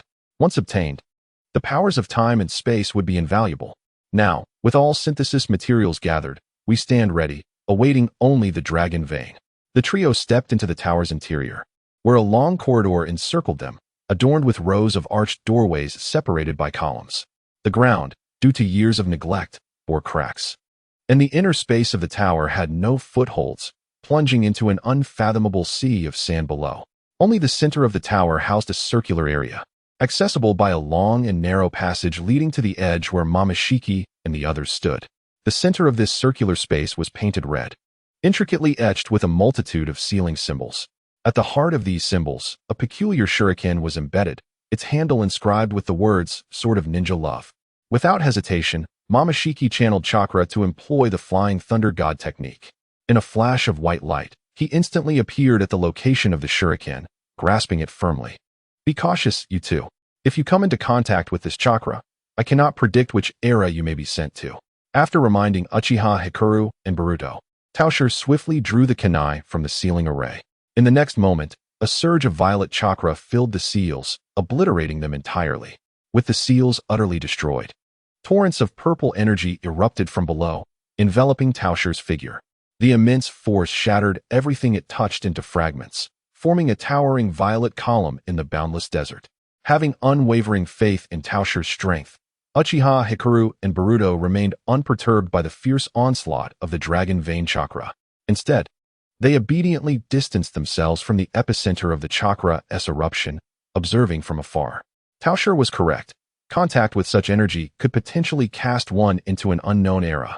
With the plow now in Tao Shi's possession, being banished would leave one devoid of any means of self-rescue. At this moment, at the center of the dragon vein chakra's eruption, Tao Shi stretched his limbs, instantly entering his complete form. With his left hand grasping the pink plow and his right hand holding the black box, Dragon Palace platform. A transparent orb of unknown energy, Gula, floated at his chest. The golden rinnegan on his forehead and hands widened, absorbing the explosive dragon vein chakra at maximum capacity.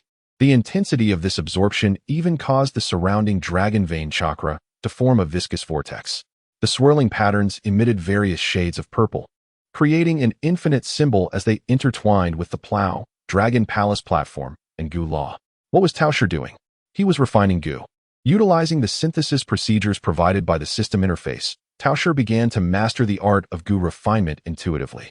First, he orchestrated a resonant frequency among the dragon vein, plow, and Dragon Palace platform, aligning their spatial and temporal laws. Then, through the Gu law and his own essence, he integrated them, resulting in a wondrous reaction that exponentially enhanced their functionalities. As time progressed, the initially explosive dragon vein chakra began to wane under Tao Shi's unrestrained absorption, gradually thinning and shortening. Meanwhile, the plow and Dragon Palace platform in Tao Shi's hands had long since vanished, transformed into two luminous orbs that now floated above his left and right hands. Once the last vestiges of dragon vein chakra ceased to erupt from the ground, Tao Shi grasped the two orbs firmly. The seals on his body faded, and his golden rinnegan closed. Slowly, he spread his hands, revealing a cicada and a butterfly, each resting in the palms of his hands. Today, my friends, I was delayed in updating due to helping out a friend who had insufficient funds after finishing his college entrance examination. I apologize for the late update, brothers. Chapter 117. Strong yet not sinister. As soon as the refinement succeeded, Tao Shi eagerly opened the ninja tool interface to examine the new items. Spring and autumn cicada restrictions. For personal use, only attribute bonus. None time 1 effect 1.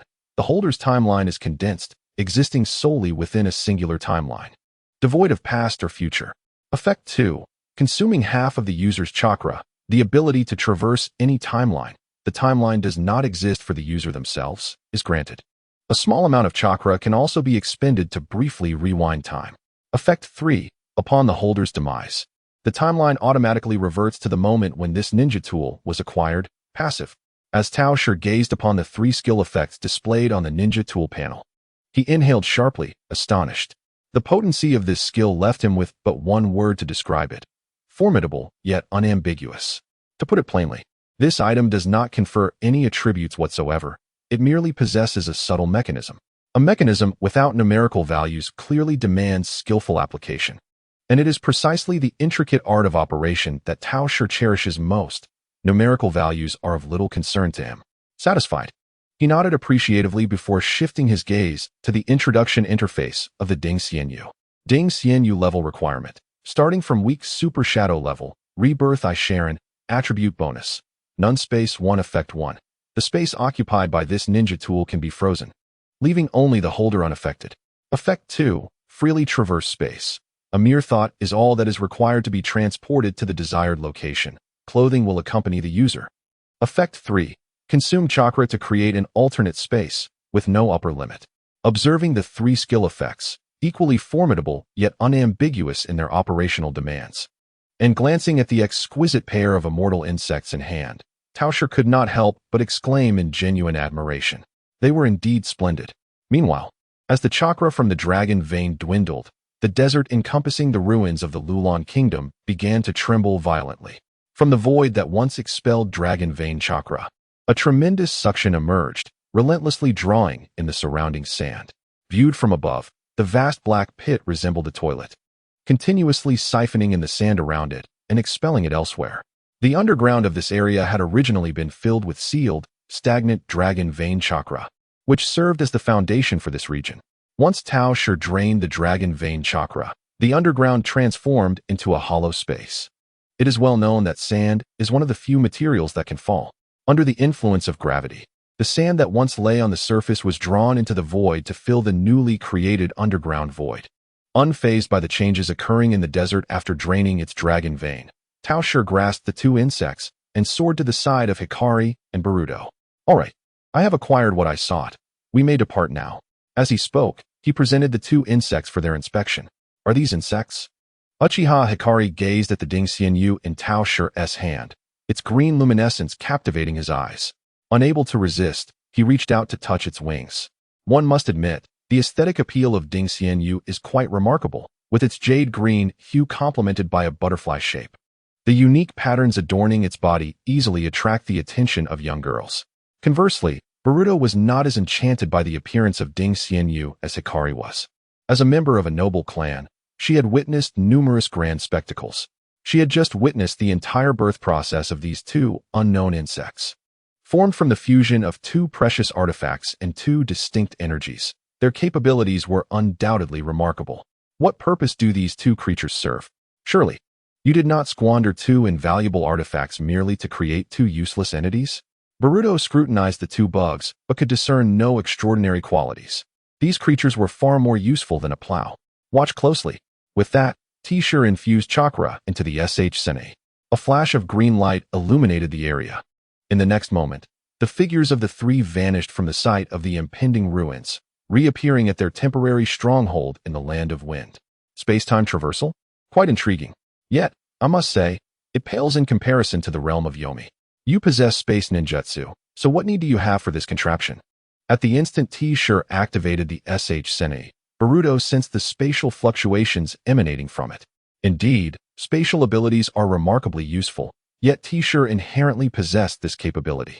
Wasn't he creating such a device superfluous? She expressed her confusion. The potential of the Sene extended far beyond mere spatial traversal. Tao Shi, brimming with the desire to showcase her newly acquired tool, could hardly contain her excitement to reveal its astonishing capabilities to the others. Due to Boruto's origins from a parallel world, Tao Shi could perceive the unique spatial aura emanating from him through the Sene. Under normal circumstances, the Sene lacked the ability to traverse parallel worlds at will. However, as long as there were elements from that parallel world to serve as a point of reference, traversing to that realm via the Sene would be effortlessly achievable. With the newfound ability to traverse between two parallel worlds, Tao Shi intended to seize this opportunity to address matters concerning the middle-aged Sasuke and Boruto. She stored the spring and autumn cicada within the small space she had just created using the Sene. Tao Shi placed her vacant hand on Boruto's shoulder and infused chakra into the Sene once more. The spatial traversal was initiated.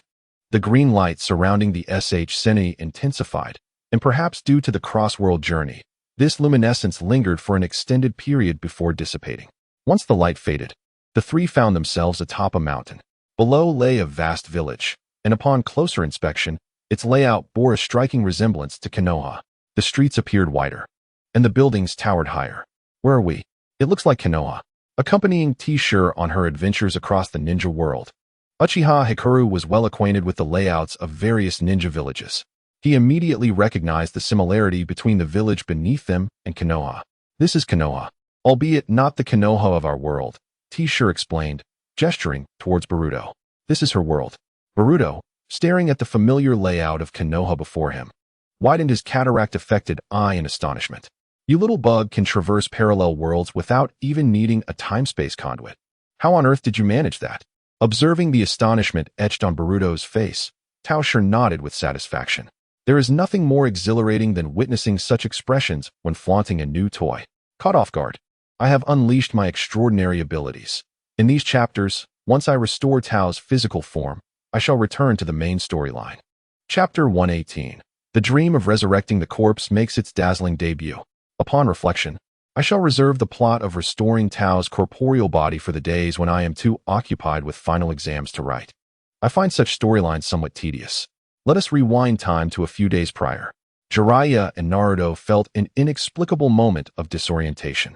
Both shook their heads in unison, sensing something was amiss, yet it felt as though all was well. This sensation lingered only briefly before they swiftly regained their composure. Hey, perverted old man. Look at this sword. Its design is magnificent. Why is it lodged here? I don't know, but it surely belongs to someone. I advise you not to meddle with it. If you accidentally damage it and its owner comes after you, I shall not assist you in compensating for it. Jiraiya scoffed, scratching his nose dismissively. In his experience, such ornate blades are typically crafted by nobles for display rather than practical use. They are fundamentally inadequate as weapons, shattering at the slightest impact. One wonders which idle aristocrat passed this way and carelessly left their sword embedded in the ground. What nonsense! How could I possibly damage something as sturdy as a sword? Naruto pouted in dissatisfaction. Isn't that right, Tao Shi? Seeing this, Tao Shi nodded in agreement with Naruto's point. After all, the sword was abandoned, and no one seemed to want it. He might as well consider it a fortunate find. If the rightful owner comes looking, they can simply return it. As he spoke, Tao Shi raised an eyebrow at Naruto, who found this reasoning quite compelling. Enlightened by his words, Naruto promptly withdrew the legendary sword, shimming, from the earth. This is my find. Little did he know that this action aligned perfectly with Tao Shi's intentions. The dream of resurrecting the corpse had long awaited within the legendary sword. With the experience of summoning the corpse, Tao Shi found role-playing to be even more intuitive. Before departing, he had already infused a portion of his chakra into the sword and created a shadow clone. This clone was a spiritual manifestation crafted through a fusion of his spiritual transformation technique and shadow clone jutsu, essentially a fragment of Tao Shi's soul. For an ordinary individual, extracting enough essence to form a complete clone would require at least 3 years of recuperation. However, Tao Shi was no ordinary person. His abundant mental energy meant that the extraction of such a small portion was akin to a normal person enduring a single sleepless night, completely manageable. At the very moment Naruto extracted the sword, a blinding azure light erupted from its magnificent blade. The radiance was so intense that it surpassed even the brightness of a fully illuminated room. This sudden turn of events caused Jiraiya's expression to shift to one of grave seriousness. He raised a hand to shield his eyes while adopting a combat stance, poised to confront any potential threats lurking in the shadows. Caught off guard, Naruto felt a sharp pain in his eyes, hastily discarding the renowned blade onto the ground. He covered his eyes with both hands, rolling on the ground in agony. Oh, my eyes! I can't see. Tears streamed from the corners of Naruto's eyes, soaking his sleeves. Meanwhile, the prepared peach had already shut his eyes. It was absurd to think that he could consume the very flash he had unleashed. The blinding blue light persisted for nearly a minute before gradually fading. Only after sensing the strong light's disappearance did the three dare to open their eyes. As Naruto blinked, he was immediately startled. With a scream of awe, he fell back onto the ground. Next to the blade he had just discarded stood a translucent figure of a man, radiating a soft glow. The man had long, flowing red hair styled in a loose ponytail. He wore a silver helmet resembling a forehead protector, with a tuft of red hair peeking out, covering part of the helmet. His face, though handsome, bore an expression of stern seriousness, with a dark scowl that suggested he was displeased. Clad in uniquely designed silver armor, he held a silver spear, standing proudly with an imposing presence, evoking the sensation of facing an army. A ghost! A ghost! Naruto screamed, horrified by the peculiar figure before him. With a translucent body, strange attire, and a countenance reminiscent of the deceased, he could only associate this presence with a ghost. In contrast, Jiraiya remained remarkably composed. Despite the man's ghostly characteristics, he pondered whether some bizarre secret technique could transform a person into such a form.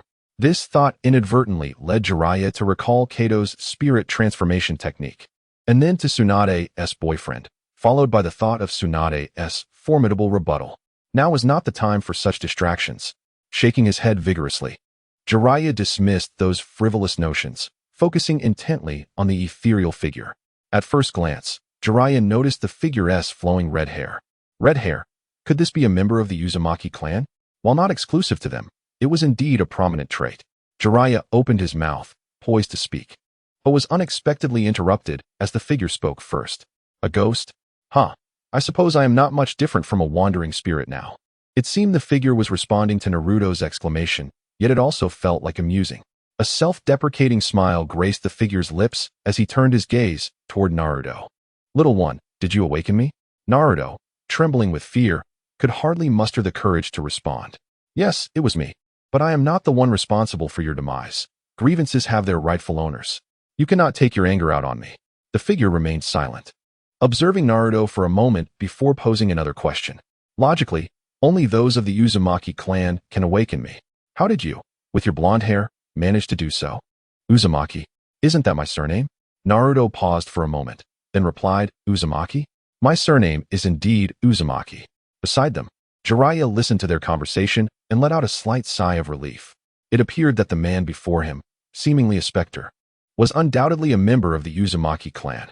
Given that he belonged to the Uzumaki lineage, whether human or ghost, he would not be an adversary. Then prove it to me, Dream Tears said, pointing with his unarmed hand at the famed sword, Shime. If you can pick up this renowned blade, I shall grant you a chance. A chance? Naruto recalled having heard this term from Tao Shi before. It roughly implied something beneficial to oneself. Could it be that the man before him was not a ghost, but rather the spirit Tao Shi had mentioned, capable of granting wishes? If that were the case, Naruto felt emboldened. The opportunity to wield a sword while receiving a gift seemed like a bargain. However, just as Naruto bent down to retrieve the fallen Shime, Jiraiya interrupted. Wait a moment, Naruto. Let us postpone this until later. I'm exhausted. Chapter 119. Muting the world. Naruto. Hold on a moment. Jiraiya halted Naruto's movement as he was about to grasp the Shime. Although he could reasonably ascertain that the mysterious red-haired figure belonged to the Uzumaki clan. As a ninja, maintaining vigilance was paramount when venturing into the unknown. What secrets does this blade hold? And what is your current state? Jiraiya approached Naruto, scrutinizing Dream Tears' eyes as he questioned him. Yet, Dream Tears merely cast a disdainful glance at Jiraiya before ignoring him entirely, choosing instead to sit cross-legged on the ground. His spear resting before him, his gaze narrowed. This time, Dream Tears intended to embody the persona of an aloof master. The essence and demeanor of a distinguished figure must be flawlessly executed. If he were to respond to every inquiry, it would diminish his lofty stature. Thus, Dream Tears resolved to disregard Jiraiya and embraced his pretentious facade. Seeing Dream Tears' haughty demeanor, Jiraiya was momentarily taken aback. Come on. Is this how you're going to act? Nonetheless, Jiraiya remained determined not to allow Naruto to pick up the Shime. What if the man harbored ulterior motives? If anything were to happen to Naruto, it would haunt him for the rest of his life. It would be wiser for him to test the waters with his own strength and experience. With this in mind, Jiraiya reached out and grasped the hilt of the Shime, pulling with all his might. Yet, it did not budge. Did I just slip? Red dripping the hilt, he focused his energy and pulled again with great effort, only to have his hand slip off, painfully rubbing against the friction. The Shime remained still on the ground, unmoving. Little did he know, any item retrieved by Tao Shi was inherently his. Without Tao Shi's authorization, no one could wield it. Currently, the right to use the Shime was granted solely to Naruto. Without the proper permissions, no matter how hard Jiraiya exerted himself, he could not budge an inch. Hey, old man, you really are pathetic. Came the timely taunts from Tishiki, Hinata puppet, striking a nerve in Jiraiya's fragile heart. A flush crept across his cheeks, and in that moment, his emotions resembled a hapless being being poked and prodded, akin to a tiny knife pressing for 10 seconds while being patted on the head. Meanwhile, Naruto, seeing that Jiraiya failed to lift the renowned sword, Shimi, and that no calamity had befallen them, eagerly grasped the hilt of the sword and hoisted it aloft. The razor-sharp blade of Shimi glinted under the sun, reflecting a blinding glimmer. Yet to Jiraiya, that small reflection seemed unbearably glaring. Something Naruto can lift with one hand. Yet the lecherous old man Jiraiya has failed twice. Could it be that he has exhausted his body through endless material pursuits? Truly a weakling, Tishiki approached Jiraiya, addressing him as he stood in stunned silence, watching Naruto effortlessly lift the sword. Boom. It was as if something exploded beside Jiraiya's ear, and a plume of smoke billowed from his head. You little brat, say that again if you dare. His fist raised high, poised to strike Tishiki at any moment. Just then, Dream Tear noticed Naruto lifting Shimi and immediately stood up from the ground. With Dream Tear's new movement, Jiraiya quickly shifted his focus from settling scores with Tishiki to Dream Tear. Since you can lift Shimi while I am awake, it proves you are indeed a member of the Uzumaki clan. Therefore, as per our agreement, I shall grant you an opportunity. As he spoke, Dream Tear slowly raised the spear he held. Do you know why this sword is called Shimi? Naruto shook his head, indicating he was unaware. What the sword was called had little relevance to the gift he was to receive. Indeed, the name of the sword was rather peculiar. A sly smile crept across Dream Tear's lips as he aimed the spear tip at Naruto. It is named thus because it is a divine artifact that governs life. With that, in an instant, Dream Tear thrust the spear through Naruto's chest. Thud! The translucent spear pierced Naruto's heart with uncanny accuracy, blood dripping from the tip onto the ground. The whole event transpired so abruptly, and Dream Tear's speed of attack was so swift that Jiraiya was caught completely off guard. After the spear penetrated Naruto's body, Dream Tear swiftly withdrew it. Naruto! Jiraiya exclaimed in shock, rushing forward to cradle Naruto in his arms. He hurled a shuriken at Dream Tear, disregarding whether it hit or missed. Cradling Naruto, he quickly distanced himself from Dream Tear. Simultaneously, Naruto, held tightly in Jiraiya's embrace, finally regained his senses and began to scream in terror. I have been pierced. Just as I uttered those words, I suddenly fell silent, perplexed as I touched my chest. To my surprise, it did not hurt at all. Looking down, Naruto discovered that despite the gaping hole in his clothing, his flesh remained unscathed. His skin bore not a single mark of injury.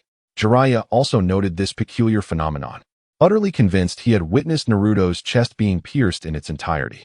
Yet, now there was no wound to be found on Naruto's body. What could this possibly mean? At that moment, a sudden sound of shattering glass echoed from an unknown source. Ding! The world fell silent, allowing one to listen to the sound of a famed blade shattering.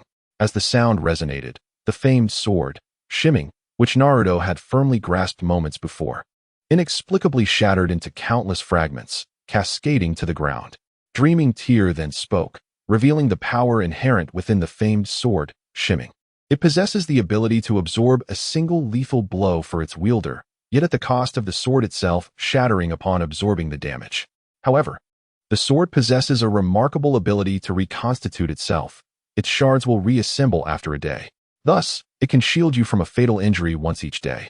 Furthermore, there is no need to worry about losing the blade once it shatters.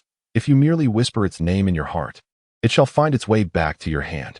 Meow meow hammer. Hey, I want peanuts. So how do you find this gift? If it does not meet your satisfaction, I have little else to offer, as I am merely a defeated soul clinging to life through external means. This famed sword, shimming, is all I have left in this world. Children, shall we arrange for Naruto to experience the deadly 13 shots? Chapter 120. Dreaming of collecting corpses and apprentices. Initially intended to finish and publish this promptly, but school constraints intervened. Nevertheless, this treasure cannot simply be given away without cost. With a wave of his hand, Dreaming Tear commanded the scattered fragments of the famed sword to reform into its original shape. However, the cracks along the blade showed no signs of mending. Dreaming Tear squinted, caressing the silver-long spear in his grasp, an expression of nostalgia washing over him. Would you care to hear my tale? Naruto instinctively nodded, while the nearby Tao Shi, acting as a competent supporter, also nodded in agreement. Seeing the two in accord, Jiraiya felt compelled to acquiesce with a nod of his own. If listening to a story could grant Naruto such a divine artifact, then what harm could it do? An artifact capable of absorbing a lethal blow daily was something Jiraiya had never encountered in the ninja world. The capability of the famed sword, shimming, was not merely a matter of gaining an extra life. In the realm of ninjas, the disparity of information is a crucial determinant of victory or defeat. Who could foresee that, despite having decapitated their opponent, the next moment they could be ambushed by a fully revived foe? Who could withstand such a turn of events? Before the trio before me nodded in eager anticipation of my tale, I cleared my throat and prepared my emotions to begin my narrative. I was born amidst a flurry of snow, and from a tender age, I fought solely for survival. By the age of 3, I had commenced my training with firearms, and upon grasping the weapon, I became one with it, unable to part from its embrace. At 9, I mastered my life as ultimate technique, the 13 deathly shots. And in the throes of a life and death struggle, I acquired the fabled blade, destiny, carving a path to survival. By 20, I had achieved unparalleled mastery, standing unrivaled in the world, until I encountered my lifelong adversary and the only one who could fathom my essence, Uchiha Koku. At this juncture, my words faltered, not due to a lack of preparation, but rather to cultivate an air of suspense, tantalizing Naruto and Jiraiya's curiosity. What happened next? Eagerly, Naruto urged me on as I halted my tale. Upon hearing his encouragement, I resumed my narrative with deliberate calmness. Koku and I met on the path to divinity. Each encounter a clash of life and death. His skeletal swordsmanship was on par with my 13 deathly shots, and our battles invariably concluded in stalemates. After each encounter, we would sheath our weapons and revel in camaraderie, exchanging insights about our signature techniques. As time wore on, those who journeyed alongside us on this path to divinity fell one after another, leaving only us two to vie for the singular opportunity for ascendance. It was then that Jiraiya interjected, "Hold on, what do you mean by the path to divinity?" Having traversed the ninja world for years, he had encountered myriad tales, yet had never heard of such a legend. The only widely known divine narrative belonged to the Sage of Six Paths. I cast a sidelong glance at Jiraiya and replied nonchalantly, "You need not concern yourself with this. The opportunity for divinity is singular, and mortals like you shall never have a chance." Having quelled Jiraiya's inquiry, I resumed my tale. The final battle raged on for an eternity, a tempest of chaos and fervor. After 7 sleepless days and nights of relentless combat, nearly depleted of strength, we resolved to unleash our ultimate strikes to determine the victor. I gestured to my semi-transparent form. As you can see, I was defeated, utterly vanquished. My intent to kill collided with his skeletal blade, and in that instant, the fabled sword shattered, leaving me unscathed, while he bore grievous wounds. At that moment, I believed victory was within my grasp, only to discover that in his dying breath, he attained enlightenment and invoked the ultimate secret, the double-bladed skeleton. In that fleeting moment of the blade shattering, my heart was pierced anew. This time, without the protection of destiny to shield me from fatal harm, I succumbed, slain by Koku's blade. After that, I remember nothing. When I next awoke, I found myself a lingering soul, bound to exist only through the legendary blade. I summoned the last of my strength to seal the legendary sword and began my slumber, allowing it to manifest randomly across the globe. Only when a member of the Uzumaki clan raises the sword shall I awaken. Subsequently, it was you, a mere child, who roused me from my rest. My sole desire now is for someone to inherit my deadly 13 strikes, ensuring my legacy endures. If you pledge to be my disciple and learn my lethal technique, I shall bestow upon you this legendary sword, the Xiao. What say you?" As Minglei spoke, he extended a hand toward Naruto. Upon hearing Minglei's tale, Naruto's eyes widened in astonishment as he pointed a finger at Minglei. "So, you really are a ghost," he exclaimed. No sooner had he spoken than Jiraiya delivered a sharp reprimand. "Show some respect. This esteemed individual is your ancestor. You should promptly agree." Observing the bump forming on Naruto's head, Jiraiya clapped his hands with satisfaction. The force was just right, leaving him dazed but unharmed. Now, Jiraiya was fairly certain that the apparition before him was a member of the Uzumaki clan who had mastered an unknown secret technique long ago. It was highly likely that he had sealed his own spirit within this artifact he had fortuitously acquired using some form of sealing technique. Now, if Naruto were to study this ancestor's unique combat style, he would receive the divine sword Xiao in return. Judging by the speed at which Minglei had drawn his weapon earlier, his technique was certainly formidable, at the very least at the level of a secret art. This meant that if Naruto agreed to the proposal, he would not only gain the divine sword, but also learn a powerful martial art. Feeling somewhat envious, Jiraiya thought to himself, what a lucrative deal. Okay. Naruto, still dazed from Jiraiya's punch, instinctively nodded and reached out to grasp Minglei's ethereal hand. However, due to Minglei's spiritual form, Naruto's hand merely passed through. Yet, Minglei paid little heed to such details. The moment he saw Naruto extend his hand, the grave expression that had been frozen on his face melted away, replaced by a knowing smile. "Very well, from this moment on, you shall be my disciple. I will impart all my knowledge to you. Now, remember my name, Minglei." Chapter 121, The Deadly 13 Strikes in a Clearing Within the Forest Outside Konoha. The translucent Minglei stood facing Naruto, while Tishitsu and Jiraiya sat quietly, observing the unfolding events. According to Minglei, he had no qualms about onlookers learning in secret. However, only Naruto would receive his dedicated instruction. Thus, Jiraiya pulled Tishitsu to the side to listen in, his curiosity piqued about this so-called deadly 13 strikes. Pondering what kind of technique could have made Minglei invincible in his era, Peach-Style did not observe with the same intense focus as Jiraiya. Instead, he leisurely leaned against a tree, watching the spectacle unfold. Jiraiya was unaware of the nature of the 13 lethal spears. Did he not understand it himself? Those techniques were crafted from the vast experience of martial arts provided by the ninja repository, heavily influenced by the spear skills of Ame Tion Tion and drawing inspiration from Han Xion's abilities in the mobile game. In truth, The instruction of Naruto in the 13 lethal spears was merely a pretext.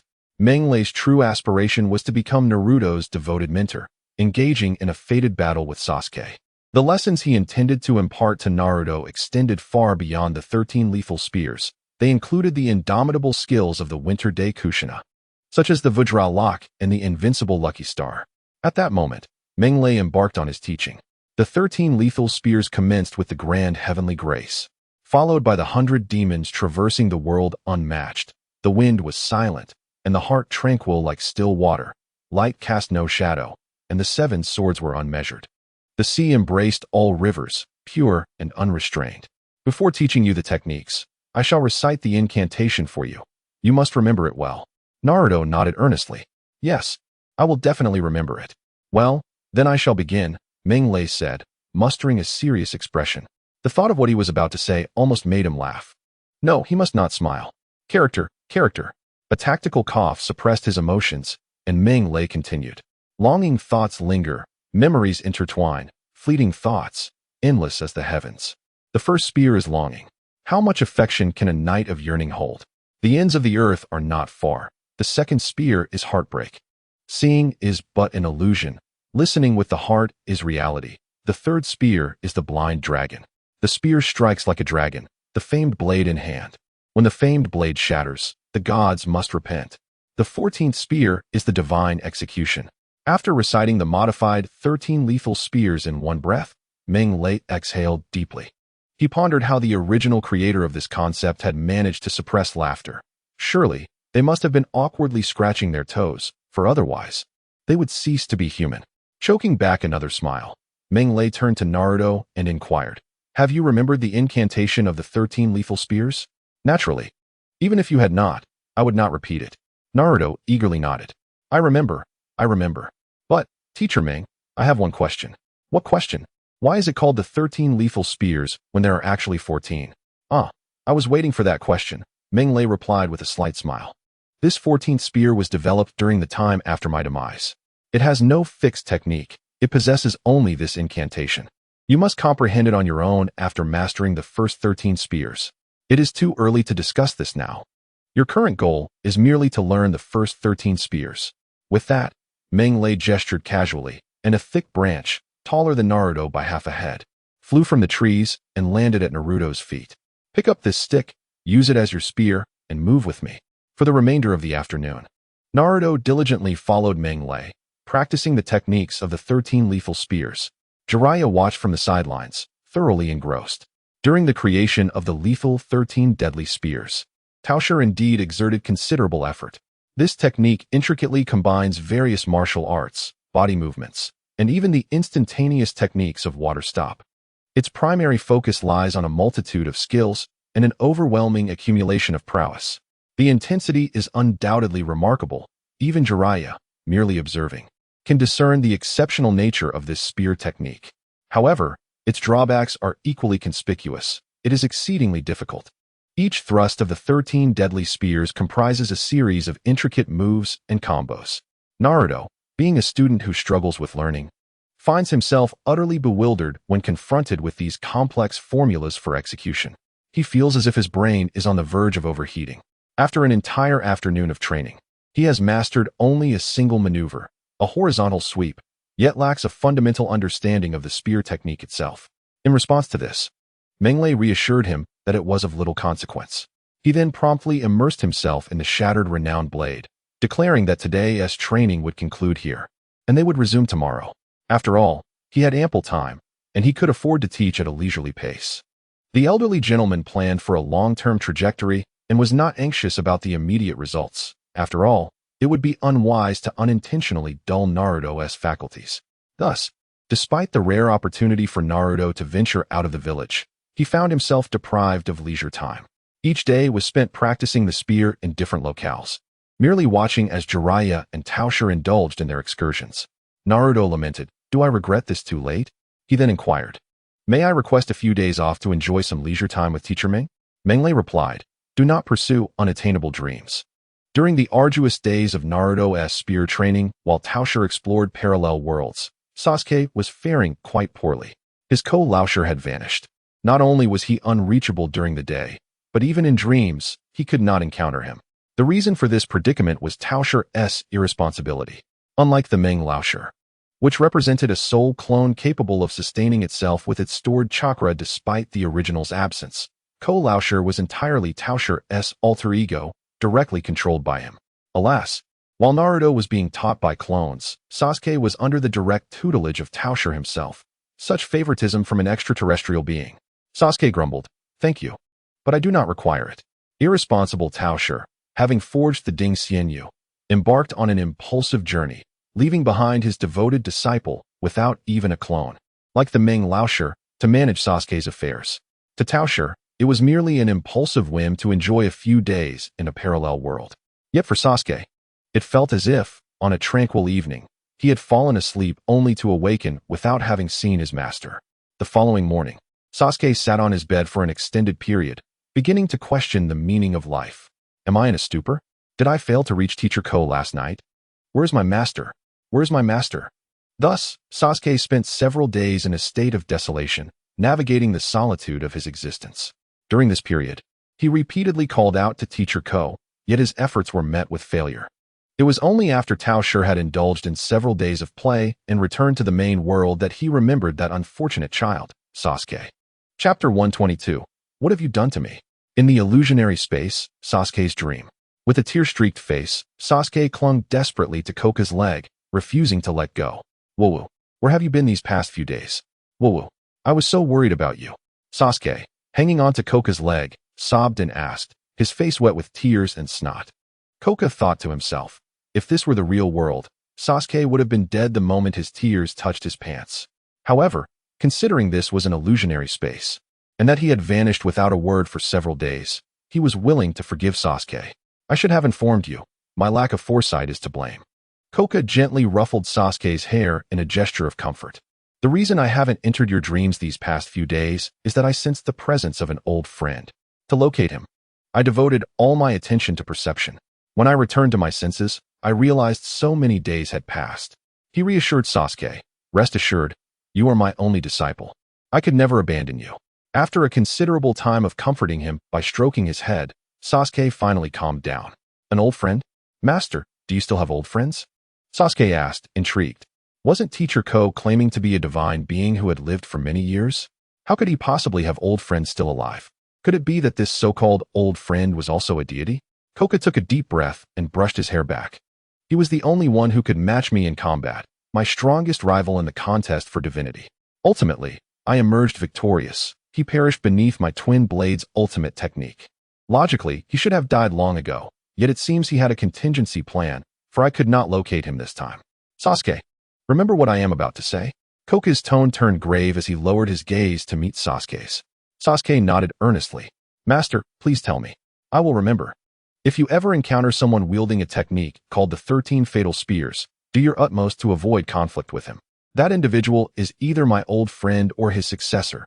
If he discovers you are my disciple, your fate could be dire. Do you understand? I understand. In the dormitory of Yuang Village, a sudden burst of green light erupted in the previously tranquil surroundings.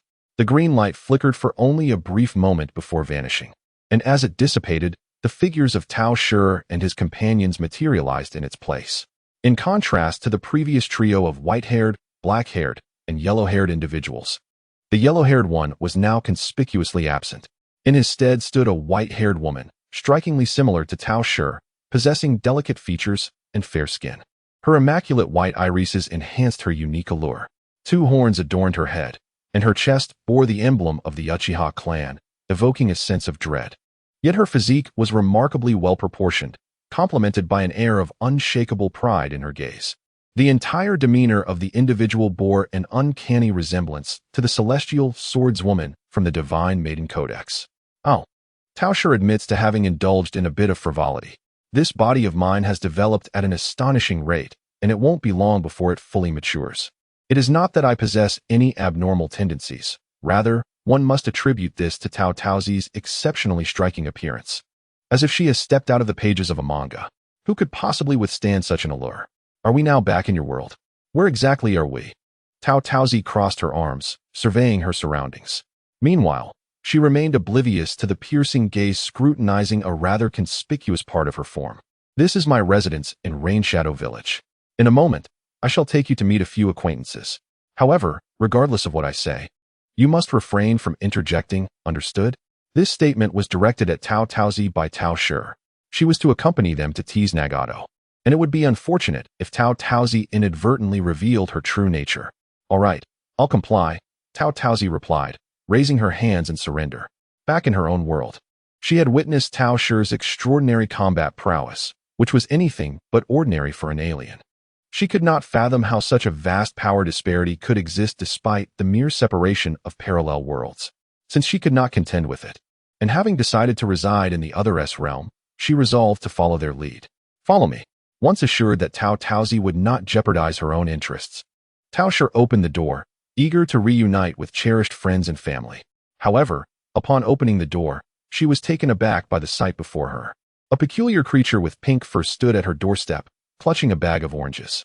It appeared to be on its way somewhere when Tao Shi's sudden door opening startled it, causing it to leap back in surprise. The creature, perhaps due to the slippery floor or the weight of the oranges, lost its footing and fell, landing with a thud as the bags spilled their contents across the ground. Seeing her beloved oranges scattered, the creature began to cry, overwhelmed by a sudden wave of sorrow. In the face of this scene, Tao Shi felt a moment of bewilderment. Who am I? Where am I? Why is there a creature at my door? Is this a prank from the realm of illusion? Am I still asleep? Inside the room, Uchiha and Tao Shi, having noticed Tao Shi's sudden stupor, rushed outside to her side, only to discover the creature sobbing on the floor. What an odd spirit beast. Or perhaps a creature unique to this world. This was Tao Shi's initial reaction. As a young girl, Uchiha Hikari harbored no other thoughts. The moment she laid eyes on the adorable pink-haired creature, she was utterly captivated. How delightful. Uchiha Hikari promptly stepped forward, lifting the tiny being into her embrace. With one arm around it, she began to affectionately touzle its soft pink fur with the other. Nya nya nya nya, sound of head patting. It seemed to relish the attention, for the previously tearful expression transformed swiftly to one of pure joy, returning to its original charming visage. Chapter 123. There's something dirty. Tao Shi. Observing the pink-haired puppy frolicking in Uchiha Hikari's arms, Tao Shi felt a sense of unease, as if something were amiss, yet not quite. After pondering for a moment, Tao Shi decided he could not simply stand by idly. Thus, he extended his hand towards the scattered oranges and bag on the ground. With precise control, Tao Shi summoned the oranges back into the bag, which then soared back into his grasp. Holding the bag of oranges, Tao Shi felt the puppy squirming in Uchiha Hikari's embrace. Noticing this, Uchiha Hikari quickly set it down. Here you go, Tao Shi said, handing over the 2 bags of oranges. Upon receiving the bags, Uchiha Hikari joyfully leapt and then placed them on the ground, extracting 3 oranges from within. She cupped them in her hands and offered them to Tao Shi. My, how this little creature is simply adorable. Tao Shi accepted the oranges, feeling his heart flutter. Seeing Tao Shi take the oranges, Uchiha Hikari's face lit up with a cheerful smile. She tugged at Tashia's clothing, signaling him to follow, and then picked up the bag once more, striding toward her original destination. Tao Shi divided the 3 oranges between Uchiha Hikari and Tao Shi, then walked alongside them, curious to see where this pink-haired puppy would lead him. Before long, they halted at the entrance of a room. Setting down the bag, Uchiha Hikari knocked on the door. Click! The door swung open, revealing the figure of Xiaonan. Upon seeing Tao Shi and the others trailing behind, Xiaonan appeared momentarily taken aback before inviting them into her room. After a while, Tao Shi pointed at the peculiar creatures beside him, a poetic pony and a visibly distressed sea slug, and incredulously reiterated, "Are you saying these creatures were summoned by Nagato using the animal path?"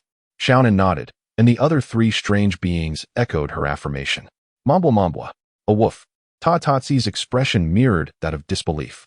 This parallel ninja world is utterly bizarre. Whose Rinnegan's animal path ability can conjure such abstract beings? With so many Rinnegan users in the Otsutsuki clan, how have I never witnessed anyone summoning such creatures?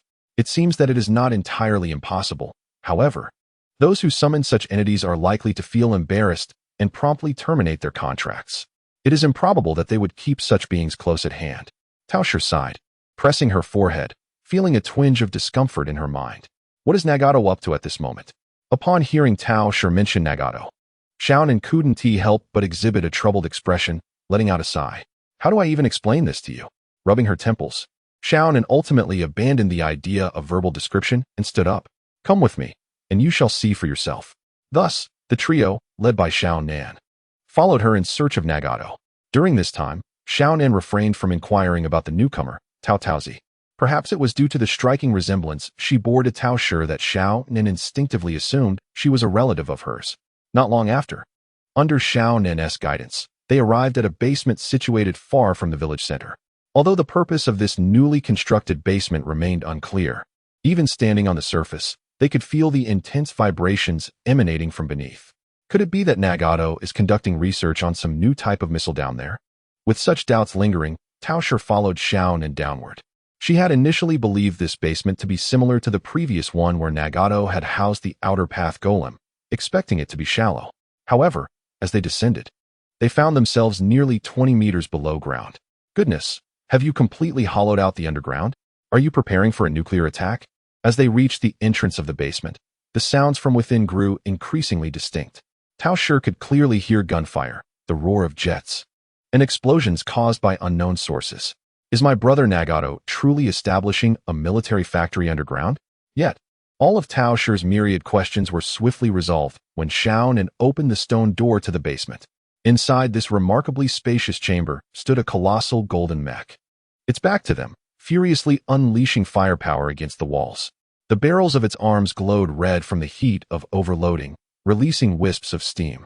Energy projectiles continuously erupted from the barrels, creating clouds of dust each time they struck the stone walls of the basement. At that moment, the golden mech seemed to sense the opening of the door. A sound of metal grinding echoed from its ankle joints. Though its feet remained stationary, its entire body rotated 180 degrees at the ankle, allowing Tao Shi, who had initially been astonished by the appearance of such a giant mech in the Naruto world, to clearly observe its frontal design. The head, resembling a golden ear of corn, bore the imperial eagle emblem on its chest. Has the emperor personally traversed to another world to recruit talent? Exclaimed Tao Shi, her shock palpable. Upon recognizing the emblem that symbolized the human empire adorning the mech's chest, she felt a shiver run down her spine, a wave of chills sweeping over her. However, the next moment, Nagato's voice resonated from within the mech, helping to calm Tao Shi slightly. This was not a matter of cowardice on her part. The ominous entities within the realm of Warhammer instill a sense of dread in all who encounter them. Should the forces from another dimension truly invade, it would be akin to tearing apart garlic. Ah, Tao Bo, you've returned. Behold this new weapon I summoned through the path of Azura. Is it not impressive? Nagato's voice carried a hint of delight, revealing his genuine happiness at seeing Tao Shi. However, the primary source of his joy appeared to stem from the exuberance of a child showcasing a new toy, rather than a deep-seated longing for his long-absent friend. This was summoned through the path of Azura. Why is your Rinnegan so uncanny? Exclaimed Nagato. As for you, Ma, let's overlook the rogue boss. Can such a thing be wielded so casually? Truly, it is a blessing from the heavens that nothing has gone awry. What is the nature of your beast path and Azura path? Why do they consistently conjure such peculiar artifacts? At that moment, steam erupted from the chest compartment of the mech. Nagato, maneuvering his wheelchair, glided out of the cockpit. I'm not entirely sure. Everything was functioning well until recently when an array of bizarre entities began to manifest inexplicably, he replied, absent-mindedly stroking his head while placing his hand upon the imperial eagle insignia on the mech's chest. In the next instant, the massive mech shrank dramatically, transforming into a golden badge the size of a human head, which Nagato promptly stowed away. Yesterday, I finished typing but forgot to send it. I just remembered upon waking up. Chapter 124, Nagato, Emperor's Armor, Merge. Tao Shi gasped as he beheld the golden imperial eagle badge, which Nagato held effortlessly in one hand. Previously, I always teased you about sitting on a mobile toilet. You wouldn't actually be sitting on a golden throne now, would you? May I take a look at that? Curiosity piqued, Tao Shi wished to examine the object, hoping that his own unique abilities might recognize it. Certainly, take it. Nagato generously offered the imperial eagle badge. His generosity did not stem from trust in Tao Shi, but rather from recent experiments revealing that the object seemed to require a master. No one, apart from Nagato, could activate it with their chakra. However, Nagato had underestimated one key factor: Tao Shi was a man with an extraordinary advantage. As Tao Shi accepted the Imperial Eagle badge from Nagato, his beloved mech was already subject to Tao Shi's unique ability. Upon receiving the badge, Tao Shi opened his ninja tool panel. As expected, the formidable item that had initially instilled fear in him was now recorded within. Yet, when Tao Shi saw the name of the item, he was utterly bewildered. At the top of the ninja tool description interface, the words Ultimate Emperor's Armor boldly declared themselves. Are you telling me this is the Emperor's armor? Well, it does seem to resemble the Emperor's armor. Just because it looks like the Emperor's armor does not mean it isn't the Emperor's armor, right? Sent to the realm of death. Even Katakong will do. Well, let us not dwell on the name. Let's continue to explore further. Level restriction, none attribute score. Additional enhancement of weak super shadow level power armor fusion effect. Summons a specially crafted invincible mecha. Designed in the image of the Emperor by the mechanical god sect, equipped with weaponry capable of harnessing energy in any form. Origin. After being inexplicably cast into a different dimension, it was summoned to this realm through the power of the reincarnation eye, severing all ties with its original world. Upon reading the introduction, Tao Shi finally exhaled in relief. As long as there was no connection to the original world, everything would be fine. He fiddled with the golden Imperial Eagle emblem for a while, admiring its exquisite design. It appeared that the symbol of this empire was quite appealing. As long as the petty merchants didn't intrude, everything would be manageable. He then returned it to Nagato, simultaneously granting him permission to use the Emperor armor in the ninja tool interface. Nagato, since you are so fond of this item, have you considered giving it a name? Nagato, having stowed away the Imperial Eagle emblem, pondered at Tao Shi's inquiry while stroking his chin. I haven't thought of a name yet, but it certainly deserves one. Even that hideous outer path golem has a name. Surely, my prized possession requires one as well. Since you've asked, do you have any suggestions? Tao Shi nodded earnestly. Look, this thing is resplendent in gold. It exudes a sense of grandeur. It envelopes your body like armor, aiding you in battle. You are destined to unify the ninja world. You shall reign supreme and become the singular ruler of this realm. With that in mind, how about we call it the Emperor armor? Nagato's eyes sparkled with enthusiasm. Indeed, you are my cherished friend, and you truly understand me. What a splendid name. Henceforth, it shall be called the Emperor armor. He laughed heartily, raising the golden emblem before him and shouting, Emperor armor, merge. As the words left his mouth, the emblem erupted in a brilliant golden light. The shimmering invincible mecha instantly took form, enveloping Nagato within. Taobo, I thank you for naming this treasure. However, since you are here, why not join me in some practice? With such a powerful mecha at his disposal, it had been frustrating for him to have no one to spar with, spending his days merely digging in the basement. Now that Tao Shi, who possessed sufficient strength to engage him, was present, he was eager to test his skills. Tao Shi nodded in agreement. He too was curious about the capabilities of Nagato's Emperor armor, which boasted weak super shadow level enhancements. Come on, let us do this, Tao Shi shouted, tossing a pellet towards Nagato's Emperor mecha. Observing the sudden escalation into combat, Conan felt a headache coming on. For days, Nagato had been obsessively piloting the mecha and wreaking havoc, spending at least half his time engrossed in the machine. Her intention in bringing Tao Shi and the others was to encourage Nagato to refrain from such frivolous pursuits. As a result, before she could utter a word, the two of them began to brawl while she was still processing what had transpired. How did things escalate to this point? Xiaonan rubbed her temples. Forget it. I can't be bothered. Let them be. Feeling like a weary caretaker, Xiaonan perceived her life as engulfed in darkness. She turned to Uchiha Kei and Tao Tao beside her and said, we should step outside for now. The commotion from their fight will undoubtedly be substantial. Staying here might lead to unintended injuries. Xiaonan had witnessed the might of the Imperial armor and was well aware of the capabilities of Tao Shi and Nagato. Should these two engage in combat, even if merely a friendly spar, the uproar would certainly be considerable. The basement might not withstand the aftershocks of their confrontation. Just as Xiaonan intended to turn and leave, she felt someone tugging at her clothing. Don't rush. What harm is there in staying to observe? It was Tao Tao who had grasped Xiaonan. Intrigued by the Imperial armor, which she had never seen before, Tao Tao was eager to comprehend its true power. The Otsutsuki clan typically relied on chakra to unleash divine techniques, seldom utilizing artifacts. Moreover, most of the clan's sacred tools were diminutive in size, akin to a plow or fishing gear, not particularly grand. She yearned to witness firsthand the might of such a massive metal construct like the Imperial armor. As she spoke, she pulled Xiaonan back while extending her other hand. The Rinnegan in her palm opened, and she activated the universal pull to seal the stone door of the basement. The door was now welded shut. No one could escape.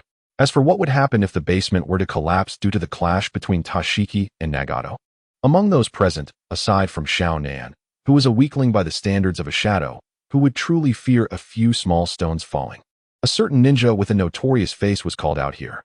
Xiaonan then noticed the crimson Rinnegan in Tao Tao's hand. Indeed, they were siblings. Even the placement of their Rinnegan was identical.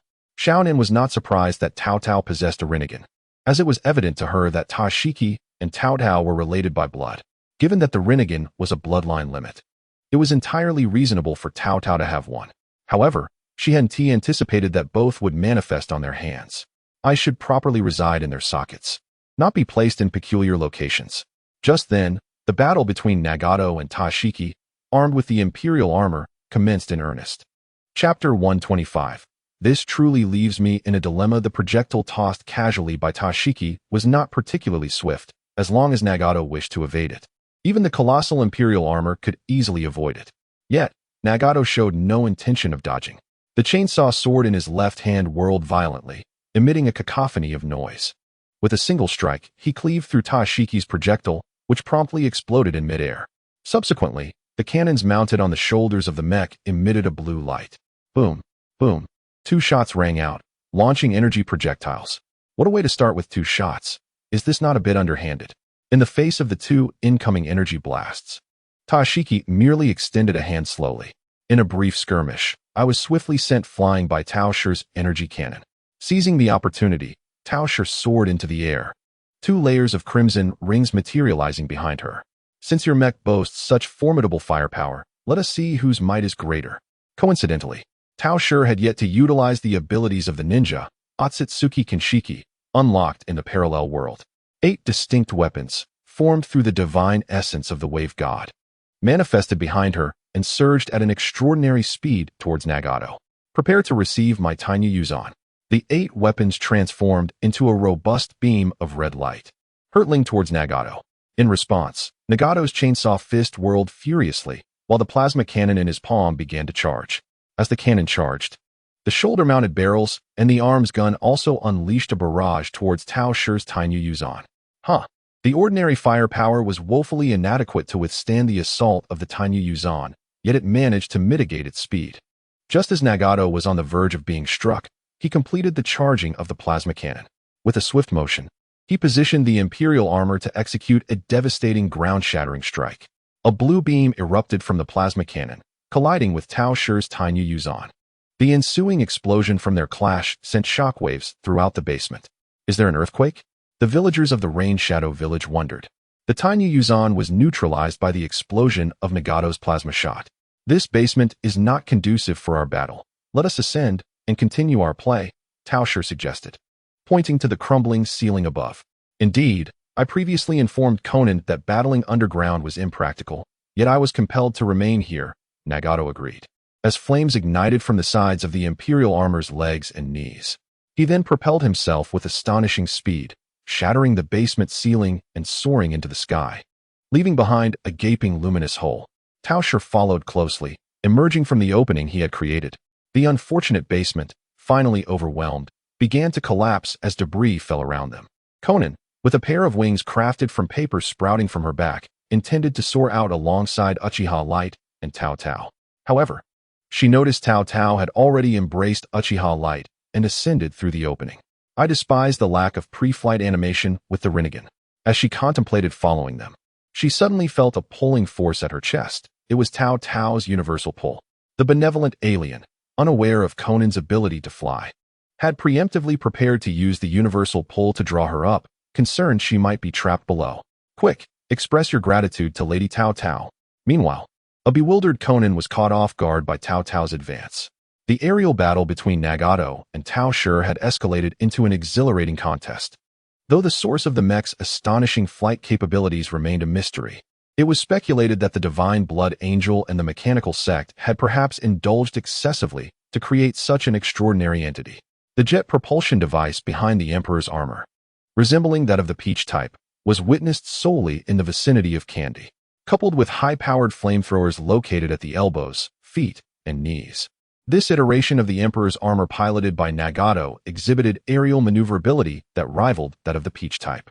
As both Nagato and the Peach type unleashed a torrent of projectiles into the sky, the various guns and cannons on the mechs collided with the Peach type's orbs and divine weaponry, resulting in countless miniature explosions. The immense sound and light pollution naturally captured the attention of the villagers of Rain Shadow Village. However, due to the elevated altitude at which the Peach type and Nagato soared, the villagers below could only catch glimpses of the firework-like explosions erupting in the sky. While they engaged in their aerial duel, they inadvertently ascended above the cloud layer.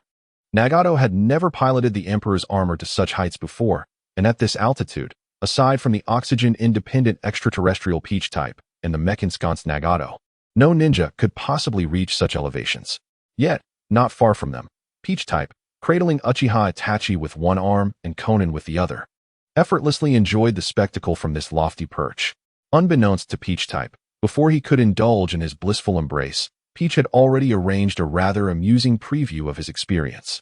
"Show me your strongest firepower. Do not fret over my ability to withstand it. At such heights, you need not worry about damaging your village." With an air of pride, the Peach type floated above the clouds, his white hair cascading freely, beckoning Nagato with an assertive gesture. "Since you have said so, what more is there to discuss? Let us proceed directly." Exclaiming, "This is going to be thrilling, isn't it?" Nagato's Emperor's armor suddenly began to transform. The chainsaw swords and chainsaw fists retracted, making way for two explosive cannons. Two thick, elongated energy beams were poised to erupt from the cannons on the armor's arms. Goodness, is this meant to be a greenskin challenge for me? Who dares claim that extraterrestrials are not human? If you doubt me, I'll show you. Observing the two energy beams, the Peach type had no intention of enduring them head-on. He was all too aware of the damage such a weapon could inflict on carbon-based life forms. Even with his formidable regenerative abilities, the sensation of internal combustion and explosion was one he preferred to avoid. However, refusing to engage would render this sparring match somewhat anticlimactic. Though the Great Shield might offer some degree of protection, the essence of this weapon was thermal energy. What if it could bypass the Great Shield and directly impact him? That would be catastrophic. It felt akin to discovering, mid-battle, that a technique was not merely a grappling maneuver, but one that could be countered perfectly, leaving one in a state of discomfort. In that fleeting moment, the Peach type embarked on a mental whirlwind, devising a strikingly elegant method to defend against the energy beams. With his palms pressed together, a radiant green light emanated from his hands. "Arise, Celestial Tour," he declared resolutely. "You shall be my chosen technique. Activate spatial stasis." Peach's ability to solidify space activated, freezing the area before him. Space solidification, a power of the holy tier. When thermal energy beams encountered the solidified space, they were as if they struck an invisible wall, splitting in two. They then passed by Peach, not grazing him in the slightest. Is there anyone capable of grasping the concept of space solidification? Chapter 126. The action commences. Two beams of thermal energy converged into a thicker ray, subsequently divided by the space solidified by Peach into a character shape. Mastering space solidification means mastering the ability to freeze space into a defined shape. Once one can solidify a specific shape in space, one can transform it into a blade-like projection. When you solidify space into a blade and launch it, congratulations. You have learned the art of spatial slashing. By swiftly and continuously executing the aforementioned steps in actual combat, you too can sever formidable foes in an instant. Peach's spatial slash cleaved through Nagato's thermal energy beams, swiftly targeting the dual arms of the Emperor's armor. Upon impact, a resounding metallic clash echoed as the spatial slash collided with the explosive cannons on the Emperor's arms, resulting in their immediate severance. The two golden explosive cannons soared high, escaping the control of the machine. "Didn't he expect you had this move? I was careless. I concede." Nagato's voice resonated from within the mech, conceding victory to Peach. He then shouted, "Universal attraction." A powerful suction emanated from the severed arms of the Emperor's armor, drawing them back together. Subsequently, Nagato operated the Emperor's armor to shut down its flight system, rapidly descending toward the ground. Peach followed closely, diving swiftly toward the earth. Unlike Peach's gravitational flight, Nagato was now entirely in free fall. The massive frame of the Emperor's armor generated scorching sparks through friction with the air, yet Nagato remained unfazed, having tested this before. Such temperatures posed no threat to the unknown metal comprising the Emperor's armor. The flaming Emperor's armor plummeted like a meteor, and as it approached the ground, Nagato activated the jet function, simultaneously employing the power of his Rinnegan to decelerate the descent. When just 2 to 3 meters above the ground, the falling speed of the Emperor's armor nearly reached zero, landing safely. Upon landing, Nagato deactivated the armor's fusion state and returned to his wheelchair, panting heavily. This battle was indeed exhilarating. Peach descended alongside Nagato, approaching him with a casual remark. Indeed, but it seems you haven't unleashed your full power yet, have you? I apologize for not compelling you to use your full strength. However, this is not my complete capacity. Next time, I shall ensure you witness my true strength, Nagato replied, stroking the voice modulator of the Emperor's armor while gazing at Peach.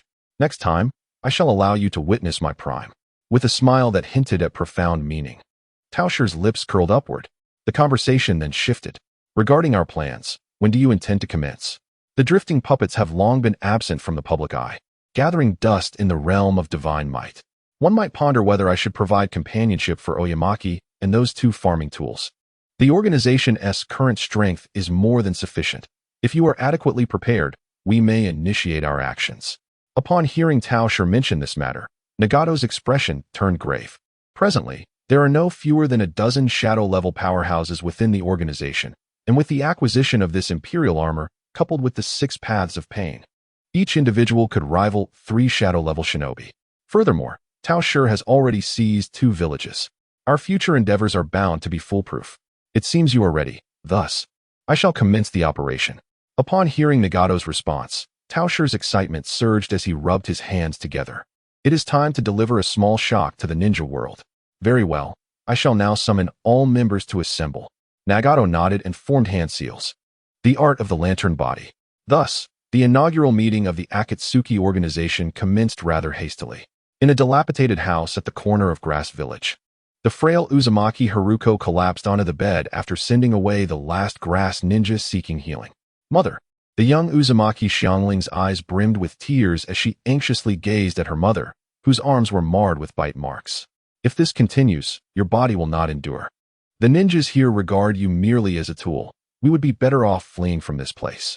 Alas, the severely weakened Uzumaki Haruko mustered the strength to sit up from the bed and stroked Xiangling's coarse red hair. Even if we escape, where could we possibly go? Remaining here, at least we can lead a somewhat stable life, should we venture outside. After the fall of the Land of Whirlpools, the Uzumaki clan has become a coveted asset throughout the ninja world. Thanks to the clan's unique constitution, Uzumaki members possess significant value in the underground trading markets. Choosing not to flee allows us to survive in Grass Village until our usefulness wanes. If we escape and are captured by bounty hunters, what fate awaits us? The thought was too dreadful for Uzumaki Haruko to contemplate. Meanwhile, outside Grass Village, the wandering Minato swiftly dispatched 2 feeble grass gatekeepers and stripped them of their garments. Although uncertain whether this method of disguise would prove effective, he recalled that the professional assassin, 47, employed similar tactics for infiltration. Emulating his approach should pose no problem. Clad in the attire of the grass ninjas, wandering Minato donned a mask and strode confidently into Grass Village. The purpose of his visit was to prepare for the impending chaos orchestrated by Tao Shi and his drifting puppets. Suddenly, he recalled that within Grass Village resided a mother and daughter of the Uzumaki clan, living amidst adversity. In an effort to rectify the regrets of his past encounters with Naruto, Tao Shi resolved to liberate Xiangling and her mother from their ocean of suffering before embarking on his mischievous endeavors. After all, unlike the Uchiha clan, Xiangling and her mother were truly innocent. Driven by his own mischievous inclinations, he dispatched Drifting Watergate to be the one to rescue them. It would be a splendid opportunity to capture a photograph of Drifting Watergate alongside Xiangling's mother as a keepsake, perhaps even to share it with Kushina one day. In the village of Grass Hidden, Drifting Watergate donned the attire of a Grass Hidden guard, striding confidently through the streets. He noticed that despite wandering for a while, no other Grass Hidden ninjas had approached him with any hostility. It seemed that his disguise had proven effective. However, the question lingered. Where could he possibly locate Xiangling and her mother? He was oblivious to their whereabouts. Just then, an unfamiliar grass-hidden ninja, adorned with a forehead protector and bearing an unremarkable face, approached him. "You shall do nicely." Drifting Watergate stepped forward and tapped the ninja on the shoulder. "Excuse me, my friend," he began. The passerby ninja looked up in confusion, and in that fleeting moment, a flash of red light emanated from the eyes hidden behind Drifting Watergate's mask. Instantly, the passerby was rendered motionless, entranced. It was only when Drifting Watergate had extracted the desired information that the entranced ninja snapped back to reality. What was I about to do? He pondered, scratching his head as he gazed at the receding figure of Drifting Watergate. He felt an inexplicable sense of having forgotten something important. Have I been so busy with missions that I've been neglecting my rest? Perhaps I should grant myself a day off. Thus, somewhat befuddled, the passerby ninja decided to take a day off and returned home to sleep. Meanwhile, Drifting Watergate followed the path gleaned from the passerby's mind towards the residence of Xiangling and her mother. One could only marvel at the advantageous traits of the Uzumaki clan's blood, as the ninjas of Grass Hidden were nearly universally aware of the existence of a mobile bloodline within their village. Naturally, only elite jonin and above were permitted to utilize such a resource. Had any lesser ninjas been able to simply bite Uzumaki Haruka and extract some blood, she would have long since been drained dry. Whistling a cheerful tune, Drifting Watergate meandered towards the corner of Grass Hidden Village, observing his surroundings with interest.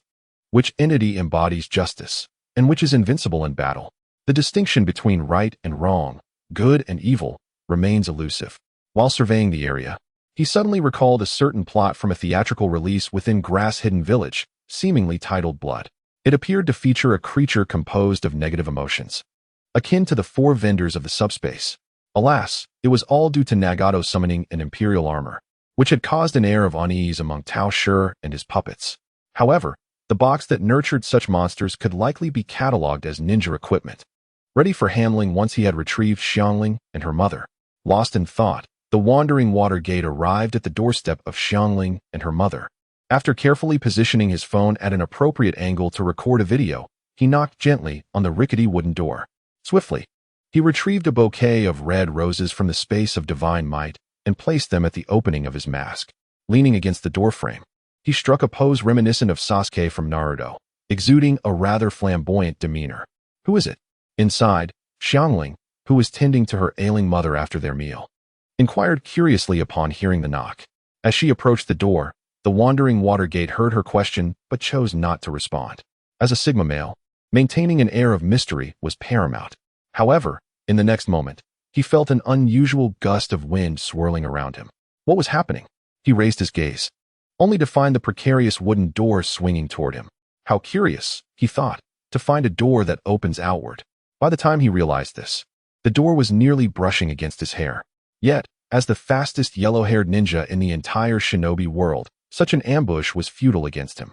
With a flash of the Flying Thunder God technique, when Xiangling pushed the door open and saw the scene outside, the Wandering Watergate had already returned to his original position, leaning casually against the doorframe, looking down at the petite Xiangling with a radiant smile. "Where is your mother, little sister?" The silhouette of the Wandering Watergate appeared particularly imposing under the glow of the setting sun. Due to the reflection, Xiangling couldn't discern his face, nor could she see the smile hidden behind his mask. Although she could not see his features clearly, she instantly recognized the grass ninja attire he wore. A look of disdain crept onto her previously expressionless face. "What do you want with my mother? She's exhausted her chakra today and has no energy left to heal you. Do I look like a villain here to harm your mother? Can't you see my sunny smile?" He replied, feigning innocence. "Oh, I seem to be wearing the attire of a grass ninja and a mask. Well, that changes everything." Coughing lightly, he continued, "I'm not here to heal, little sister. I simply wish to have a conversation with your mother." With that, he tore off the grass ninja attire, nonchalantly tossing the mask over his shoulder, revealing his handsome, sunlit visage as he placed the rose between his teeth. Before Xiangling could fully comprehend the situation, he swiftly floated to the bedside of Uzumaki Huazai. He gently placed the rose on her pillow. After completing this gesture, the Wandering Watergate turned his attention to Huazai, who lay on the bed. Her crimson hair appeared somewhat lifeless, carelessly sprawled across the pillow. Her features were gaunt, and her complexion pale, presenting a picture of frailty. Yet, judging by the contours of her face, one could tell she must have been a beauty in her healthier days. A delicate layer of quilt enveloped her, while her exposed arms bore distinct marks resembling bite impressions. "Oh, fair lady, your condition appears rather concerning." The suave Piao Bo Shui Min confidently grasped one of Uzumaki Hidai's hands and leaned closer to her ear, inquiring, "Might you require the assistance of a gentleman?" Uzumaki Hidai, taken aback, replied, "Who are you, good sir? Please respect personal boundaries." Although somewhat perplexed, she prudently shook her head and swiftly withdrew her hand from Piao Bo Shui Min's grip. "I do not know you, nor do I require your aid. Kindly maintain your distance." In the process of pulling her hand away, she gestured towards Xiang Ling, who stood bewildered at the door. "As you can see, I already have a child. Please refrain from such impoliteness." In her final words, Uzumaki Hidai carefully chose her vocabulary, yet her expression unmistakably conveyed a message of disapproval toward any unruly behavior. Witnessing this, Piao Bo Shui Min clutched his left chest and staggered back a few steps, feigning profound disappointment. "I cannot believe I have been rejected. Nonetheless, even if you refuse me." His demeanor shifted abruptly, becoming grave. "Madam, I must assist you with your chakra. It is an order from my master." With that, Piao Bo Shui Min pressed his hand firmly against Uzumaki Hidai's abdomen. "Accept my chakra." She felt a warm surge radiating from her core, spreading throughout her body. The fatigue resulting from excessive chakra and vitality depletion swiftly dissipated. This sensation of comfort compelled her to utter a soft sound. "Ah, children, I almost forgot to send this. Fortunately, I woke up early today. The readership suddenly have the day before yesterday. Could it be due to upcoming exams?" Chapter 128. Journey to the City of the Dead lights. The intense warmth emanating from her lower abdomen, coupled with the gratifying sensation of her body being revitalized, made Uzumaki Hidai involuntarily emit soft hums. Meanwhile, the unsuspecting Xiang Ling, witnessing Piao Bo Shui Min's sudden approach to her mother, presumed he intended to harm her. She hurriedly dashed to Piao Bo Shui Min's side, delivering fervent punches to his thigh with her tiny fists. "Are you causing trouble, little sister?" At that moment, Piao Bo Shui Min was preoccupied with infusing Uzumaki Hidai with vitality energy, and the little girl's punches posed no threat to him, so he allowed her to continue. As Piao Bo Shui Min infused his yang-release chakra, Uzumaki Hidai's previously pallid complexion gradually regained a rosy hue, restoring some of her strength. With a renewed sense of vigor, Uzumaki Hidai exerted effort to prop herself up with her arms, leaning against the bed. "This chakra, could it be that you too?" she inquired hesitantly, observing Piao Bo Shui Min's striking golden hair. Piao Bo Shui Min nodded affirmatively. "Indeed, it is I. The hue of my hair is a result of a genetic mutation. My son bears the surname Uzumaki. My wife also carries the name Uzumaki, so how could I, the esteemed elder sister, not be considered a member of the Uzumaki clan?" As I spoke, several shimmering golden chains emerged from behind the drifting water gate, swaying before Uzumaki Hidai. "Currently, the leader of Rain Shadow Village is indeed one of our Uzumaki clan. I have been dispatched by the leader to seek out our scattered kin. It was by chance that I discovered your presence while passing through Grass Hidden Village. What say you? Would you care to accompany me to Rain Shadow Village?" Before Uzumaki Hidai could respond, the excited voice of Xiang Ling, who had been nearby, reached my ears. "Are you here to rescue our kin? Splendid. At long last, we shan't remain in this dreadful place." With that, Xiang Ling leapt onto the rickety wooden bed, which groaned under the sudden weight. "Uncle, you cannot fathom how malevolent those ninjas are. They bite my mother at the slightest injury, and her body is nearly at its breaking point. Please, uncle, take us away." Xiang Ling had longed to escape from Grass Hidden Village, her heart aching each day as she witnessed the Grass Hidden ninjas treating her mother as a mere tool for healing, leaving their bite marks all over her.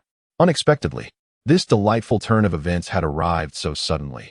An impressive clan member had established their own power and sent someone to bring them, the lost kin, back home. However, to Xiang Ling's astonishment, Uzumaki Hidai sighed and declined the invitation of the drifting water gate.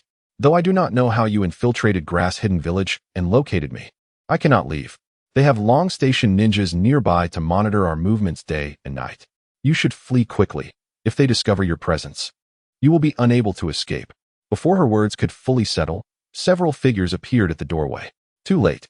We have long been aware of your sneaky presence," one of them proclaimed. "Who would have thought you're also a member of the Uzumaki clan? This is indeed a fortuitous turn of events." A group of ninjas clad in Grass Hidden's dark attire had suddenly materialized outside, evidently having eavesdropped for quite some time. What? Both Uzumaki Huadai and Xianglin were struck with alarm.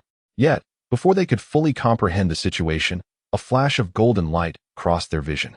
In the next instant, the drifting Watergate, who had been standing by the bed, appeared at the doorway. He had donned his mask once more and was slowly sheathing a katana. The blade returned to its scabbard with a crisp sound, followed by the simultaneous thud of the decapitated heads of the grass-hidden ninjas falling to the ground. Madam, allow me to present a fact. Subterfuge is merely a personal interest of mine. Should I take a whim, no one in Grass-Hidden Village could possibly stand against me. The lifeless bodies of the grass-hidden ninjas collapsed heavily to the ground, illuminated by the golden hues of the setting sun reflecting off the drifting Watergate's blonde hair. So, will you now accompany me? Having successfully portrayed himself as both dashing and formidable, the drifting Watergate persuaded Madame Huadai to agree to relocate with Xianglin to Rain Shadow Village, where they would live under its protection. Shortly thereafter, Xianglin and her mother were teleported directly to the entrance of Rain Shadow Village. Chakra is undeniably convenient, and the Flying Thunder God technique enables travel across the entire shinobi world. Due to the prior arrangements made with Nagato, the mother and daughter duo of Conan will find themselves well taken care of upon their arrival in the Rain Village. After all, being related to Nagato makes them half family. Life in the Rain Village, even in its modesty, is far superior to residing in the desolate grass village, where one might as well be a mere bloodbag. After escorting Conan and her daughter to the entrance of the Rain Village, the drifting Minato did not continue to follow them. Instead, he activated the Flying Thunder God technique to return to the grass village. The act of rescuing Conan and her daughter was merely a whimsical decision on Minato's part. A trivial gesture. His true intention in dispatching his puppets was to instigate chaos throughout the shinobi world. Next, drifting Minato intended to address the so-called Paradise Box. This time, however, he would not remain inconspicuous. Let him, drifting Minato, be the harbinger of upheaval for the organization, delivering a resounding shock to the entire shinobi realm. Kirigakure. Here I come. Off the coast of the Land of Grass, amidst turbulent waters, drifting Minato raced across the waves, having just acquired the coordinates of Kirigakure's storage room. Learning from past experiences of getting lost, he had now adopted a more prudent approach, securing the location before setting out, lest he wander aimlessly like that coin's embodiment, perpetually lost and less astute than a puppet.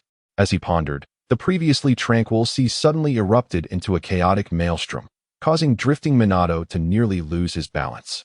Had he already entered the turbulent zone? It seemed he was close to his destination. Steadying himself, he gazed ahead at the restless waters. In the distance, a solitary island emerged, standing defiantly against the waves. With the chaotic waters unsuitable for further travel, it was time to employ a more sophisticated means of progression. With a powerful thrust, drifting Minato leapt from the surface of the water, soaring into the air towards Kirigakure. From his elevated vantage point, he surveyed the island below. Kirigakure, though referred to as a city, was merely an island of moderate size, surrounded by treacherous rocks that rendered much of it unusable. Only a small area in the center had been developed into a prison, housing captives taken by the grass village. At the very heart of this prison lay the warden's office, which was drifting Minato's intended target. In Chapter 129, since you have asked sincerely, we find ourselves in the depths of Kirigakure's central warden's office, akin to the Lord's chamber in the basement. A massive visage of a demon was embedded into the stone wall, its mouth agape. Surrounding this demonic face were several elders from the grass faction, donned in animal masks. Encircling the Lord of Kirigakure, Muei. In the center of the room, Muei's son, Muku, lay unconscious on an experimental bed. Muku. Unlocking the Paradise Box is the goal that has been passed down through our clan for generations.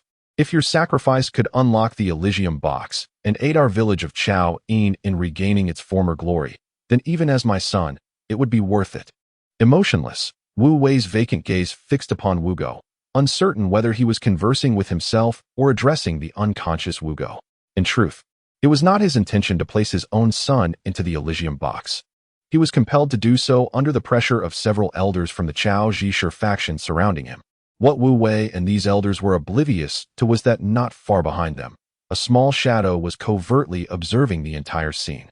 This was none other than Wugo's childhood companion, Long Shi, endowed with the power of the reincarnation eye. Just as Wu Wei's hands were about to press down upon Wu Go, ready to have the Elysium box consume him, the crowd suddenly felt a violent tremor, accompanied by a resounding crash from above. In the next moment, the ceiling of the basement was violently torn away. A figure with yellow hair descended from the sky, landing with the grace of a superhero before the astonished onlookers. Sunlight poured down, illuminating the black and gold armor he wore, making it shimmer brilliantly. A deafening roar echoed through the air as the yellow-haired figure made his grand entrance. "Ah, everyone is here. Were you preparing to feed that ghastly thing?" A flippant voice resonated from behind the mask of Drifting Watergate. Simultaneously, Drifting Watergate slowly rose from the ground. "You villains, why do you all delight in conducting human experiments? At least Orochimaru's experiments contributed to technological advancements. Yours are merely a waste of resources." He continued, "You enjoy human experimentation, do you? Allow me to demonstrate what it means to have a king descend from the heavens, furious and fearsome." As Drifting Watergate spoke, the elders of the Chao Zhishir faction had already reacted. An intruder. Attack. Four masked men instantly materialized around Drifting Watergate, positioning themselves in the front, back, and sides. They all extended a hand, performing a gesture reminiscent of a World War II French salute. Instantly, a yellow energy shield enveloped Drifting Watergate. Enclosed within the shield, he felt his physical form and chakra being suppressed. However, this proved to be utterly futile. They failed to consider how the massive Lord's mansion above had vanished. "One of my great-tailed spiral balls could obliterate your base, while you lot, who struggled to dismantle a villa within a day, dare to suppress me, the esteemed Drifting Watergate. It seems you have indulged in too many red beans. Sneaking an attack while another speaks is rather impolite, I assent it." Clenching his fists, Drifting Watergate shattered the yellow shield in an instant. The masked men who had unleashed the shield were flung back by the force of the shattered barrier. Witnessing several elders being incapacitated in a single blow, the Lord Wu Wei assumed a combat stance, narrowing his eyes. "Who are you? What is your purpose here?" Drifting Watergate smirked upon hearing this, yanking off his mask with flair. "Since you have sincerely inquired, I shall graciously enlighten you. In order to prevent the world from destruction and to safeguard the peace of our realm, I embody the charming and endearing essence of the Wandering Rogue. Standing before you as the illustrious Wandering Rogue, Lord Minato Namikaze. Mu Wei, what nonsense is this fellow spouting? Please share a meme of Sasuke in the comments." Minato Namikaze? How audacious to flaunt the title of the fourth Hokage, who sacrificed himself for Konoha. Does he not fear retribution from the village? Naturally, Mu Wei is well aware of the legendary Golden Flash, yet he also knows that Minato passed away several years ago. The individual before him must be an imposter. Since you are unwilling to reveal your true identity and have intruded upon the confines of the Kirigakure prison without permission, there is nothing more to discuss. Mu Wei enveloped his hands in flames and swiftly charged towards Minato. Fire style, heavenly prison. Minato did not evade. Instead, he formed a blue sphere in his right hand, opting to confront Mu Wei head-on. Rasengan. The collision of the blue sphere and red palms erupted with force. Mu Wei could not withstand even a moment and was sent flying by Minato. However, in that instant, he successfully marked Minato with the heavenly prison seal. The seal rapidly spread from Minato's palm to envelop his entire body, forming a faint red mark at the center of his chest. Success. Morata. Mu Wei rose from the ground, wiping the blood from the corner of his mouth, and smiled. Simultaneously, the masked elders of the grass village also regained their footing. Encircling Minato. "You are now ensnared by my heavenly prison technique. Should you attempt to utilize chakra, the seal will scorch your body. Unless you leap into the water or I choose to release you, there is no escape from my heavenly prison." The four elders of the grass village, alongside Mu Wei, slowly advanced toward Minato, with Mu Wei taking the opportunity to boast about his signature jutsu. "Now, will you disclose your true identity?" As the five approached, certain of their victory, Minato found the situation rather amusing. Setting aside the question of whether this trivial heavenly prison technique could restrain a powerhouse of his caliber, the more pressing matter was that this technique could only inhibit the chakra of its caster. Minato, being a puppet created from the white Zetsu, relies on the infinite chakra transmission from the black rods. Thus, the chakra he wields is entirely external, rendering the heavenly prison technique utterly ineffective against him. Even if it could restrict Minato's chakra, he could easily contend with these mere weaklings using only taijutsu, facing adversaries lacking the strength of a shadow-level ninja. This was merely child's play for Minato. You believe such a trivial technique can subdue me? Drawing the two katana from his back, Minato performed a flourish with his blades. Since Mu Wei is under the impression that his jutsu can bind him, Minato decided to play along and entertain him. Let us resolve this with sheer physical prowess. If that is the case, I shall indulge you in a little play. To vanquish the 5 of you, I require but 3 strikes. Chapter 130. My affection for subtle double standards. Drifting Watergate glided forward with a light step, swiftly encircling 2 of the masked figures in a matter of moments. The ghost shadow disappearing step. Simultaneously, 2 flashes of blade light shimmered, rendering the 2 masked men frozen in place. With a mere utterance from Drifting Watergate, the 2 motionless figures collapsed to the ground. With a thud, they fell, their bodies cleaved vertically in 2. A torrent of crimson gushed forth from the openings in their forms. Since they were upright, let you be horizontal. Raising his katana towards the remaining 2 masked men, Drifting Watergate revealed a radiant smile. Do not be overly arrogant. The 2 remaining masked figures, clearly intimidated by Drifting Watergate's ability to unleash such speed, even while their chakra was suppressed, trembled slightly in their voices. Nevertheless, they raised their hands in unison. Invoking a technique, a yellow protective barrier reappeared around Drifting Watergate, albeit diminished in hue due to the absence of their fallen comrades. The pressure he felt from within was significantly weaker. Yet, even with their combined efforts, they could not hope to suppress Drifting Watergate. To be frank, the Blood Prison movie version had notably weakened Naruto, even with the constraints of the Heavenly Prison technique. However, with Naruto's own level of physical skill, he could not possibly be overwhelmed by an obscure figure such as Wu Wei, not to mention being knocked unconscious by a mere elbow strike. The notion that he could be rendered immobile by the secret techniques of those 4 masked men was utterly ludicrous. With a forceful motion, Drifting Watergate shattered the flimsy yellow barrier as if it were mere inferior glass. Then, under the terrified gaze of the 2 masked figures, he soared forward. Executing a complete 360-degree sweep, the 2 razor-sharp katana effortlessly sliced through the clothing, flesh, and spine of the 2 masked men. In an instant, they were bisected. Coughing violently, both masked men spat blood, their upper halves collapsing to the ground, while their lower halves remained standing in a grotesque display. As the bisecting blow did not damage any vital organs, the 2 figures did not succumb immediately, instead reaching out in despair, uncertain of their next actions. Drifting Watergate paid no heed to these dying souls, merely wiping the blood from his blades. This was the 2nd strike. Now it is your turn. Gulp. Wu Wei swallowed nervously, beads of cold sweat trickling down his forehead. He could hardly fathom that his opponent had managed to instantaneously eliminate the 4 esteemed elders of the grass village solely through physical prowess. Observing the ease with which they were dispatched, it was as if slaying 4 figures on par with the strength of a Kage was akin to slaughtering mere chickens. If the wayward Watergate were to discern the thoughts harbored by Wu Wei, he would undoubtedly scoff in derision.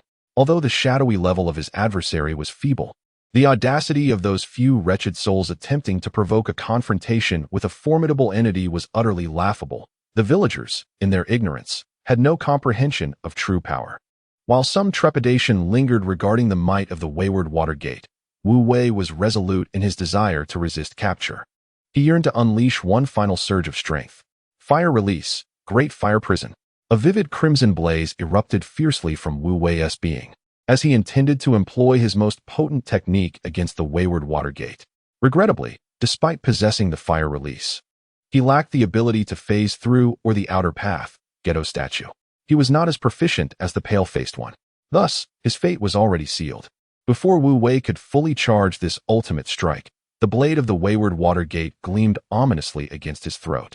Blood erupted, and a head soared into the air. The verdant glimmer in Wu Wei's eyes extinguished.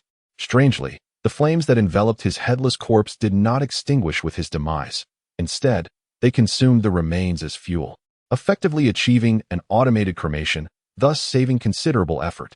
The slaughter of these few individuals inflicted no pangs of guilt upon the wayward Watergate. Setting aside his inherently lofty demeanor, these individuals were indeed deserving of their fates. They had perpetually used the living as sacrifices, feeding them to the so-called Elysium box, which claimed to grant every wish, in a bid to dominate the ninja world. Even if Wu Wei later attempted to justify opening the Elysium box as a means to resurrect his son, it could not absolve him of his prior transgressions. Moreover, regardless of his motivations, he had personally delivered his son to the Elysium box as a sacrifice. A glance would suffice to identify him as a pure fool. However, his son and the innocent girl peeking from behind the wall remained blameless. The wayward Watergate harbored no intentions towards them. "Do not hide and watch. I have already seen you," he declared, shifting his gaze towards the wall where Longe concealed herself. The girl, who had been secretly applying a small pearl while hiding behind the wall, trembled at his words, cautiously stepping out. She managed to force a smile towards the wayward Watergate. "Big brother, what are you saying? I just arrived here, knowing nothing and having seen nothing." Despite her words, the cold sweat on her forehead and the small pearl at the corner of her eye betrayed her fear. "Oh, little girl, do not be so frightened. After all, your brother here is not a bad person," the wayward Watergate said, advancing slowly and affectionately ruffling Longue's hair.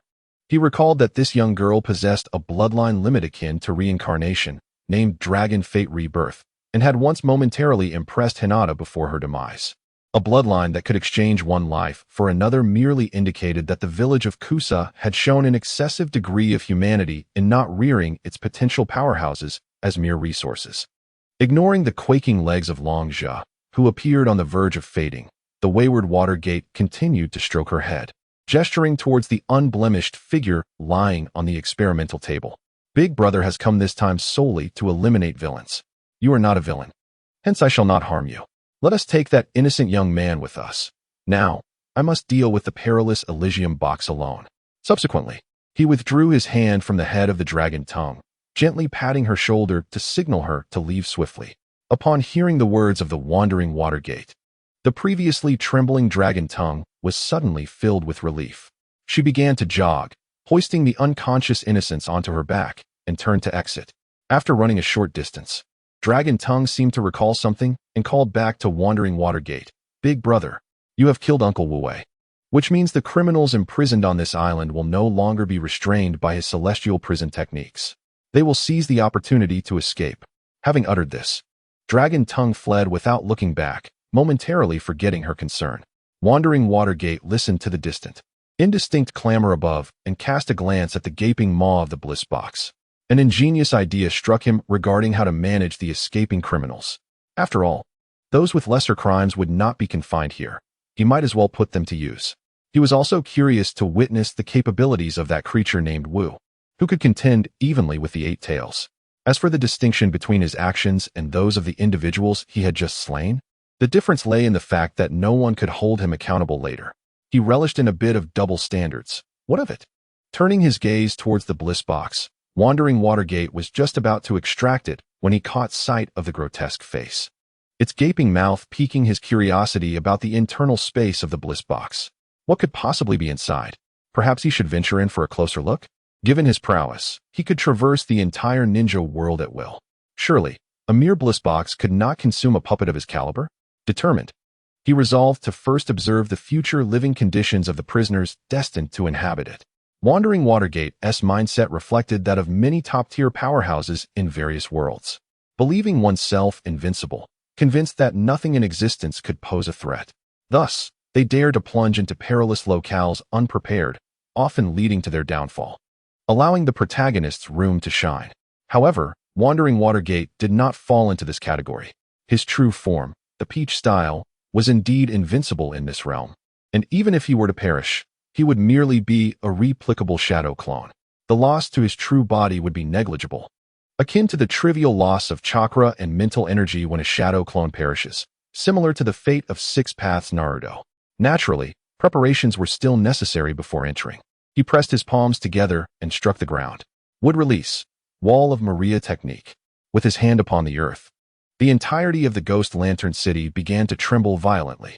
Simultaneously, towering wooden walls, each 100 meters high and 10 meters wide, swiftly rose around the small island, enveloping it entirely. Chakra, lend me your might.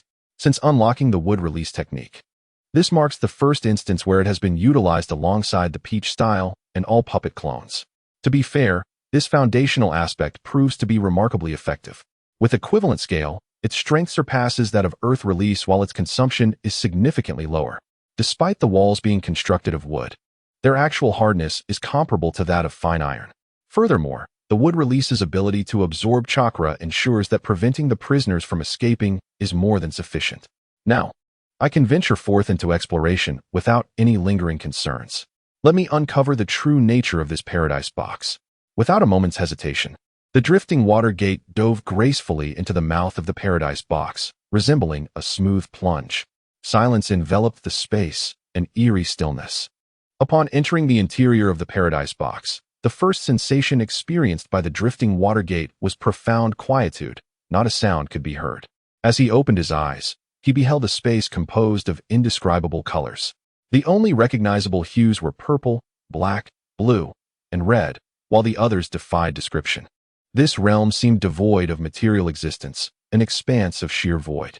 The drifting water gate felt as though he were submerged in water, yet simultaneously floating in the air. Of course, due to his puppet form, he was unable to discern the presence of air. Suddenly, he sensed a stream of peculiar chakra surging from all directions within the void, attempting to assimilate his being. However, how could there exist chakra more intricate and invasive than the peach style? Thus, the efforts of this unusual chakra were ultimately in vain. In truth, it was not merely chakra attempting to invade the drifting water gate's body. An array of emotions saturated the paradise box as well. Yet, due to his puppet form, the mental assaults launched by the paradise box were akin to striking at air. What a triviality. It was merely an ordinary alternate dimension, albeit with the added function of soul storage. The drifting water gate traversed the interior of the paradise box a few times, discovering that the space was rather limited. Approximately 500 cubic units in size, filled with the souls of those consumed by the paradise box and chakra, imbued with negative emotions.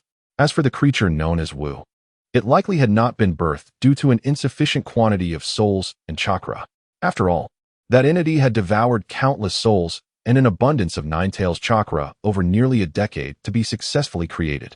The drifting water gate speculated that if the Nine-Tails chakra, also rife with negative emotions, had not been extracted, the paradise box might require decades more of prisoners to possibly generate a creature like Wu. Wasn't this just aimless drifting?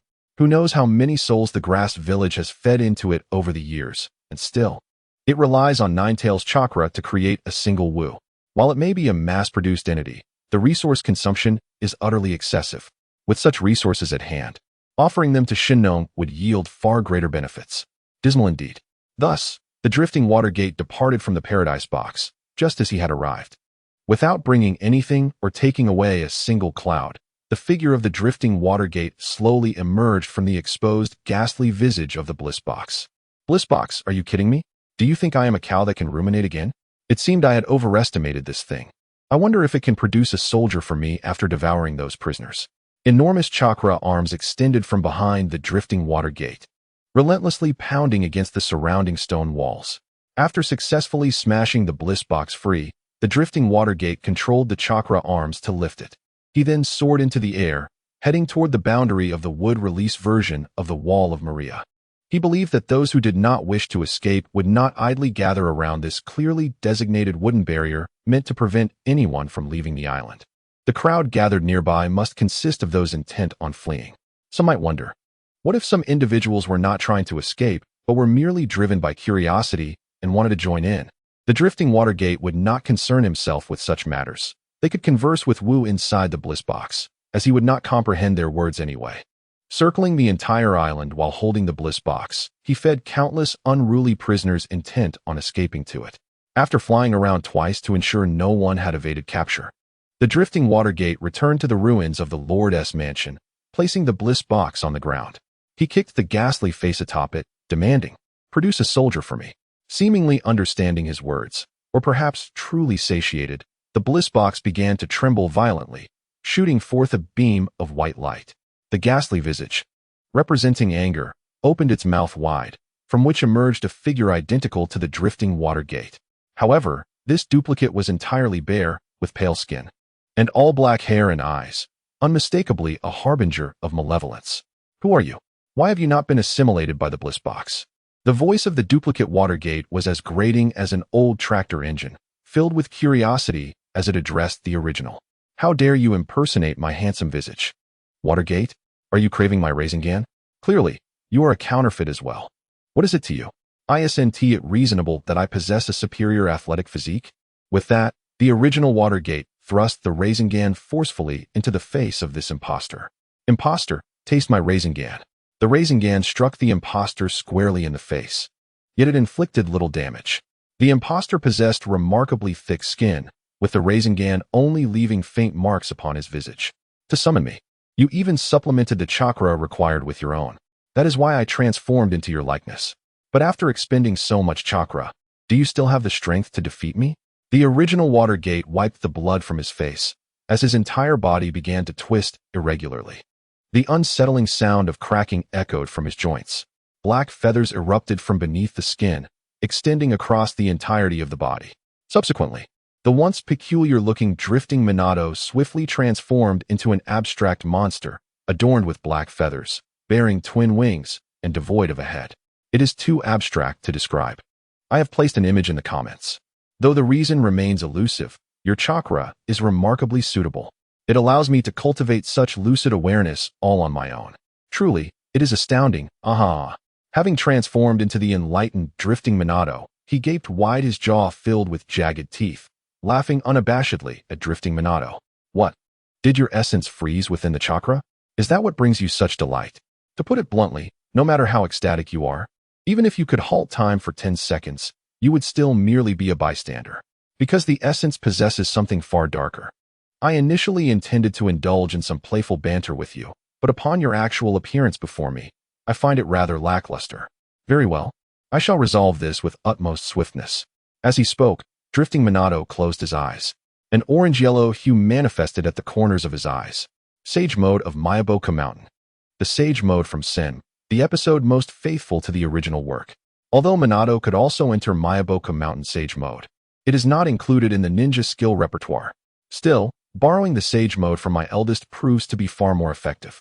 Sage Chakra coalesced upon him, forming a crimson robe, its hem adorned with black patterns that flickered like flames. Clenching his right fist, drifting Minato struck forcefully towards Wu. Behold, allow me to demonstrate the true essence of Mayaboka Mountain Sage techniques. An earnest punch. A tremendous surge of Sage Chakra, infused with the natural energy from the surrounding air, surged forth as drifting Minato delivered a colossal punch. Boom. The vast and powerful shockwave collided directly with Wu's massive form. In that instant, the black feathers enveloping Wu were blown away. Subsequently, Wu's entire body disintegrated into swirling black smoke, dissipating with the wind. At that moment, a small wisp of smoke, birthed from Wu's demise, brushed against the robe conjured by drifting Minato's Sage Chakra. Noticing this, drifting Minato merely flicked the robe aside. The crimson garment billowed like a cloak in the breeze, and the wisp of black smoke was carried away by the wind. A bit of dirt on the hem. In the land of wind, deep within the desert, the fourth Kazekage, Raza, knelt solemnly on the scorching sand, his right hand pressed against it, seemingly lost in thought. Beside him stood two anxious Umbu ninjas, uneasily positioned behind Raza. After a moment, Raza rose, his expression still stern, betraying no sign of change. Lord Kazekage. The gold sand here. One of the sand Umbu hesitantly began. Raza shook his head. The gold sand here has been completely exhausted. We must relocate. As the words fell, a heavy silence enveloped the trio. The gold sand in the desert is not infinite, and at this rate, it will inevitably be fully depleted. As the three individuals fretted over the future of Sunagakure, they were suddenly interrupted by the faint sound of footsteps. Despite the almost imperceptible crunch of sand beneath their feet, the two elite Umbu and the village's leader, Raza, were able to discern the presence of an intruder. The footsteps indicated a solitary figure. But what manner of person would dare to appear in the depths of the Wind Country's desert at such a time? Could it be that they had fortuitously encountered Raza during his quest for gold? Something was amiss.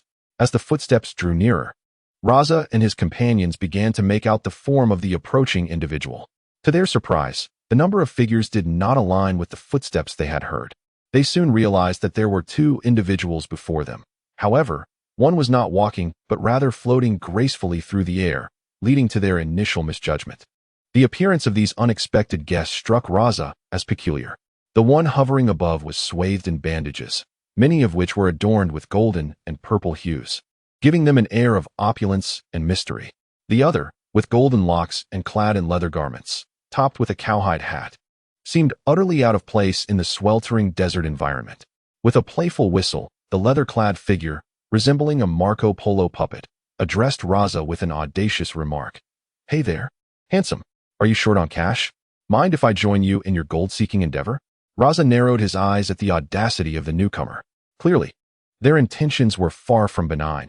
It appeared that they were targeting him specifically. This indicated that a traitor lurked within the village, though he was unaware of who had betrayed his whereabouts. Once he dealt with these two insolent interlopers, he would return to the village to root out the hidden vermin. In truth, Raza had unjustly suspected the diligent ninjas of Sunagakure. These two had merely tracked him down after days of searching from the skies, choosing to land a couple of kilometers away to maintain their air of superiority. With no compass to guide them, they nearly lost their way in the vast desert. Fortunately, they had sensed the chakra fluctuations as Raza was extracting gold. Otherwise, their inherited sense of direction would have led them astray. Adhering to his principle of not engaging in futile endeavors, Raza chose not to respond to the impudent remarks. Instead, he silently raised his hand, summoning a large mass of sand and gold, which spiraled toward the audacious figure. "It seems our friend here is not very welcoming," remarked the one wrapped in golden bandages, arms crossed. "Since they are so discourteous, we need not hold back. Let us engage them directly." With that, the golden mummy extended their arms, preparing to execute the dust release technique. Dust release, divine disintegration technique. A luminous crystal suddenly appeared in the path of the sand gold controlled by Raza, obliterating it without a trace. At that very moment, a figure with a small mustache drew two uniquely shaped pistols from his waist. "The roaming revolver," he exclaimed. "Let us get this chapter down first." Chapter 133. Humph, trying to escape. A flurry of water bullets erupted from the gun barrels, hurtling towards the three figures at great speed. With a casual wave, Raza summoned a large mass of sand gold from beneath him, effectively blocking all the water bullets. "What on earth is this? A water iron cannon? Are you from the Hozuki clan? And you, the technique you just used must be the dust release from a Wagakure, right? How could the two of you conspire to ambush me, the current wind shadow?" Something felt amiss, very amiss. Is there another ninja in a Wagakure who can use dust release besides the missing Tsuchikage, Anoki? Additionally, why would a dust release user from a Wagakure collaborate with the Hozuki clan from Kirigakure, given the renowned ninjutsu of the mustached man and the figure known as Mu? Raza quickly deduced their identities. However, the mustached puppet and Mu had no intention of concealing their identities, so their recognition was of little consequence. "Wind Shadow? It is precisely because you are the Wind Shadow that we have come for you. After all, the current shadows are merely nuisances that need to be eliminated."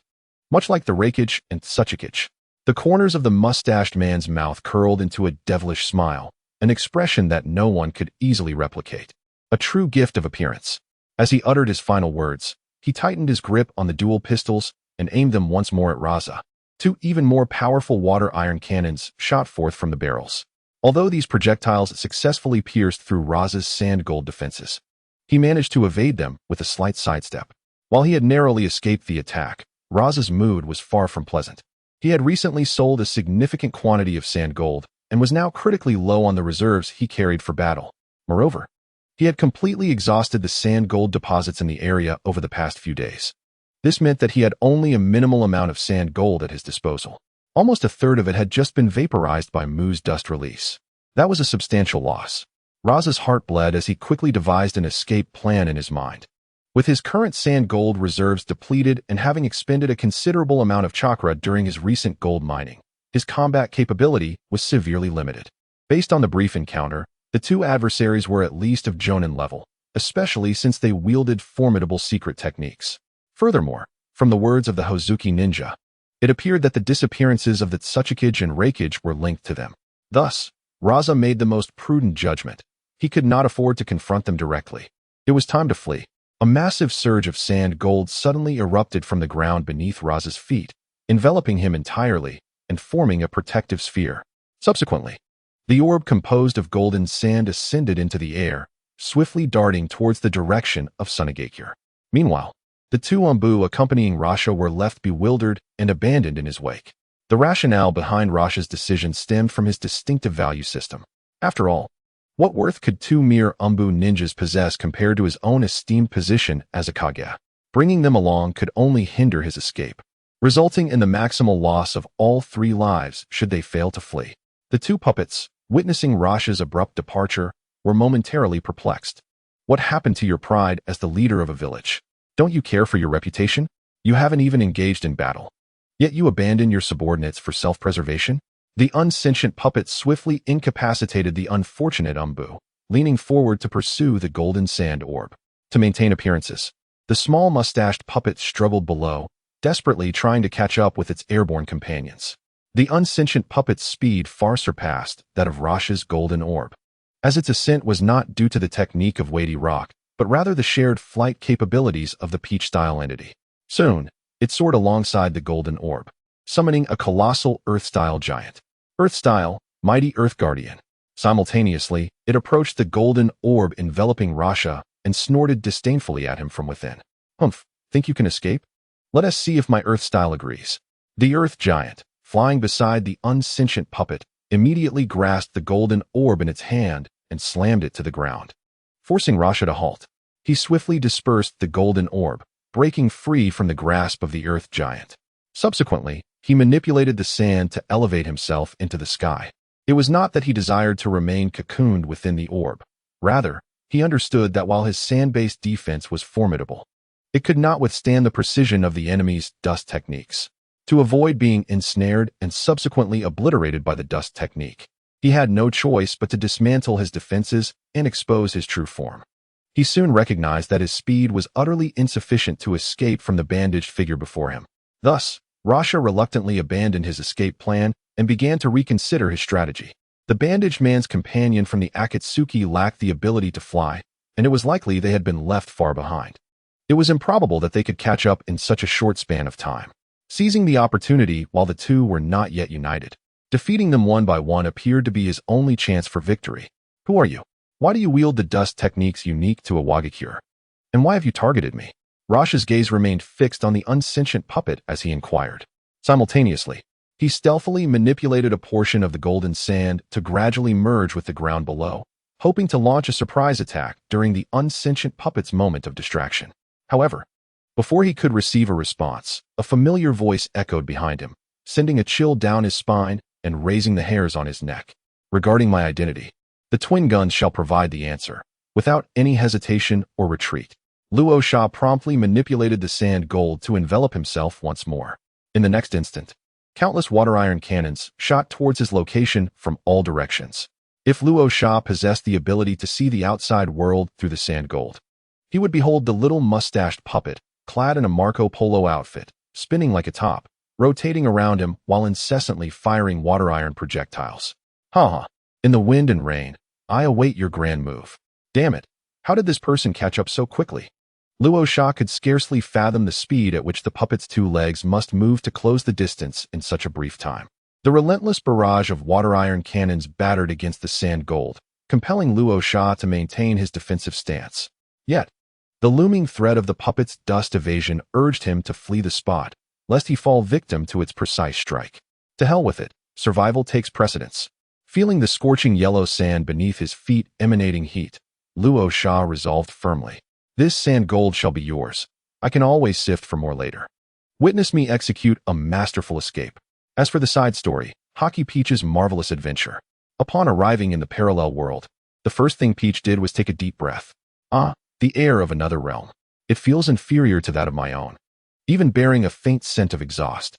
With a casual wave, he summoned a figure clad in black from the alternate space. The figure, caught unawares, fell to the ground with a painful thud. This figure was none other than the middle-aged Sasuke, previously confined in the alternate space by Peach. After regaining his bearings, middle-aged Sasuke realized he had been freed and recognized the familiar layout of Konoha below. This is my world. Struggling to rise, he gazed at Peach, Uchiha Light, and Boruto, who were observing him. Trouble. The malevolent extraterrestrials have invaded. Middle-aged Sasuke managed to croak out, his voice raspy. He recalled the moment when his younger self, poised to be struck like a top, had suddenly summoned a red phantom, more handsome than he, who swiftly knocked him unconscious. When he awoke, he found himself trapped in that alternate space. His Rinnegan's power had nearly depleted, and he sensed his exclusive ocular technique, the Heavenly Hand power, had vanished. Until his release today, he had languished in that alternate space, surviving on the few military rations he had managed to bring along, barely staving off starvation. His chakra had scarcely recovered at all. Until today, when Peach revealed himself, I realized they had returned to their original world. In that fleeting moment, the middle-aged Sasuke felt an overwhelming sense of despair. The original Peach had required the combined strength of himself and Naruto to scarcely defeat. Now, with the arrival of the Peach from this alternate realm, he found himself captured. Relying solely on Naruto would be futile. I cannot allow myself to be ensnared by the enemy. In the current ninja world, the only formidable powers capable of confronting the Otsutsuki are Naruto and myself. If I were to be captured again, Naruto would undoubtedly be left to face the enemy alone. The ninja world would be obliterated by Peach and his ilk. How can I succumb? I, Sasuke, cannot be taken prisoner by the enemy. I must rise. I must fight again. With this resolve, the middle-aged Sasuke drew a deep breath, unknowingly squeezing out a bit of chakra from somewhere within. A portal appeared on the ground, and he plunged directly into it. Sasuke's maneuver was so swift that even Peach was caught off guard. My thought is that although the Ten Tails' power is depleted, Sasuke still retains the experience of using space-time jutsu. Opening a portal is not an issue. Not a chance, is it? I first drained you of all chakra and ocular power, then confined you in an alternate space for days. Where did you muster the strength to open another portal and escape? Never mind. It's of no consequence. The plan was initially to simply discard the middle-aged Sasuke in Konoha. Since he escaped on his own, it saves me some effort. There's no rush in retrieving Peach's body. A quick use of the spring and autumn cicada can resolve the timeline issue. Suddenly, Peach recalled that the Otsutsuki Momoshiki seemed to have raised a Ten Tails in his own alternate space. Perfectly, he could seize that Ten Tails, feed a Shiki to it, and thereby acquire a divine tree along with a chakra fruit. It appears that the Ashiki from my original world is still lurking about, making it difficult to locate him for now. However, the Ashiki of this world has already begun to act. Capturing him will be a certainty. Hey, besides you, are there any other surviving Otsutsuki in your world? Peach turned to Boruto and inquired. Boruto shook his head. To my knowledge, I am the only surviving Otsutsuki on this planet. However, I can sense a space that has an owner through this little device. It seems you rushed to this planet without conducting any investigation. As he spoke, Peach raised the object in his hand, emanating a soft green glow. Here's the plan.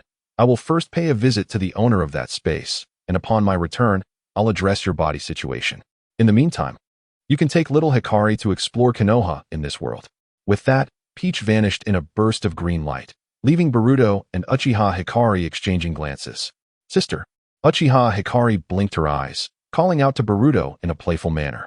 She had long heard Peach introduce this individual as the female version of herself from a parallel world, who had unfortunately been defeated and had to inhabit another's body.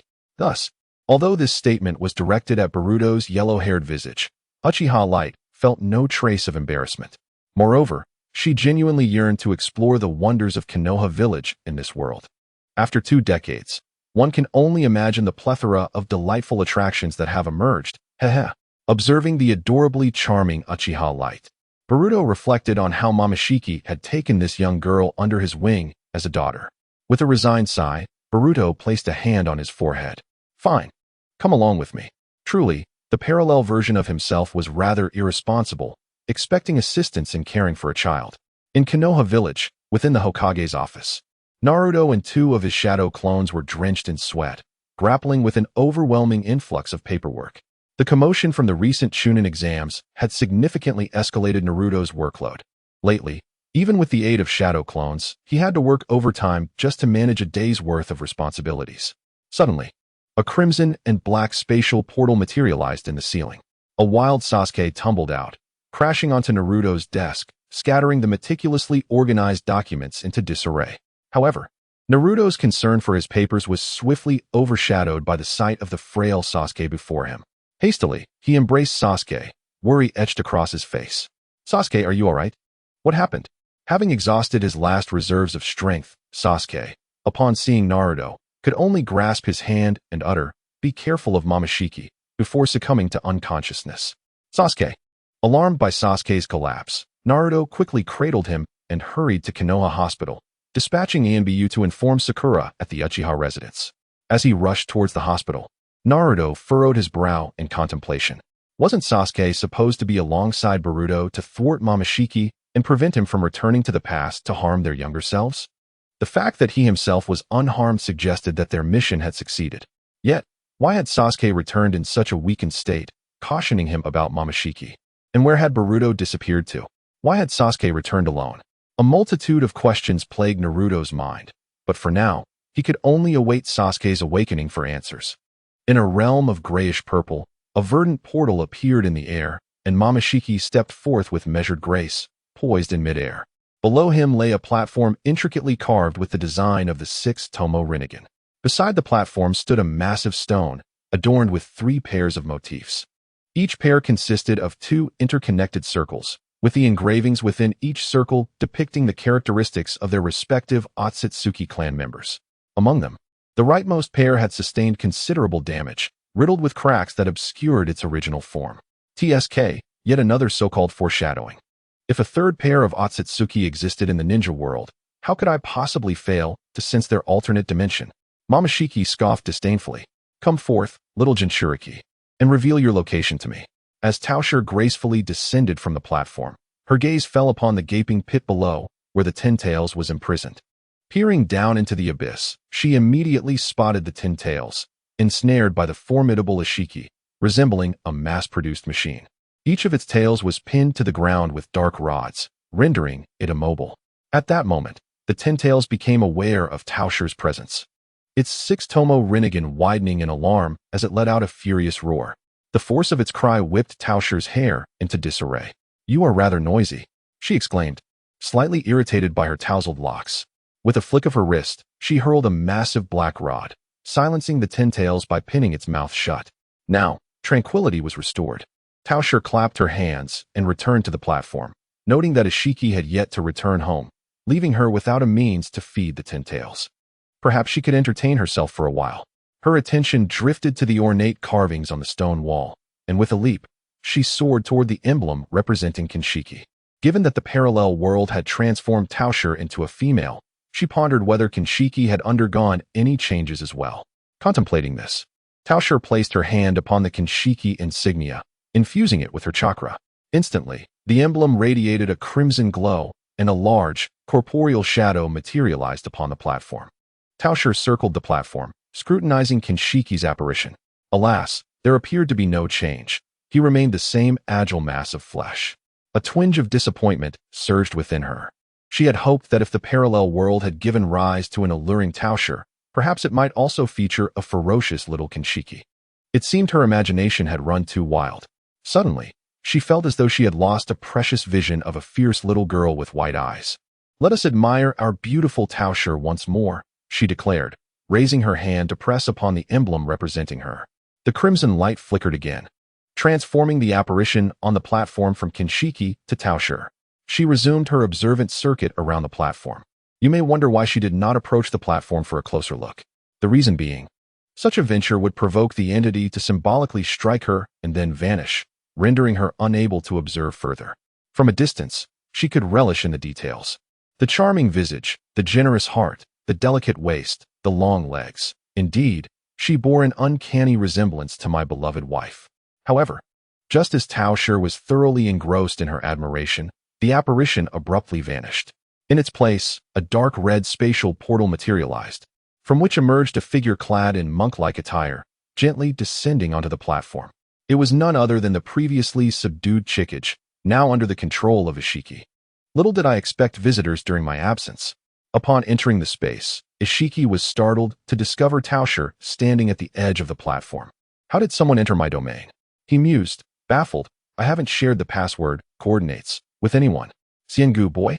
Although startled, Ishii maintained his composure, preserving his air of sophistication. As he began to speak, he fell into the familiar role of a pretentious figure. After all, with his prowess, he faced few rivals throughout the entire ninja world.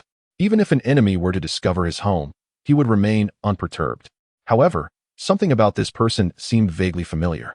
Tao Shi, how have you transformed into a man? Even if one revives through a wedge from the opposite gender, their inherent sex should not change. Why has Tao Shi completely undergone a transformation? No, something is amiss.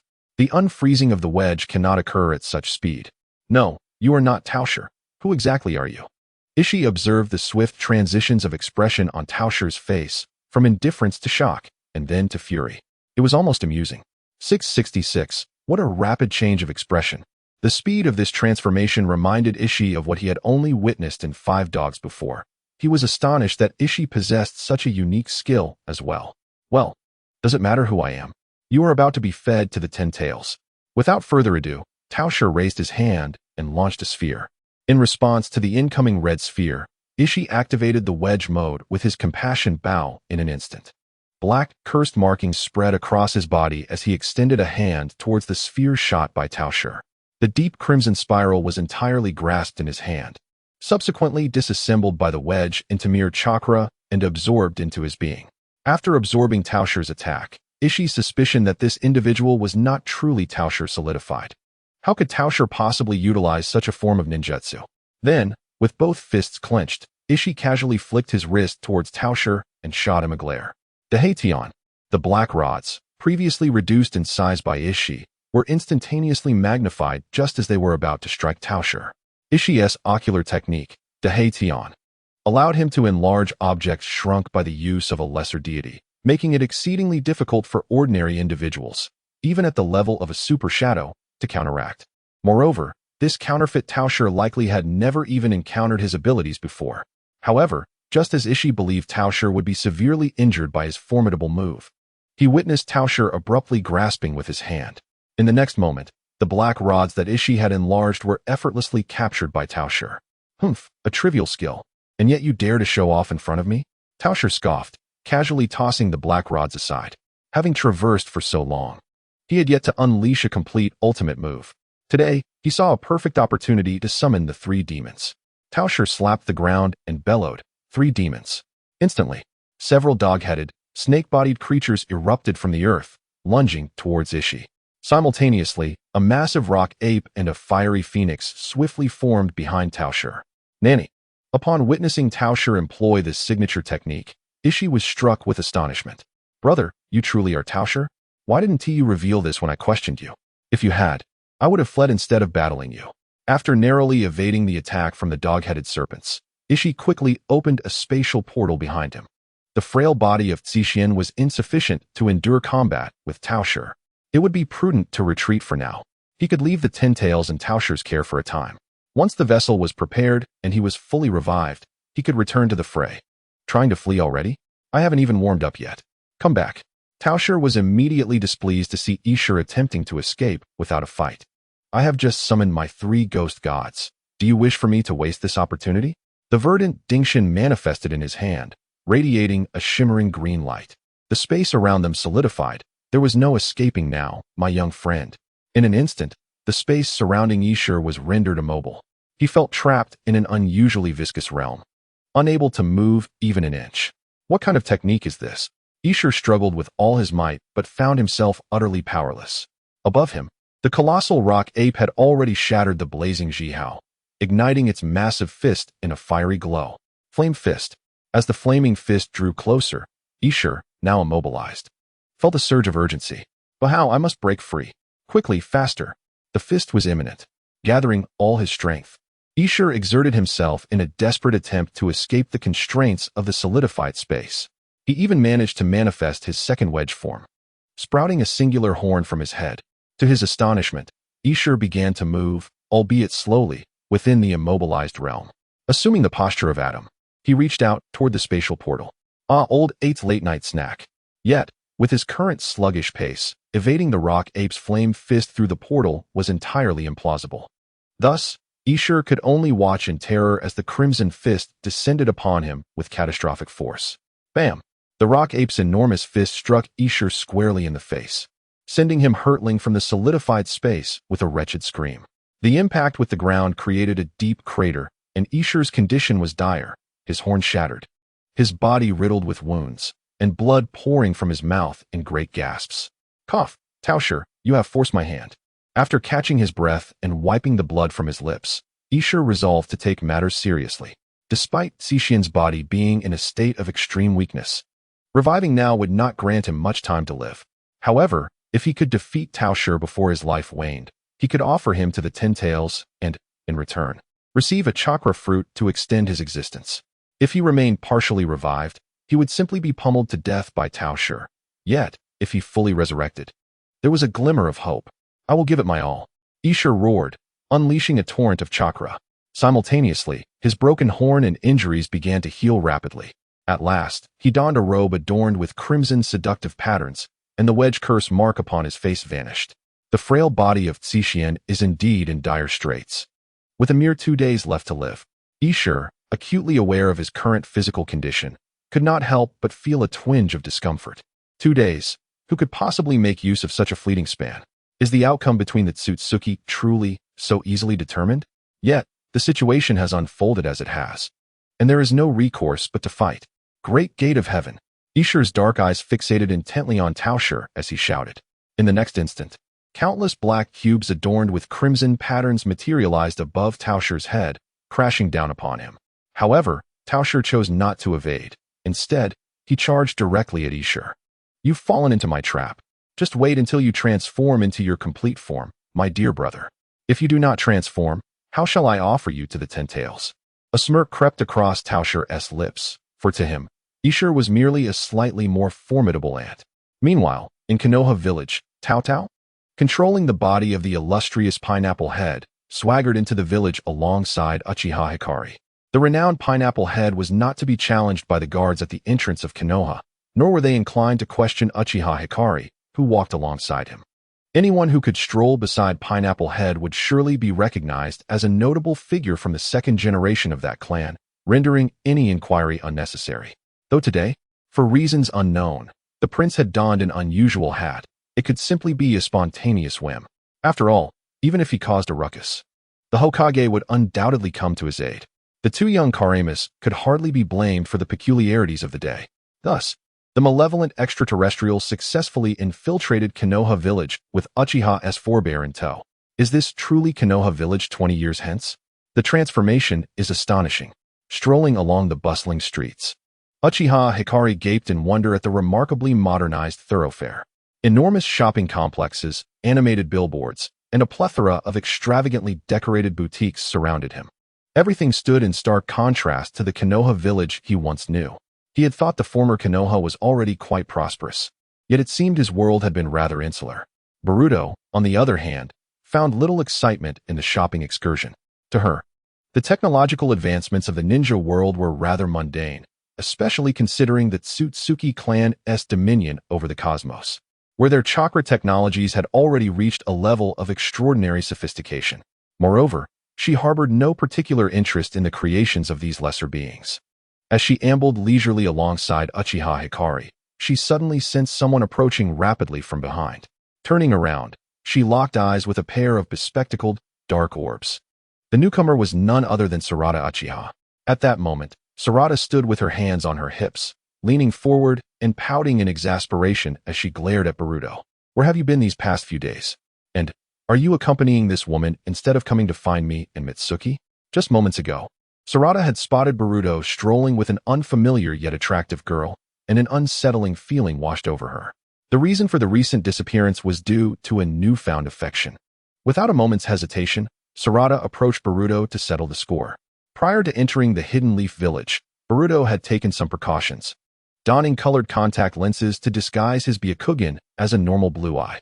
Consequently, Sarada failed to notice anything amiss about Boruto at that moment. Nearby, Uchiha Hikari also observed Sarada interrupting Boruto's outing. However, it appeared that she was quite familiar with the true owner of Boruto's body. Out of courtesy, Uchiha Hikari decided to introduce herself. Hello, I am Uchiha Hikari, a friend of Boruto. May I ask who you are? Upon hearing the name Uchiha, Sarada was taken aback, momentarily casting aside her intentions to confront Boruto. She quickly shifted her gaze to Uchiha Hikari, scrutinizing her from head to toe. This spiky black hair, those sparkling black eyes, this delicate oval face, and the similarity in age to both herself and Boruto. It dawned on her that Sasuke had indeed made a mistake that all men are prone to. Hadn't he? Had Boruto's recent days spent with Sasuke been aimed at finding this estranged, illegitimate daughter? With this thought, Sarada felt a wave of darkness wash over her. Today, I was elbowed by the ground, and my left foot is sprained, she lamented. Moreover, why hasn't the scan for the omnipotent Itachi been adjusted yet? The full Susanoo tracking my normal attacks. Does playing this game not evoke laughter? Hockey's Wonderful Adventure 4. Surely.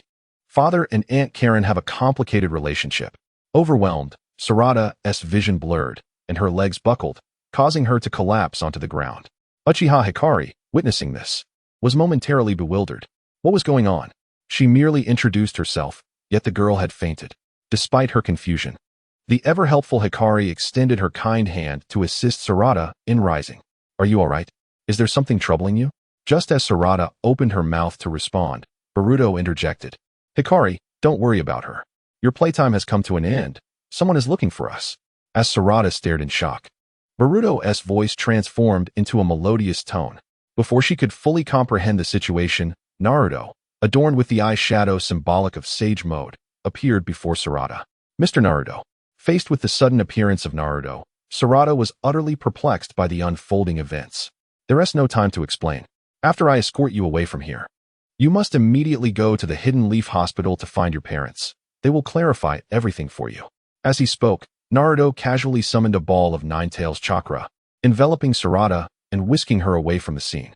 Following this, Naruto turned his gaze, those perceptive eyes now fixed on Boruto. To think you've been hiding within Boruto all this time. What has become of the version of you from that parallel world?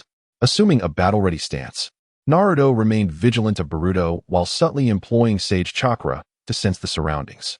The foul fox, do you dare to appear before me alone? Boruto did not respond to Naruto's inquiry, a circle of ethereal blue chakra swirling around him. He removed his beautiful eyes and hat, no longer concealing the characteristics of his wedge form. Today, I shall settle the old scores with you. Boruto's open right eye locked onto Naruto's frog-like gaze. The atmosphere between them tense, a confrontation on the brink of eruption. Not long ago, at Konoha Hospital, upon receiving a notification from the Umbu, Sakura hurriedly entered the ward. Her eyes fell upon Sasuke, unconscious on the bed, with Naruto vigilantly by his side. Naruto, Sasuke, Sakura's concern was palpable. Naruto, sensing the worry in her eyes, shook his head and reassured her.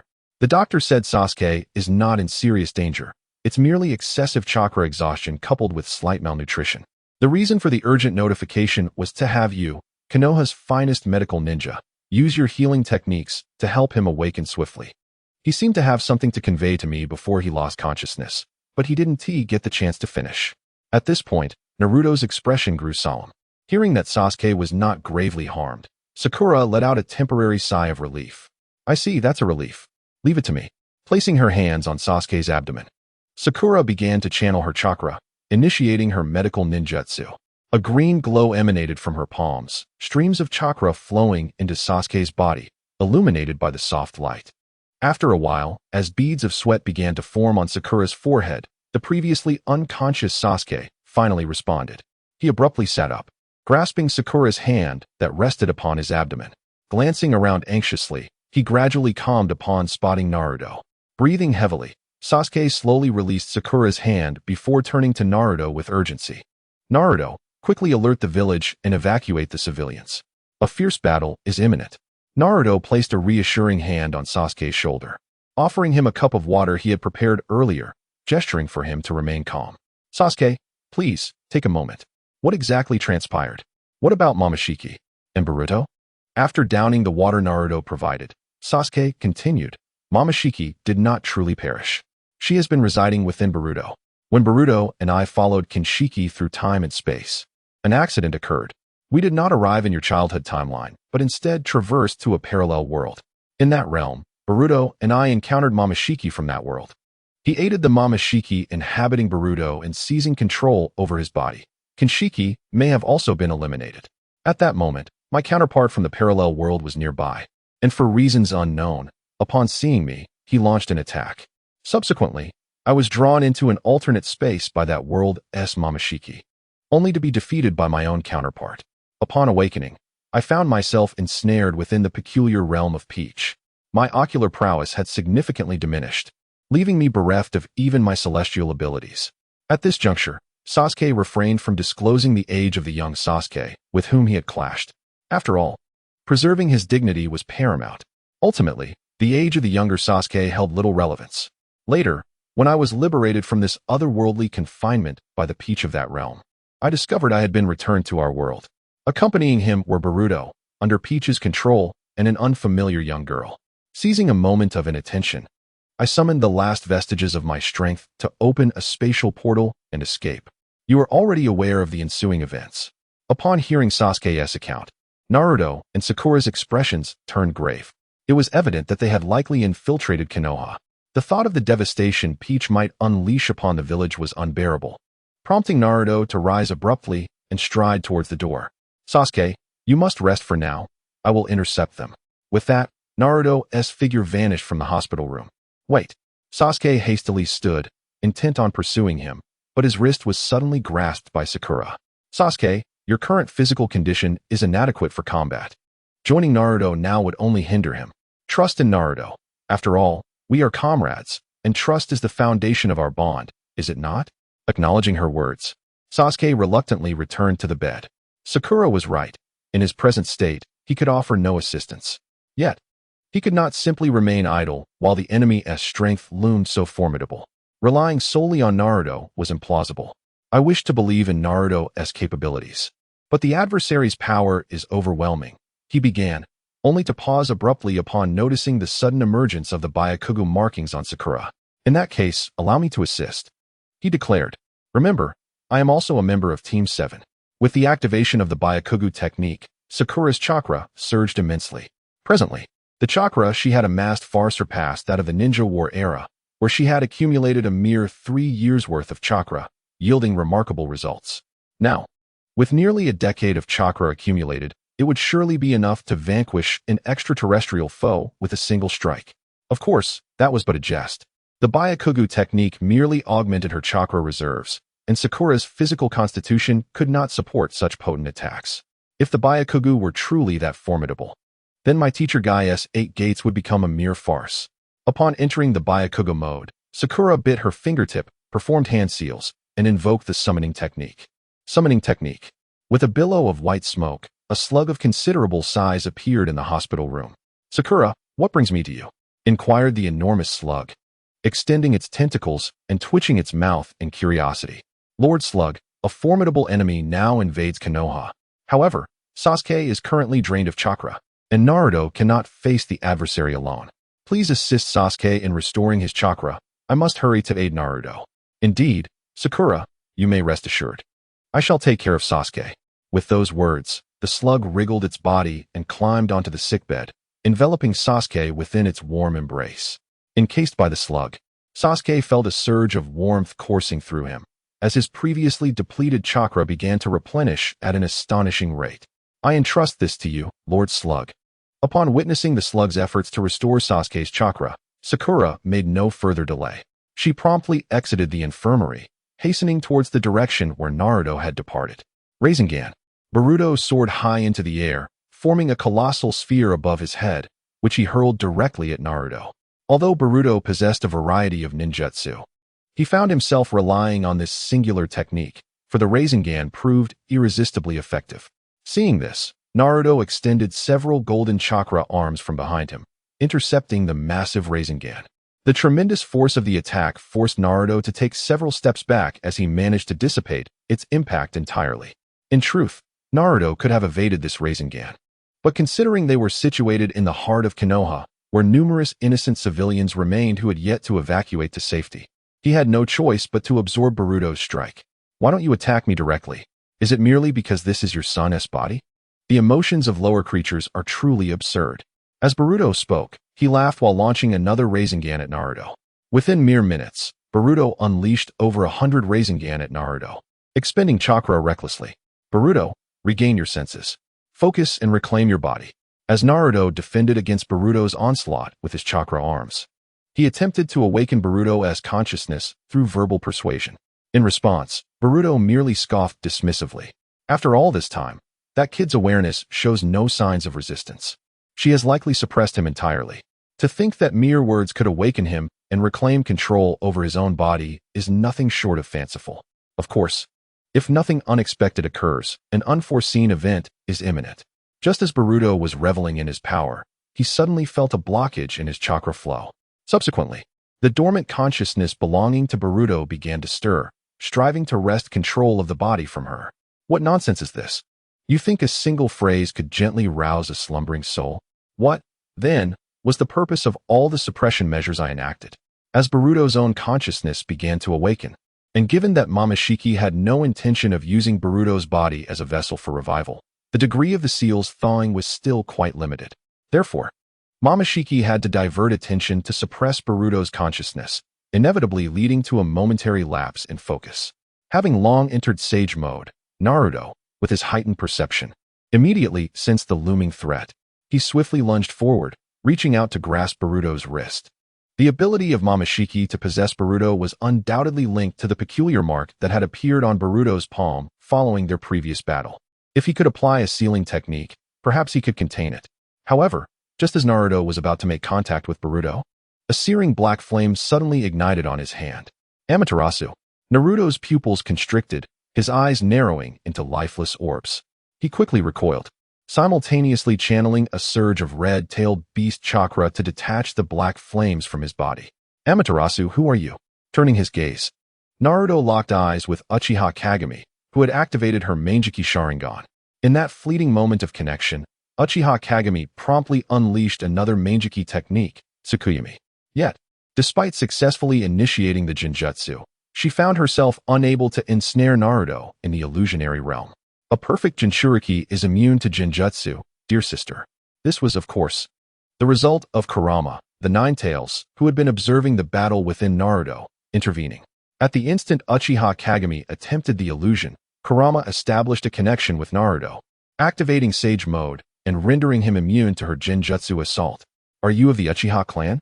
Then why are you allied with Momoshiki? Forced out of Sage Fox Mode, Naruto finally noticed Uchiha Kagami, who had been silently observing from the sidelines, successfully identifying her as the girl that Sasuke had mentioned, who had come to Konoha with two Momoshiki. Uchiha Kagami remained silent, stepping forward to position herself between Naruto and Boruto. She was perplexed by Naruto's question. It was evident to any rational being that they were on the same side. Why this radiant golden individual would question it was beyond her comprehension. Regardless, the matter was clear. The other party was an enemy. Uchiha Kagami held only one stance towards adversaries. Enemy. Attack. Susanoo. In an instant, a crimson half-formed Yatagarasu Susanoo materialized, enveloping Uchiha Kagami and Boruto within its protective embrace. Amaterasu and Susanoo. Now this truly complicates matters. It feels as though I am standing before that guy, Sasuke. Naruto sighed, clasping his fists together. His senses indicated that there were no more innocent civilians remaining in the vicinity. Thus, in an effort to minimize damage to Konoha's property, he could unleash his full power. It is time to get serious. He coughed, Kurama. Roar. Inside Susanoo, Uchiha Kagami gazed anxiously at Boruto, who was clutching his head and shaking uncontrollably. Sister, are you alright? Boruto asked, his eyes flickering. His previously tightly shut left eye seemed to show signs of opening. Suddenly, Boruto pressed his hand on Uchiha Kagami's shoulder. Quick, use Genjutsu on me. I need some time to suppress that little demon's consciousness. Please hold on for me during this period. Uchiha Kagami nodded solemnly. I will certainly hold out until you awaken, sister. Subsequently, the crimson glimmer of Uchiha Light's Manjiki Sharingan flashed. In the next moment, Boruto collapsed to the ground, succumbing to a profound slumber. The reason why Peach Blossom sought Uchiha Light to cast an illusion on her was to effectively discipline the unruly consciousness of Boruto residing within. If Boruto's body were likened to a single pilot mech, then the consciousness of Peach Blossom and that of Boruto would resemble competing drivers vying for control of the cockpit. Initially, Peach Blossom had succeeded in incapacitating Boruto, but unexpectedly, Naruto's shout roused him from his stupor. Consequently, if Peach Blossom, seated at the controls, wished to continue piloting the body, she would have to endure Boruto's elbow strikes. Conversely, if she aimed to retaliate against Boruto, she would need to relinquish her position.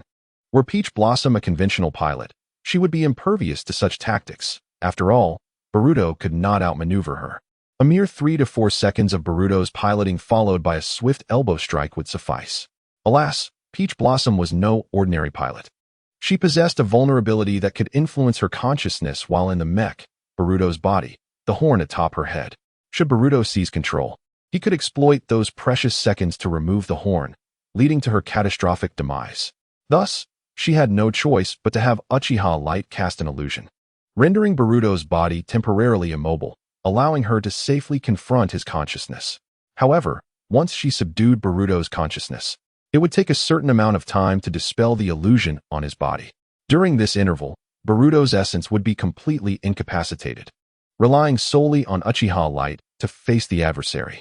Yet, Peach Blossom harbored faith that, with Uchiha Light's prowess, even if unable to defeat Naruto, he could sufficiently stall until she resolved Boruto's consciousness. As Boruto drifted into slumber, Naruto, standing resolutely against Susanoo, made his move. Wind release, spiral shuriken. Several chakra arms emerged from Naruto's back, lifting a colossal spiral shuriken and hurling it toward Uchiha Light's Susanoo. Upon witnessing this, Uchiha Light hastily raised an energy shield conjured by Susanoo to defend. The massive spiral shuriken, upon striking the Susanoo's energy shield, was deflected skyward, resulting in a violent explosion. Simultaneously, the shield bore a significant gash from the shuriken's sharp edge. Nevertheless, that very breach was swiftly mending itself, fueled by Uchiha Light's chakra output. Not launching a counterattack? Is he merely stalling for time? Observing Boruto resting within the confines of Susanoo, Naruto pondered. It appeared that Boruto was indeed resisting the influence of the opposing consciousness, albeit temporarily. Ultimately, he would be subdued once more. Yet, this was sufficient. His son was striving valiantly to procure time for him. As a father, how could he squander the opportunity Boruto had forged? At that moment, Naruto suddenly sensed a familiar chakra rapidly approaching the battlefield. It was Sakura. Had she come to provide support as well? A smile crept onto Naruto's lips. If that were the case, their chances of victory had significantly increased. There would be no room for delay. Naruto shouted loudly, and a brilliant golden light manifested before Susanoo. A massive chakra arm, adorned with sharp claws, rose behind him and fiercely slashed at the vulnerable point of Susanoo's shield. Instantly, a substantial piece of the dark red Susanoo was torn away. However, despite this significant loss, that section of Susanoo still retained a considerable thickness. It is worth noting that Uchiha Hikari could summon a complete Susanoo, yet she had chosen to utilize that energy to construct the defenses of her Yatengu Susanoo. From the looks of it, the defensive capabilities were indeed quite impressive. Yet, before Uchiha Hikari could catch her breath, a sudden streak of blue light darted across the sky and struck the weak point of her Susanoo with tremendous force. The painful heaven kick. It is quite reasonable for Sakura, Tsunade's disciple, to perform such a move. What a move! With a resounding crash, the remaining layer of Susanoo shattered instantly, sending it flying several meters away. After delivering the kick, Sakura leveraged the momentum to leap back to the ground, standing shoulder to shoulder with Naruto. That kick of mine still packs a punch, doesn't it? Sakura exclaimed, hands on her hips, exuding confidence. She had completely shed her usual delicate demeanor, coupled with the Byakugo markings across her body, aside from a slight disappointment in her chest area. She bore a striking resemblance to her mentor, Tsunade. Impressive. Naruto gave Sakura a thumbs up, flashing a grin.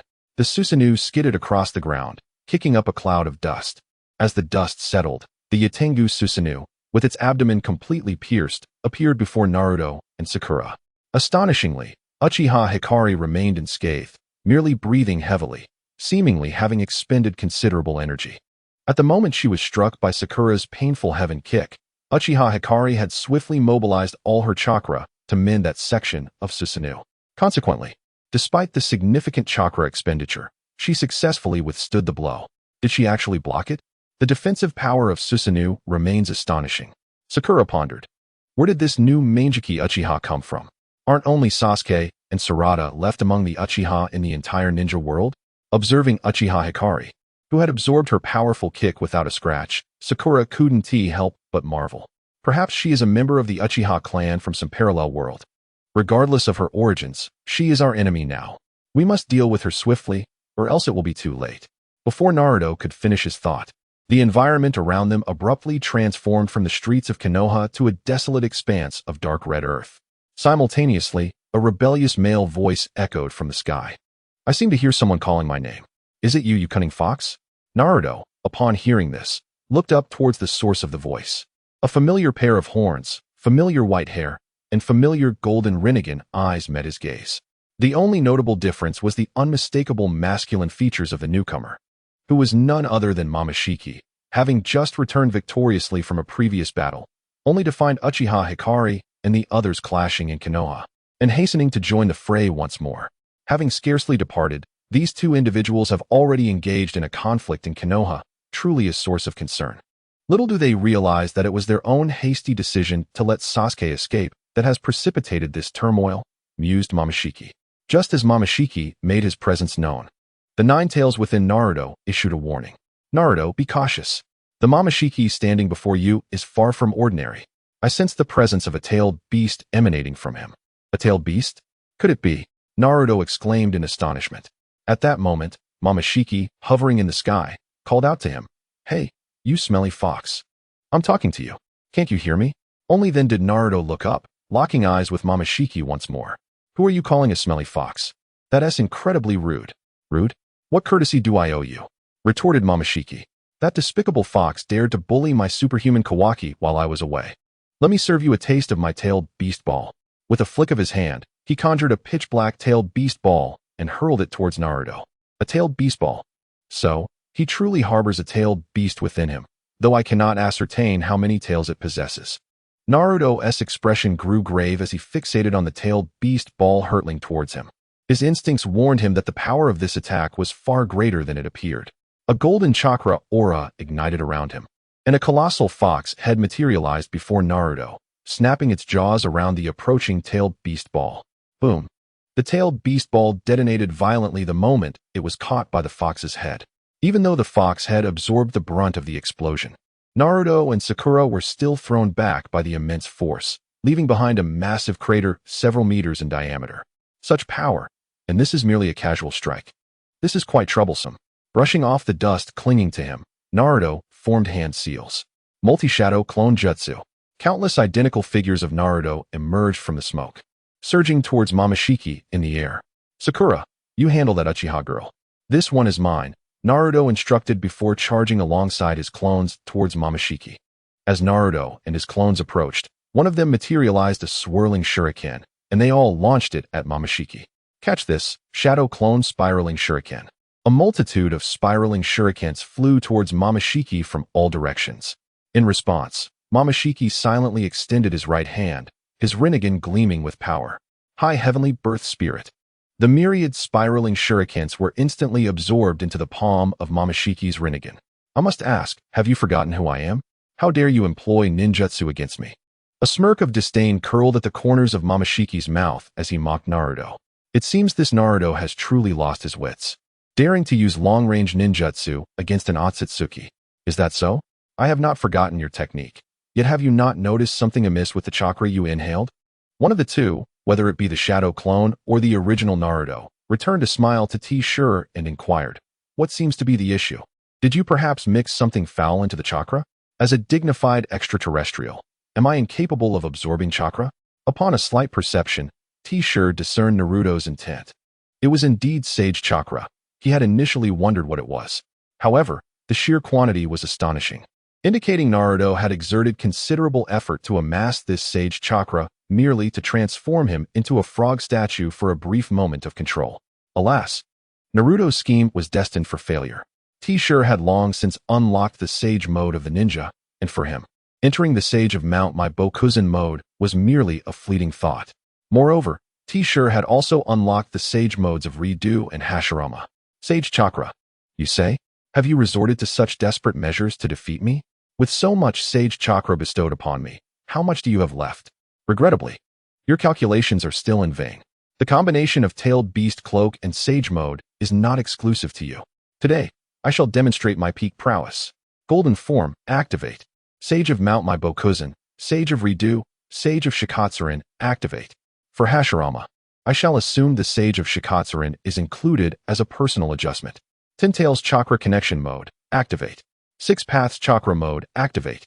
Oh, and it seems there's also the Lightning Release Armor. Chakra fully charged, activate. In essence, unleash all special states. In an instant, Naruto felt an overwhelming chakra surge erupting from T-Shirt, akin to a towering mountain.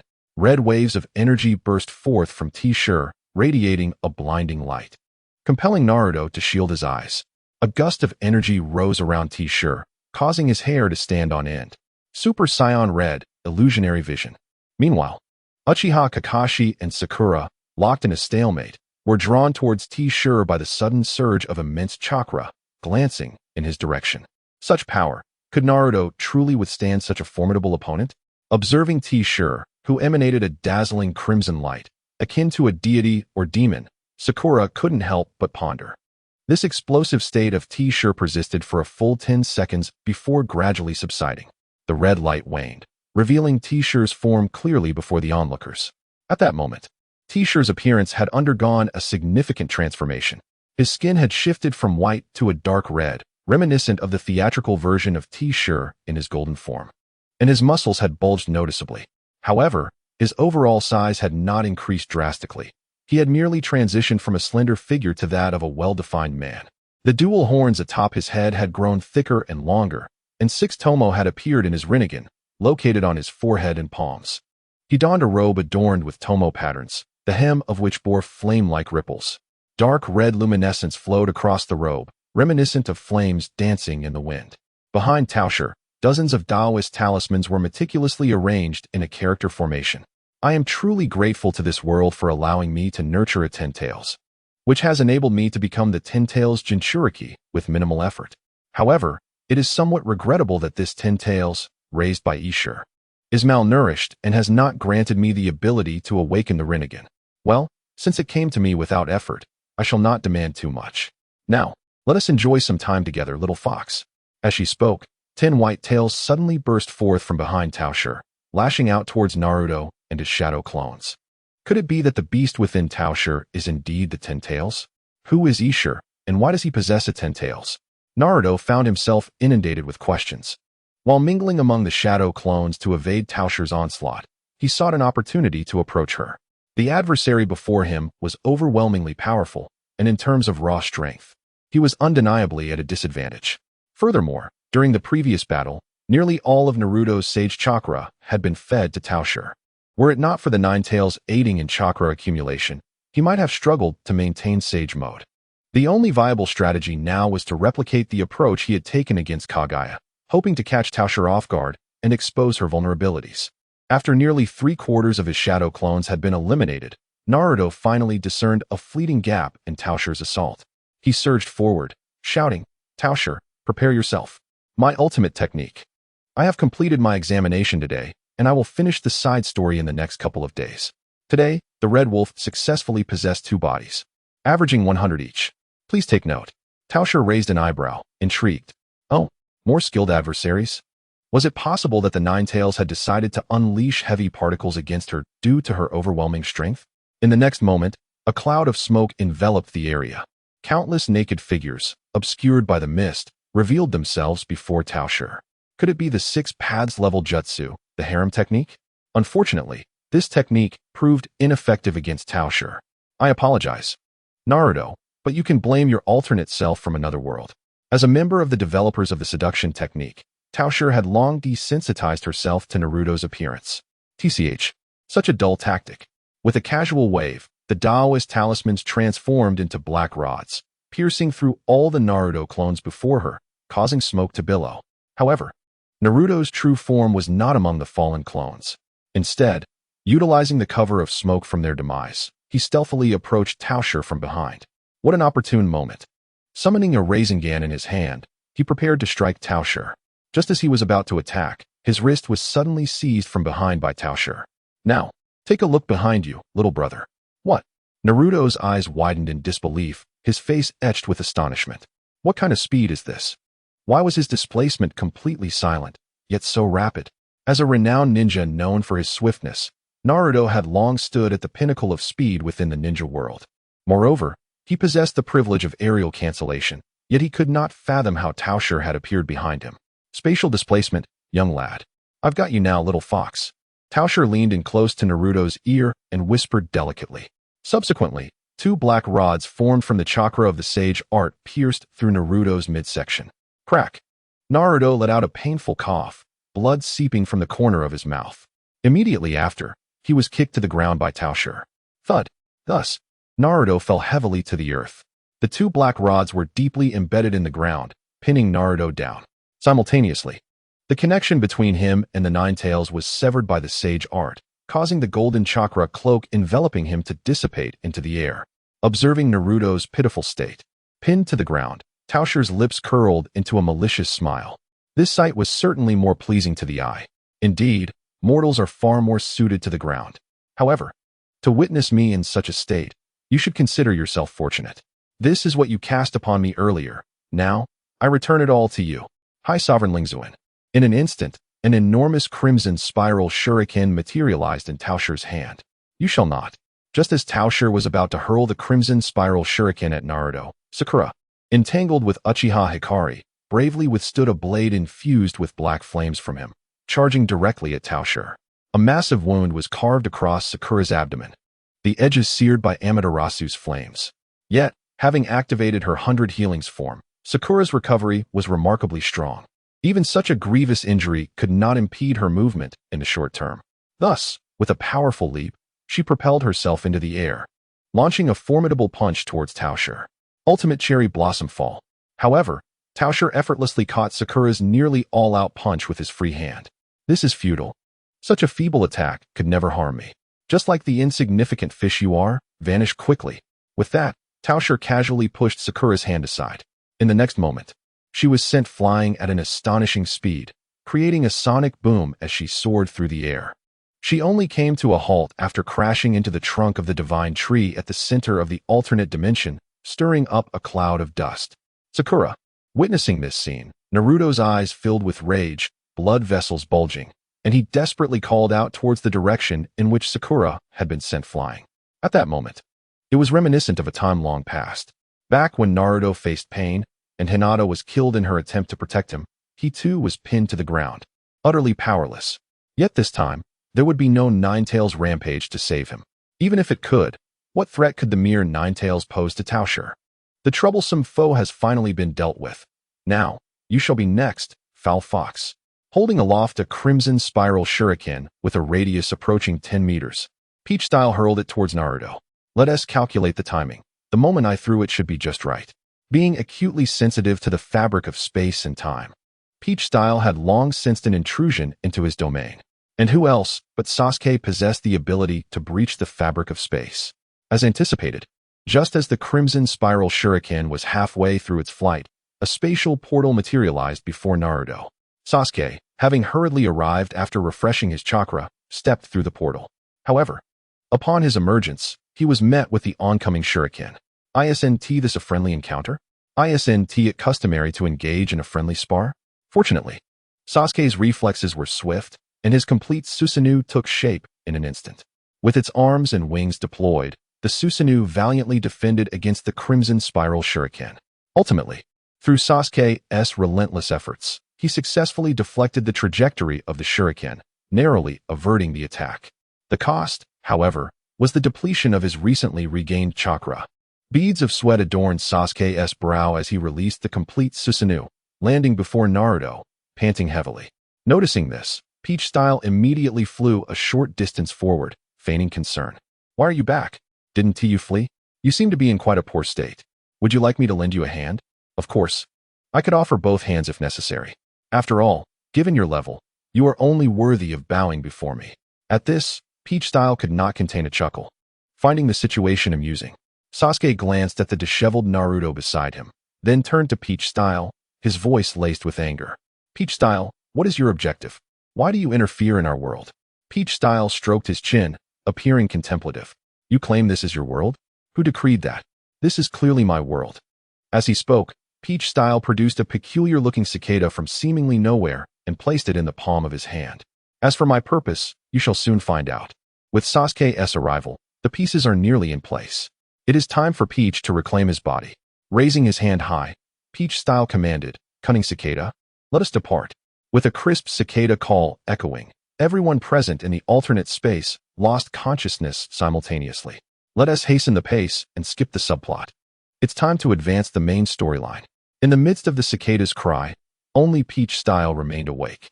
Now, let me ponder which specific moment to traverse to. He tapped his finger against his temple. This moment is perfect, neither too early nor too late. With the exact moment determined, the cicada emitted another cry. Subsequently, Tao Shi felt as though half of his chakra had been absorbed into the diminutive body of the spring and autumn cicada. Not a chance, my friend. This skill truly operates on a percentage basis. At present, the quantity and level of chakra within him were beyond his own reckoning. Yet your precision in extraction is commendable. Though I lament the depletion of half my chakra, this does not diminish my unparalleled strength. Now, let time traverse. Closing his eyes, Tao Shi sensed a unique temporal and spatial fluctuation enveloping the entire alternate dimension, accompanied by the incessant chirping of the spring and autumn cicada. He surged upstream through the river of time. In the act of traversing time, the very essence of time itself lost significance. After an indeterminate duration, Tao Shi felt the distinctive fluctuation dissipate, and his alternate space converged with another dimension strikingly similar to it. Here we are, at this precise moment. He abruptly opened his eyes, revealing before him the astonished figure of Tao Shi, clutching the golden chakra fruit. At this temporal juncture, swiftly, he grasped the bewildered Tao Shi's hand, seizing the golden fruit, and only after sensing the unlocking of the ninja did he return it to her mouth. Indeed, my conjecture was correct. The chakra fruit can be classified as a form of corporeal essence. Meanwhile, the previously bewildered Tao Shi, gazing at the golden fruit back in her possession, was even more perplexed. Wasn't I just elbowing that brat Naruto? How did I suddenly end up here? And why does this fruit look so familiar? Simultaneously, Naruto and Sasuke, awakening in the depths of the divine tree, along with Boruto and Uchiha Hikaru in the corner of the alternate space, as well as Sakura, who was present at the Chunin exam site, all wore expressions of utter confusion. Who am I? Where am I? What am I supposed to do? Utilizing the powers of the spring and autumn cicada, Tao Shi not only traversed time with himself and the alternate space, but also transported several others along for the journey. Except for Tao Shi, whose timeline was converging, and Uchiha Hikaru, who possessed an alternate world identification, all others returned to their current timeline bodies in spirit form. Naturally, due to the convergence of Tao Shi's own timeline, the individual known as Ishiki, whom he had slain in the future, did not resurrect, but rather vanished into thin air. Hey, I want peanuts. Meanwhile, at the base of the divine tree, the new generation of 5 shadows also bore expressions of bewilderment. From their vantage point, there had only been a Tao Shi holding the golden fruit, seemingly at a loss for purpose. Yet, in the next instant, another figure inexplicably appeared before him. Although they could not discern the individual's face, the conspicuous Tao orb and the ornate patterned robe were unmistakable. They were all too familiar with the Tao orb, having encountered it during the ninja war on the visage of the Sage of Six Paths. Could it be that the Sage of Six Paths, recognizing the perilous invasion of extraterrestrial forces in the ninja world, had manifested to aid them against formidable foes? How about it? Has your body returned? Tao Shi gently lifted Tao Shi's chin, locking her in a heartfelt gaze. Indeed, you have returned, but how exactly did you accomplish this? Moreover, I would appreciate it if you could maintain a distance. Your presence is somewhat unsettling. As Tao felt the mastery of her own body, she stepped back, creating space between herself and Tao Shi. Truly, a wicked woman. Once her purpose is served, she establishes boundaries. This is outrageous. I shall settle the score later, but for now, I must address the immediate matters at hand. It is time that I have traversed. With that, Tao Shi raised the spring and autumn cicada before Tao. I have harnessed its power to journey through time, allowing your soul to return to your former body. How does it feel to be back in your own skin? Tao was taken aback by Tao Shi's explanation. Is it truly possible to traverse time to such an extent? Oh, Haki Tao, what a remarkable being you are. Now that we have reclaimed your body, it is time for us to depart. However, before we leave, I have one more task to attend to. What task? Collecting the tailed beasts of this world? Tao Shi shook her head. No, the tailed beasts are of little importance. It is merely a simple matter. With that, Tao Shi's figure vanished from sight, only to reappear before the 5 Kage of the new generation. Before they could react, she swiftly incapacitated them with a single blow. The collection was successful, Boruto, the 4 Kage, and Gaara in full form. This endeavor not only helped Tao reclaim her body, but also netted a 10 tails and several ninjas. What a splendid gain. Subsequently, Tao Shi turned her gaze towards Uchiha Hikaru, who waved at her.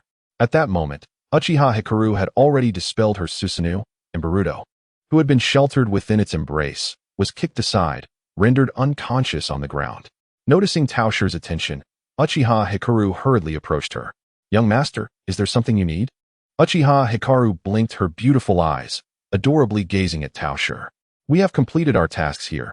Your sister Tao Tao has reclaimed her body. Do you wish to stay here for a few days, or return immediately? Stay for a few more days? Upon hearing Tao Shi's two options, Uchiha Hikaru immediately replied without hesitation. I want to play for a few more days. This world has so many delightful experiences that differ from my own. If I return now, I may never have the chance again. We must play. Tao Shi nodded in agreement. Very well, then let us enjoy ourselves for a few more days. She then extended her hands towards Naruto and Sasuke, embedded within the divine tree, performing a universal pull, grasping their necks firmly. Now, listen closely to what I have to say. My purpose for coming to this world is singular, to reclaim my other self's body and to enjoy myself along the way. As long as you serve me well during these days, we shall depart after some time. Furthermore, I have dealt with a certain old coin secretly nurturing a tentails here. So you ought to be grateful to me. Do you understand? Why should I trust that you have no ulterior motives? Naruto glared fiercely at Tao Shi, his face reflecting his disbelief. With the combined strength of 10 of you, you still cannot match us. Whatever I desire, you cannot impede, understood? At this point, Naruto could only fall silent. After all, Tao Shi spoke the truth. Even a single Tao Shi required both of them to join forces merely to achieve a narrow victory. Let alone the fact that there are now two Tao Shis on the opposing side, one of whom is an enhanced version. At present, they could only hope that Tao Shi was indeed truthful and would return to his own world after a brief sojourn. The subsequent chapter wraps up the side story, with updates resuming in July for the marvelous adventures of Haki Tao Shi complete. In the following days, Tao Shi and his companions enjoyed themselves thoroughly in Konoha village. All expenses covered by Naruto. For this, Naruto even expressed gratitude to Tao Shi for honoring their agreement and refraining from causing destruction. While Tao Shi reveled in his leisure, Naruto, Sasuke, and the other 4 Kage were understandably apprehensive. Fortunately, Tao Shi did not engage in any negative behavior and did not linger unnecessarily. Today, after Tao Shi took the time to fly to the moon and unfreeze Sharon, who had been encased in ice by Urashi, while simultaneously unlocking the ninja lightning reeds, he finally resolved to depart. After all, even when traversing through time and space, the flow of time in one's original world does not cease. His fundamental essence, including the wandering puppet and the anchor points of the immortal journey and the spring and autumn cicada, remained in his original realm. This world was merely a vacation spot to be visited occasionally. True comfort lay in living in the primary world. Moreover, despite the similarities in developmental paths, this realm was merely a highly analogous parallel universe. Who could tell what unseen forces might be plotting in the shadows? By the way, after becoming the Ten Tails Jinchuriki, Tao Shi gained the ability to convert the tailed beasts into black Zetsu. Moreover, in the warehouse, the 4 ninjas, Tao Shi, Jinshi, Taobua, and Sharon, granted Tao Shi the capacity to wield 4 tailed beasts simultaneously. Thus, the black Zetsu, who had been confined by Tao Shi for several days, was effortlessly refined by him. The unfortunate black Zetsu, unaware of what transpired, presumed that Tao Shi had finally remembered him and scurried eagerly to his side. However, before it could utter a word, it lost consciousness. Now, the essence of black Zetsu had been transformed by Tao Shi from Kagaya's seal into his own, erasing its consciousness and converting it into an item that would enhance him. Naturally, Tao Shi could also utilize it as a prosthetic, controlling it for normal activities such as speaking and transforming. Although the time spent in companionship with Black Zetsu had been relatively pleasant, it did not change the fact that Black Zetsu was even more despicable than Danzo. Therefore, with the ability to ensure the complete eradication of Black Zetsu, Tao Shi acted decisively. On this very day, as Tao Shi and his companions returned to the mountaintop they had traversed, preparing to head back, Tao Shi suddenly noticed a small tail stealthily following them. With a glance towards a patch of grass behind him, he waved his hand, seizing the wild pineapple head by the scruff of its neck. "Ah, let go of me." Upon being seized by the nape of his neck, Boruto immediately began to writhe in agony. Yet, no matter how forcefully he struggled, he was unable to extricate himself from the grasp of the peach-haired girl. "Why are you following us, you little brat?"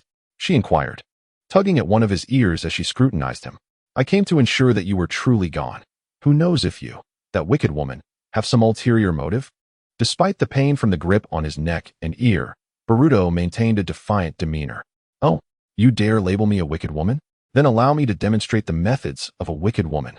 With that, the girl's fingers began to poke rapidly at Boruto's body. With each jab, Boruto emitted a cry of distress. It's acupoint striking. Each of her precise pokes targeted sensitive points that elicited intense pain, causing Boruto to roll his eyes back in anguish. Acupoint striking, is it? Let me give it a try, she said, extending another finger to target Boruto's most vulnerable spot. Suddenly, a sound reminiscent of a cracking eggshell echoed through the air. Oh! The moment the deadly weakness was stimulated by her chakra, Boruto's eyes widened in shock. His eyeballs bulging as he covered the vulnerable area with his hands, collapsing to the ground in a shrimp-like position. His gaze became vacant, drool escaping from his lips as he began to mumble incoherently. It was evident that her acupoint technique was extraordinarily effective against him. From now on, we shall call this the destruction of lineage finger. Observing Boruto's convulsions on the ground, she felt an immense sense of satisfaction. All right, let us depart.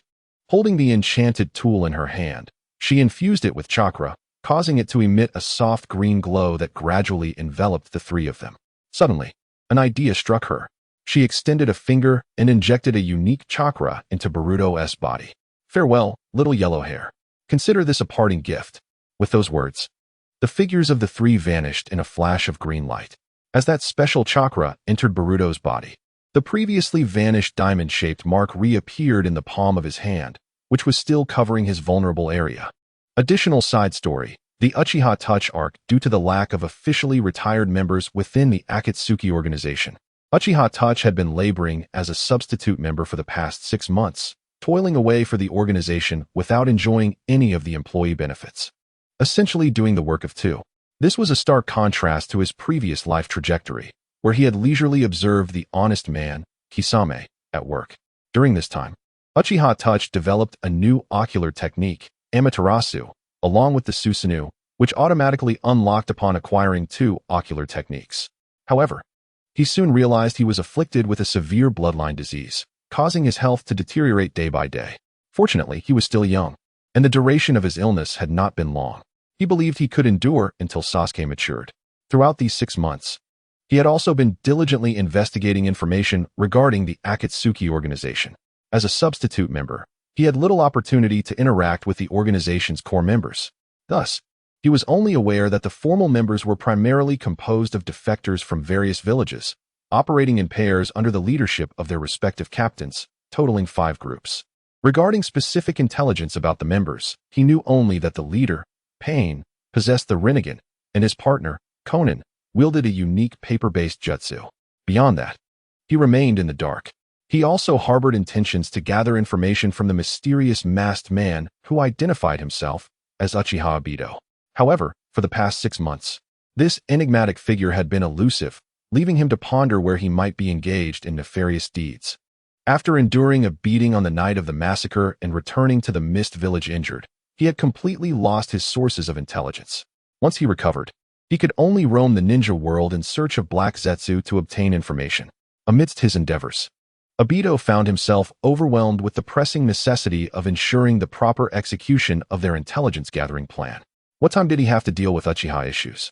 Where on earth had Black Zetsu and that white-haired fool disappeared to? As the consciousness of Madara, it was disgraceful to be reduced to a mere sycophant of the goddess of the Rabbit clan. It seemed that the original Uchiha Madara was not much better. However, on this day, for reasons unknown, the leader of the Akatsuki summoned all members to gather in the Rain Village. Even he received a message from the leader via carrier pigeon.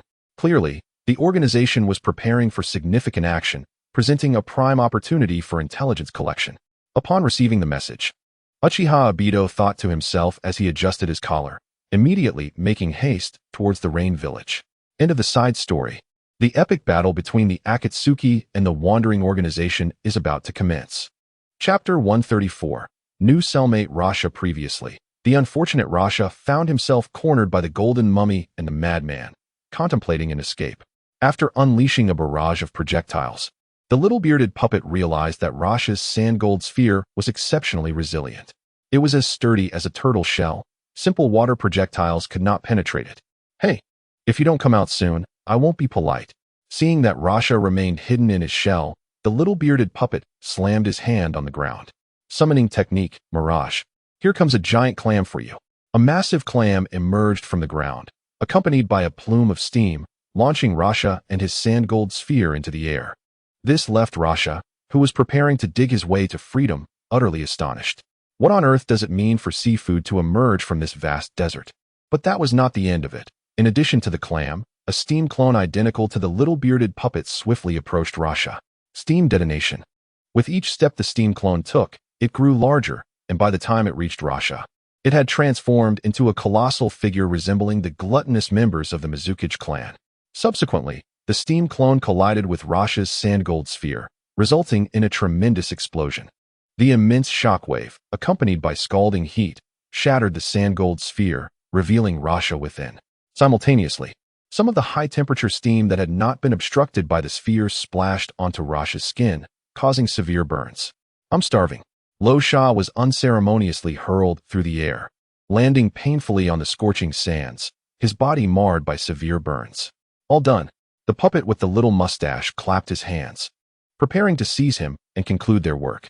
At that moment, Lo Sha lay on the ground, desperately extending a hand forward. His chances of continuing the fight were utterly extinguished. However, the two moves executed by the little mustache had revealed the identities of his assailants. The bandage dust release user was none other than the second Otsutsuki Momoshiki, while the yellow-haired little mustache belonged to the second Mizukage, Yagura. Both had long since perished. Yet the figures he now beheld were undoubtedly puppets resurrected by Konoha through the forbidden jutsu, impure world reincarnation. Cursed Konoha, what insidious plot do they harbor? Do they intend to instigate the fourth great ninja war? No, I must leave behind some clue. With determination, Lo Sha extended a finger, attempting to manipulate the last remnants of sand gold to etch a subtle signal. "What are you doing, brother? Is that some sort of signal?" But before he could execute his plan, the little mustache's sinister voice echoed behind him. "No need for theatrics now. Go join those three unfortunate souls as their cellmate." The trio, comprised of Noki and others, had already been imprisoned for far too long. It was only fitting for Lo Sha to bring a touch of amusement to their monotonous existence. Skillfully, the puppet sealed Lo Sha's chakra points with a black rod and kicked him into the spatial portal. Off you go. In the Kamui dimension, a disheveled Lo Sha tumbled heavily onto the ground, feeling the hard surface beneath him and the cool environment surrounding him. He quickly realized he had been removed from the deserts of the land of wind and imprisoned elsewhere. Painfully, he rolled over and opened his eyes to discern his surroundings. Instead of the sky, he was met with the faces of three distinct individuals, each adorned with a peculiar smile. Initially startled, he soon recognized the trio before him. Otsutsuki and Reikage along with the Jinchuriki? What brings you here? Were you not reported missing? Lo Sha sat up, astonishment etched across his features as he gazed at the three. "I thought I was the unfortunate one. It turns out it is you, Lord Wind Kage. I presume you two were captured and brought here?" "Indeed. We share this fate and have been confined here for 6 months," Noki said, patting Lo Sha on the shoulder and beginning to explain their current predicament. "We have thoroughly explored this place and found no means of escape. Moreover, our chakra has been sealed. For now, you will remain here with us. There is no imminent danger to your life, merely a tedium to endure. If boredom strikes, you could try your hand at cultivating something." As he spoke, Noki gestured toward a nearby patch of land where watermelon vines thrived remarkably well. "Look, those are the watermelons planted by the Reikage. Feel free to pick one and taste it. Even without sunlight, they are quite sweet." After listening to Naka's account, Lo Sha began to comprehend the gravity of their situation. Yet his heart remained heavy with confusion. "But the ones who captured me are the long-deceased second Otsutsuki and Mizukage. Is this not a scheme orchestrated by Konoha utilizing the reanimation jutsu?" Upon hearing this, Inoki shook his head. "I can assure you, this is not Konoha's reanimation. After all, we have witnessed the dead being revived before our very eyes. Moreover, we were brought here by those who have passed away, and I cannot elucidate the details at this moment.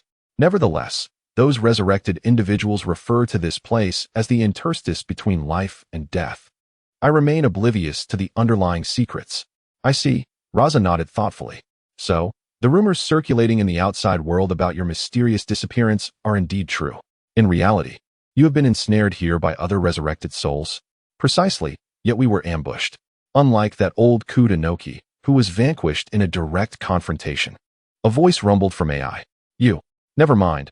I cannot be bothered to engage in this debate with you." Inoki's potato-like visage flushed momentarily before reverting to its usual composure. Over the past half-year, Inoki and AI had argued about this topic countless times, and now he was disinclined to continue the discourse. Just as well. With the arrival of the Kazekage, our numbers now suffice.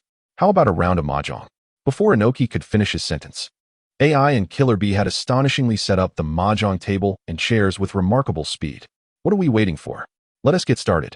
AI clapped his hands on the chair while draping an arm around Raza's shoulder. Come on, Kazekage, I shall teach you how to play this mahjong.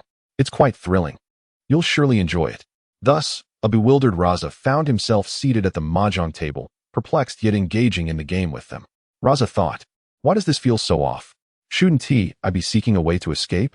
Yet, before long, Raza was thoroughly assimilated by Inoki and the others. Upon grasping the intricacies of mahjong, he realized it was indeed quite enjoyable. Hence, the Kazekage Raza swiftly adapted to his surroundings, forgetting his current predicament and injuries, and joyfully played mahjong with Inoki and the others. How delightful, how splendid. Meanwhile, in the desert, the two Umbu, who had been knocked unconscious by the puppets, groggily regained awareness. As they recalled the events leading up to their fainting, they simultaneously shuddered. Buho, my mission. Chapter 135. To bid farewell to Obito, let us set aside how those unfortunate Umbu will report the disappearance of Raza. At present, the actions of the drifting organization have commenced, and Kurizetsu's consciousness has been eradicated by Peach Style. Thus, the wretched Obito has no further reason to exist. In respect to his demise, Peach Style this week selected to unlock Noera Rin, Drifting Wanderer. Consequently, he crafted a puppet of Drifting Rin and dispatched her alongside the Drifting Obito puppet to grant him a final farewell.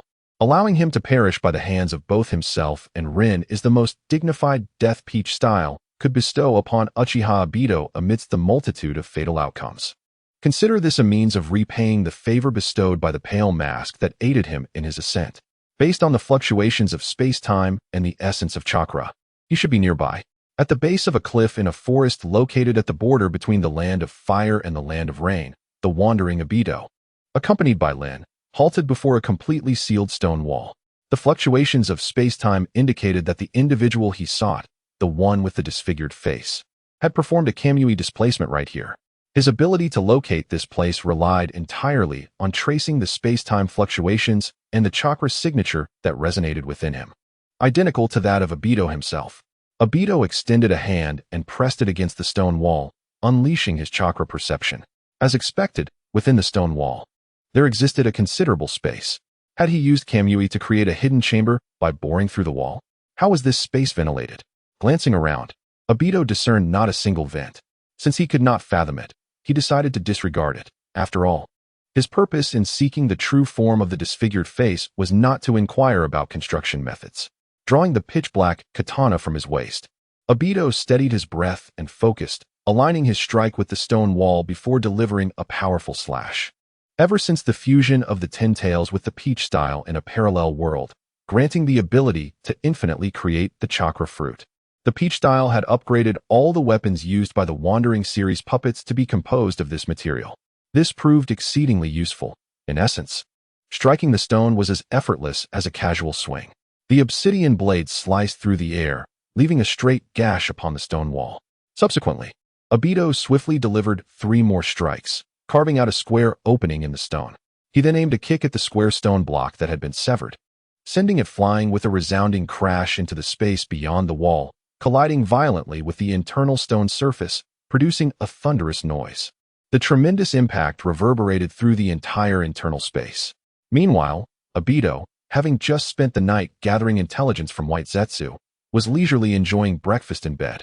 The tremor caused by the action of his counterpart sent him tumbling from his bed, causing his rice balls to fall to the floor. What was that noise? Obito exclaimed in frustration, lifting his gaze toward the source of the sound. What followed was an unforgettable scene that would leave an indelible mark on his life. The shock and the shattering of his worldview were akin to witnessing Kakashi's Raikiri pierce through Lin's chest. Before him, a large square pit had appeared in the previously sealed stone wall. The severed portion of the wall had been propelled by immense force into the inner wall. Radiant sunlight poured through the gap, illuminating the dim chamber. Simultaneously, 2 figures, invoking a profound existential doubt within Obito, entered from outside. The appearance of these newcomers was all too familiar, to the point of being haunting. Thus, his sense of reality began to waver. The first to enter the chamber was a man clad in a purple robe, adorned with armor, and equipped with a katana, embodying the attire of a samurai. A man adorned with a peculiar half-black demon mask on the right side of his face revealed a visage that was strikingly identical to his own. Behind him trailed a young girl clad in a shrine maiden's attire, her head veiled with a white gauze. The appearance of this girl was one that Obito could never forget. She was none other than Lin Yahara, his beloved who had perished at the hands of his closest friend. "Ah, oh my, you seem rather downcast. Is there something troubling you?" The drifting Obito greeted the one wearing the spiral mask with a warm smile, radiant under the sun's embrace. Yet, a chill coursed through Obito's spine. What was this? A transformation technique? It must be a transformation technique. Indeed, it was. That wretched white-haired fiend must be behind this, as only he knew Obito's true identity. To his dismay, Black Zetsu had divulged Lin's fate to that scoundrel and concocted a counterfeit Lin and a doppelganger of himself to torment him. Watch me unleash a fiery inferno to expose these imposters. Obito, startled, instinctively launched a fireball towards the drifting Obito and Lin. "Oh dear, how rude.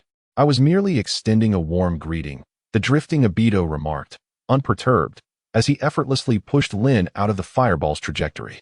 The fireball, under Obito's wide-eyed gaze, surged through the drifting Obito's form, crashing against the chamber's walls and igniting a fierce blaze. The chamber was not constructed solely of stone, it harbored flammable materials. As the fireball passed through him, the drifting Obito slowly raised his dark, Taoist jade warrior blade, aiming its tip at Obito. "You initiated this, so do not blame me for being unreasonable." With that, the drifting Obito brandished his blade and, in a flash, appeared behind Obito, leaving a trail of purple sword energy in his wake. However, Obito remained unscathed, for the potency of the sword energy had yet to reach the level of shattering space, unable to strike a being as ethereal as Obito. Nevertheless, even without sustaining any injuries, Obito was drenched in sweat, cold droplets cascading from his forehead, tracing a path down his collarbone and shoulders, finally dripping from his sleeves to the ground. For anyone, the sudden appearance of a being identical in height, weight, appearance, and even abilities would ignite an unsettling fear. This sensation intensified when the drifting Obito turned, revealing a pair of kaleidoscopic eyes radiating an ominous crimson light. Who are you?"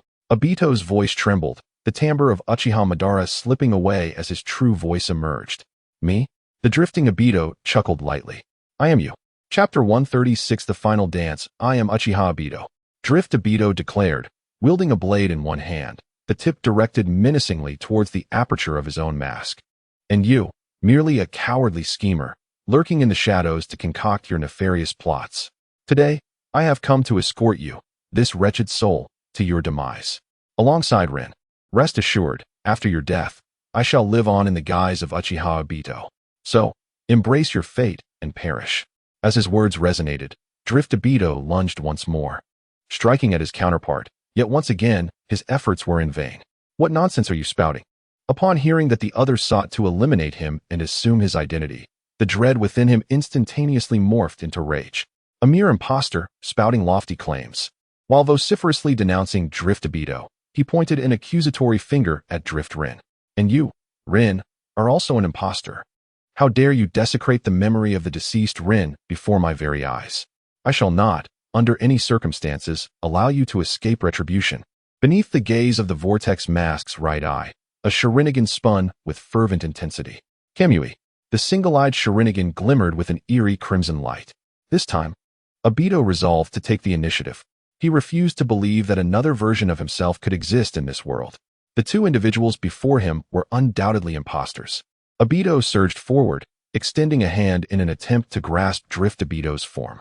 Yet, the undeniable truth that his hand passed through the other's corporeal body revealed that the foe possessed the same abilities as he did. Do you still cling to hope? You should have realized by now that I, too, wield the power of Kamui.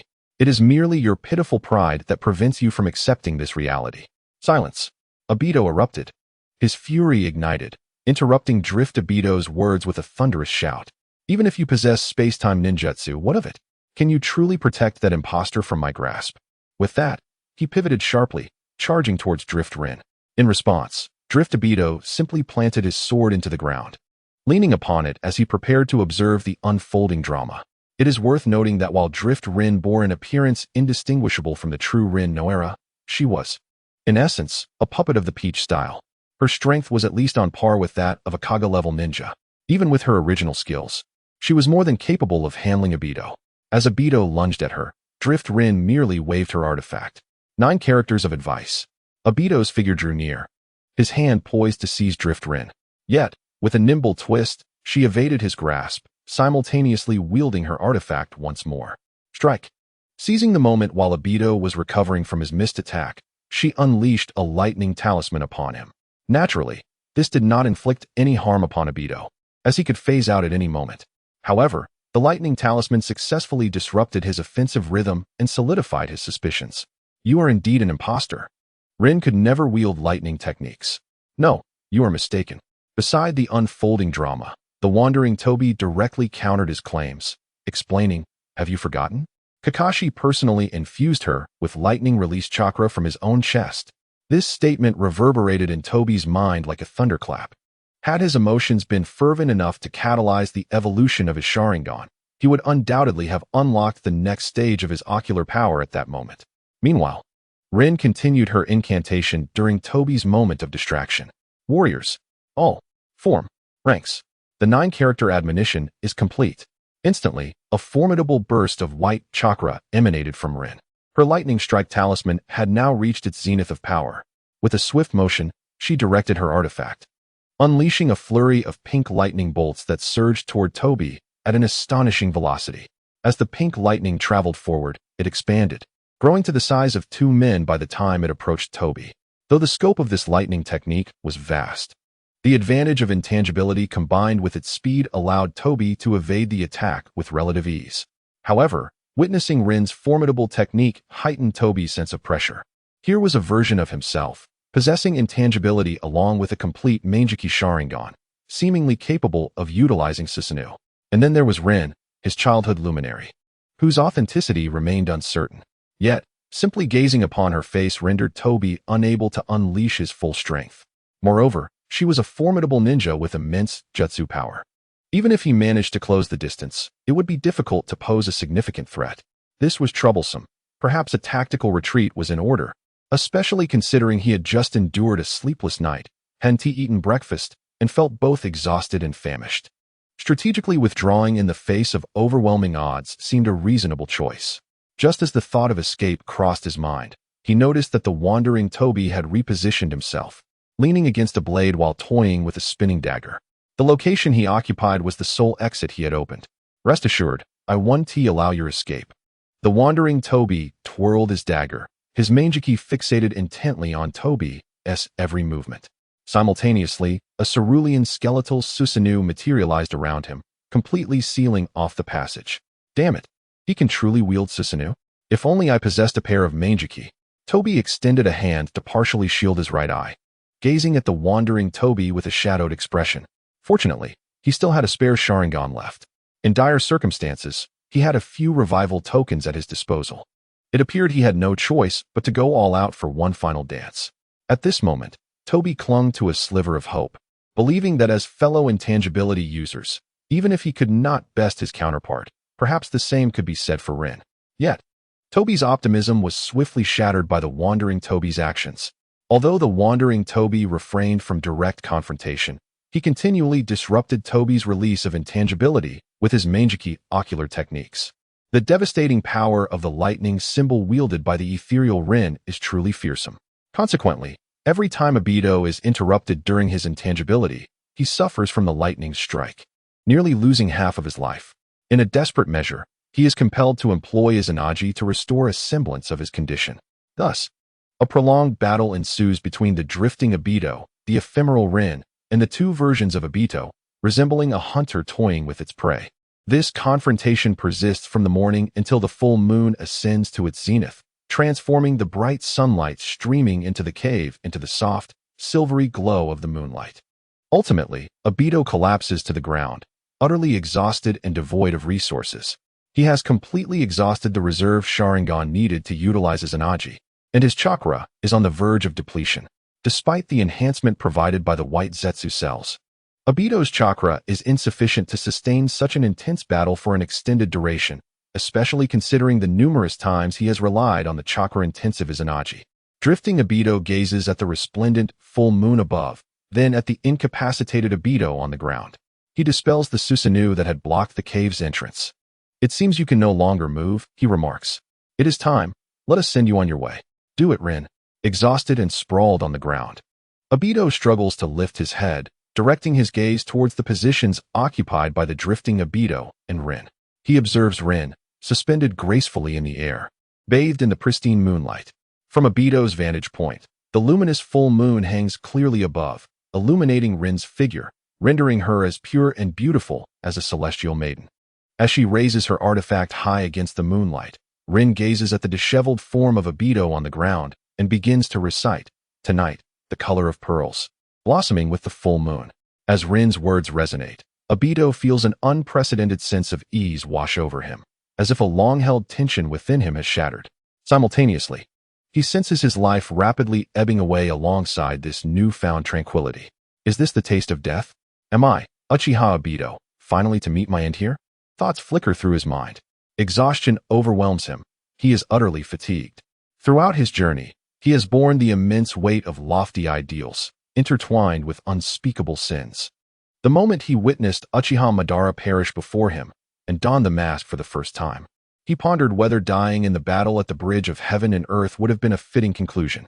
Now, having forsaken all conscience in pursuit of the so-called Moon Eye plan, resorting to any means necessary, he has achieved nothing, culminating in this dire fate. Was it truly worth it? As one approaches death, even a person like Obito cannot help but reflect on his actions. Yet, reflection aside, death remains inevitable. In the end, the spark in Uchiha Obito's eyes fades completely. In this forsaken corner, where humanity has been cast aside, a master and his wife were ruthlessly slain for the birth of an ethereal Moon Eye plan, leading to a tragic demise.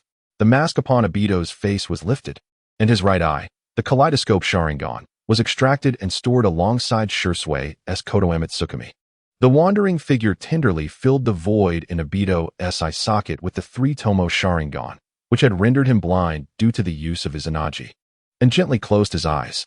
The kaleidoscope Sharingan, possessing unparalleled spatial abilities, awakened out of a desire to escape reality. A man whose life had been used as a mere pawn, your existence is indeed a tragedy. The wandering Obito and Rin emerged from the hidden chamber and unleashed a powerful fire technique toward it. Obito's initial great fireball had already rendered the chamber's structure exceedingly fragile, and now, with another fire technique, the chamber succumbed under the weight of its own burden. Countless stones filled the chamber, burying all traces of Uchiha Obito. Now, reborn beneath the immense boulders, you have found your closure. Thus, at least in the eyes of others, you remain the martyr who perished in the battle at the Kemui Bridge.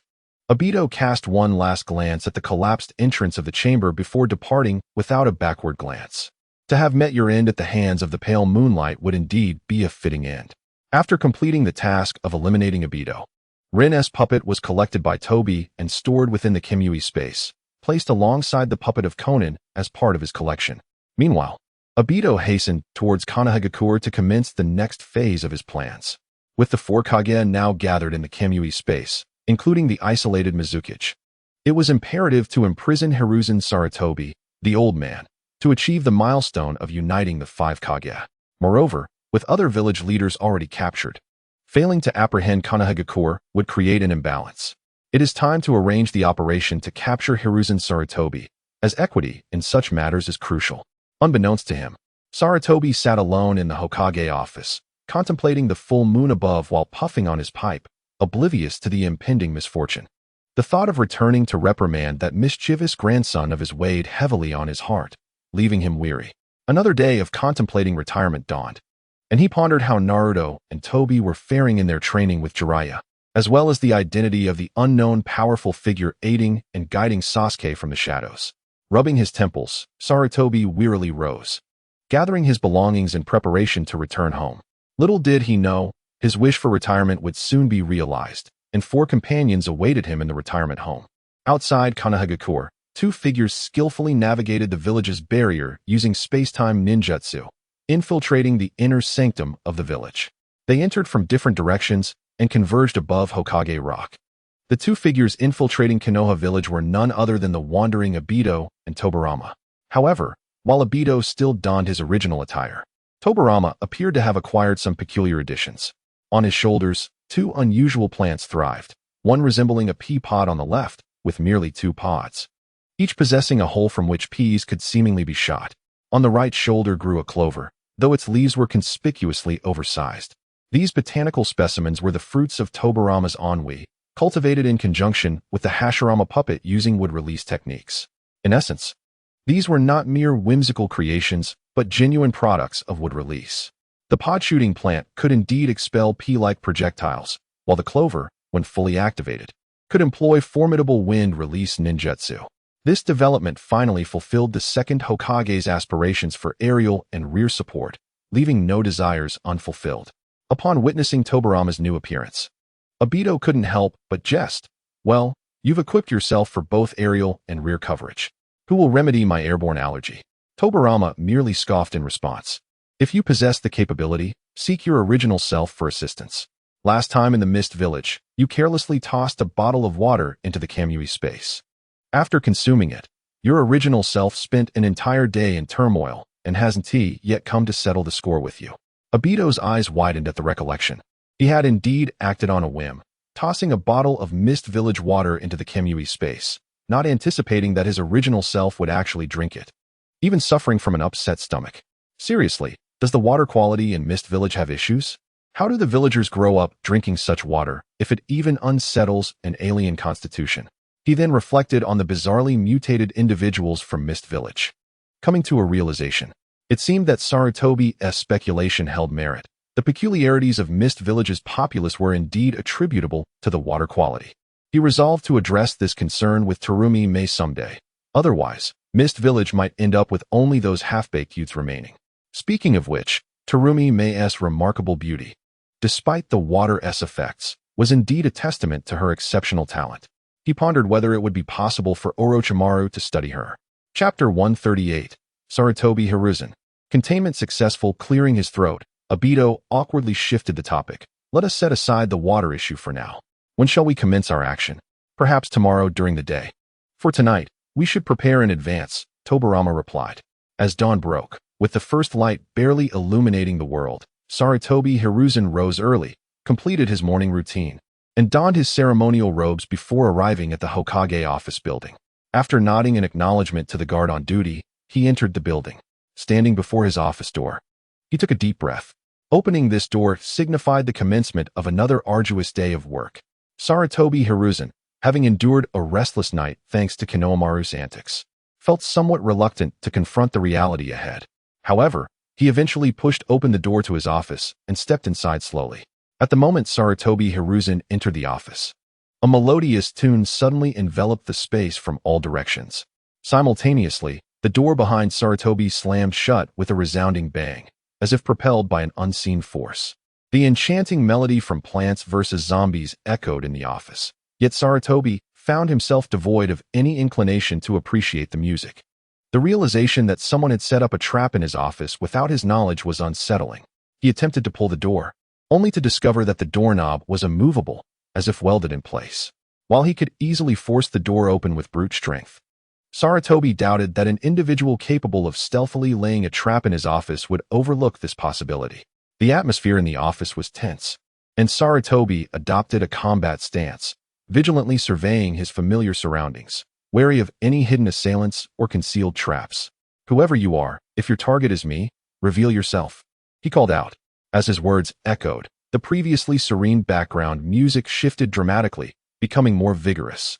With the crescendo of the music, Sarutobi's office chair unexpectedly turned to face away from him, revealing a figure seated there, with their back turned. A peculiar plant with eyes perched on the person's left shoulder, fixated on Sarutobi's every movement. Meanwhile, Sarutobi noticed that the individual held a silver microphone in their right hand. Clearing his throat, the enigmatic figure who had teleported to the chair began to sing into the microphone, crooning a familiar tune. The lyrics, reminiscent of old times, resonated clearly in Sarutobi's ears, amplified by the microphone. As the figure sang, they gradually turned to face Sarutobi. "Old teacher," Sarutobi exclaimed, taken aback.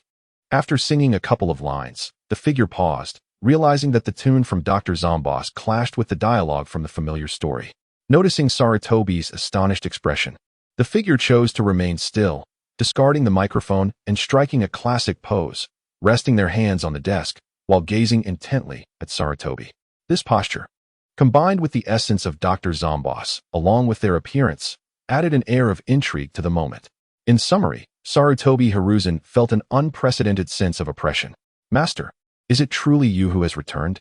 His voice trembled as he recalled the scene of Tobirama Senju rising from the grave. In response, Tobirama offered no words, merely letting out a cold snort while raising a pinky finger. A vast and familiar chakra pressure bore down upon Sarutobi, accompanied by a seemingly weightless remark. "Monkey, at your age, it is time for retirement." This was the last phrase Sarutobi heard before losing consciousness, as in the next moment, he was struck unconscious by a sudden blow from Obito Uchiha, who had teleported behind him. Obito gazed at Sarutobi's fallen form at his feet and clapped his hands. "Do we truly need all this? The traps and such." As he spoke, he retrieved a sound system hidden beneath Sarutobi's desk. Ultimately, it was only the old man who witnessed this and remained silent. "He might not even grasp our jest. You wouldn't understand," Tobirama remarked as he stood from his chair, extending a finger and shaking it. He then produced several black rods from his sleeve to seal Sarutobi's chakra. "This is the essence of life's rituals." He then kicked Sarutobi into the Kamui space. "Let us go." We captured the old man. It is time to commence our next course of action.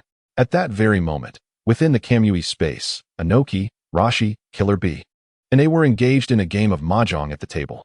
"By the way, you two were captured around the same time, correct?" Rashi inquired of Inoki and the others during a lull in the game. "Indeed, is there a problem?"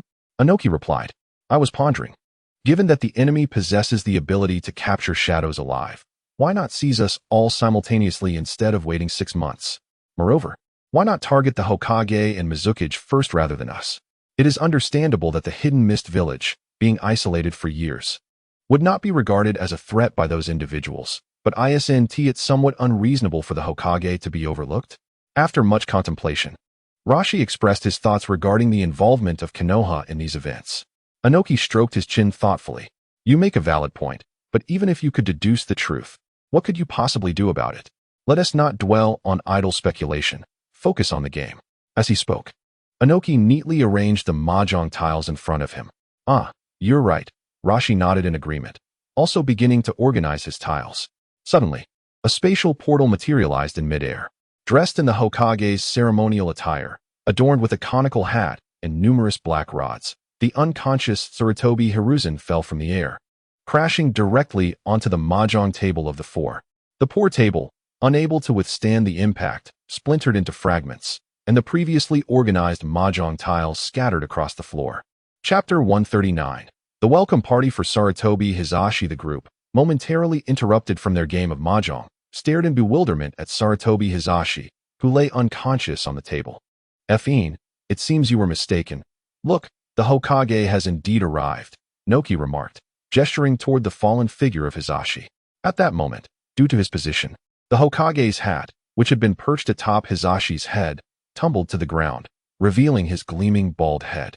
"Ah, it appears that Hizashi has been under considerable strain. He's lost all his hair. Who would have thought that he wore a hat daily to conceal his baldness?" Noki chuckled, reaching out to pat Hizashi's smooth dome. Although he himself was bald, his baldness was well known and devoid of shame. In contrast, Hizashi had never exposed his baldness to the public eye, making Noki feel justified in ridiculing him. "Humph, this fellow has been captured and now he has crushed our mahjong table." AI expressed his displeasure, not particularly concerned with Hizashi's baldness, but rather incensed by the damage done to their game. "Indeed, a foolish imbecile who cannot match our skills and damages public property. What a scoundrel." Kairabi chimed in, adding to the tirade. "Silence, Kairabi," AI snapped, veins bulging on his forehead as he listened to Kairabi's lyrical commentary. "Could you not consider the context when crafting your lines? That phrase about being a lesser fool applies to them as well." "Yes, brother." Kairabi straightened up immediately, ceasing his chatter in the face of AI's fury. Let us awaken this fellow first. We can settle accounts once he regains consciousness.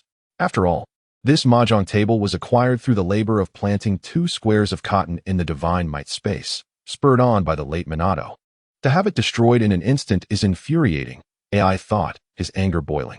With determination, he grasped Hizashi's shoulders and began to shake him vigorously. Wake up, you fool.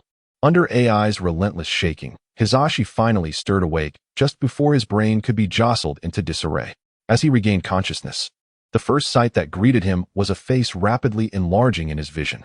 Due to the angle, it appeared as if he was being embraced by this person, and the distance between them was closing at an alarming rate, making it seem as though their faces would collide in an instant. Startled, Hizashi reacted instinctively, unleashing a surge of strength akin to that of AJ Nin. Despite his chakra points being sealed, he swung his arm, delivering a resounding slap that connected squarely with AI's face, sending him flying backward to land at Kairabi's feet. Witnessing the entire ordeal, Kairabi was immediately struck with terror, covering his cheeks and emitting a sharp, piercing cry. "Brother!" he exclaimed, hastily crouching down to assist AI. However, as soon as he extended his hand, AI swatted it away with a forceful gesture. Holding his swollen, crimson left cheek, AI struggled to rise, the fury in his eyes nearly palpable. "Yamato! Raijin!" he shouted with deliberate enunciation, his body radiating a murderous intent as he advanced menacingly toward Yamato. At that moment, having regained his footing and recognizing the identities of those surrounding him, Yamato sensed something amiss. Realizing he might have misconstrued the situation, he took a cautious step back in the face of AI's seething anger. "Reikage, there may have been a misunderstanding," he attempted to explain. "Let me clarify. Save your explanations for someone else." Kairabi interjected. "Let us host a welcome party for the Hokage." As he spoke, AI lunged forward, delivering a powerful elbow strike that sent Yamato crashing to the ground. Despite the sealing of their chakra, it was crucial to note that AI was a formidable warrior skilled in physical techniques, thriving in an era where nearly all ninja practiced ninjutsu. His robust physique was far beyond what an elderly Yamato could contend with. The unexpected force of AI's strike could only be attributed to a surge of adrenaline. In an instant, Kairabi comprehended his brother's intent. A welcome party indeed. We must arrange it. Thus, Yamato found himself unceremoniously greeted by an elbow strike. Thoroughly overwhelmed by the unexpected hospitality, once the initial shock subsided, AI explained the current predicament to the now-dazed Yamato, who lay sprawled on the ground. Meanwhile, Noki and Rashi observed the unfolding drama from the sidelines, seemingly indifferent. Why did they not intervene to halt AI's outburst? Setting aside any concern for Yamato's fate, the level of AI's wrath left them questioning whether attempting to mediate might result in them receiving a beating as well. Adhering to the philosophy of better them than me, Noki and Rashi remained passive observers, silently enjoying the spectacle. Upon hearing AI's account and grasping the general situation, the first thought that crossed Yamato's mind was, "Am I effectively retired now?" How splendid it was to be free from the burdensome duties that had plagued him, especially considering how lenient his teacher had been. It is essential to recognize that the role of Hokage involved not only managing necessary affairs, but also dealing with the pressures of the feudal lords, who often sought to complicate matters further. Additionally, there were always those lurking in the shadows, seeking to undermine him by spreading malicious rumors to the feudal lords. He had to expend considerable effort to counteract these slanders. Failing to do so could have dire consequences, such as the immediate cessation of funding for Konoha. He recalled a particular incident when an unknown individual had approached the feudal lord, accusing him of embezzlement and corruption, claiming he had amassed personal wealth to train a private army of 3,000 elite ninjas from the Sarutobi clan. The crux of the matter is that the daimyo of the Land of Fire, the airborne soldier, truly believed it. That very day, he dispatched an urgent letter, questioning whether such a thing had indeed occurred. At that moment, Sarutobi Hiruzen felt as though 3,000 elite ninjas were racing through his mind. Could it be that both the slanderer and the daimyo lacked any semblance of intelligence? If one truly possessed 3,000 elite ninjas, the first course of action would be to decapitate the slanderer and the daimyo, using their heads as balls to kick. Those who maliciously burden him with meaningless work ought to meet their demise. However, now all of that was behind him. He had been confined by his beloved teacher, Tobirama, to this place of retirement, nay, to a limbo between life and death, utterly unable to escape. Alas, It seemed the only option was to pass the time playing cards with these fellow inmates.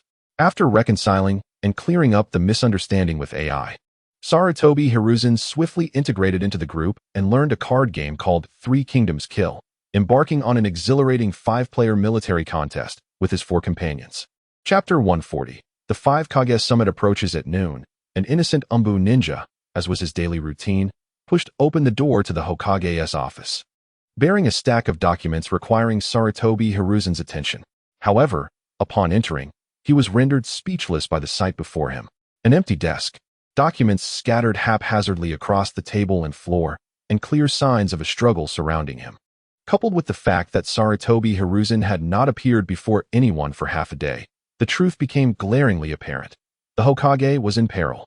The Umbu ninja immediately raised his voice in alarm, needing to draw the attention of the majority to inform them of the unfolding crisis. Otherwise, as the first person to discover the scene, he might find himself subjected to interrogation by the questioning squad. His shout proved remarkably effective. Several colleagues on guard duty rushed over upon hearing the commotion.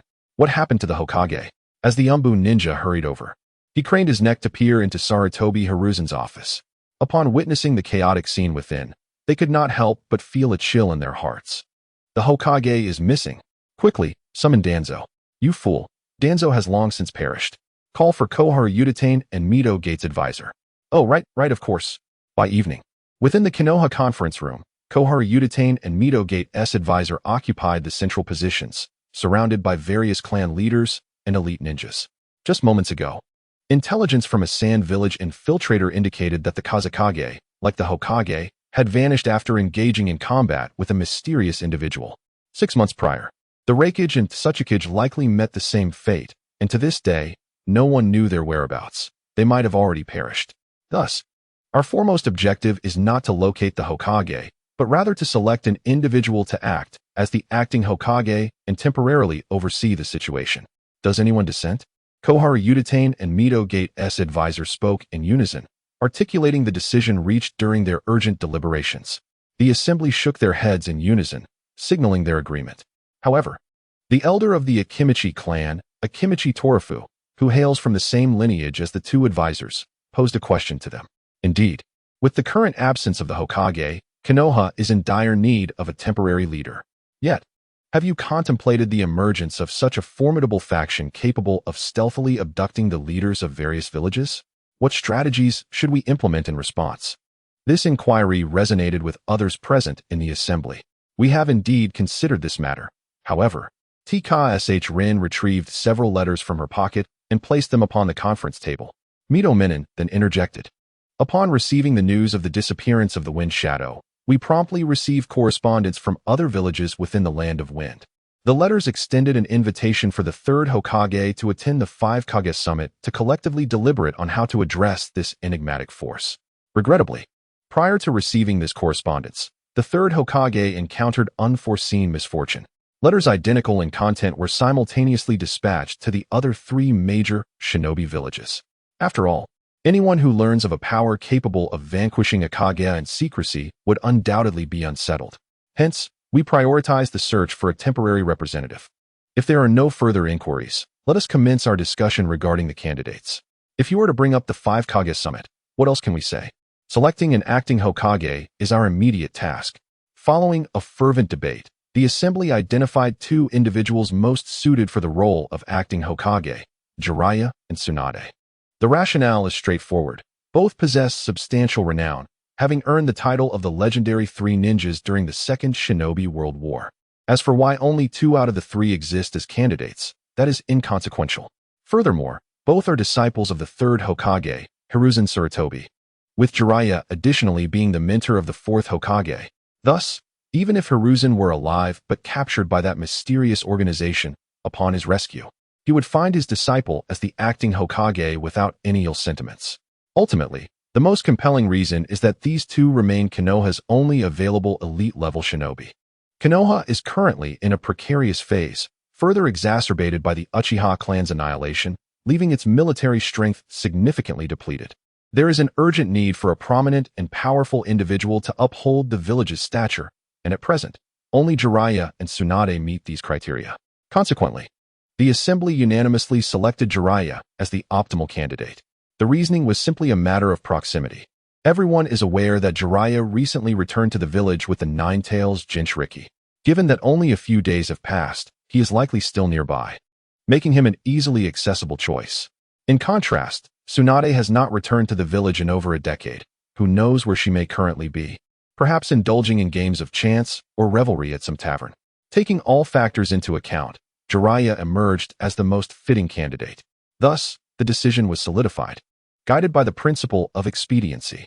As the night fell, Konohamaru and Mito Minion dispatched covert operatives to locate Jiraiya, intending to bring him back to the village as a laborer. In truth, these two advisors to the Hokage could easily claim the position of acting Hokage if they so desired. However, both advisors possessed a clear understanding of their own capabilities. They recognized that the role of Hokage advisor granted them considerable power with minimal responsibility, merely requiring them to voice their opinions.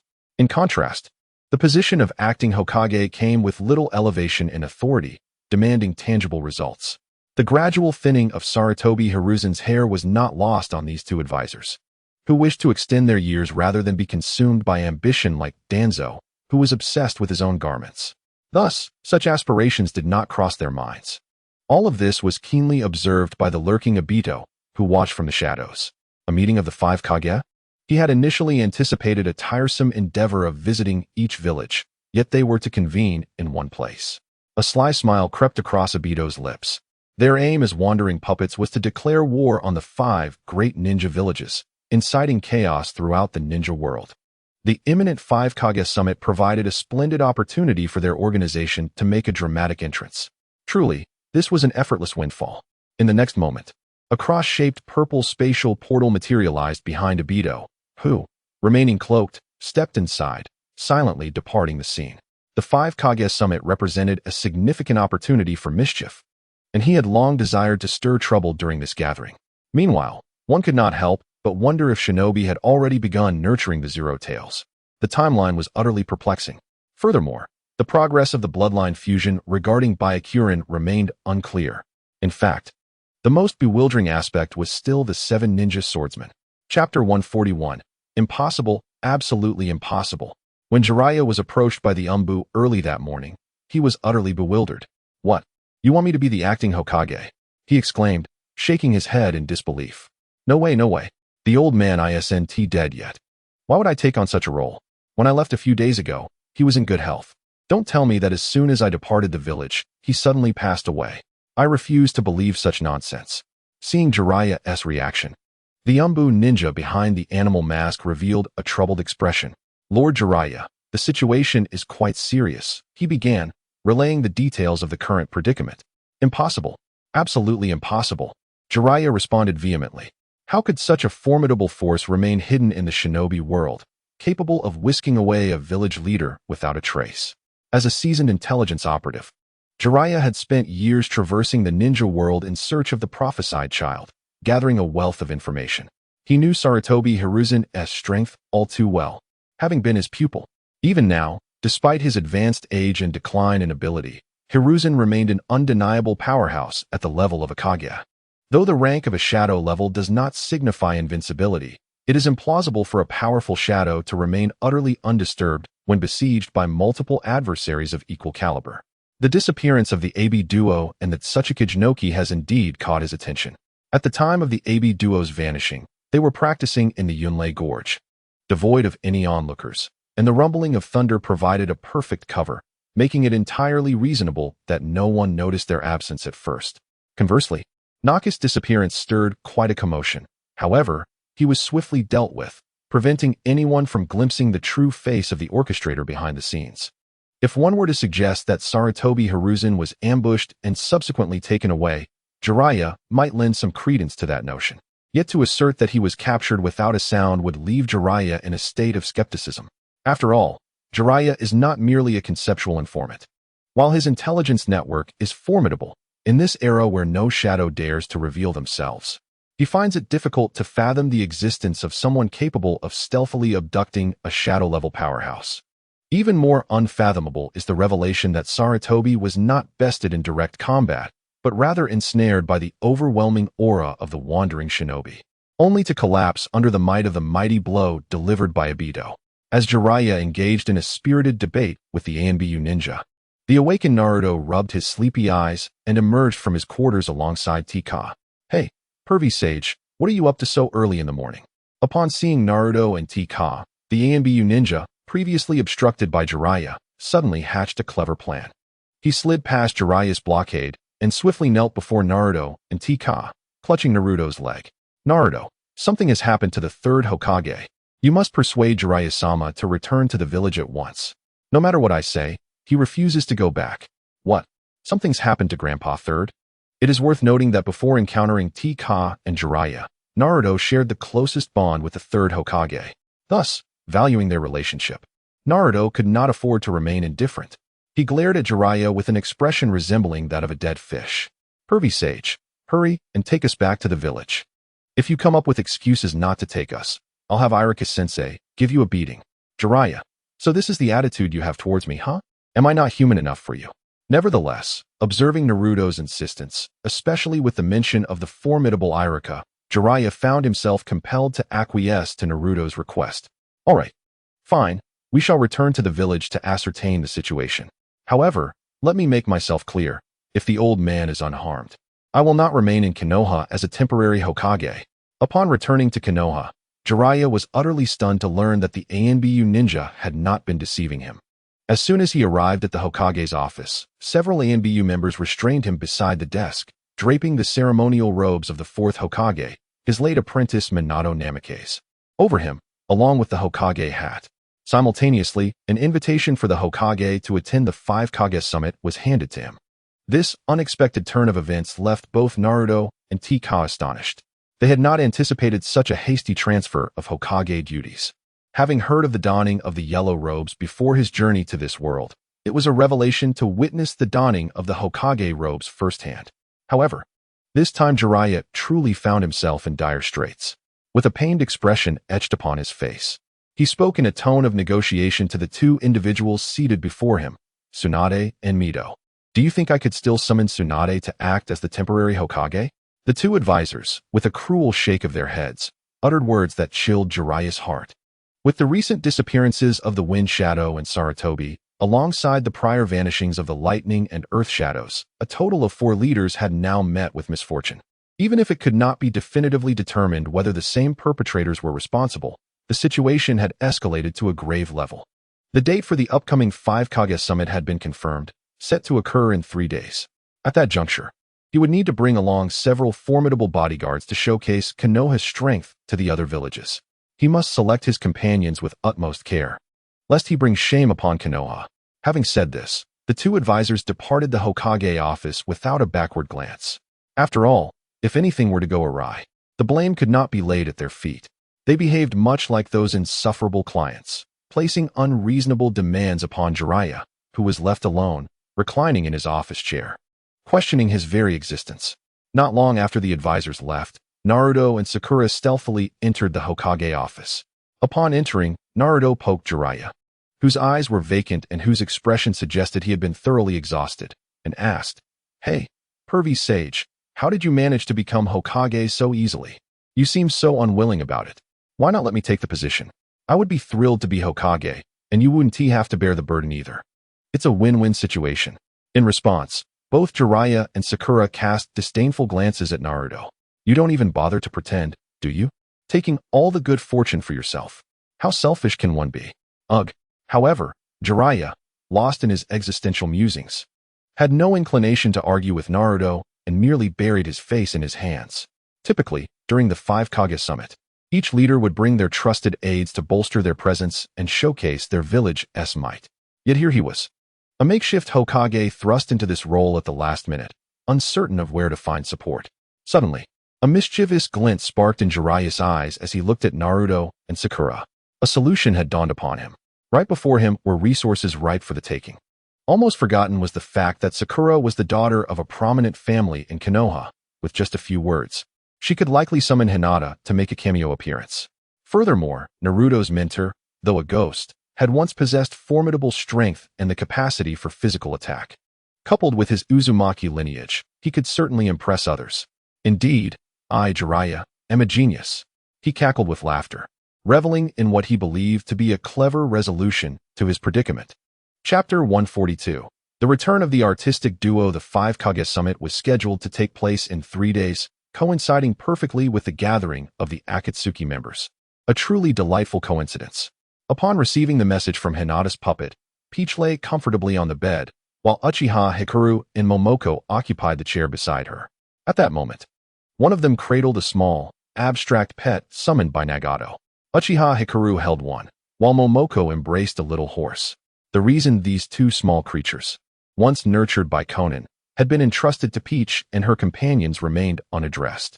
This was due to Nagato recently summoning an odd orange cat with a round head and airplane-like ears. For reasons unknown, this cat hissed at anyone who approached, leaving Conan preoccupied with the task of taming it.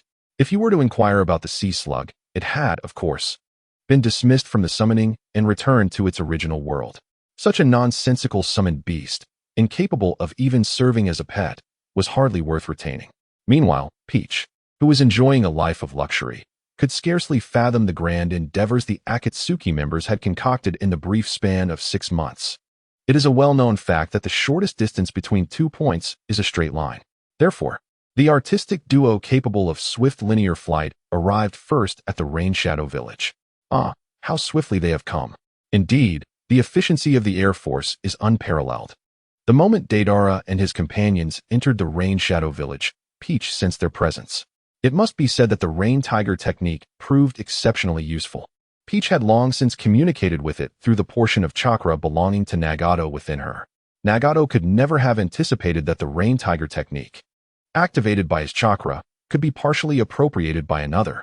However, there was a peculiar sensation emanating from the chakra of Deidara and Sasori, as if they possessed something more than during their last encounter. Perhaps it was time to investigate the matter further. With this thought, Peach promptly arose from her bed and soared out of the window. As she ascended into the air, she spotted a pink clay giant bird flying towards the village center. Wait, Pink. Instantly activating her Byakugan, she scrutinized the scene. The moment she opened her eyes, she was taken aback. Seated atop the giant bird was Deidara, cradling a small black clay figure. This scene appeared rather ordinary. However, the object emanating Sasori's chakra behind them grew increasingly familiar to Peach. Goodness! Wasn't he that the toy car belonging to my dear Kira? How did it end up here? Yet, through Peach's Byakugan perspective, she discerned that within the toy car, which bore a striking resemblance to the withering heart-piercing attack, flowed Sasori's chakra. After unexpectedly acquiring the toy car, Sasori had entrusted its explosive core to Deidara. Meanwhile, the car's body had been transformed into Sasori's puppet core. It is essential to note that having long since converted himself into a puppet, Sasori had lost his corporeal form, leaving only the fragile puppet core as his sole weakness. Upon further research, Sasori discovered that the materials comprising the toy car possessed not only exceptional strength, but also remarkable energy conductivity.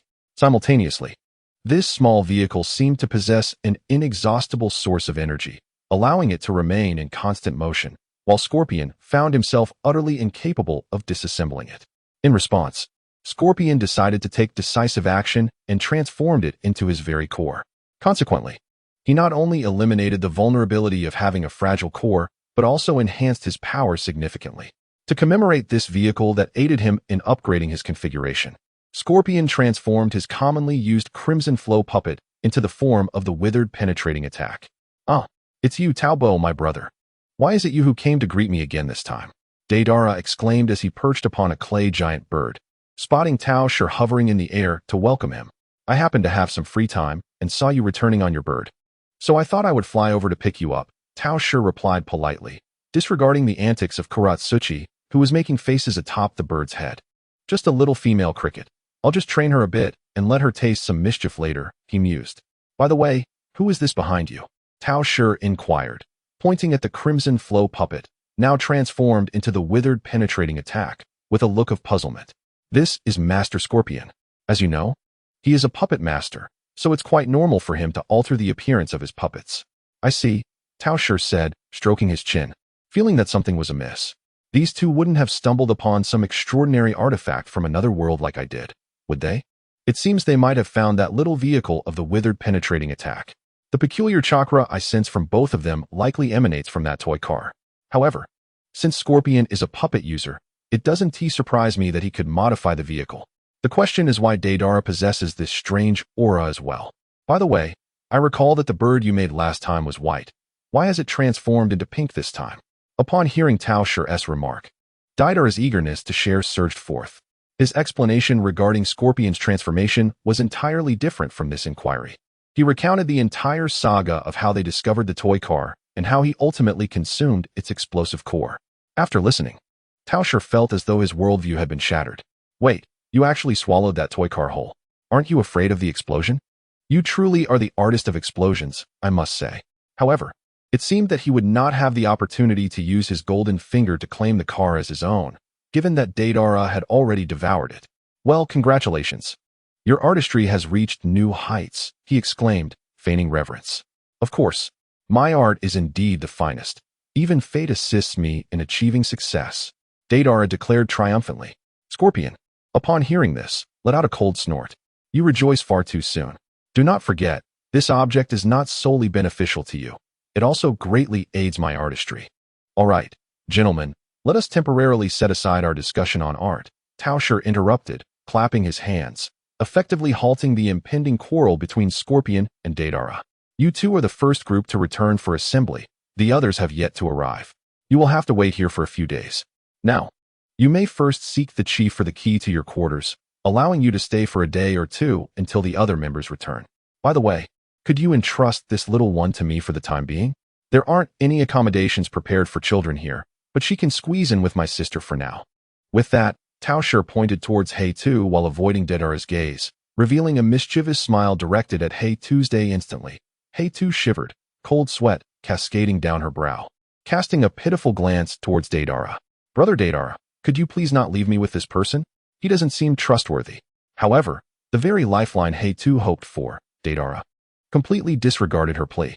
He gently lifted Hehehe into his arms and handed her over to Tao Shi, smiling as he said, I appreciate your help, Brother Tao. Scorpion, and I shall head off to find the chief now. See you soon. With that, Deidara soared away on his pink clay bird. See you soon.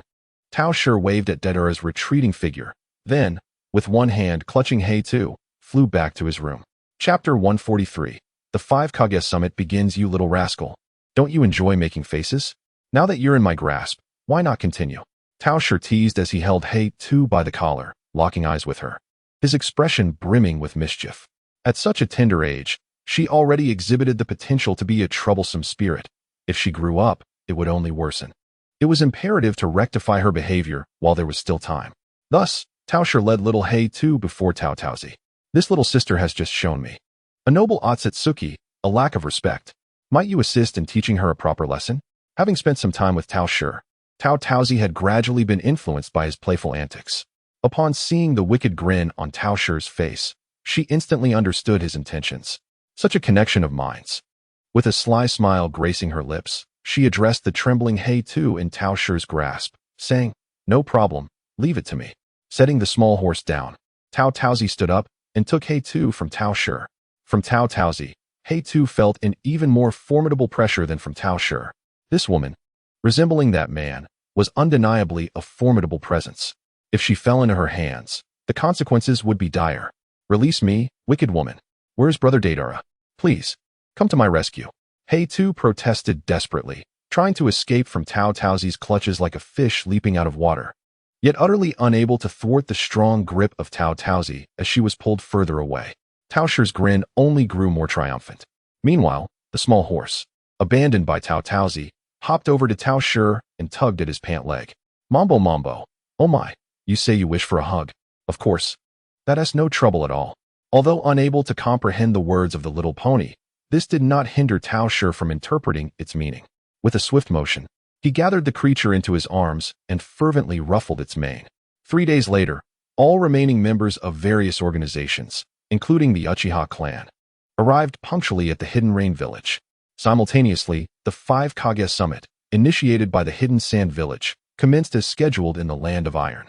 At this moment, Jiraiya donned a hastily altered robe of the 5th Hokage, originally belonging to the 4th Hokage, accompanied by 4 individuals, Naruto, Tao Shi, the semi-corporeal dream tier, and Hinata Hisashi. Initially, Hisashi had no desire to wade into this murky situation.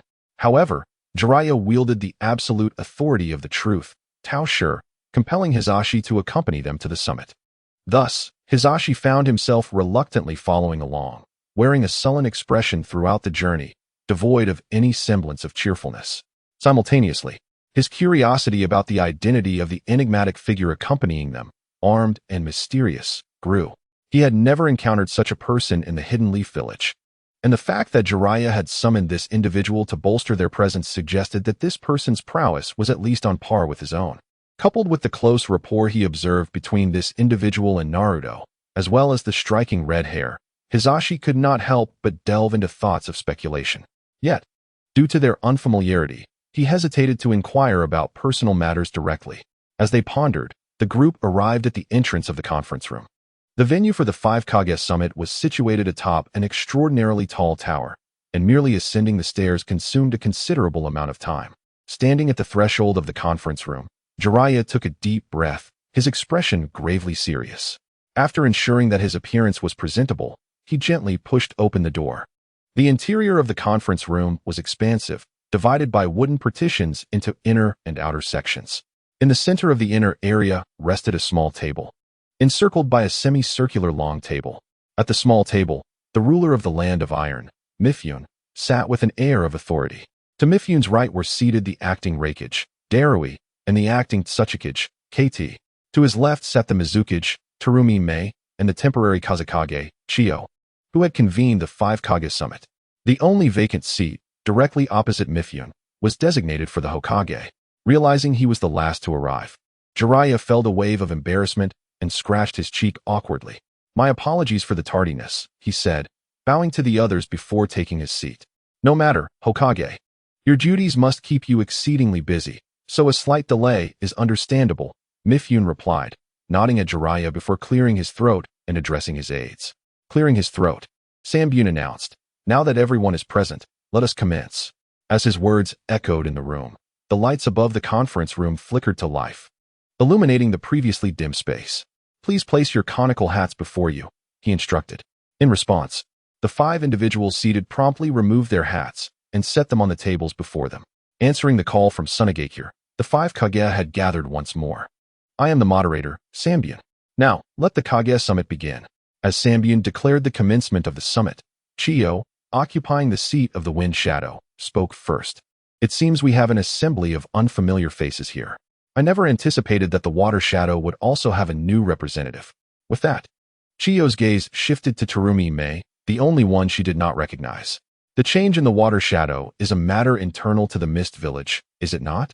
Terumi Mei, clad in attire reminiscent of a robe, glanced briefly at Chio and replied nonchalantly, simultaneously retrieving a flask emblazoned with the character from her waist and taking a swig of an indiscernible liquid. "Pray tell, what is the purpose of this seemingly absurd Kage Summit?" "Indeed, it seems that the news concerning the Water Shadow is rather obscure," Chio remarked. "While other villages have encountered numerous troubles, your awareness appears lacking." Before Chio could continue her verbal sparring with Terumi Mei, Jiraiya interjected, "Enough, Lady Chio. We convened this Kage Summit to discuss matters, not to bicker. Let us proceed directly to the topic at hand." Jiraiya's expression was grave, yet his gaze remained fixed upon Terumi Mei rather than Chio. "Wow, this new lightning shadow. She seems nearly on par with Tsunade. Is it true that young girls are developing so impressively these days? The future indeed looks promising. Well, since the Hokage has spoken, I shall be forthright. We need to address the formidable force that has the capability to abduct a Kage from the current ninja world. What thoughts or strategies do you all have?" As these words were spoken, the atmosphere in the room grew heavy with tension. The attendees exchanged glances, each uncertain about what to contribute. Although they had gathered precisely to deliberate on this matter, the existence of such a mysterious power capable of taking Kage-level shinobi left them feeling uneasy and apprehensive. Compounding the issue was the fact that prior to the disappearance of the previous 4 Kage, they had failed to acquire any clues. This meant they were devoid of any intelligence regarding this enigmatic force, rendering strategic discussions virtually impossible.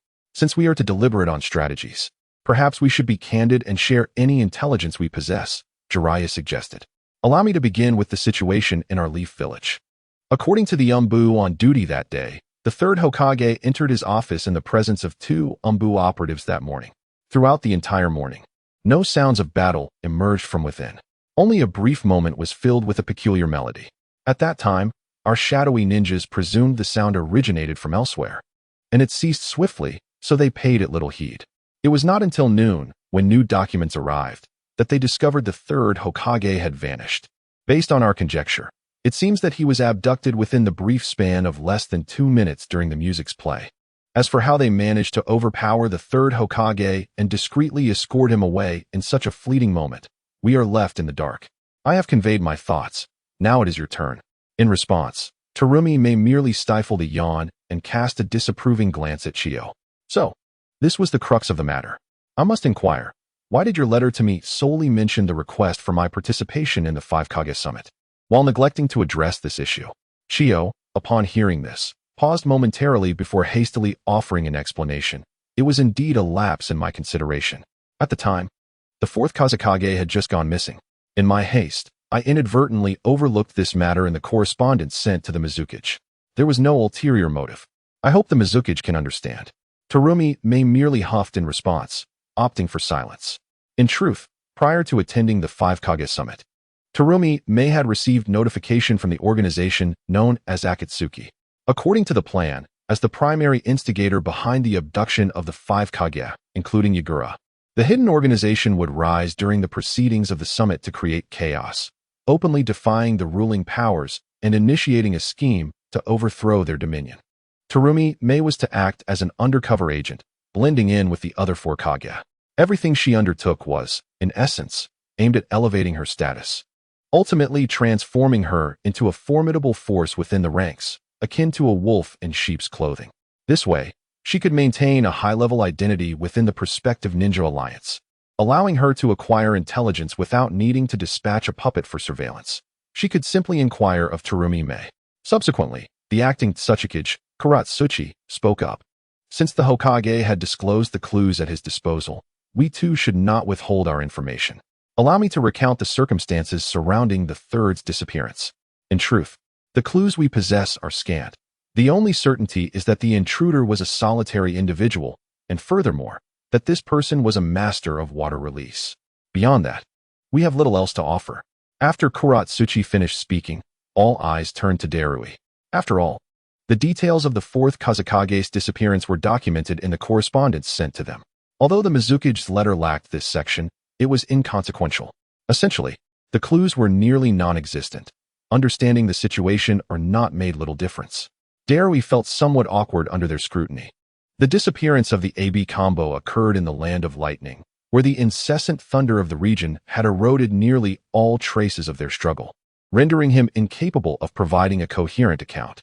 Feeling increasingly uncomfortable under their gaze, Darui took a moment to gather his thoughts before finally speaking in a halting manner. Regrettably, due to certain peculiar circumstances, the 4th Raikage has left us with no valuable clues. Likewise, Lord Killer Bee, who accompanied him, has also failed to provide any leads. After listening to Darui's words, a profound silence enveloped the room once more. What purpose do these clues serve? The only 2 Sand Shinobi who have witnessed the mastermind are now unable to recall their appearance due to the trauma inflicted upon their minds. Even the Sand's interrogation unit, employing a gentler memory extraction technique, could not procure any useful information, only that the assailants were 2 men. This leaves us entirely at a loss. Without a single thread to follow, how can we devise any targeted measures? However, amidst the collective frustration of the assembly, the previously serene conference room was abruptly interrupted by a resounding crash from the ceiling.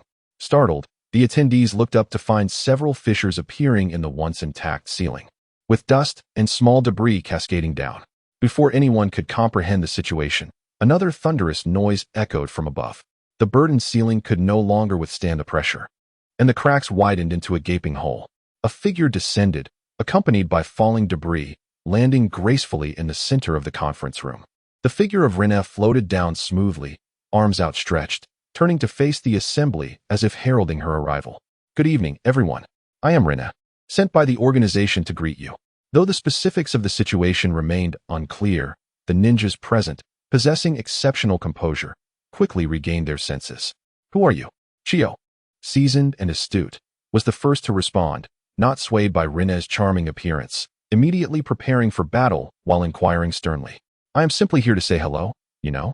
Rinne replied, her large, beautiful eyes blinking in apparent confusion.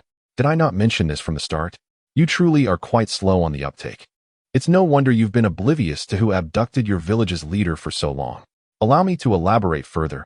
Perhaps then you will comprehend. At this point, Rinne's previously innocent expression morphed into something more sinister, exuding an air of malevolence. Your leader was captured by our organization. Observing your discussions for so long without a single strand of insight into us is rather pitiable. Thus, I have been dispatched to inform you. It is indeed our wayward organization that has taken your precious leader, you foolish lot. This declaration sent shockwaves through the assembly. Huangtu slammed his palm down on the table, rising in outrage. I cannot believe your audacity to confront us so brazenly. You wretched lot.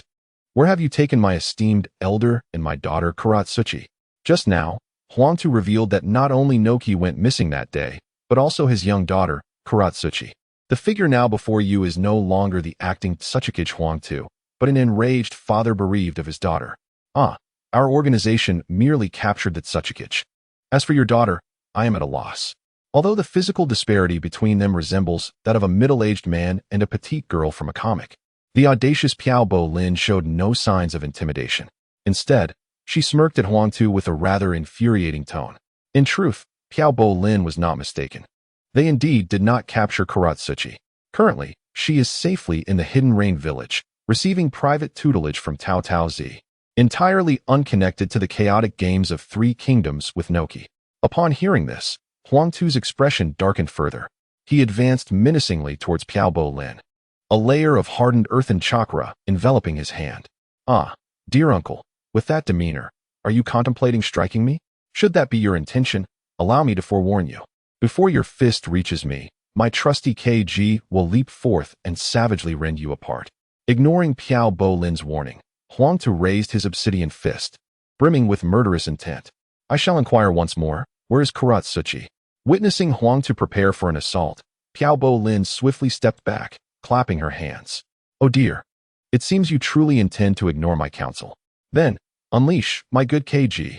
Bite him. With that, Piao Bo Lin extended her hand forward, unleashing a great wilderness prisoner's finger. As her words fell, a violet cross-shaped spatial portal opened behind her. A shadowy figure surged forth, delivering an elbow strike directly to Huangtu's chest. Taken by surprise, Huangtu endured the full brunt of the blow, gasping as he spat out saliva, subsequently being propelled backward. He crashed violently against the wall, creating several fissures and stirring a cloud of dust. As the dust settled, it became evident that Huangtu was embedded within the wall, rendered immobile. From the spatial portal emerged Piao Bo Dai Tu, who had delivered the elbow strike while wearing a black, sinister mask that concealed his entire face. He gradually lowered his hand, handing the tether around his neck to Piao Bo Lin. What a well-behaved KG indeed. Piao Bo Lin accepted the tether, affectionately patting Piao Bo Dai Tu's head. Those who witnessed the entire scene stood in a state of shock. Incredible. Did we truly survive the last shinobi war? Why does this world seem to have devolved into a perplexing state beyond our comprehension? Even the normally unflappable Chio appeared astonished, her mouth agape. An opportune moment. It is yours to seize. Well then, the troublesome individual has been dealt with. Now, I shall continue, and you shall listen. Disregarding the bewildered gazes of the others, Piao Bo Lin, with Piao Bo Dai Tu in tow, resumed her discourse. My purpose in coming here is to announce to you remnants of a bygone era the existence of our organization. The reign of the great name is on the verge of conclusion, and we, the wandering vagabonds, shall lead the shinobi world towards a brighter future. Capturing your shadows is merely our first step in demonstrating our strength. Henceforth, we, the wandering vagabonds, shall commence our actions throughout the entire shinobi realm. Should you manage to apprehend any one of our members, you may exchange them for all hostages. With that, the wandering Rin flicked the tether in her hand. I have conveyed my message, and now it is time for me to depart. Wait. As Rin made to swagger away alongside Obito, their actions were abruptly interrupted by a voice. It was Terumi Mei. You claim that capturing a single member of your organization allows for the release of all hostages. Does that mean you consider yourself a member of this organization? Indeed, I do. However, You must contemplate carefully before taking action. I am not as easily intimidated as I might appear." With that, Rin waved her artifact, and 2 bolts of pink lightning struck down in an instant. One struck Terumi Mei, reducing her to a puddle of water, while the other struck the ground behind Rin, forcing the stealthy Terumi Mei to retreat. This serves as an opportunity for you to witness the power of our organization. Today, before I bring all of you to your knees, neither I nor my obedient companion shall take our leave. Should you manage to capture any one of us, you may directly redeem the hostages. You may even come at us all together if you wish."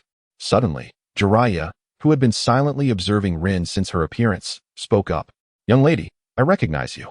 If memory serves me correctly, you were a student of the 4th Hokage when he led the elite shinobi, correct? I recall that you perished in the last shinobi world war." Rin was not surprised that Jiraiya recognized her face. After all, he was an intelligence operative and the teacher of Minato Namikaze. "Ah, so you've recognized me. But since you know I perished in the last war, do you recall the specifics of my demise? If not, no matter. I shall provide you with the answer now." Rin turned her body and rang the bell on her artifact. The power of the tailed beast, the 3 tails, as a surge of potent chakra radiated forth. Rin's eyes widened dramatically, her expression transforming into that of a vengeful spirit. A ripple of water emanated from Rin, and the colossal form of the 3 tails leaped forth from the waves, engulfing both Rin and Obito while launching the ceiling into the air. That is the tailed beast. The 3 tails. What a jest. The audience in the outer seats, particularly Hinata Hizashi, was utterly flabbergasted.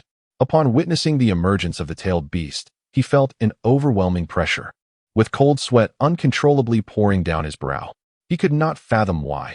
Simply by attending a 5 Kage summit, he found himself embroiled in such an unforeseen calamity. It turned out that within this terrifying organization that had captured the Kage, there existed someone who wielded the power of a tailed beast. However, isn't the 3 tails a tailed beast of the Mist Village? The 4th Mizukage is a formidable master who has completely harnessed the power of the tailed beasts. Why then, is the 3 tails here? At this moment, everyone had risen to their feet, prepared to confront the impending threat. Simultaneously, as the 3 tails manifested, all eyes were drawn to Terumi Mei, the attending Mizukage. "I apologize for neglecting to inform you earlier.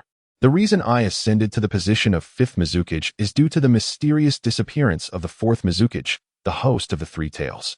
It now seems the whereabouts of the 4th Mizukage have become quite evident." Chapter 146. Chaos at the 5 Kage Summit. 2 What? The Mizukage too? Upon hearing this, Darui felt a chill run down his spine. It is well known that mastering a tailed beast requires an extensive investment of time and resources.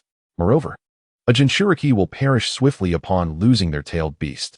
Now, the 3 tails, once sealed within the 4th Mizukage, has been summoned by another. The consequences are all too predictable. Given that the opposing side possesses the ability to swiftly control a tailed beast, the fate of Killer Bee, who was captured alongside the 4th Raikage, is equally grim. I never anticipated that this organization could even harness the power of tailed beasts, revealing such grand ambitions. This is troubling indeed. The immense form of the 3 tails instilled a profound sense of dread among the onlookers. The once spacious conference room now appeared diminutive in the shadow of the 3 tails. With a thunderous roar, the 3 tails struck the ground with a mighty paw, causing the entire conference room to tremble. Damn it, have they lost their minds? Releasing a tailed beast like this, are they not afraid of it going berserk? We must leave. Everyone, get out of here. This structure cannot withstand a tailed beast's assault. Mifune shouted urgently, urging the assembly to evacuate the conference room. This was the top floor.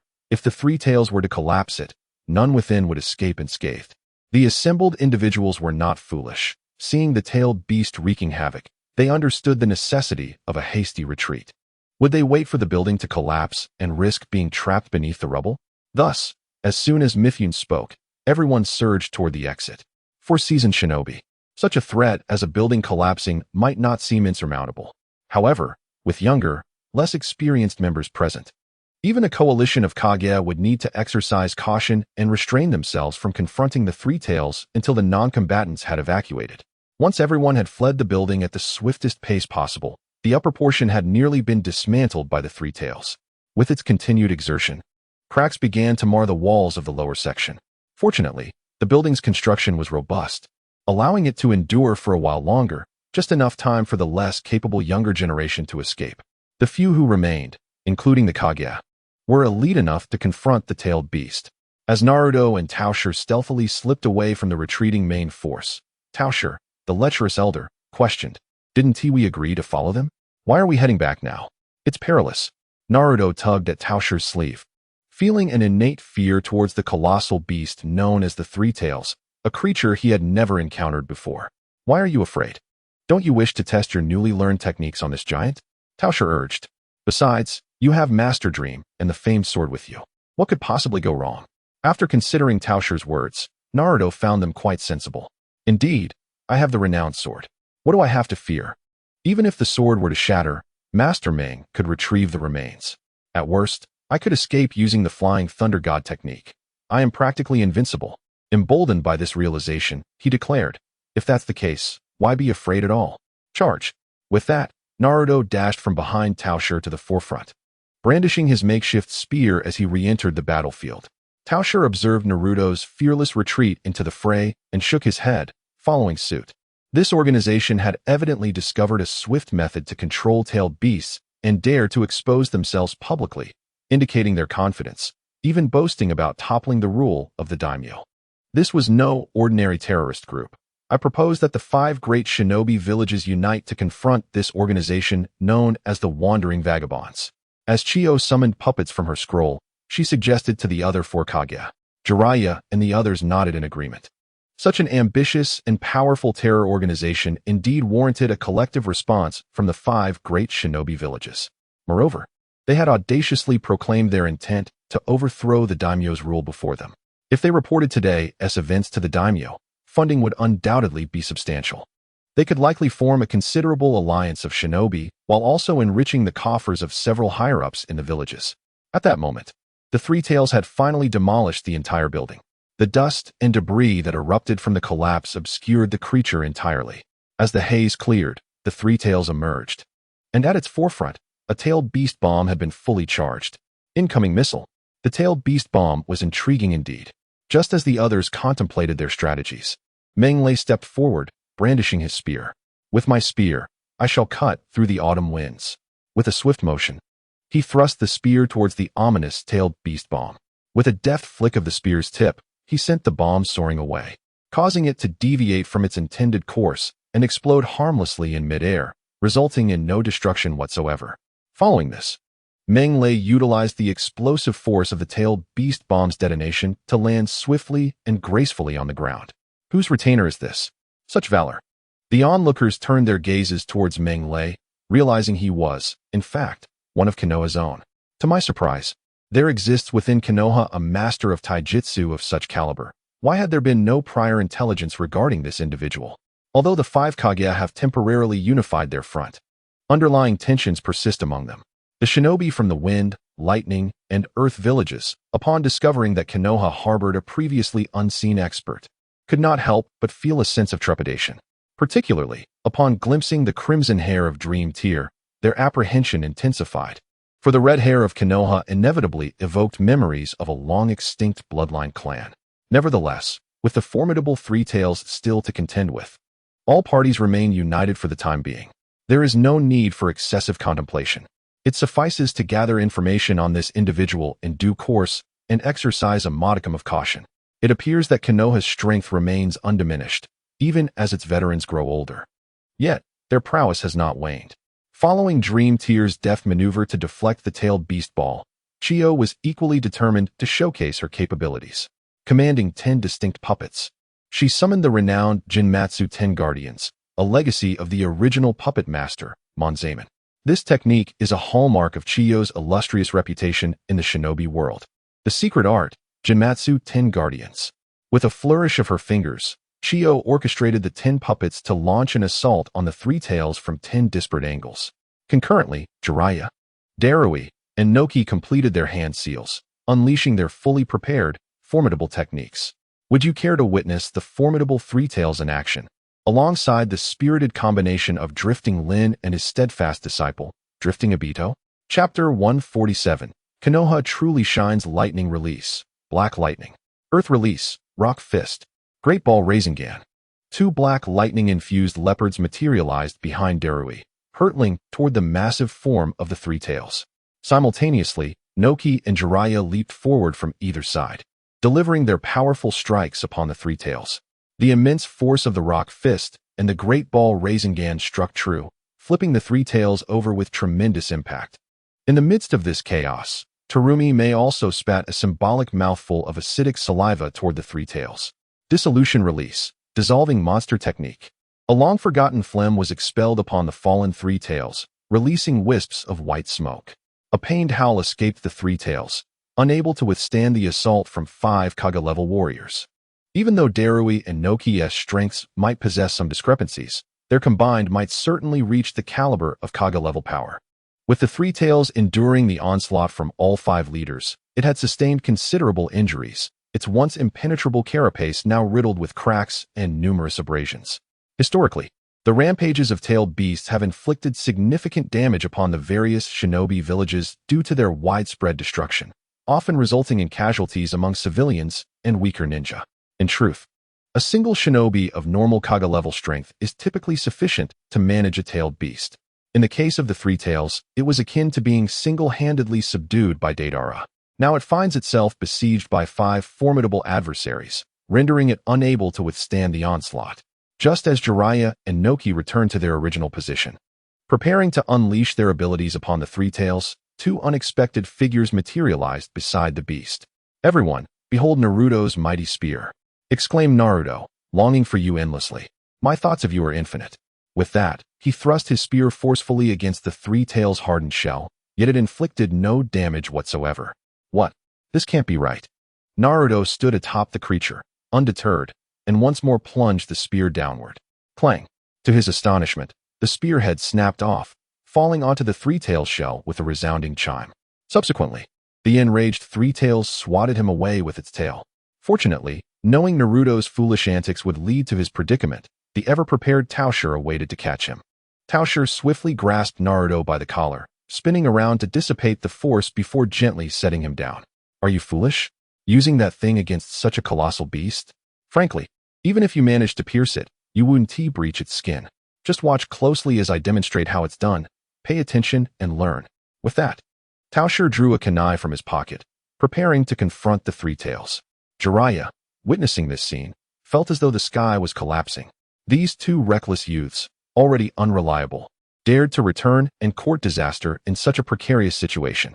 If they were to encounter any misfortune, it would undoubtedly lead to significant trouble. Yet, in the very next moment, the most alarming event occurred. The Three Tails launched a compact-tailed beast bomb directly towards the position of Tao Shi and Naruto. At that instant, Hinata Hizashi also noticed the sudden appearance of Naruto and Tao Shi. Upon seeing the tailed beast bomb aimed at the 2, his Byakugan nearly bulged from its sockets as he urgently shouted, "Danger! Quickly, get out of the way." To this, Tao Shi remained unfazed, continuing his explanation to Naruto. "You see, this tailed beast bomb is a classic projectile skill. To handle such projectile skills, we merely need to employ a small technique of the Flying Thunder God." As the tailed beast bomb approached, Tao Shi firmly grasped his kunai and lunged towards it. Flying Thunder God, guiding thunder. In an instant, the tailed beast bomb before him vanished, only to reappear at the site where Naruto had left the broken spear on the Three Tails. The bomb struck the Three Tails, resulting in a violent explosion. The immense force charred a portion of the creature's body. "What? The Flying Thunder God can be used like that?" Naruto exclaimed, his eyes wide with amazement. "Your brother Tao Shi is a master of the Flying Thunder God. Such maneuvers are a mere trifle." Tao Shi waved his hand dismissively. "The basic technique, the Flying Thunder God?" This maneuver executed by the Peach style not only astonished Naruto, but also left the other ninjas present from various villages in sheer disbelief. From where did Konoha procure such a prodigy capable of employing the Flying Thunder God at such a tender age? The talent displayed is beyond mere genius, defying all descriptions. Moreover, the unmistakable cataracts in the child's eyes reveal their lineage as a member of the Hyuga clan, a bloodline user of the Flying Thunder God technique. Such an ability is exceedingly ominous. It seems Konoha has long feigned weakness while secretly amassing strength. Were it not for the incident that transpired during today's 5 Kage summit, they might have remained oblivious, believing Konoha to be in disarray. Such cunning is truly insidious. Once the battle concludes, I must find a way to complicate matters for Konoha. At this moment, the battle is nearing its conclusion. The Three Tails, having consumed its own tailed beast ball, is increasingly wounded. Furthermore, being on land is an unfavorable combat environment for the water-based Three Tails. Thus, for everyone present, its defeat is merely a matter of time. Hey, are you still not willing to concede? You've merely mastered one Three Tails. Do you truly believe it can stand against us? I advise you to surrender and hand over the hostages. With victory seemingly assured, it's time to indulge in some banter. Darui has a knack for timing when it comes to trash talk. Pointing at the severely injured Three Tails, he attempts to coax a surrender. Of course, whether this coaxing is sincere is known only to him. To everyone's surprise, the drifting Rin actually responded. The Three Tails opened its mouth wide, and the figures of drifting Rin and drifting Obito reappeared before the crowd. Did I ever mention that your only foe is the Three Tails? It is merely one of my pets. The most formidable one has been in my grasp all along. Drifting Rin chuckled softly, then loosened the tether in her hand. Go ahead, good KG. Let them witness the power of a deity. Woof. Chapter 148. The low-tier version of Susanoo with a resounding bark echoing. A layer of azure chakra armor swiftly enveloped the Three Tails. Susanoo. The azure armor completely encased the Three Tails, with the tips of its three tails coalescing into a katana. Alas, being a large turtle, the Three Tails lacks hands, making it impossible for it to wield a katana effectively. Given the opportunity, it proves to be rather inept. On the forehead of the Three Tails, a diamond-shaped space formed from Susanoo materialized, with the figures of drifting Rin and drifting Obito contained within. This is the third power, Susanoo. Come now, give your all to amuse me. Drifting Rin, caught in the moment, let out a laugh reminiscent of the dark god Gulana. Ah. However, Huangtu remains unfazed. TCH, what is this? Just another layer of armor? Watch me shatter your shell with my rock fist. The hand was once again enveloped in a layer of black chakra. And as the earth began to advance towards the Three Tails with a rock fist, it was suddenly halted by Jiraiya's firm grip.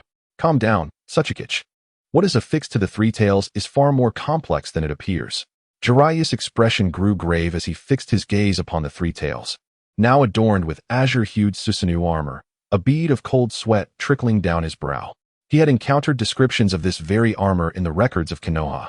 Although the coloration differed from the illustrations, its form was strikingly similar. Jiraiya could nearly ascertain that the technique employed by this enigmatic figure was indeed the secret art of Susanoo, unleashed by Uchiha Madara through the tailed beasts. This was a significant predicament. According to the records, Susanoo was a divine ability wielded solely by those with the Mangeki Sharingan. If the adversary could utilize this technique, it implied the presence of a Mangeki Sharingan user within that fearsome organization. If all conjectures held true, that user would be the masked man, who had willingly become a mere plaything for a girl. It was truly unfathomable that such a formidable wielder of the Mangeki would descend to being a toy. The world has become a strange place. At that moment, the Three Tails, now clad in new attire, shed its previous passive demeanor and launched an assault. With its three tails armed with razor-sharp blades, it swept towards the group at remarkable speed. Despite its seemingly massive form, its velocity was astonishing. In the blink of an eye, the Three Tails were upon them. Earth-style, tremor core. The earth manipulator slammed his hand upon the ground, causing walls of earth to rise in response to his chakra. He attempted to use the earthen walls created by Tremor Core to shield against the onslaught of the armored Three Tails. Simultaneously, the others unleashed their ninjutsu against the tails of the Three Tails. A myriad of techniques erupted, bombarding the Susanoo-enhanced tails. However, the earthen walls proved utterly ineffective against Susanoo, shattering as if they were mere dry twigs. The powerful ninjutsu, which could easily claim the lives of enemy shinobi on the battlefield, inflicted no harm upon the azure armor. How is this possible? The group gasped in astonishment, realizing there was no time for further action, and could only employ various means to evade the impending strikes. Don't resist, take cover with me. Before the Three Tails assault arrived, Jiraiya hastily drew Naruto and Tika to his side. After issuing a quick admonition to them, he rapidly formed hand seals. Ninjutsu, transformation into Toad. As the jutsu was executed, Jiraiya and the others transformed into diminutive toads. Since the Three Tails attack did not sweep across the ground, the transformed toads slipped into the gaps created by the assault, narrowly evading the blow. Meanwhile, due to Dream's ethereal nature, physical attacks had no effect on him. He passed directly through the Three Tails' tail, as if rendered intangible. Once the Three Tails' attack subsided, Jiraiya and the others reverted back to their human forms. Upon returning to his senses, Jiraiya glanced around. It appeared that a few individuals were missing, evidently. Not everyone had successfully evaded the onslaught of the Three Tails. However, the 5 Kage remained present for the time being, indicating that the actual combat losses were not severe. Yet, for those who had failed to dodge the attack, they could only rely on fortune to spare them. "You seem rather adept at evasion," he remarked. "In that case, allow me to stoke the flames further." The crowd heard the voice of the Wandering Rin once more emanating from the crystal embedded in the Three Tails' forehead. Subsequently, a strange masculine voice resonated from within the crystal. "Fire release, explosive wind dance." A vast torrent of searing fire spiraled forth from the crystal, hurtling towards the assembled group. The sheer magnitude of this fire release was staggering. Jiraiya's pupils widened in disbelief. Given his proficiency in water release, it seemed nearly impossible to counter such an assault. Thus, he turned to Terumi Mei and inquired, "I am not particularly skilled in water release. Do you believe you can withstand this scale of fire?" Though he was reluctant to place his safety in another's hands, he found himself hoping that this unfamiliar yet broad-minded Mizukage possessed the capability. Terumi Mei nodded. "It should be manageable. Leave it to me." Water release, water barrier. A towering column of water surged forth from Terumi Mei, colliding with the explosive wind dance. Upon contact, the water reacted violently with the intense flames, evaporating rapidly and releasing copious amounts of steam. For a moment, the two forces seemed evenly matched. Observing this, Darui quickly stepped forward to assist. Water release, water dragon bullet. A fierce water dragon rapidly coalesced behind Darui, roaring as it surged toward the explosive wind dance. The moment the water dragon struck, a fierce reaction ensued. Ultimately, the explosive wind dance could no longer withstand the assault. However, considering it was a fire release, managing to counteract 2 large-scale water releases under such elemental duress was commendable. Amidst the rising steam and obscured visibility, Jiraiya seized the opportunity to leap closer to the Three Tails. Taking a deep breath, Toad Oil Bullet. A copious amount of toad oil erupted from Jiraiya's mouth, drenching the Susanoo encasing the Three Tails. Yet, this was not the end. Having expelled the oil, Jiraiya formed another set of hand seals. Fire release, fireball. The toad oil, now ignited, blazed with fierce intensity. The flames of the toad oil could sustain themselves even underwater and burned at a temperature far exceeding that of typical fire releases. Surely, this would breach the Susanoo's defenses. Jiraiya mused as he beheld the inferno engulfing the Three Tails. However, reality proved Jiraiya's hopes to be misguided. Setting aside the formidable defensive capabilities of Susanoo, which were beyond the means of mere shinobi, a mere toad oil bullet could be effortlessly absorbed by Obito's Kamui. Chapter 149. The days of your malice are at an end. Indeed, the next moment, a vortex manifested from the crystal upon the forehead of the formidable Susanoo, emanating an immense gravitational pull that effortlessly absorbed the toad oil and flames. How is this possible? My attack has been absorbed. Jiraiya had never witnessed such a scene before, his eyes widening in disbelief. He could hardly fathom that his opponent had managed to neutralize his assault in such an extraordinary manner. Yet, in the next moment, an even more unexpected development unfolded. Enjoying the flames, are we? Then taste the consequences of your own fire. Fire style, exploding wind dance. The toad oil, which had just been drawn into the realm of Goddess Might and was still ablaze, was released by Tobi. However, this time, the target of the toad oil transformed into its very liberator, Jiraiya. What a show of prowess. Nanny, suspended in midair, Jiraiya found himself devoid of any means to cancel his actions, and the exploding wind dance, composed of toad oil projectiles, swiftly approached him. Jiraiya was backstabbed. The searing tongues of fire nearly grazed Jiraiya's skin. At that critical juncture, an unseen force suddenly pulled him away. Simultaneously, a dispassionate voice resonated in his ears. Universal pull. With his left hand, Pain-S Devapath drew Jiraiya closer, while raising his right hand. He aimed at the exploding wind dance composed of toad oil. Universal push. The violent repulsion obliterated the burning toad oil into the air. Thank you. Witnessing this, Jiraiya finally exhaled a sigh of relief. That was a close call. His handsome face nearly met a fiery fate. Jiraiya was not concerned about being consumed by his own fire style, as the laws of the ninja world dictated that pivotal characters could not be slain by such flames. However, even if he could salvage his life, he would undoubtedly emerge gravely injured, with disfigurement all but guaranteed. Regaining his composure, Jiraiya turned to see who his unexpected savior was. Yet, upon doing so, he was taken aback. Within his line of sight, the pair of eyes emanating a faint purple glow from Pain's Deva Path was strikingly captivating. Nagato. But upon a second glance, he noted the orange-yellow hair and the facial features that bore a resemblance to another familiar visage. No, it's Yahiko. But your eyes. Just as Jiraiya was about to inquire further, he was interrupted by Pain's Deva Path raising his hand. Jiraiya-sensei, let us catch up later. I'm here to deal with the Akatsuki. With that, Pain's Deva Path casually tossed Jiraiya back to the ground. He then turned his gaze toward the formidable Three Tails. Bellowing, wandering vagabonds, how dare you brazenly appear here to cause chaos? Today, your reign of wrongdoing ends. Heavenly Star. The sudden arrival of Pain's Deva Path on the battlefield was accompanied by no superfluous words, as he unleashed a swift and decisive attack with the Heavenly Star. A pitch-black gravitational sphere rapidly formed in his hand and hurtled toward the Three Tails.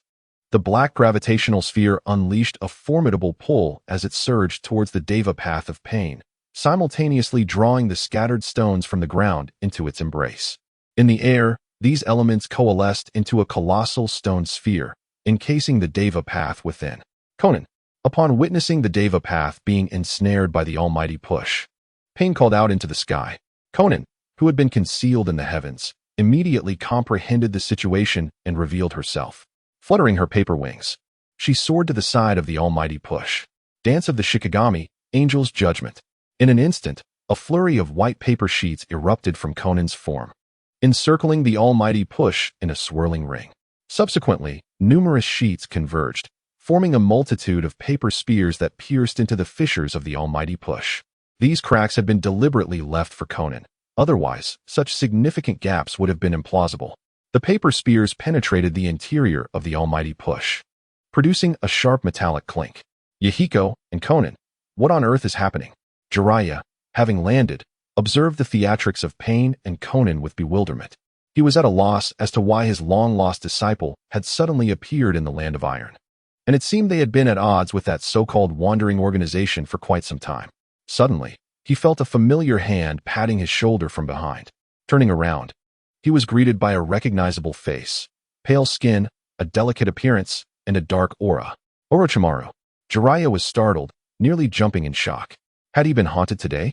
One familiar face after another appeared. What is the matter, Jiraiya? Has becoming Hokage changed your demeanor towards an old friend? Orochimaru chuckled, casually brushing his blue-white hair. Since he had usurped the body of Kagaya Otsutsuki, he had lost his beloved long tongue and could no longer wash his face with it. Consequently, he had to correct this habit, replacing it with the act of brushing his hair with his hand.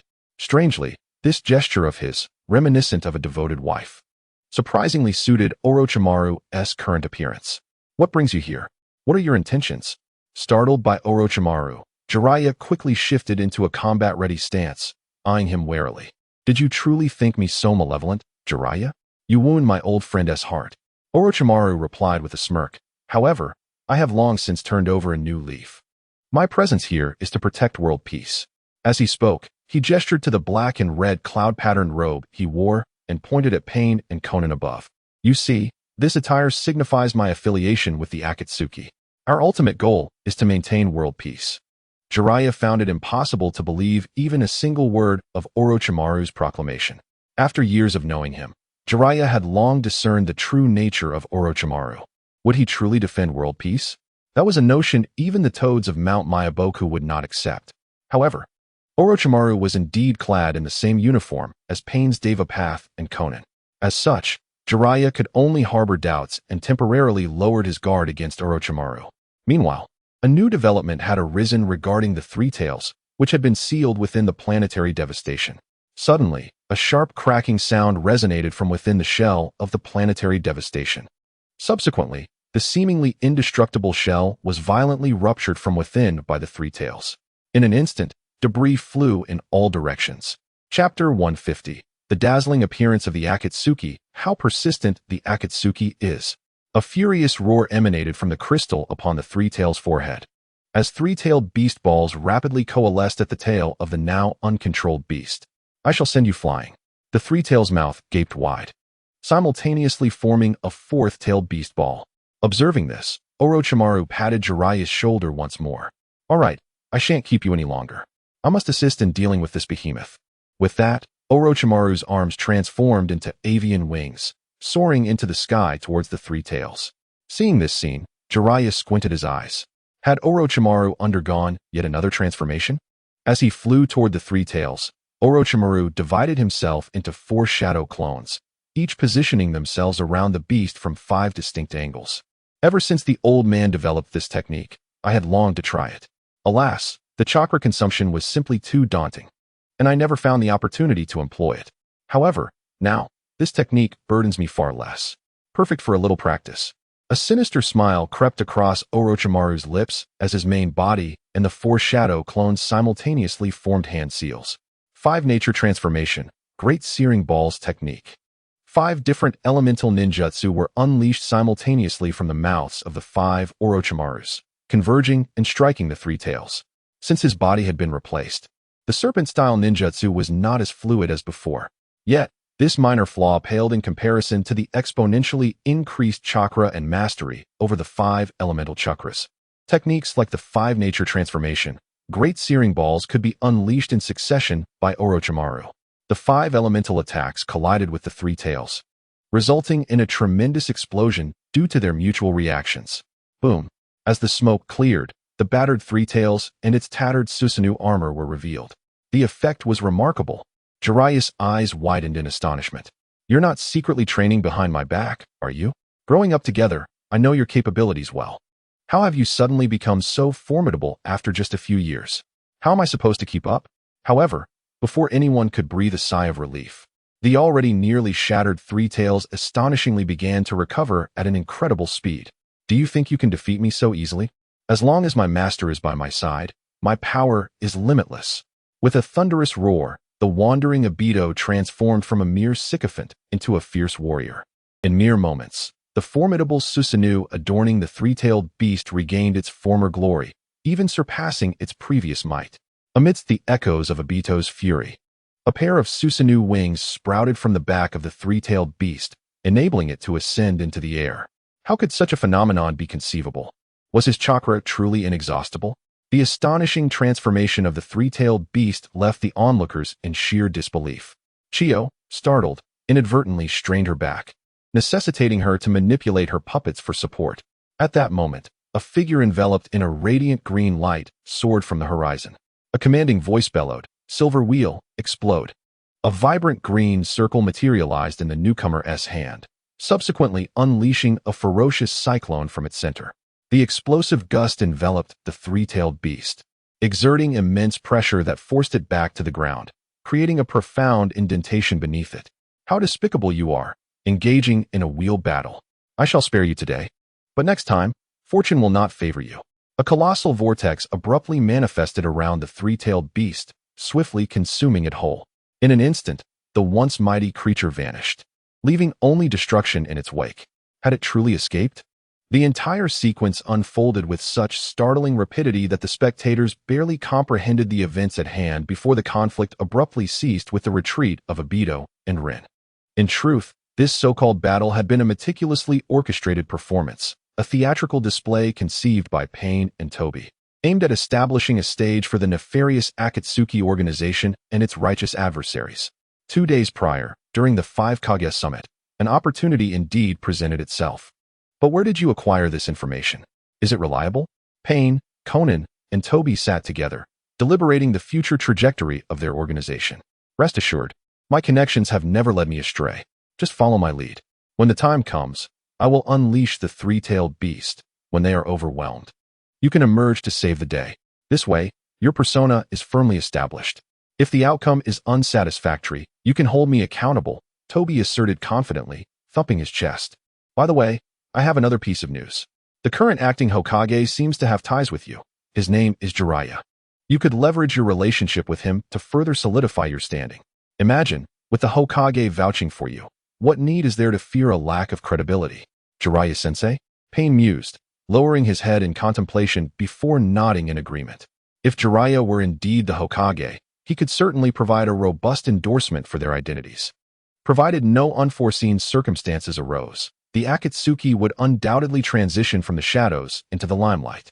I have one more question. While the power of tailed beasts is undeniably formidable, how can you guarantee that the combined strength of the 5 Kage will be insufficient to defeat a mere 3-tailed beast?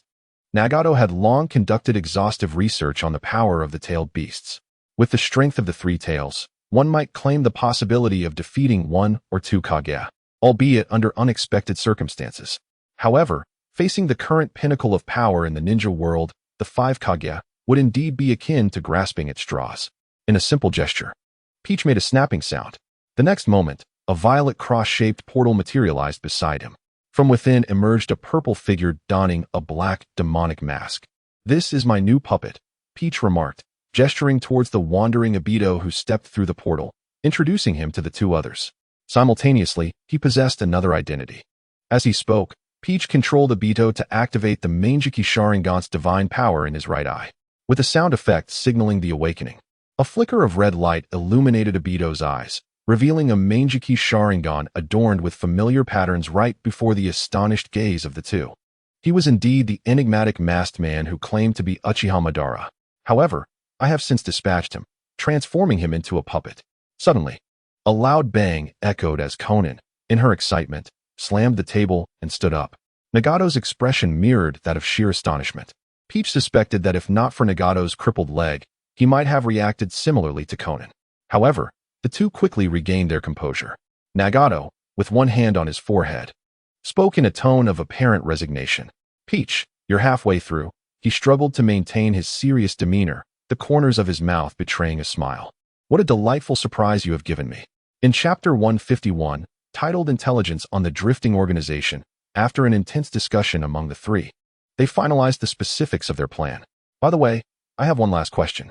Just as Peach stood up, preparing to depart, Nagato abruptly called him back. Noting Peach's puzzled expression, Nagato pointed towards Obito. "May I see the face beneath his mask?" "Of course, but there's nothing remarkable to behold. Merely the face of an inconspicuous individual," Peach replied as he lifted Obito's mask. Half of a disfigured face met Nagato's gaze, contrasted against the other half, which was reasonably presentable. Is this truly the face of the man who claims to be Uchiha Madara? Indeed, it is nothing extraordinary. Returning to the present, for airborne figures descended slowly before the watchful eyes of the crowd. Reincarnated Peach, the Birdman Snake, Nagato, and Konan, upon landing. The 5 Kage and their entourage immediately surrounded them. Chio was the first to inquire. "I am grateful for your assistance in repelling those 2 formidable foes. Yet I must ask, who are you? I have never heard of such powerful individuals before." As she spoke, Chio's eyes remained fixed intently on the Rinnegan in Nagato's gaze. A woman of vast knowledge, she instantly recognized that the eyes possessed by Nagato were indeed the fabled Rinnegan of the Sage of 6 Paths. "We are Akatsuki," Nagato replied coolly, his expression devoid of emotion. "An organization dedicated to bringing peace to the world. The drifting organization serves as a destabilizing element that threatens the peace of the shinobi world, and we have been tracking them diligently. If there are no further matters at hand, we shall take our leave, as our schedule is quite demanding." "Wait, could you enlighten us about the nature of the drifting organization? And what of your Akatsuki?" Pain ignored the inquiry and appeared ready to take flight. Jiraiya, noticing this, hastily called out to Pain, the Deva Path. "Hold on. Regardless of whether you are Yahiko or Nagato, please do this irresponsible teacher a favor. Would you kindly stay and elaborate on the situation concerning the drifting organization? I implore you." In a hidden corner, Nagato, discreetly controlling Pain's Deva Path, smirked. This was all part of their prior arrangement. Once they finished their performance, the onlookers would undoubtedly be filled with questions. However, they could not simply divulge everything at once. Doing so would diminish their credibility in the eyes of the astute audience. Moreover, how could such a prestigious organization as Akatsuki answer queries at the mere whim of others? That would render them no different from opportunistic merchants. Thus, they needed to maintain an air of superiority.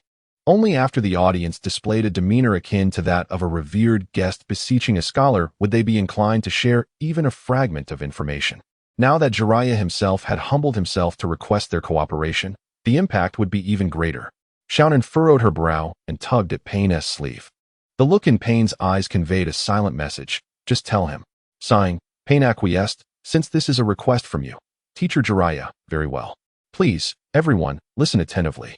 Seeing Pain adopt a seemingly helpless demeanor, as though morally compelled, the audience was already inclined to believe him before he even spoke. Do tell. What exactly is the drifting organization? I can hardly contain my curiosity, urged the anxious Kuratsuchi. With his daughter absent, he found it impossible to enjoy a restful night. Pay heed to my words. Regardless of how bizarre or illogical the truth may seem, you must accept it as reality. Firstly, regarding the composition of the drifting organization, all members are individuals who have passed away. At this revelation, astonishment rippled through the crowd. The deceased? Could it be the impure world reincarnation of Konoha? No, the impure world reincarnation cannot control so many powerful figures simultaneously. Just as a question arose from the crowd, Orochimaru's voice quelled it. The current stage of impure world reincarnation has not been perfected by Kabuto and myself. Attempting to control too many strong entities could lead to chaos. Pain, undeterred by the interruptions, continued his exposition. To be precise, these are not merely the dead, but individuals who have been revived after death. They are not in the state of the living dead as seen in impure world reincarnation. They have been truly resurrected. What nonsense are you spouting? The notion of resurrection is utterly implausible. At this moment, a voice of rebuttal emerged once more. Silence. How dare you question the esteemed lineage of the Sage of Six Paths? With the chakra mode of the rebirth, I activated. The figure of Peach Style transformed into the Otsutsuki Momoshiki, an alias, casually unleashing a green chakra orb that sent the incessantly chattering rock ninja flying. The mention of the Sage of Six Paths descendants left the gathered crowd in stunned silence, their gazes fixated upon the radiant Peach Style. To avoid unnecessary complications due to the striking resemblance between his true form and that of a Hyuga puppet, Peach Style chose to adopt yet another alias in front of outsiders. The Ninja Shurin, recently unlocked in a parallel world, was a fitting choice, allowing for a seamless transformation in an instant. Ninja Otsutsuki Peach Style. Please input text. As both ninjas hailed from extraterrestrial origins, the transition felt entirely natural. There is nothing impossible, especially considering the nefarious methods employed by the puppet master to achieve resurrection. During the era of the Sage of Six Paths, there existed a colossal divine tree, said to possess boundless power. The sage utilized the tree's might to create life, only to exhaust its energy, reducing the once mighty tree to a mere sapling. Countless years have passed since then, and the tree has regained a significant portion of its strength. The shadowy figure behind the creation of the Wandering Organization has harnessed the tree's power, embedding the souls of the deceased into beings crafted from the divine tree, allowing these souls to attain a perfect union with physical vessels, thus enabling them to linger in the realm of the living. As a descendant of the Sage of Six Paths, endowed with the Rinnegan, I possess the ability to discern the true nature of these divine beings. Consequently, I have long been aware of the puppet master's existence and have been actively eliminating them.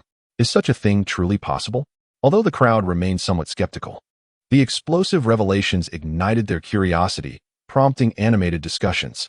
So, you claim that the puppet master has resurrected the dead using the divine tree. Are you aware of the identities of the puppet master and the revived individuals? This time, it was Jiraiya who posed the question. At last, Pain's Devapath responded, shaking his head as he spoke. We have yet to uncover the identity of the puppet master. This shadowy rat lurks in the darkness, orchestrating all actions through the divine beings, never revealing itself. As for the targets of resurrection, based on my current investigations, several former leaders from the 5 great shinobi villages are among them. This puppet master is truly wicked. It must be Danzo's doing. Today, I attended the Conan movie, hence my delayed arrival. The climax of the chase scene in the Conan film was truly exhilarating. My assessment is that it surpasses even Boruto. Chapter 152, the most dazzling ultimate technique in the entire game. In a brief interlude, Nagato, embodying a godly presence, chuckled heartily. Ha! A joyful and sunny laughter. As he laughed, Nagato rose from his wheelchair, kicking it aside with a single motion. Indeed, I am Pain. The Rinnegan in Nagato's eyes glinted with a chilling intensity, sending shivers down the spines of those present. But what of it? Can you truly believe you have the power to extinguish my life? Gazing upward, heed my words. I am Pain. I am the deity of this new world. In this current realm, Pain embodies the law, safeguarding order. I am the embodiment of justice, the hope for all humankind. With arms outstretched, I declare, do you dare to take my life? Just you? The emergence of Pain has ushered hope and illumination into the world of ninjas. Yet, this world remains tainted, plagued by the corruption of humanity. Thus, it is imperative that someone undertake this monumental task. The moment I awakened the Rinnegan, I understood. It is my destiny to fulfill this role. No, it is more accurate to assert that only I can accomplish it. I am acutely aware that war breeds misfortune. However, this is the sole means of rectification. This is the mission bestowed upon me by the Sage of Six Paths. Only I possess the capability to realize it. As Nagato steps forward, his wings unfurl magnificently. Is there anyone else capable of such a feat? Can anyone else forge a world like this? Indeed, the sole architect of a new world is none other than myself. What? You claim the previous Kages have been resurrected by a hidden hand. The crowd can no longer contain their restlessness, and a gasp escapes from the throngs. Indeed, I have no need to deceive you regarding this matter. Should you doubt my words, upon your return to the village, you may investigate the cemetery to see if there are signs of disturbance at the graves of the former Kages. At this juncture, even the seasoned actor Nagato struggles to maintain composure. The eyes of Pain's Deva Path involuntarily dart towards the direction of Tobi. Had Tobi not mentioned this matter during their recent discussion of action plans, Nagato would have remained oblivious to Tobi's unscrupulous deeds. However, in hindsight, Tobi's nefarious actions have inadvertently bolstered their plans. Thus, Nagato chastised Tobi internally for his misdeeds, yet he could not suppress his joy in praising Tobi, his beloved comrade. Indeed, Tobi has become my fortunate star. Since our paths crossed, my aches have vanished, and all matters have aligned favorably. In truth, there is no need for the others to seek verification. As high-ranking members of the village, they have long been apprised of reports regarding disturbances in the cemetery. At the time, they merely attributed it to small animals making their homes there, believing the earth had simply shifted, not realizing it had been disturbed by human hands. Consequently, when Pain's Deva Path broached this subject, a chill swept through them, leading them to place greater faith in his words. After all, it appears that the graves of their former Kages may indeed have been unearthed. What you have stated thus far is merely your assertion. What evidence do you possess to substantiate the truth of your claims? In the face of skepticism, Pain's Deva Path harbored no desire to explain further. He simply replied, "Believe it or not, everything I have said today is merely out of respect for my past ties with Jiraiya-sensei. Should you possess any intelligence regarding the drifting organization in the future, or require our assistance in dealing with them, you may visit Yuang Village to seek our aid.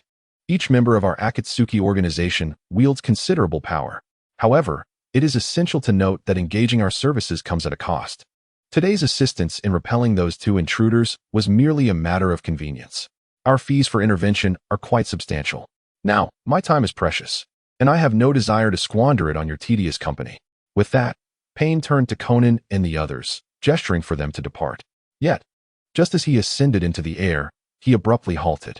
It was not that he had more to say, but rather that he realized this area was enveloped by an invisible barrier. "I did not indicate that you were free to leave." It turns out that while Pain was weaving his tales, Chio had quietly instructed the accompanying ninjas to set up a barrier nearby. Although hastily constructed, the barrier's strength was sufficient to momentarily impede Pain and his companions. "While you have aided us in fending off our foes, your origins remain unclear. We cannot ascertain whether you are aligned with those two individuals from earlier. If you are indeed collaborating with them to deceive us, that would pose a significant problem.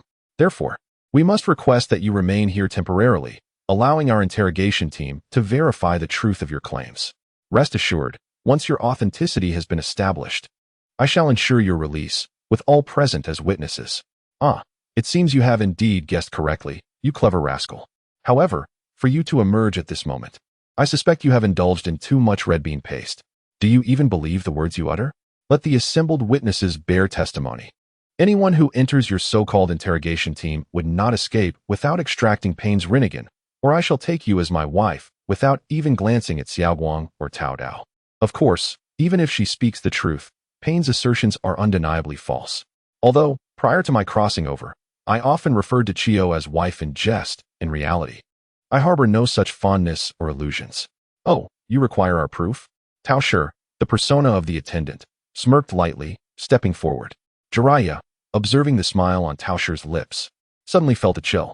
His heightened perception, gained from training in sage mode, fervently warned him that the man before him, radiating an eerie green glow, was exceedingly perilous.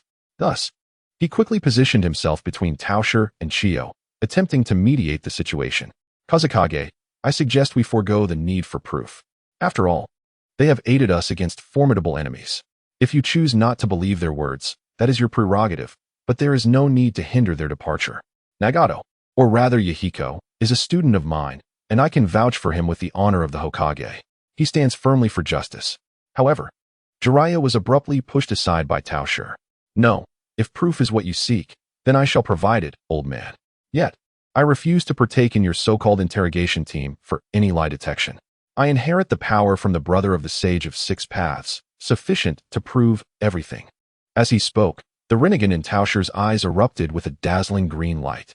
How could someone of such stature be so oblivious? Do they truly consider us mere soft persimmons to be squeezed? Daring to overstep their bounds, behold my most magnificent technique.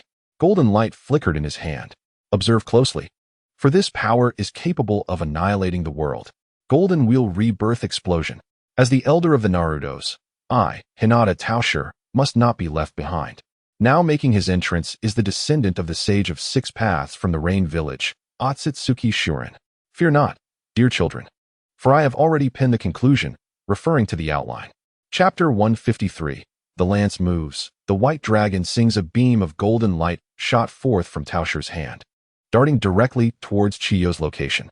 The robust golden wave swiftly passed by Chio, instantly reducing several puppets to mere rubble while leaving a shimmering trace of golden light that extended hundreds of meters away. The splendor amidst decay, the golden path. Illusion, you so-called ninjas of the great ninja villages truly harbor an air of superiority, consumed with thoughts of your own selves. Allow me to enlighten you. Our purpose in safeguarding this world is not for you corrupt insects, but to protect the realm forged by our ancestors. Today serves merely as a warning. Should such an incident occur again, you shall face my golden wheel rebirth explosion. With that, Tao Shi forcefully pushed the stunned Chio aside, striding towards Jiraiya and the others. I have sensed a remarkably pure aura of Byakugan emanating from this place. Tao Shi extended a hand, drawing the Hinata puppet towards him. Oh, so it is you, little one. I never anticipated that such a pure lineage still exists in the current ninja realm. It seems our encounter is indeed a fated arrangement. Thus, I shall present you with a token of our meeting. As he spoke, the green light enveloping Tao Shi seemed to come alive, bursting forth from him and flowing into the 7 orifices of the Hinata puppet. In an instant, the effect was striking. However, it was merely an illusion. In reality, this forgiving chakra was but a fade. As a puppet of Tao Shi, the Hinata puppet could readily acquire the ninja abilities shared by Tao Shi. This entire display was merely to provide a plausible explanation for the origin of the Rinnegan of Hinata Tao Shi. After forcefully infusing the green energy into his being, Tao Shi released the Hinata puppet, allowing it to clutch its eyes and collapse to the ground. What have you done to Tao Shi? Upon seeing the Hinata puppet clutching its eyes in agony, Hinata Hayashi's expression turned urgent. As the foremost prodigy of the Hinata clan, any harm to Tao Shi's Byakugan would spell serious trouble. Do not be alarmed. I have merely endowed him with greater potential. In due time, you shall understand. At that moment, under Tao Shi's earlier intimidation, Chio commanded the dissolution of the barrier, no longer daring to impede the departure of Tao Shi and his companions. Subsequently, the 4 members who had just executed a flawless debut for the Akatsuki soared into the sky, leaving the scene behind. The onlookers exhaled a collective sigh of relief as they watched Pain and his companions vanish into the distance. Truth be told, the pressure exerted by the recent technique, the Gold Wheel Rebirth Explosion, had nearly rivaled that of the Three Tails' formidable aura. Who could have anticipated that the peculiar figure emanating a green glow could unleash an attack potent enough to rival the tailed beast bomb with such ease? However, with the departure of the likes of Peach Style, the crowd redirected their attention to the Hyuga puppet, which had been infused with a strange energy. They were eager to discern what precisely had been imparted to Peach Style by that enigmatic individual. At that moment, the Peach Style, Hyuga puppet, lay on the ground, clutching its eyes and rolling about in agony, emitting foul cries of distress. Meanwhile, Jiraiya, Hinata Hizashi, and Naruto stood nearby, their expressions filled with concern for Peach Style. After a brief tumult, Peach Style sensed that the atmosphere had reached its peak and decided to conclude the performance. Suddenly, a vibrant green light enveloped Peach Style, mirroring the form and hue of the energy recently infused within. Simultaneously, Peach Style lowered his hands from his eyes, revealing the azure glow of his Rinnegan. Peach Style, are you alright? Your eyes. Naruto rushed forward to inquire as Peach Style rose to his feet. I am fine, or rather, I now feel an unparalleled sense of euphoria. He conjured a chakra sphere in his hand and casually tossed it towards a nearby boulder. With a resounding crash, the diminutive chakra sphere obliterated the massive rock, which was more than capable of crushing a young Obito. What immense power! It can even pierce through stone. What exactly are those eyes? Hinata Hizashi marveled at the crystalline azure pupils of Peach Style, murmuring in astonishment. They are Rinnegan, an evolutionary form of the Byakugan. However, my Rinnegan is still immature and cannot remain activated for long, Peach Style replied as the green chakra cloak gradually dissipated and his eyes reverted to their original condition. Now then, despite the minor interruption, our 5 Kage summit has yet to yield any substantial discussions. However, before we resume the conference, I wish to pose a question to the Hokage. Could you kindly introduce us to the identities of the so-called leader of the Akatsuki and the other 3 members? After all, you seem rather acquainted with him. Upon Chio's utterance, all eyes in the room converged upon Jiraiya. Though Jiraiya felt somewhat uneasy under the scrutiny of so many gazes, he maintained his composure. I'm afraid I cannot disclose any information regarding that matter. If you wish to learn more about the Akatsuki, you may visit the Rain Village to inquire directly. They have explicitly stated their intentions. Why must you trouble me? At this, the Earth-style user stepped forward, enveloped in a layer of black chakra. What did you say? Are you attempting to withhold information? You must understand. Although the previous meeting was interrupted, we reached a consensus to collaborate. Is this truly the attitude you present for collaboration with us? As soon as the words left Huang Tu's lips, a silver spear, intricately adorned with dragon motifs, abruptly pierced the ground at his feet. In the Leaf Village, we have no need to justify our actions to anyone. To expect us to divulge intelligence based on an informal agreement lacking formal documentation is utterly preposterous. Were it not for the intervention of our Hokage, the Akatsuki would scarcely acknowledge your existence. Should you wish to overstep further, perhaps you should inquire whether my spear consents to such audacity. Meng Lei stood with arms crossed, exuding an overwhelming presence. This posture, arms folded across the chest, is emblematic of true strength. Are you attempting to threaten me? I am that Otsutsuki. Huang Tu, incensed by the perceived threat, felt his already tumultuous emotions ignite like a powder keg. He kicked aside the spear at his feet and swung his rocky fist towards Meng Lei. In response, Meng Lei merely smiled with derision. Mere gravel cannot compare to my might. With a mere gesture, the spear that had been sent flying returned to his grasp. As the spear moved, it sang like a white dragon. The tip sliced through the air, resonating with a sound reminiscent of a dragon's roar. With a single strike, blood erupted forth. Huang Tu's rocky fist, fortified by the earth-style chakra, was cleaved open by Meng Lei, revealing a wound deep enough to see bone. Humph! While the world meanders, I shall stride forth unimpeded. Chapter 154. Deidara. Black Earth, your grandfather has passed. Meng Lei's gaze swept across the room, and an aura of regal dominance enveloped the space. Those who met his gaze were ensnared by an oppressive sensation akin to a constricting serpent. In truth, this was merely a special application of spiritual energy combined with chakra. Yet, the effect was undeniably impressive, instilling fear in those present. Indeed, my time should not be squandered in this tedious assembly.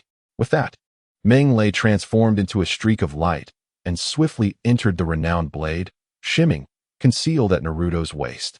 As he did, he exchanged a few words with Jiraiya. Let us depart.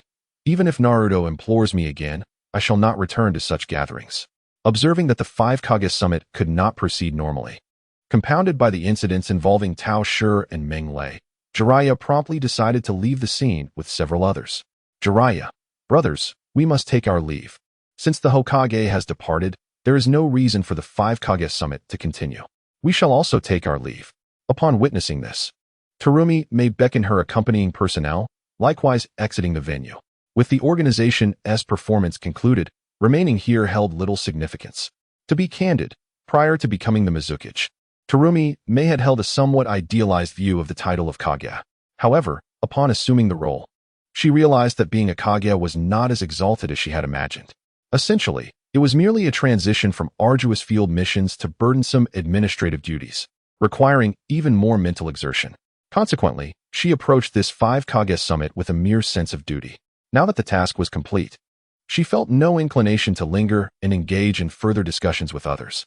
As for the remaining 3 shadows, they swiftly departed, leaving 2 behind. Witnessing the stagnation of the 5 Kage summit, the others soon bid their farewells as well. However, the summit was not entirely devoid of merit, at the very least. They became aware of the existence of 2 formidable opposing organizations within the ninja world, the Akatsuki and the Wandering Group. Notably, the leader of the Akatsuki is rumored to be a descendant of the Sage of 6 Paths. It appears that the ninjas from various villages will have to work diligently to gather intelligence. The lower-ranking ninjas are tasked solely with the relentless collection of information, while the high-ranking officials, seated in their offices, must contemplate the broader implications. After making their presence known before the major ninja villages, Nagato and his companions returned to the Hidden Rain village. Coincidentally, on this very day, all members of the Akatsuki had gathered together. Upon their return, the immortal duo, the artistic duo, the honest duo, and Uchiha Obito had already been waiting in the conference room for quite some time. During the return journey, Deidara had replaced the appearing ninjas with the original ones. Although the new extraterrestrial was quite effective, the old ones were simply more adept. Of course, the situation would be different in the arena. In the presence of Shin, the Otsutsuki Deidara was merely a bystander. Pain, the leader of the Akatsuki, was the first to push open the door and enter, followed by Deidara and the others, who promptly took their seats. Pain, seated at the head of the table, regarded those present without any formalities and immediately delved into the matter at hand. The purpose of this gathering was to solicit assistance for a crucial mission that the organization required. An evil organization has emerged in the ninja world, comprised of individuals who refer to themselves as wandering vagabonds. They are both malevolent and powerful, having even captured the 5 Kage. All members of the Akatsuki possess strength on par with that of a Kage, and dealing with this so-called wandering organization in pairs should pose no difficulty. Furthermore, our organization is named Akatsuki, which symbolizes the dawn before the daybreak, representing a beacon of light for the world. We, too, can step into the light, becoming a legitimate and recognized organization of justice. At this point, Pain's speech was abruptly interrupted by Kaku. Wait a moment. I am not concerned with what the organization aims to do or how it intends to transform. The notion of safeguarding world peace is merely child's play to me. I care about one thing alone. Will there be a commission for this task? Pain narrowed his eyes, but ultimately chose not to punish the irreverent financial officer. The reason was simple. He felt a twinge of guilt upon seeing Kakuzu's face, as he and Conan had privately misappropriated a small amount of funds. There will indeed be a commission. Essentially, our Akatsuki remains a mercenary organization, albeit one that cherishes peace. It is likely that before long, the 5 great nations will commission us to deal with those wandering vagabonds. The purpose of calling you back was primarily to facilitate the unified distribution of tasks. In summary, there will be a mission, and there will be remuneration. With this, Kakuzu nodded in agreement.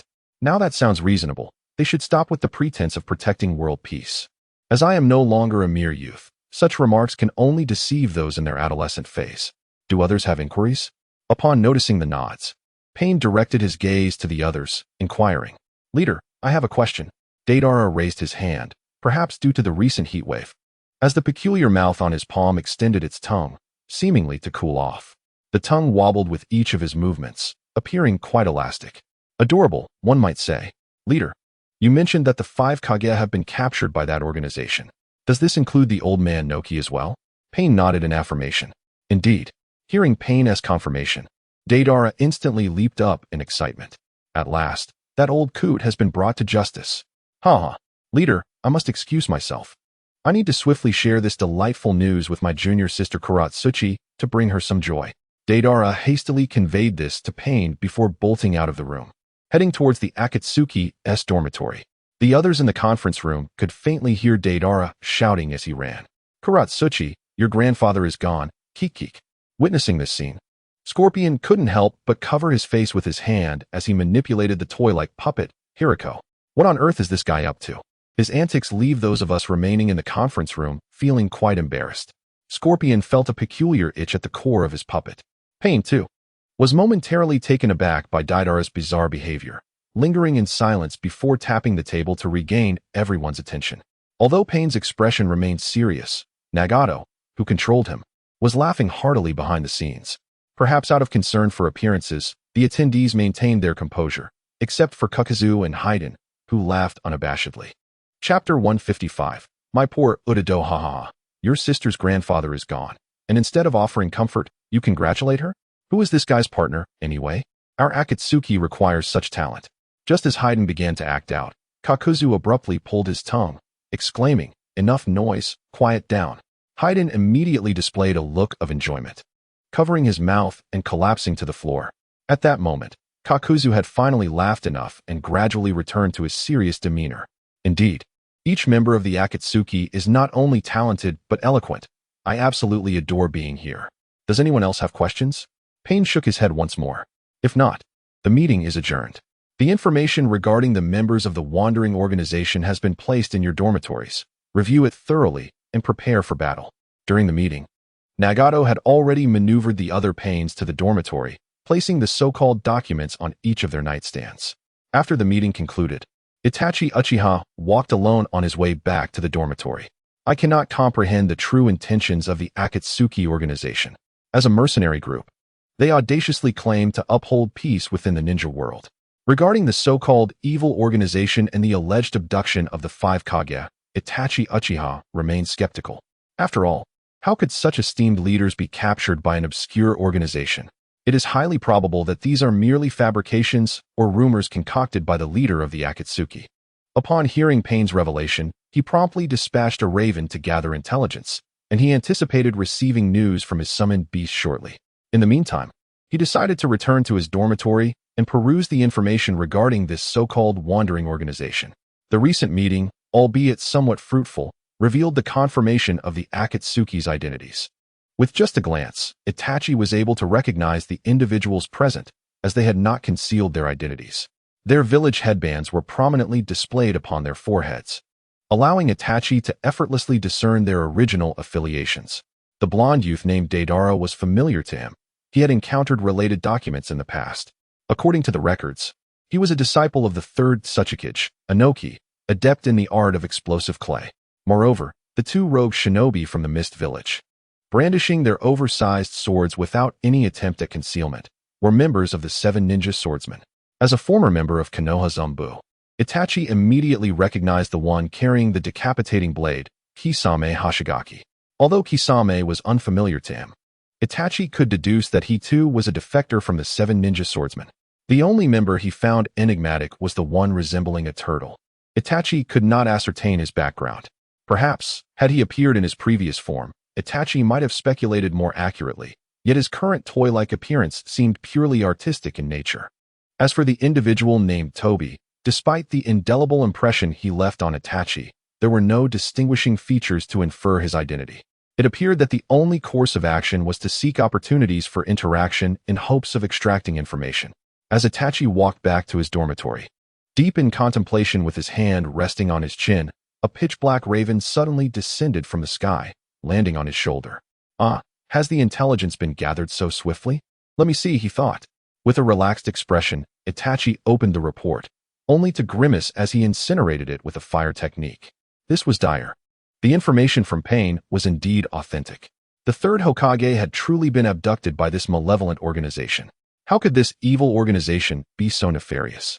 The loss of the one person aware of his undercover identity was a minor concern compared to the implications of their actions.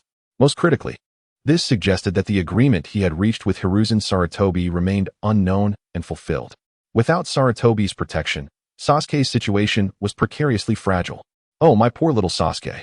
He must be so weak, pitiful, and helpless now. Just the thought of it brought tears to Itachi's eyes. No, I must see how Sasuke is faring. He was still so diminutive and, having lost the protection of Sarutobi Hiruzen, could easily fall prey to the corrupt upper echelons of Konoha. Contemplating this, Uchiha Itachi promptly divided his chakra in half, manifesting a shadow clone, which he dispatched to Konoha to investigate Sasuke's situation. Once the clone had ventured far enough, Itachi felt a slight sense of relief. However, before he could relax for long, upon returning to his room, the so-called documents regarding the Drifter organization struck him like a bolt from the blue. The documents began with a detailed account of the organization's hidden agenda, describing the use of the God Tree to resurrect the deceased.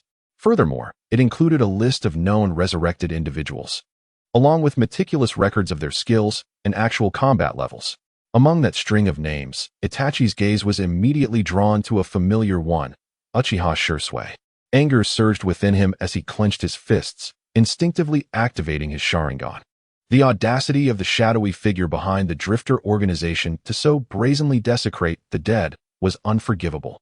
With a forceful blow, he slammed his fist onto the desk, denting the solid wood surface. After documenting all the information with his Sharingan, Itachi incinerated the documents into ashes with a fire jutsu. Approaching the window, he gazed up at the perpetually dreary weather of the Rain Village, his expression contemplative, lost in thought. Meanwhile, after the meeting concluded, Kisame hurriedly caught up with the swiftly departing Tao Shi, blocking his path. "Is something the matter?" Tao Shi inquired, sensing an unusual shift in Kisame's demeanor. "Mr. Tao Shi, I wish to consult you regarding the concept of the Wall of Hearts." The Wall of Hearts? Wasn't that merely a whimsical notion he had conjured up during a previous discussion with Kisame? Could it be that this seemingly straightforward individual was, in fact, a concealed expert in research and development? Could he have developed a technique similar to Hiden-S by leveraging the Mind-S capabilities through chakra? After a moment of contemplation, Tao Shi resolved to discover what elaborate trick Kisame had in store for him. "Speak freely. I will do my utmost to answer your queries." At these words, a look of delight spread across Kisame's face. "Thank you so much, Mr. Tao Shi. Please behold." With that, Kisame raised a hand and extended it towards Tao Shi. "What does this mean? Why are you putting your dirty hand in front of me?" Tao Shi observed that Kisame's hand was empty, leading to a sense of confusion. Perhaps Kisame was holding something intangible? Why not activate his Byakugan to investigate? With that thought, Tao Shi activated his Byakugan. The moment he entered the Byakugan realm, he finally discerned what lay within Kisame's hand and couldn't help but exclaim in astonishment. "Incredible! A force field." Chapter 156. The first target, the Land of Wind. "Wait a minute, you truly possess the Wall of Hearts." Tao Shi could distinctly feel that the hexagonal force field in Kisame's hand was no mere product of chakra, but rather an authentic, intangible psychic force field. "How did you accomplish this?" "The power of the heart's barrier has indeed been materialized." Tao Shi gently prodded the invisible force field in the palm of Kisame's hand, savoring the peculiar sensation. This remarkable phenomenon is largely due to the influence of the Samahata. As he spoke, Kisame lifted his garments to reveal his abdomen. The flesh of his belly gradually parted under his own control, unveiling a crimson sphere within. "The Samahata guided me to discover this object, and upon merging with it, I acquired this extraordinary ability." "Mr. Tao Shi, are you familiar with this object?" "Indeed, I am well acquainted with it. However, the truth must remain unspoken. Perhaps I shall weave a tale instead. It was quite fortuitous that I fabricated a legend about the Ten Tails Lilith to deceive Kisame, only for him to transform into a genuine apostle. This should be the tailed beast core. Legend has it that after the Ten Tails created the 9 major tailed beasts, the remaining energy was insufficient to forge another complete tailed beast, yet it was ample enough to produce cores capable of facilitating biological evolution. These cores, once created, scattered across the world, remaining shrouded in mystery for nearly a millennium. I had thought it merely a myth, yet it exists in reality. The precise number of tailed beast cores remains unknown, but each possesses the potential to bestow upon its host abilities akin to those of a tailed beast. You have indeed stumbled upon extraordinary fortune. Upon hearing this, Kisame was struck with enlightenment. So that is the case. I had no idea such a thing existed. Kisame harbored no skepticism towards Tao Shi's words, for even the concept of the heart's barrier had been imparted to him by Tao Shi, leaving no reason for deception. How fortunate I am. I shall harness this power to advance the implementation of the human completion plan. Tao Shi, witnessing his enthusiasm, placed a reassuring hand on Kisame's shoulder. Work hard. I have faith in you. Meanwhile, the drifting puppets began to mobilize. to forge an image of an evil organization in the hearts of all shinobi. Mere words would not suffice. One could not simply command the Three Tails to wreak havoc at the Five Kage Summit without making the Highborn aware of the severity of the situation. As a successor to communism, Tao Shi held a profound disdain for these so-called nobles. Furthermore, how could mere human aristocrats enjoy privileges superior to those of an exalted extraterrestrial like himself? Such transgressions warranted severe retribution. It is well known that a villainous organization is incomplete without its minions to accompany its leaders. One might inquire, streamer, did you not only create the drifting puppets found in the ninja warehouses? Where shall we obtain the foot soldiers? At this juncture, the Elysium box, acquired by the drifting Minato from the allies in the grass village, would prove invaluable. In the land of wind, the capital, after considerable contemplation, Tao Shi ultimately selected the daimyo of the land of wind as his target for a demonstration of power. The rationale was simple. The daimyo of wind was the only one among the 5 great nations known for his insatiable appetite, evoking an inexplicable sense of a general. I yearn for a delightful bowl of seaweed and egg-dropped soup devoid of cauliflower. The image shall reside in the comments section, whether it will consume me. I cannot say. Regardless of which great nation I commence with, it matters not. I shall simply choose the one that displeases me the most and treat it as the centerpiece of a grand feast.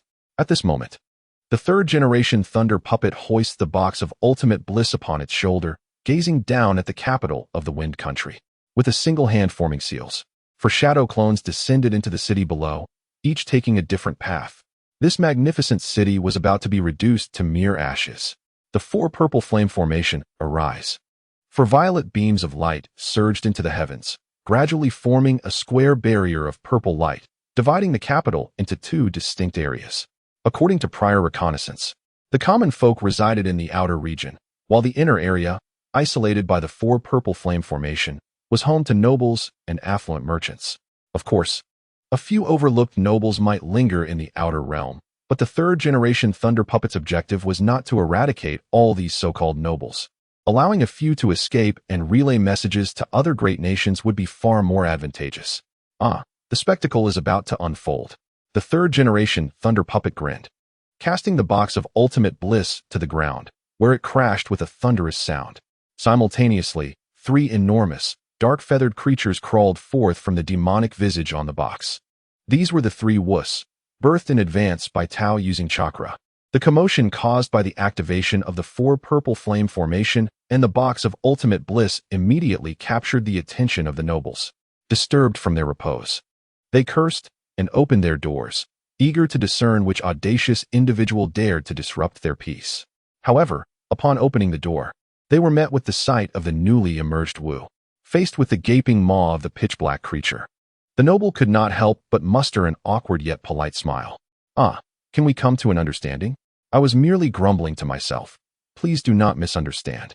After uttering this, they hastily shut the door, panting heavily. Yet, Wu was no entity bound by the principles of decorum. It was a mechanical beast with a tangible body.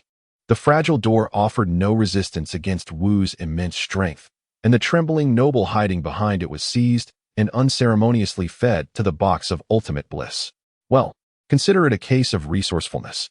Go forth, indeed, obliterate everything here, leaving not a single soul alive. Thus, the third-generation Thunder Puppet soared above, arms crossed, coldly observing Wu's rampage. Frankly speaking, within this feudal-like era, one noble is as good as another, even if 9 out of 10 are mistakenly slain. There is bound to be an oversight when eliminating them one by one. Tao felt no moral burden in the slaughter of these parasites. Meanwhile, at the heart of the city, the daimyo of the Wind Country, directing the efforts of his subordinates, took note of the sudden appearance of the purple barrier above. Wearing a comically fan-like hat, the daimyo promptly instructed a nearby guard to investigate the situation while he continued to oversee the work of his officials without a hint of alarm. The second floor must be constructed atop the first accompanying official, writing. Food is meant to be consumed. Accompanying official, writing. When weary, one must rest. When hungry, one must eat. When thirsty, one must drink. After guiding for a considerable duration, the official's hand was nearly worn to the bone. Only then did the Lord of the Wind Country nod in satisfaction. Glancing around, he realized that the guard he had dispatched to assess the situation had yet to return. What on earth could he be doing? The Lord of the Wind Country was instantly filled with rage and promptly summoned another guard. Go and see what has become of that fellow. Why has he taken so long?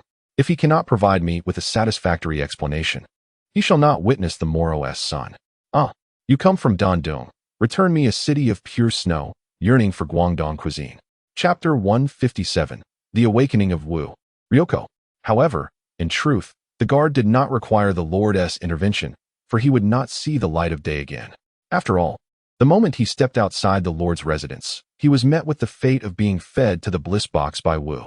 The second guard, sent to locate the first, met a similar fate immediately upon exiting, becoming a buffet for Wu.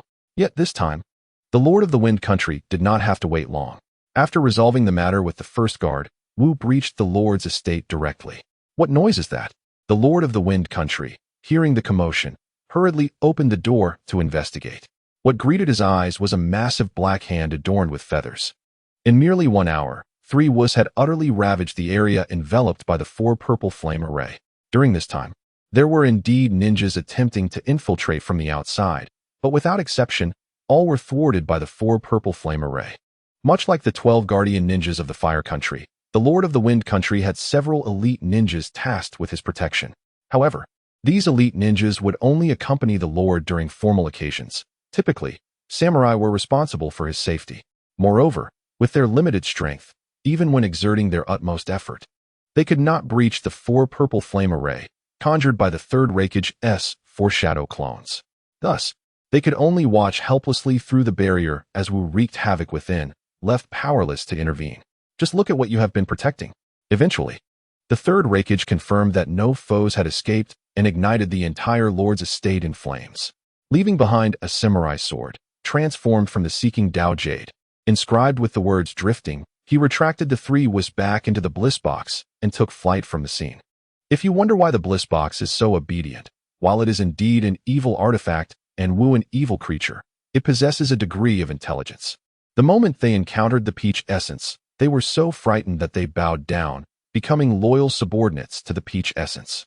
Imagine being a malevolent entity composed of human souls and negative emotions, with the unique ability to sense your opponent's fear, enabling you to evade perfectly. With this ability, you could even exchange a few blows with a tailed beast. However, today, you encountered a fearsome adversary like none you had ever seen before. From him, you sensed no trace of fear. Instead, he unleashed his chakra aura towards you. The sheer terror of his chakra was unlike anything you had ever felt. Indeed, even the creation of your own Sage of 6 Paths would pale in comparison to the formidable presence before you. This individual presented you with 2 choices: to be obliterated alongside the Paradise Box or to serve as his subordinate. There was no hesitation in your choice. After all, the consciousness of the Paradise Box had unreservedly opted for the latter. Meanwhile, the third lightning puppet was busy cataloging the gains within the Paradise Box. Everyone within the barrier had been fed to the box by Wu.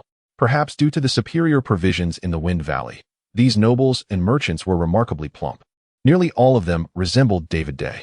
Of course, the retainers of these nobles were also well-nourished, their stomachs considerably larger than those of ordinary folk. Owing to the quality of the raw materials, the newly birthed Wu in the Paradise Box appeared exceedingly corpulent, resembling a deity of gluttony. The third lightning puppet extended a hand, infusing a substantial amount of chakra into the newly awakened Wu, activating it. You truly are extraordinary, compared to your peers. You seem significantly stronger. The third lightning puppet stifled a chuckle, stroking its chin in contemplation. Since you are so unique, shall I bestow upon you a name? The newly activated Wu clumsily rose, bowing humanely towards the third lightning puppet, its belly nearly grazing the ground. To receive a name from the master is an unparalleled honor. Very well, from now on, I shall call you Ryoko.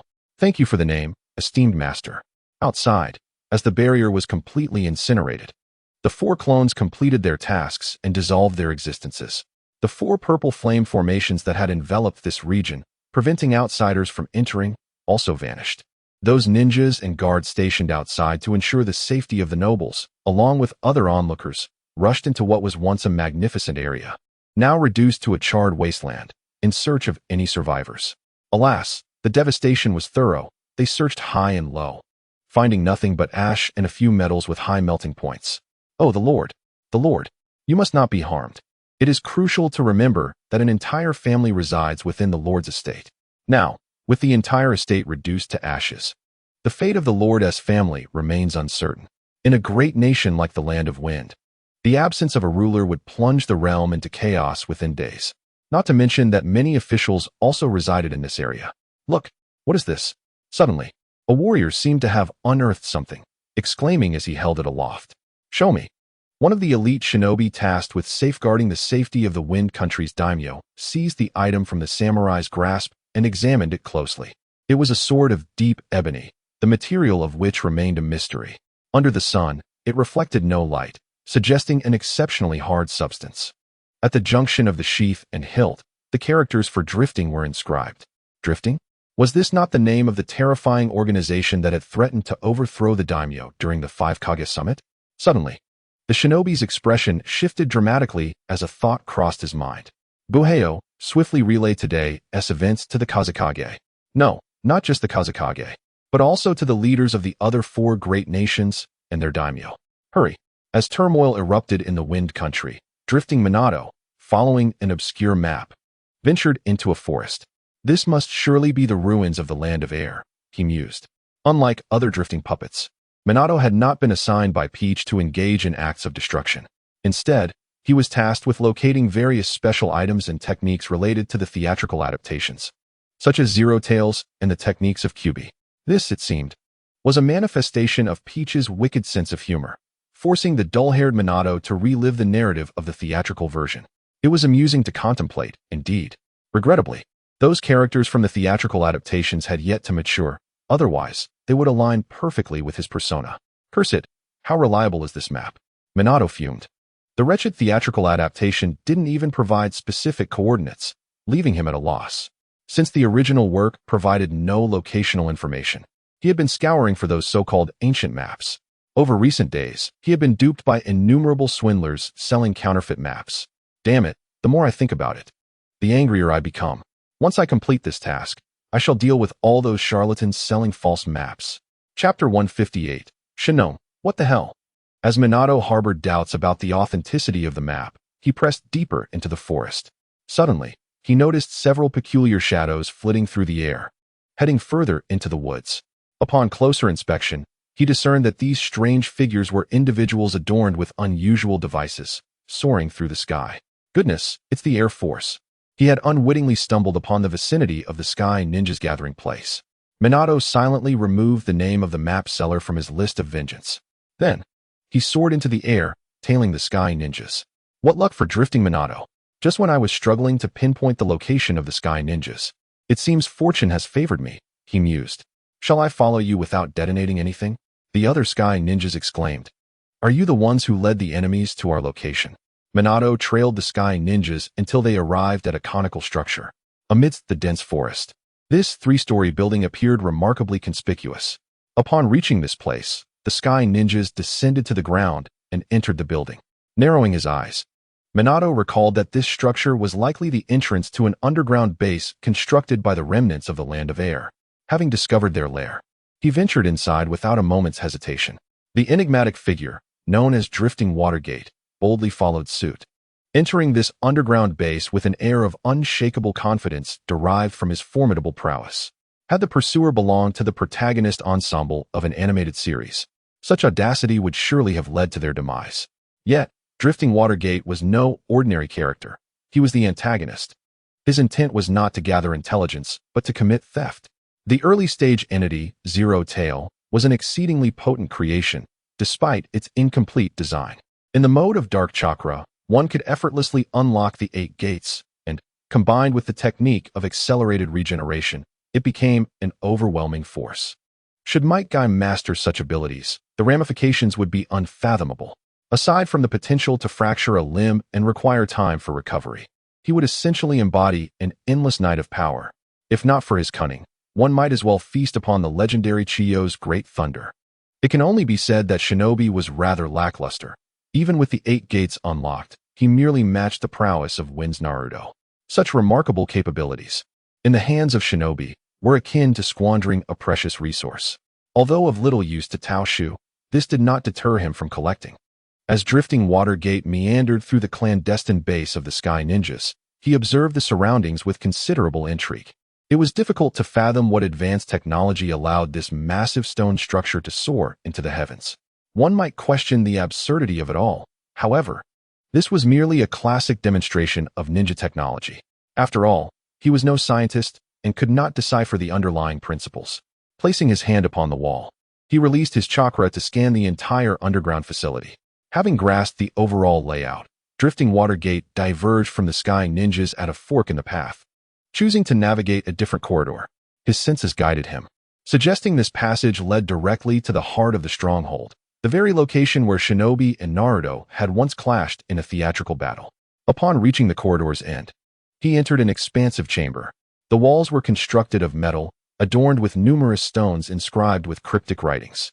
At the center stood a pillar resembling wood, extending throughout the entire underground base.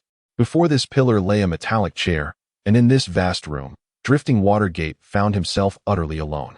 It was only natural. After all, Shinobi was a busy individual, tirelessly working to revive the Sky Nation while pilfering from the Hidden Leaf Village. There was little chance he would linger in this chamber, hiding away like a coward. It seemed Shinobi was still occupied outside. In light of this, drifting water gate settled himself upon the metallic chair, closing his eyes. With Shinobi absent, he resolved to wait patiently. Though he possessed the capability to stealthily transport the yet immature Zero Tail to the control room below, such a tactic did not align with drifting Watergate's nature, or perhaps, with the style of Tao Shi. There was a certain thrill in direct confrontation that outweighed the satisfaction of thievery. Besides, Shinobi could be deemed a valuable asset in his own right. After all, the fact that Orochimaru could still recall the existence of Shin Nong even after losing his hand indicates that he possesses a certain level of competence. Such talent should not be squandered. Although he has a somewhat nefarious reputation, if necessary, we still have the option of utilizing the otherworldly deity. With this thought in mind, the wandering Minato patiently awaited. Perhaps Shin Nong, in some ineffable way, sensed the arrival of this esteemed guest, and, wishing not to neglect him, returned home unusually early that day. As a result, Minato did not have to wait long before encountering Shin Nong, who had concluded his day's work and was preparing to check on his precious Zero Tail. Shin Nong slowly entered his usual chamber, where he studied the Zero Tail and Dark Chakra. Upon entering, he immediately noticed a blonde-haired masked man comfortably perched in his chair, nonchalantly crossing his legs. This intruder showed no signs of alarm upon Shin Nong's return. In fact, he greeted him with a casual tone. "Ah, Shin Nong-san, you're back. I've been waiting for you for a while." The unfamiliar face signified an invasion. Shin Nong's heart raced. How could anyone find this concealed underground base? Moreover, this individual had managed to evade all eyes and settle into his seat, awaiting his return. His strength was certainly formidable. This was troubling. The fact that this person even knew his name raised suspicions. Had his thievery from other ninja villages been uncovered? Despite the heightened wariness in his heart, Shin Nong managed to present a friendly smile. "May I inquire from which village you hail, and what business you have with me?" Minato chuckled softly, gradually removing his mask. "Shin Nong-san, I have come to request an item from you, and I hope you will not refuse me. Otherwise, my methods might prove rather harsh." Upon seeing the face beneath Minato's mask, Shin Nong's expression shifted dramatically, as though he had encountered a ghost. Wasn't this the long-deceased fourth Hokage?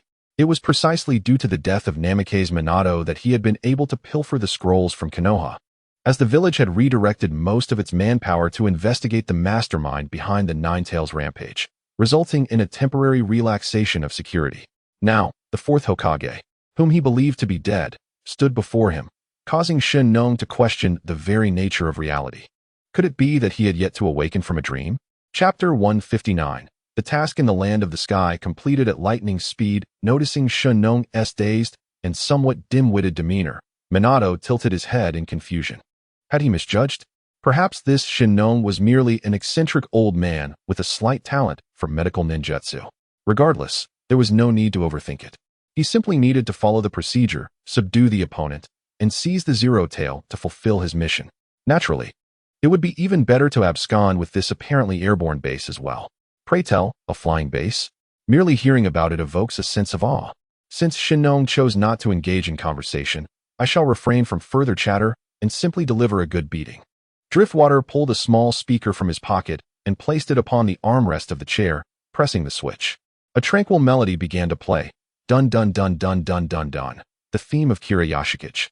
If you remain silent, I shall take matters into my own hands. Dear Shinon, now, might you hand over the Zero Tail? Should you comply, I may yet spare your life. Zero Tail. Who exactly is this individual, and what tidings has he brought?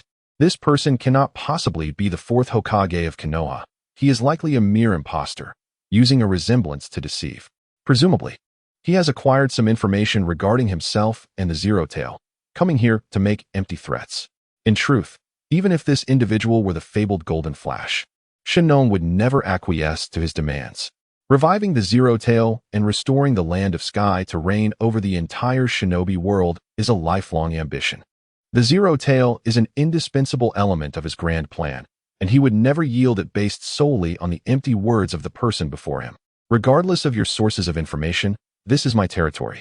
To audaciously demand something from me here is rather presumptuous. With that, Shinon tore down the wall beside him, pressing a concealed button hidden within. In an instant, the room was bathed in a blinding crimson light, illuminating everything in a sanguine hue. A piercing alarm echoed throughout the chamber. How dare you intrude alone into this place? You are now utterly surrounded by my men, you fool. Ha ha ha ha, Shinon's exaggerated facial expressions. In response, Driftwater merely dug at his ear and flicked his fingers. TSK, how bothersome. You've drowned out my little tune. Snap. A crisp sound erupted from the tips of Driftwater's fingers. At the very moment he snapped, all commotion around him ceased.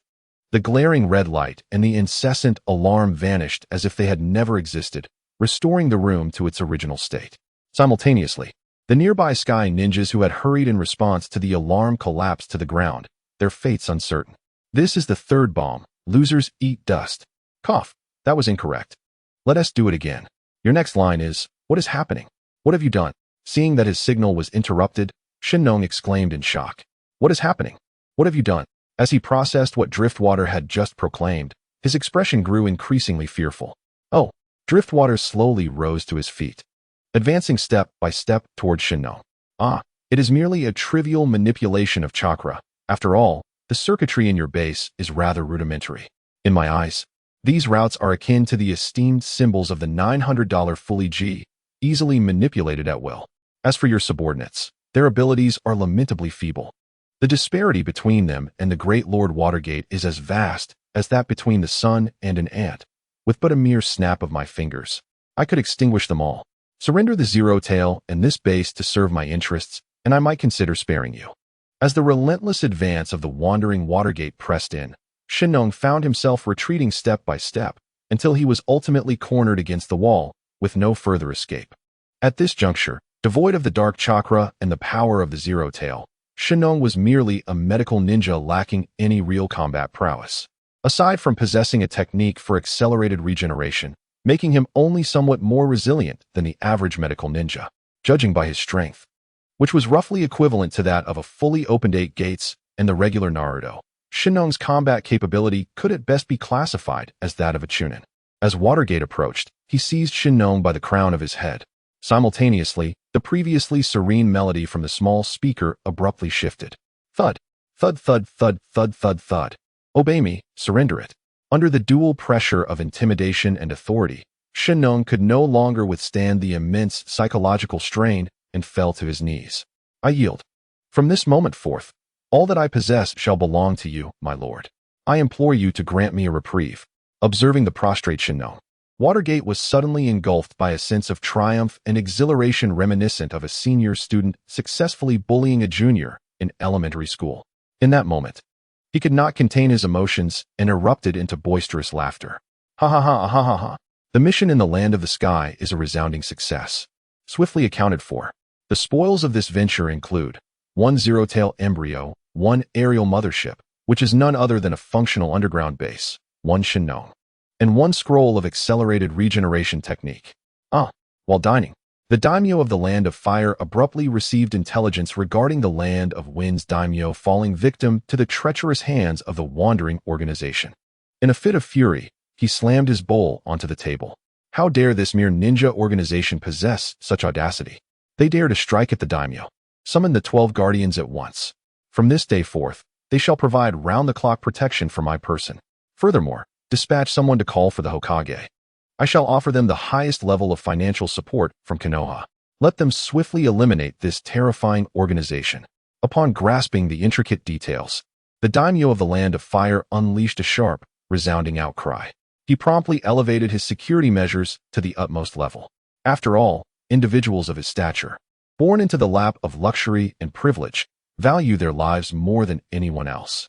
Thus, the diligent 12 guardians, who had been steadfastly fulfilling their duties, were summoned and assigned the task of providing constant protection for the daimyo. Of course, similar scenes unfolded among the daimyos of the other 3 great nations upon receiving the news. Children, can anyone elucidate what the Greer Stone from the theatrical version truly is? It has the power to transform individuals into beast-men and to open temporal and spatial portals. Is this merely a haphazardly filled statistic in our incompletely defined theatrical version? The same goes for Shinnong's laugh at the 8 gates. Chapter 160. Kakashi heads to the village hidden in rain. Jiraiya sat at the Hokage's desk, gazing at the documents before him and the letter recently dispatched from the feudal lord. He rubbed his temples, feeling a slight headache. He had not anticipated that the fearsome organization would act so swiftly. This was indeed troubling. Throughout history, no other ninja faction had been audacious enough to strike against the feudal lord. Is the funding at its peak? It seems the situation is indeed grave.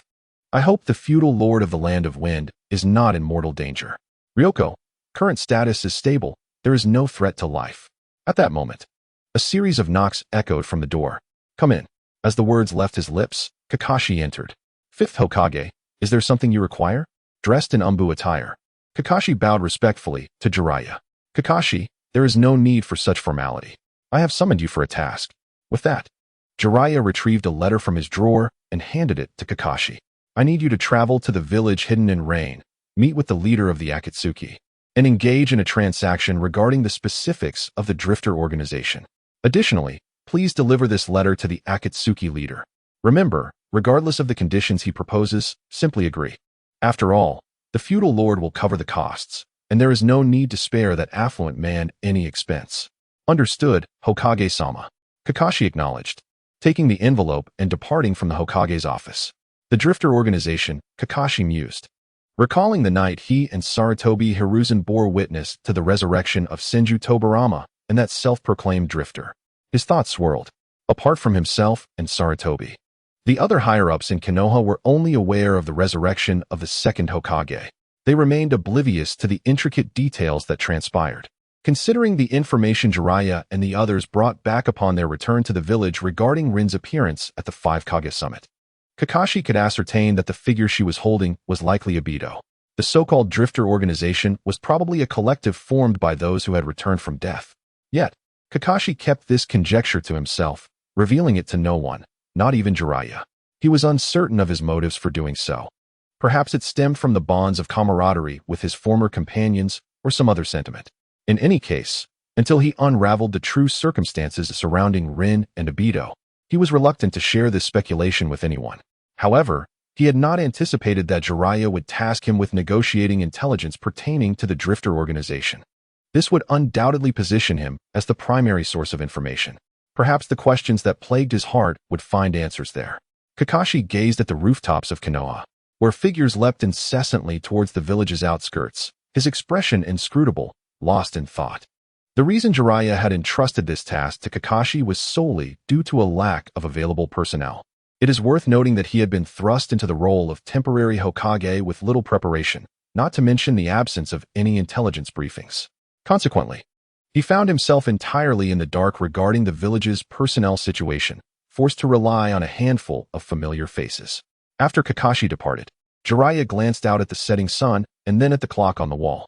For reasons unknown, he felt he discerned a muscular stag, one hand gripping a steel pipe while the other pointed at the clock, its meaning eluding him. In the blink of an eye, that peculiar stag vanished. Oh, it seems I am truly fatigued, he mused. The time was nearing, and the summons from the daimyo could wait until tomorrow. As for today, Jiraiya glanced around before drawing the curtains. Returning to his seat, he retrieved a crystal ball from his drawer. Let me gather some materials and reward myself, he said, rubbing his hands together with a mischievous grin. The village of Amigakure, situated at the convergence of the land of fire, the land of earth, and the land of wind, was not far in terms of a ninja's travel. From the setting sun to the break of dawn, Kakashi, having journeyed tirelessly throughout the night, finally arrived at Amigakure. Is this truly Amigakure? He wondered, noting the persistent rain that matched the records. However, the village's development starkly contrasted with the intelligence reports. According to records, Amigakure was supposed to be a desolate place. Was its current prosperity due to the Akatsuki's influence? Kakashi extended his hand, catching a couple of raindrops while contemplating the vibrant streets of Amigakure. At that moment, a figure abruptly emerged not far behind Kakashi. His sharp senses detected something amiss, prompting him to turn swiftly. He beheld Konan, draped in a black cloak adorned with red clouds, her expression indifferent as she descended gracefully, her paper wings fluttering. She cast a glance at Kakashi's forehead protector before coldly inquiring, "What brings a Konoha ninja to our Amigakure?" Having prepared well for his journey, Kakashi instantly recognized the garb signifying an Akatsuki member. Surprised by the swift arrival of an Akatsuki member, he discreetly produced the letter entrusted to him by Jiraiya, extending it towards Konan. "I am here on behalf of Lord Jiraiya, the acting Hokage, to negotiate intelligence regarding the organization of wanderers. Additionally, this is a letter from Lord Jiraiya intended for your leader." Konan accepted the letter and, before Kakashi's eyes, opened it to glance inside. After confirming it bore Jiraiya's handwriting, she returned it to him. "Intelligence regarding the organization of wanderers, you say? Very well, follow me." With that, Konan turned and began to lead the way, prompting Kakashi to hastily follow suit. As for Xiaonan's unauthorized opening of the envelope, he dared not speak of it nor inquire further. After all, she was a captivating member of the organization, possibly entangled in some inscrutable relationship with the leader. Should he utter a word, he might find himself facing dire consequences. After all, the tales spun by Lord Jiraiya in his paradise of affection were rather explicit. Could it be that the Hokage would deceive him? Lost in such thoughts, Kakashi followed closely behind Xiaonan, eventually arriving at the pinnacle of a towering structure. On the balcony of the tower, Pain, the Deva Path, stood with his back to them, silently admiring the unchanging rainy scenery of the Rain Village. In reality, he was idling. His true self was engaged in a game of Emperor Armor. Upon sensing the approach of others, Pain came to his senses and slowly turned around. Having stood on the balcony for an extended period, he was now drenched in rain. As he faced Xiaonan and Kakashi, his Akatsuki cloak seemed fit to harbor fish. Noticing the unfamiliar figure trailing Xiaonan, Pain instinctively began an automated introduction, as if prompted by an underlying logic. Wa Pain Kamaida. Chapter 161. Kakashi. I can do nothing. Kakashi wondered. What is this person mumbling about? Surely, he must be unwell. Beside him, Xiaonan maintained her impassive demeanor, her expression unchanging. Yet, beneath her shoes, her toes curled in embarrassment. Nagato, what on earth have you done? I can tolerate my own foolishness, but now there's an outsider present. You're making a spectacle of yourself. Perhaps, he thought, it would be best to obliterate this unfortunate leaf ninja. At that moment, Pain realized he had inadvertently made a fool of himself. However, he reasoned, as long as he remained unembarrassed, the awkwardness would fall upon others. Clearing his throat and using chakra to evaporate the rainwater clinging to him, Pain finally addressed Kakashi, stating, Ahem, you are a ninja from the Leaf Village, correct? Now, please articulate your purpose for seeking me. In response, Kakashi reiterated the narrative he had shared with Xiaonan regarding the information concerning the trading drifting organization. Pain stroked his chin, feigning contemplation, while secretly reveling in delight. My friend, if you desire us to handle matters for you, that would require considerable effort on our part. If you seek information, you are effectively offering to pay me, are you not? How fortunate we are to encounter such an opportunity. Meanwhile, in the shadows controlling Pain, Nagato chuckled with glee.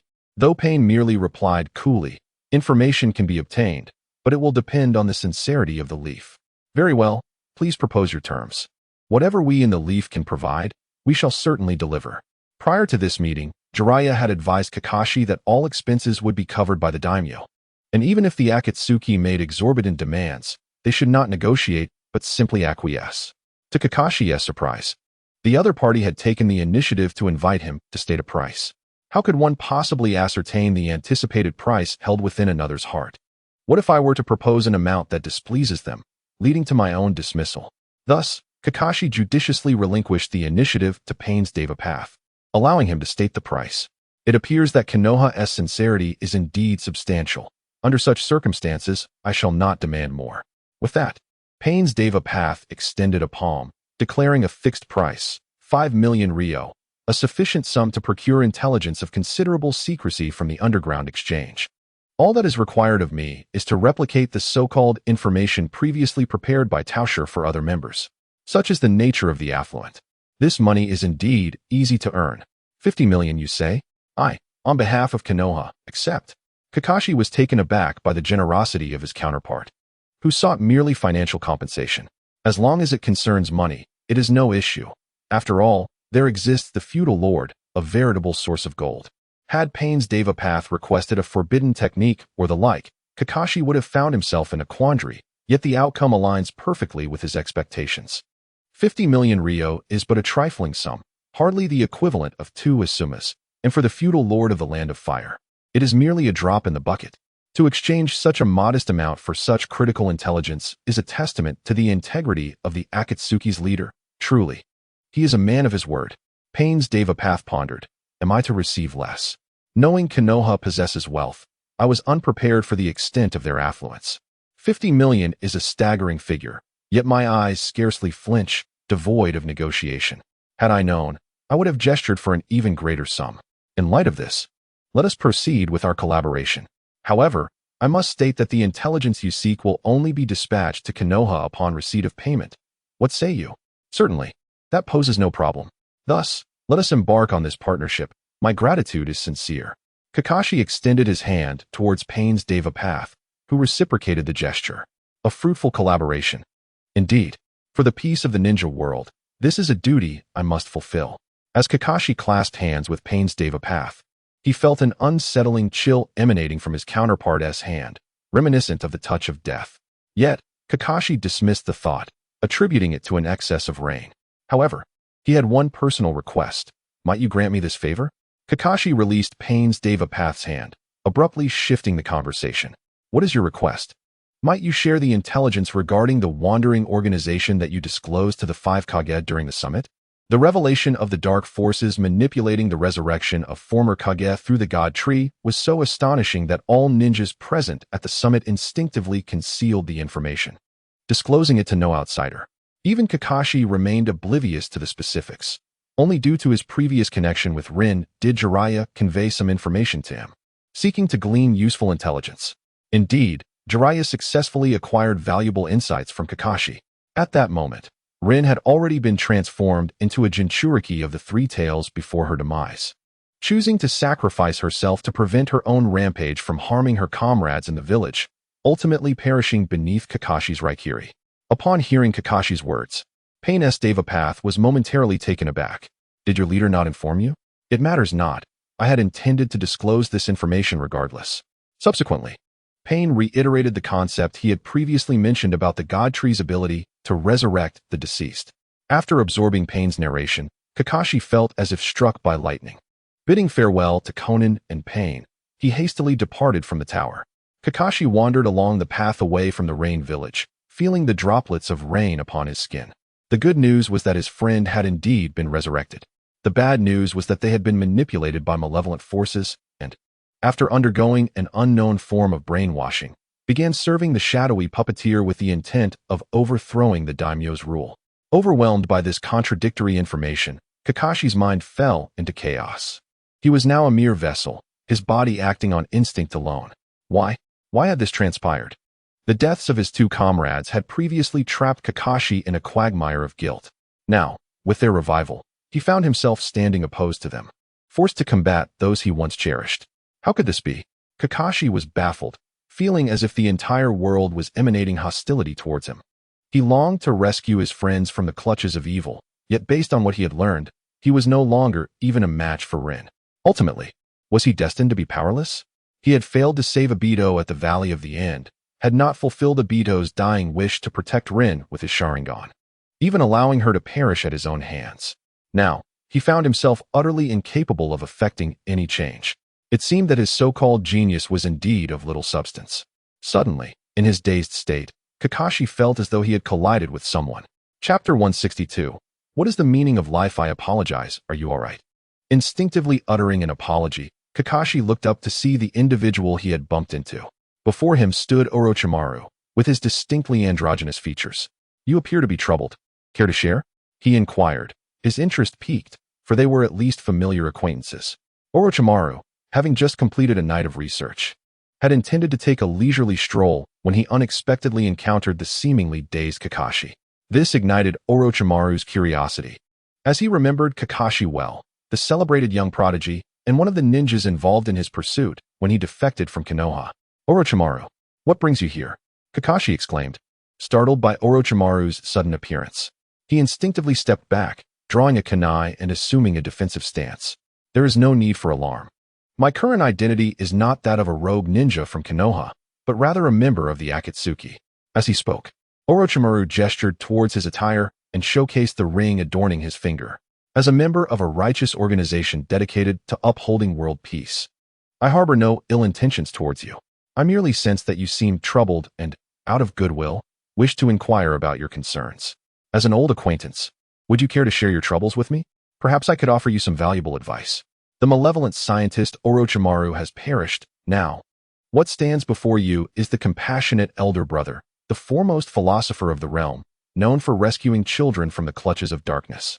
Kakashi regarded Orochimaru, hesitating momentarily, before ultimately nodding in agreement.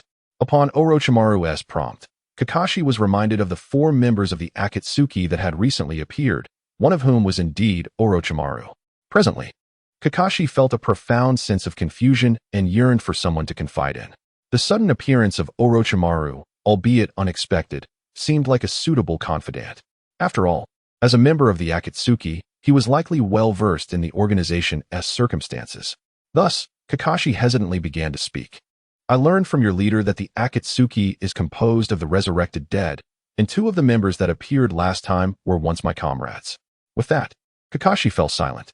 As a scientist and a thinker with vast experience, Orochimaru quickly discerned the nature of Kakashi's turmoil. Was it the return of former comrades, now standing against him, that left him in a state of uncertainty? Perhaps, if framed differently, you could come to terms with it. For instance, they are not truly resurrected, but rather manipulated by a hidden puppeteer through the technique of impure world reincarnation, serving as mere puppets. If that were the case, would you still be perplexed? Should it indeed be impure world reincarnation, I would personally seal them to assist in their liberation. However, they have genuinely returned to life, possessing a second chance at existence. To this, Orochimaru simply chuckled, refraining from addressing Kakashi's questions directly, instead posing one of his own. Kakashi, what do you believe is the meaning of life? The meaning of life? Unlike Uchiha Itachi, who possessed the mindset of a Hokage from a young age, I have lived under the shadow of the deaths of my loved ones and dear friends since childhood, leaving little room for philosophical contemplation. In my mind, I have often pondered the relationship between comrades and the duties of a ninja. The meaning of life. This question was once posed to me by a prodigy named Uchiha Itachi, to whom I provided an answer. He has since betrayed us after annihilating his entire clan. Now, I shall not share my understanding with you. The confusion within your heart must be confronted by you alone. Only through your own reflections can you unravel this conundrum, and thus your uncertainty shall dissipate. That is all I can impart to you. Should you seek assistance, particularly in acquiring strength, I am always available to lend my hand. With that, Orochimaru elegantly flicked his hair and turned to depart. Only Kakashi remained in the place, lost in contemplation. The meaning of life. Meanwhile, Orochimaru, with his back turned to Kakashi, displayed an enigmatic smile. Kakashi, as the so-called genius, what kind of tempest can you stir? In the land of fire. Within the residence of the feudal lord, the lord and several high-ranking officials were convening with Jiraiya in a conference room. Hokage, from this moment forth, I shall provide Konoha with the utmost financial support. However, this financial aid comes with conditions. After discussions with the feudal lords of the other 3 nations, I require you to select 2 to 3 elite ninjas from your village. They will form an elite team directly under our feudal lord, funded by us alongside the elite ninjas from other villages. Do you have any objections, Hokage? Objections? Jiraiya dared not voice any. What if he inadvertently offended this powerful lord, who could easily withdraw his support? As for the so-called elite team, Jiraiya was no fool. This was not some whimsical idea born out of the Lord's fear of losing their heads. He would not simply accept it. After all, it was merely 2 elite jonin. Jiraiya had already contemplated sending someone to bolster the Lord's protection. Now that the proposal was on the table, and he wouldn't have to bear the costs, why would he oppose it? Although Konoha was currently at a low ebb, it still had its strengths. As long as the 2 elite jonin were not intended to serve as mere pawns, Jiraiya naturally had no objections. Thus, in response to the feudal lord's inquiry, Jiraiya succinctly replied, "I have no objections." The feudal lord of the Land of Fire nodded in satisfaction. He and the other 3 lords had already conspired. Once this so-called elite team was organized, they would retreat to the smaller nations like the Land of Hot Water. They would have the elite team protect them day and night, while they indulged in mahjong and hot springs, treating it as a refuge. The current 12 guardian ninjas would naturally accompany them. As they were still formidable jonin, more guards were never a disadvantage. However, just as the feudal lord was about to dismiss the meeting, he suddenly recalled something and looked back at Jiraiya. "By the way, I've heard that you have a powerful ninja skilled in marksmanship, capable of deflecting tailed beast bombs. I want him as a candidate for my elite team. Such a rare ninja, who does not rely on ninjutsu, must be included." Jiraiya?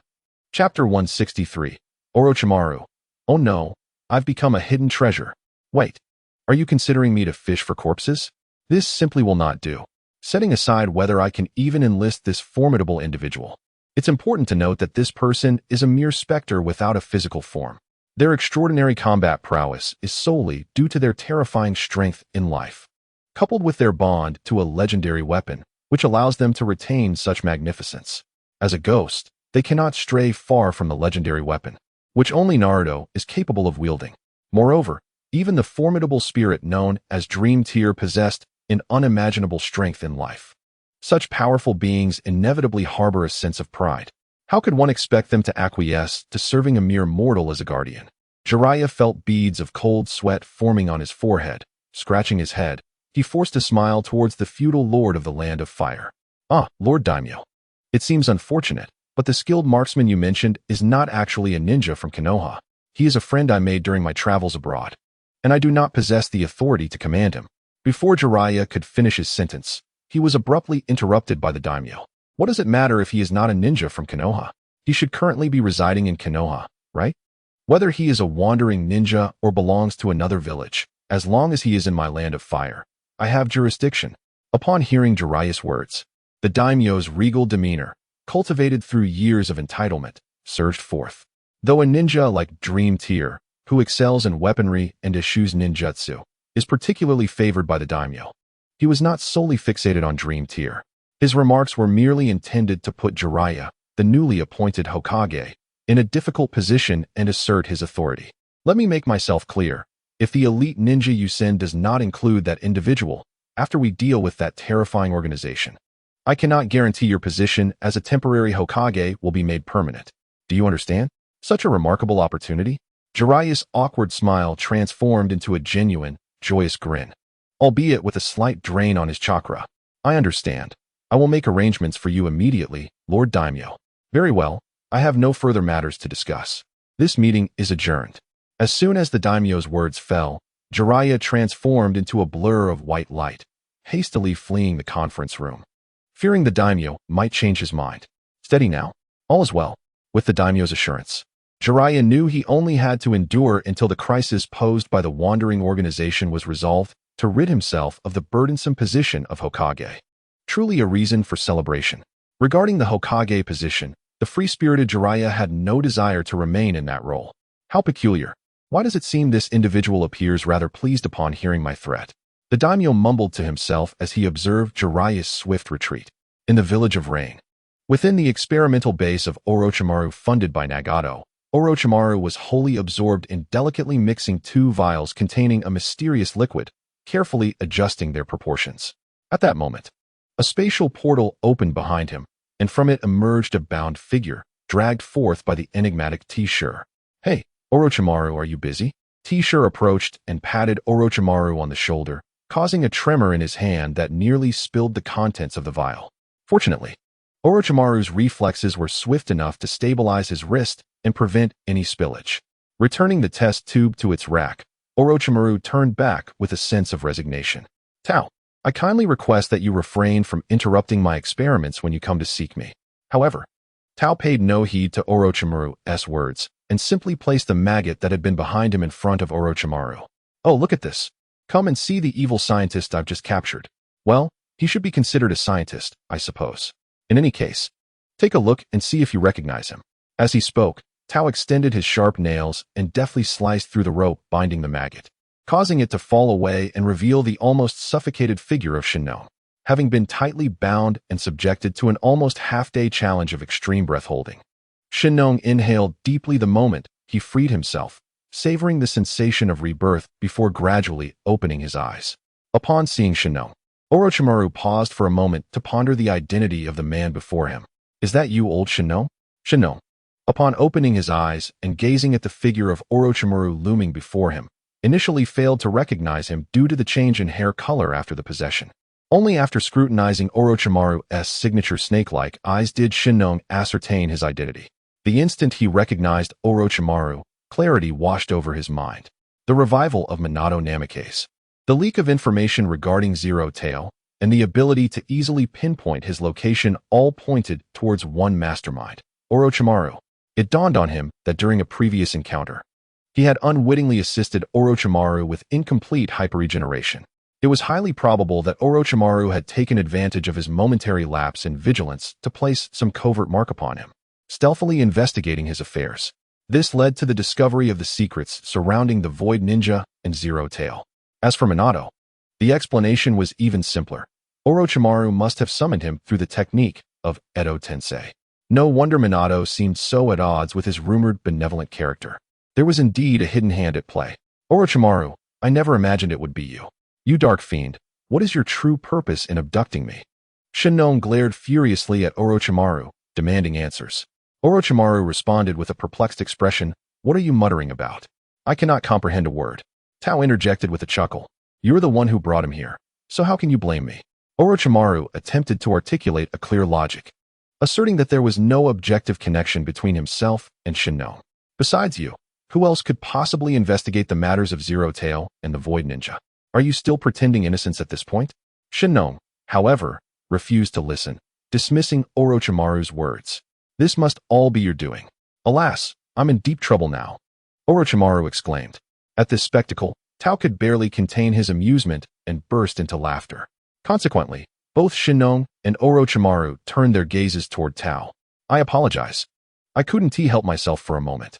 Do not mind me. Please continue your quarrel. Orochimaru, with a swift kick, nudged the fallen Shinnong and pointed towards Tao Shi, addressing Shinnong with a tone of indifference. I am unaware of the circumstances that have befallen you. However, you were brought here by this individual. If you seek a quarrel, direct it towards him, for I am preoccupied with my own tasks and lack the time to engage with you. Chapter 164, Awaken and Salivate Child. Thus, Shinnong and Tao Shi exchanged glances. Suddenly, Tao Shi delivered a resounding slap to Shinnong, rendering him unconscious. What are you staring at? So what if I captured you? Do you dare voice your objections? He then turned to Orochimaru, gesturing towards Shinnong, and inquired, This fellow is now yours to deal with as you see fit. Shortly, I shall bring you that long, purple worm known as Zero Tail. Perhaps you could assist me in unraveling the mysteries of that creature. At that moment, Tao Shi felt an intriguing sensation wash over him, the feeling of unlocking a cheese ninja. He hastily opened his panel only to discover that he had inexplicably unlocked a ninja named Shinnong, labeled as A-Bond, as well as a purple worm-type summoning known as Zero Tail. Wait, I didn't encounter these peculiarities during my traversal. This feels akin to a deceptive mirage conjured by a cantaloupe. Just then, Tao Shi's gaze shifted to the top right corner of the panel, where a small red dot on an envelope had appeared. Upon opening it, a notification popped up before him, stating, Due to the genuine efforts of the Cube, new potato servers have been added to the myriad of worlds. All traversers utilizing any game-related enhancements from the Naruto mobile game will undergo a synchronized update. There is no need for alarm. Wishing all traversers a pleasant journey. The god of luck in charge of transmigration. Indeed, it seemed that the stakes had escalated, and the updates to his ninja repository would no longer be confined to what he possessed prior to his journey. Henceforth, any new ninjas introduced in the game would seamlessly integrate into his enhancements. This meant that should Tao Shi ever return, he would not suffer from any discrepancies in information during duels. Such a user-friendly update was truly commendable. However, one must ponder whether this god of luck overseeing transmigration was indeed the same snake that had invaded his home and cast him into chaos. Regardless, he resolved to dismiss such thoughts, for even if it were true, he had no means to confront him. Moreover, Tao Shi found himself quite content with his current life. After all, the noble extraterrestrial was indeed enjoying a rather lavish existence in this early version of the ninja world. With his enhancements now upgraded, Tao Shi's spirits soared. Possessing a summoning contract meant he no longer needed to struggle to carry that worm. With a flick of his wrist, Tao Shi activated his Rinnegan, summoning forth a cloud of smoke, which revealed the embryonic state of Zero Tail. Behold, this is what they refer to as Zero Tail. Perhaps you can investigate what this truly is. By the way, how goes the creation of that concoction I requested last time? The concoction Tao Shi referred to was an agent for accelerated regeneration, intended not for his own use, but for his younger brother, Nagato. Having donned the Divine Emperor armor, it would indeed be rather inappropriate to be hindered by a mere limp. Previously, I had already enhanced Nagato to a certain extent. Now that the enhancement has been initiated, let it be thorough. Transform him into the robust Nagato. It is essential to recognize that the healthy Nagato, in conceptual terms, stands on equal footing with a healthy Itachi. Enhancements must adhere to the principles of the cube, either abstain from enhancement entirely or elevate him to the status of a celestial king. Should he falter, he can be swiftly rendered incapacitated again. After all, the capability is certainly within reach. You mentioned the rapid regeneration serum. Yet progress has stalled due to the absence of a suitable technique. However, fortuitously, the individual you have captured possesses complete rapid regeneration, which is indeed a significant boon. Nonetheless, I wish to pose a query to you, Mr. Peach. Orochimaru, with his left hand resting atop his right, propped his chin in contemplation as he gazed at Peach. Given the physical constitution of the Otsutsuki clan, such a thing is utterly superfluous. Moreover, I cannot fathom what entity in this world could inflict harm upon you. Hence this serum is undoubtedly not intended for your own use. Whom, pray tell, are you intending to cure with this serum? Upon hearing this, Peach's expression turned icy. The colossal chakra emanating from him bore down upon Orochimaru with oppressive force. This matter is of no concern to you. Your sole duty is to assist me. Do not inquire further. Do not forget who bestowed this body upon you. What I can give, I can just as easily reclaim, understood? Feeling the constricting pressure akin to a serpent coiling around him, Orochimaru hastily raised both hands in a gesture of fealty. It was my overstep. I deeply apologize. I merely asked out of habitual curiosity, without any ulterior motive. Orochimaru held no doubts regarding the veracity of Peach's words. After all, this body was bestowed upon him after he had been thoroughly defeated by Peach. Reflecting on it now, it is truly astonishing that he was not dispatched with a single kick when he first encountered Peach. Humph, this is for the best. Peach merely scoffed before opening a spatial portal to depart from Orochimaru's laboratory. This sly serpent is indeed somewhat forgetful of past lessons. Today, he dares to probe my intentions, and tomorrow he might attempt to betray me. Allowing Orochimaru to roam freely poses certain risks. Perhaps I should find a moment to see if I can utilize another deity, or have Shoko employ the 8,000 spears to control him. As for now, I am eager to indulge in the newly acquired aerial mothership. Peach entered the Kimui space, observing the airborne ninja flight base docked on the ground. Excitement coursing through him as he rubbed his hands together. This flying base had been completely cleared by Peach. The airborne ninjas aboard had been rendered unconscious and unceremoniously discarded into the crater where the base once stood. Why did Peach refrain from eliminating them? Of course, it is because he adheres to a principle of not harming the innocent. Just kidding. It is precisely because such scenarios provide amusement. Just imagine when those airborne ninjas awaken. The base, painstakingly constructed over decades, has inexplicably vanished, and even the once promised deity of agriculture, who vowed to lead them towards prosperity and renewed glory, is nowhere to be found. What remarkable transformations might their mindset undergo in light of this? To this end, Tao Shi has deliberately positioned the errant water gate to observe the reactions of those vacant souls, sharing the view, merely envisioning their bewilderment upon awakening. Transitioning from sheer confusion to a state of desolation brings a smile to Tao Shi's lips. Awake and drool, children. A violet shimmer emanates from the corners of Tao Shi's eyes, which morph into serpentine golden orbs. Dragon Cave Sage Mode activate. The reason for entering this mode lies in Tao Shi's dissatisfaction with the appearance of the vacant flying base. He aims to transform it. The Dragon Cave Sage Mode conveniently possesses an exceptionally useful skill, ideal for swiftly altering the aesthetics of the flying base, namely, inorganic rebirth. Chakra imbued with sage energy surged within Tao Shi, pouring into the inorganic materials that constituted the entire flying base. Before long, he gained complete control over the materials of this aerial construct. Composed almost entirely of inorganic substances, the flying base resembled an unadorned canvas. Pliable and malleable under Tao Shi's deft manipulation. Little base, prepare to embrace the grand chakra of your elder brother, Tao Shi. The flying base responded with a resounding meh. Chapter 165, The Sky Belongs To. With a firm grasp, Tao Shi unleashed a thunderous roar from the village-sized flying base. Under his command, it began to undergo dramatic alterations. Truth be told, Tao Shi found himself utterly perplexed. How had the technological prowess of the ninja world conjured such a fantastical flying base? Its structure defied scientific reasoning. Given its design and materials, mere flight seemed improbable. Moreover, if it were to ascend, the brittle stone exterior would surely shatter. Yet, this heap of industrial refuse, reminiscent of a chaotic code, functioned flawlessly. It can only be said that the ninja world possesses an air of the uncanny, reminiscent of the idealism associated with green-skin technology, strikingly peculiar.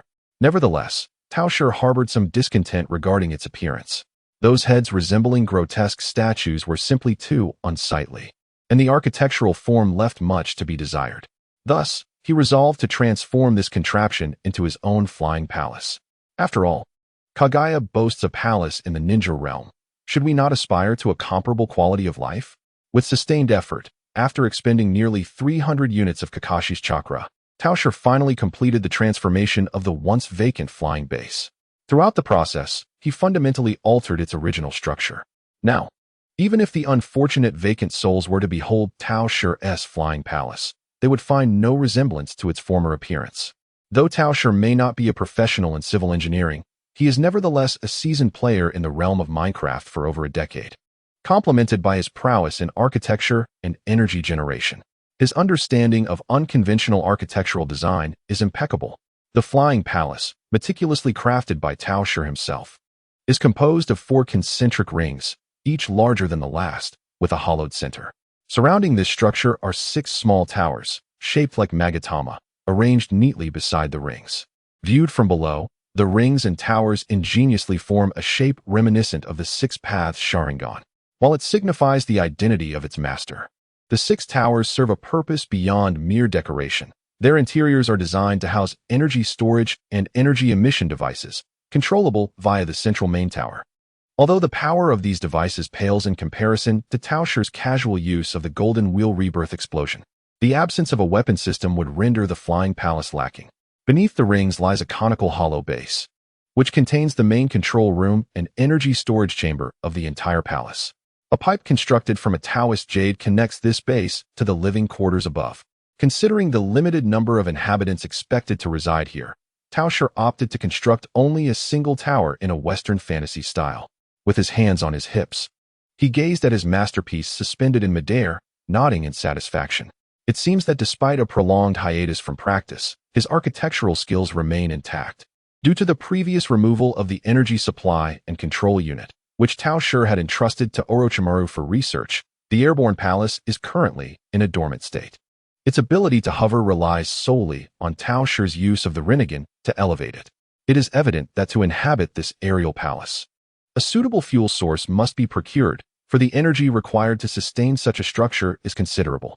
While Tao Shi's abundant chakra could temporarily serve as a power source, he finds it somewhat unbecoming to rely solely on his own energies to propel his palace.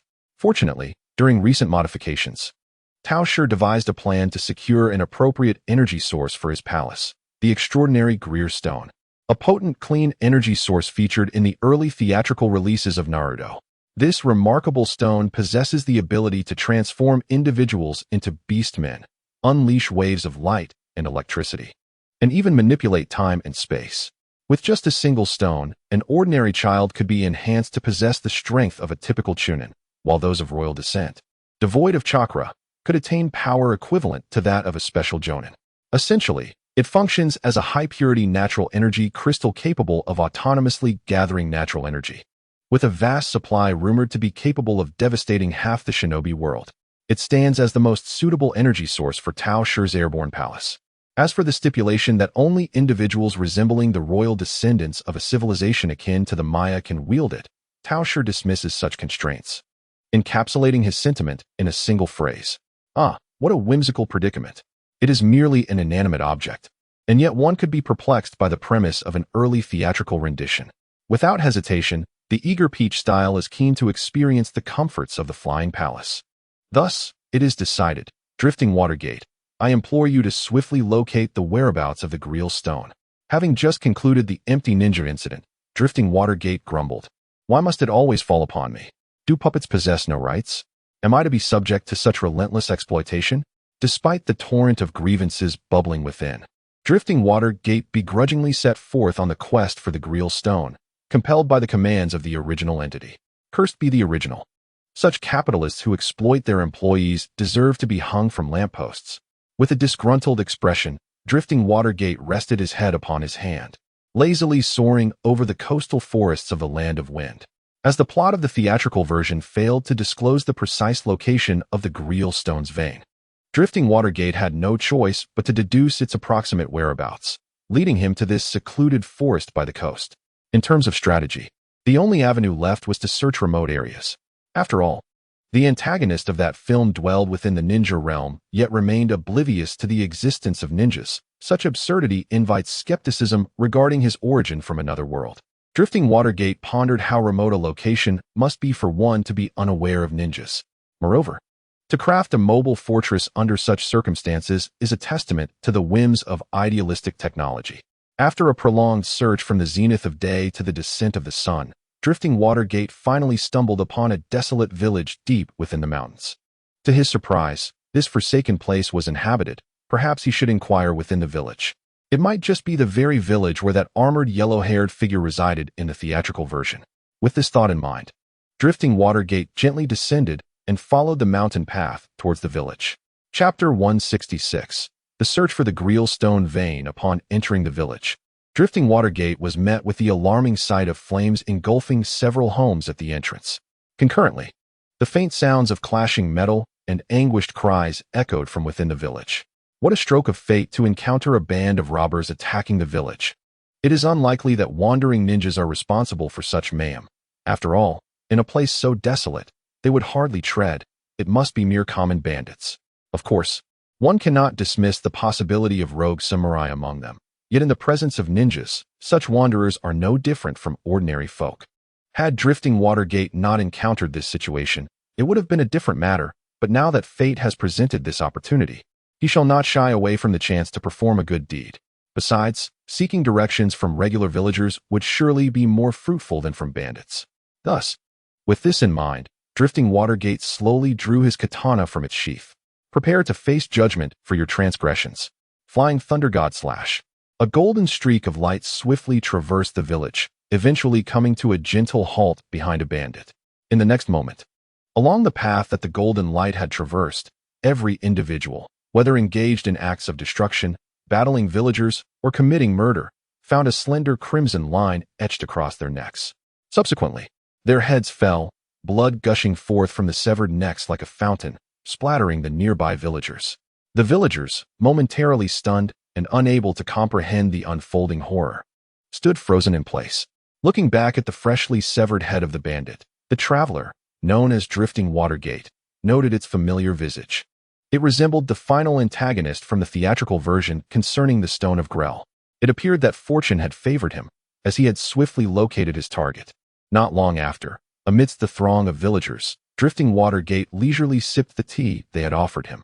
A somewhat anxious middle-aged man with yellow hair approached, hesitantly addressing him. Esteemed ninja, I am grateful for your assistance in vanquishing those bandits. I am the village chief of this humble settlement. May I inquire if you have come to our inconspicuous village for any particular purpose? Drifting Watergate smacked his lips. Although he could not discern the flavor, he maintained an air of authority. I am here in search of a mineral known as the Stone of Grell. Do you possess any information regarding it? Throughout his inquiry, his gaze remained fixed on a yellow-haired boy with red eyes hidden among the crowd. Indeed, this village was home to that royal descendant from the theatrical production. Upon hearing Drifting Watergate's question, the middle-aged man cast a furtive glance to the side, responding with a hint of unease. Esteemed ninja, I am unaware of any whereabouts of the Stone of Grell. Perhaps you have come to the wrong place. In response, Drifting Watergate merely smiled with disdain. The man's evident guilt was an insult to his intelligence. Nevertheless, accumulating good karma was no simple task.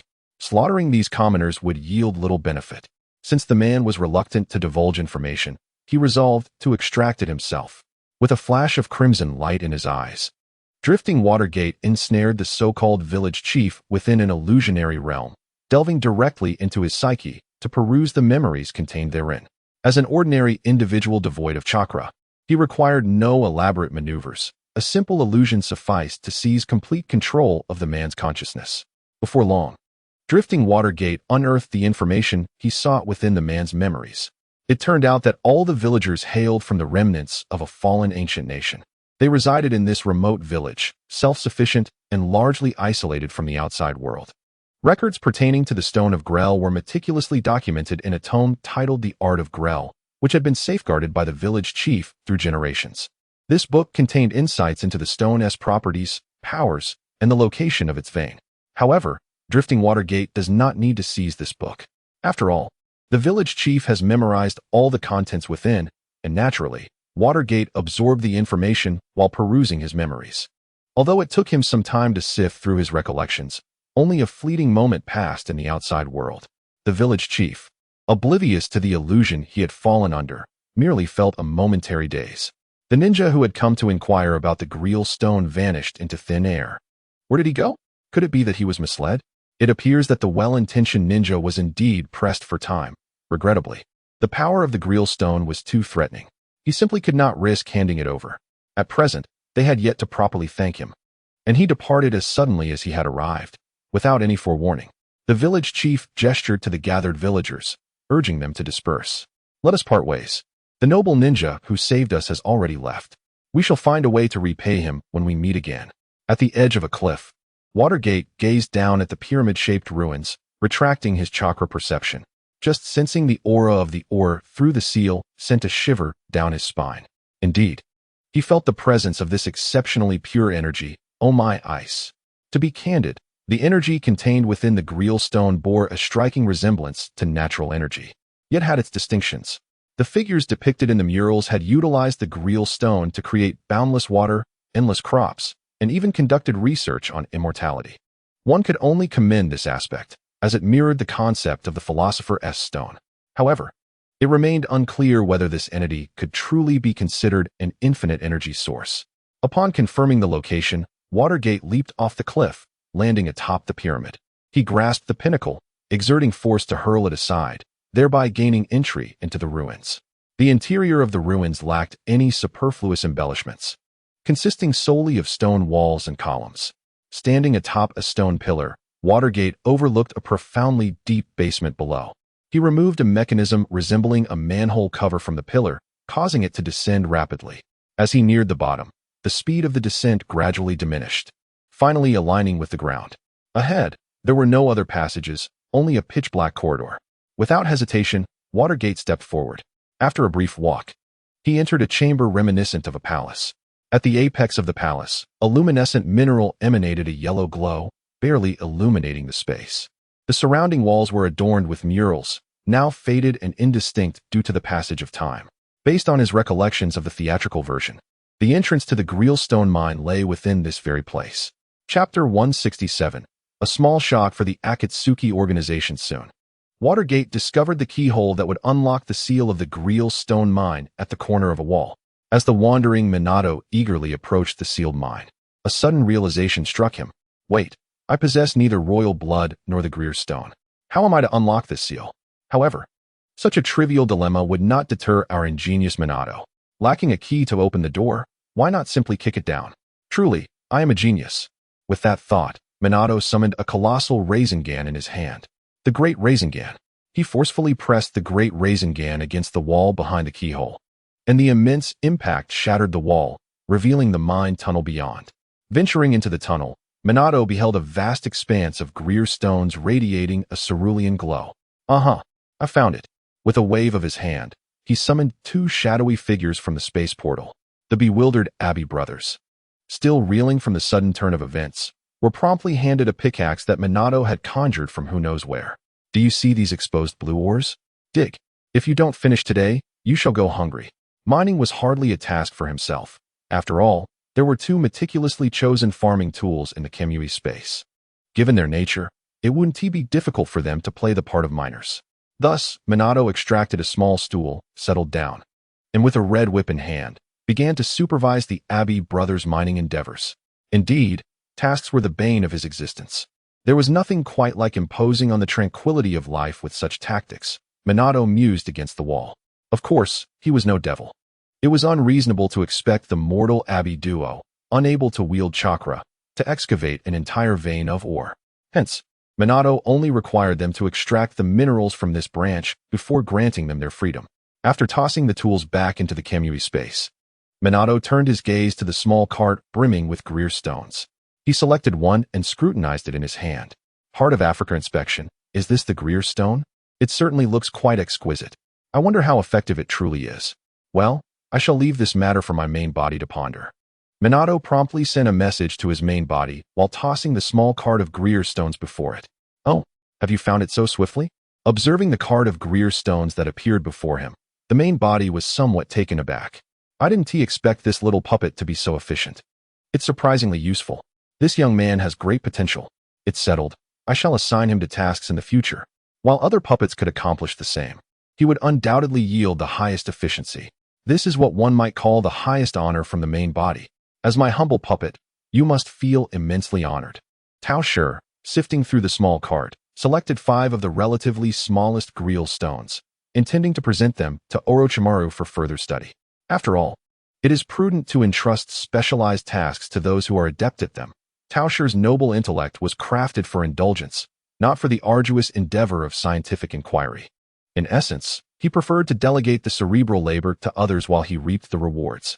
For now, Tao Shi planned to experiment with whether the unique energy contained within these stones could activate his aerial palace. Eagerly, he transported himself along with the Greer stones from the cart to the space housing the aerial palace. With a mere wave of his hand, he sent the shimmering Greer stones into the energy storage chamber of the aerial palace, akin to a fuel tank. Shortly after the Greer stones were inserted into the palace's reservoir, the once sustained structure began to emit a dazzling azure light, mirroring that of the stones. Gradually, to Tao Shi's delight, the palace detached from his control, hovering autonomously in the air. Incredible. It truly works.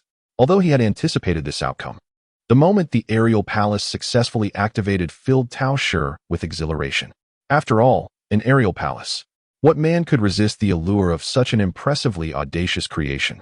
In that instant, Tao Shi's desire to share his triumph surged to unprecedented heights. This magnificent marvel must be showcased in a clearing outside Rainshadow Village. All members of the Akatsuki, save Nagato and the 5 pain bodies, were summoned by Tao Shi. This included both Tao Tao and Uchiha Ikari. Hey, I ask you, what exactly is the purpose of calling us here? Why choose such a location? What couldn't be discussed in the conference room? Are you deliberately wasting our time? Kakudu, interrupted during his alchemical pursuits of monetary gain, cast a somewhat hostile glance at Tao Shi. For someone who had unlocked the secrets to wealth, time equated to money. Thus, Tao Shi's time wasting was tantamount to a significant loss in Kakuzu's eyes, inciting a deep-seated enmity. At that moment, Kakuzu began contemplating how he might retaliate if Tao Shi wasted his time with some trivial endeavor. However, in his good spirits, Tao Shi had no intention of engaging with Kakuzu's grievances. Instead, he gestured toward the adjacent open space. I called you all here to broaden your horizons. I have recently created a rather impressive contraption, and I would love your feedback. Not that I am overly sensitive. As he spoke, a massive spatial portal opened high above where he pointed.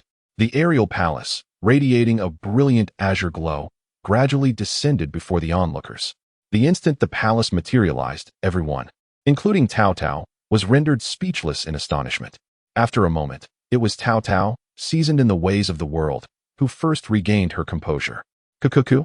Though Peach Blossom may be regarded as a noble among the cosmic races, The primary technological advancements of the Otsutsuki clan are predominantly centered around the divine tree and sacred techniques.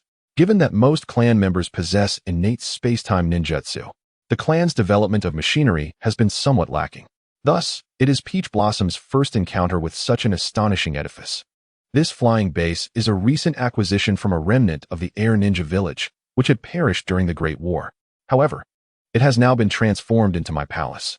What do you think, my dear children? In truth, there exists a unique superpower. If you are with me tomorrow, I can conjure a sky palace akin to that of the protagonist. Chapter 168. Bring it forth. I have an idea. Jagon fixed his gaze on Peach Blossom's aerial palace, his expression gravely serious. How much could this magnificent structure fetch if sold? Peach Blossom retorted, no.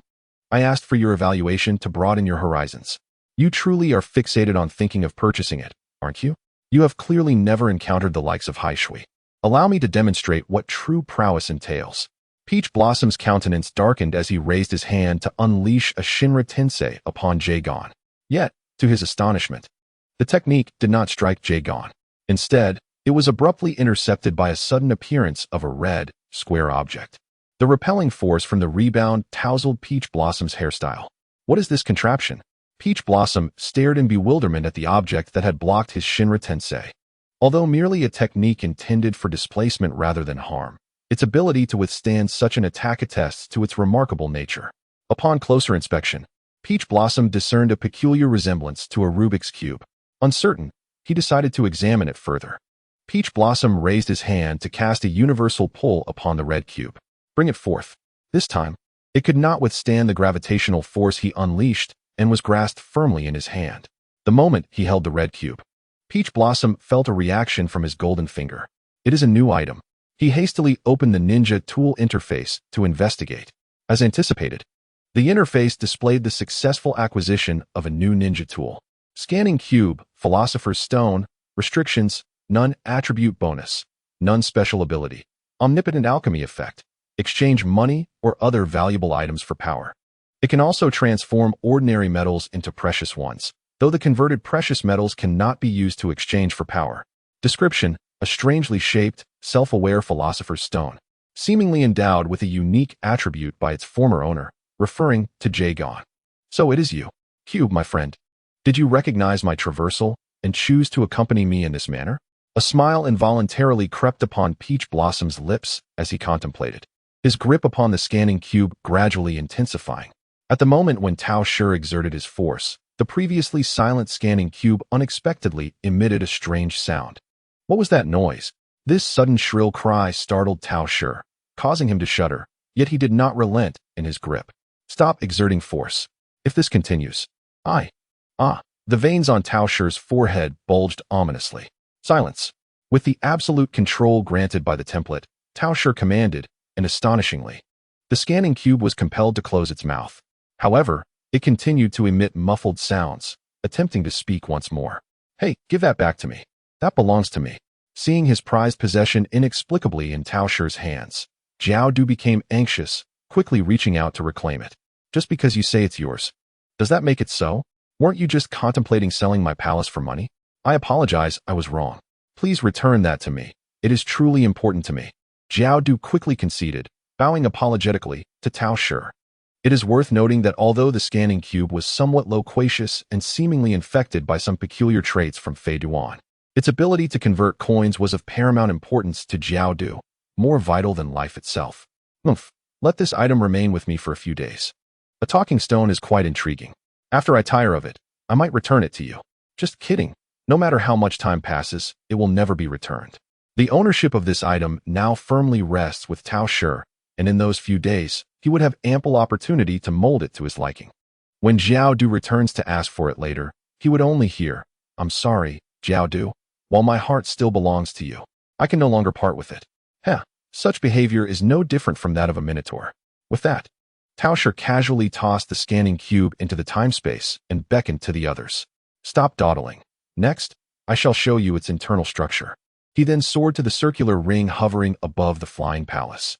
The group exchanged glances, subsequently ignoring the disheartened Xiao Du, who was on his knees covering his face. They ascended to the ring along with Tao Shi, leaving only Fei Duan behind to console Jiao. Don't be too disheartened, Jiao Du. Didn't Tao Shi say he would return it in a few days? Someone like him would likely choose to exchange money for power, unaware that the little cube possesses the ability to convert coins.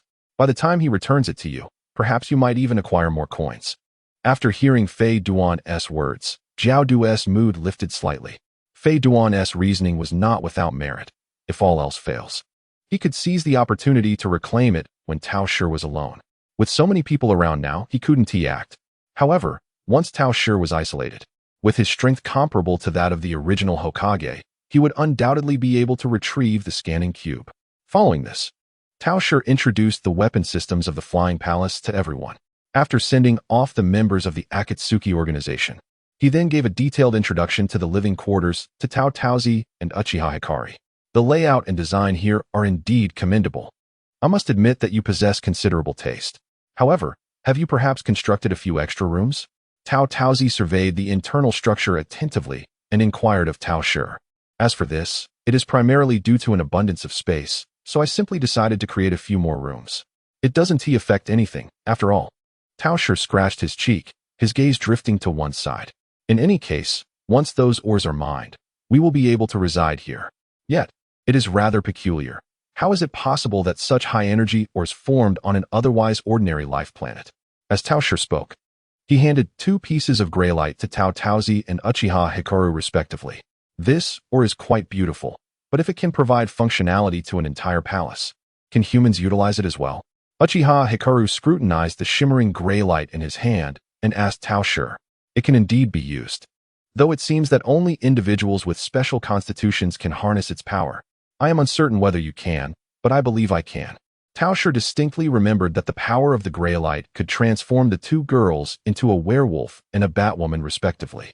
This could be considered Tao Shi's enlightening material. However, it appears that those incompatible with this substance might meet dire consequences. For safety's sake, Tao Shi intended to have Orochimaru study it before applying it to humans. Coincidentally, this journey would also allow him to keep a close watch on that shadowy figure, Orochimaru. Chapter 169. Transform into cat girls. Oh, this substance can also endow biological functions? I shall give it a try. Upon hearing this, Tao Shi, without a moment's hesitation, swallowed the greylite in front of the 2. Tao Shi's eyes widened in astonishment. Are you really that bold? You dare to consume something of dubious origin? Is this the unique confidence of a true Otsutsuki? I have learned something today. After swallowing the greylite, Tao Shi smacked her lips, expressing her appreciation in an evaluative tone. It is a very pure energy, distinctly different from chakra. It seems to possess some capacity for bodily transformation, although the amount is too minimal to discern clearly. You can actually taste it. Then I shall try a piece as well. Observing Tao Shi consume a piece of greylite as if it were merely a candy bean piqued Tao Shi's curiosity. He retrieved a piece and brought it to his mouth. Upon entry, it presented a smooth texture akin to stone, and due to its considerable size, swallowing it proved somewhat challenging. After a struggle, he managed to swallow it, and he could distinctly feel the greylite within his stomach continuously bestowing upon him an energy entirely different from chakra. This energy could be utilized to emit waves, and simultaneously, it could provide vitality to the body, facilitating its transformation. Furthermore, this energy possessed a degree of corrosiveness, albeit minuscule. Tao Shi almost failed to perceive it. Likewise, this scant amount of energy was utterly insufficient to transform Tao Shi's physical form. It is indeed intriguing that those transformed into puppets by the Grell Stone are merely ordinary individuals and children. Such a degree of erosion, it seems, can be disregarded by someone of elite Jonin caliber. I had not anticipated that this seemingly insignificant fragment of or could yield energy levels rivaling those of a shadow-level powerhouse. Of course, when I refer to energy, I mean the total amount, not the output power. The output capacity of this stone is merely on par with that of a special Jonin. However, the energy within it can gradually replenish, allowing for a steady output that could last a lifetime without the risk of overexertion. It is undeniably a remarkable source of energy. If absorbed by the divine tree, it would surely produce exceptionally high-quality fruits. This realization brings to mind the peculiar nature of the fruits borne by the divine tree in the ninja world. It is likely that prior to the planting of the divine tree, this land was saturated with natural energy, dragon vein power, and extraordinary energies like the Grell Stone. The divine tree's extensive absorption of these energies resulted in the creation of fruits of extraordinary strength, endowing Kaguya with immortality and powers akin to that of a deity. Judging by the portrayal in the films, the power of the Grell Stone could extend the lifespan of a ferret by decades or even centuries. It is possible that Kaguya's immortality stems from the energy absorbed from the Grell Stone. Could my desire for eternal life be realized so swiftly? As I pondered this, I suddenly noticed Uchiha Hikari, who had been silently observing my performance with Momoko from the sidelines. Remembering the Grell Stone's capacity to transform individuals into beast girls, a mischievous thought crossed my mind. Although the stone's energy might not suffice to alter the physical structure of a member of the Otsutsuki clan, it should still be possible to modify Uchiha Hikari, a normal human. Moreover, the stone's erosive properties are rather moderate, and with my presence, there is little chance of any mishap occurring. Thus, I swiftly approached Uchiha Hikari and, in a tone laden with temptation, I said, "Hey, Hikari. We've tested the stone's power, and its erosive nature is quite mild. You could give it a try as well." Holding the Grell Stone, Uchiha Hikari sensed something peculiar in my gaze. Yet, driven by curiosity and trust in me, she placed the stone in her mouth and swallowed it. Do not question how she managed to swallow such a stone. After all, ninja physiques are unique. If Naruto can consume an entire crow, why not a mere stone? At the moment of ingestion, Uchiha Hikari felt an extraordinary energy emanating from her abdomen, spreading throughout her body. Simultaneously, a subtle tingling sensation arose near her ears and tailbone. Transformation into a cat girl. As Uchiha Hikari instinctively touched her ears, she encountered a fluffy, warm sensation. A thrilling stimulus surged from that area. "Ah!" she exclaimed, startled by the unexpected growth on her body. Meanwhile, I could not help but reveal a rather mischievous grin. After a moment of hesitation, laughter erupted. "Hooray! It's the adorable cat girl Xiao Gang." Her charming eyes, reminiscent of peaches, locked onto the cat tail that had just sprouted behind Uchiha Gang, flailing uncontrollably. Seizing the opportunity, she grasped it firmly in her hands. Oh my! At the instant the cat tail was caught, Uchiha Gang experienced an unprecedented and delightful sensation coursing through her body from the point of contact, causing the fur on her tail and ears to stand on end. My apologies, Xiao Gang. I neglected to mention earlier that the Grell Stone possesses the ability to transform humans into beasts. It seems you have acquired some feline traits. Those ears and that tail are utterly adorable and suit you perfectly. Uchiha Gang opened her mouth, seemingly about to speak, but her ears were suddenly pinched by Tatotsi, while her entire face was obscured by a pair of enormous, mischievous hands. Xiao Gang is indeed quite charming. Tatotsi delightedly kneaded Uchiha Gang's cat ears, her expression one of pure enjoyment. After spending ample time together, Tatotsi had long come to regard the cute Xiao Gang as family. She was quite fond of Xiao Gang in her current cat-eared state. Of course, such treatment was reserved solely for Xiao Gang. Were it Naruto transformed into Naruto or taken on a fox girl form, Tatotsi would scarcely spare a glance, instead dismissing her with disdain. Alas, the poor Xiao Gang was bullied by two mischievous extraterrestrials for a considerable time until she gradually acclimated to the powers of the Grell Stone. Only after successfully reverting from her beastly form could she escape. Gulp. After fleeing from the clutches of the aliens, Uchiha Gang found a corner to curl up in. Emitting a charming, mournful cry, there was little she could do. She was merely a servant. Moreover, those two aliens were overwhelmingly powerful, and no matter how hard she tried, she was utterly incapable of overcoming them. Thus, even when tormented, all she could do was endure and hide away in silent frustration. The cat girl Xiao Gang, deceived by Tatotsi, was pitifully bullied by the two wicked aliens, and her only recourse was to seclude herself in indignation. Children, today I am volunteering and lack the time to write. So there will only be 2 chapters today. I bow in apology. Chapter 170. Beheading announcement. While Tatotsi enjoyed a blissful life in the newly constructed palace, the feudal lords of the other 4 nations were also faring well. In the land of hot springs, 4 lords reclined at the corners of a vast hot spring, their garments laid aside, relishing the warm waters. Speaking of which, it has indeed been a while since we gathered like this. The lord of the land of fire gazed up at the sky and spoke first. Indeed, the last time we gathered harmoniously was some time ago. It is a pity that the lord of the land of wind, the lord of the land of thunder chimed in. But upon recalling the uncertain fate of the Lord of the Land of Wind, a sense of melancholy arose within him. Humph. Let us not speak of that individual at this moment. Besides, he is a prominent lord in his own right. Even if he were truly captured, that terrifying organization would likely refrain from taking his life.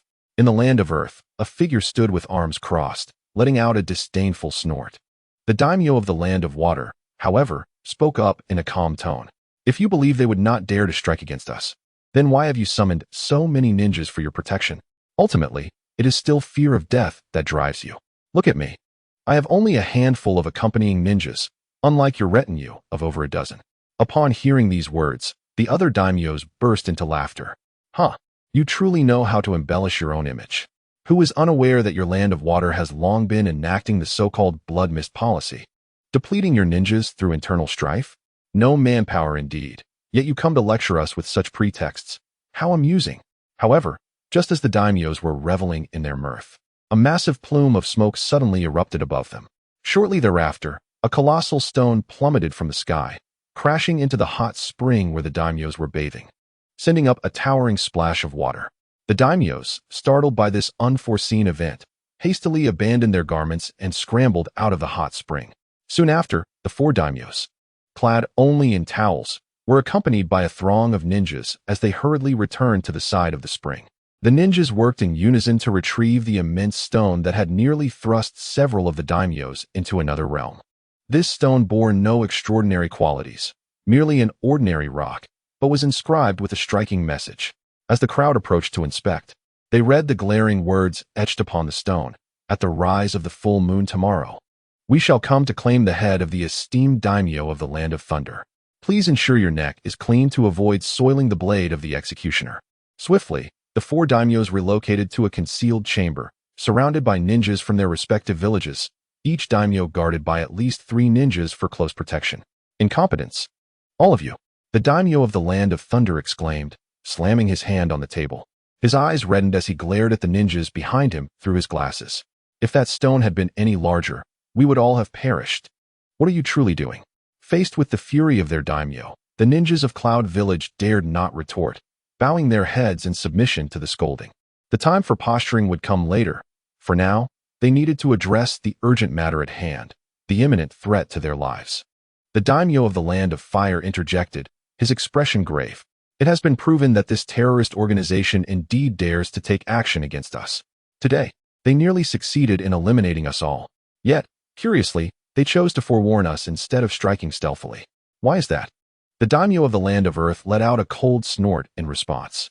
Umph, who can fathom the thoughts swirling in the minds of that lunatic group? Regardless, the elite team tasked with our protection shall arrive in the Land of Water tomorrow. They are the CR de la CR of our hidden villages. And should they dare to come, we shall ensure their return is but a distant memory. The other 3 daimyos wholeheartedly concurred with the words of the daimyo of the Land of Earth. After all, what is this sudden emergence of a terrifying organization compared to the decades of refinement embodied by the elite ninjas of their villages? The daimyos possess no concrete understanding of the prowess of ninjas. In their eyes, the strength among ninjas is scarcely different from that of samurai, save for the addition of ninjutsu as a means of attack. Furthermore, the abilities of ninjas from other regions pale in comparison to those of their own village's ninjas of similar rank. Thus, it is only natural for them to believe that a force capable of wreaking havoc at the 5 Kage summit would not match the elite team in strength. Of course, this belief is also intertwined with the unspoken agreement among the Kage to withhold crucial intelligence regarding the Akatsuki organization from the daimyos. On the morning of the following day, the elite teams, selected from the upper echelons of each of the 5 great shinobi villages, arrived punctually in the Land of Water. Except for the Village of Wind, each village dispatched 2 elite jonin.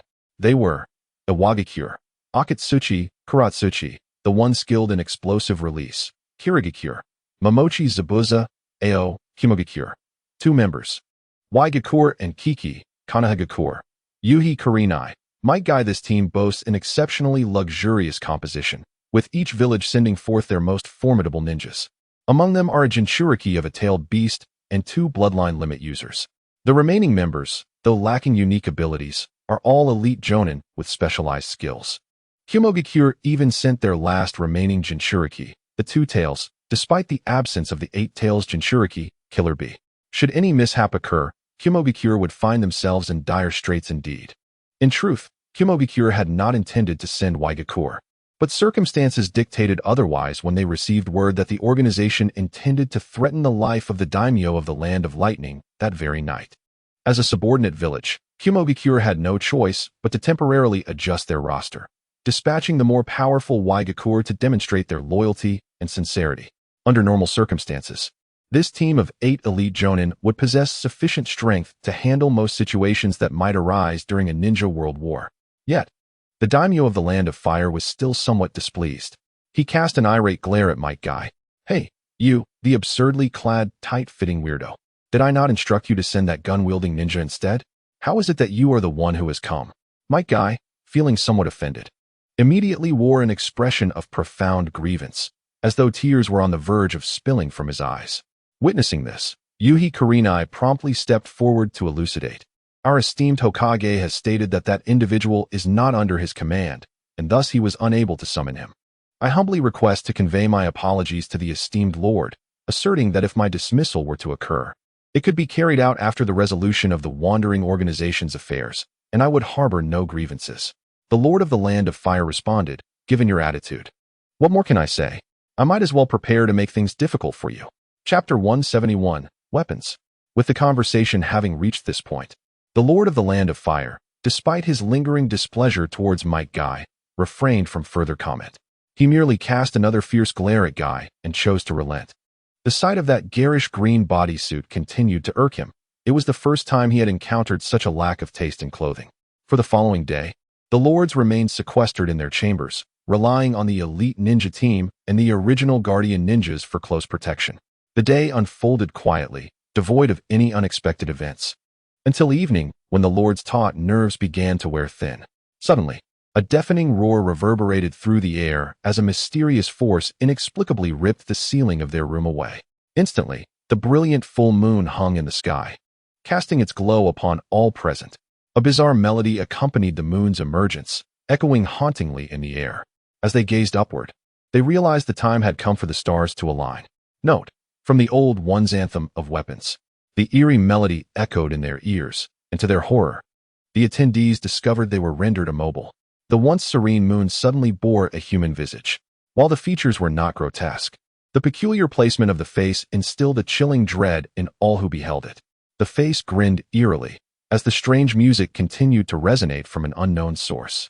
The moon, in tandem with the crescendo of the music, began to swell in size before their very eyes. The moon is falling. Most present stood frozen in terror, paralyzed with fear.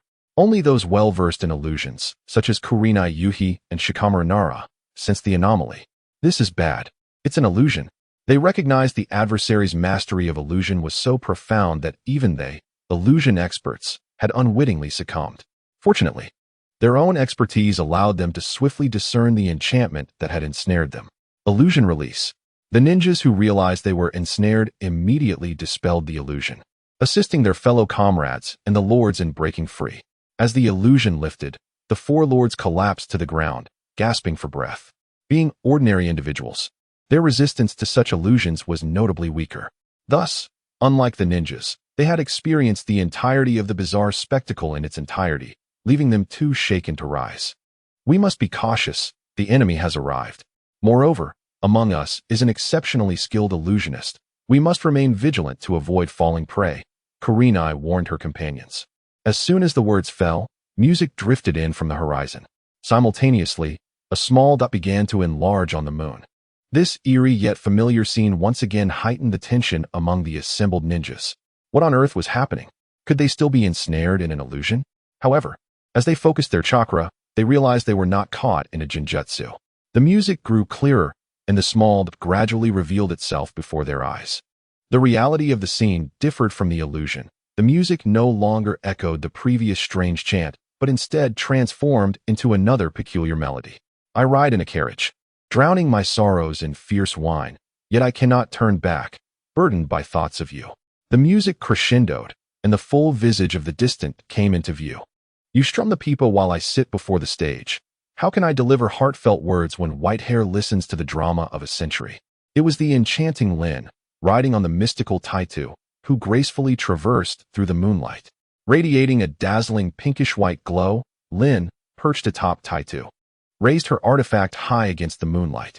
Tonight, let the lustrous pearl bloom with the full moon. As Lin's voice resonated, a golden beam of light shot forth from her artifact, hurtling toward the head of the daimyo of the Land of Thunder. Trouble! An enemy attack. Quickly, protect the daimyo. The nearby ninjas sprang into action, unleashing a myriad of enhanced jutsu towards Lin's golden beam. Yet, how could mere ordinary ninjutsu halt an attack imbued with such lethal prowess?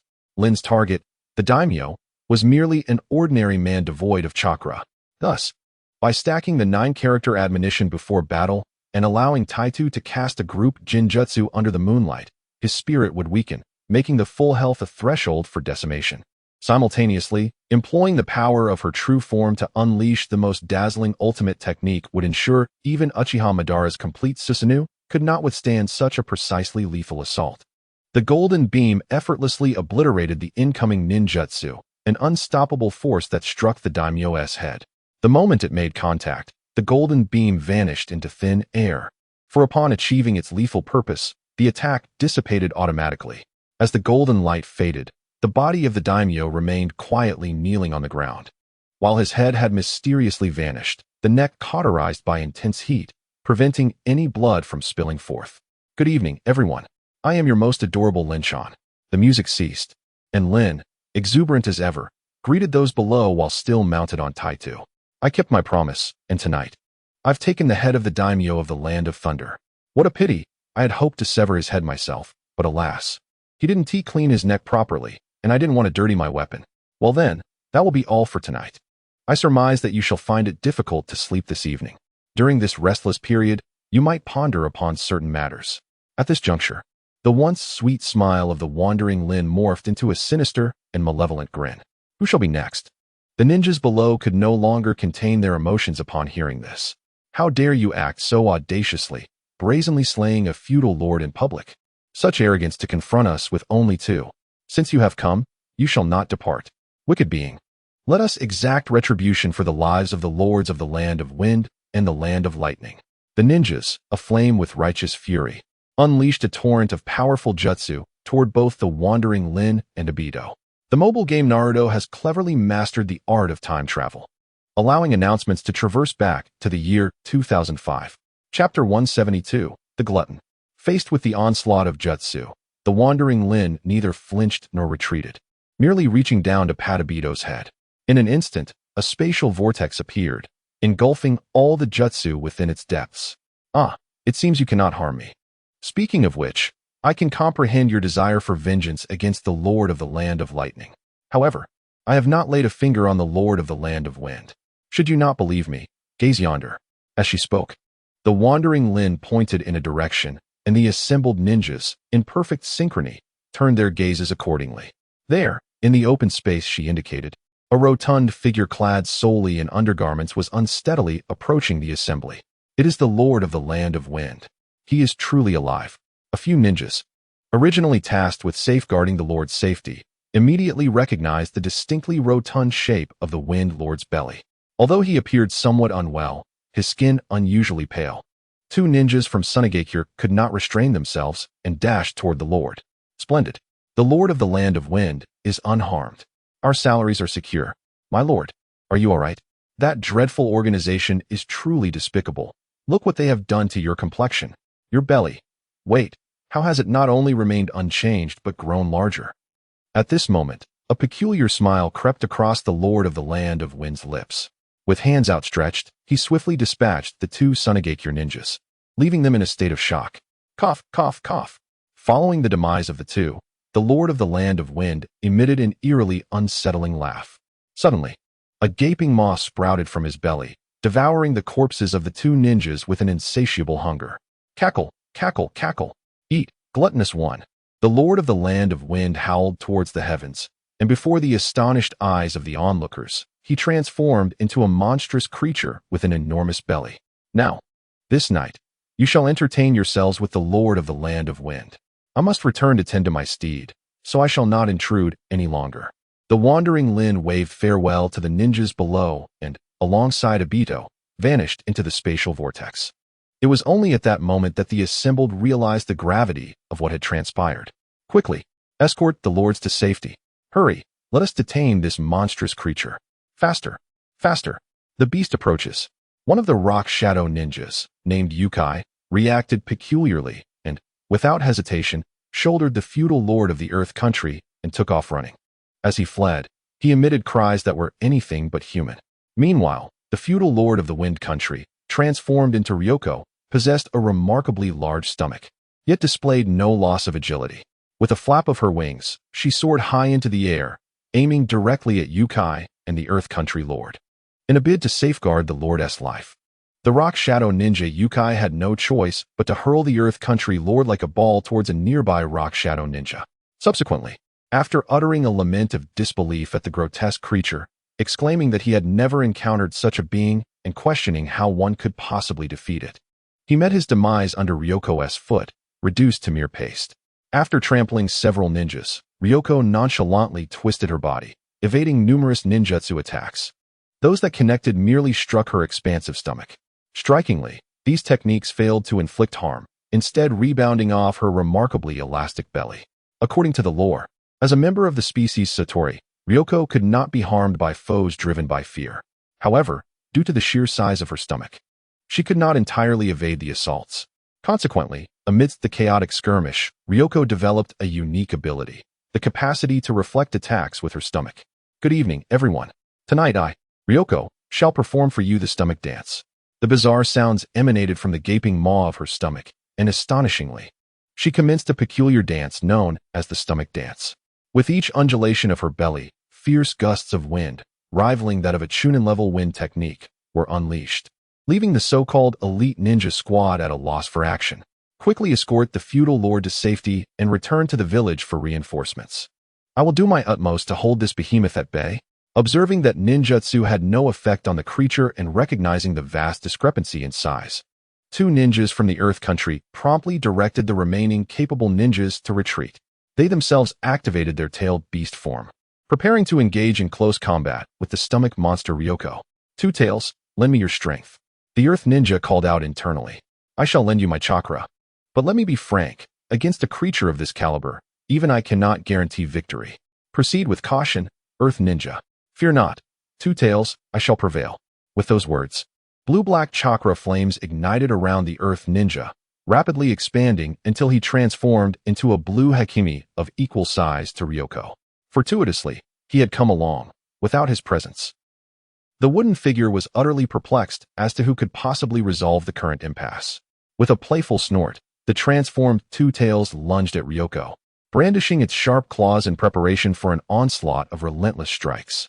The furious barrage of claw swipes aimed at Ryoko was deftly evaded by the unexpectedly agile opponent. Although these attacks failed to inflict any harm, they effectively restrained Ryoko's movements. Due to the size and speed advantage of Two Tails, Ryoko was compelled to evade the relentless assaults, leaving no room to engage in other pursuits. This highlighted the limitations of the infinite evasion code when confronted with the rapid, multi-strike assaults of Two Tails. It was all too easy to become ensnared and have the battle descend into a stalemate. Yet, Ryoko remained unperturbed. Its mission was merely to stir up some commotion, not to eliminate everyone in sight. The current standoff with Two Tails was precisely the scenario it desired, as it could now take advantage of the underlying code's mechanics to relax a bit. This knack for slacking off was undoubtedly a testament to Ryoko's true nature. However, while Ryoko was preoccupied with dodging the swipes of Two Tails, it suddenly felt a chilling sensation behind it. Look behind you. The Leaf Village's Gale Palm. What? Ryoko realized there was no angle left to evade. The enormous belly afforded it a longer health bar and greater damage capacity, but it also significantly widened its hitbox. Now, it had to choose between absorbing an attack from Two Tails or Might Guy. After a brief assessment of the size disparity between Two Tails and Might Guy, Ryoko, with a moment of contemplation, decided to withstand Might Guy's strike. After all, with that diminutive frame, it was uncertain whether he could even move his own sizable belly. However, when Ryoko was actually struck by Might Guy's Leaf Village Gale Palm, it became painfully aware of the folly of its decision. The once invincible belly, capable of deflecting ninjutsu with ease, found itself utterly powerless against Might Guy's physical assault. The recoil from the attack failed to budge Might Guy in the slightest, instead sending Ryoko soaring into the air. Fortunately, despite its larger belly, Ryoko retained its wings, allowing it to hover rather than become a sitting target in midair. Seeing Ryoko hovering, Two Tails crouched low, rear raised high, and let out a breath. A massive fireball erupted from its mouth, hurtling towards Ryoko in the sky. It seems you still haven't learned. Such attacks are utterly ineffective against me. Ryoko simply countered with another thrust of its belly, sending the fireball careening back. Is it truly ineffective? Then taste this. The sixth gate open. What? How is this creature still standing? Why did I not sense it at all? Ryoko quickly realized a dire predicament. It was entirely unprepared for Might Guy's next move. In other words, the little acorn clad in a green bodysuit exhibited not a trace of fear in the face of its adversary. Could this be the extent of the little acorn's suppressive power over the little silkworm pupa? A brilliant white light erupted from Might Guy's eyes as he raised his fists and swung them swiftly towards the peacock. A torrent of rapid punches was unleashed by Might Guy, creating fierce winds that generated heat through friction with the air. The winds ignited into flames, appearing almost tangible. Although cloaked in fire, this technique was fundamentally a manifestation of physical prowess. The walnut-sized brain of Ryoko, upon confronting Might Guy, lost its ability to foresee danger. It erroneously perceived Might Guy's assault as nothing more than a typical fire technique employed by other ninjas. Humph. So you choose to retaliate with ninjutsu even after witnessing the capacity of my voracious appetite? It seems you are not as formidable as you claim. A mocking smile crept across the gaping maw of Ryoko's voracious belly. Without evasion, it boldly advanced towards Might Guy's peacock technique, attempting to deflect the fiery punches back. However, when Ryoko's belly finally made contact with the peacock, the realization struck. This was not ninjutsu. It was a physical attack. The cunning little acorn had disguised a corporeal assault as a ninjutsu strike. Oh no, my belly. Under the force of the powerful winds, Ryoko was hurled to the ground. Seizing the opportunity, the Two Tails swiftly clawed at Ryoko's back. A dull cry of pain escaped Ryoko as it crashed heavily onto the ground. Given its immense size and weight, the impact resonated like the arrival of Gaia, causing the very earth to tremble. As Ryoko rose, the black feathers from its belly had fallen, revealing the bruises on its skin. Yet, scarcely had Ryoko regained its footing when Might Guy delivered a powerful flying kick, sending it sprawling once more. Simultaneously, the Two Tails unleashed a tailed beast bomb, striking Ryoko from behind. With only the belly possessing the ability to rebound, Ryoko had no choice but to absorb the full force of the tailed beast bomb with its back. Dust and debris erupted into the air. Ryoko once again lay prostrate on the ground, failing to rise. Has it been defeated? Might Guy landed heavily, breathing heavily as he surveyed the motionless form of Ryoko, voicing his uncertainty. It is well known that uttering such words, has it been defeated, in the presence of an uncertain enemy's fate is strictly forbidden. Such words could trigger one of two outcomes. Either the enemy remains unscathed and overwhelms the protagonist, or the enemy reveals hidden strength, rising again more powerful than before, plunging the protagonist back into turmoil. At this moment, Might Guy's words undeniably invoked the latter scenario. Ryoko's hands twitched, and suddenly two items materialized in its grasp.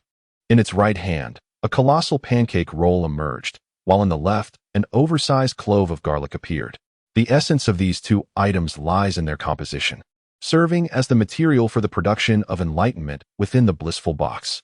They have merely been whimsically shaped by Taoist hands into the forms of a pancake roll and garlic. Water is sourced, trees are rooted, and the strength of Liangzi is not without reason. A meal devoid of garlic lacks half its flavor. Without further ado, let us commence with the pancake roll. As Liangzi devoured the food voraciously, he chanted an enigmatic ancient incantation. Amidst the astonished gazes of Erwei and Might Guy, a tremendous surge of black mist erupted from Liangzi's body. Simultaneously, his already substantial stomach expanded further, rendering him even more bloated and repugnant. Stomach slash. Liangzi swiftly swung his belly, dislodging all the feathers from its surface. Due to the speed of the circular edges far surpassing that of the center, the black feathers launched by Liangzi traveled at a terrifying velocity. However, such an attack would only prove effective against minions or perhaps against a less formidable foe. Summoning technique, Ninja Turtle. Might Guy bit his finger and struck the ground. In the next moment, a colossal turtle emerged from the mist, using its massive shell to shield Might Guy from the onslaught of black feathers. It seems this creature has grown stronger, but do not underestimate the azure beast of Konoha. Granny Lee knocked on the door, astonishing entrance, and it swung open. A wave of energy emanated from Might Guy, transforming the surrounding green aura into a vibrant blue. His hair stood on end, and his eyes glowed with a crimson hue. Experience this technique, Day Tiger. The sweat on Might Guy's body evaporated due to his body temperature, coalescing into the form of a white tiger in his hands. With a mighty roar, he thrust the tiger's head forward, and the imposing Day Tiger charged toward Liangzi at a speed surpassing that of the black feathers. In the duel arena, once again plagued by the repugnant visage of a drifter, I shall pen an epilogue to deliver the ultimate insult. To clarify a point regarding some readers' queries about Zaibu Zhan, the timeline of his defection occurs after the death of Pai Pa Shirzong, following which Zai retrieves the beheading sword. Meanwhile, Terumi may had ascended to the position of Mizukage prior to this timeline. Thus, Zaibu Zhan remains in the Hidden Mist Village, dutifully serving as a Nin. Chapter 174. Liangzi resurrects Uchiha Obito for the ultimate insult. However, what transpired next was unexpected for Might Guy. After performing sit-ups, Liangzi's belly not only did not become heavier, but instead grew faster. With a flap of his wings, the enormous belly soared skyward, effortlessly evading Might Guy's Day Tiger. Is this technique lacking in efficacy? Liangzi's mouth, located on the belly, curled into a derisive arc, even suggesting that this move was weaker than his previous peacock technique. Yet in the very next second, Might Guy appeared behind Liangzi. Of course, it was ineffective, as that was merely a feint, you fool. Might Guy displayed a sunny and triumphant smile, his front teeth glinting with dazzling brilliance in the absence of light. This technique is the true Day Tiger. Prepare to receive it. Ludahua. Might Guy unleashed a powerful punch, sending forth a massive daytime tiger, identical in size to Ryoko, directly towards her face. The immense daytime tiger began to expand upon impact, enveloping Ryoko entirely. Moments later, as the tiger dissipated, it revealed Ryoko lying motionless on the ground, her feathers entirely white. Observing this, the two-tailed beast approached and prodded Ryoko's body. Although externally it appeared relatively unscathed, a mere touch revealed that her limbs could be easily detached, suggesting her insides had been utterly pulverized by the force. It seemed that this time, the matter was indeed resolved. Noticing this, the wooden figure dispelled his transformation and reverted to his human form. Likewise, Might Guy closed the gate of wonder, returning to his usual state, supporting himself with his hands on his knees as he gasped for breath. Despite the brevity of the battle and the limited use of techniques, the exertion from opening the gate and delivering that final colossal daytime tiger had taken a significant toll on his stamina. The wooden figure approached and placed a reassuring hand on Might Guy's shoulder. If I remember correctly, you're the leaf ninja who arrived today. How are you holding up? Might Guy straightened himself, regaining his composure and ceasing his heavy breathing. He turned towards the wooden figure, flashed a toothy grin, and gave a thumbs up. I am perfectly fine. For an opponent of this caliber, to the azure beast of Konoha, Mighty Guy, it is merely a trivial affair. The wooden figure nodded in acknowledgement, choosing not to elaborate further. In that case, let us hasten to rejoin the main force and inform them of our victory over the enemy. With that, he vanished from sight, a blur of shadows rushing into the distance. Oh, is he challenging me to a race? How invigorating! Might Guy exclaimed. I cannot allow myself to lag behind. Thus, he transformed into a green streak, dashing swiftly in pursuit of the wooden figure. However, as they ventured further away, Ryoko's seemingly lifeless body began to stir. Her pale, swollen belly pulsated, as if something within was striving to escape. In the next moment, a loud pop echoed as her belly burst open, releasing a foul, pungent fluid. From the ruptured belly emerged a smaller version of Ryoko. Ha ha ha, did you think I was done? Ryoko still has a trick up her sleeve. She cackled. This mission was somewhat successful, though it has left me quite famished. I hope the boss will provide me with ample nourishment this time. The smaller Ryoko flapped her wings and took flight, soaring into the distance. Epilogue. The ultimate insult to Uchiha Obito. Setting. After finishing off Obito, Peach, feeling unsatisfied, used the spring and autumn cicada to travel back in time and eliminate him once more. In a dark cave, Obito was enjoying breakfast when he was abruptly interrupted by a mysterious masked man wearing a black, demonic mask. Who goes there? How did you find this place? Obito stored his breakfast in the Kimui dimension, eyeing the mysterious masked man who had intruded upon his secret lair with wariness. Who I am is of no consequence. You need only know that I am here to claim your life. The wandering Obito did not waste words and lunged forward with a knife. Clang. Upon witnessing this, Obito raised his black staff to block the attack. The dark blade clashed against the staff, producing a sharp sound. In the next moment, an unforeseen event unfolded. The opponent's pitch-black blade effortlessly severed the black staff, which had been forged through yin-yang release, and swept toward his neck. Obito's pupils constricted as his left eye's Sharingan instantaneously activated, entering a phantasmal state. The dark blade passed through his ethereal form without inflicting any harm. Evasive from this lethal strike, Obito promptly retreated, distancing himself from the wandering counterpart. He had never anticipated that the staff, imbued with such formidable hardness through yin-yang release, could be so easily cleaved by the knife wielded by the enigmatic figure before him. What material is this blade forged from, that it possesses such hardness? TSK. Spatial abilities truly are troublesome. It seems that attempting to subdue you by force is indeed a waste of time. Having already traversed this process once before, I shall not indulge in further conversation this time. After all, this time, my true self has lent me quite a marvelous tool. The wandering Obito clicked his tongue in displeasure, then retrieved a butterfly radiating a green glow from his robes. Just as Obito was mulling over the meaning of the wandering Obito's words, he suddenly felt his entire body stiffen, rendered completely immobile. He could not even enter the Kimui dimension. The space had solidified. Once this technique is employed, you can no longer retreat into your turtle shell. At this point, a sinister smile crept across the corners of the wandering Obito's mouth beneath his mask. Thus, you shall become the fish on my chopping block. Hehehe. Following this, the wandering Obito took measured steps towards Uchiha Obito, who watched with terror in his eyes, ultimately halting before him. The thought of what you are about to endure fills me with a twinge of pity. However, such is the command of that esteemed individual, referring to the entity known as Kagaya. With that, the wandering Obito yanked off Uchiha Obito's vortex mask, wearing a mere broken mask. Did you truly believe yourself to be Uchiha Madara? Just a product of a dark and despicable lineage. How could you dare to compare yourself to half a hero like Uchiha Madara? Several golden chains emerged from behind the wandering Obito, binding Uchiha Obito tightly. Adamantine sealing chains. The paralyzed Uchiha Obito gazed at the wandering Obito with increasing dread. This was a unique bloodline sealing technique of the Uzumaki clan. Who exactly was this masked man? Uchiha Obito's throat moved as if he wished to speak, yet he was utterly voiceless, completely immobilized by the solidified space. Do not be afraid just yet. The more terrifying aspects are yet to come. After employing the adamantine sealing chains to bind Uchiha Obito in a turtle shell position, the wandering Obito proceeded to seal all of Uchiha Obito's chakra points with the black staff. He was rendered utterly incapable of summoning even the slightest trace of chakra or ocular prowess.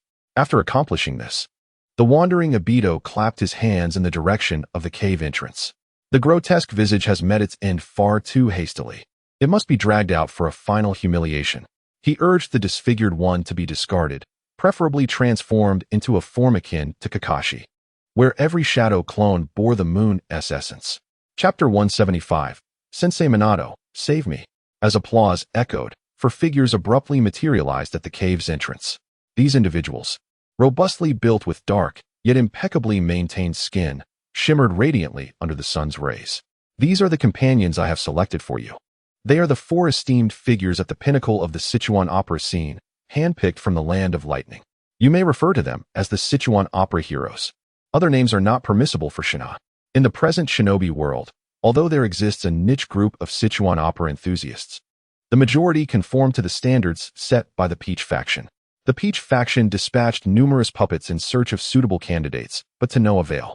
Consequently, the Peach faction grew weary of seeking out a naturally pure Sichuan opera hero from the shinobi realm. They resorted to sending a shadow clone to the village hidden in the clouds to capture four moderately skilled nin adept at physical training. Employing the technique of Baishinshin, they brainwashed these individuals to firmly believe in their roles as Sichuan opera aficionados, imbuing them with a wealth of peculiar knowledge. Thus, the freshly minted technological version of the Sichuan opera heroes was brought forth by the wandering Obito, ready to engage in a delightful game with Uchiha Obito. After a thorough inspection, confirming that Uchiha Obito had been completely sealed as an ordinary person, with the indomitable chains of the Vajra seal securely binding him. The Wandering Obito snapped his fingers, releasing the spatial stasis, and suspended Obito from the ceiling. Simply gazing upon the four Sichuan opera heroes instilled a chilling dread within Uchiha Obito. What exactly do you intend to do to me? I concede that I am not your match. I have been defeated by you. You may do as you please with me, but I refuse to be humiliated. The Wandering Obito scoffed at this. But humiliation is precisely what awaits you. The next 3 days will see these four interrogate you, should you endure their methods. I shall grant you your freedom.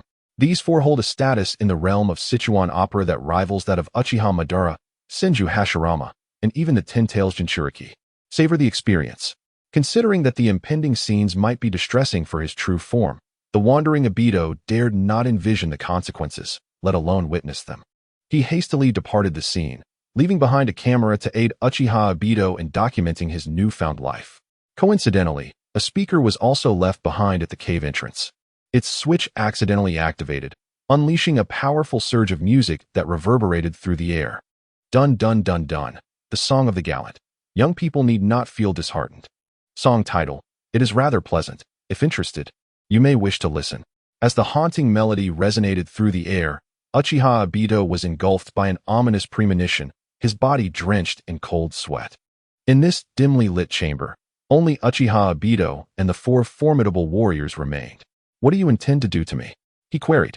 His unparalleled prowess as a ninja rendered futile, his body ensnared.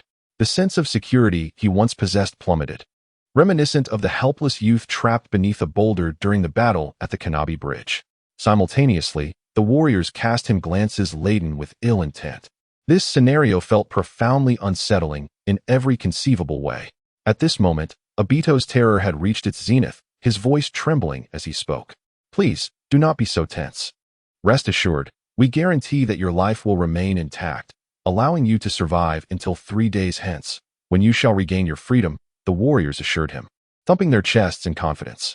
One of the warriors approached, probing Obito's person to ensure he harbored no concealed weaponry. Upon confirming the absence of any hidden armaments, he displayed a satisfied grin, patting Obito's shoulder and exclaiming, "Well done. It seems you are indeed quite honest, harboring nothing untoward. What do you intend to do? Remove your filthy hands from me." Obito's anxiety escalated, his visage contorting uncontrollably. The warriors, witnessing the fear etched upon his face and the panic in his tone, struggled to suppress their smirks.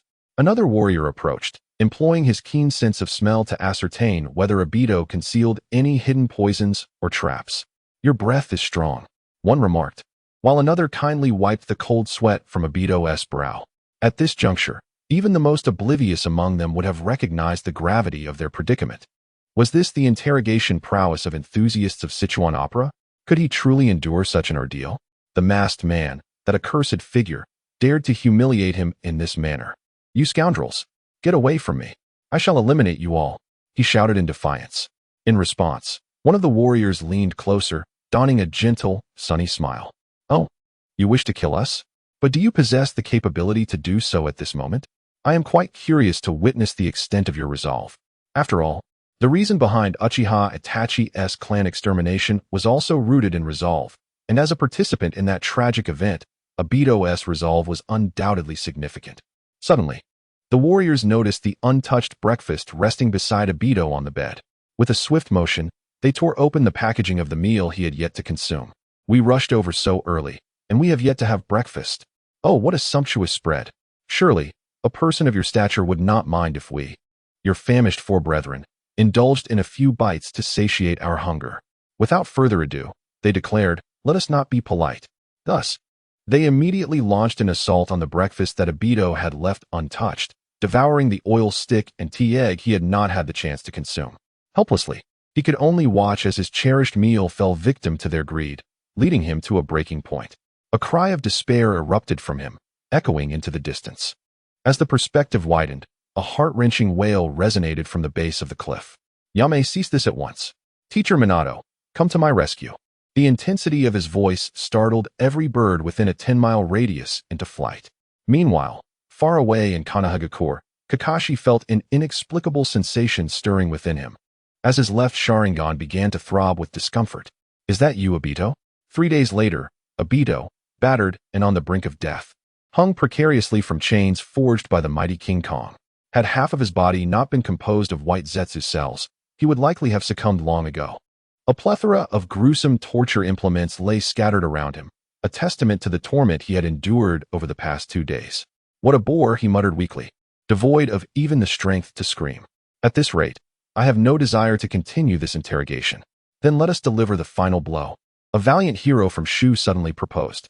Upon hearing this, the other 3 heroes turned their gazes toward him. What do you mean by final blow? Whatever your brilliant idea may be, let us have it quickly. We are eagerly awaiting. With a slight smile, the Shu hero produced a colossal sword known as the Sword of Victory. Hehe, let us use this legendary holy sword to send him off on his final journey. This suggestion was met with enthusiasm. Let it be so. After all, he is already at his limit. We shall use this to deliver the final blow. Indeed, we shall employ this legendary technique. Awaken Uchiha Obito. Curry Stick. This was a relic once wielded by the King of Knights. At this moment, Obito, who had previously appeared lifeless and despondent, finally reacted. I will kill you all. I will end you. Oh dear, how frightening. They mocked. But for now, you should focus on your own predicament. With that, the Shu hero wielding the Sword of Victory wasted no time in launching the final strike against Obito. The glimmer of the blade flashed, delivering a fatal blow that left him mere moments from death. A day later, Obito erupted with a piercing cry once more.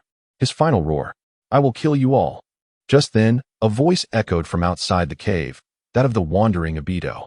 Uchiha Obito, I never imagined you were still alive. As a reward, I have brought the one you long to see. Would you like to meet her? Accompanying this voice were the soft sounds of approaching footsteps. Sustaining a fatal injury, at this moment, Obito found himself in an unprecedented state of exhilaration. The adrenaline coursing through him had been entirely expended. Upon hearing a sound, he fixed an intense gaze towards the entrance of the cave. In the next instant, a figure draped in a black cloth over her eyes and adorned in Miko attire, a presence that had appeared countless times in Obito's dreams, materialized at the cave's mouth. This passage truly ignited a fervor within me, stirring my blood. This is the fitting conclusion for someone like him. Previously, I had shown him too much mercy. Ha ha ha. Chapter 176. The ultimate insult. For a fleeting moment, Obito felt as though he might already be dead. For only in death could he truly behold that figure that haunted his dreams. Yet, the relentless pain emanating from his body served as a stark reminder that he was still alive, albeit teetering on the brink of death. As for the figure before him, there was no doubt, before Obito found you, I had conducted a thorough investigation. Therefore, this individual is indeed the genuine article, painstakingly retrieved from the Pure Land. So, how about it? Would you like her to see you? After all, you are on the verge of bidding farewell to this world. If you miss this chance, it may never come again. Upon hearing these words, Obito, in his dying moments, immediately and without hesitation replied, I want to see her. I must see Rin one last time. As the saying goes, a person on the brink of death speaks truly. Now acutely aware of his impending demise, Obito no longer harbored thoughts of vengeance against those 4 heroes. He simply yearned to see Rin once more before his end. Although he was uncertain of how she had been resurrected, this encounter represented his final redemption. Is that you, Obito? Where's this? What has happened to you? Upon hearing Obito's words, Rin, ever compliant, recited the lines that had long been rehearsed.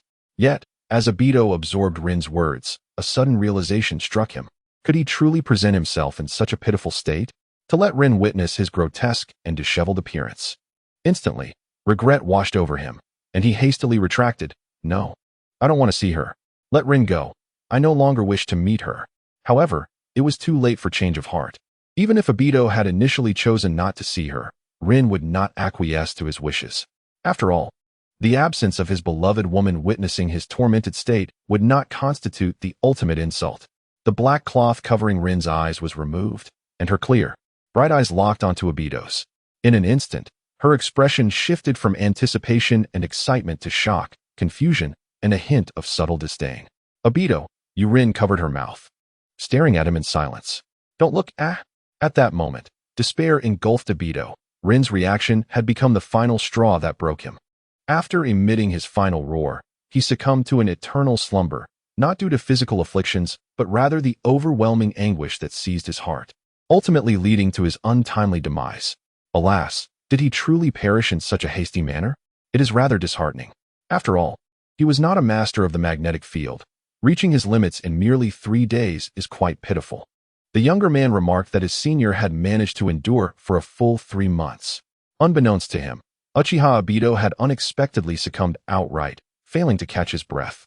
Nevertheless, the objective had been achieved. An early death was inconsequential. Ultimately, he was destined to be slain, and his demise spared him some exertion. Before his end, he experienced a taste of the privileges enjoyed by the emperor of the next generation. Akin to a peak magnetic field master endowed with a staggering 99,999 horses of power, one could say it was a stroke of fortune. Secret weapon. The mighty durian, regrettably had its strength curtailed.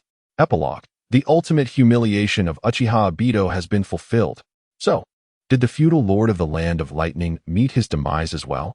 Jiraiya rubbed his temples, appearing quite troubled. Indeed, there is no doubt about it. The feudal lord's faction has begun to exert continuous pressure upon us. Alas, they even possess the technology to transform individuals into monsters.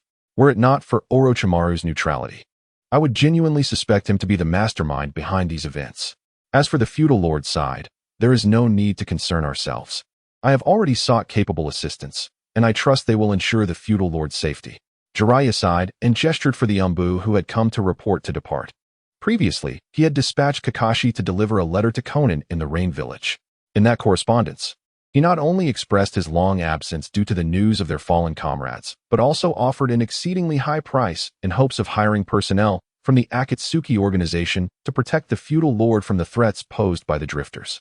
If circumstances were not dire, Jiraiya would have preferred not to rely on external forces like the Akatsuki. After all, despite his bond with Konan and their shared history, he was ultimately not a ninja from the same village.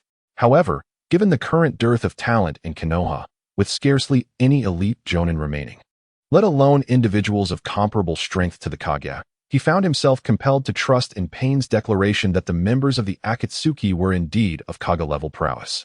The intelligence Kakashi brought back confirmed that all members of the Drifter organization were, without exception, formidable individuals of true shadow-level strength.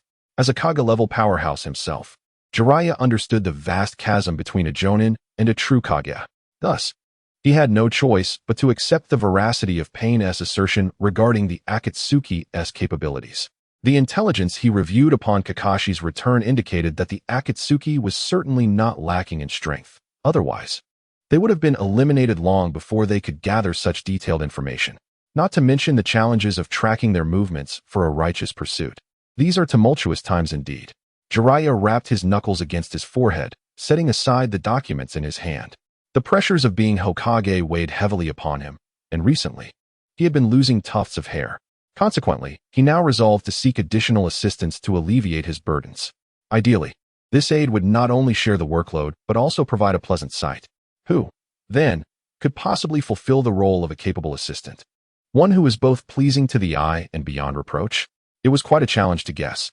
Jiraiya departed from the Hokage office, skillfully navigating his way to a secluded training ground within the village. At that moment, Naruto was diligently learning the deadly 13 shots under the guidance of Meng Lei, while Tao Shi sat quietly nearby, observing their performance. Noticing this, Jiraiya approached, clearing his throat twice. Ahem. Upon hearing the sound, Naruto and Meng Lei immediately ceased their activities and turned their attention to Jiraiya. Perverted old man, what brings you here? Naruto inquired, puzzled, for he was aware that Jiraiya had been exceedingly busy lately.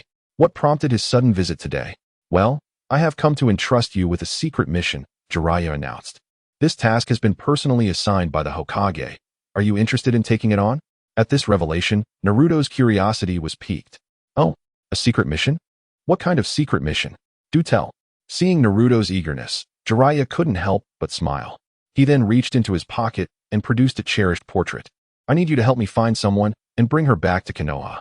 Upon completion of the task, you may request anything from me, as long as it is within my power to grant. Chapter 175. I shifted the time from 4 in the morning to 10, from 2100 to 2800, and after sleeping until 7, I simply couldn't manage to meet the deadline, my brothers. Chapter 177. The honest duo arrives in Konoha. What is this? You ask us to find someone, yet aside from this portrait, you provide us with no other leads. How are we supposed to locate her? Naruto lamented, resting his head on his hands as he walked down the unfamiliar street. Ever since accepting Jiraiya's task, Naruto and Tao Shi had searched 3 entire towns within the Land of Fire in a single day. However, despite their efforts, they had not uncovered any useful information. Some casino owners, upon recognizing their apparent connection to Tsunade, even attempted to solicit their assistance in settling gambling debts. What nonsense is this? In response to such oblivious casino owners, Naruto and Tao Shi readily knocked them out with a single punch, taking a portion of the casino's cash as compensation for their mental distress. Otherwise, given the meager travel expenses provided by Jiraiya, they would inevitably starve on their journey. As for why Jiraiya felt confident allowing Naruto and Tao Shi to venture outside the village alone, it was undoubtedly due to the assurance provided by Meng Lei, who resided within the legendary sword. Had it not been for Meng Lei's demonstration of her ability to pierce a tailed beast ball during the previous 5 Kage summit, Jiraiya would have been unaware of her formidable combat prowess in her ghostly form.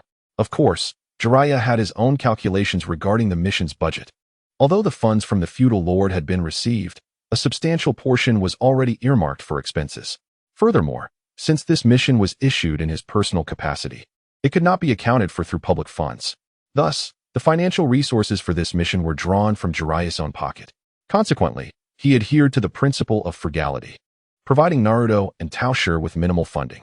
After all, Tao Shi is the heir of the prominent Inuzuka clan in Konoha, and it is safe to assume that his allowance is more than sufficient.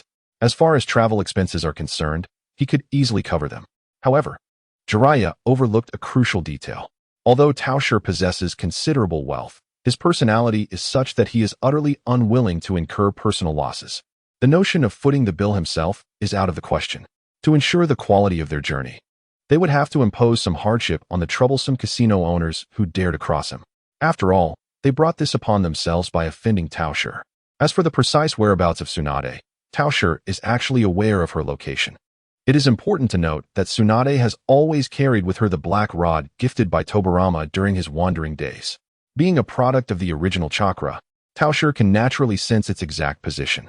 Now, regarding Tsunade's current location, the Land of Vegetables, where is that? Is it my dove's village? Based on the positioning information provided by the black rod, and cross-referencing with the Ninja World map, it appears that Tsunade is situated in a small nation known as the Land of Vegetables. Tao Shi racked his brain, deep in thought. Isn't this the same country where Naruto and Hinata were assigned a mission, and at the conclusion, the princess attempted to solicit Naruto in front of Hinata? For some inexplicable reason, the image of that scene brought a sudden clarity to Tao Shi's thoughts. He quickly recalled what the Land of Vegetables was all about. During his previous viewing, it was mentioned that Tsunade had visited this nation. It is said to be an exceptionally peaceful and hospitable place, even assisting Tsunade in repaying certain gambling debts. Moreover, the ninjas from that country seem to possess a unique floral ninjutsu that is quite beautiful. It is rather puzzling that he had never visited this place during his travels. Now, he thought it would be an excellent opportunity to explore it while searching for Tsunade, perhaps even creating a travel guide for his original self. However, it seems that the Land of Vegetables is somewhat distant from the Land of Fire, which means he would have to forego the entertaining sights he could have otherwise witnessed. Thus, on the second day of their mission, Naruto and Tao Shi encountered a mysterious figure, a one-time shadow clone disguise. This enigmatic individual fortuitously crossed paths with them and conveniently possessed knowledge of Tsunade's current whereabouts. With this unexpected revelation, Naruto, bewildered yet elated, quickened his pace. However, at Naruto's current speed, it would take at least 5 days to reach the Land of Vegetables. 3 days later, while Naruto and Tao Shi were out on their mission, 2 figures clad in Akatsuki cloaks arrived at the gates of Konoha village. Each carried a large sword. Their appearance peculiar, and they wore forehead protectors symbolizing their status as rogue ninjas from the Hidden Mist village, clearly not up to any good. Thus, the unsuspecting duo was stopped by the gatekeepers of Konoha. "Hey, you 2 rogue ninjas from the Hidden Mist, what business do you have in our Konoha?" the gatekeeper demanded, extending his finger in an assertive gesture, glaring at the duo. Confronted by the inquiries of the gatekeeper ninja, Kisame exhibited no inclination to respond. Instead, he silently retrieved a document from his pocket. This is the official entry permit into your village, personally signed by your Hokage. I am a member of the Akatsuki organization, employed by your Hokage. Furthermore, we are not mere rogue ninjas. The current Mizukage acknowledges our status as legitimate ninjas of the Mist Village. Please refrain from disparaging us without proper knowledge. The gatekeeper ninja glanced at the document signed by Jiraiya and refrained from saying more. Recognizing his misunderstanding, he accepted his error and, acknowledging the need to stand corrected, bowed sincerely to the honest duo before stepping aside to allow them entry.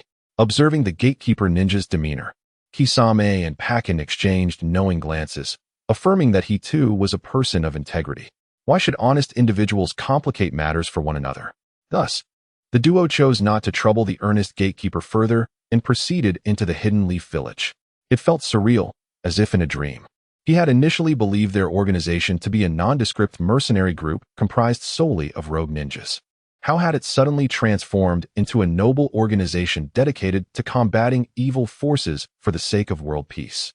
As they walked along the streets of Konoha, Pakin scratched the back of his head, still in a state of bewilderment. Even after so many days, he struggled to comprehend the true nature of the Akatsuki organization he had joined. When had the leader begun to engage in righteous endeavors? Initially, he had been told it was a free-spirited mercenary group. Kisame, being somewhat of an insider, understood the broader context of the situation. Although he yearned to elucidate matters to his underperforming colleague, he ultimately decided against it for the sake of the greater good.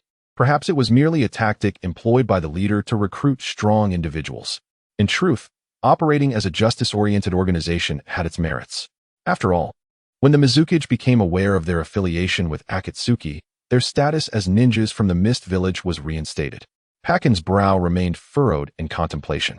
Just as he was about to articulate more, Kisame abruptly interrupted him. Enough with the doubts, we've arrived. Upon hearing this, Pakin looked up to discover they had unconsciously reached the entrance of the Hokage's office building. Exhausted, Chapter 175 drained my mental faculties. In my effort to refine the details, I ended up adding 900 words and had to review it 7 times before it was approved. Others trade currencies without issue. Why am I unable to punish Obito with a pair of pliers? Chapter 178. The mysterious attacker. You two must be the members dispatched by the Akatsuki to fulfill the mission, Jiraiya remarked, eyeing the peculiar appearances of Kisame and Pakin. After some consideration, he begrudgingly offered a courteous remark. Truly striking figures. I trust you are both well acquainted with the details of this mission. Indeed, Kisame nodded. We understand our responsibility is to ensure the safety of the daimyo of the Land of Fire. May I inquire, where is our target of protection now? Upon hearing Kisame's question, Jiraiya immediately glanced at the time. At that moment, the clock on the wall indicated that all hands had aligned at 12. To his surprise, it was already that late. According to their agreement, the daimyo should have arrived by now. Perhaps he was merely indulging in some noble pretensions. Let us proceed to the village entrance to welcome the daimyo. If fortune smiles upon us, we might arrive just as he does. With that, Jiraiya rose and exited the office, gesturing for the two to follow. Thus, the two who had just entered the village trailed behind Jiraiya towards the village entrance. Sure enough, upon reaching the entrance, the trio beheld a lavish procession in the distance. Look, the daimyo has arrived. I told you so, Jiraiya exclaimed, grinning as he pointed at the daimyo's entourage. Yet, in the next instant, calamity struck. 3 massive flames erupted near the carriage of the Fire Country's daimyo, slicing towards it with ferocity. Though the enemy's attack was sudden, Jiraiya managed to react swiftly. He formed hand seals rapidly, and a column of water burst forth from his mouth, countering the fiery assault. The collision of water and fire generated a thick mist, and in the next moment, a masked figure surged from the fog, hurtling towards the daimyo's carriage with alarming speed. The unfortunate carriage shattered upon impact, toppling the cubicle, horses pulling it, and sending the Fire Country's daimyo tumbling out. Fire style, Phoenix fire technique. After overturning the carriage, the assailant swiftly retreated and hurled several kunai infused with fire. Just as the daimyo appeared poised to be pierced by the onslaught, a gleaming, sharp blade materialized before him, intercepting the kunai. What a fortuitous encounter with our target. It seems this mission will be quite arduous. After deflecting the kunai, Pakin Taizang sheathed his great sword once more and turned to face the attacker. However, the assailant's figure vanished in that moment, only to reappear directly before the daimyo. How swift, Both Pakin Taizang and Jiraiya mused internally. At such close proximity, they had no time to intervene. Fortunately, Kisame managed to react in time. At that moment, the assailant's blade was perilously close to the daimyo's throat, ready to take his life with the slightest motion. Given the brevity of the moment, there was no time for hand seals, leaving Kisame to rely on a force he had yet to fully master. Field of repulsion, activate. An invisible force emanated from Kisame's hands, precisely propelling the assailant away. The figure of the assailant vanished once more as they were propelled through the air. However, the members of the guarding ninjas, who had accompanied the daimyo of the Fire Nation, quickly reacted. They surrounded the daimyo, forming an impenetrable barrier of human bodies, leaving no angle uncovered. Meanwhile, the daimyo of the Fire Nation collapsed to the ground, clutching the bloody gash across their neck, gasping in terror. Even though the optimal moment for a surprise attack had passed, the assailant showed no sign of relenting. Dressed in an unusual black uniform, with bangs that obscured half of their face, and wearing thick, nearly opaque glasses, they boldly appeared before the crowd. Despite lacking any items that concealed their facial features, their distinct appearance rendered their visage entirely unrecognizable. Everyone, please cooperate with my endeavor and do not impede my actions. My target is solely the daimyo of the Fire Nation. You are of no concern to me, and I shall not harm you, the assailant declared. This only heightened the daimyo's terror as they sat on the ground. Do not listen to his nonsense. Apprehend him at once. If I perish, the Fire Nation will cease funding for your Leaf Village, and you shall face ruin. In truth, even if the assailant said nothing, the ninjas present would have fulfilled their duty to protect him. Yet, with these words, the morale among the ninjas plummeted before any action was taken. Nevertheless, these guardians were mere insignificant pawns to the assailant, easily dispatched in a single blow regardless of their state. Observing the vigilant gazes directed at him, the assailant adjusted his glasses. It appears you have no intention of cooperating. In that case, the assailant produced an object from his robe and held it tightly in his hand. Then, extending his fist, he drew the attention of all present. Just as they focused on the potential weapon he might unleash, the assailant opened his fist, revealing his palm to the onlookers. His hand was empty, devoid of any object. However, nestled within his palm was a Sharingan, radiating a crimson glow. I truly have control over you now. Do not resist. In an instant, everyone who made eye contact with the Sharingan in his palm received an experience card of the 3-Tomo Sharingan, collapsing into a deep slumber. Indeed, this peculiar and enigmatic assailant was none other than the Uchiha Shursui puppet. The Sharingan in his palm was the original I retrieved from Danzo's eye socket. With this powerful genjutsu, only Jiraiya, Kisame, and Pakin were unaffected. All others fell under the control of the Shursui puppet. What? You inquire why Pakin was not ensnared. That was, of course, a deliberate choice by the Shursui puppet. The purpose of his appearance today was to bolster the Akatsuki's influence. Let all the inhabitants of the ninja world witness the formidable strength of the Akatsuki organization, particularly in their adeptness at countering the assaults of the Drifter organization. Otherwise, with only the trifling skills of Pai Pa Zong, akin to a mere triangular cat, he would have already collapsed like other guardians. The Sharingan Genjutsu? But why does the opponent's Sharingan reside upon their hand? Could it be that Jiraiya, upon observing the peculiar form of the Shursui puppet, felt an overwhelming sense of suspicion? Chapter 179, Uchiha's Mad Laughter. Me? You may refer to me as the master of hypnosis. This is my forte. However, my abilities extend far beyond mere hypnosis. As he spoke, the figure of the Shursui puppet vanished once more. Kisame's reaction was swift. Seizing the moment while the Shursui puppet spoke, he quickly formed hand seals. Water style, mist shadow technique. A dense fog enveloped the surroundings, obscuring visibility. Kisame effortlessly hoisted the unconscious daimyo of the Land of Fire, allowing the Samahata to consume him. Although Kisame was aware that this was merely a performance, he had to maintain the pretense. After all, what could be safer than the maw of Samahata? Observing this, the Shursui puppet, having lost its primary target, shifted its focus of attack. With a blade imbued with flames, it lunged toward the back of Jiraiya's neck. Clang! A sharp sound echoed as Jiraiya deftly deflected the strike with a kunai. With one failed attempt, the Shursui puppet refrained from pursuing further, retreating swiftly. In the process, it casually tossed the ordinary longsword, slightly warped from the fire release, towards Jiraiya, who effortlessly evaded it. TSK, what a nuisance! It was merely necessary to eliminate the target quietly, yet you insist on protecting him. The Shursui puppet clicked its tongue in irritation, drawing forth a pitch-black longsword from an unknown source. Upon seeing the dark blade, it became evident that its material was identical to that found at the scene of the Wind Country daimyo's demise. Thus, it confirmed the puppet's affiliation with the Drifter organization. The question then arose, who exactly are you? Having established the Shursui puppet's connection to the Drifter organization, Jiraiya swiftly searched his mind for information regarding the identity of this adversary. There is no need to ponder further, Hokage. I have discerned who he is. At that moment, Pai Pa Shirzong patted Jiraiya on the shoulder, interrupting his train of thought.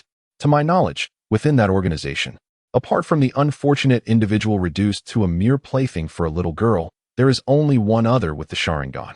The scheming frog has always had his eye on you. You are Uchiha Shursui, are you not? Pai Pa Shirzong confidently pointed a finger at the Shursui puppet. Humph. HM. The Shursui puppet, upon hearing this, let out a cold chuckle. It then removed its glasses and swept its bangs upwards with a hand. The once casually scattered hair that had obscured half of its face was suddenly shaped by an inexplicable force, returning to its original spiky form. Since you have uncovered my identity, I shall no longer play this charade. Indeed, I am the one who, devoted to my village, was ultimately betrayed and forced to reveal myself as the Konoha hero, Shunshin Shursui. Now, I have returned from the Pure Land. I wish for you to truly feel my hatred and suffering. With that, the water puppet spread its arms wide and erupted into maniacal laughter. Ha ha ha. Uchiha Shursui, Sasuke revealed. Today, I shall slay the daimyo of the Land of Fire. Who among you can stop me? Susanoo. As the words left his lips, a colossal azure-green half-figure of Susanoo surged upward. Its skeletal frame, sinews, skin, and armor rapidly materialized. Susanoo of the Crow Tengu. Gazing upon this imposing entity, peepushes couldn't help but break into a cold sweat. Perhaps I should not have revealed his true identity? Was this fellow incensed enough by the exposure of his identity to take such drastic measures against me? I, a mere elite J-nin unable to withstand even a tailed beast bomb. Am I worthy of such a grand display of power? Jiraiya's expression also grew grave upon witnessing the scene. Is this the same technique that enveloped the Three Tails that day? This truly spells trouble. What is the origin of this hidden mastermind? Can such a formidable expert be resurrected at will? Moreover, to brainwash someone of this caliber, standing at the pinnacle of the ninja world, is utterly terrifying. Why did Jiraiya conclude that Shursui had been brainwashed? Because someone like Shursui, who would sacrifice his life for the sake of mending the bonds between village and family, could not possibly undergo such a sudden shift in attitude towards the village, transforming love into hatred. There must be some ulterior motive at play. However, engaging in idle chatter now is of no use. Actions must speak louder than words. This time, the organization is acting solo, and I must seize this rare opportunity to capture Shursui alive. Perhaps this could yield more intelligence regarding the organization, or even lead to his defection.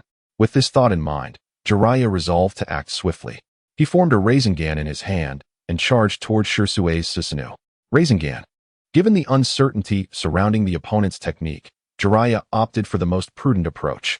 He intended to use the versatile Rasengan to gauge the defensive and offensive capabilities of the Susanoo and subsequently devise a tactical plan tailored to counter its techniques during the battle. With years of experience in perilous intelligence gathering, Jiraiya's strategy could be deemed a true panacea. Regrettably, in this version, the Susanoo's defenses were truly absolute. The water puppet neither dodged nor evaded. It simply observed Jiraiya as he charged forward, pressing the Rasengan against the armor of the Susanoo. The sphere detonated upon impact, yet it inflicted no harm whatsoever. Are you finished? If so, it is now my turn. Susanoo 99.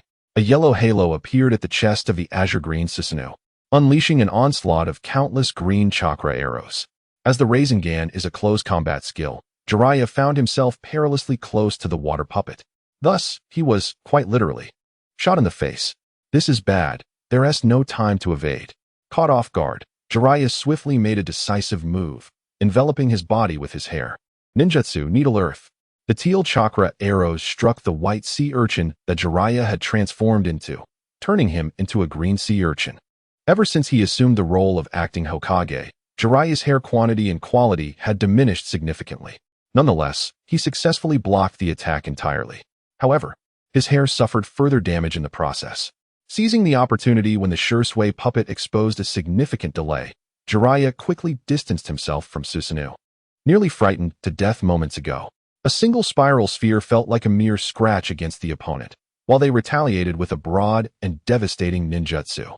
What kind of sinister ninjutsu is this, possessing both high defense and high damage? At present, the technique appeared to only lack in flexibility and mobility.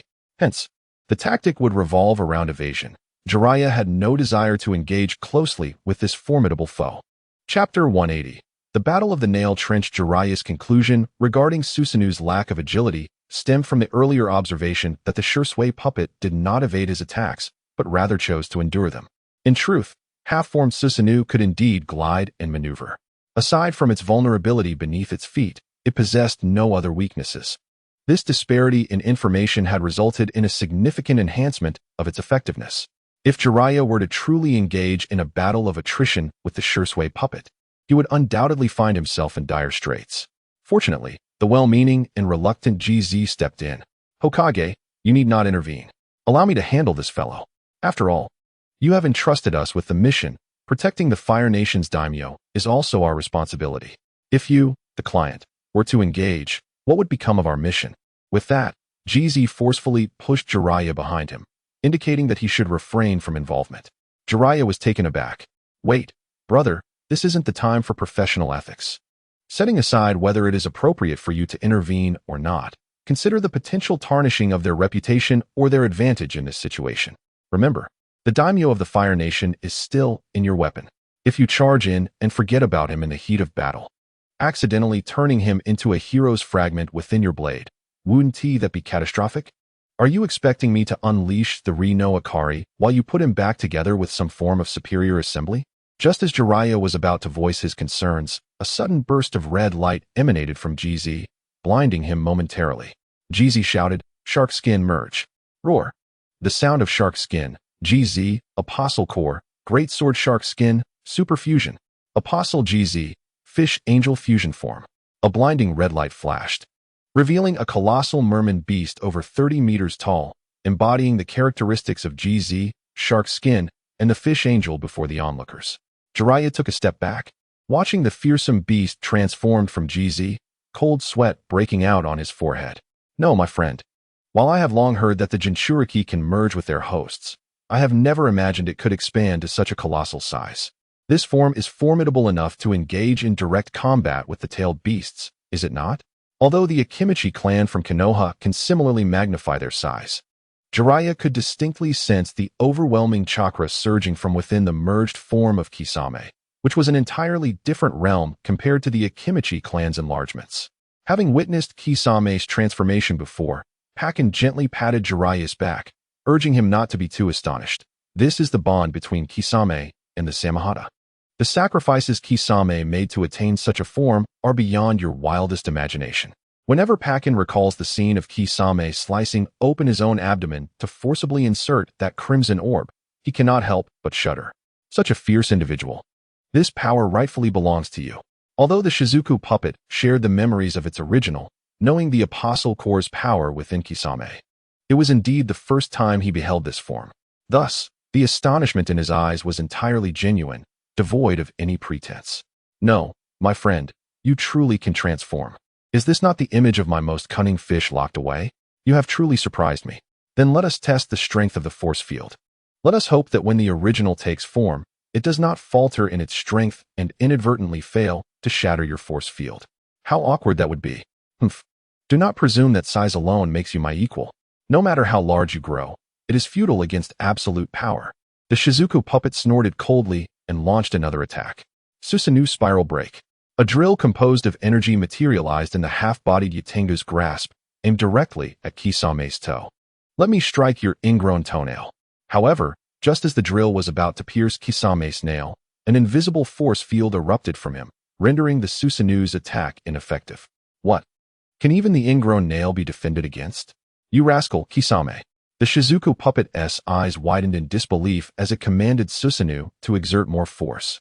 I refuse to believe that I cannot breach your nail today. Susanoo electric drill, power at maximum. Humph, think you can assault my ingrown toenail? Impossible.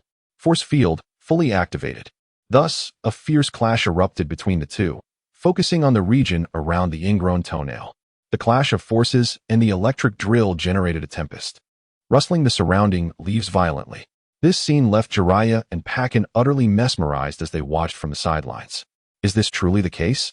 In their minds, this battle should have been a fervent exchange of blows, a brutal contest between two bloodied warriors where the victor would be the one who could endure longer. Yet here we are with an ingrown toenail skirmish? Are you serious? At that moment, the fierce battle for the nail groove seemed to have reached a decisive conclusion. The formidable electric drill assault of the half-formed Susanoo could no longer withstand the repulsive force of the energy field. The tremendous backlash propelled both the Shursui puppet and the half-formed Yatengu Susanoo into the air. Had victory been achieved? Witnessing the Shursui puppet being launched skyward for reasons unknown, Jiraiya clenched his fists in exhilaration. Could it be that he might capture a member of the Drifter organization today? Capturing even one member would not only yield invaluable intelligence regarding the organization, but could also serve as leverage to negotiate the release of the former Kage once they had outlived their usefulness. This was an immense windfall. Indeed, the organization established by his disciple proved to be reliable. They had not betrayed him. Truly, one gets what one pays for. Nagato remarked. It seems. As long as you're happy, Master Jiraiya, suppressing a chuckle. However, the Shursui puppet merely turned in midair, stabilizing its form, glaring defiantly at Kisame. I refuse to accept this. We must pierce your nail groove today. I yearn for another battle. With a thunderous roar, the Shursui puppet enveloped the Yatengu Susanoo in a cocoon of emerald light, which expanded rapidly, ultimately growing to match Kisame's size. The cocoon, composed of this verdant energy, burst open, dispersing into countless motes of luminescence in the air. Revealed within was a towering green giant clad in armor, wielding an energy drill.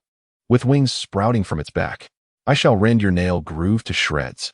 Chapter 181. Silent Freljord, the fully formed Susanoo, measuring over 40 meters in length, hovered in the air, the energy drill in its grasp spinning at an incredible speed.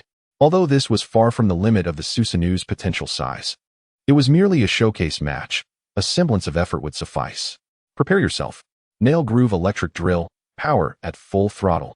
The Shursui puppet bellowed, the radiant green light upon the energy drill intensifying. This time, I shall certainly pierce your nail groove. The Susanoo dove downward, swiftly reaching Kisame's vicinity.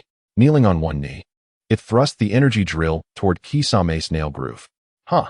With a fierce cry, the energy drill finally breached the defenses of the energy field, completely penetrating Kisame's nail groove. With a pained wail, Kisame cried out as the injury to his nail groove, though anticipated, brought forth an overwhelming sensation that he could not suppress. The Shursui puppet withdrew the bloodied energy drill from Kisame's nail groove, preparing to deliver a fatal blow to the severely wounded Kisame. However, in the next instant, an unexpected turn of events unfolded. As the energy drill was extracted, the previously mangled flesh of the nail groove began to writhe violently, astonishingly restoring itself to its former state. This was the regenerative prowess of an apostle. Revived, Kisame extended his hand, activating the energy field to intercept the incoming energy drill once more. How dare you lay hands on my nail bed, you despicable wretch. With one hand, Gyuki conjured a defensive force field while the other formed seals. Water release, great shark bomb technique. A mist enveloped the area, and a spectral fish angel, composed of water, emerged from behind Gyuki, lunging towards Susanoo with its gaping maw. After acquiring the Apostle Core, which provided infinite energy, Gyuki's chakra became inexhaustible. Thus, while unleashing the Great Shark Bomb technique, he simultaneously executed another jutsu. Water release, exploding water shockwave. Torrents of water surged forth from Gyuki's mouth, colossal waves cascading outward in a sweeping deluge. Hey, are you really going to unleash such a powerful large-scale ninjutsu right off the bat? Have you forgotten about your teammates? Paipa Shiz and Jiraiya hastily retreated. Being caught in the crossfire of such a vast jutsu was no trivial matter. In the face of the advancing torrents and the Great Shark Bomb technique, the Shursui puppet commanded Susanoo to shield itself with its wings as a defensive measure. Boom. The collision between the water and Susanoo's wings generated a massive shockwave, forcing Susanoo to stagger back several paces. After withstanding the onslaught, Susanoo gradually unfurled its wings, remaining unscathed. However, The area within 100 meters had been engulfed by the waters released from Gyuki's exploding water shockwave, transforming the ground into a lake. Some of the water even seeped into the village of Konoha, inundating several houses near the village gates. Once this technique was executed, Gyuki felt a nagging sense that he had forgotten something, yet he could not recall what it was. Since he could not remember, he decided to set it aside for the moment. After all, his primary objective was to make this exhibition match a resounding success. Whatever he had forgotten could wait until after the performance concluded. Meanwhile, the Shirzue puppet sensed that the commotion was sufficiently grand and the show had nearly reached its climax. It was time to conclude affairs. The puppet directed Susanoo to extend a finger toward Gyuki and proclaimed loudly, "I did not anticipate encountering such a formidable foe in the current ninja world. I underestimated you. For today, I shall spare you, but when we meet again, I will personally sever the head of the Fire Country's daimyo." With that, Susanoo flapped its wings and soared away from Konoha.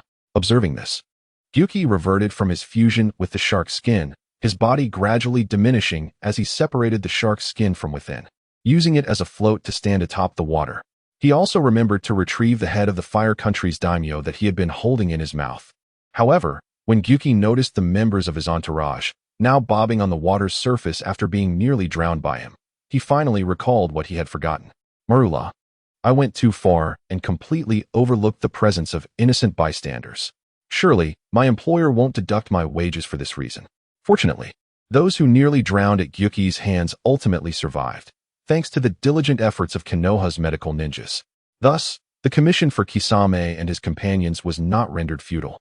Rather, they were rewarded with an additional bonus for saving the life of the daimyo of the Land of Fire. Although the Land of Vegetables is a diminutive nation, it possesses all the essential elements, albeit on a smaller scale. Its primary economic sustenance relies on agriculture, and it boasts a scant number of ninjas, none of whom even bear the symbolic headbands of their identity. Nevertheless, it is home to the second favorite tavern of Tsunade. At this moment, Tsunade sat within the tavern, raising a wine jar adorned with a red paper bearing her name, indulging in its contents. The floral wine of this nation possesses a delightful flavor. Tsunade, her face flushed, appeared to have consumed a considerable amount already. After exclaiming her delight, she could not resist letting out a tipsy belch. Beside her, Shizune, noticing Tsunade's condition, promptly tugged at her sleeve. "Lady Tsunade, you have already had quite enough to drink. Perhaps we should call it a night?"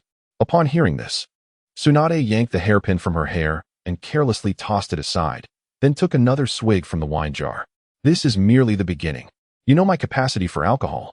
Besides, this floral wine is akin to a beverage. How could I possibly get drunk?" In the next moment, a pained cry resonated from the tavern entrance. It turned out that the hairpin Tsunade had discarded had unintentionally struck an individual entering the establishment. Naruto, having been struck on the head by the heavy hairpin, glared at the tavern and shouted, "Who is throwing things around? Is it just you here?"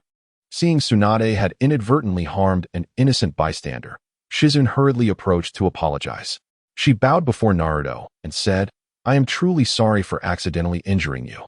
Why don't you join us for a meal? We will treat you," pointing to the seats occupied by herself and Tsunade. She extended this invitation as a gesture of goodwill, having traveled since the early morning to reach the Land of Vegetables without a morsel to eat. Naruto's anger dissipated upon hearing the offer of a complimentary meal. "That sounds splendid. With such an attitude, what more is there to say? Let us eat together." He then casually draped an arm around Shizune's shoulders. "Let us enjoy ourselves. You don't appear to be a local of the Land of Vegetables either. We're all here for a bit of sightseeing, so let us not spoil the mood." Chapter 182. Naruto. I seem to have overindulged. Though Shizune felt somewhat awkward due to Naruto's familiarity, she refrained from pulling away, adhering to her sense of propriety as she led him to their table. Once seated, Naruto released Shizune and turned his attention to Tsunade, who was quietly drinking. He extended the hairpin he had retrieved, grinning as he addressed her. "Hey lady, this belongs to you, right? Next time, please don't toss your belongings around during a meal. Since you're treating me today, I'll let this slide. But if it happens again, you might not find me so forgiving." As soon as the words were spoken, the previously expressionless Tsunade instantly showcased what it meant to blush in an instant. Her face, already slightly flushed from intoxication, turned a vivid crimson. Veins bulged on her forehead as she teleported behind Naruto with remarkable swiftness. Subsequently, she unleashed her righteous fist, targeting Naruto's temple with ferocity. You impudent little brat. Who are you calling an old hag? Tsunade sneered coldly, leaning in closer to Naruto's ear and whispering sweetly. Despite the physical assault combined with the stench of alcohol emanating from Tsunade, Naruto's face contorted in pain. Yet, even in such a dire predicament, he remained unrepentant. Oh, stop it. Don't squirm, don't squirm. My head is going to split open. With such an obvious drunken appearance, aren't you just a middle-aged woman, scorned by her husband, dragging her daughter to a tavern to drown her sorrows? What's wrong with calling you old hag? And your breath reeks of alcohol. Get away from me. Tsunade, you little wretched raccoon. At this, Tsunade was thoroughly enraged, her strength no longer restrained. Unconsciously, she even resorted to her monstrous strength. In the midst of extreme agony, Naruto's struggles intensified, then gradually subsided. Ultimately, he was suspended in the air, held by Tsunade's fist against his temple, motionless. Alas, what a tragedy! Ding! In the next moment, a sound reminiscent of metal shattering resonated from an unknown source. It was the sound of a treasured blade breaking. Only then did the furious Tsunade realize that she may have gone a bit too far with this unruly child. Suddenly, a shadowy figure erupted from Naruto's waist, sending the taken by surprise Tsunade flying. The protective mechanism triggered by the broken treasured blade compelled the spirit of dream, tears to manifest, leaving her utterly bewildered. What on earth is happening? Isn't this little brat just separated from Hinata's puppet not long ago? Is there something hidden in this land of vegetables that I'm unaware of? Did he just eliminate my little brother in an instant?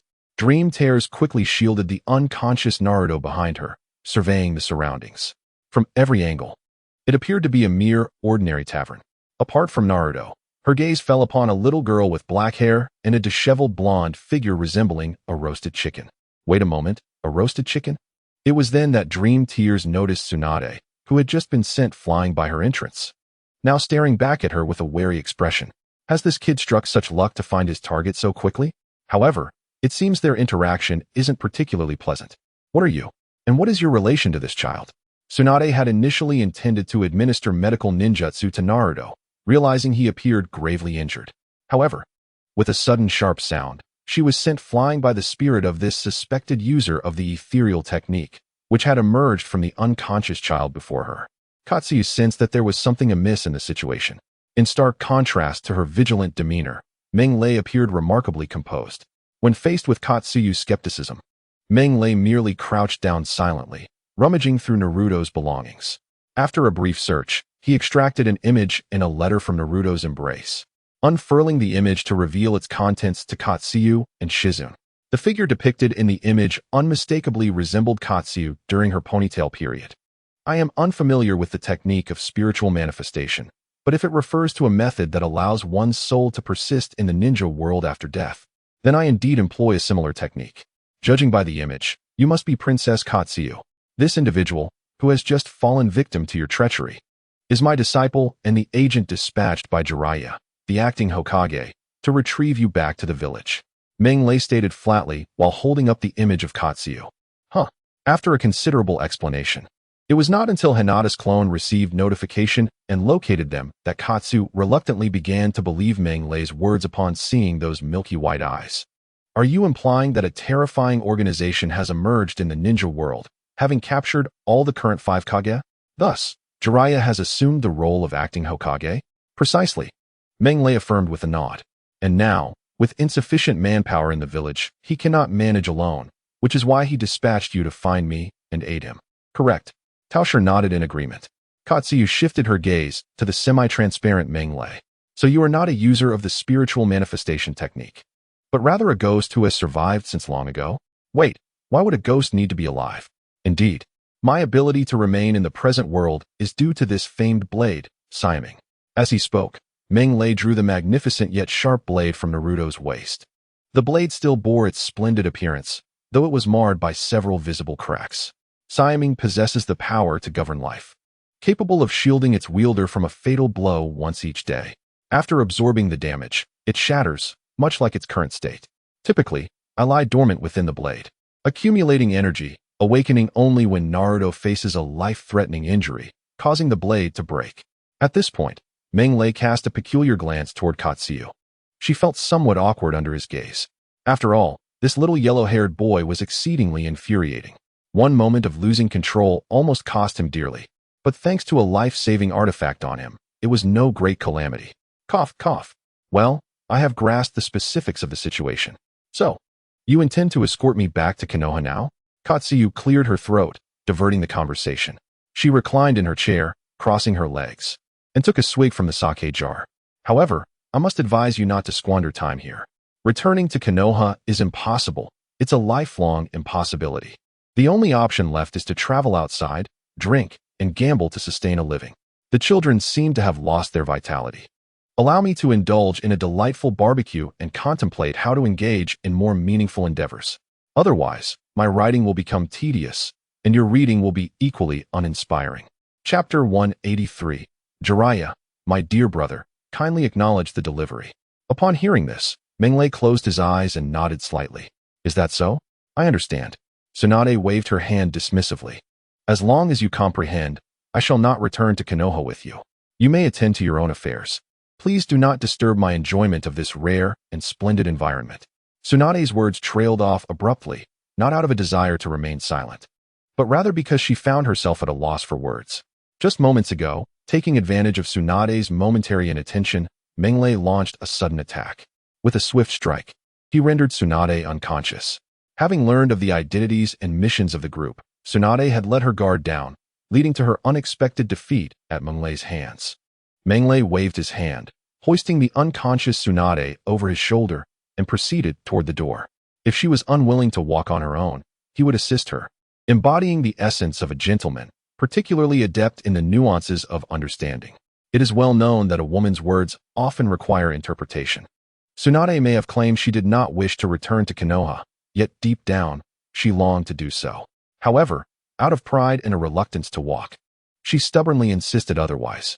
Thus, Menglei decided to lend her a hand, quite literally, by carrying her back to Konoha. This approach not only aligned with Tsunade's true intentions, but also preserved her dignity. Hence, one must acknowledge the importance of emotional intelligence when navigating the complexities of social interactions. Otherwise, the meanings behind others' words become elusive. Admittedly, Menglei confessed that the aforementioned reasoning was entirely fabricated. In truth, his actions stemmed solely from a sense of laziness. To encourage Tsunade to return to Konoha would be a simple task. All he needed to do was follow the narrative from the original work. Allowing Naruto to deliver a speech about bonds and the will of fire, concepts that Menglei found perplexing.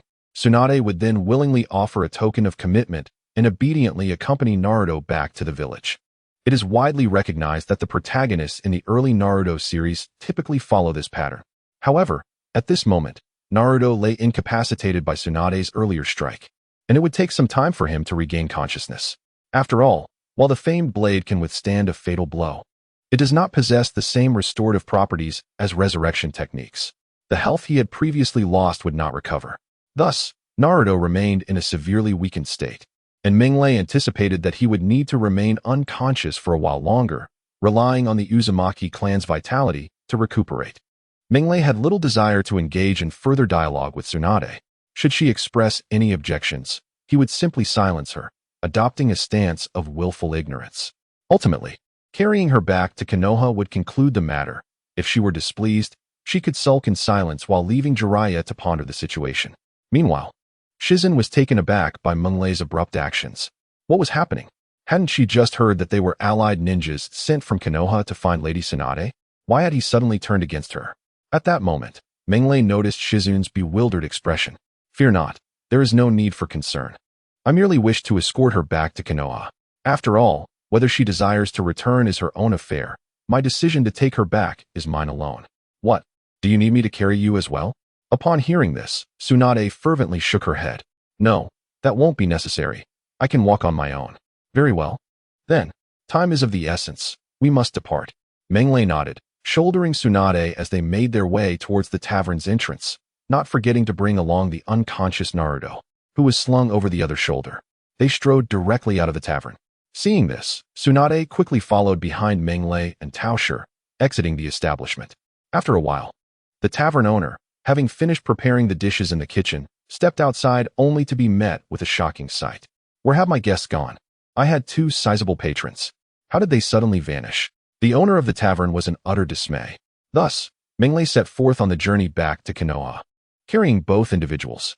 Along the way, due to his formidable physique, it was not long before Tsunade groggily regained consciousness. To prevent her from causing trouble, Menglei decisively bound her with adamantine chains. "You scoundrel, release me at once. Did I not make it clear that I do not wish to return to Konoha?"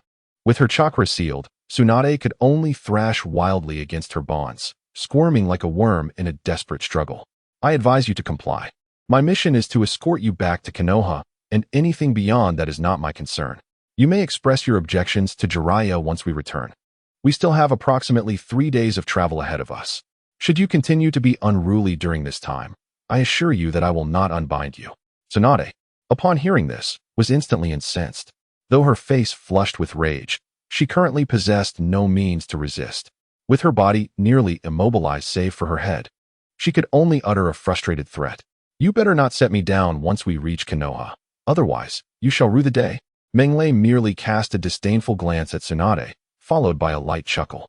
"Ah, the dead harbor no fears. To put it plainly, dear sister, my alter ego is not a living being. How then could you possibly threaten me with empty words? Such is but a display of impotent fury."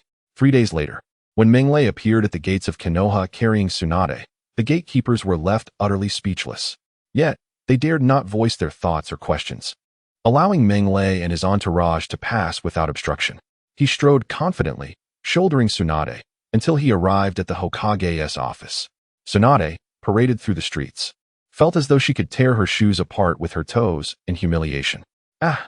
Roaring in frustration, "This scoundrel refuses to set me down even upon reaching Konoha. I am losing face." With her mouth sealed shut, Tsunade could only inwardly scream in helpless indignation. In stark contrast, Menglei remained remarkably composed, unperturbed by the astonished gazes of the Umbu as he rapped on the door of the Hokage's office. As the door was knocked upon, Jiraiya's weary voice emanated from behind it. Without a moment's hesitation, Menglei pushed the door open and stepped into the office. At this moment, Jiraiya had just endured an all-nighter, diligently reviewing a mountain of documents. He leaned wearily against his office chair, looking utterly exhausted. The dark circles around his eyes suggested that his sleeplessness had stretched beyond a mere day. "Who is it? What do you want?" Jiraiya mumbled, his head bowed and eyes closed, emitting a muffled grunt as his rest was intruded upon. "Brother Jiraiya, your package has arrived. If you have the strength, please get up to sign for it," Menglei called out. Upon hearing her voice, Jiraiya immediately mustered what little energy he had left. He lifted his head and found himself staring into the eyes of Tsunade, bound and helpless. Chapter 184. The capture of the shrimp. This was no mere moment of feigned alertness. Jiraiya was utterly startled awake. This isn't right, Menglei. I asked you to go find Tsunade and bring her back." Menglei, having anticipated Jiraiya's reaction, merely shrugged nonchalantly. "Well, I found her and brought her back. By the way, this violent woman managed to knock out Naruto's prized sword during our search. Please remember to compensate my disciple for the emotional distress." With that, Menglei's figure dissipated into the air as if she had never existed. Tsunade, who had been slung over Jiraiya's shoulder, unceremoniously dropped to the ground with a thud. Simultaneously, the chakra that had been binding her dissipated in an instant. "Jiraiya, you bastard!" Tsunade, having been restrained for 3 days and seething with rage, redirected all her fury onto Jiraiya, as she had no means to vent it on Menglei.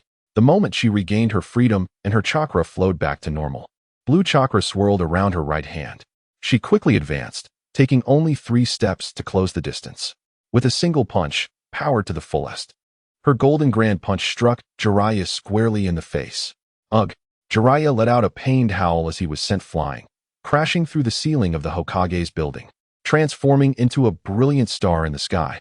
Tsunade blew on her fist, still emitting wisps of smoke, and casually shook it off. The familiar sensation brought her a sense of satisfaction.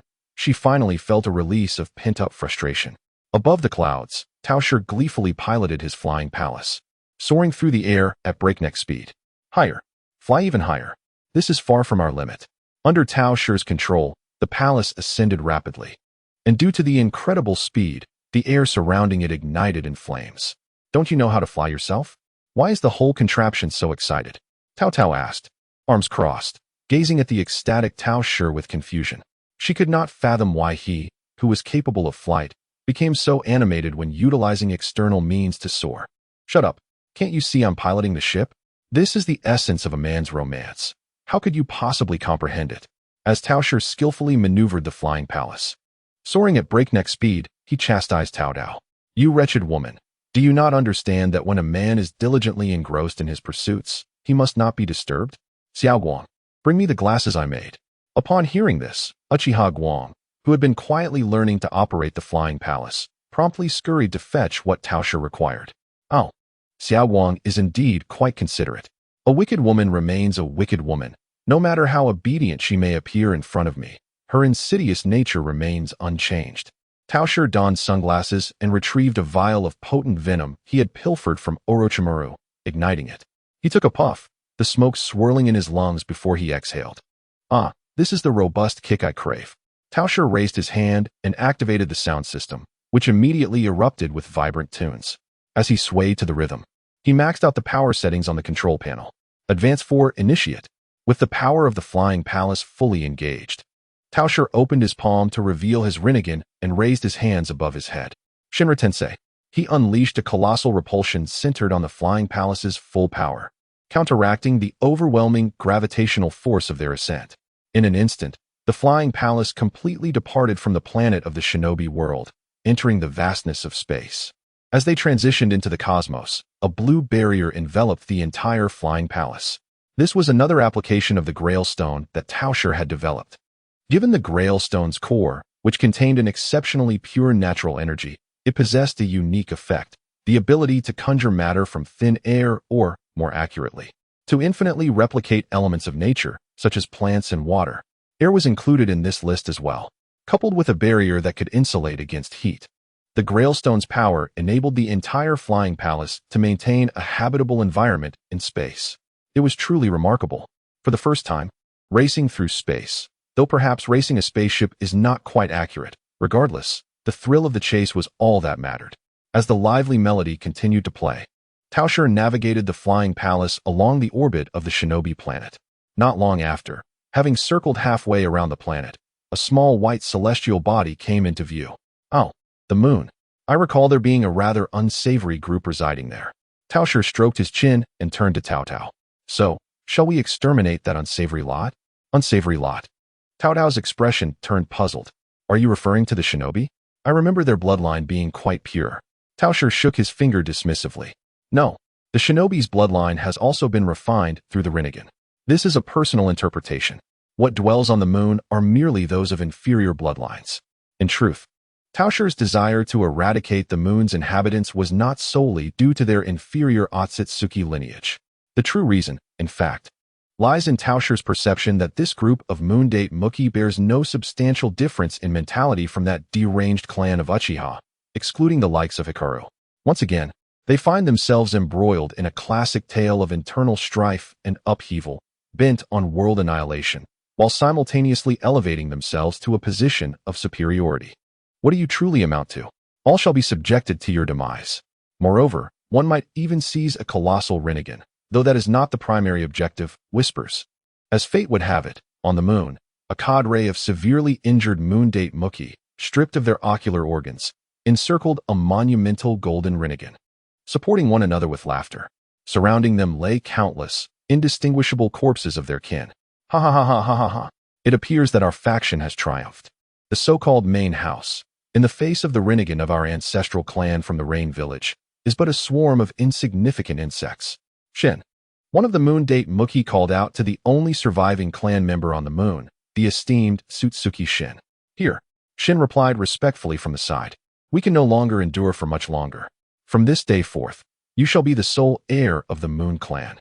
After our demise, you must carry forth our will. Remember, the world crafted by the Sage of Six Paths has decayed. Your duty is to obliterate it and purify what remains once you have attained sufficient strength. As the words flowed, the voice of the Moondate Mookie grew fainter until, upon uttering the final word, he could no longer sustain himself and collapsed to the ground.